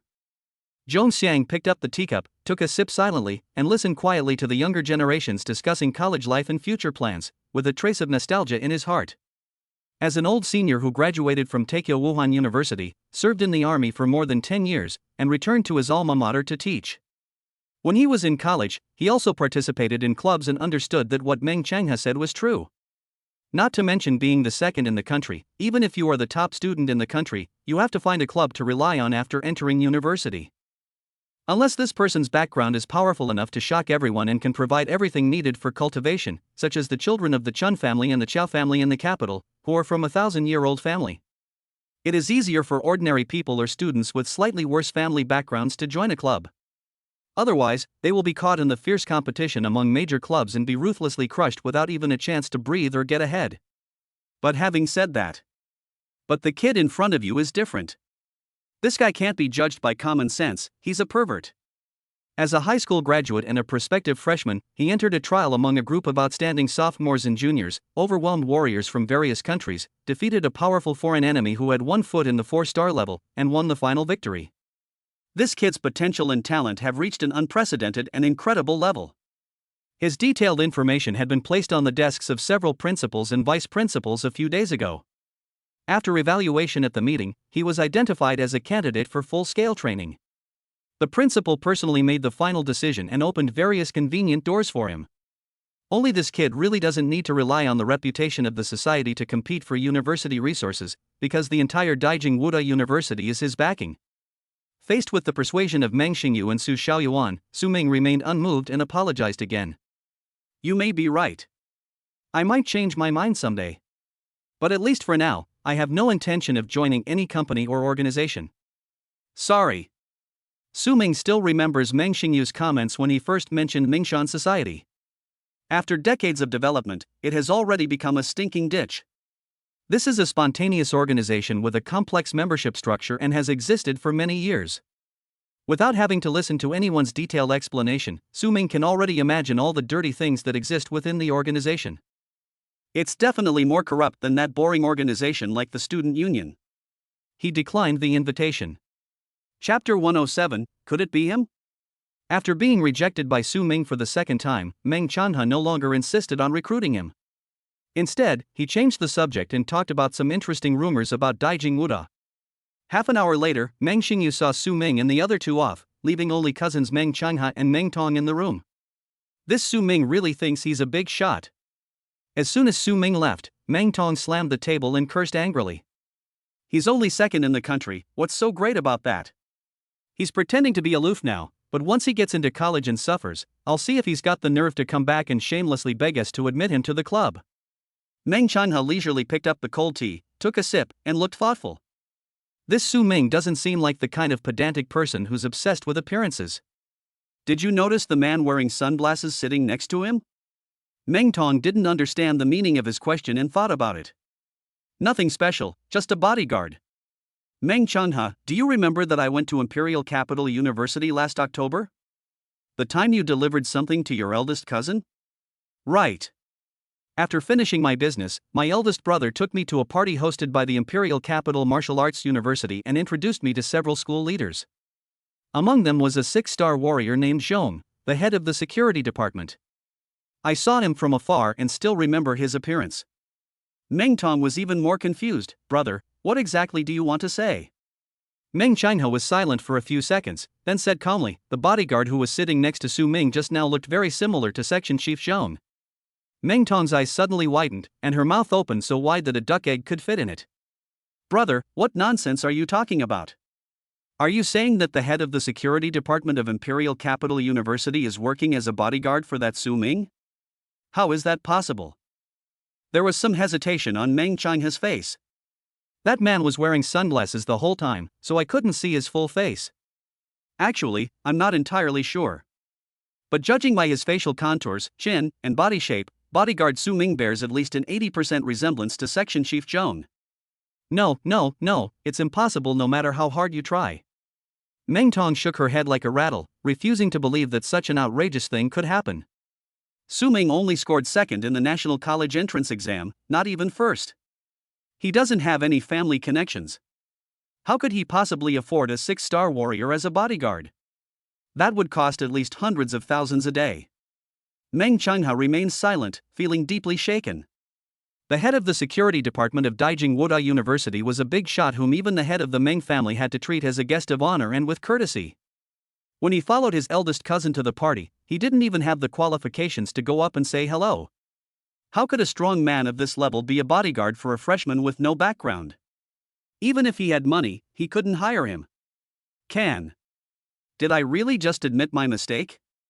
Considering Su Ming's refusal to join Mingshan Society and the news he heard from Xingyu that Su Ming would be going to Daijing Wuda to report in advance in the next 2 days, Meng Changhe felt that things were not that simple. Is there some secret behind Su Ming that I don't know about? After pondering for a moment, Meng Changhe said, it's better to be safe than sorry. Regardless of whether that bodyguard is Section Chief Xiang or not, Su Ming is still worth winning over. He glanced at his cousin, his tone becoming a little serious. Next time you see Su Ming, don't be as rude as you were this time. Meng Tong lowered her head and said, I know. Meng Changhe sighed. You also know your brother's current situation. Mingshan Society exists in name only, and the internal structure has long been in disarray. In order to survive in college, I must train my own personnel and reorganize the society. To do this, Su Ming and Lin Qingli are both talents that must be won over. Meng Tong pursed her lips in grievance, I already know what I've said. Next time I see Su Ming, I can just keep quiet. Meng Changhe smiled dotingly and rubbed her head. After coming out of the tea house, Su Ming and the other two met Chang Ning and Zhou He, who had come from Lin Yuan, and had a meal together. At the dinner table, Su Ming learned that Meng Xingyu and Chang Ning, like himself, had also applied to Imperial Capital University of Wuhan. With their college entrance examination scores, they were basically certain to be admitted. Zhou He and Su Xiaoyuan had lower grades, so getting into Wuhan University in Imperial Capital was a bit risky. Their second choice was Jinhui Wuhan University, which is also a university located in Imperial Capital. Even if we can't go to the same university, we can still see each other often in the future. We are still good friends. Maybe it was because of Su Xiaoling's stimulation at noon, but Su Xiaoyuan drank a little too much. He drunkenly hugged Su Ming's shoulders, raised his glass high and acted crazy. After finishing the meal, it was already 6 o'clock in the afternoon. Su Ming bid farewell to the 4 people and returned to Luoyang City. It was late at night when they got home. Su Jijun and his wife were packing their things and luggage in preparation for moving. The next morning, Su Ming came to the restaurant where he and Li Mao had agreed to meet, which was just opposite the gate of number 2 middle school. During his 3 years of high school, Su Ming practiced martial arts diligently every day. When he was exhausted and hungry, he often visited this store with Li Mao and had become familiar with the store owner. Seeing Su Ming come in, the Mediterranean boss, who was busy checking out the guests' bills, suddenly brightened up and said in a loud voice, Hey! The second highest scorer in the National College entrance exam is here? Please come in, please come in. The second highest scorer in the country is eating in my little restaurant. It's really, an honor to be in my humble abode. Ha ha ha. The boss got stuck in the middle of his speech, scratched his head and laughed awkwardly at his own illiteracy. There were quite a few customers in the store. When they heard this, they all looked up, and more than 10 pairs of eyes converged on Su Ming. Is this young man ranked second in the country in this year's college entrance examination? He looks quite energetic, more handsome than on TV. Good job, young man. You have brought honor to our Lu Yang. Some people whistled and gave Su Ming a thumbs up. Others wanted to treat him to a meal and pay for him. Su Ming thanked them repeatedly. On the day the college entrance examination ended, Su Ming and Lin Xingli briefly accepted a TV interview. Although he never appeared in the public eye again after that, many people still remembered his face. After all, they are the first national number 1 and number 2 in Luoyang City's history, and many citizens have regarded them as symbols of honor for the entire city. Li Mao arrived early and occupied a table in the corner. Su Ming was surrounded by people and congratulated and teased for a long time before he stood up and waved happily. Su Ming walked over and sat down. Li Mao winked and jokingly said, "Tisk, TSK, second in the country, what a great title, so popular." Less poverty. The food was served quickly, and Li Mao started talking. While eating, he told Su Ming about some things that happened in school during the time he was missing, and the farewell dinner in the class. The principal said you and Lin Xingli are safe, but the class monitor, the sports committee, and the others are complaining, blaming you two for not coming to the class reunion. Some people also said that you got second place in the country and you're so proud of yourself that you look down on us old classmates. Damn it, if He Ji hadn't stopped me, I would have killed him. Li Mao was indignant. He tilted his head back and gulped down a big mouthful of wine, then slammed it heavily on the table, his eyes slightly red. Over the past 3 years, which of these bastards hasn't laughed at you or said something unpleasant behind your back? Who's looking down on whom? Haha, now that you've taken off and ranked second in the country, they know you're old classmates. Damn it, what the hell were you doing earlier? Chapter 108, The Attention of 7-Star Warriors. Li Mao has always been brooding over the cold stares and ridicule that Su Ming suffered during his 3 years of high school. On the contrary, Su Ming himself took these things lightly and just smiled as he listened to Li Mao's complaints. After 3 rounds of drinking, Li Mao was completely drunk. Su Ming, brother, I will follow you from now on. He stuck out his tongue, his face was flushed and his eyes were hazy. I also applied to a university in Tokyo. It's just an inconspicuous little college, haha, you may not have heard of it. It's called Beifeng Martial Arts College. Su Ming was surprised. When talking about his future plans after graduating from high school, Li Mao had clearly said that he did not plan to go too far away from home and would just find a university in S province. Unexpectedly, he changed his mind. However, it would be nice to go to the imperial capital.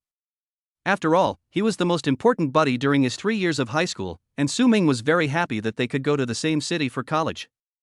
After the meal, when they paid the bill, the Mediterranean boss said he would not take Su Ming's money no matter what. After taking a taxi to send the drunk Li Mao back home, Su Ming went home to help pack his luggage. Time flies, and 2 days later. Imperial Capital Airport. When Su Ming walked out of the airport, he saw a black business car parked on the side of the road. Zhao Qing, dressed in a professional suit and high heels, was leaning against the car door and making a phone call. Noticing Su Ming approaching, Zhao Qing quickly said a few words to the phone, hung up, looked at Su Jijun and his wife behind Su Ming, and smiled. You two are Su Ming's parents, right?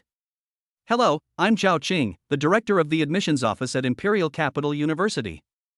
Hello, Director Zhao. Su Jijun and Lu Mei greeted each other hurriedly and stiffly, their hearts skipping a beat. The director of the admissions office of Tokyo Wuda actually came in person to pick up their son for enrollment. Such a scale flattered the two parents who rarely left Luoyang City and had never seen the big world. Come on, I'll take you to your new place first. Zhao Qing opened the car door, waited for Su Jijun and his wife to get in, then threw the keys to Xiang. You drive. On the way. Zhao Qing spoke to Su Jijun and his wife in a friendly manner. She first praised Su Ming's potential and achievements, and then asked about the types of work the couple did in Luoyang City. The school offers preferential treatment to the families of students with special needs. We can arrange on-campus jobs for you too, such as archivist or accountant. These are easy jobs, and the salaries aren't high, but they're enough for a normal life in the imperial capital. This is undoubtedly good news for Su Jijun and his wife. Lu Mei hesitated and asked, will this cause trouble for Director Zhao? Zhao Qing smiled and said, not at all. Don't worry, these conditions and benefits have been approved by the leadership. The couple looked at each other, and Lu Mei said, thank you, Director Zhao. No, the school and I should thank you too for cultivating such an outstanding student like Su. Su Jijun, who had always been taciturn, blushed. Nourish? Half a month ago, he was still persuading his son Su Ming to give up the path of martial arts. Now hearing Zhao Qing's praise, I feel a little embarrassed. An hour later. Imperial capital Wuhan University, North Family Quarters. At Zhao Qing's smiling gesture, Su Jijun and Lu Mei walked hand in hand carefully into their new home. Looking at the spacious, bright, and exquisitely decorated large flat in front of them, the blue sky and white clouds, and the silhouettes of the city buildings in the distance were all visible through the huge floor-to-ceiling windows. The couple could not help but be stunned. Is this their new home? How much does this house cost? Sofas, TVs, chandeliers, and a wide variety of kitchen supplies. Also comes with a full set of furniture. Behind them, Zhao Qing came in and introduced the two of them. This house is 300 square meters in total, which should be enough for a family of 3. If you feel that there is something unsuitable, we can also arrange other accommodations. 300 square meters. Gulp. Su Jijun swallowed hard, his voice trembling. Director Zhao, how much does this house cost per month? Zhao Qing smiled.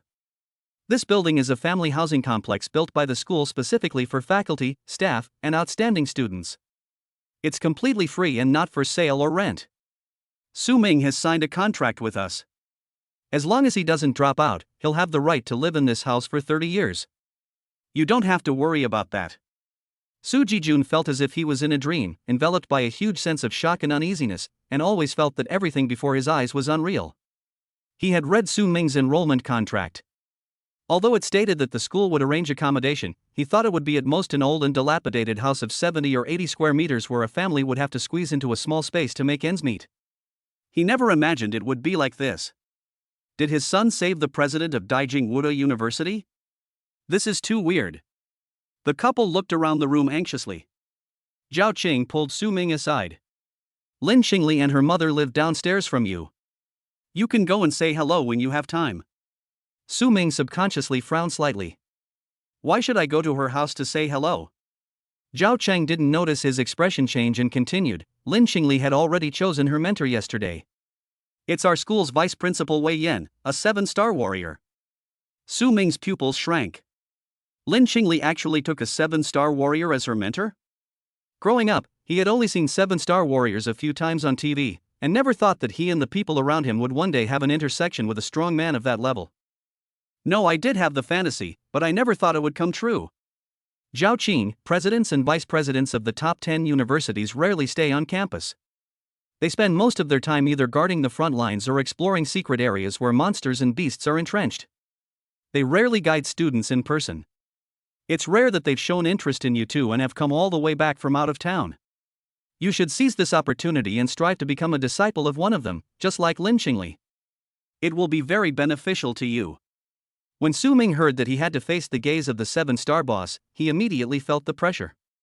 He knew his own situation clearly. In terms of age and strength, he was certainly not inferior. But if the 7-star boss's tested innate things like talent and understanding, he might end up making a fool of himself. Feeling somewhat uneasy, Su Ming tentatively asked, "What requirements do principals usually have when accepting students?" Zhao Qing thought for a moment and said, "There are no special requirements. Don't worry, Lin Xingli will pass the interview successfully. Although your college entrance examination score is lower than hers, that's because you concealed your ability, right? In my opinion, your true talent is even higher than Lin Xingli's. If she can succeed, so can you. Don't worry. I have no talent at all." Su Ming really wanted to complain. His current strength was gained by cheating. Unlike Lin Xingli, that guy was truly gifted and so talented that it was daunting. He quietly called out the panel and took a look. Name, Su Ming. Realm, 3-star warrior. Chi and blood, 5,000. Martial arts, 7 stars stepping on the gang perfect, 13 sky severing swords perfect, Yun clan archery scripture perfect. Source energy, 12,075. Fortunately, I had gained a lot of source energy points in the ruins of the alien god before. After maxing out all my martial arts, I still had more than 10,000 surplus. With these 12,000 source energy points, even if the principals and vice principals want to test my comprehension after the meeting and give me difficult questions such as comprehend a certain martial art within a specified time, I can handle it. If it really doesn't work, just say you're not in good shape. Furthermore, he didn't have to have a 7-star warrior as his mentor. It was certainly a joy to be noticed, but if others looked down on him, it wouldn't affect his ability to continue using the panel to add points. After figuring out these key points, Su Ming felt much more at ease. So when should I go see them? Zhao Cheng smiled slightly. Tonight. Chapter 109, Principles Test, Rules Slate. Night falls. The vast imperial capital was ablaze with bright lights, and the streets were bustling with people, making it even more lively than during the day. In the imperial capital of Wuhan University, there is a quiet courtyard surrounded by bamboo forests. Su Ming straightened his new formal suit, feeling a little nervous. Remember, observe etiquette and behave well. Zhao Qiang, who was walking in front, turned her head again and gave serious instructions, then pushed open the half-open courtyard door. There is a 2-story building in the yard. As the gate opens, you can hear hearty laughter and conversation coming from the building. It sounds like there are about 4 or 5 people. Su Ming followed Zhao Cheng obediently and walked into the small building. The room was filled with antique-style furnishings. There were 2 armchairs at the top, one empty and a middle-aged man sitting on the other. When Su Ming walked in, the first person he noticed was him. The middle-aged man had a square face, ruddy complexion, and a faint smile on the corner of his mouth. He sat casually in the armchair, with his right hand lightly supporting his chin, as if he was listening to others' conversation. What shocked Su Ming was that the man's head was on fire. It is neither a description nor an exaggeration. The part of the body where hair should grow on a normal person was dancing with orange-red flames on this middle-aged man, which was particularly eye-catching. Even his eyebrows were the same. Su Ming immediately recalled the knowledge he had learned in high school. Part of the body is elementalized, the symbol of an 8-star warrior. Principal, the person has been brought here. Zhao Qing's voice sounded neither loud nor soft. The people who were talking in the room immediately stopped talking, and several gazes were focused on Su Ming, as if they had substantial weight, making him feel pressured and cold sweat broke out. My whole body was stiff and I dared not move. At this time, the middle-aged man with fire on his head on the main seat looked at him with a smile. The two looked at each other. In an instant, the world in front of Su Ming's eyes quickly distorted, and the surrounding scenery became distant. The middle-aged man's dark eyes magnified infinitely in his vision, turning into a blazing flame that overwhelmed him, as if to devour and burn the world. Ha! The raging flames hit his face, and Su Ming was so frightened that he suddenly took a step back. In the blink of an eye, the surrounding scenery returned to normal. Just as his heart was pounding in his chest and he was in a state of panic and confusion. The middle-aged man said in a deep voice, "Xiao Zhao, you've worked hard. Su Ming, right? Come on, don't be nervous, take a look at this thing and tell me what you think." He moved his fingers lightly, and an object on the table beside him floated up regardless of gravity and floated in front of Su Ming. Combined with Zhao Qing's prior reminder, Su Ming now understood the middle-aged man's identity. The president of Daijing Wuda University, 8-star warrior, Yuan Yi. Looking at the thing floating in front of him, he hesitated for a moment and raised his hand to catch it. This is a stone slab, slightly larger than a book. It feels heavy in the hand, and its edges are jagged and irregular. There were messy lines carved on the stone slab, which were not the characters of any country.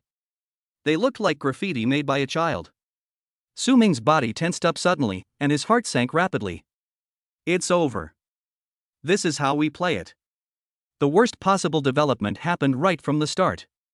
This stone slab is definitely not simple, and the lines on it cannot be just doodles. The test given by the 8-star warrior must have a deep meaning. But the problem is that he can't understand it.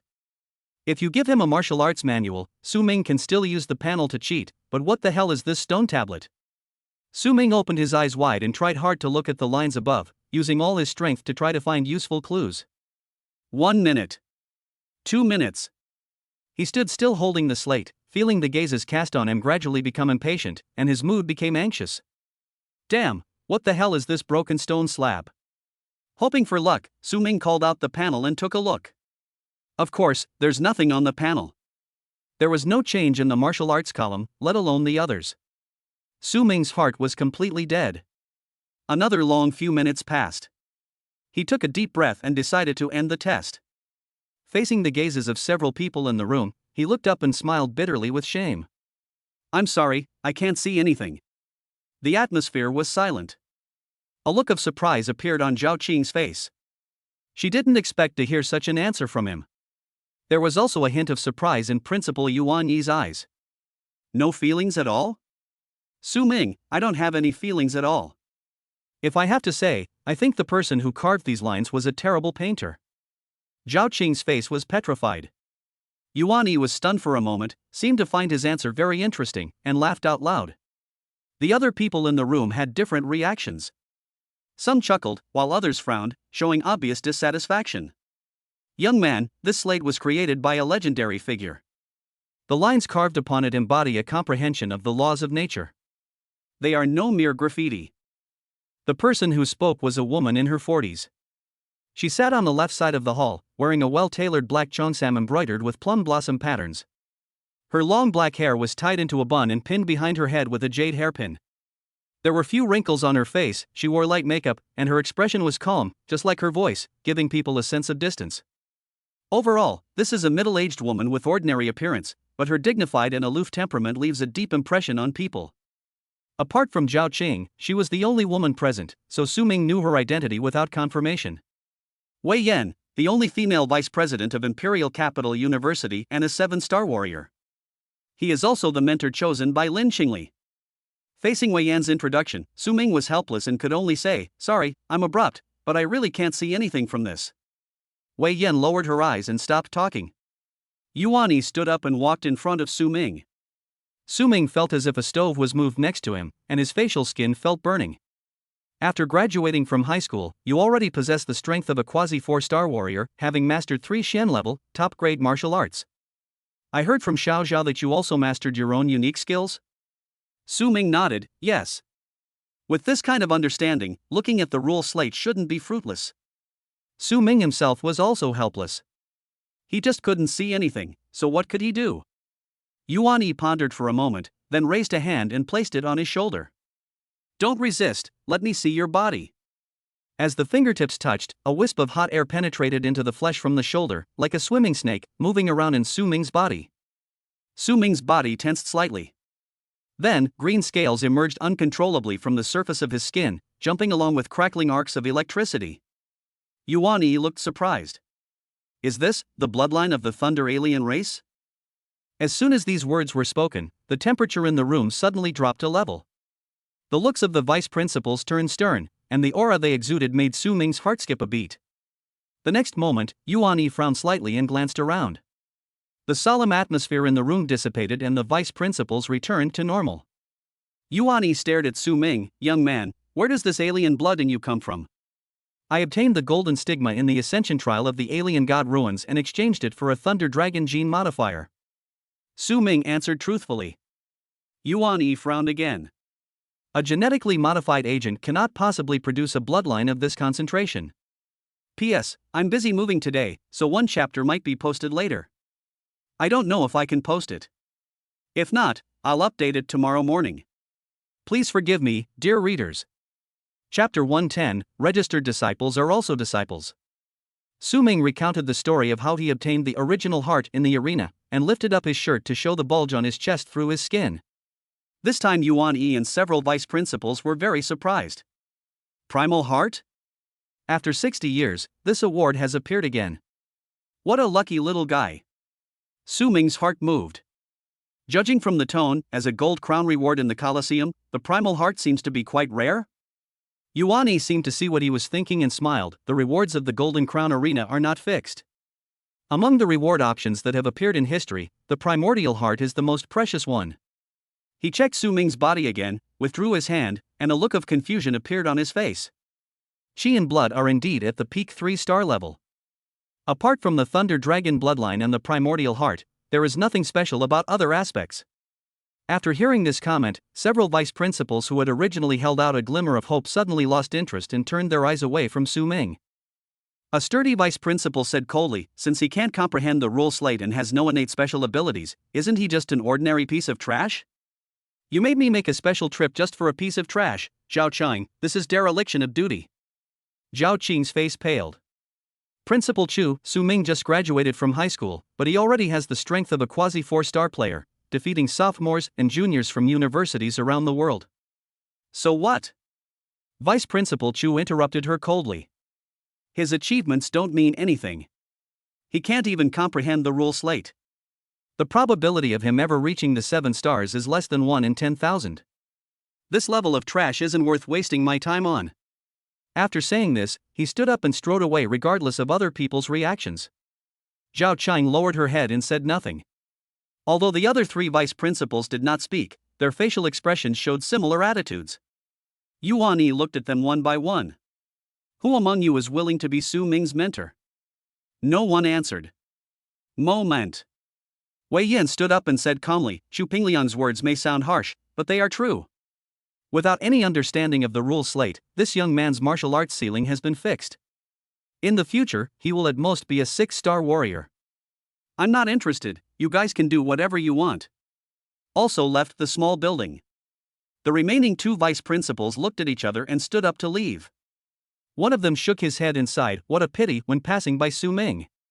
In a blink of an eye, only Su Ming, Zhao Qiang, and Yuan Yi were left in the room. Zhao Qing's face was pale. She had high hopes for Su Ming, even greater expectations than Lin Qingli, and found it difficult to accept this result. Su Ming clenched his fists, but did not feel much loss. I feel a little unwilling. But should we say that he had expected this?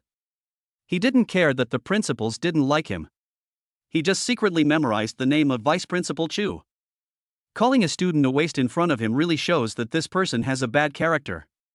It seems that no one else wants to accept you as a disciple.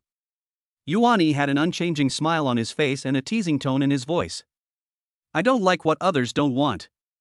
Su Ming. Thank you so much.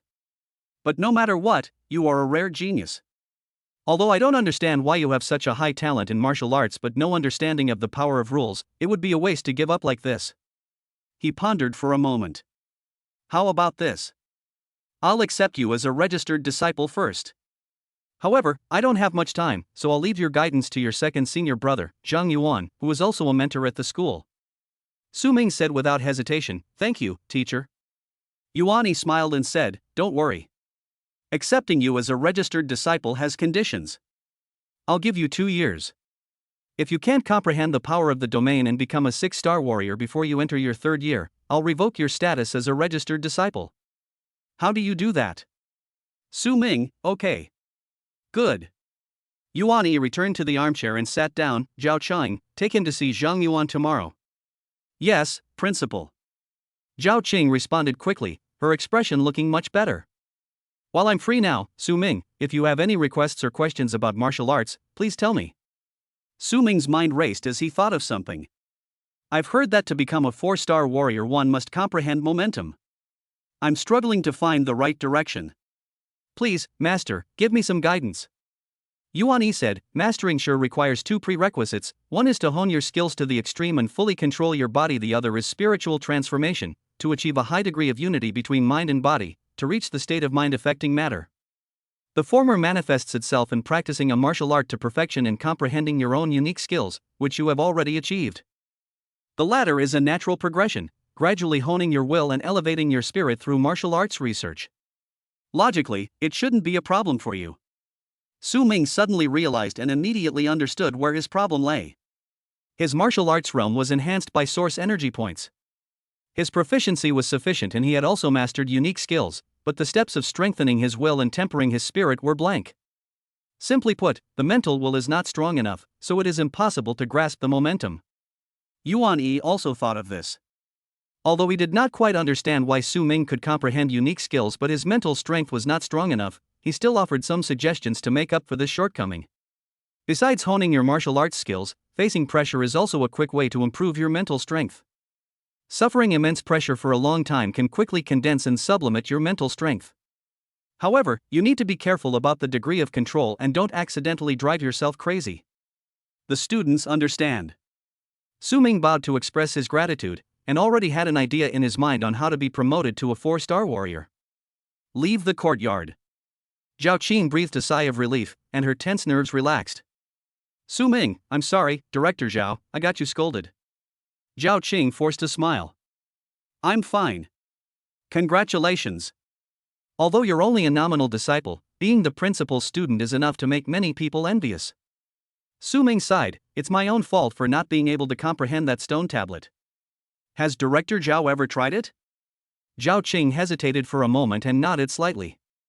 I came into contact with it once when I was in college. What did Director Zhao realize? Wind. Looking at the lines on the regular slate, a light breeze blew around my body. Su Ming acted surprised, so amazing. Zhao Qing looked a little embarrassed. I can't say I'm amazing. I'm just a little bit better than an average person. I'm nowhere near a true genius like Lin Qingli. Su Ming was curious, what happened when Lin Qingli got the slate? The frost power in her body went out of control and almost tore down Principal Wei's house.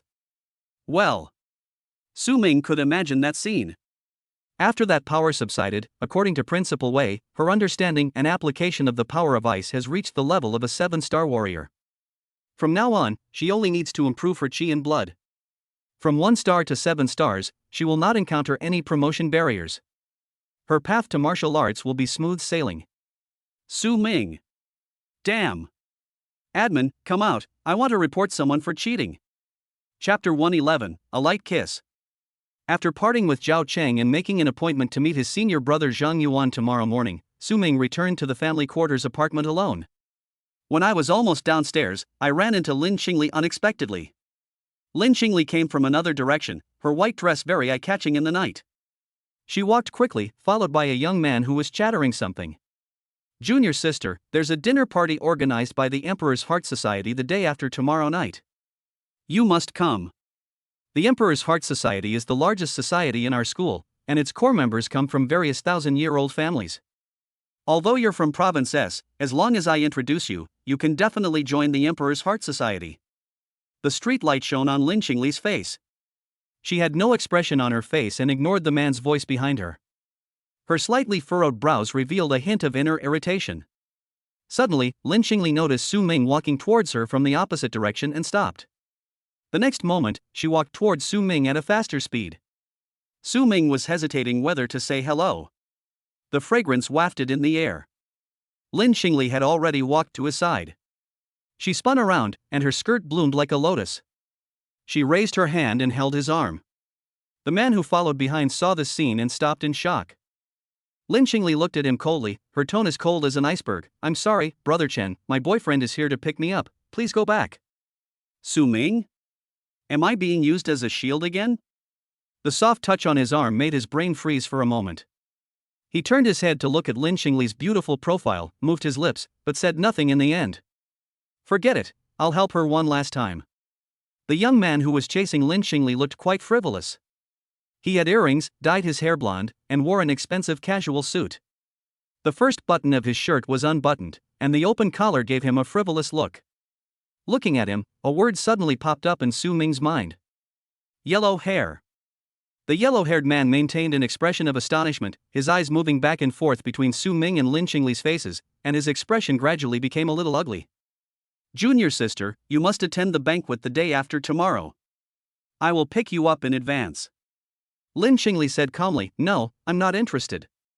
After saying that, he took Su Ming's arm and walked towards the entrance of the apartment building. Su Ming turned around. I saw the yellow-haired man standing under the streetlight with a gloomy expression.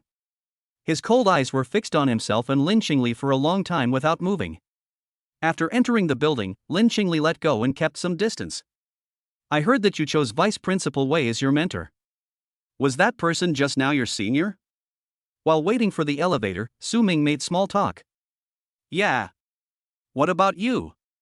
I don't have your talent, so I can only be the principal's registered disciple. Oh. Bite. The elevator door opened and the two walked in. One is on the 16th floor and the other is on the 17th floor. The two stood side by side. Su Ming looked at the floor numbers that kept jumping, thinking about improving his mental strength. Bite. We have arrived at the 16th floor. Lin Qingli suddenly grabbed Su Ming's hand and pulled him out of the elevator. The apartment building that Zhao Cheng arranged for them was designed with one apartment per floor. There was an entrance hall right after getting out of the elevator on each floor, and then one had to enter a password lock to enter the room. Wait for me here. Lin Qingli hurriedly said something and went into the house, leaving Su Ming standing there in a daze. After a while, she came back with a bag in her hand. It was a supermarket shopping bag with the Jinghua chain supermarket logo printed on it. For you. Lin Qingli stuffed the bag into Su Ming's hand. What's this? Su Ming asked, opening the bag and taking a look. It is filled with a lot of golden fruits that look like apples. Even if you don't get close to smell them carefully, you can still smell a faint and tempting fragrance. Gold yuan fruit is helpful in improving spiritual power. Master gave me a lot, so I'll share some with you. Lin Qingli introduced it lightly, and then took out a bank card and a white monster blood core that emitted a hint of coldness from his pocket. This card contains 5 million. This is the blood core of a 5th-level demon beast, the snow dragon lizard. She stuffed the 2 items into the shopping bag, stared into Su Ming's eyes with her cold eyes, and said in an unquestionable tone, "You helped me restore my talent. This is my reward. You are not allowed to refuse." Su Ming was silent for a few seconds, handed the shopping bag back, and shook his head, saying, "You can't settle accounts like this. You saved me once, and I helped you restore your talent. We're even now. There's no need to give me this." Lin Qingli put her hands behind her back and took a step back. "If you don't want it, just throw it away. I never take back what I give away." Su Ming was speechless. Here we go again. It was because Lin Qingli always had this attitude that he suspected that Lin Qingli was playing play games with someone to make fun of him. "Lin Qingli, and I have a lot of these things. What I give you is just a small part of what I got from Master." "You are welcome. Is this a matter of being polite or not? A $5 million bank card and a 5th-tier monster's blood core, just given away so casually? You're so proud of yourself just because you've become a 7-star warrior mentor, right? Have you forgotten what hard times you lived through in the past?" Su Ming was too tired to complain. Feeling the firm determination conveyed in Lin Qingli's eyes, he hesitated for a moment and reluctantly accepted the gift. "Okay, thank you for your kindness then." Su Ming didn't know if it was an illusion, but he felt that Lin Qingli's eyes had softened a lot, and her 2 delicate eyebrows were no longer tense. This guy seems quite happy to give money to others. He was about to press the elevator button when he suddenly remembered something. "By the way, the game of pretending to be a couple should be over, right?" Su Ming turned and looked at Lin Qingli and said. Lin Qingli tilted her head slightly, her long, smooth hair falling from her shoulders, and her expression showed a hint of confusion. "Game? Yeah, you should have guessed it. Actually, I didn't really mean to confess my feelings to you that day. I just lost the game of dare." Su Ming shrugged deliberately and spoke in a relaxed tone. "Now that we're both in college, you'll have plenty of suitors in the future. There's no need to keep playing the fake couple game with me. How about trying to have a real relationship?" For more than a month, he has been trying to get out of this abnormal relationship. Now that I finally said it, I should have achieved my goal, but strangely, I didn't feel relieved, as if a long-standing trouble had been resolved. On the contrary, I felt a little reluctant. Realizing this, Su Ming's eyelids twitched, and he quickly suppressed this inexplicable feeling. What a joke! How could I not bear to leave? Don't be silly, this relationship is abnormal. If 2 people without feelings for each other are together, what does it matter even if the other person is the school belle with astonishing talent and beauty? Continuing this ambiguous relationship will only hinder both of them. Just as these thoughts were surging in Su Ming's mind, Lin Qingli stared at him intently, not knowing what she was thinking about. Her jade-like cheeks flushed slightly, and an obscure emotion flowed in her beautiful eyes. She suddenly took a step forward. She tapped her toes lightly, like a breeze blowing from the snow-capped mountains, and came lightly to Su Ming. Then she stretched out her graceful neck and pecked him lightly on the face. The fleeting warm touch, along with the fresh scent of shampoo left by the black hair brushing across his face, penetrated deep into his body and struck Su Ming's heart hard. He suddenly opened his eyes wide, his body stiffened, and his mind went blank. Chapter 112, Thunder Dragon Bloodline, Juvenile Form. Lin Qingli stepped back gracefully with her hands behind her back, leaving only a gust of fragrant breeze lingering between Su Ming's nostrils, constantly stimulating his nerves. After making a sudden bold move, Lin Qingli's face was as red as a ripe persimmon. She lowered her head deeply, not daring to look into Su Ming's eyes. "My relationship with you is not fake." After hurriedly saying this, she slammed the door shut and disappeared from Su Ming's sight. Su Ming stood there in a daze, and it took him a long time to come back to his senses. He raised his hand and gently touched the part that Lin Qingli had just kissed, his mind in a mess. What does it mean to be not false? What's the meaning? Ajin, are you serious? After closing the door, Lin Qingli leaned against it, bit her lips and covered her chest tightly. My heart was pounding and my cheeks felt like they were on fire. She took a deep breath and kept telling herself, everything is for the mission requirements. What happened just now was just to complete the system intimacy mission, and it doesn't have any special meaning. In order to help himself regain his talent, that person made a special trip to the ruins of the alien god. Although he did not mention the specific experience of exploring the ruins, he must have encountered various dangers and challenges. I gave him everything I got from my mentor, not to repay the favor, but ultimately for myself, for the 40-fold return from the system. The only kiss I gave him just now was a kiss of gratitude to express my gratitude. Yeah, that's right. Through constant self-hypnosis, Lin Qingli gradually calmed down and successfully found a reasonable reason for her previous behavior, but she did not notice the contradiction in the above ideas. Returning to the room, she summoned the panel. Name, Lin Qingli. Realm, 1-star warrior. Chi and blood, 249. Martial arts, basic swordsmanship grade mastery, basic body movement minor mastery. Talented ability, ice palm control master level. Current bound couple, Su Ming. Current intimacy level. Current return multiple, 50 times. Next intimacy task, 1-day date. The intimacy level has been increased, and the backpack space has received 400 gold yuan fruits and 40 snow dragon lizard blood cores, and the account balance has increased by 200 million. After staring at the string of zeros for a while, Lin Qingli suddenly felt a little annoyed. If I had known this earlier, I should have completed the previous task before sending the items out, so that I could get 10 times more return gifts. Next time I must learn from this lesson and never make the wrong choice of timing when giving gifts. After careful reflection, Lin Qingli took out a golden yuan fruit and started to chew it. Master had said that the use of innate abilities requires a strong mental force. Gold yuan fruits were rare, each worth hundreds of thousands of yuan, and she didn't have many. After the return system was activated, I might have more Jin yuan fruits in my hand than my master. When Su Ming returned home, his father Su Jijun was sitting on the sofa in the living room reading a newspaper. Seeing him come in, Su Jijun put down the newspaper and asked, "How is it?" Mother Lu Mei also came out from the kitchen with an expectant look on her face. Su Ming said, "The principal accepted me as a registered disciple." "Which principal?" "Principal Xiang." Su Jijun and Lu Mei were both very happy and felt sincerely proud that their son could become a student of the president of Taikyo Wuhan University. As for whether the word registered was posted in front, the two did not care and did not understand the difference. "You must work hard in the future and never let the school and the principal down," Su Jijun advised. Su Ming responded casually and returned to his room. He took out the card given by Lin Qingli and put it in the drawer of the bedside table. He doesn't plan to use the money here for the time being.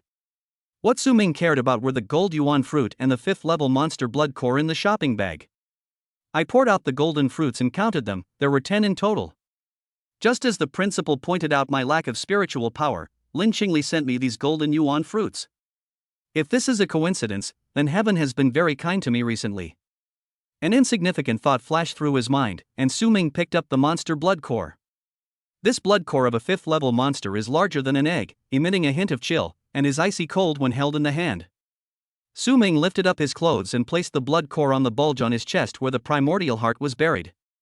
The white aura flowing in the blood core was quickly drawn out, and after being refined by the original heart, it turned into a hot stream that flowed to all parts of the body.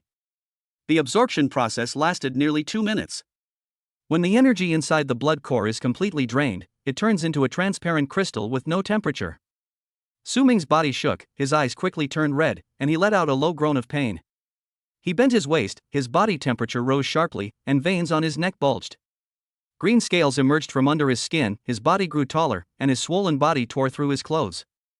In a blink of an eye, Su Ming turned into a monster more than 2 meters tall, covered with hard dark green scales all over his body.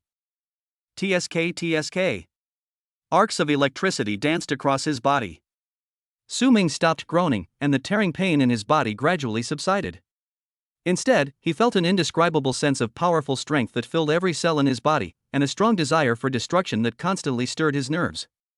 His eyes were dazed as he looked down at his hands that had grown claws and clenched his fists tightly. Crack!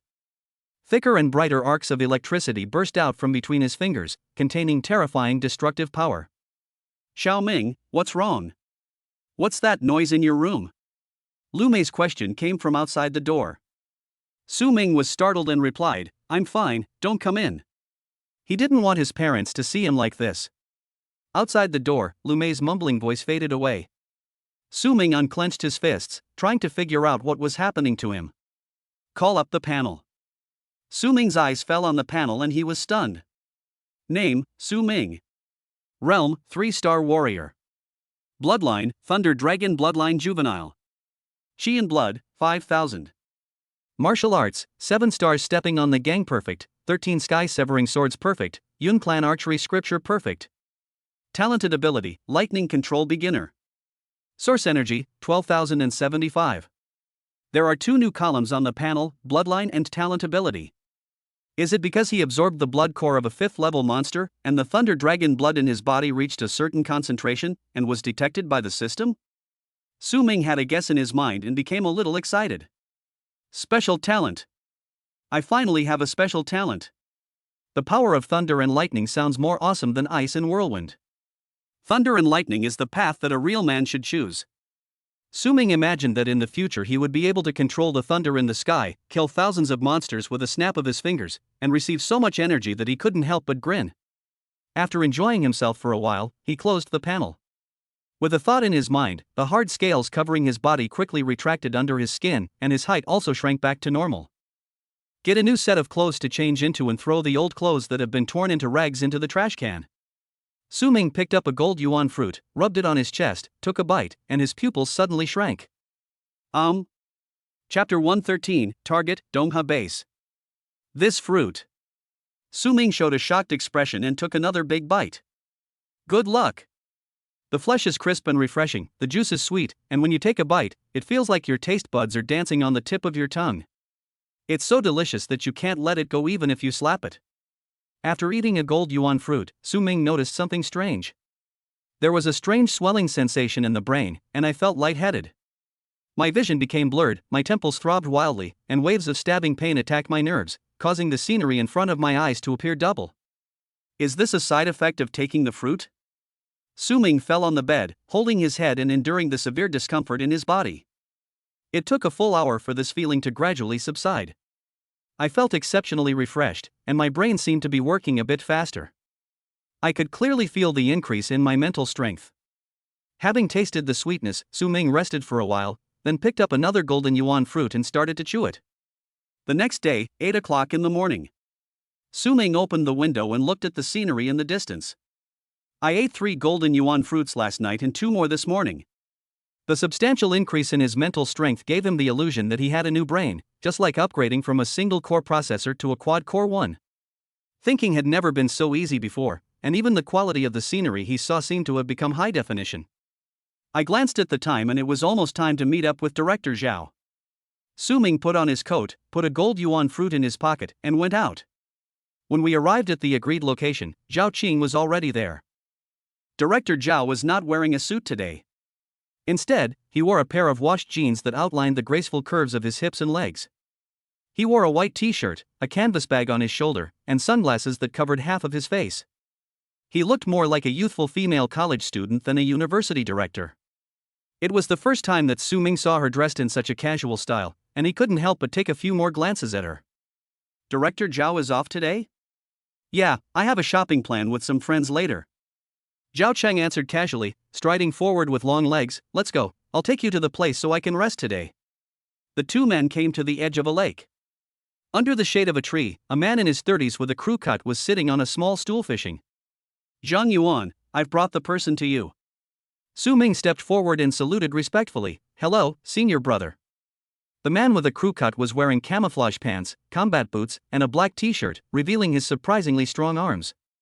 His bronze skin unscrupulously exuded his masculine hormones. He turned around and looked at Su Ming, grinning kindly. Su Ming, right? Fishing? He picked up a fishing rod nearby. Su Ming shook his head, not really. Tisk, what's the big deal about fishing? Zhang Yuan was a little dissatisfied with his answer. Zhao Qing, you 2 chat, I'm leaving first. After Zhao Qing left, Zhang Yuan stared at the motionless float in the water in the distance and said, My master told me about your situation. Don't be discouraged, young man. Your future still has infinite possibilities. If you have any questions about martial arts in the future, just ask me. he took out a business card from his pocket and threw it to Su Ming. There was his cell phone number on it. If you're tired of practicing martial arts, you can also come fishing with me. No need for fishing, really. Su Ming accepted the business card and said, Master said that my mental strength is not concentrated enough and suggested that I use external pressure to strengthen my spirit. Does senior brother know where I can fight a large number of third-level monsters? The so-called external pressure is nothing more than facing a life and death crisis. Su Ming is currently unable to defeat a fourth-level monster. Facing a large group of third-level monsters alone, on the one hand, he can feel the pressure, and on the other hand, he can hunt for blood cores and increase the concentration of thunder dragon blood, killing 2 birds with 1 stone. However, third-level monsters are relatively rare in the suburbs of the city. If you go too far away from the city, there is a risk of encountering 4th-level or higher monsters, and you may also be targeted by the Four Saints sect. Zhang Yuan, yes, go to Dongha Base, they can meet your needs there. The school has a special flight to and from Dongha Base, twice a week, and there will be one tomorrow. He took out another business card from his pocket and threw it to Su Ming. If you go, call this number and say you're Zhang Yuan's junior fellow apprentice. Someone will make arrangements for you. Su Ming took the business card, which had a name and a mobile phone number printed on it. Gao Pang, Field Affairs Department of Imperial Capital Wuhan University. Thank you, brother. Su Ming turned to leave, and Zhang Yuan spoke again. Wait a minute, Dongha Base is the front line of the battle against monsters. No one can guarantee your safety there. Think carefully. Su Ming was silent for a moment. Yes, thank you for the reminder, senior brother. After he left, Zhang Yuan looked at the still motionless float, clicked his tongue in annoyance, and raised his fishing rod. Of course, there was nothing on the hook except the bait. Damn, are there really fish here? Did that girl Jiang Chan lie to me? Putting away his fishing rod, he took out his cell phone from his pocket, dialed a number, and his tone became honest and respectful. Master, I just met junior brother. As you instructed, I sent him to the Dongha Base. Isn't this too risky? The Four Saints are still searching for him. The Dongha Base is crowded with people and there are probably remnants of the Four Saints mixed in. If junior brother goes there, he will probably be targeted. A chuckle came from the phone. Isn't this better? Zhang Yuan's expression froze for a moment, knowing that his master wanted to go fishing again. He sighed inwardly. Using the new disciple as bait, even if he is just a nominal disciple, the master is too cold to this junior brother named Su Ming. If one cannot comprehend the power of rules, the chance of stepping into the 7-star threshold is only 1 in 10,000. There are many 6-star warriors among humans, but the number of 7-star warriors has always remained in the thousands. The difference of 1 star means that their status and strength are at 2 extremes, like heaven and earth, with an insurmountable gap in between. The junior disciple gained nothing from the slate of rules, so the master accepted him as a nominal disciple. Whether he had some hope in him or thought that he had some value as bait to lure out the 4 sacred sects, no one knew except the master himself. After hanging up the phone, Zhang Yuan changed a fishing rod, put on the bait and swung it. Call out. The hook pulled the fishing line, drew a long parabola, and fell into the water with a splash. After leaving the lake, Su Ming took out a golden yuan fruit from his pocket and took a bite. The sweet and juicy flesh explodes in your mouth, bringing you the ultimate pleasure. Information about the Dongha Base flashed through his mind. Dongha Base is one of the 7 frontline bases for monsters in Xia State. It is located in the northeast of the Imperial Court, 1,000 kilometers away from the coastal coast. The monsters are not native species of this planet, but invaders who broke in through a spacetime rift that suddenly opened thousands of years ago. There are 83 such spacetime rifts in the world. There is one sealed place in the Dongha Base. It is called a seal, but in fact it is just guarding the exit of the rift to prevent the monsters inside from escaping. If you want to feel the pressure and face a large number of third-level monsters, going to Dongha Base is indeed the best choice. The only problem is that the personnel composition of all major front-line bases, including the Dongha Base, is extremely complex. There are construction workers, logistics personnel, permanent military personnel, and students who have just graduated from martial arts universities and are serving. There are so many people, and there might be followers of the Four Saints religion among them. Is it really appropriate for me to go to Dongha Base alone?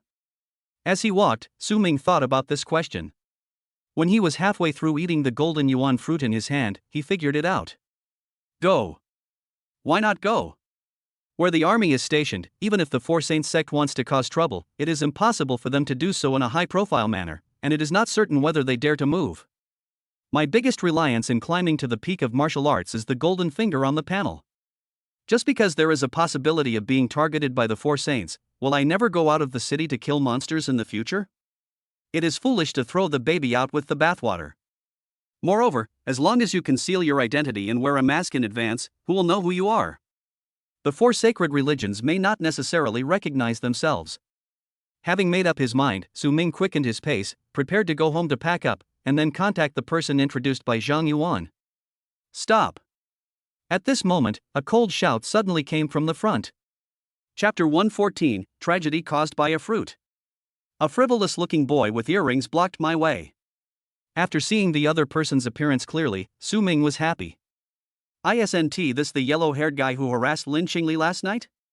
The yellow-haired man stared at him, frowning, with obvious disgust on his face. Are you Su Ming? I heard that you weren't favored by the vice principals last night, so you shamelessly accepted Principal Yuan as a registered disciple? My name is Chen Xiuming, and I'm Lin Qingli's senior. You should know why I'm here. Su Ming munched on the fruit with a crunch, his lips curled up. Why? Playing dumb with me? Apart from junior sister Lin's matter, what else could it be? Before Chen Xiuming finished speaking, he suddenly noticed the half-eaten golden yuan fruit in Su Ming's hand. His eyes widened instantly and he cried out in shock, "What did you eat?" Without waiting for Su Ming to answer, he put on an expression of furious anger and clenched his fists. How did you get a golden yuan fruit? This fruit is extremely precious. In the entire Imperial Capital Martial Arts University, only the teacher has more than 70 of them. Where did you get this golden yuan fruit? Su Ming, crack, crack. Lin Qingli gave it to me. What's the problem? Crack, crack. Chen Xiuming felt as if struck by lightning, and his pupils trembled. Junior sister gave it to you? No, that's impossible. Master only gave her 10 of these fruits, and each one can significantly boost her spiritual power. How could she give you such an important spiritual object? You must have stolen it from her. Su Ming was slightly stunned. Lin Qingli only has 10 in total? In other words, that guy gave all the gold yuan fruit she got from the teacher to herself? Su Ming held the half-eaten fruit in his hand, lost in thought. What on earth was that crazy woman thinking? Even if it is to repay a favor, there is no need to give all such precious fruits to yourself. I thought she had a lot left. Su Ming, realizing that he had been cheated, felt a little upset and decided to go back to Lin Qingli to ask for clarification and return the remaining 4 gold yuan fruits. On the other side, Chen Xiuming was so angry that he was about to go crazy. He knew very well how precious the Jin yuan fruit was. As Wei Yan's direct disciple, upon learning that his master had recently harvested a batch of golden yuan fruits from the secret realm, he tried his best to please his master and took great pains to get 5 of them. After taking them, his mental strength was greatly improved. Taking this as an opportunity, and with the help of a large amount of qi, blood and spiritual objects, he broke through the limit of a 2-star warrior in one breath. At the last moment of his freshman year, he successfully joined the ranks of a 3-star warrior, standing out from the crowd. The master loves junior sister Lin's talent and gave her 10 golden yuan fruits in one breath, which shows how much he values junior sister Lin. Chen Xiuming was watching from the side at the time, drooling with envy, but he could only stare blankly. However, such an important and precious fruit. Even though he begged for a long time with sweet words and was a direct disciple, he only got 5. How could this loser who was looked down upon and rejected by the master, and who couldn't even comprehend the rule slate, be able to eat one? What on earth is junior sister Lin thinking about? This kind of person shouldn't even be given the peel to eat. He doesn't deserve it. Unable to tell whether it was anger or jealousy burning in his chest, Chen Xiuming's eyes turned red and he gritted his teeth and said, Su Ming, you should know yourself. Junior sister Lin is a natural talent and is destined to become a 7-star warrior in the future. You are not worthy of her. A loser like you who can't even touch the power of rules will soon be left behind by her. In another 6 months, you won't even be worthy of carrying her shoes. The lines were unoriginal, and Su Ming didn't even feel like complaining. He was too lazy to argue and just walked past him, ignoring him. But Chen Xiuming wasn't ready to let him go. He took a step forward, blocking his way again, his tone carrying a thinly veiled threat. Break up with junior sister Lin within 3 days. I don't want to hear your name mentioned with her again. Don't try to play tricks on me. For a loser like you, I have 100 ways to make you disappear from the imperial capital. A slap suddenly hit him in the face. Boom! Chen Xiaoming felt like he was hit by a truck. The sound of facial bones breaking rang clearly in my ears, and the world was spinning in an instant. His body broke free from the constraints of gravity and flew out, knocking over something with a bang, and fell to the ground, rolling several times. There was darkness before my eyes, with countless golden stars spinning around. Chen Xiaoming was completely confused. Who I am? What happened? Where am I? It was not until the severe pain in his face reached his central nervous system that he could no longer suppress his heart-wrenching screams. Su Ming retracted his palm and looked at Chen Xiaoming, who was screaming in pain and knocking over a trash can in the distance, in amazement. After obtaining the bloodline of the Thunder Dragon last night, my body has not yet become accustomed to the enhanced power.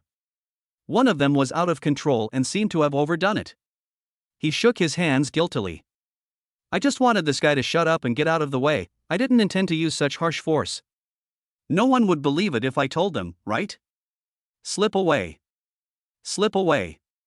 Seeing that there was no one around, Su Ming quickly fled the scene. The screams like a pig being slaughtered lasted for a long time. The darkness in front of his eyes gradually receded, and Chen Xiaoming's vision became bright again. He covered his face and staggered to his feet. Waves of severe pain in my cheek assaulted my mind, and a foul odor penetrated my nostrils. He looked down and saw that his body was covered with dirty juice and smelly garbage, and he couldn't help himself. Vomit. I vomited out all the food I had in the morning. Damn it, I'm going to kill him. I'm going to kill Su Ming. The extreme anger and humiliation made Chen Xiaoming's head explode. How dare that loser attack me? Didn't he know he was a member of the Chen family? Didn't he know he had a wide network of contacts at school? Didn't he know he was an officer of the Dixin Society? A mere untouchable actually dared to attack him, a direct descendant of the Chen family. Unbearable. He must be killed. Cut into pieces. Besides, how come that guy is so strong? Chen Xiaoming suddenly realized something was wrong. Looking back, at that moment just now, he didn't even realize when Su Ming made his move. How is this possible? I am a 3-star warrior. How could he not defend against the sneak attack from a little bastard who just finished the college entrance examination? Are the levels of this year's college entrance examination candidates so high? No. No matter what his level is, if he dares to attack me, he must die. A mess of thoughts swirled in his mind. Chen Xiaoming covered his face with his hands, full of resentment, and limped away at the end of the street. Return to the apartment building. Su Ming went to the 16th floor and rang the doorbell of Lin Qingli's house. After waiting for a while, the door opened, but the person who came out was not Lin Qingli, but Lin Qingli's mother, Zhou Yu, whom she had met in Zhou City. Zhou Yu was wearing home clothes, and her proud mature figure could not be concealed. She was wearing an apron and slippers. Her black hair was casually tied behind her head and held in place with a butterfly clip. A strand of hair fell down in front of her forehead and stuck to her face due to the sweat, making her skin look even whiter. She seemed to be cleaning. Are you, Su Ming? Zhou Yu stared at Su Ming for a few seconds and remembered that he was his daughter's classmate. Su Ming bowed somewhat stiffly. Hello, Auntie, is Lin Qingli home? Chapter 115 Heading to Dongha Base. Qingli is out and won't be back until tonight. Do you have something to do with her? Su Ming, it's okay, Auntie, you are busy, I won't disturb you. Under Zhou Yu's puzzled gaze, Su Ming smiled awkwardly and retreated back to the elevator. When he got home, he called Lin Qingli. Hello. When the phone was connected, Lin Qingli's cold voice came, which was completely different from the shy attitude she showed briefly last night. Su Ming, you gave me all the golden yuan fruits that Vice Principal Wei gave me? Lin Qingli, who told you that? Don't worry about who told you that. Just answer yes or no. Lin Qingli was silent for 2 seconds, then said calmly, I don't need that thing. Su Ming laughed out of anger. Why didn't he realize that this woman was so good at pretending before? Stop talking nonsense. I ate 6 fruits and there are 4 left. You can take them back. Don't want. Lin Qingli quickly refused. Even if you send it back, I won't eat it. If you don't want it, just throw it in the trash can downstairs. I should have said yesterday that I never take back anything I give away. Hang up. Beep, beep. Hearing the dead tone coming from the phone, Su Ming was speechless. It's amazing how talented you are, but you talk so wildly. Putting down his phone, he grabbed a gold yuan fruit and took a big bite out of spite. Never mind, if you don't want to eat it, I'll eat it. At noon, Su Ming called the contact number on the business card. A man with a gruff voice answered the phone. I'm Gao Peng, who are you? Su Ming, hello, I was introduced by instructor Zhang Yuan. I heard that you can book a flight to Dongha base. Meet at the school gate at 9 o'clock tomorrow morning. The other party said something and hung up. After the flight was booked, Su Ming went out again and bought a gorilla mask in the commercial street outside the school. Since I have decided to conceal my identity, a mask is naturally indispensable.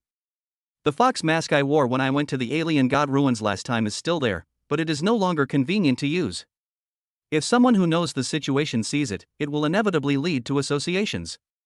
In the evening, after eating the last gold yuan fruit, his mental strength was increased to the limit, and he felt a slight swelling in his brain. Su Ming had a vague understanding that he was only one step away from mastering the momentum, which was to condense and sublimate his mental power. 9 o'clock in the morning. Su Ming arrived at the agreed location 5 minutes early. A blue bus stopped at the school gate. A 1.9-meter tall man in a black suit and a shiny bald head was leaning against the door. He was smoking with his eyes squinting.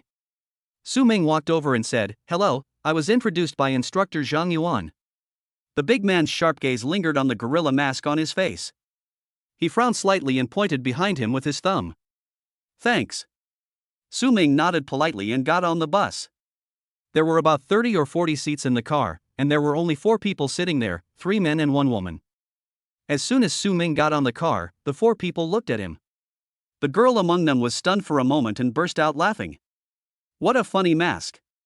Su Ming, under the gazes of several people, found an empty seat and sat down. Are you also going to do the meritorious mission? Do you have a team? A boy near the front door looked at him and asked with interest. Su Ming didn't know what the meritorious mission he was talking about was and shook his head in denial. What year are you in? The boy continued to ask. Su Ming, sophomore. The boy laughed. Wow, you dare to take on a meritorious mission in your sophomore year, and you're alone. You must be very confident in yourself. 3 stars or 4 stars? 3 stars. The boy pointed at himself and said, My name is Lulu, I'm a junior and a 4-star. These 3 are the same as me. Our team happens to be short of 1 person, how about taking you with me? Su Ming's heart moved slightly, and after thinking for a moment, he nodded, okay. He knew nothing about the interior of the Dongha base, so following these people was like having a guide. Moreover, with someone around, even if he is targeted by the 4 sacred sects, he has a greater chance of escape. Lulu, oh, right, let me ask you first, what's your HP? How many martial arts do you know? If your strength is too low, forget it. It would be difficult for us to take you along, and it would only harm you. Su Ming, 5,000, 3 Shen level top grade martial arts, sword, bow, and footwork, all perfected. Wow. Luli's eyes lit up, not bad. This is just 1 step away from being promoted to 4 stars. In the last row of the bus, a boy with a sallow face stood with his arms folded across his chest, looking lazily out the window. When he heard Su Ming introduce his strength, his eyes moved, as if he thought of something. He suddenly straightened up, looked at Su Ming's back and profile again seriously, took out his mobile phone and typed quickly, sending a message to someone. A few minutes later, the bald man Gao Peng finished smoking, got into the car, slammed the door shut, and started the car. It's time to go. The bus drove out of the school gate, merged into the main road traffic, and headed towards the airport. A sneaky boy came out from behind the flower bed on one side of the school gate, ran out of the school gate, looked at the taillights of the bus going away, and raised his mobile phone. Brother Ming, that kid got on Gao Peng's bus and went to the airport. It looks like he's going to the Dongha base. Daijing First Central Hospital. In the ward. Are you sure you didn't recognize the wrong person? Chen Xiaoming had a thick bandage wrapped around his face, and he was holding up his cell phone. His speech was a little unclear. It's definitely that guy, the height and build are right. He even wore a gorilla mask to hide his identity, but unfortunately, he couldn't escape my eyes. Chen Xiaoming was in no mood to listen to his younger brother's bragging. He hung up the phone, punched the bed hard, and hatred gleamed in his eyes. Good job, Su Ming. This bastard really hid his strength during the college entrance examination. He dared to go to the Dongha base. He must be at least a 3-star warrior. Thinking back to the slap I received yesterday, my cheek started to ache again. Chen Xiaoming suppressed his anger, thought for a moment, and called his second uncle Chen Tong, who worked in the military at the Dongha base. Hey, uncle, I'm Xiaoming. Help me kill someone. Who are you going to kill this time? An unhappy voice came from the phone. Su Ming, a freshman who enrolled early, will go to the Dongha base today. He just left school. Second uncle's voice paused for a moment, with a hint of anger in it. Who? Su Ming? No. Are you crazy? He was ranked second in the National College entrance examination. Can you kill him just like that? Who do you think you are? You kill this and that at every turn. Go away, don't bother me with this kind of thing in the future. Sensing that his uncle was about to hang up, Chen Xiaoming hurriedly said, Wait a minute, uncle. This Su Ming is Lin Qingli's boyfriend. You know Lin Qingli, right? She's my junior apprentice now. Master values her very much. Her comprehension of the rules of ice has reached the 7-star level. She will definitely become a figure like Master in the future. Second uncle, then? Then, as long as Su Ming disappears, I'll have the chance to take his place and become junior sister Lin's next boyfriend, recruiting a 7-star warrior for the family. No, even an 8-star. There was a long silence on the other end of the phone. Whose disciple is this Su Ming now? He belongs to no one. He can't even comprehend the rules slate. He's a piece of crap. None of the principals want him. Principal Yuan took pity on him and gave him the status of a registered disciple. He actually doesn't care whether he lives or dies. Chen Xiaoming was only focused on persuading his second uncle to take action, and he stated his own conjectures as facts. Second uncle, okay, I get it. This is the last time. Don't come to me for this kind of thing again. I'm not here to clean up your mess. Thank you, second uncle. Next time I go home, I will treat you to tea. Chen Xiaoming said happily. Second uncle said coldly, Don't hold your hopes too high. A registered disciple is still a disciple. He is, after all, Principal Yuan's apprentice. I can't directly intervene. Whether this will succeed or not depends on your luck and his. Chapter 116, Compulsory Mission, Reinforcement of Defense Zone 71. Looking down from the plane, the Dongha base is like a huge circular wall, surrounding a dark blue spacetime rift that is nearly 100 meters high and dozens of meters wide. The diameter of this ring is 47 kilometers, and the average thickness of the city wall is 916 meters. It is said that it took 35 years to build it. The plane went down outside the base. Led by Lulu, the 5 of them boarded a 12-seat transport vehicle and entered the base through a 30-meter high steel gate. Everyone I met along the way was in a hurry, some of them were covered in blood, as if they had just retreated from the front line. The air was filled with a tense atmosphere, making people feel heavy in their hearts. On the way, Lulu had already introduced the other 3 teammates to Su Ming. The boy who looks honest and reliable is called Peng Yu Xiang. His weapon is a saber on his back, and the blade is wider than his palm. The boy with a sallow face and taciturnity is called Zhang Xian, and his weapon is a spear. The only female team member, He Jia, who was pretty, lively and talkative, was armed with an emerald green longbow. This was the first time Su Ming saw a warrior practicing archery other than himself. There is no sun inside the base, and there are steel and concrete buildings everywhere. The bright headlights above are dazzling. The transport truck dropped off the 5 people in front of an office.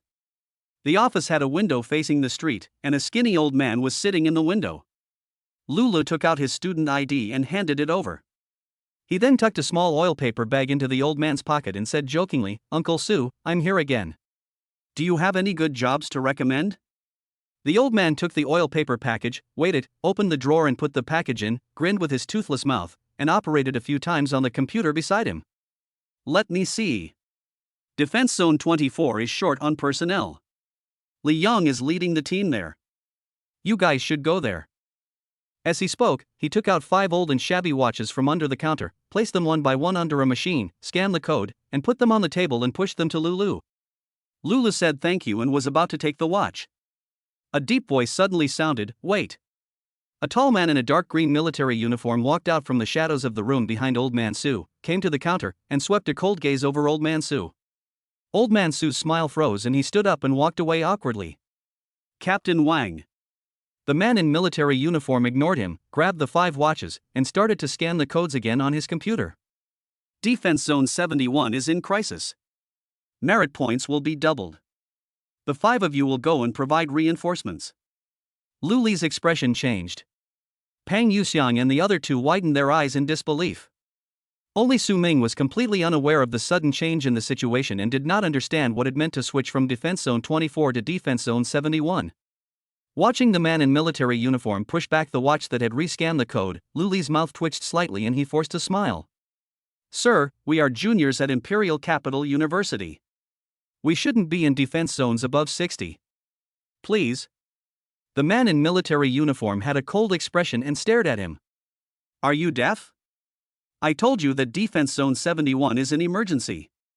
In this emergency, any warriors in the frontline base must obey the call up. Are you going to disobey military orders? Lu Li's face turned pale. He didn't dare to say anything. He grabbed his watch and turned away. The man in military uniform stood upright in the window, his cold eyes like a poisonous snake, staring at the backs of the 5 people as they left. I'll check the entry and exit records of Defense Zone 71. If you don't report, you'll be held responsible if anything happens in the zone. Lu paused, and with his back to the officer, a look of annoyance and gritted teeth appeared on his face. At that moment, he really planned to leave here and run away, and then return the watch when he had time. Oh shit. With an irritable curse, Lu quickened his pace and walked deeper into the base. He stopped and turned around until the office window was out of sight, then said helplessly to his 4 teammates, "This is terrible. Defense Sector 71 is an area only accessible to seniors. We're in dire straits now. This mission might be very dangerous if we don't handle it well." Su Ming, this is my first time here, so I don't quite understand. What is a defense zone? What do the numbers in front mean? He GSI'd and said, entering the spacetime rift is the territory of another world. The area occupied by humans is the defense zone. The larger the defense zone number, the closer it is to the front, and the higher the number and level of monsters that appear. In defense zones above 60, the worst monsters we encounter are level 3, with level 4 being the main force. Level 5 monsters appear sporadically, and we might even encounter level 6 monsters occasionally. If we're unlucky enough to win the lottery, even if we're only slightly hit by a level 6 monster's attack, we won't be able to return unscathed. After her explanation, Su Ming also realized the seriousness of the problem. What will happen if I don't go? Lu shook his head. You also heard the warning from that idiot just now. If you accept a reinforcement mission to an emergency area and don't report, it will be recorded as disobeying military orders and desertion.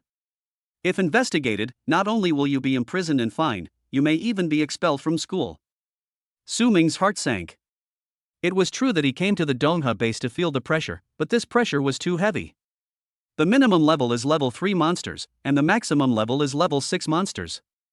Are you sure you didn't send them to their deaths on purpose? Is this kind of compulsory task common? Su Ming had a vague feeling of being targeted. This was the first time he encountered this kind of thing when he came to the frontline base.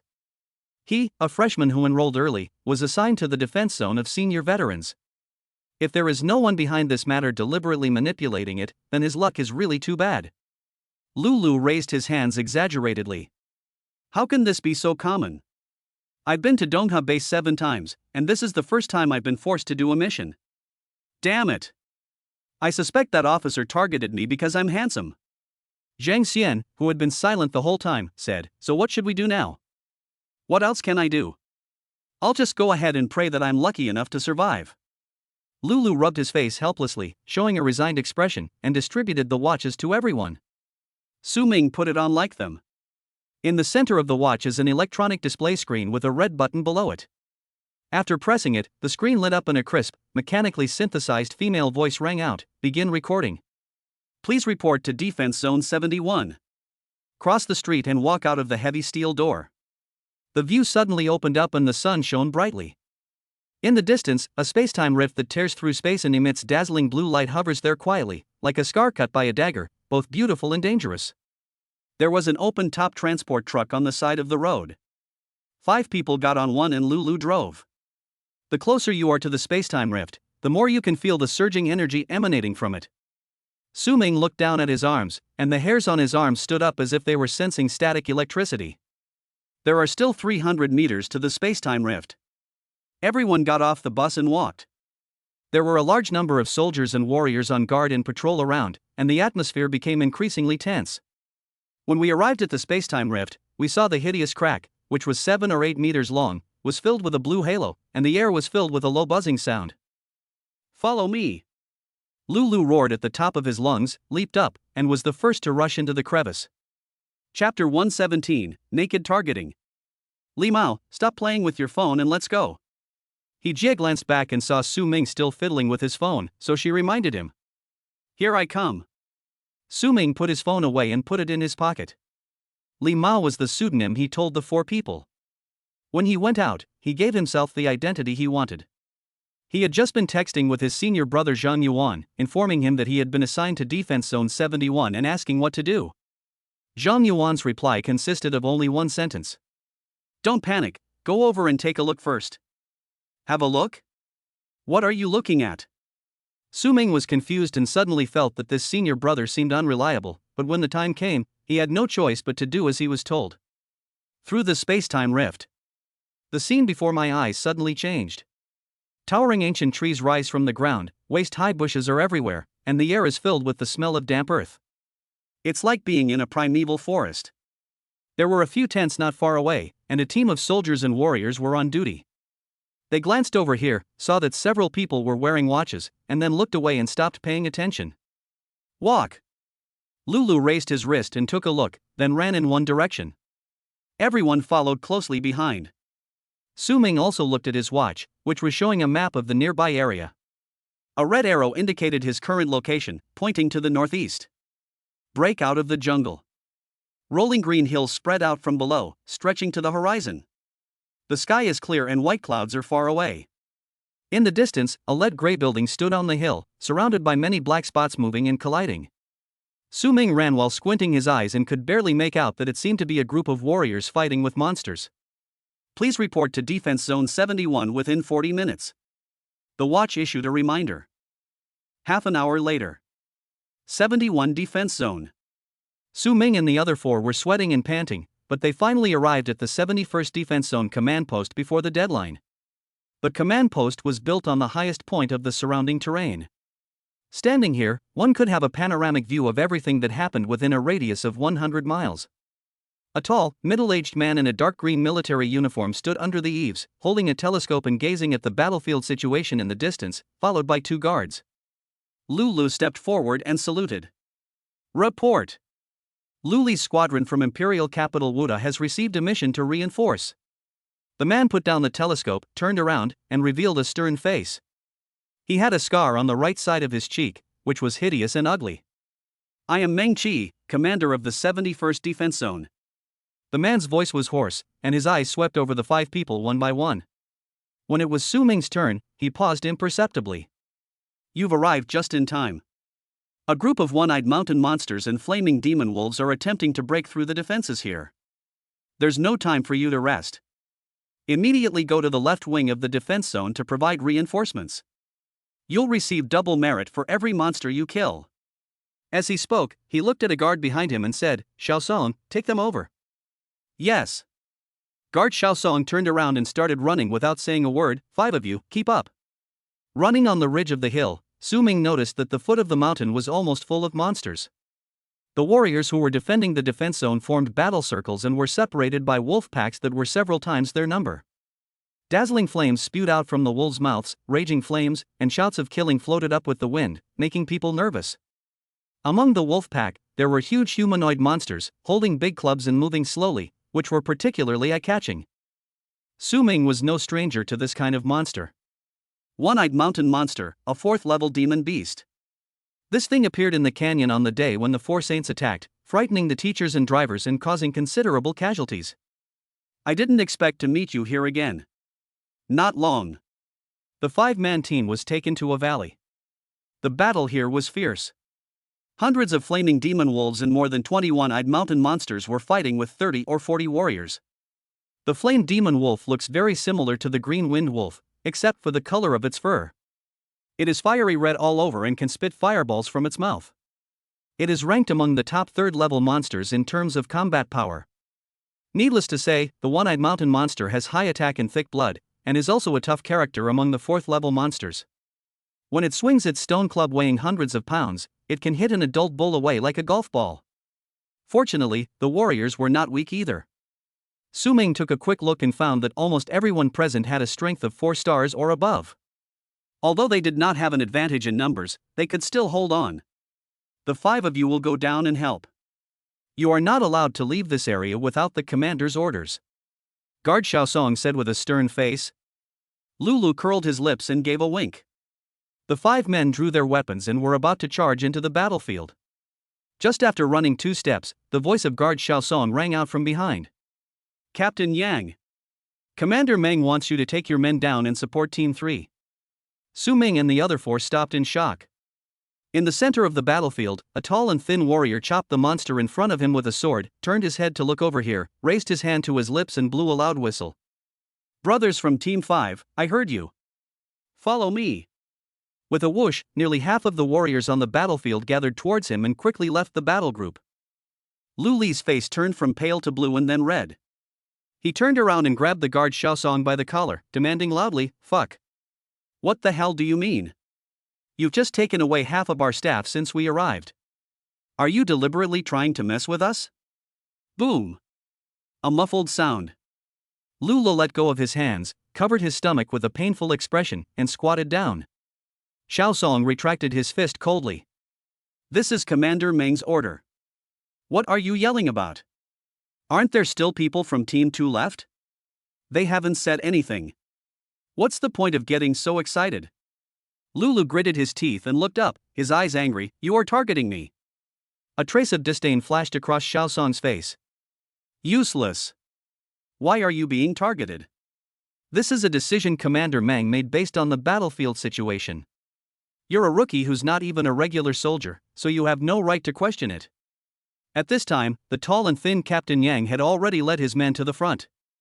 Xiaosong said one last word and left with the warriors from Team 5. Hold on here for 30 minutes. If you take a step back, you're deserters. Looking at the 5 teams going away, and then at the situation in the valley behind him where half of the manpower had been withdrawn, he suddenly saw a precarious situation. He Jia's face turned pale. Should we go back? Lulu stood up and clenched his fists. We can't leave. Damn it. I can see now that we're being tricked. If we leave now, we'll definitely be labeled deserters. Several people were silent. Indeed, if you had just received a mandatory task, you could comfort yourself by saying that I was unlucky and got a bad job. Now, the malicious intent hidden in the dark against them was no longer even acted out. It was obvious that they just wanted to kill them. Lulu and the other 3 couldn't understand. I clearly haven't made any enemies, so why am I being targeted for no reason? The thought just flashed through my mind. The next moment, the 4 of them had the same thought and turned their heads at the same time to look at the funny gorilla mask in the team. Su Ming. No, buddy, let me explain. Chapter 118, Give me pressure, more pressure. Lulu looked at him suspiciously. Li Mao, you don't have a grudge against that commander named Meng, do you? Su Ming shook his head. I don't know him. Then why do you wear a mask? This is complicated to explain. Su Ming's thoughts raced in his mind, and he planned to make up an excuse to fool people. However, before he could think of a suitable reason, Zhang Xian suddenly raised his spear and stood between him and Lulu. Let's talk about this later. Our most urgent priority right now is to survive. Since we don't want to be deserters, we'd better go down and help. Lulu was stunned. He didn't expect that Zhang Xian, who was always taciturn, would speak up for others at this time. But what Zhang Xian said made sense. The most important thing right now was to stay alive. It wouldn't be too late to figure out who caused this disaster after returning. After calming down, Lulu stopped asking questions and drew his sword. Okay, let's forget about that for now. Let's go. Everyone, please prioritize your own safety. The 5 people rushed down the slope, and just as they approached the edge of the battlefield, they attracted the attention of several flame wolves, which opened their mouths and sprayed several fireballs at them. Flying swallow sword. Lulu stomped his feet on the ground, jumped into the air, and dodged the fireball flying towards him. The green sword light cut through the sky and appeared in the middle of the wolf pack in an instant, cutting the neck of a fiery wolf, and blood spurted out. He just stopped at the edge of the battlefield, drew her emerald green longbow, and shot 3 arrows in succession, pinning to the ground a demon wolf behind Lulu that was trying to sneak up on her. Kill. Pang Yuxiang and Zhang Xian also attracted the attention of several demon wolves, and used their sabers and spears to reap the lives of the monsters indiscriminately. All 4 of them were 4-star warriors, so dealing with a 3rd-level flame wolf was no problem at all. Hijia picked up an arrow, put it on the bowstring again, closed one eye, and kept adjusting the aiming direction of the arrow tip to change the support target. Lulu is the strongest in the team, so there is no need to worry about him for the time being. Pang Yuxiang's fighting style is vigorous and he defeats the enemy with force. As long as he has enough physical strength, no matter how many flame wolves there are, it will be difficult for them to get close to him, so he does not need support for the time being. Zhang Xian doesn't need it either. The only one we need to worry about is Li Mao, who has the weakest strength, huh? Li Mao and him? Hijia was surprised and opened her other closed eye with a look of astonishment. I didn't realize this junior student is quite capable. The sword flashed. The neck of a fiery demon wolf was cut open, and the huge wolf head rolled to the ground, with blood gushing out. Ding! Kill the 3rd-level monster flame wolf, source energy plus 100. Su Ming dodged the fireball flying from the side, stepped on the 7-star steps, and rushed into the middle of several demon wolves. The long sword swung. Laugh! 2 more demon wolves died. Another one was a little slow to dodge and had one of its front legs chopped off. These flaming demon wolves, standing at the top of the food chain of 3rd-level monsters, could not pose any threat to him at all. They were as fragile as tofu under the super alloy ion sword. A casual sword strike can easily take away a life. Too weak, too weak. This won't work. I don't feel any pressure. Su Ming, who entered combat mode, became fanatical. He took the initiative to rush towards the larger wolf pack and fought alone against more than a dozen flame demon wolves. Hijia's shouts could be heard from a distance, Li Mao. Don't rush forward. Don't rush that far alone. Su Ming turned a deaf ear to it and only wanted to feel the pressure. Whoosh! Several fireballs flew from different directions, but he dodged them skillfully. The fireball hit the ground with a loud bang, creating shallow pits and sending sparks of fire mixed with dirt and gravel flying everywhere. He narrowly avoided the following claw attacks and bites, and his clothes on the shoulder were accidentally cut, but there was no injury to the flesh. Facing more than a dozen flame demon wolves at the same time, Su Ming finally felt a little pressure. But this is far from enough. However, this level of crisis is still far from enough to put him on the verge of death and trigger the transformation and sublimation of his mental power under extreme conditions. Kill! More monsters coming! Ignoring the shouts of Hijia and others behind him, Su Ming rushed deeper into the battlefield. Fuck, is this kid crazy? Lulu pulled out a long sword from a demon wolf, looked at his teammates who were getting farther and farther away from the team, cursed impatiently, and prepared to go over and pull Su Ming back. Roar! At this moment, a rough roar came from the side, and the terrifying power contained in the voice made people's hearts tighten. Luli's expression was solemn as he turned to face the behemoth charging towards him. Zhang Xian. Go and bring Li Mao back. He Jia will support me. Facing the one-eyed mountain monster. After receiving the order, Zhang Xian held his spear upside down, left the demon wolves in front of him, and rushed towards Su Ming without hesitation. Su Ming was feeling the pressure, and when he noticed someone approaching, he hurriedly said, "Don't worry about me." A long spear suddenly came stabbing. He was startled and was about to dodge when the tip of the gun brushed past his left arm and pierced through the forehead of a demon wolf with a whoosh. Zhang Xian gripped the butt of the spear and calmly pulled it out. He turned around and stood back to back with him, saying in a voice only the 2 of them could hear, "Your name is not Li Mao?" Your name is Xiao Shi. Su Ming's eyelids twitched, but he quickly regained his composure. He deflected a fireball with his sword and whispered, "I don't understand what you're talking about. Zhang Xian, did you think I wouldn't recognize you just because I changed my mask? I'm Cao Yueji's cousin." So? Zhang Xian smiled faintly, "Let's make friends." He swung his spear, knocked away the 2 demon wolves that were pouncing on him, leaped away, and headed towards another battlefield. Su Ming? What a psychopath. What's the purpose of this? Time passed minute by minute, and more than 30 flame demon wolves died at the hands of Su Ming's sword. However, the total number of surviving magic wolves in the valley not only did not decrease, but increased instead. Not only the magic wolves, but also the number of one-eyed mountain monsters is increasing. Su Ming jumped up and quickly glanced towards the northwest. There is an entrance to a valley over there, and a steady stream of flaming wolves and one-eyed mountain monsters are pouring into the battlefield from there. On the other hand, among the warriors, who had stayed behind before, 4 of them had been killed. Under pressure, the remaining people had to gather together and retreat to the southeast corner of the valley, fighting hard. Su Ming, who killed a large number of magic wolves, finally attracted the attention of the one-eyed mountain monster. A mountain monster roared and strode towards him, raised a stone club and smashed it down with great force. The moment the strong wind fell on his head, Su Ming's body shook and turned into a thin white line, dodging away with the narrowest possible stroke. Boom! The stone club weighing hundreds of pounds hit the ground, the earth trembled, and mud splashed several feet high.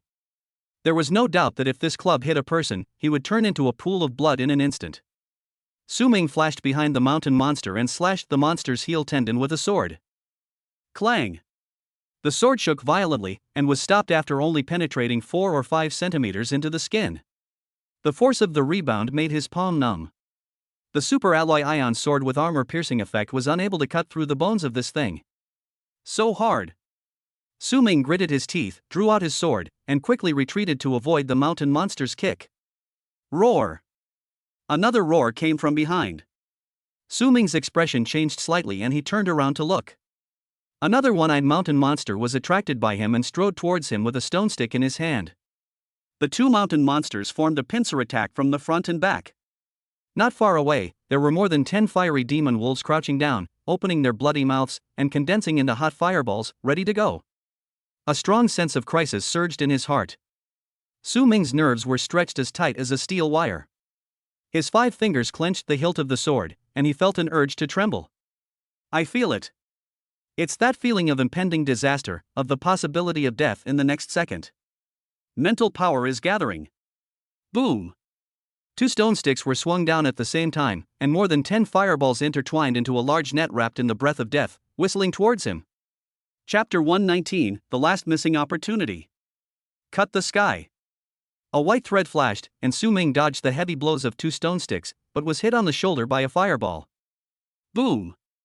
The moment the fireball exploded, green scales appeared on half of his body. He absorbed the shockwave generated by the explosion and was thrown out in a spin. Li Mao! Zhang Xian's shout came from a distance. Don't come over here! Su Ming rolled on the ground for a few times, turned over and jumped up, swinging his sword in a circle, beheading one of the 2 fiery demon wolves that pounced on him and forcing the other one back. Zhang Xian stopped and saw that his body was not injured under the burnt clothes. His movements were still agile and powerful. His heart settled down. The 2 one-eyed mountain monsters followed relentlessly, swinging their stone clubs and smashing Su Ming indiscriminately. Su Ming used the 7 stars stepping on the gang and the heaven cutting skills to dodge continuously. He would attack wherever there were more fiery demon wolves, and deliberately guide them all the way. Many demon wolves were killed by mistake by the 2 mountain monsters, and were smashed into meat paste by stone clubs, dying miserably. After a moment, a one-eyed mountain monster became angry. Roar! It roared to the sky, raised its weapon high, and stomped its right foot heavily on the ground. Buzz! A flash of ochre light passed by the one-eyed mountain monster's feet, and the ground was like a lake with a stone thrown into it, rippling circles of ripples visible to the naked eye and spreading in all directions. Su Ming was concentrating on escaping when he felt the ground shaking beneath his feet. He was startled and wanted to jump up to dodge, but it was too late. A strange sticky force came from the soles of his feet, and ripples swept across, causing him to rise and fall. His body lost its balance and fell backwards uncontrollably. A whistling strong wind was approaching rapidly from behind him. Without looking back, Su Ming could feel a stone stick hitting the back of his head. At the critical moment, he immediately activated the Thunder Dragon bloodline. Amid the crackling sound of bones exploding, Su Ming's body grew taller, sharp claws and fangs grew on him, and dark green scales quickly covered his entire body like armor. Next second. Boom! A huge force hit the back of the head. Su Ming was knocked away fiercely. He felt severe pain and his eyes turned black. He opened his mouth and spat out a mouthful of blood. Li Mao! Zhang Xian's voice sounded again in the distance. Can you please stop arguing? I'm not dead yet. An insignificant thought flashed through Su Ming's mind. He felt the touch of a hard object, and hit the ground, bounced up, fell down, bounced up again, rolled out countless times, and hit something, and heard the screams of wild beasts in his ears. After his body stopped rolling, for 2 seconds, Su Ming was on the verge of losing consciousness. His mind was blank, and he had no thoughts at all. He just wanted to lie there quietly. It wasn't until a sharp pain came from his wrist, stimulating his nerves, that he suddenly woke up. When he opened his eyes, the first thing that caught his eye was a ferocious demon wolf with scarlet eyes staring at him, biting his left hand, and a terrifying low roar rolling in its throat. Get out of here! Su Ming turned over and stabbed with his sword. The super alloy ion sword penetrated the chest of the demon wolf as easily as cutting tofu, pierced through the torso, and stabbed out from the back. He stroked hard. Swish! He cut open half of the demon wolf's body, and the gushing blood covered the mask. The ground was shaking, and something huge was approaching quickly. Su Ming struggled to stand up, shook off the remains of the demon wolf, raised his hand to wipe his mask, and saw a stone stick whistling towards him. Su Ming's pupils shrank to the size of a needle tip in an instant. A strong sense of death crisis struck his heart, and the hairs on his back stood up. It seemed as if something in his mind exploded, and his mental strength underwent a drastic change. For a moment, everything around seemed to slow down. Cut the sky! In the split second between life and death, Su Ming barely managed to dodge by brushing against the top of the stone stick and appeared more than 10 meters away. Almost there! I'm almost reaching the critical point where my mental power will completely transform. Recalling the fleeting state just now, an epiphany arose in his mind. Just as the feeling of joy was emerging, it was interrupted by a sharp pain from behind. Hiss! He gasped and touched his hands, which were covered in sticky blood. A large piece of dragon scales between the two shoulder blades on the back was broken, and some fragments were deeply embedded in the flesh and blood, making it more painful to touch. Su Ming called it a fluke. Fortunately, I reacted quickly and switched to the thunder dragon posture. With my height increased, I blocked the attack with my back. Otherwise, the stick was originally aimed at the head. Even if there was scales to protect it, if it hit the back of the head, even if it didn't kill him, he would suffer a concussion and fall into a coma. In this chaotic battlefield, there is not much difference between being unconscious and dying. Li Mao! Are you okay? Xiang came charging forward with a spear in hand, entangled a one-eyed mountain monster and helped him share the pressure. Su Ming wiped the blood off his hands and focused his attention back on the battle. I'm fine, don't worry about me, let them come to me. His mental strength was almost at the critical point. He only needed to experience the same kind of life or death stimulation as before, and he would most likely undergo a complete transformation and reach the 4-star realm. At this time, Zhang Xian's presence was actually an obstacle. Zhang Xian looked at him deeply, said nothing, and retreated with his gun. Su Ming released his thunder dragon stance, tore off his torn clothes, took out a coat from his space bracelet and put it on, then rushed towards the two mountain monsters. In the thunder dragon form, his strength, defense, and burst ability are significantly improved, but his dragon claw palms are no longer convenient for holding the sword. The 80-centimeter long super alloy ion sword is like a small fire stick in his hand. Not only is it awkward to use, it also affects the accuracy of sword moves and special skills. Moreover, the increase in defense will also affect his sense of pressure. Here, Su Ming was once again fighting with two mountain monsters and more than 10 fiery demon wolves that could not surround him. On the other side, the situation on the battlefield suddenly changed dramatically. With a deafening roar, an extremely huge one-eyed mountain monster came in from the northwest entrance of the valley. This mountain monster was 5 meters tall, carrying a large club with a dark metallic luster on his shoulder. Two dirty yellow fangs broke through his upper lip and rolled out. He also had several pieces of simple metal armor as thick as a palm hanging on his body. As soon as he appeared, he attracted the attention of everyone present. Roar! The large one-eyed mountain monster detective let out a demonstrative roar, grabbed the iron rod and smashed it twice on the ground, then strode towards the direction where the warriors were most concentrated and launched a charge. The earth shook and the mountains trembled. Along the way, there was a blind demon wolf that got in the way and was trampled into a meat paste by it. Looking at this scene, all the warriors were horrified. Someone shouted "One-eyed mountain monster king," and panic spread quickly. Everyone, hold on. 2 of you come to cover me and kill this ugly thing. A man who looked like a captain raised his arms and shouted, holding a sword, and rushed towards the one-eyed mountain monster king. Behind the one-eyed mountain monster king, more flame wolves and one-eyed mountain monsters poured into the valley. The situation became even more unfavorable. Many warriors had expressions of despair on their faces. With the determination to kill as many as possible and defend as long as possible, they squeezed the last bit of strength from their exhausted bodies and fought with the monsters for their lives. Under such circumstances, Su Ming was also under greater pressure. Another one-eyed mountain monster targeted him and joined the battle. However, even though he was besieged by 3 one-eyed mountain monsters, there were more than 20 flame wolves around him, watching him closely and leaving him no chance to make mistakes.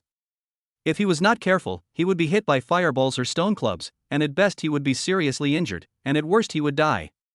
Even though he had been forced to this point, Su Ming still felt that something was missing. Keeping your nerves tense for a long time, you are constantly on the verge of death.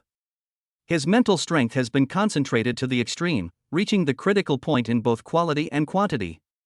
Now the only thing missing is an opportunity. An opportunity that would allow him to truly feel death, his mental strength to completely collapse, like a supernova explosion, completing sublimation and transformation in an instant. Chapter 120, Promotion to 4-Star Warrior. Su Ming searched hard for that opportunity. After fighting for so long, his physical strength was almost exhausted. In another 3 minutes, if his mental strength couldn't complete the transformation, he would be forced to temporarily withdraw. Boom! The stone club with a 1,000-pound force came crashing down from the front again, and at the same time, the whistling sound of fireballs shooting towards him was heard from behind, and there was more than one.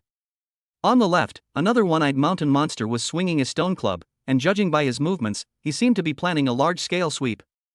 In an instant, Su Ming made a judgment, moved his body, and retreated quickly to the right rear. There is a third one-eyed mountain monster blocking the way in front of him on the right. In order to avoid this round of attack, he has only one option to break through in this direction.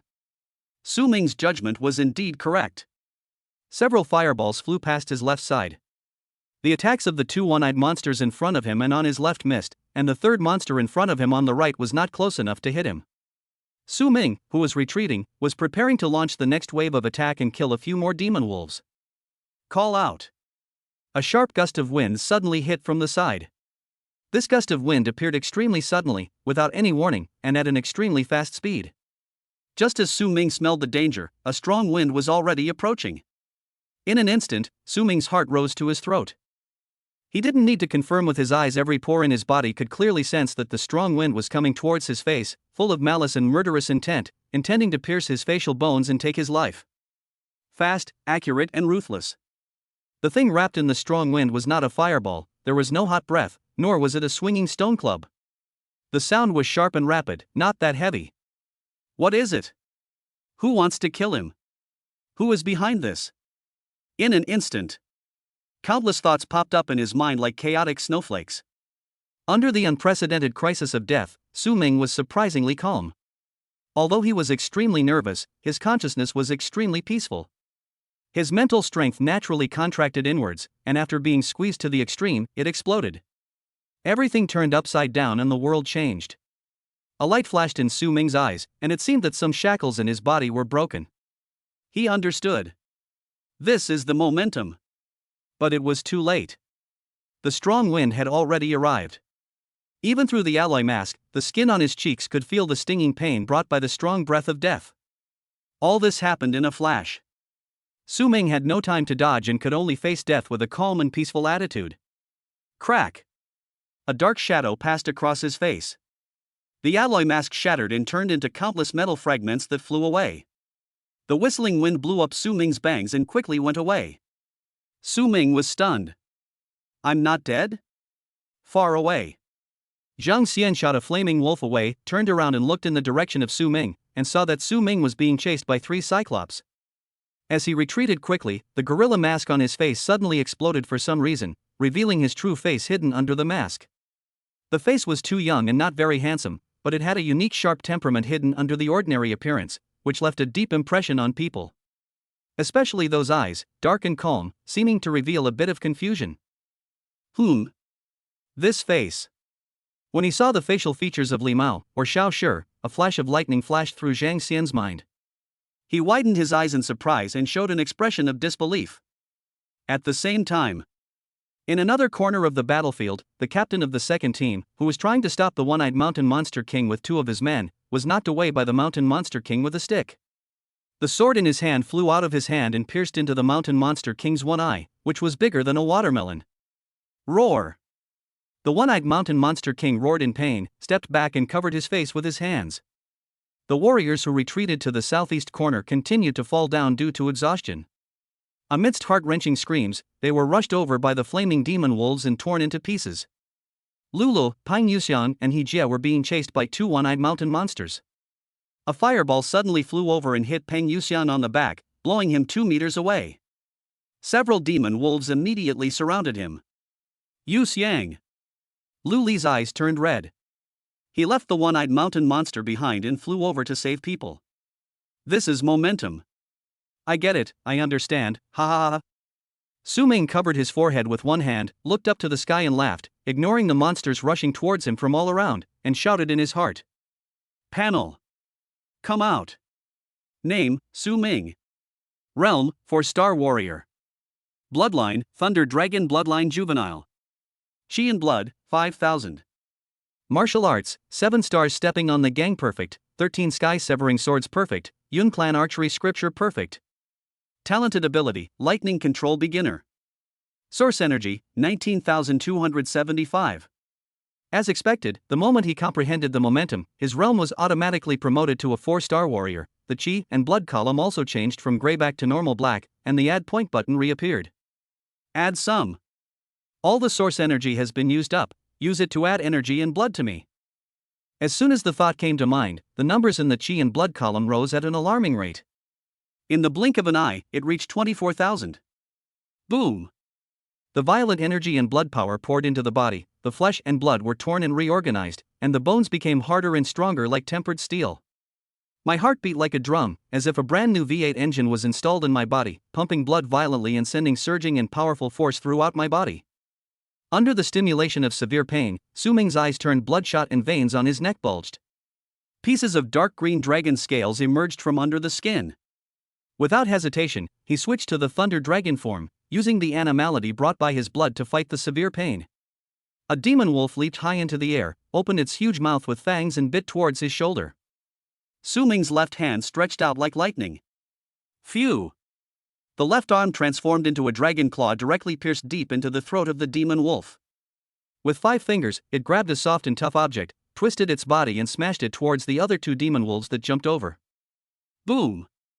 The demon wolf he had put on his arm exploded under the huge impact, and broken bones, flesh and blood were scattered all over the ground. The 2 demon wolves that were hit also died instantly. A one-eyed mountain monster roared and rushed towards him with a stone club raised high. Su Ming leaned over and punched the ground. TSK TSK. The dazzling blue lightning moved forward along the ground and climbed up the body of the one-eyed mountain monster along the soles of its feet. Sizzle. Green smoke came out of the one-eyed mountain monster's body and his movements paused. Su Ming kicked off and jumped up, pulling his right fist back like drawing a bow. Bang! A punch hit the one-eyed mountain monster's face, bursting the one eye, splattering turbid white juice everywhere. The Cyclops let out a painful wail and fell backwards. Bang bang bang bang! Su Ming rode on it, swung his arms and punched it wildly, causing the ground to shake continuously. The skull of the one-eyed mountain monster soon shattered under the violence, and its brain flew more than 3 meters away. The entire head was almost buried in the soil. A stone stick came towards him, but Su Ming leaned back and dodged it with a backflip. He turned around and rushed into the group of fiery wolves, punching them one by one like killing chicks. In the distance, Zhang Xian stood with his mouth half open, stunned. Is this guy on drugs? Why is he so violent all of a sudden? Chapter 121, Reinforcements arrive. After Su Ming added points, his Qi and blood value reached 24,000. In the Thunder Dragon posture, his body functions were greatly improved, and his real strength was almost equivalent to a Qi and blood value of 30,000. The HP range of a 4-star warrior is between 5,000 and 50,000.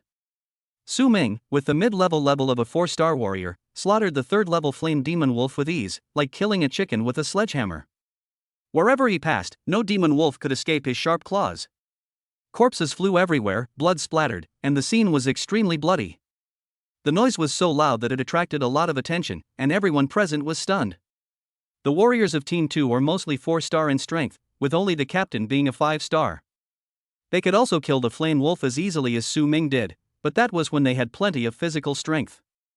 The battle lasted so long that everyone's weapons were blunted, and the average number of demon wolves killed by each person exceeded 3 digits. Both mentally and physically, my strength has reached its limit, and it is already very difficult to barely hold the defense line. I dare not squander my strength anymore, and I hope to save every bit I can. But what's up with this guy who looks more beastly than a monster? Isn't he tired after fighting for so long? This spirit is just like joining the battlefield, with endless energy radiating from the whole body. Where did this madman come from? No longer obsessed with feeling pressure, Xiang liberated himself and fought his way from the center of the valley to the southeast corner where the warriors had retreated. He swatted away 2 flaming demon wolves that blocked his way with one claw and asked Lulu, who was shielding he and Peng with his arms outstretched behind him. "Are you okay?" Lulu was stunned. Xiang turned around and pounced on another group of magic wolves 10 meters away. Only then did he nod in a daze. "No, nothing." His doubtful voice came from behind. "Lulu, was that Li Mao just now?" Lulu squeezed out a voice with difficulty. "It seems so." At this time, Xiang came from a distance with a gun in his hand and repelled the demon wolves that surrounded him again. "Xiang, how did Li Mao become like that? How did he suddenly become so strong?" Xiang didn't even turn around. "I don't know. How are you guys? Can you still hold on?" Lulu glanced down at his watch and said, "We can still hold on a little longer. 30 minutes are almost up. Everyone must hold on until reinforcements arrive. We absolutely cannot die in a place like this." Xiang dodged a stone club swing from a one-eyed mountain monster. His fist was swirling with golden flames and flashing with blue lightning. He threw a hook punch that hit the mountain monster's abdomen hard. Boom! The one-eyed mountain monster lifted his feet off the ground, arched his waist and abdomen, and a circle of transparent energy exploded from behind him. He opened his mouth and spat out a mouthful of blood. Blue lightning snakes crawled up the torso, paralyzing its nerves and muscles.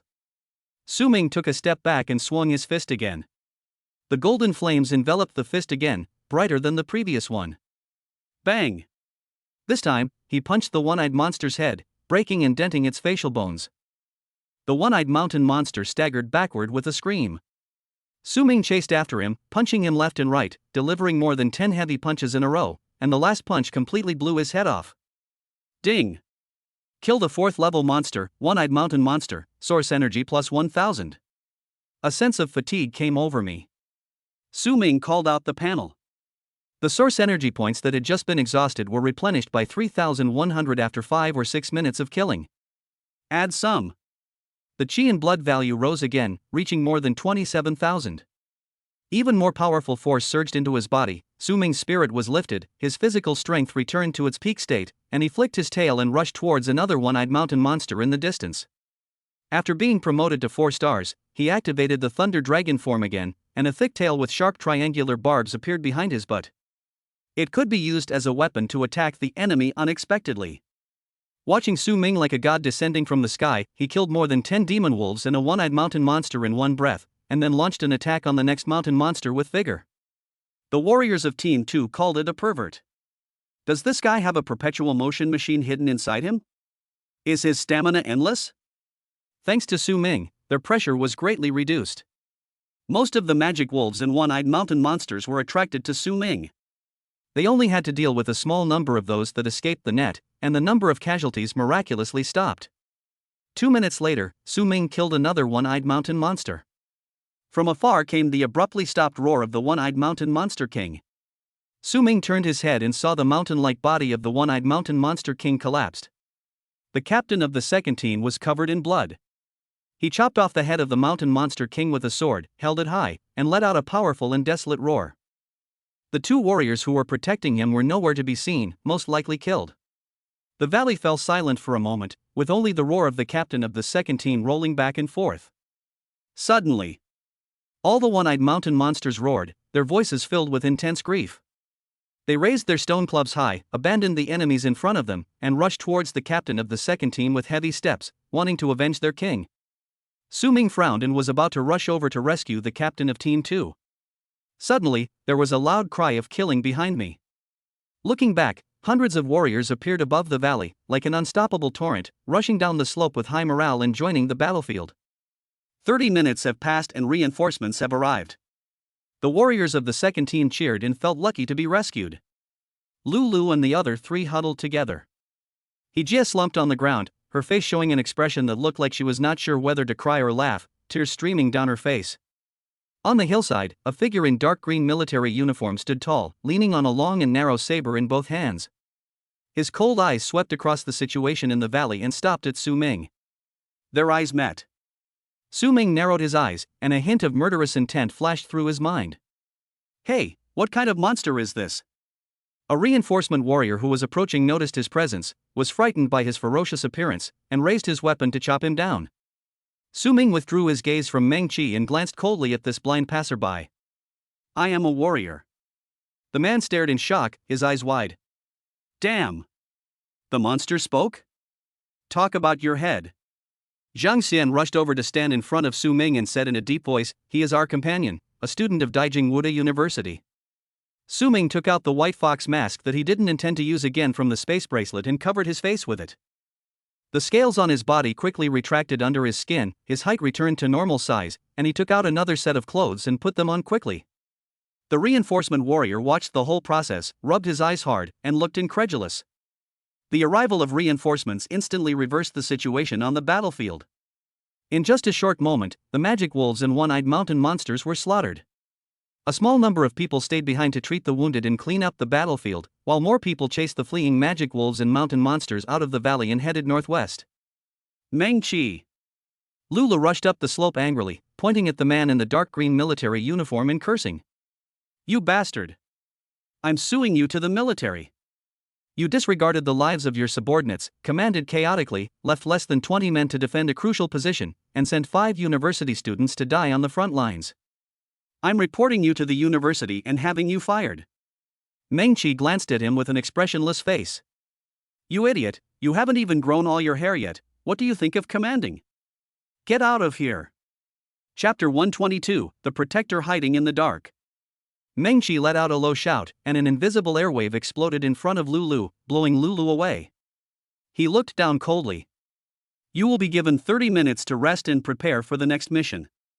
Lulu stumbled a few steps after landing, steadied himself, and said angrily, You still want us to die? I won't accompany you anymore. As he said that, he turned around and waved to Su Ming, Hijie, and the other 3. Let's go. Meng Qi's face darkened. Without my order, no one is allowed to leave Defense Zone 71. Lulu raised his middle finger and said, Fuck you. A trace of ashenness flashed across Meng Qi's face, and he clenched his knife-holding hand. Lulu was not afraid at all. He drew his sword with a clang. Want to fight? Just try to touch me. My advisor is Dean Kai of the Imperial Capital Martial Arts University. There are so many eyes watching here. If you dare to touch me, you will be court-martialed tomorrow. Hijie grabbed the longbow and Xiang Xian picked up the spear. Even the injured Pine Yu Xiang stood up unsteadily with the help of his saber, ready to fight. The atmosphere was tense. The guards around Meng Qi shouted sternly, How dare you be disrespectful to the commander and openly disobey military orders?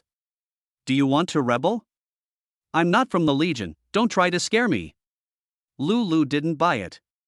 The many warriors who remained in the valley stopped their work and watched the two sides in silent confrontation.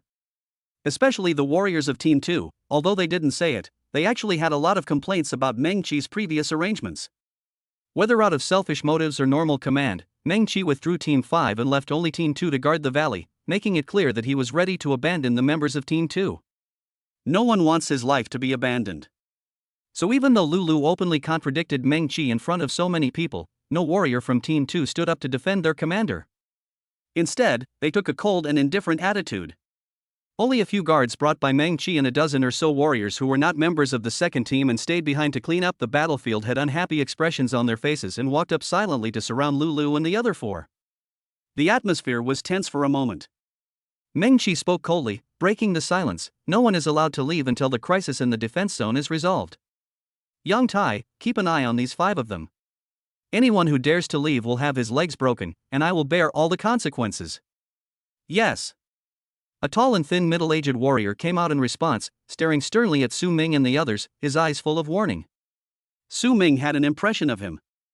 This man was the captain of Team 5 who had previously withdrawn from the valley and a 5-star warrior. Lulu laughed in anger. Okay, if you have the guts, do it. Su Ming raised his hand and pressed his shoulder. Lulu turned around in surprise. Su Ming shook his head at him and whispered, "Don't be impulsive, wait a little longer." Lulu didn't understand what he meant and showed some hesitation on his face, but believe me. Feeling the calmness in Su Ming's tone, Lulu was speechless. He was silent for a moment and didn't say anything else. On the slope, Meng Qi looked at the scene with a grim expression. No one knew what he was thinking. He turned and left with a few guards. A conflict was resolved. The second team of warriors sat down on the spot. Water and food were distributed. Everyone ate in silence, trying to restore their depleted strength with the greatest efficiency. The captain of the second team was seriously injured. At the last moment, he seemed to have fainted from exhaustion and was carried away on a stretcher. Su Ming and his friends also received food, and someone came to bandage Pang Yuxiang's wound. Su Ming shared his share of food with Lulu and others. He had plenty of energy and did not need to rest to recover. He walked to the side, took out the super alloy ion sword, and slowly practiced the sword moves, taking the time to familiarize himself with his body after his strength increased. Zhang Xian, holding a gun in one hand and chewing a compressed biscuit in the other, walked over and asked in a low voice, "Why did you stop Lulu just now?" Su Ming continued to move, saying, "Meng is serious. If we force our way, he will have every reason to attack us. But it's just as dangerous to stay uncertain. What's the meaning? It's hard to tell right now, so let's just wait and see what happens." Su Ming recalled the scene before his mental power transformed. The source of the sudden gust of wind that facilitated his promotion was highly questionable. At that time, Su Ming thought that someone was secretly attacking him and wanted to kill him. Now that I think about it carefully, that's not the case at all. The murderous intent contained in that gust of wind was fake, otherwise, according to the situation at the time, he would have had no chance to react or dodge. That gust of wind should have penetrated the gorilla mask and shot his head, but strangely, it only broke the mask and did not hurt a single hair of his. Su Ming didn't think that this was the result of his good luck. The gorilla mask he wore, like the white fox mask on his face now, was made of alloy material. Even if it was thrown to the ground and run over by a car, it would not necessarily be deformed. Such a sturdy mask was blown into pieces by just a touch of the strong wind. What's even more bizarre is that these fragments were all shot away from him, and none of them scratched his face. What kind of expert can do this? Su Ming estimated that it would be difficult to become a 5-star warrior, and he would have to be at least a 6-star warrior. The other party saw that he was only one step away from a breakthrough, so he made a move in secret, deliberately creating a false killing aura, which brought him a huge pressure in an instant and helped him complete the sublimation and transformation of his mental power. This is undoubtedly well-intentioned. But at the same time, the act of destroying the mask he used to conceal his identity made Su Ming feel a hint of obvious malice. The other party deliberately broke the solid alloy mask, as if he wanted others present to see his true face and expose his identity as Su Ming. This may be Su Ming's sensitivity, suspicion, and groundless suspicion. But as he thought along this line, he suddenly had a vague guess about the identity of the 6-star warrior hiding in the dark. Let me ask, what consequences will be caused if the identity of Su Ming is exposed? The Four Saints sect might get wind of this and launch another attack against him. Look, the answer just appeared. Therefore, Su Ming speculated that the goal of this 6-star warrior was most likely to use him to lure out the Four Sacred Sect. This person is either from the military or the school, or possibly both. Although being used as bait was dangerous, one cannot catch a wolf without sacrificing the child. After a brief consideration of the pros and cons, Su Ming decided to go for it. The potential threat from the Four Saints sect has always been a headache for him. As long as we can successfully lure out the remnants of the Four Saints sect this time, whether by killing them or capturing them, and giving them a head-on blow, this group of desperados will be afraid and forced to stop and weigh the pros and cons. As the saying goes, one good punch is enough to prevent 100. Instead of being in a panic all day long, hiding your identity and hiding away, it is better to solve the problem from the root. If the leaders of the Four Saints sect realize that the risks of attacking them far outweigh the benefits, they will naturally give up subsequent actions. With this incident as the basis, Meng Qi's series of targeted measures seem insignificant. With a 6-star boss watching over him, before the remnants of the Four Saints sect appeared, even if Su Ming wanted to die, the boss hiding in the dark would probably not agree. The boss protected him, and he protected Lulu and the other 4 who were implicated by him. Everyone was safe and sound, and they were able to avoid being labeled deserters. This was very reasonable. Thinking of this, Su Ming stopped practicing sword moves, took off the white fox mask that covered his face, and threw it into the space bracelet. Seeing him suddenly reveal his true face, Xiang couldn't help but be startled. Why did you take off the mask? Don't you need to hide your identity anymore? Not far away. Jia happened to be munching on a biscuit and looking over here. Seeing Su Ming's face, she slowly widened her eyes, pointed her index finger at Su Ming, and stood up with her mouth wide open. Ah! I've seen this face before. You're that, who? Oh, and you ranked second in the National Martial Arts exam this year. Chapter 123, Identity Exposed, Undercurrent Surge. Jia shouted, attracting everyone's attention. Lulu quickly recognized Su Ming, as this face had appeared on TV before, but his first reaction was that it was impossible. Because the Su Ming he knew had just finished the college entrance examination a month ago, but the Limao in front of him was clearly an out-and-out 4-star warrior. The two could not be the same person. How can a good high school student have 4-star strength without even going to college? It's simply a fairy tale. Even TV dramas don't dare to act like this. But Su Ming looked so much like the face he remembered seeing on TV that he couldn't deny it. So Luli's brain crashed. On the one hand, he felt that Li Mao couldn't be Su Ming, but on the other hand, he felt that he was Su Ming. He suddenly had an idea and clapped his hands. I know. You are Su Ming's brother. You two brothers look so much alike, ha ha ha. Su Ming smiled faintly. Sorry, I'm an only child. Luli's smile froze, replaced by an expression of disbelief. He stammered, You really are Su Ming? The Su Ming who ranked second in this year's college entrance examination? You must be a fake, a 4-star warrior who just graduated from high school? You must be kidding. Peng Yuxiang stood up with difficulty, covering his wound and grinning with a simple smile. Is this a true genius? He's too amazing. He's not someone like me can even look up to. Lulu, no, you just accepted it like that? Compared to the shock of the three of them, the reaction of the second team members was much calmer. They only showed surprise when they heard the words this year and second place in the college entrance examination, but it was not to the extent of doubting their lives. As formal soldiers, these people are stationed in this alien land all year round to resist monsters and beasts. They can only occasionally return to the base on the other side of the spacetime rift to rest for a day or two. Apart from necessary contact with their families, they rarely pay attention to news from the outside world.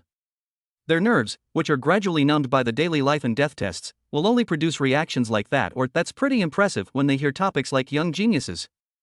As for other feelings, it would be better to think about how to survive the next battle. After the chaos, Lulu finally accepted the fact that Su Ming was Su Ming and confirmed one thing. So that Meng who deliberately arranged for us to die was targeting you? Who did you mess with outside? A man named Chen, a disciple of Vice Principal Wei. Chen? Oh, Chen Xiaoming, right? I've heard of him. He's quite pretentious. Mentioning this, Su Ming looked apologetic. I'm sorry for getting you involved. But don't worry too much. I think we should be safe. Lulu, damn. What's the point of being involved or not? I was the one who took the initiative to get you into the team. It's not your fault. If you want to blame someone, blame the Chun family and the Meng family. Damn it, these people dared to take revenge on their own. I must report them when I get back to school. After cursing indignantly, he rolled his eyes and started to ask Su Ming questions again. Come to think of it, you enrolled early, right? Have you chosen a tutor yet? Principal Yuan accepted me as his registered disciple. A registered disciple? Why isn't he an official disciple? This is a complicated matter. 71 Defense Zone Command Post. Meng Qi walked into the command room alone, picked up the walkie-talkie and switched to the encrypted channel. Second brother, I'm Meng Qi. There was a rustling noise in the intercom, and after a moment, a deep middle-aged man's voice sounded, Oh, Xiaoqi, how is the matter I told you to do going? Meng Qi, it didn't work. The target's strength exceeded expectations. He broke through during the battle and is now on medium-level 4-star. 4-star average? The voice on the intercom sounded a bit surprised. You've already reached an intermediate level right after your breakthrough? Yes, I saw it with my own eyes. There was silence on the intercom. Meng Qi waited for a moment and then asked, Do you want to continue? Try again. Give him a more dangerous mission. This time, it doesn't matter whether he lives or dies. From now on, you don't have to worry about him anymore. Meng Qi hesitated for a moment. How about I take action? No, he's Yuan Yi's disciple after all. Assigning him a mission to die can be explained as being forced by the battlefield situation, but if you take action, you'll be in trouble. The voice on the intercom paused and the tone became lighter. No matter how brilliant his performance is now, he is ultimately a mediocre person who cannot comprehend the rules of the slate. In the future, he will at most be a 6-star warrior. This kind of character poses no threat to the Chun family, so it doesn't matter if we can't deal with him now. Let Xiaoming deal with him slowly. This will also give my useless nephew some motivation to grow. Meng Qi nodded. I understand. After ending the call, Meng Qi stared at the walkie-talkie in his hand, a little absent-minded. At most a 6-star warrior? This level of trouble really cannot threaten the Chen family. Even if they allow it to grow and be used as a whetstone for the family members, it doesn't matter. If the Chen family really wants to take action one day, they have plenty of ways to make it disappear from the world. But that is from the Chen family's perspective. He is not a member of the Chen family. The Chen family can ignore the potential shown by Su Ming, but he cannot. The Chen family may not care about Su Ming's identity as the registered disciple of the president of Daijing Wuda University, but he cannot. Since I have already made this knife, I have offended people. Then we must completely eradicate the threat before it grows up, so as to avoid being abandoned in the future. Meng Qi's eyes turned sinister. Dongha Base. A piece of gossip spread like wildfire and quickly spread through various channels. Have you heard? The runner-up in this year's National Martial Arts exam is now at the base and is already a 4-star warrior. That's fake. It wasn't long after the college entrance exam. Even if he were to take off like a rocket, his strength wouldn't be able to grow that fast. It's true. A wounded soldier who retired from Area 71 said it. He saw it with his own eyes. A high school student, a 4-star warrior, is this really that abnormal? Is our Xia country going to have another warrior above 7 stars? News related to the name Su Ming quickly spread throughout the base, and for a time, almost everyone was talking about it. In a corner of the base, in the dark gap between two walls, a construction worker wearing a safety helmet and covered in black engine oil took out his cell phone, looked around cautiously, and after making sure there was no one nearby, he dialed a number. Hello? I'm Li was 16. The target of our last canyon escape mission, Su Ming, has appeared at the Dongha base and is suspected to have become a 4-star warrior. Is the news true? I'm not sure. The speed of intelligence dissemination this time is a bit unusual. I feel it's most likely a trap, but I can't rule out the possibility that the mission target is really here. Got it. I'll ask the higher-ups for instructions. Wait. After the call ended, the man held the phone silently, hiding in the darkness and waiting patiently. Moment. His phone vibrated and he raised it to his ear. The boss said, "Don't move, stay dormant. There's no need to delay important matters for a small fish." Clear. P.S. I'm stuck, so I'll update once today to sort out the plot. As everyone reminds me, I'll bring the main storyline back to eating soft rice as soon as possible. I'll make up for the one I owe tomorrow. Chapter 124, Don't Move. After half an hour break, Xiaosong, the guard beside Meng Qi, reappeared and took Su Ming and his 5 companions and more than 10 members of Team 2 to the front line of Defense Zone 71. This is an open plain, with shouts and cries of killing shaking the sky. Thousands of monsters and hundreds of warriors are fighting each other. The corpses and remains of monsters are scattered all over the ground, and the wind blowing in the air is full of a strong smell of blood. In the distance, more monsters are rushing towards this side. What are you still dawdling for? Go ahead. Even if it means death, you must hold on here until the reinforcements arrive. Guard Xiaosong sneered and stared straight at Su Ming and the other 4. Lulu was furious and his fists clenched so hard that they made cracking sounds. Su Ming took a deep breath and looked at the dark tide of monsters below. There was no fear in his heart, only excitement. These are all source energy points. After being promoted to a 4-star warrior, he will be able to practice low-level martial arts, and urgently needs a large amount of source energy to add points. The 4 of you stay together and be careful not to get surrounded. If you are in danger, call me loudly. After leaving a word of advice, Su Ming took out the super alloy ion sword and attacked the nearest monster. Lu Li's face was stern. Tian gang, this guy is actually worrying about us? Who is the senior? Regardless, the four of them still followed Su Ming's instructions and did not separate, but instead joined forces and charged into the battlefield. Laugh. The surface of the super alloy ion sword was covered with a layer of golden light. It cut a flaming wolf into two pieces easily like cutting butter, with almost no resistance felt. This is the power of momentum. Even if I hold a piece of ordinary iron in my hand, with the sword momentum attached to it, it can be transformed into a divine weapon, and its sharpness will increase dramatically.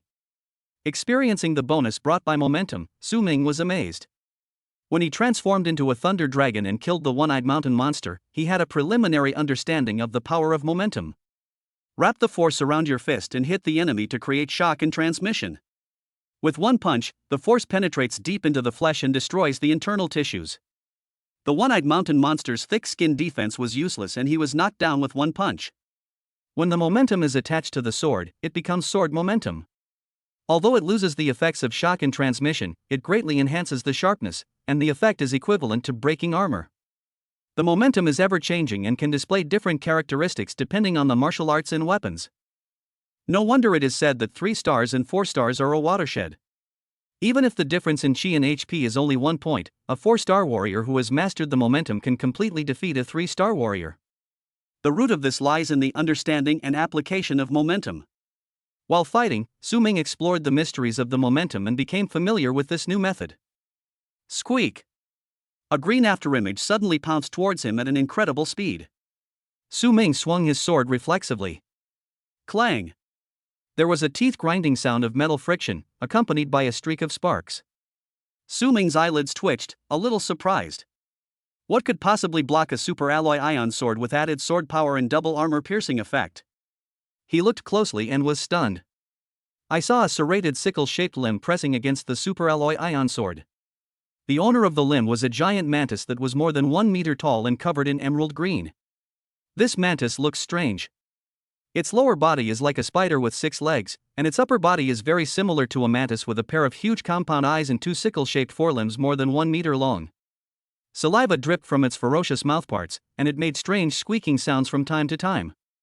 It was the first time that Su Ming had seen this kind of stitched monster.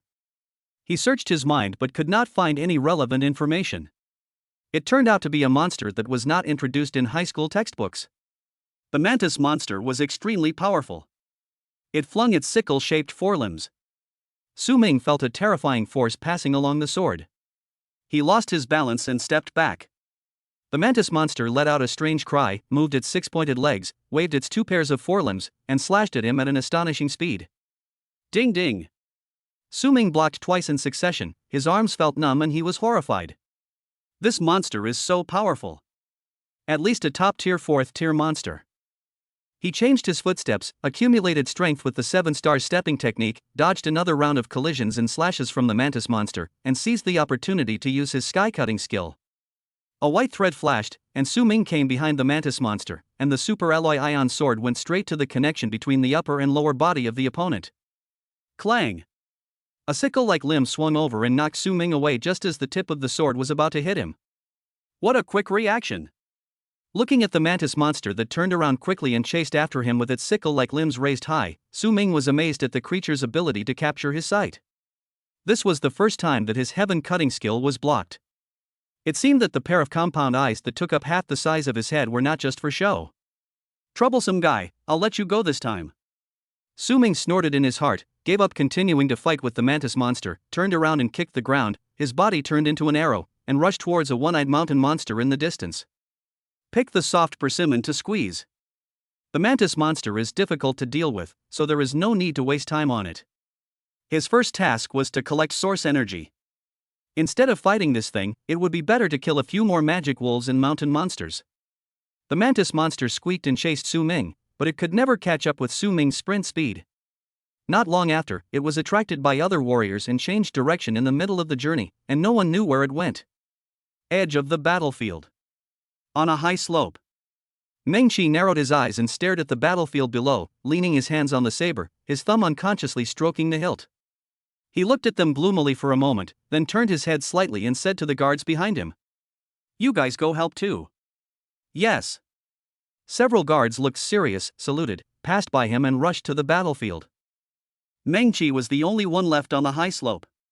He stared silently at the young figure on the battlefield who was wantonly roaming and slaughtering among the monsters, observing the opponent's swordsmanship, fighting style and intentions of action, and after some inner evaluation, he came to a conclusion. This young man named Su Ming has great fighting talent. He has sharp intuition, superb martial arts, and meticulous control of the battlefield situation around him. He will deliberately avoid powerful monsters such as the Blade Mantis and the One-Eyed Mountain Monster King, and focus on killing ordinary 3rd and 4th level monsters such as the Flame Demon Wolf and the One-Eyed Mountain Monster, with amazing efficiency. Such excellent combat awareness, coupled with his amazing talent and promotion speed, as well as the resource support provided by the identity of 8-star warrior registered disciple. Meng Qi judged that within 5 years at most, this young man would be able to catch up with him or even surpass him. What a terrifying genius! Fortunately, he is still very weak now.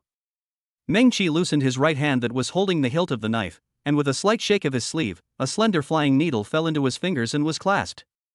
He slightly shifted his gaze away from the young figure and looked around. The battlefield was in chaos, everyone was trying hard to fight the monsters, and no one paid attention to this side. He felt a little relieved and fixed his eyes on the figure again. He turned his wrist, bent his fingers to gather strength, and the tip of the flying needle pointed at the target in the distance. He has been secretly practicing this top-grade flying needle technique for 10 years, and few people around him know that he knows this secret flying needle technique. Just one needle is enough to pierce the heart of the person whose eyes are fixed on it. The flying needle passes through the body and sinks into the ground, leaving no trace. In this chaotic battlefield, a dead person will not leave behind a corpse. The swarming monsters will rush over and eat him up completely, leaving not even a bone, and completely destroying the body.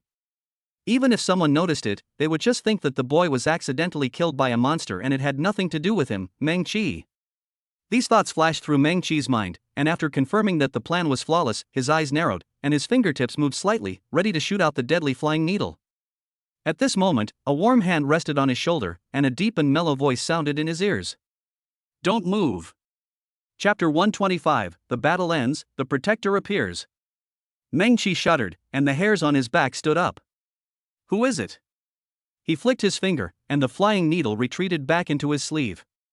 In a flash, he drew his sword, turned around and chopped. Boom! The air around him suddenly became hundreds of times heavier. Meng Qi felt like he was trapped in a quagmire. His spine was bent by the sudden huge force, and his back was arched.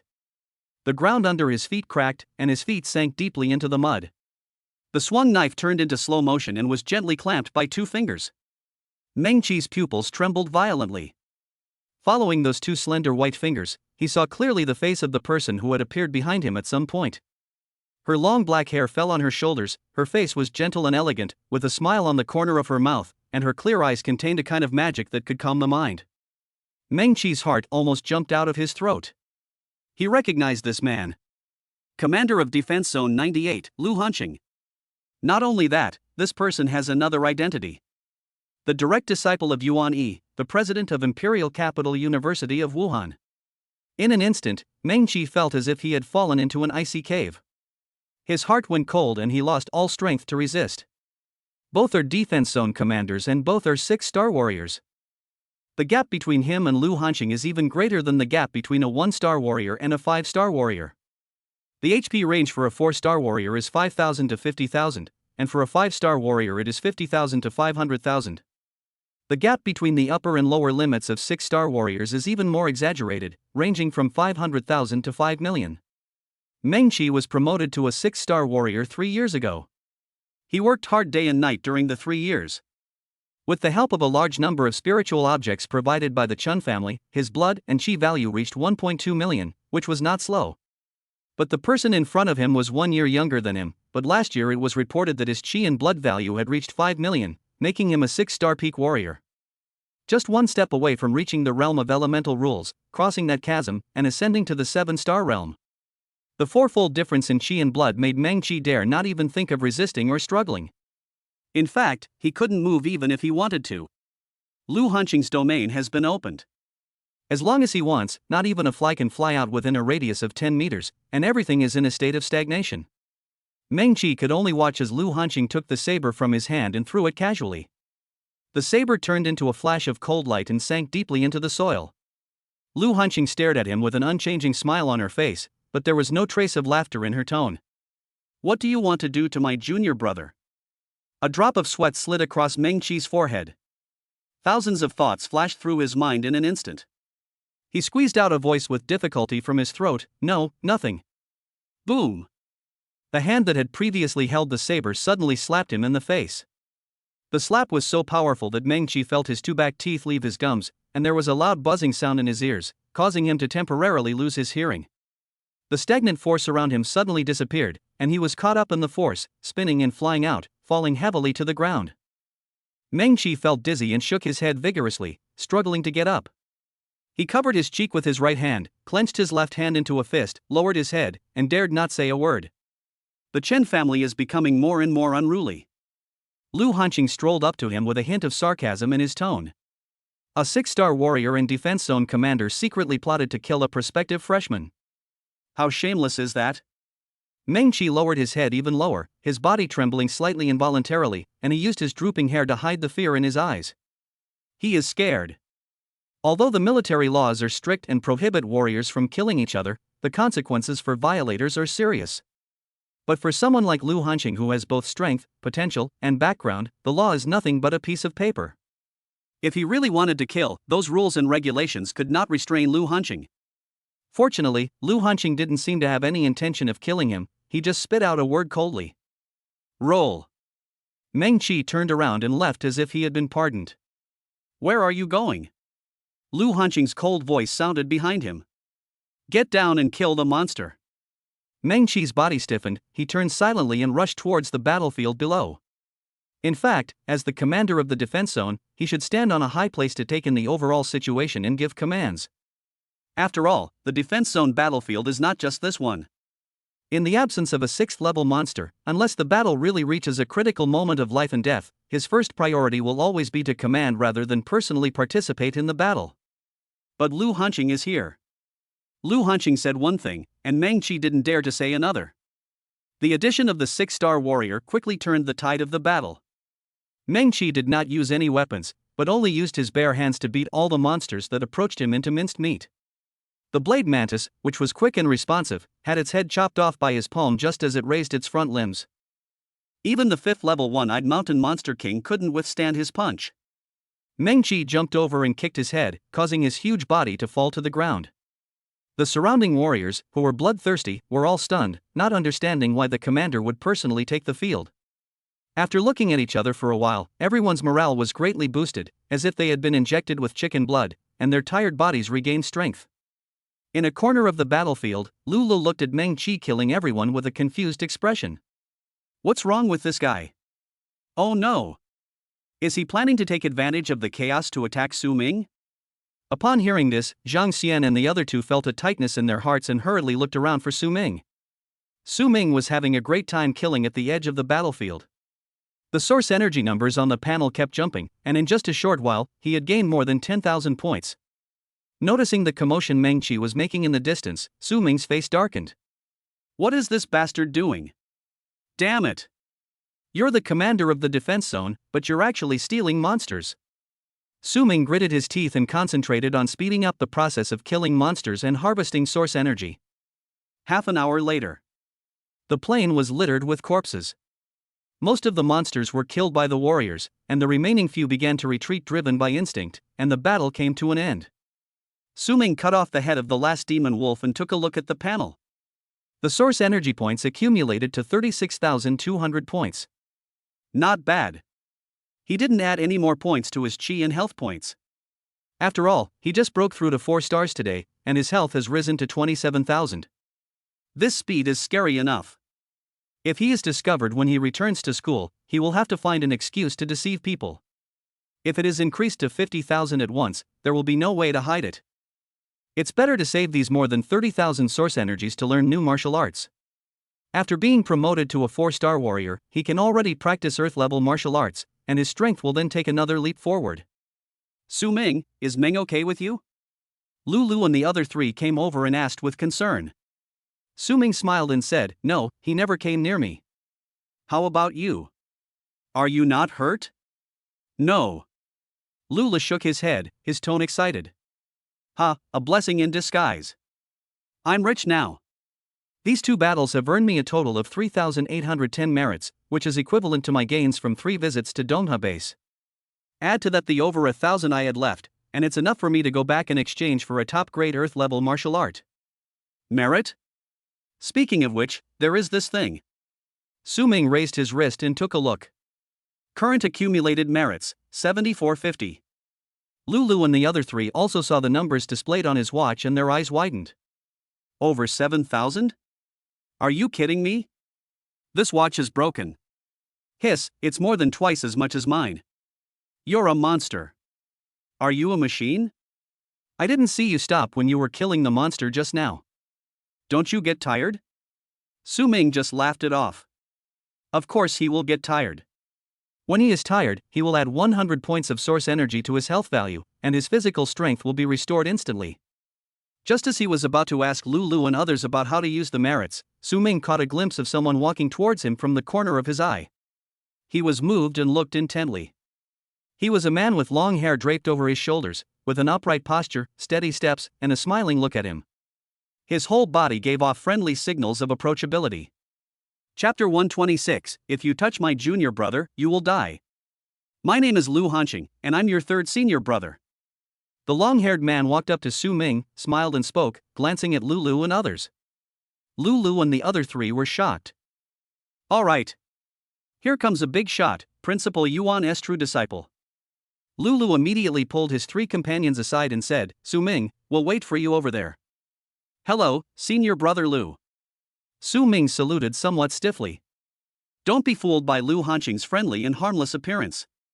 In his deep perception, the senior brother had no flaws at all, his temperament was as calm and vast as the ocean, and he was obviously a master at first glance. Lu Hanqing, the stone that flew towards you before was the one I deflected. Su Ming was slightly stunned, then suddenly realized. Thank you for your help, senior brother. Lu Hanqing stared at him, with approval flashing in his eyes. Originally, I shouldn't have taken action. My teacher told me to secretly protect you and guard against attacks from the remnants of the 4 saints. But you're so talented that you've already touched upon the opportunity for advancement right after entering the battlefield. It's truly astonishing. Su Ming was slightly embarrassed and scratched his head. Brother, you are too kind. I was just lucky. He knows his own situation well, and he has a hammer talent. The reason why he could sense the opportunity for spiritual transformation as soon as he entered the battlefield was simply because he had eaten 10 gold yuan fruits before, and his spiritual power had been increased to overflowing level, so he was particularly sensitive to the opportunity for transformation. Without the 10 fruits given by Lin Qingli, he might have to hone his skills in this alien battlefield for more than 10 days before he could achieve a breakthrough. Lu Hanqing didn't know what he was thinking, and continued, seeing that you were stuck at the last step, I took the initiative to help you. Just consider it a gift from my senior brother to my junior brother on our first meeting. Now that you've broken through to become a 4-star warrior, there's no need to stay here any longer. Return to school early and practice a few Earth-level martial arts to fully enhance your strength. Yes, that's what I plan to do. Su Ming paused and said hesitantly, Brother, if you do this, will it ruin the teacher's plan and get punished by the teacher? Lu Hanqing said that he was protecting Su Ming on Yuan Yi's orders, but both of them knew that this was not the case. Su Ming's question made Yuan Yi's true purpose clear. Lu Hanqing smiled faintly, not surprised that he guessed the teacher's true intention. Don't worry about me. Master isn't such a stingy person. The remnants of the 4 Saints sect aren't that easy to entice, and they're not fools. Now that this organization has begun to walk the earth again, there will be plenty of opportunities to deal with them in the future. There's no need to rush now. Besides, I didn't agree with this action in the first place. Using a newly initiated disciple as bait to lure the enemy, even if it was the master's idea, this decision is outrageous. Su Ming smiled awkwardly, thinking that his 3rd senior brother was really bold in speaking. He wasn't so averse to being used as bait, after all, it was beneficial to him. The two chatted for a while. Lu Hanqing had something else to do, so he urged Su Ming to return to the other side of the spacetime rift immediately so that he could escape from the surveillance mission. By the way, do you have a conflict with the Chen family? Lu Hanqing brought up another matter. Su Ming then told Chen Xiaoming about how he had slapped him and broken his facial bones. Lu Hanqing nodded gently, so that's how it is. He didn't say anything more. Dongha Base. After returning the watch, Su Ming and his group arrived at the airport. The plane back to Daijing had not yet taken off. Lu Hanqing watched Su Ming board the plane and waved goodbye. Next time you come to Dongha Base, say hello to me in advance. Okay, sure. Watching his junior brother disappear into the cabin door, Lu Hanqing put away the smile on his face and turned to leave. Instead of returning to Area 98, he strolled all the way to a command room somewhere on the upper floor of the base. Outside the command room, 2 guards were standing guard. Seeing Lu Hanqing approaching, a guard saluted solemnly and said respectfully, "Commander Lu, how can I help you?" Lu Hanqing ignored the 2 guards and raised his right hand. Boom! The powerful energy hit the tightly closed iron door of the command room, causing the heavy iron door to cave in immediately and fly into the room. The 2 guards were blown away by the escaping energy, hit the wall and fainted. How dare you? Who is so presumptuous? An angry voice came from inside the house. Lu Hanqing walked into the room and glanced around. In the corner, he saw a middle-aged man with gray hair, looking at him with a look of shock and anger. The 2 looked at each other, the middle-aged man's face changed, and he subconsciously took a step back. Lu Hanqing. You, what do you mean? Attacking the commander's headquarters, are you trying to rebel? Lu Hanqing waved his hand to expand the domain, and the power of stagnation was activated, controlling everything within a radius of 10 meters. The middle-aged man's face turned red, his body trembled, and he tried to expand his domain to fight against his domain. Bang! A faint white light flashed and shattered, and the middle-aged man failed. Waste! Lu Hanqing uttered 2 words lightly, walked to the middle-aged man who was unable to move, and stared into his eyes. If anything happens to Su Ming in the future, I will kill you the next time we meet. The middle-aged man said with difficulty, "I don't understand what you are talking about." Lu Hanqing looked at him deeply. Bang! The middle-aged man flew backwards and hit the wall heavily. He groaned and a trace of blood flowed from the corner of his mouth. Lu Hanqing put away his domain and turned to leave. Thump! The middle-aged man slid to the ground, gritted his teeth and got up, wiped the blood from the corner of his mouth, and waited until Lu Hanqing walked away before he dared to roar angrily. Lu Hanqing. I wonder how long you can keep being so arrogant. After another round of searching, the walkie-talkie was picked up from under the table that was knocked over by the deformed iron door. Meng Qi. You idiot, how did Lu Hanqing know what I asked you to do? Get over here right now. Evening. Imperial Capital Martial Arts University. A group of people jumped off the bus. Lula laughed wildly. I went there and came back the same day, earning nearly 4,000 merit points in one day. Ha ha ha, no one would believe me if I told them. Su Ming smiled bitterly and warned, please remember to keep my affairs confidential, seniors. Lulu warmly put his arm around his shoulders. Su Ming, you're so outstanding. The truth will come out sooner or later. You'll be famous among the top 10. What's the point of hiding it? If I had achieved something like you as a freshman, I would have wanted to tell the whole world about it. I really don't understand your thinking. I prefer to keep a low profile. Okay, don't worry, we won't tell anyone when we get back. The 5 people waved goodbye to each other. Xiang walked to a deserted place, looked back, took out his cell phone and dialed a number. Cousin, it's me. I'm going to tell you a huge secret. Don't tell anyone else. I met Xiao Shi today. Gao Yueji's surprised voice came from the phone. Xiao Shi? Where did you see him? Are you sure? 1000% sure. Moreover, I know his true identity. Who is it? Su Ming. Su Ming? This name sounds familiar. This year's runner-up in the National Martial Arts College entrance exam seems to be named the same. That's him. Su Ming is Xiao Shi. He has already enrolled in school early and has become Principal Yuan's registered disciple. Ha! In a room in the student dormitory area, a purple-haired woman wearing pink pajamas and with a proud bust sat up in bed with surprise, her beautiful eyes wide open, and her voice raised an octave. You mean the person who defeated Hebron's Little Tan is a high school student who just finished the college entrance exam last month? Impossible, this is absolutely impossible. Chapter 127, New Martial Arts, Thunder Prison Demon Killing Fist. After returning home, Su Ming called Zhang Yuan and told him that he was back. Zhang Yuan's voice sounded slightly surprised on the phone. So soon? Did you run into any trouble at the Dongha base and come back early? No, Su Ming answered honestly, I have already broken through to become a 4-star warrior. What? So soon? Zhang Yuan was even more surprised, but he didn't doubt him. He just muttered something vaguely and then said, Well, it's a good thing that you can successfully break through. Once you reach 4 stars, you will be able to learn Earth-level martial arts.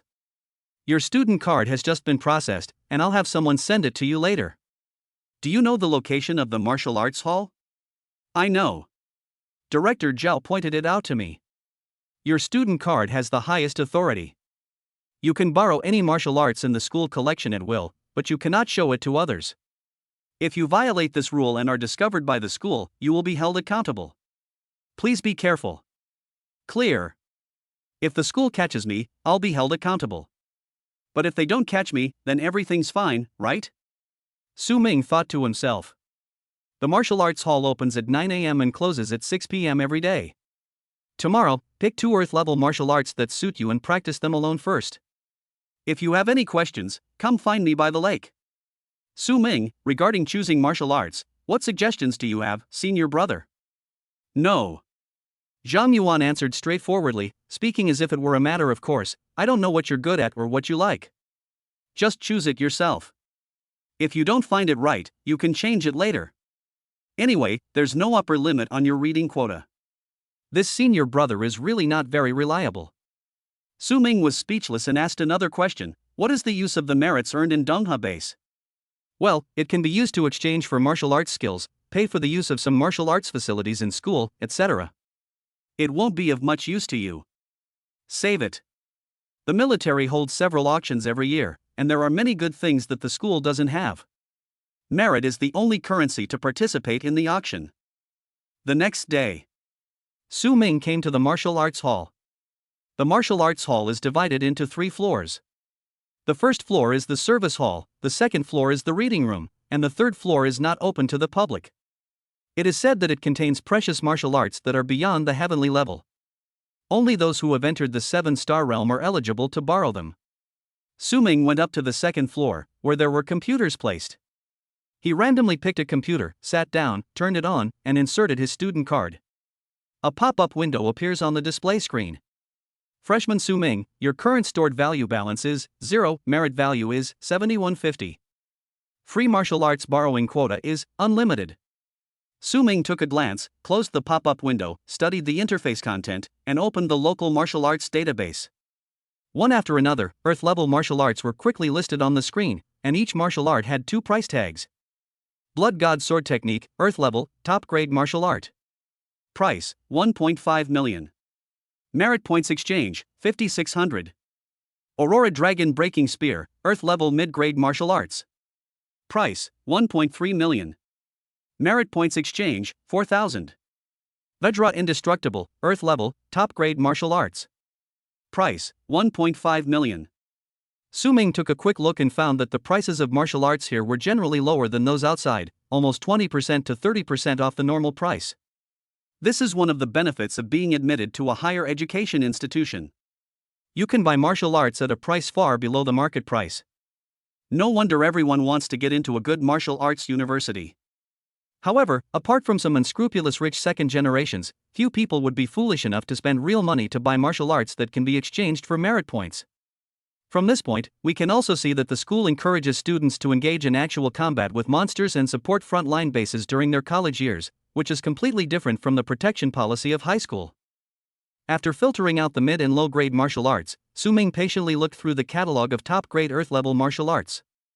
It took him 2 hours to select 4 martial arts that he liked. The first part is Thousand Illusions Sword Classic. This top-grade Earth-level sword technique was created by an 8-star warrior. It is known for its swift and ever-changing attacks. It integrates swordsmanship and body movements into one. When practiced to perfection, it can condense an illusion and the main body to attack the enemy together. The combination of true and false, real and virtual, is very powerful. Su Ming had heard of the fame of this sword technique a long time ago, but he did not expect to see it here. He immediately added it to his purchase list without hesitation. The second top-grade Earth-level martial art is called Rainbow Piercing the Sun, which is a bow technique. The introduction says that this archery technique is simple in content, with only 3 moves, but it is very difficult to practice. It has high requirements for strength and comprehension. Throughout history, only a few people have mastered this archery technique. Su Ming has no shortage of strength, but also understanding. Well, although he didn't have it, he didn't need it to learn martial arts. The third part is a physical skill called swift electric flash. To practice it, one needs to possess special talent for lightning. The threshold is high, but the effect is also outstanding. Among all the top-grade Earth-level body techniques collected by the Imperial Capital Martial Arts University, no one can surpass it, whether it is long-distance sprinting or short-distance explosive speed. The last one is a boxing technique. Thunder Prison Demon Killing Fist. It also requires a special talent for lightning to practice, and the martial arts description is only a short line. Wherever my fist strikes, the sky collapses and the earth splits. Within the prison of thunder, I alone reign supreme. Awesome. Just reading this introduction makes me feel full. Su Ming chose it to prepare for his own Thunder Dragon form. As the concentration of Thunder Dragon bloodline continues to increase, the Thunder Dragon stance has become his trump card. It would be unreasonable not to match this stance with a suitable martial art. After selecting the 4 martial arts, Su Ming entered the settlement interface, took out the USB flash drive he carried with him, and copied everything. After leaving the martial arts hall, he was about to go home to add the 4 martial arts into the system panel. A strange number suddenly called his cell phone. Su Ming pressed the answer button and asked as he walked, "Hello, who is this?" "I'm Chun Xiang." A familiar deep voice came from the phone. Su Ming paused inside. Although he had known that Lu Lu and his men would leak his identity, it happened too quickly. Su Ming remained calm and said calmly, "What do you want to talk to me about?" "In the ruins of the alien god, if it weren't for you, I would have died under Hebron's gun." "Thank you," Chen Xiong said sincerely. "Polite. I want to invite you to dinner. When are you free?" Su Ming laughed heartily. "No, I can't afford this meal." "If you're really grateful to me for saving your life, then take care of your Chen family and stop biting around like a mad dog." "Chen Xiong, what do you mean?" asked Chen Xiuming. Su Ming was too lazy to say anything more. He just hung up after saying a few words and strode towards home. Takyo First Central Hospital, a high-end ward. Chen Xiang was wearing a blue and white striped hospital gown, sitting on the bed holding a cell phone, with a confused expression. Asked Chen Xiuming. "My stupid cousin who has no special abilities and only became the vice principal's disciple because of his parents' doting? How did Su Ming know him?" Judging from what they said on the phone, it seems like there's still something unhappy going on between the two of them. Gao Yuezhi, seeing his puzzled expression, asked, "What's wrong?" Chen Xiong frowned and did not answer her. He opened the address book, found the number of his cousin Chen Xiuming and dialed it. The phone rang a few times and then it was connected. "Brother Qiong, why do you have time to call me today?" Chen Xiuming's voice on the phone was slurred and his tone was stiff. He seemed to be in a bad mood and was forcing a smile. Chen Xiong got straight to the point and asked, "Do you know Su Ming?" The person on the other end of the phone breathed heavily and sounded a little flustered. Who? Chapter 128, I am socially anxious and don't make friends. Stop playing dumb with me. I'll ask you again, do you have a conflict with Su Ming? There was a hint of coldness in Chen Xiong's voice, and a strong sense of oppression was transmitted to the other side through the microphone. Chen Xiuming didn't dare to hide it anymore. He slapped me the day before yesterday. My face bones were broken and 2 teeth were knocked out. Chen Xiong interrupted and asked, "Why did he hit you?" Chen Xiuming hesitated for a long time and couldn't explain clearly. Are we saying that he was jealous of a woman, took the initiative to provoke her, and was killed instantly with a slap? He can't afford to lose this person. Chen Xiong's patience ran out. He frowned and said coldly, "Where are you now?" "Get over to the First Central Hospital right now." Chen Xiuming was really afraid of hearing the name Su Ming. Last night he called his second uncle to inquire about the progress of the matter. He was expecting to hear good news such as Su Ming's accidental death or serious injury, so that he could vent his anger. Unexpectedly, as soon as the phone was connected, my second uncle scolded me harshly. He could feel his second uncle's anger through the phone. The roaring voice on the phone made his head hurt. Chen Xiuming didn't understand what was going on and asked for the reason, but his second uncle didn't explain. He just said, "Don't bother him again," and then hung up the phone rudely. Chen Xiuming was confused. My second uncle is one of the persons in charge of the Dongha base and holds a high position of power. What kind of rotten fish and shrimp was Su Ming? He actually made that second uncle lose his composure like this. Before he could find out what exactly happened at the Dongha base, he received another call from Chen Xiong today. Chen Xioming has always been in awe of his cousin, not only because Chen Xiong is the only son of the current head of the Chen family, but also because his cousin has shown extraordinary talent since he was a child and is the leader of their generation of Chen family members. Chen Xioming was naughty when he was a child and was often beaten by Chen Xiong, which almost became a psychological shadow for him. He walked out of the ward with his head held high, crossed the long corridor, and came to Chen Xiong's room.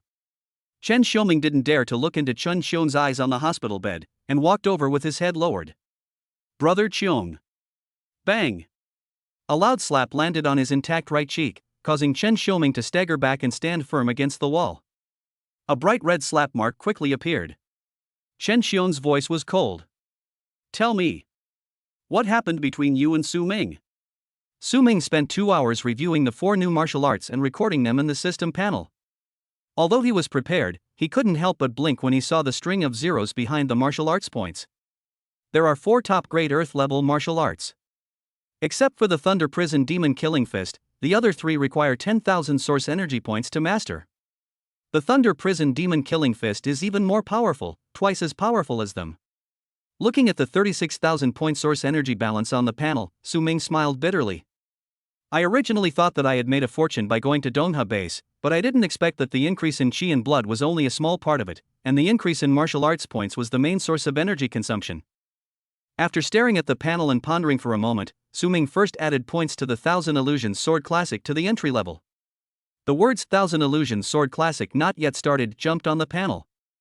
A large amount of sword skills insights and sword move experiences flooded into his mind. Su Ming closed his eyes and digested it quickly. After a moment, he opened his eyes again, a flash of light flashed across his pupils, and his whole aura changed subtly. On the panel, the Thousand Illusions Sword Manual has changed to the entry-level state, and the source energy consumption required to advance to the next level of minor success is also displayed. 30,000 points. Looking at the string of numbers, Su Ming hesitated for a moment and closed the panel.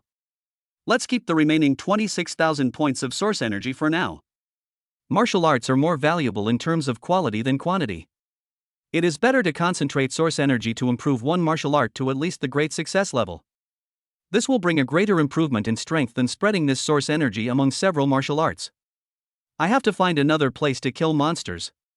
Boom boom boom. The sudden knock on the door woke Su Ming from his thoughts. Xiao Ming, a friend is looking for you outside. Mother Lu Mei said outside the door. Friend? Su Ming was stunned. He had just arrived at Imperial Capital University and didn't have many friends. Lulu, Zhang Xian and others should not know where he lived. Walk out of the room and come to the entrance. Seeing the visitor standing outside the door, Su Ming frowned. These 2 people could not be called his friends. What do you want to talk to me about? Standing outside the door were Chen Xiong, whom he had not seen for several days, and Chen Xioming, whom he had just met the day before and whom he slapped and threw into the trash can. Chen Xiong was wearing white casual clothes, his face was a little pale, and he was leaning on a crutch under his armpit. His weak appearance was completely different from the high-spirited man he was when Su Ming first met him. No wonder. After all, he was beaten so badly in Hebron that he almost died on the spot. The fact that he was able to walk in just a few days was a medical miracle. Looking at Chen Xioming again, his head was wrapped in a thick bandage, covering half of his face. There was a red and swollen slap mark on the exposed right cheek, which looked quite funny. The looks of these 2 brothers are perfect for playing the roles of a disabled person. Facing Su Ming, Chen Xioming lowered his head and said nothing. It wasn't until Chen Xiong slapped him on the back of the head that he staggered and said in a mosquito-like voice. I'm sorry, Su Ming, I'm here to apologize to you. I was wrong before. Su Ming looked at Chen Xiong with a half-smile. What does this mean? Chen Xiong said calmly, I already know all the stupid things my useless cousin has done. He took a step back, raised his crutch, and smashed it hard against Chen Xioming's knee. This incident happened suddenly, and by the time Chen Xioming realized something was wrong, it was too late to dodge. Crack! There was a crisp sound of bones breaking. Chen Xioming let out a heart-wrenching scream, his facial features distorted, and he fell to his knees, hugging his knees and rolling around in pain. Chen Xiong, you dared to hurt me. This is not what we agreed on. It hurts so much, call an ambulance. Shut up. Chen Xiong glanced at him coldly, disgust flashed across his face, and he kicked Chen Xioming in the mouth. Chen Xioming immediately loosened his knees and covered his mouth. Blood oozed out from between his fingers, and his angry roars turned into indistinct whimpers. Chen Xiong, who performed this series of shocking actions, did not show any pity or compassion for his cousin on his face, and his eyes were staring straight at Su Ming. I promise you, from now on, this idiot won't bother you again. You don't have to forgive him, but it's enough for you to know that I, Chen Xiong, sincerely want to be your friend. Facing Chen Xiong's stone-cold gaze, Su Ming felt a chill in his heart. As early as in the Golden Crown Arena, he saw that the man in front of him was a cold-blooded person who would do anything to achieve his goals and would sacrifice his companions at will. But I didn't expect that this guy could be so cold-blooded towards his blood relatives. Be friends with this kind of person? Forget it. He was afraid of being stabbed in the back one day. No need for that. I'm a socially anxious person and have no interest in making friends everywhere. Please go back. Su Ming closed the door. After 2 seconds, it opened again. By the way, remember to wipe the blood off the floor when you leave. The cleaning lady works very hard. P.S. I have to catch a train today and tomorrow, which takes more than 20 hours. I will update once in these 2 days. Starting from the 4th, I will update at least 3 times a day. If I can't do it, I will be 3 centimeters shorter. Chapter 129, Secret Realm of Snowfield. After returning to the room, Su Ming called his senior brother Zhang Yuan. What's up? Zhang Yuan's voice sounded lazy, and the background noise of the phone was filled with the chirping of cicadas. Needless to say, he was fishing again. Su Ming, I want to find some monsters to hone my martial arts skills. Senior brother, do you have any good recommendations? Zhang Yuan asked in surprise, practicing martial arts? You just went to the martial arts gym today, right? How could you have mastered new martial arts so quickly? I've barely gotten started, but I'm still far from mastering it. Monster, you clearly have such a strong understanding of martial arts, but why can't you comprehend the power of rules? I really want to cut open your brain and see what's inside. It took him only half a day to master Earth-level martial arts. This speed is beyond words to describe. Zhang Yuan had seen many geniuses, but none of them could compare to Su Ming in this respect. Pity. With such a strong understanding, he has to stop at the 6-star realm. He changed the subject and said with a hint of rebuke, "You're just getting started and you're already rushing into actual combat. It's not a good idea to be too ambitious." Su Ming had his own explanation. Excuse me, senior brother. Compared to studying martial arts step by step, I personally prefer to practice fighting to improve my skills. I refine my skills and accumulate experience in battle. Actual combat is very important to me. He insisted again and again, and Zhang Yuan was in no mood to persuade him any further. After a moment's hesitation, he said, "The day after tomorrow, a medium difficulty secret realm jointly controlled by the school and Panyan Martial Arts University will open. Since you have been promoted to a 4-star warrior, you are barely qualified to go there for some training." Secret place? Su Ming's eyes lit up. The secret realm is the spatial fragments of the collapsed alien world, some are large and some are small. They often last for hundreds of years before dissipating on their own and being swallowed by nothingness. This kind of space fragment often contains extremely rich spiritual energy, which will give birth to various natural treasures and spiritual objects, and can also breed powerful monsters. The golden yuan fruit that Wei Yan gave to Lin Xingli was obtained from the secret realm. The actual combat phase of the martial arts college entrance exam also takes place in the Jingyun secret realm. This realm, transformed by the 8-star warrior Gu Tuo, no longer breeds spiritual creatures, but can spawn a large number of low-level demonic beasts. The stability of the space has been improved, and additional rules and conditions such as silencing and surveillance have been added, which is another clever use of the secret realm.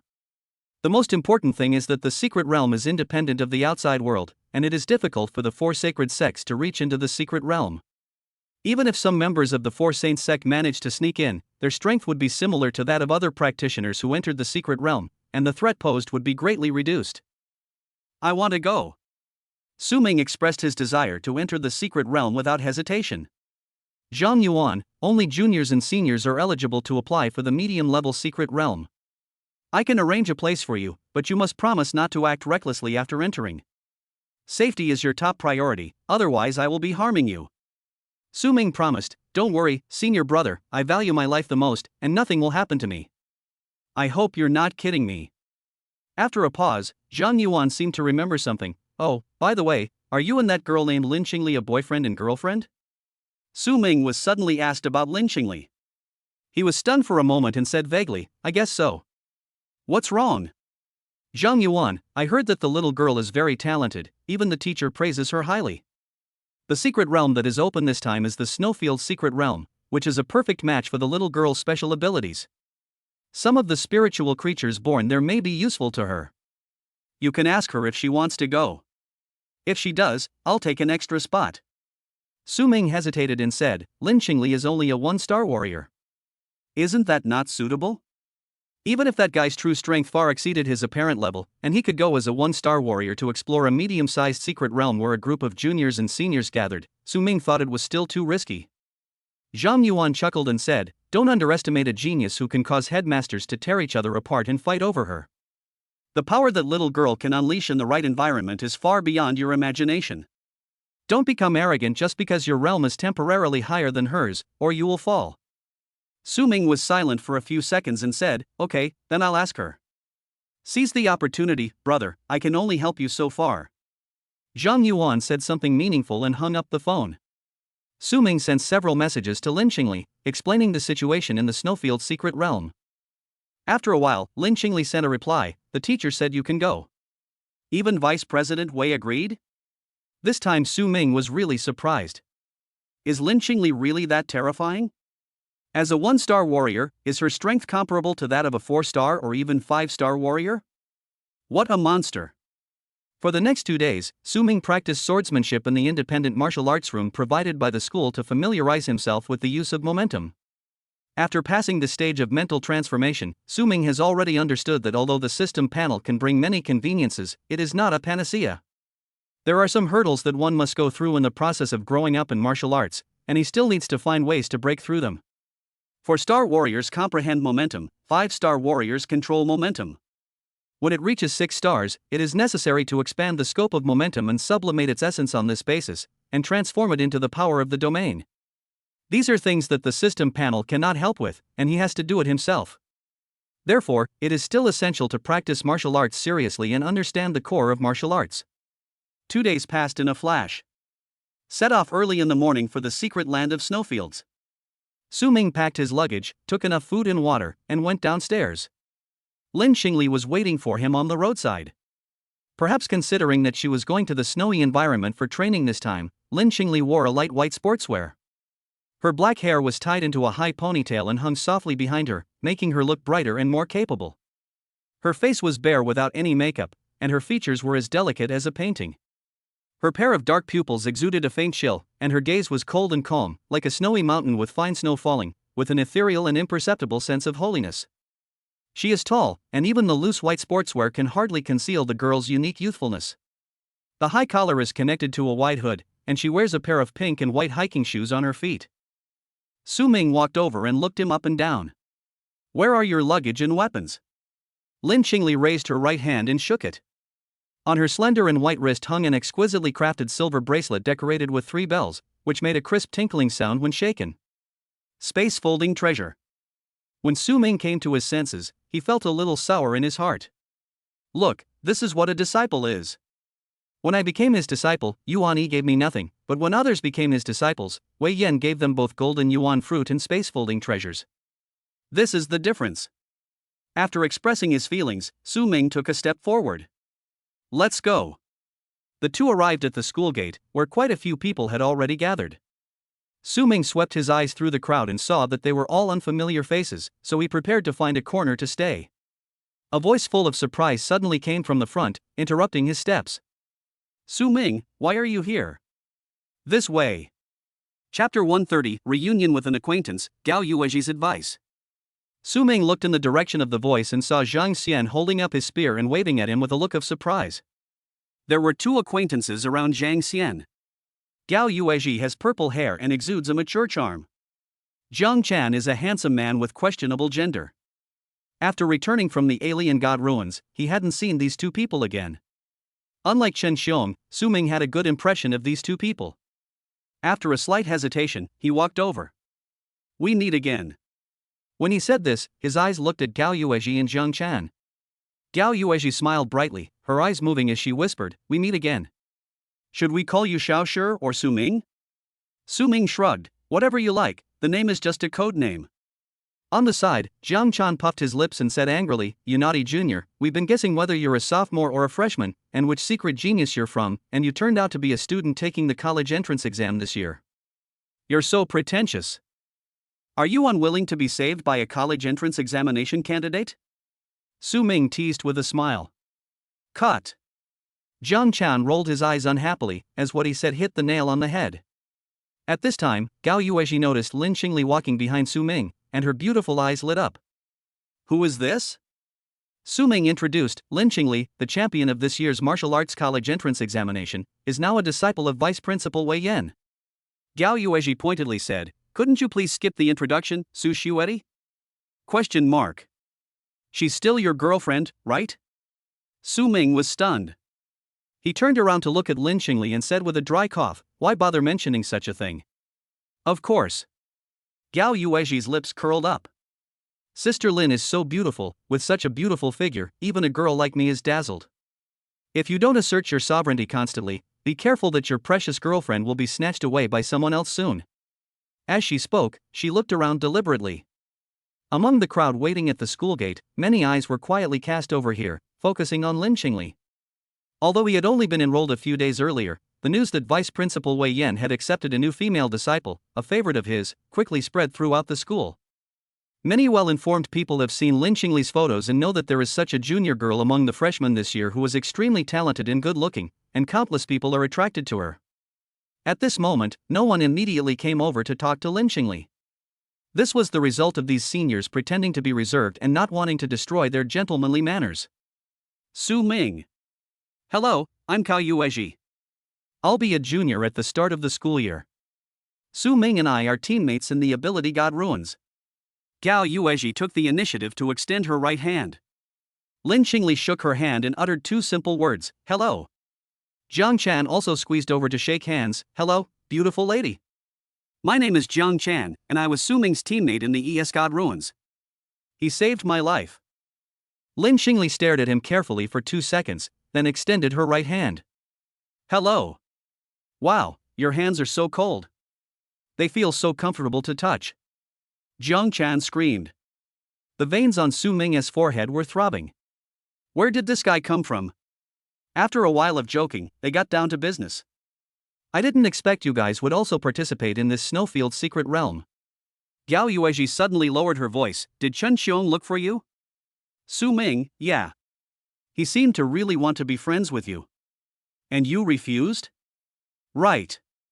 Gao Yuezhi looked worried, hesitant to speak. Although Chen Xiong has some flaws in his character, he's still good to his true friends. You don't really need to reject him explicitly. Even if it's just a pretense of agreement, having more friends is always better than having more enemies. Su Ming raised his eyebrows. Be friends with him? Forget it. I'm afraid he'll ask me to go to some secret place one day, and make me, his friend, die for him like he did in the Colosseum. It's too tiring to be insincere with such a person. I'd rather have more enemies. Everyone has his or her own bottom line, and Su Ming's bottom line is not to make friends with people who betray their friends. If Chen Xiong really hated him because he rejected him, regarded him as an enemy, and even used the power of the Chen family against him, then Su Ming would have nothing to say. At worst, he could join the Mingshan society and use the power of the society to fight against the Chen family. Rather than being friends with Chen Xiong, he would rather jump into the big mud vat of Mingshan society. At least he has real friends like Meng Xingyu and Su Xiaoyuan as his companions. Gao Yuezhi fell silent. What Chen Xiong did in the arena incident was indeed wrong. This was an indisputable fact. Even she felt somewhat chilled and frightened at that moment. The atmosphere is a bit depressing. Jiang Chan clapped his hands vigorously, forcing everyone's attention to himself, and changed the subject. By the way, speaking of the secret realm we are going to explore next, I have some very useful little knowledge here. Are you interested in listening? Zhang Xian looked left and right, sighed, and raised his hand to show interest. I want to listen.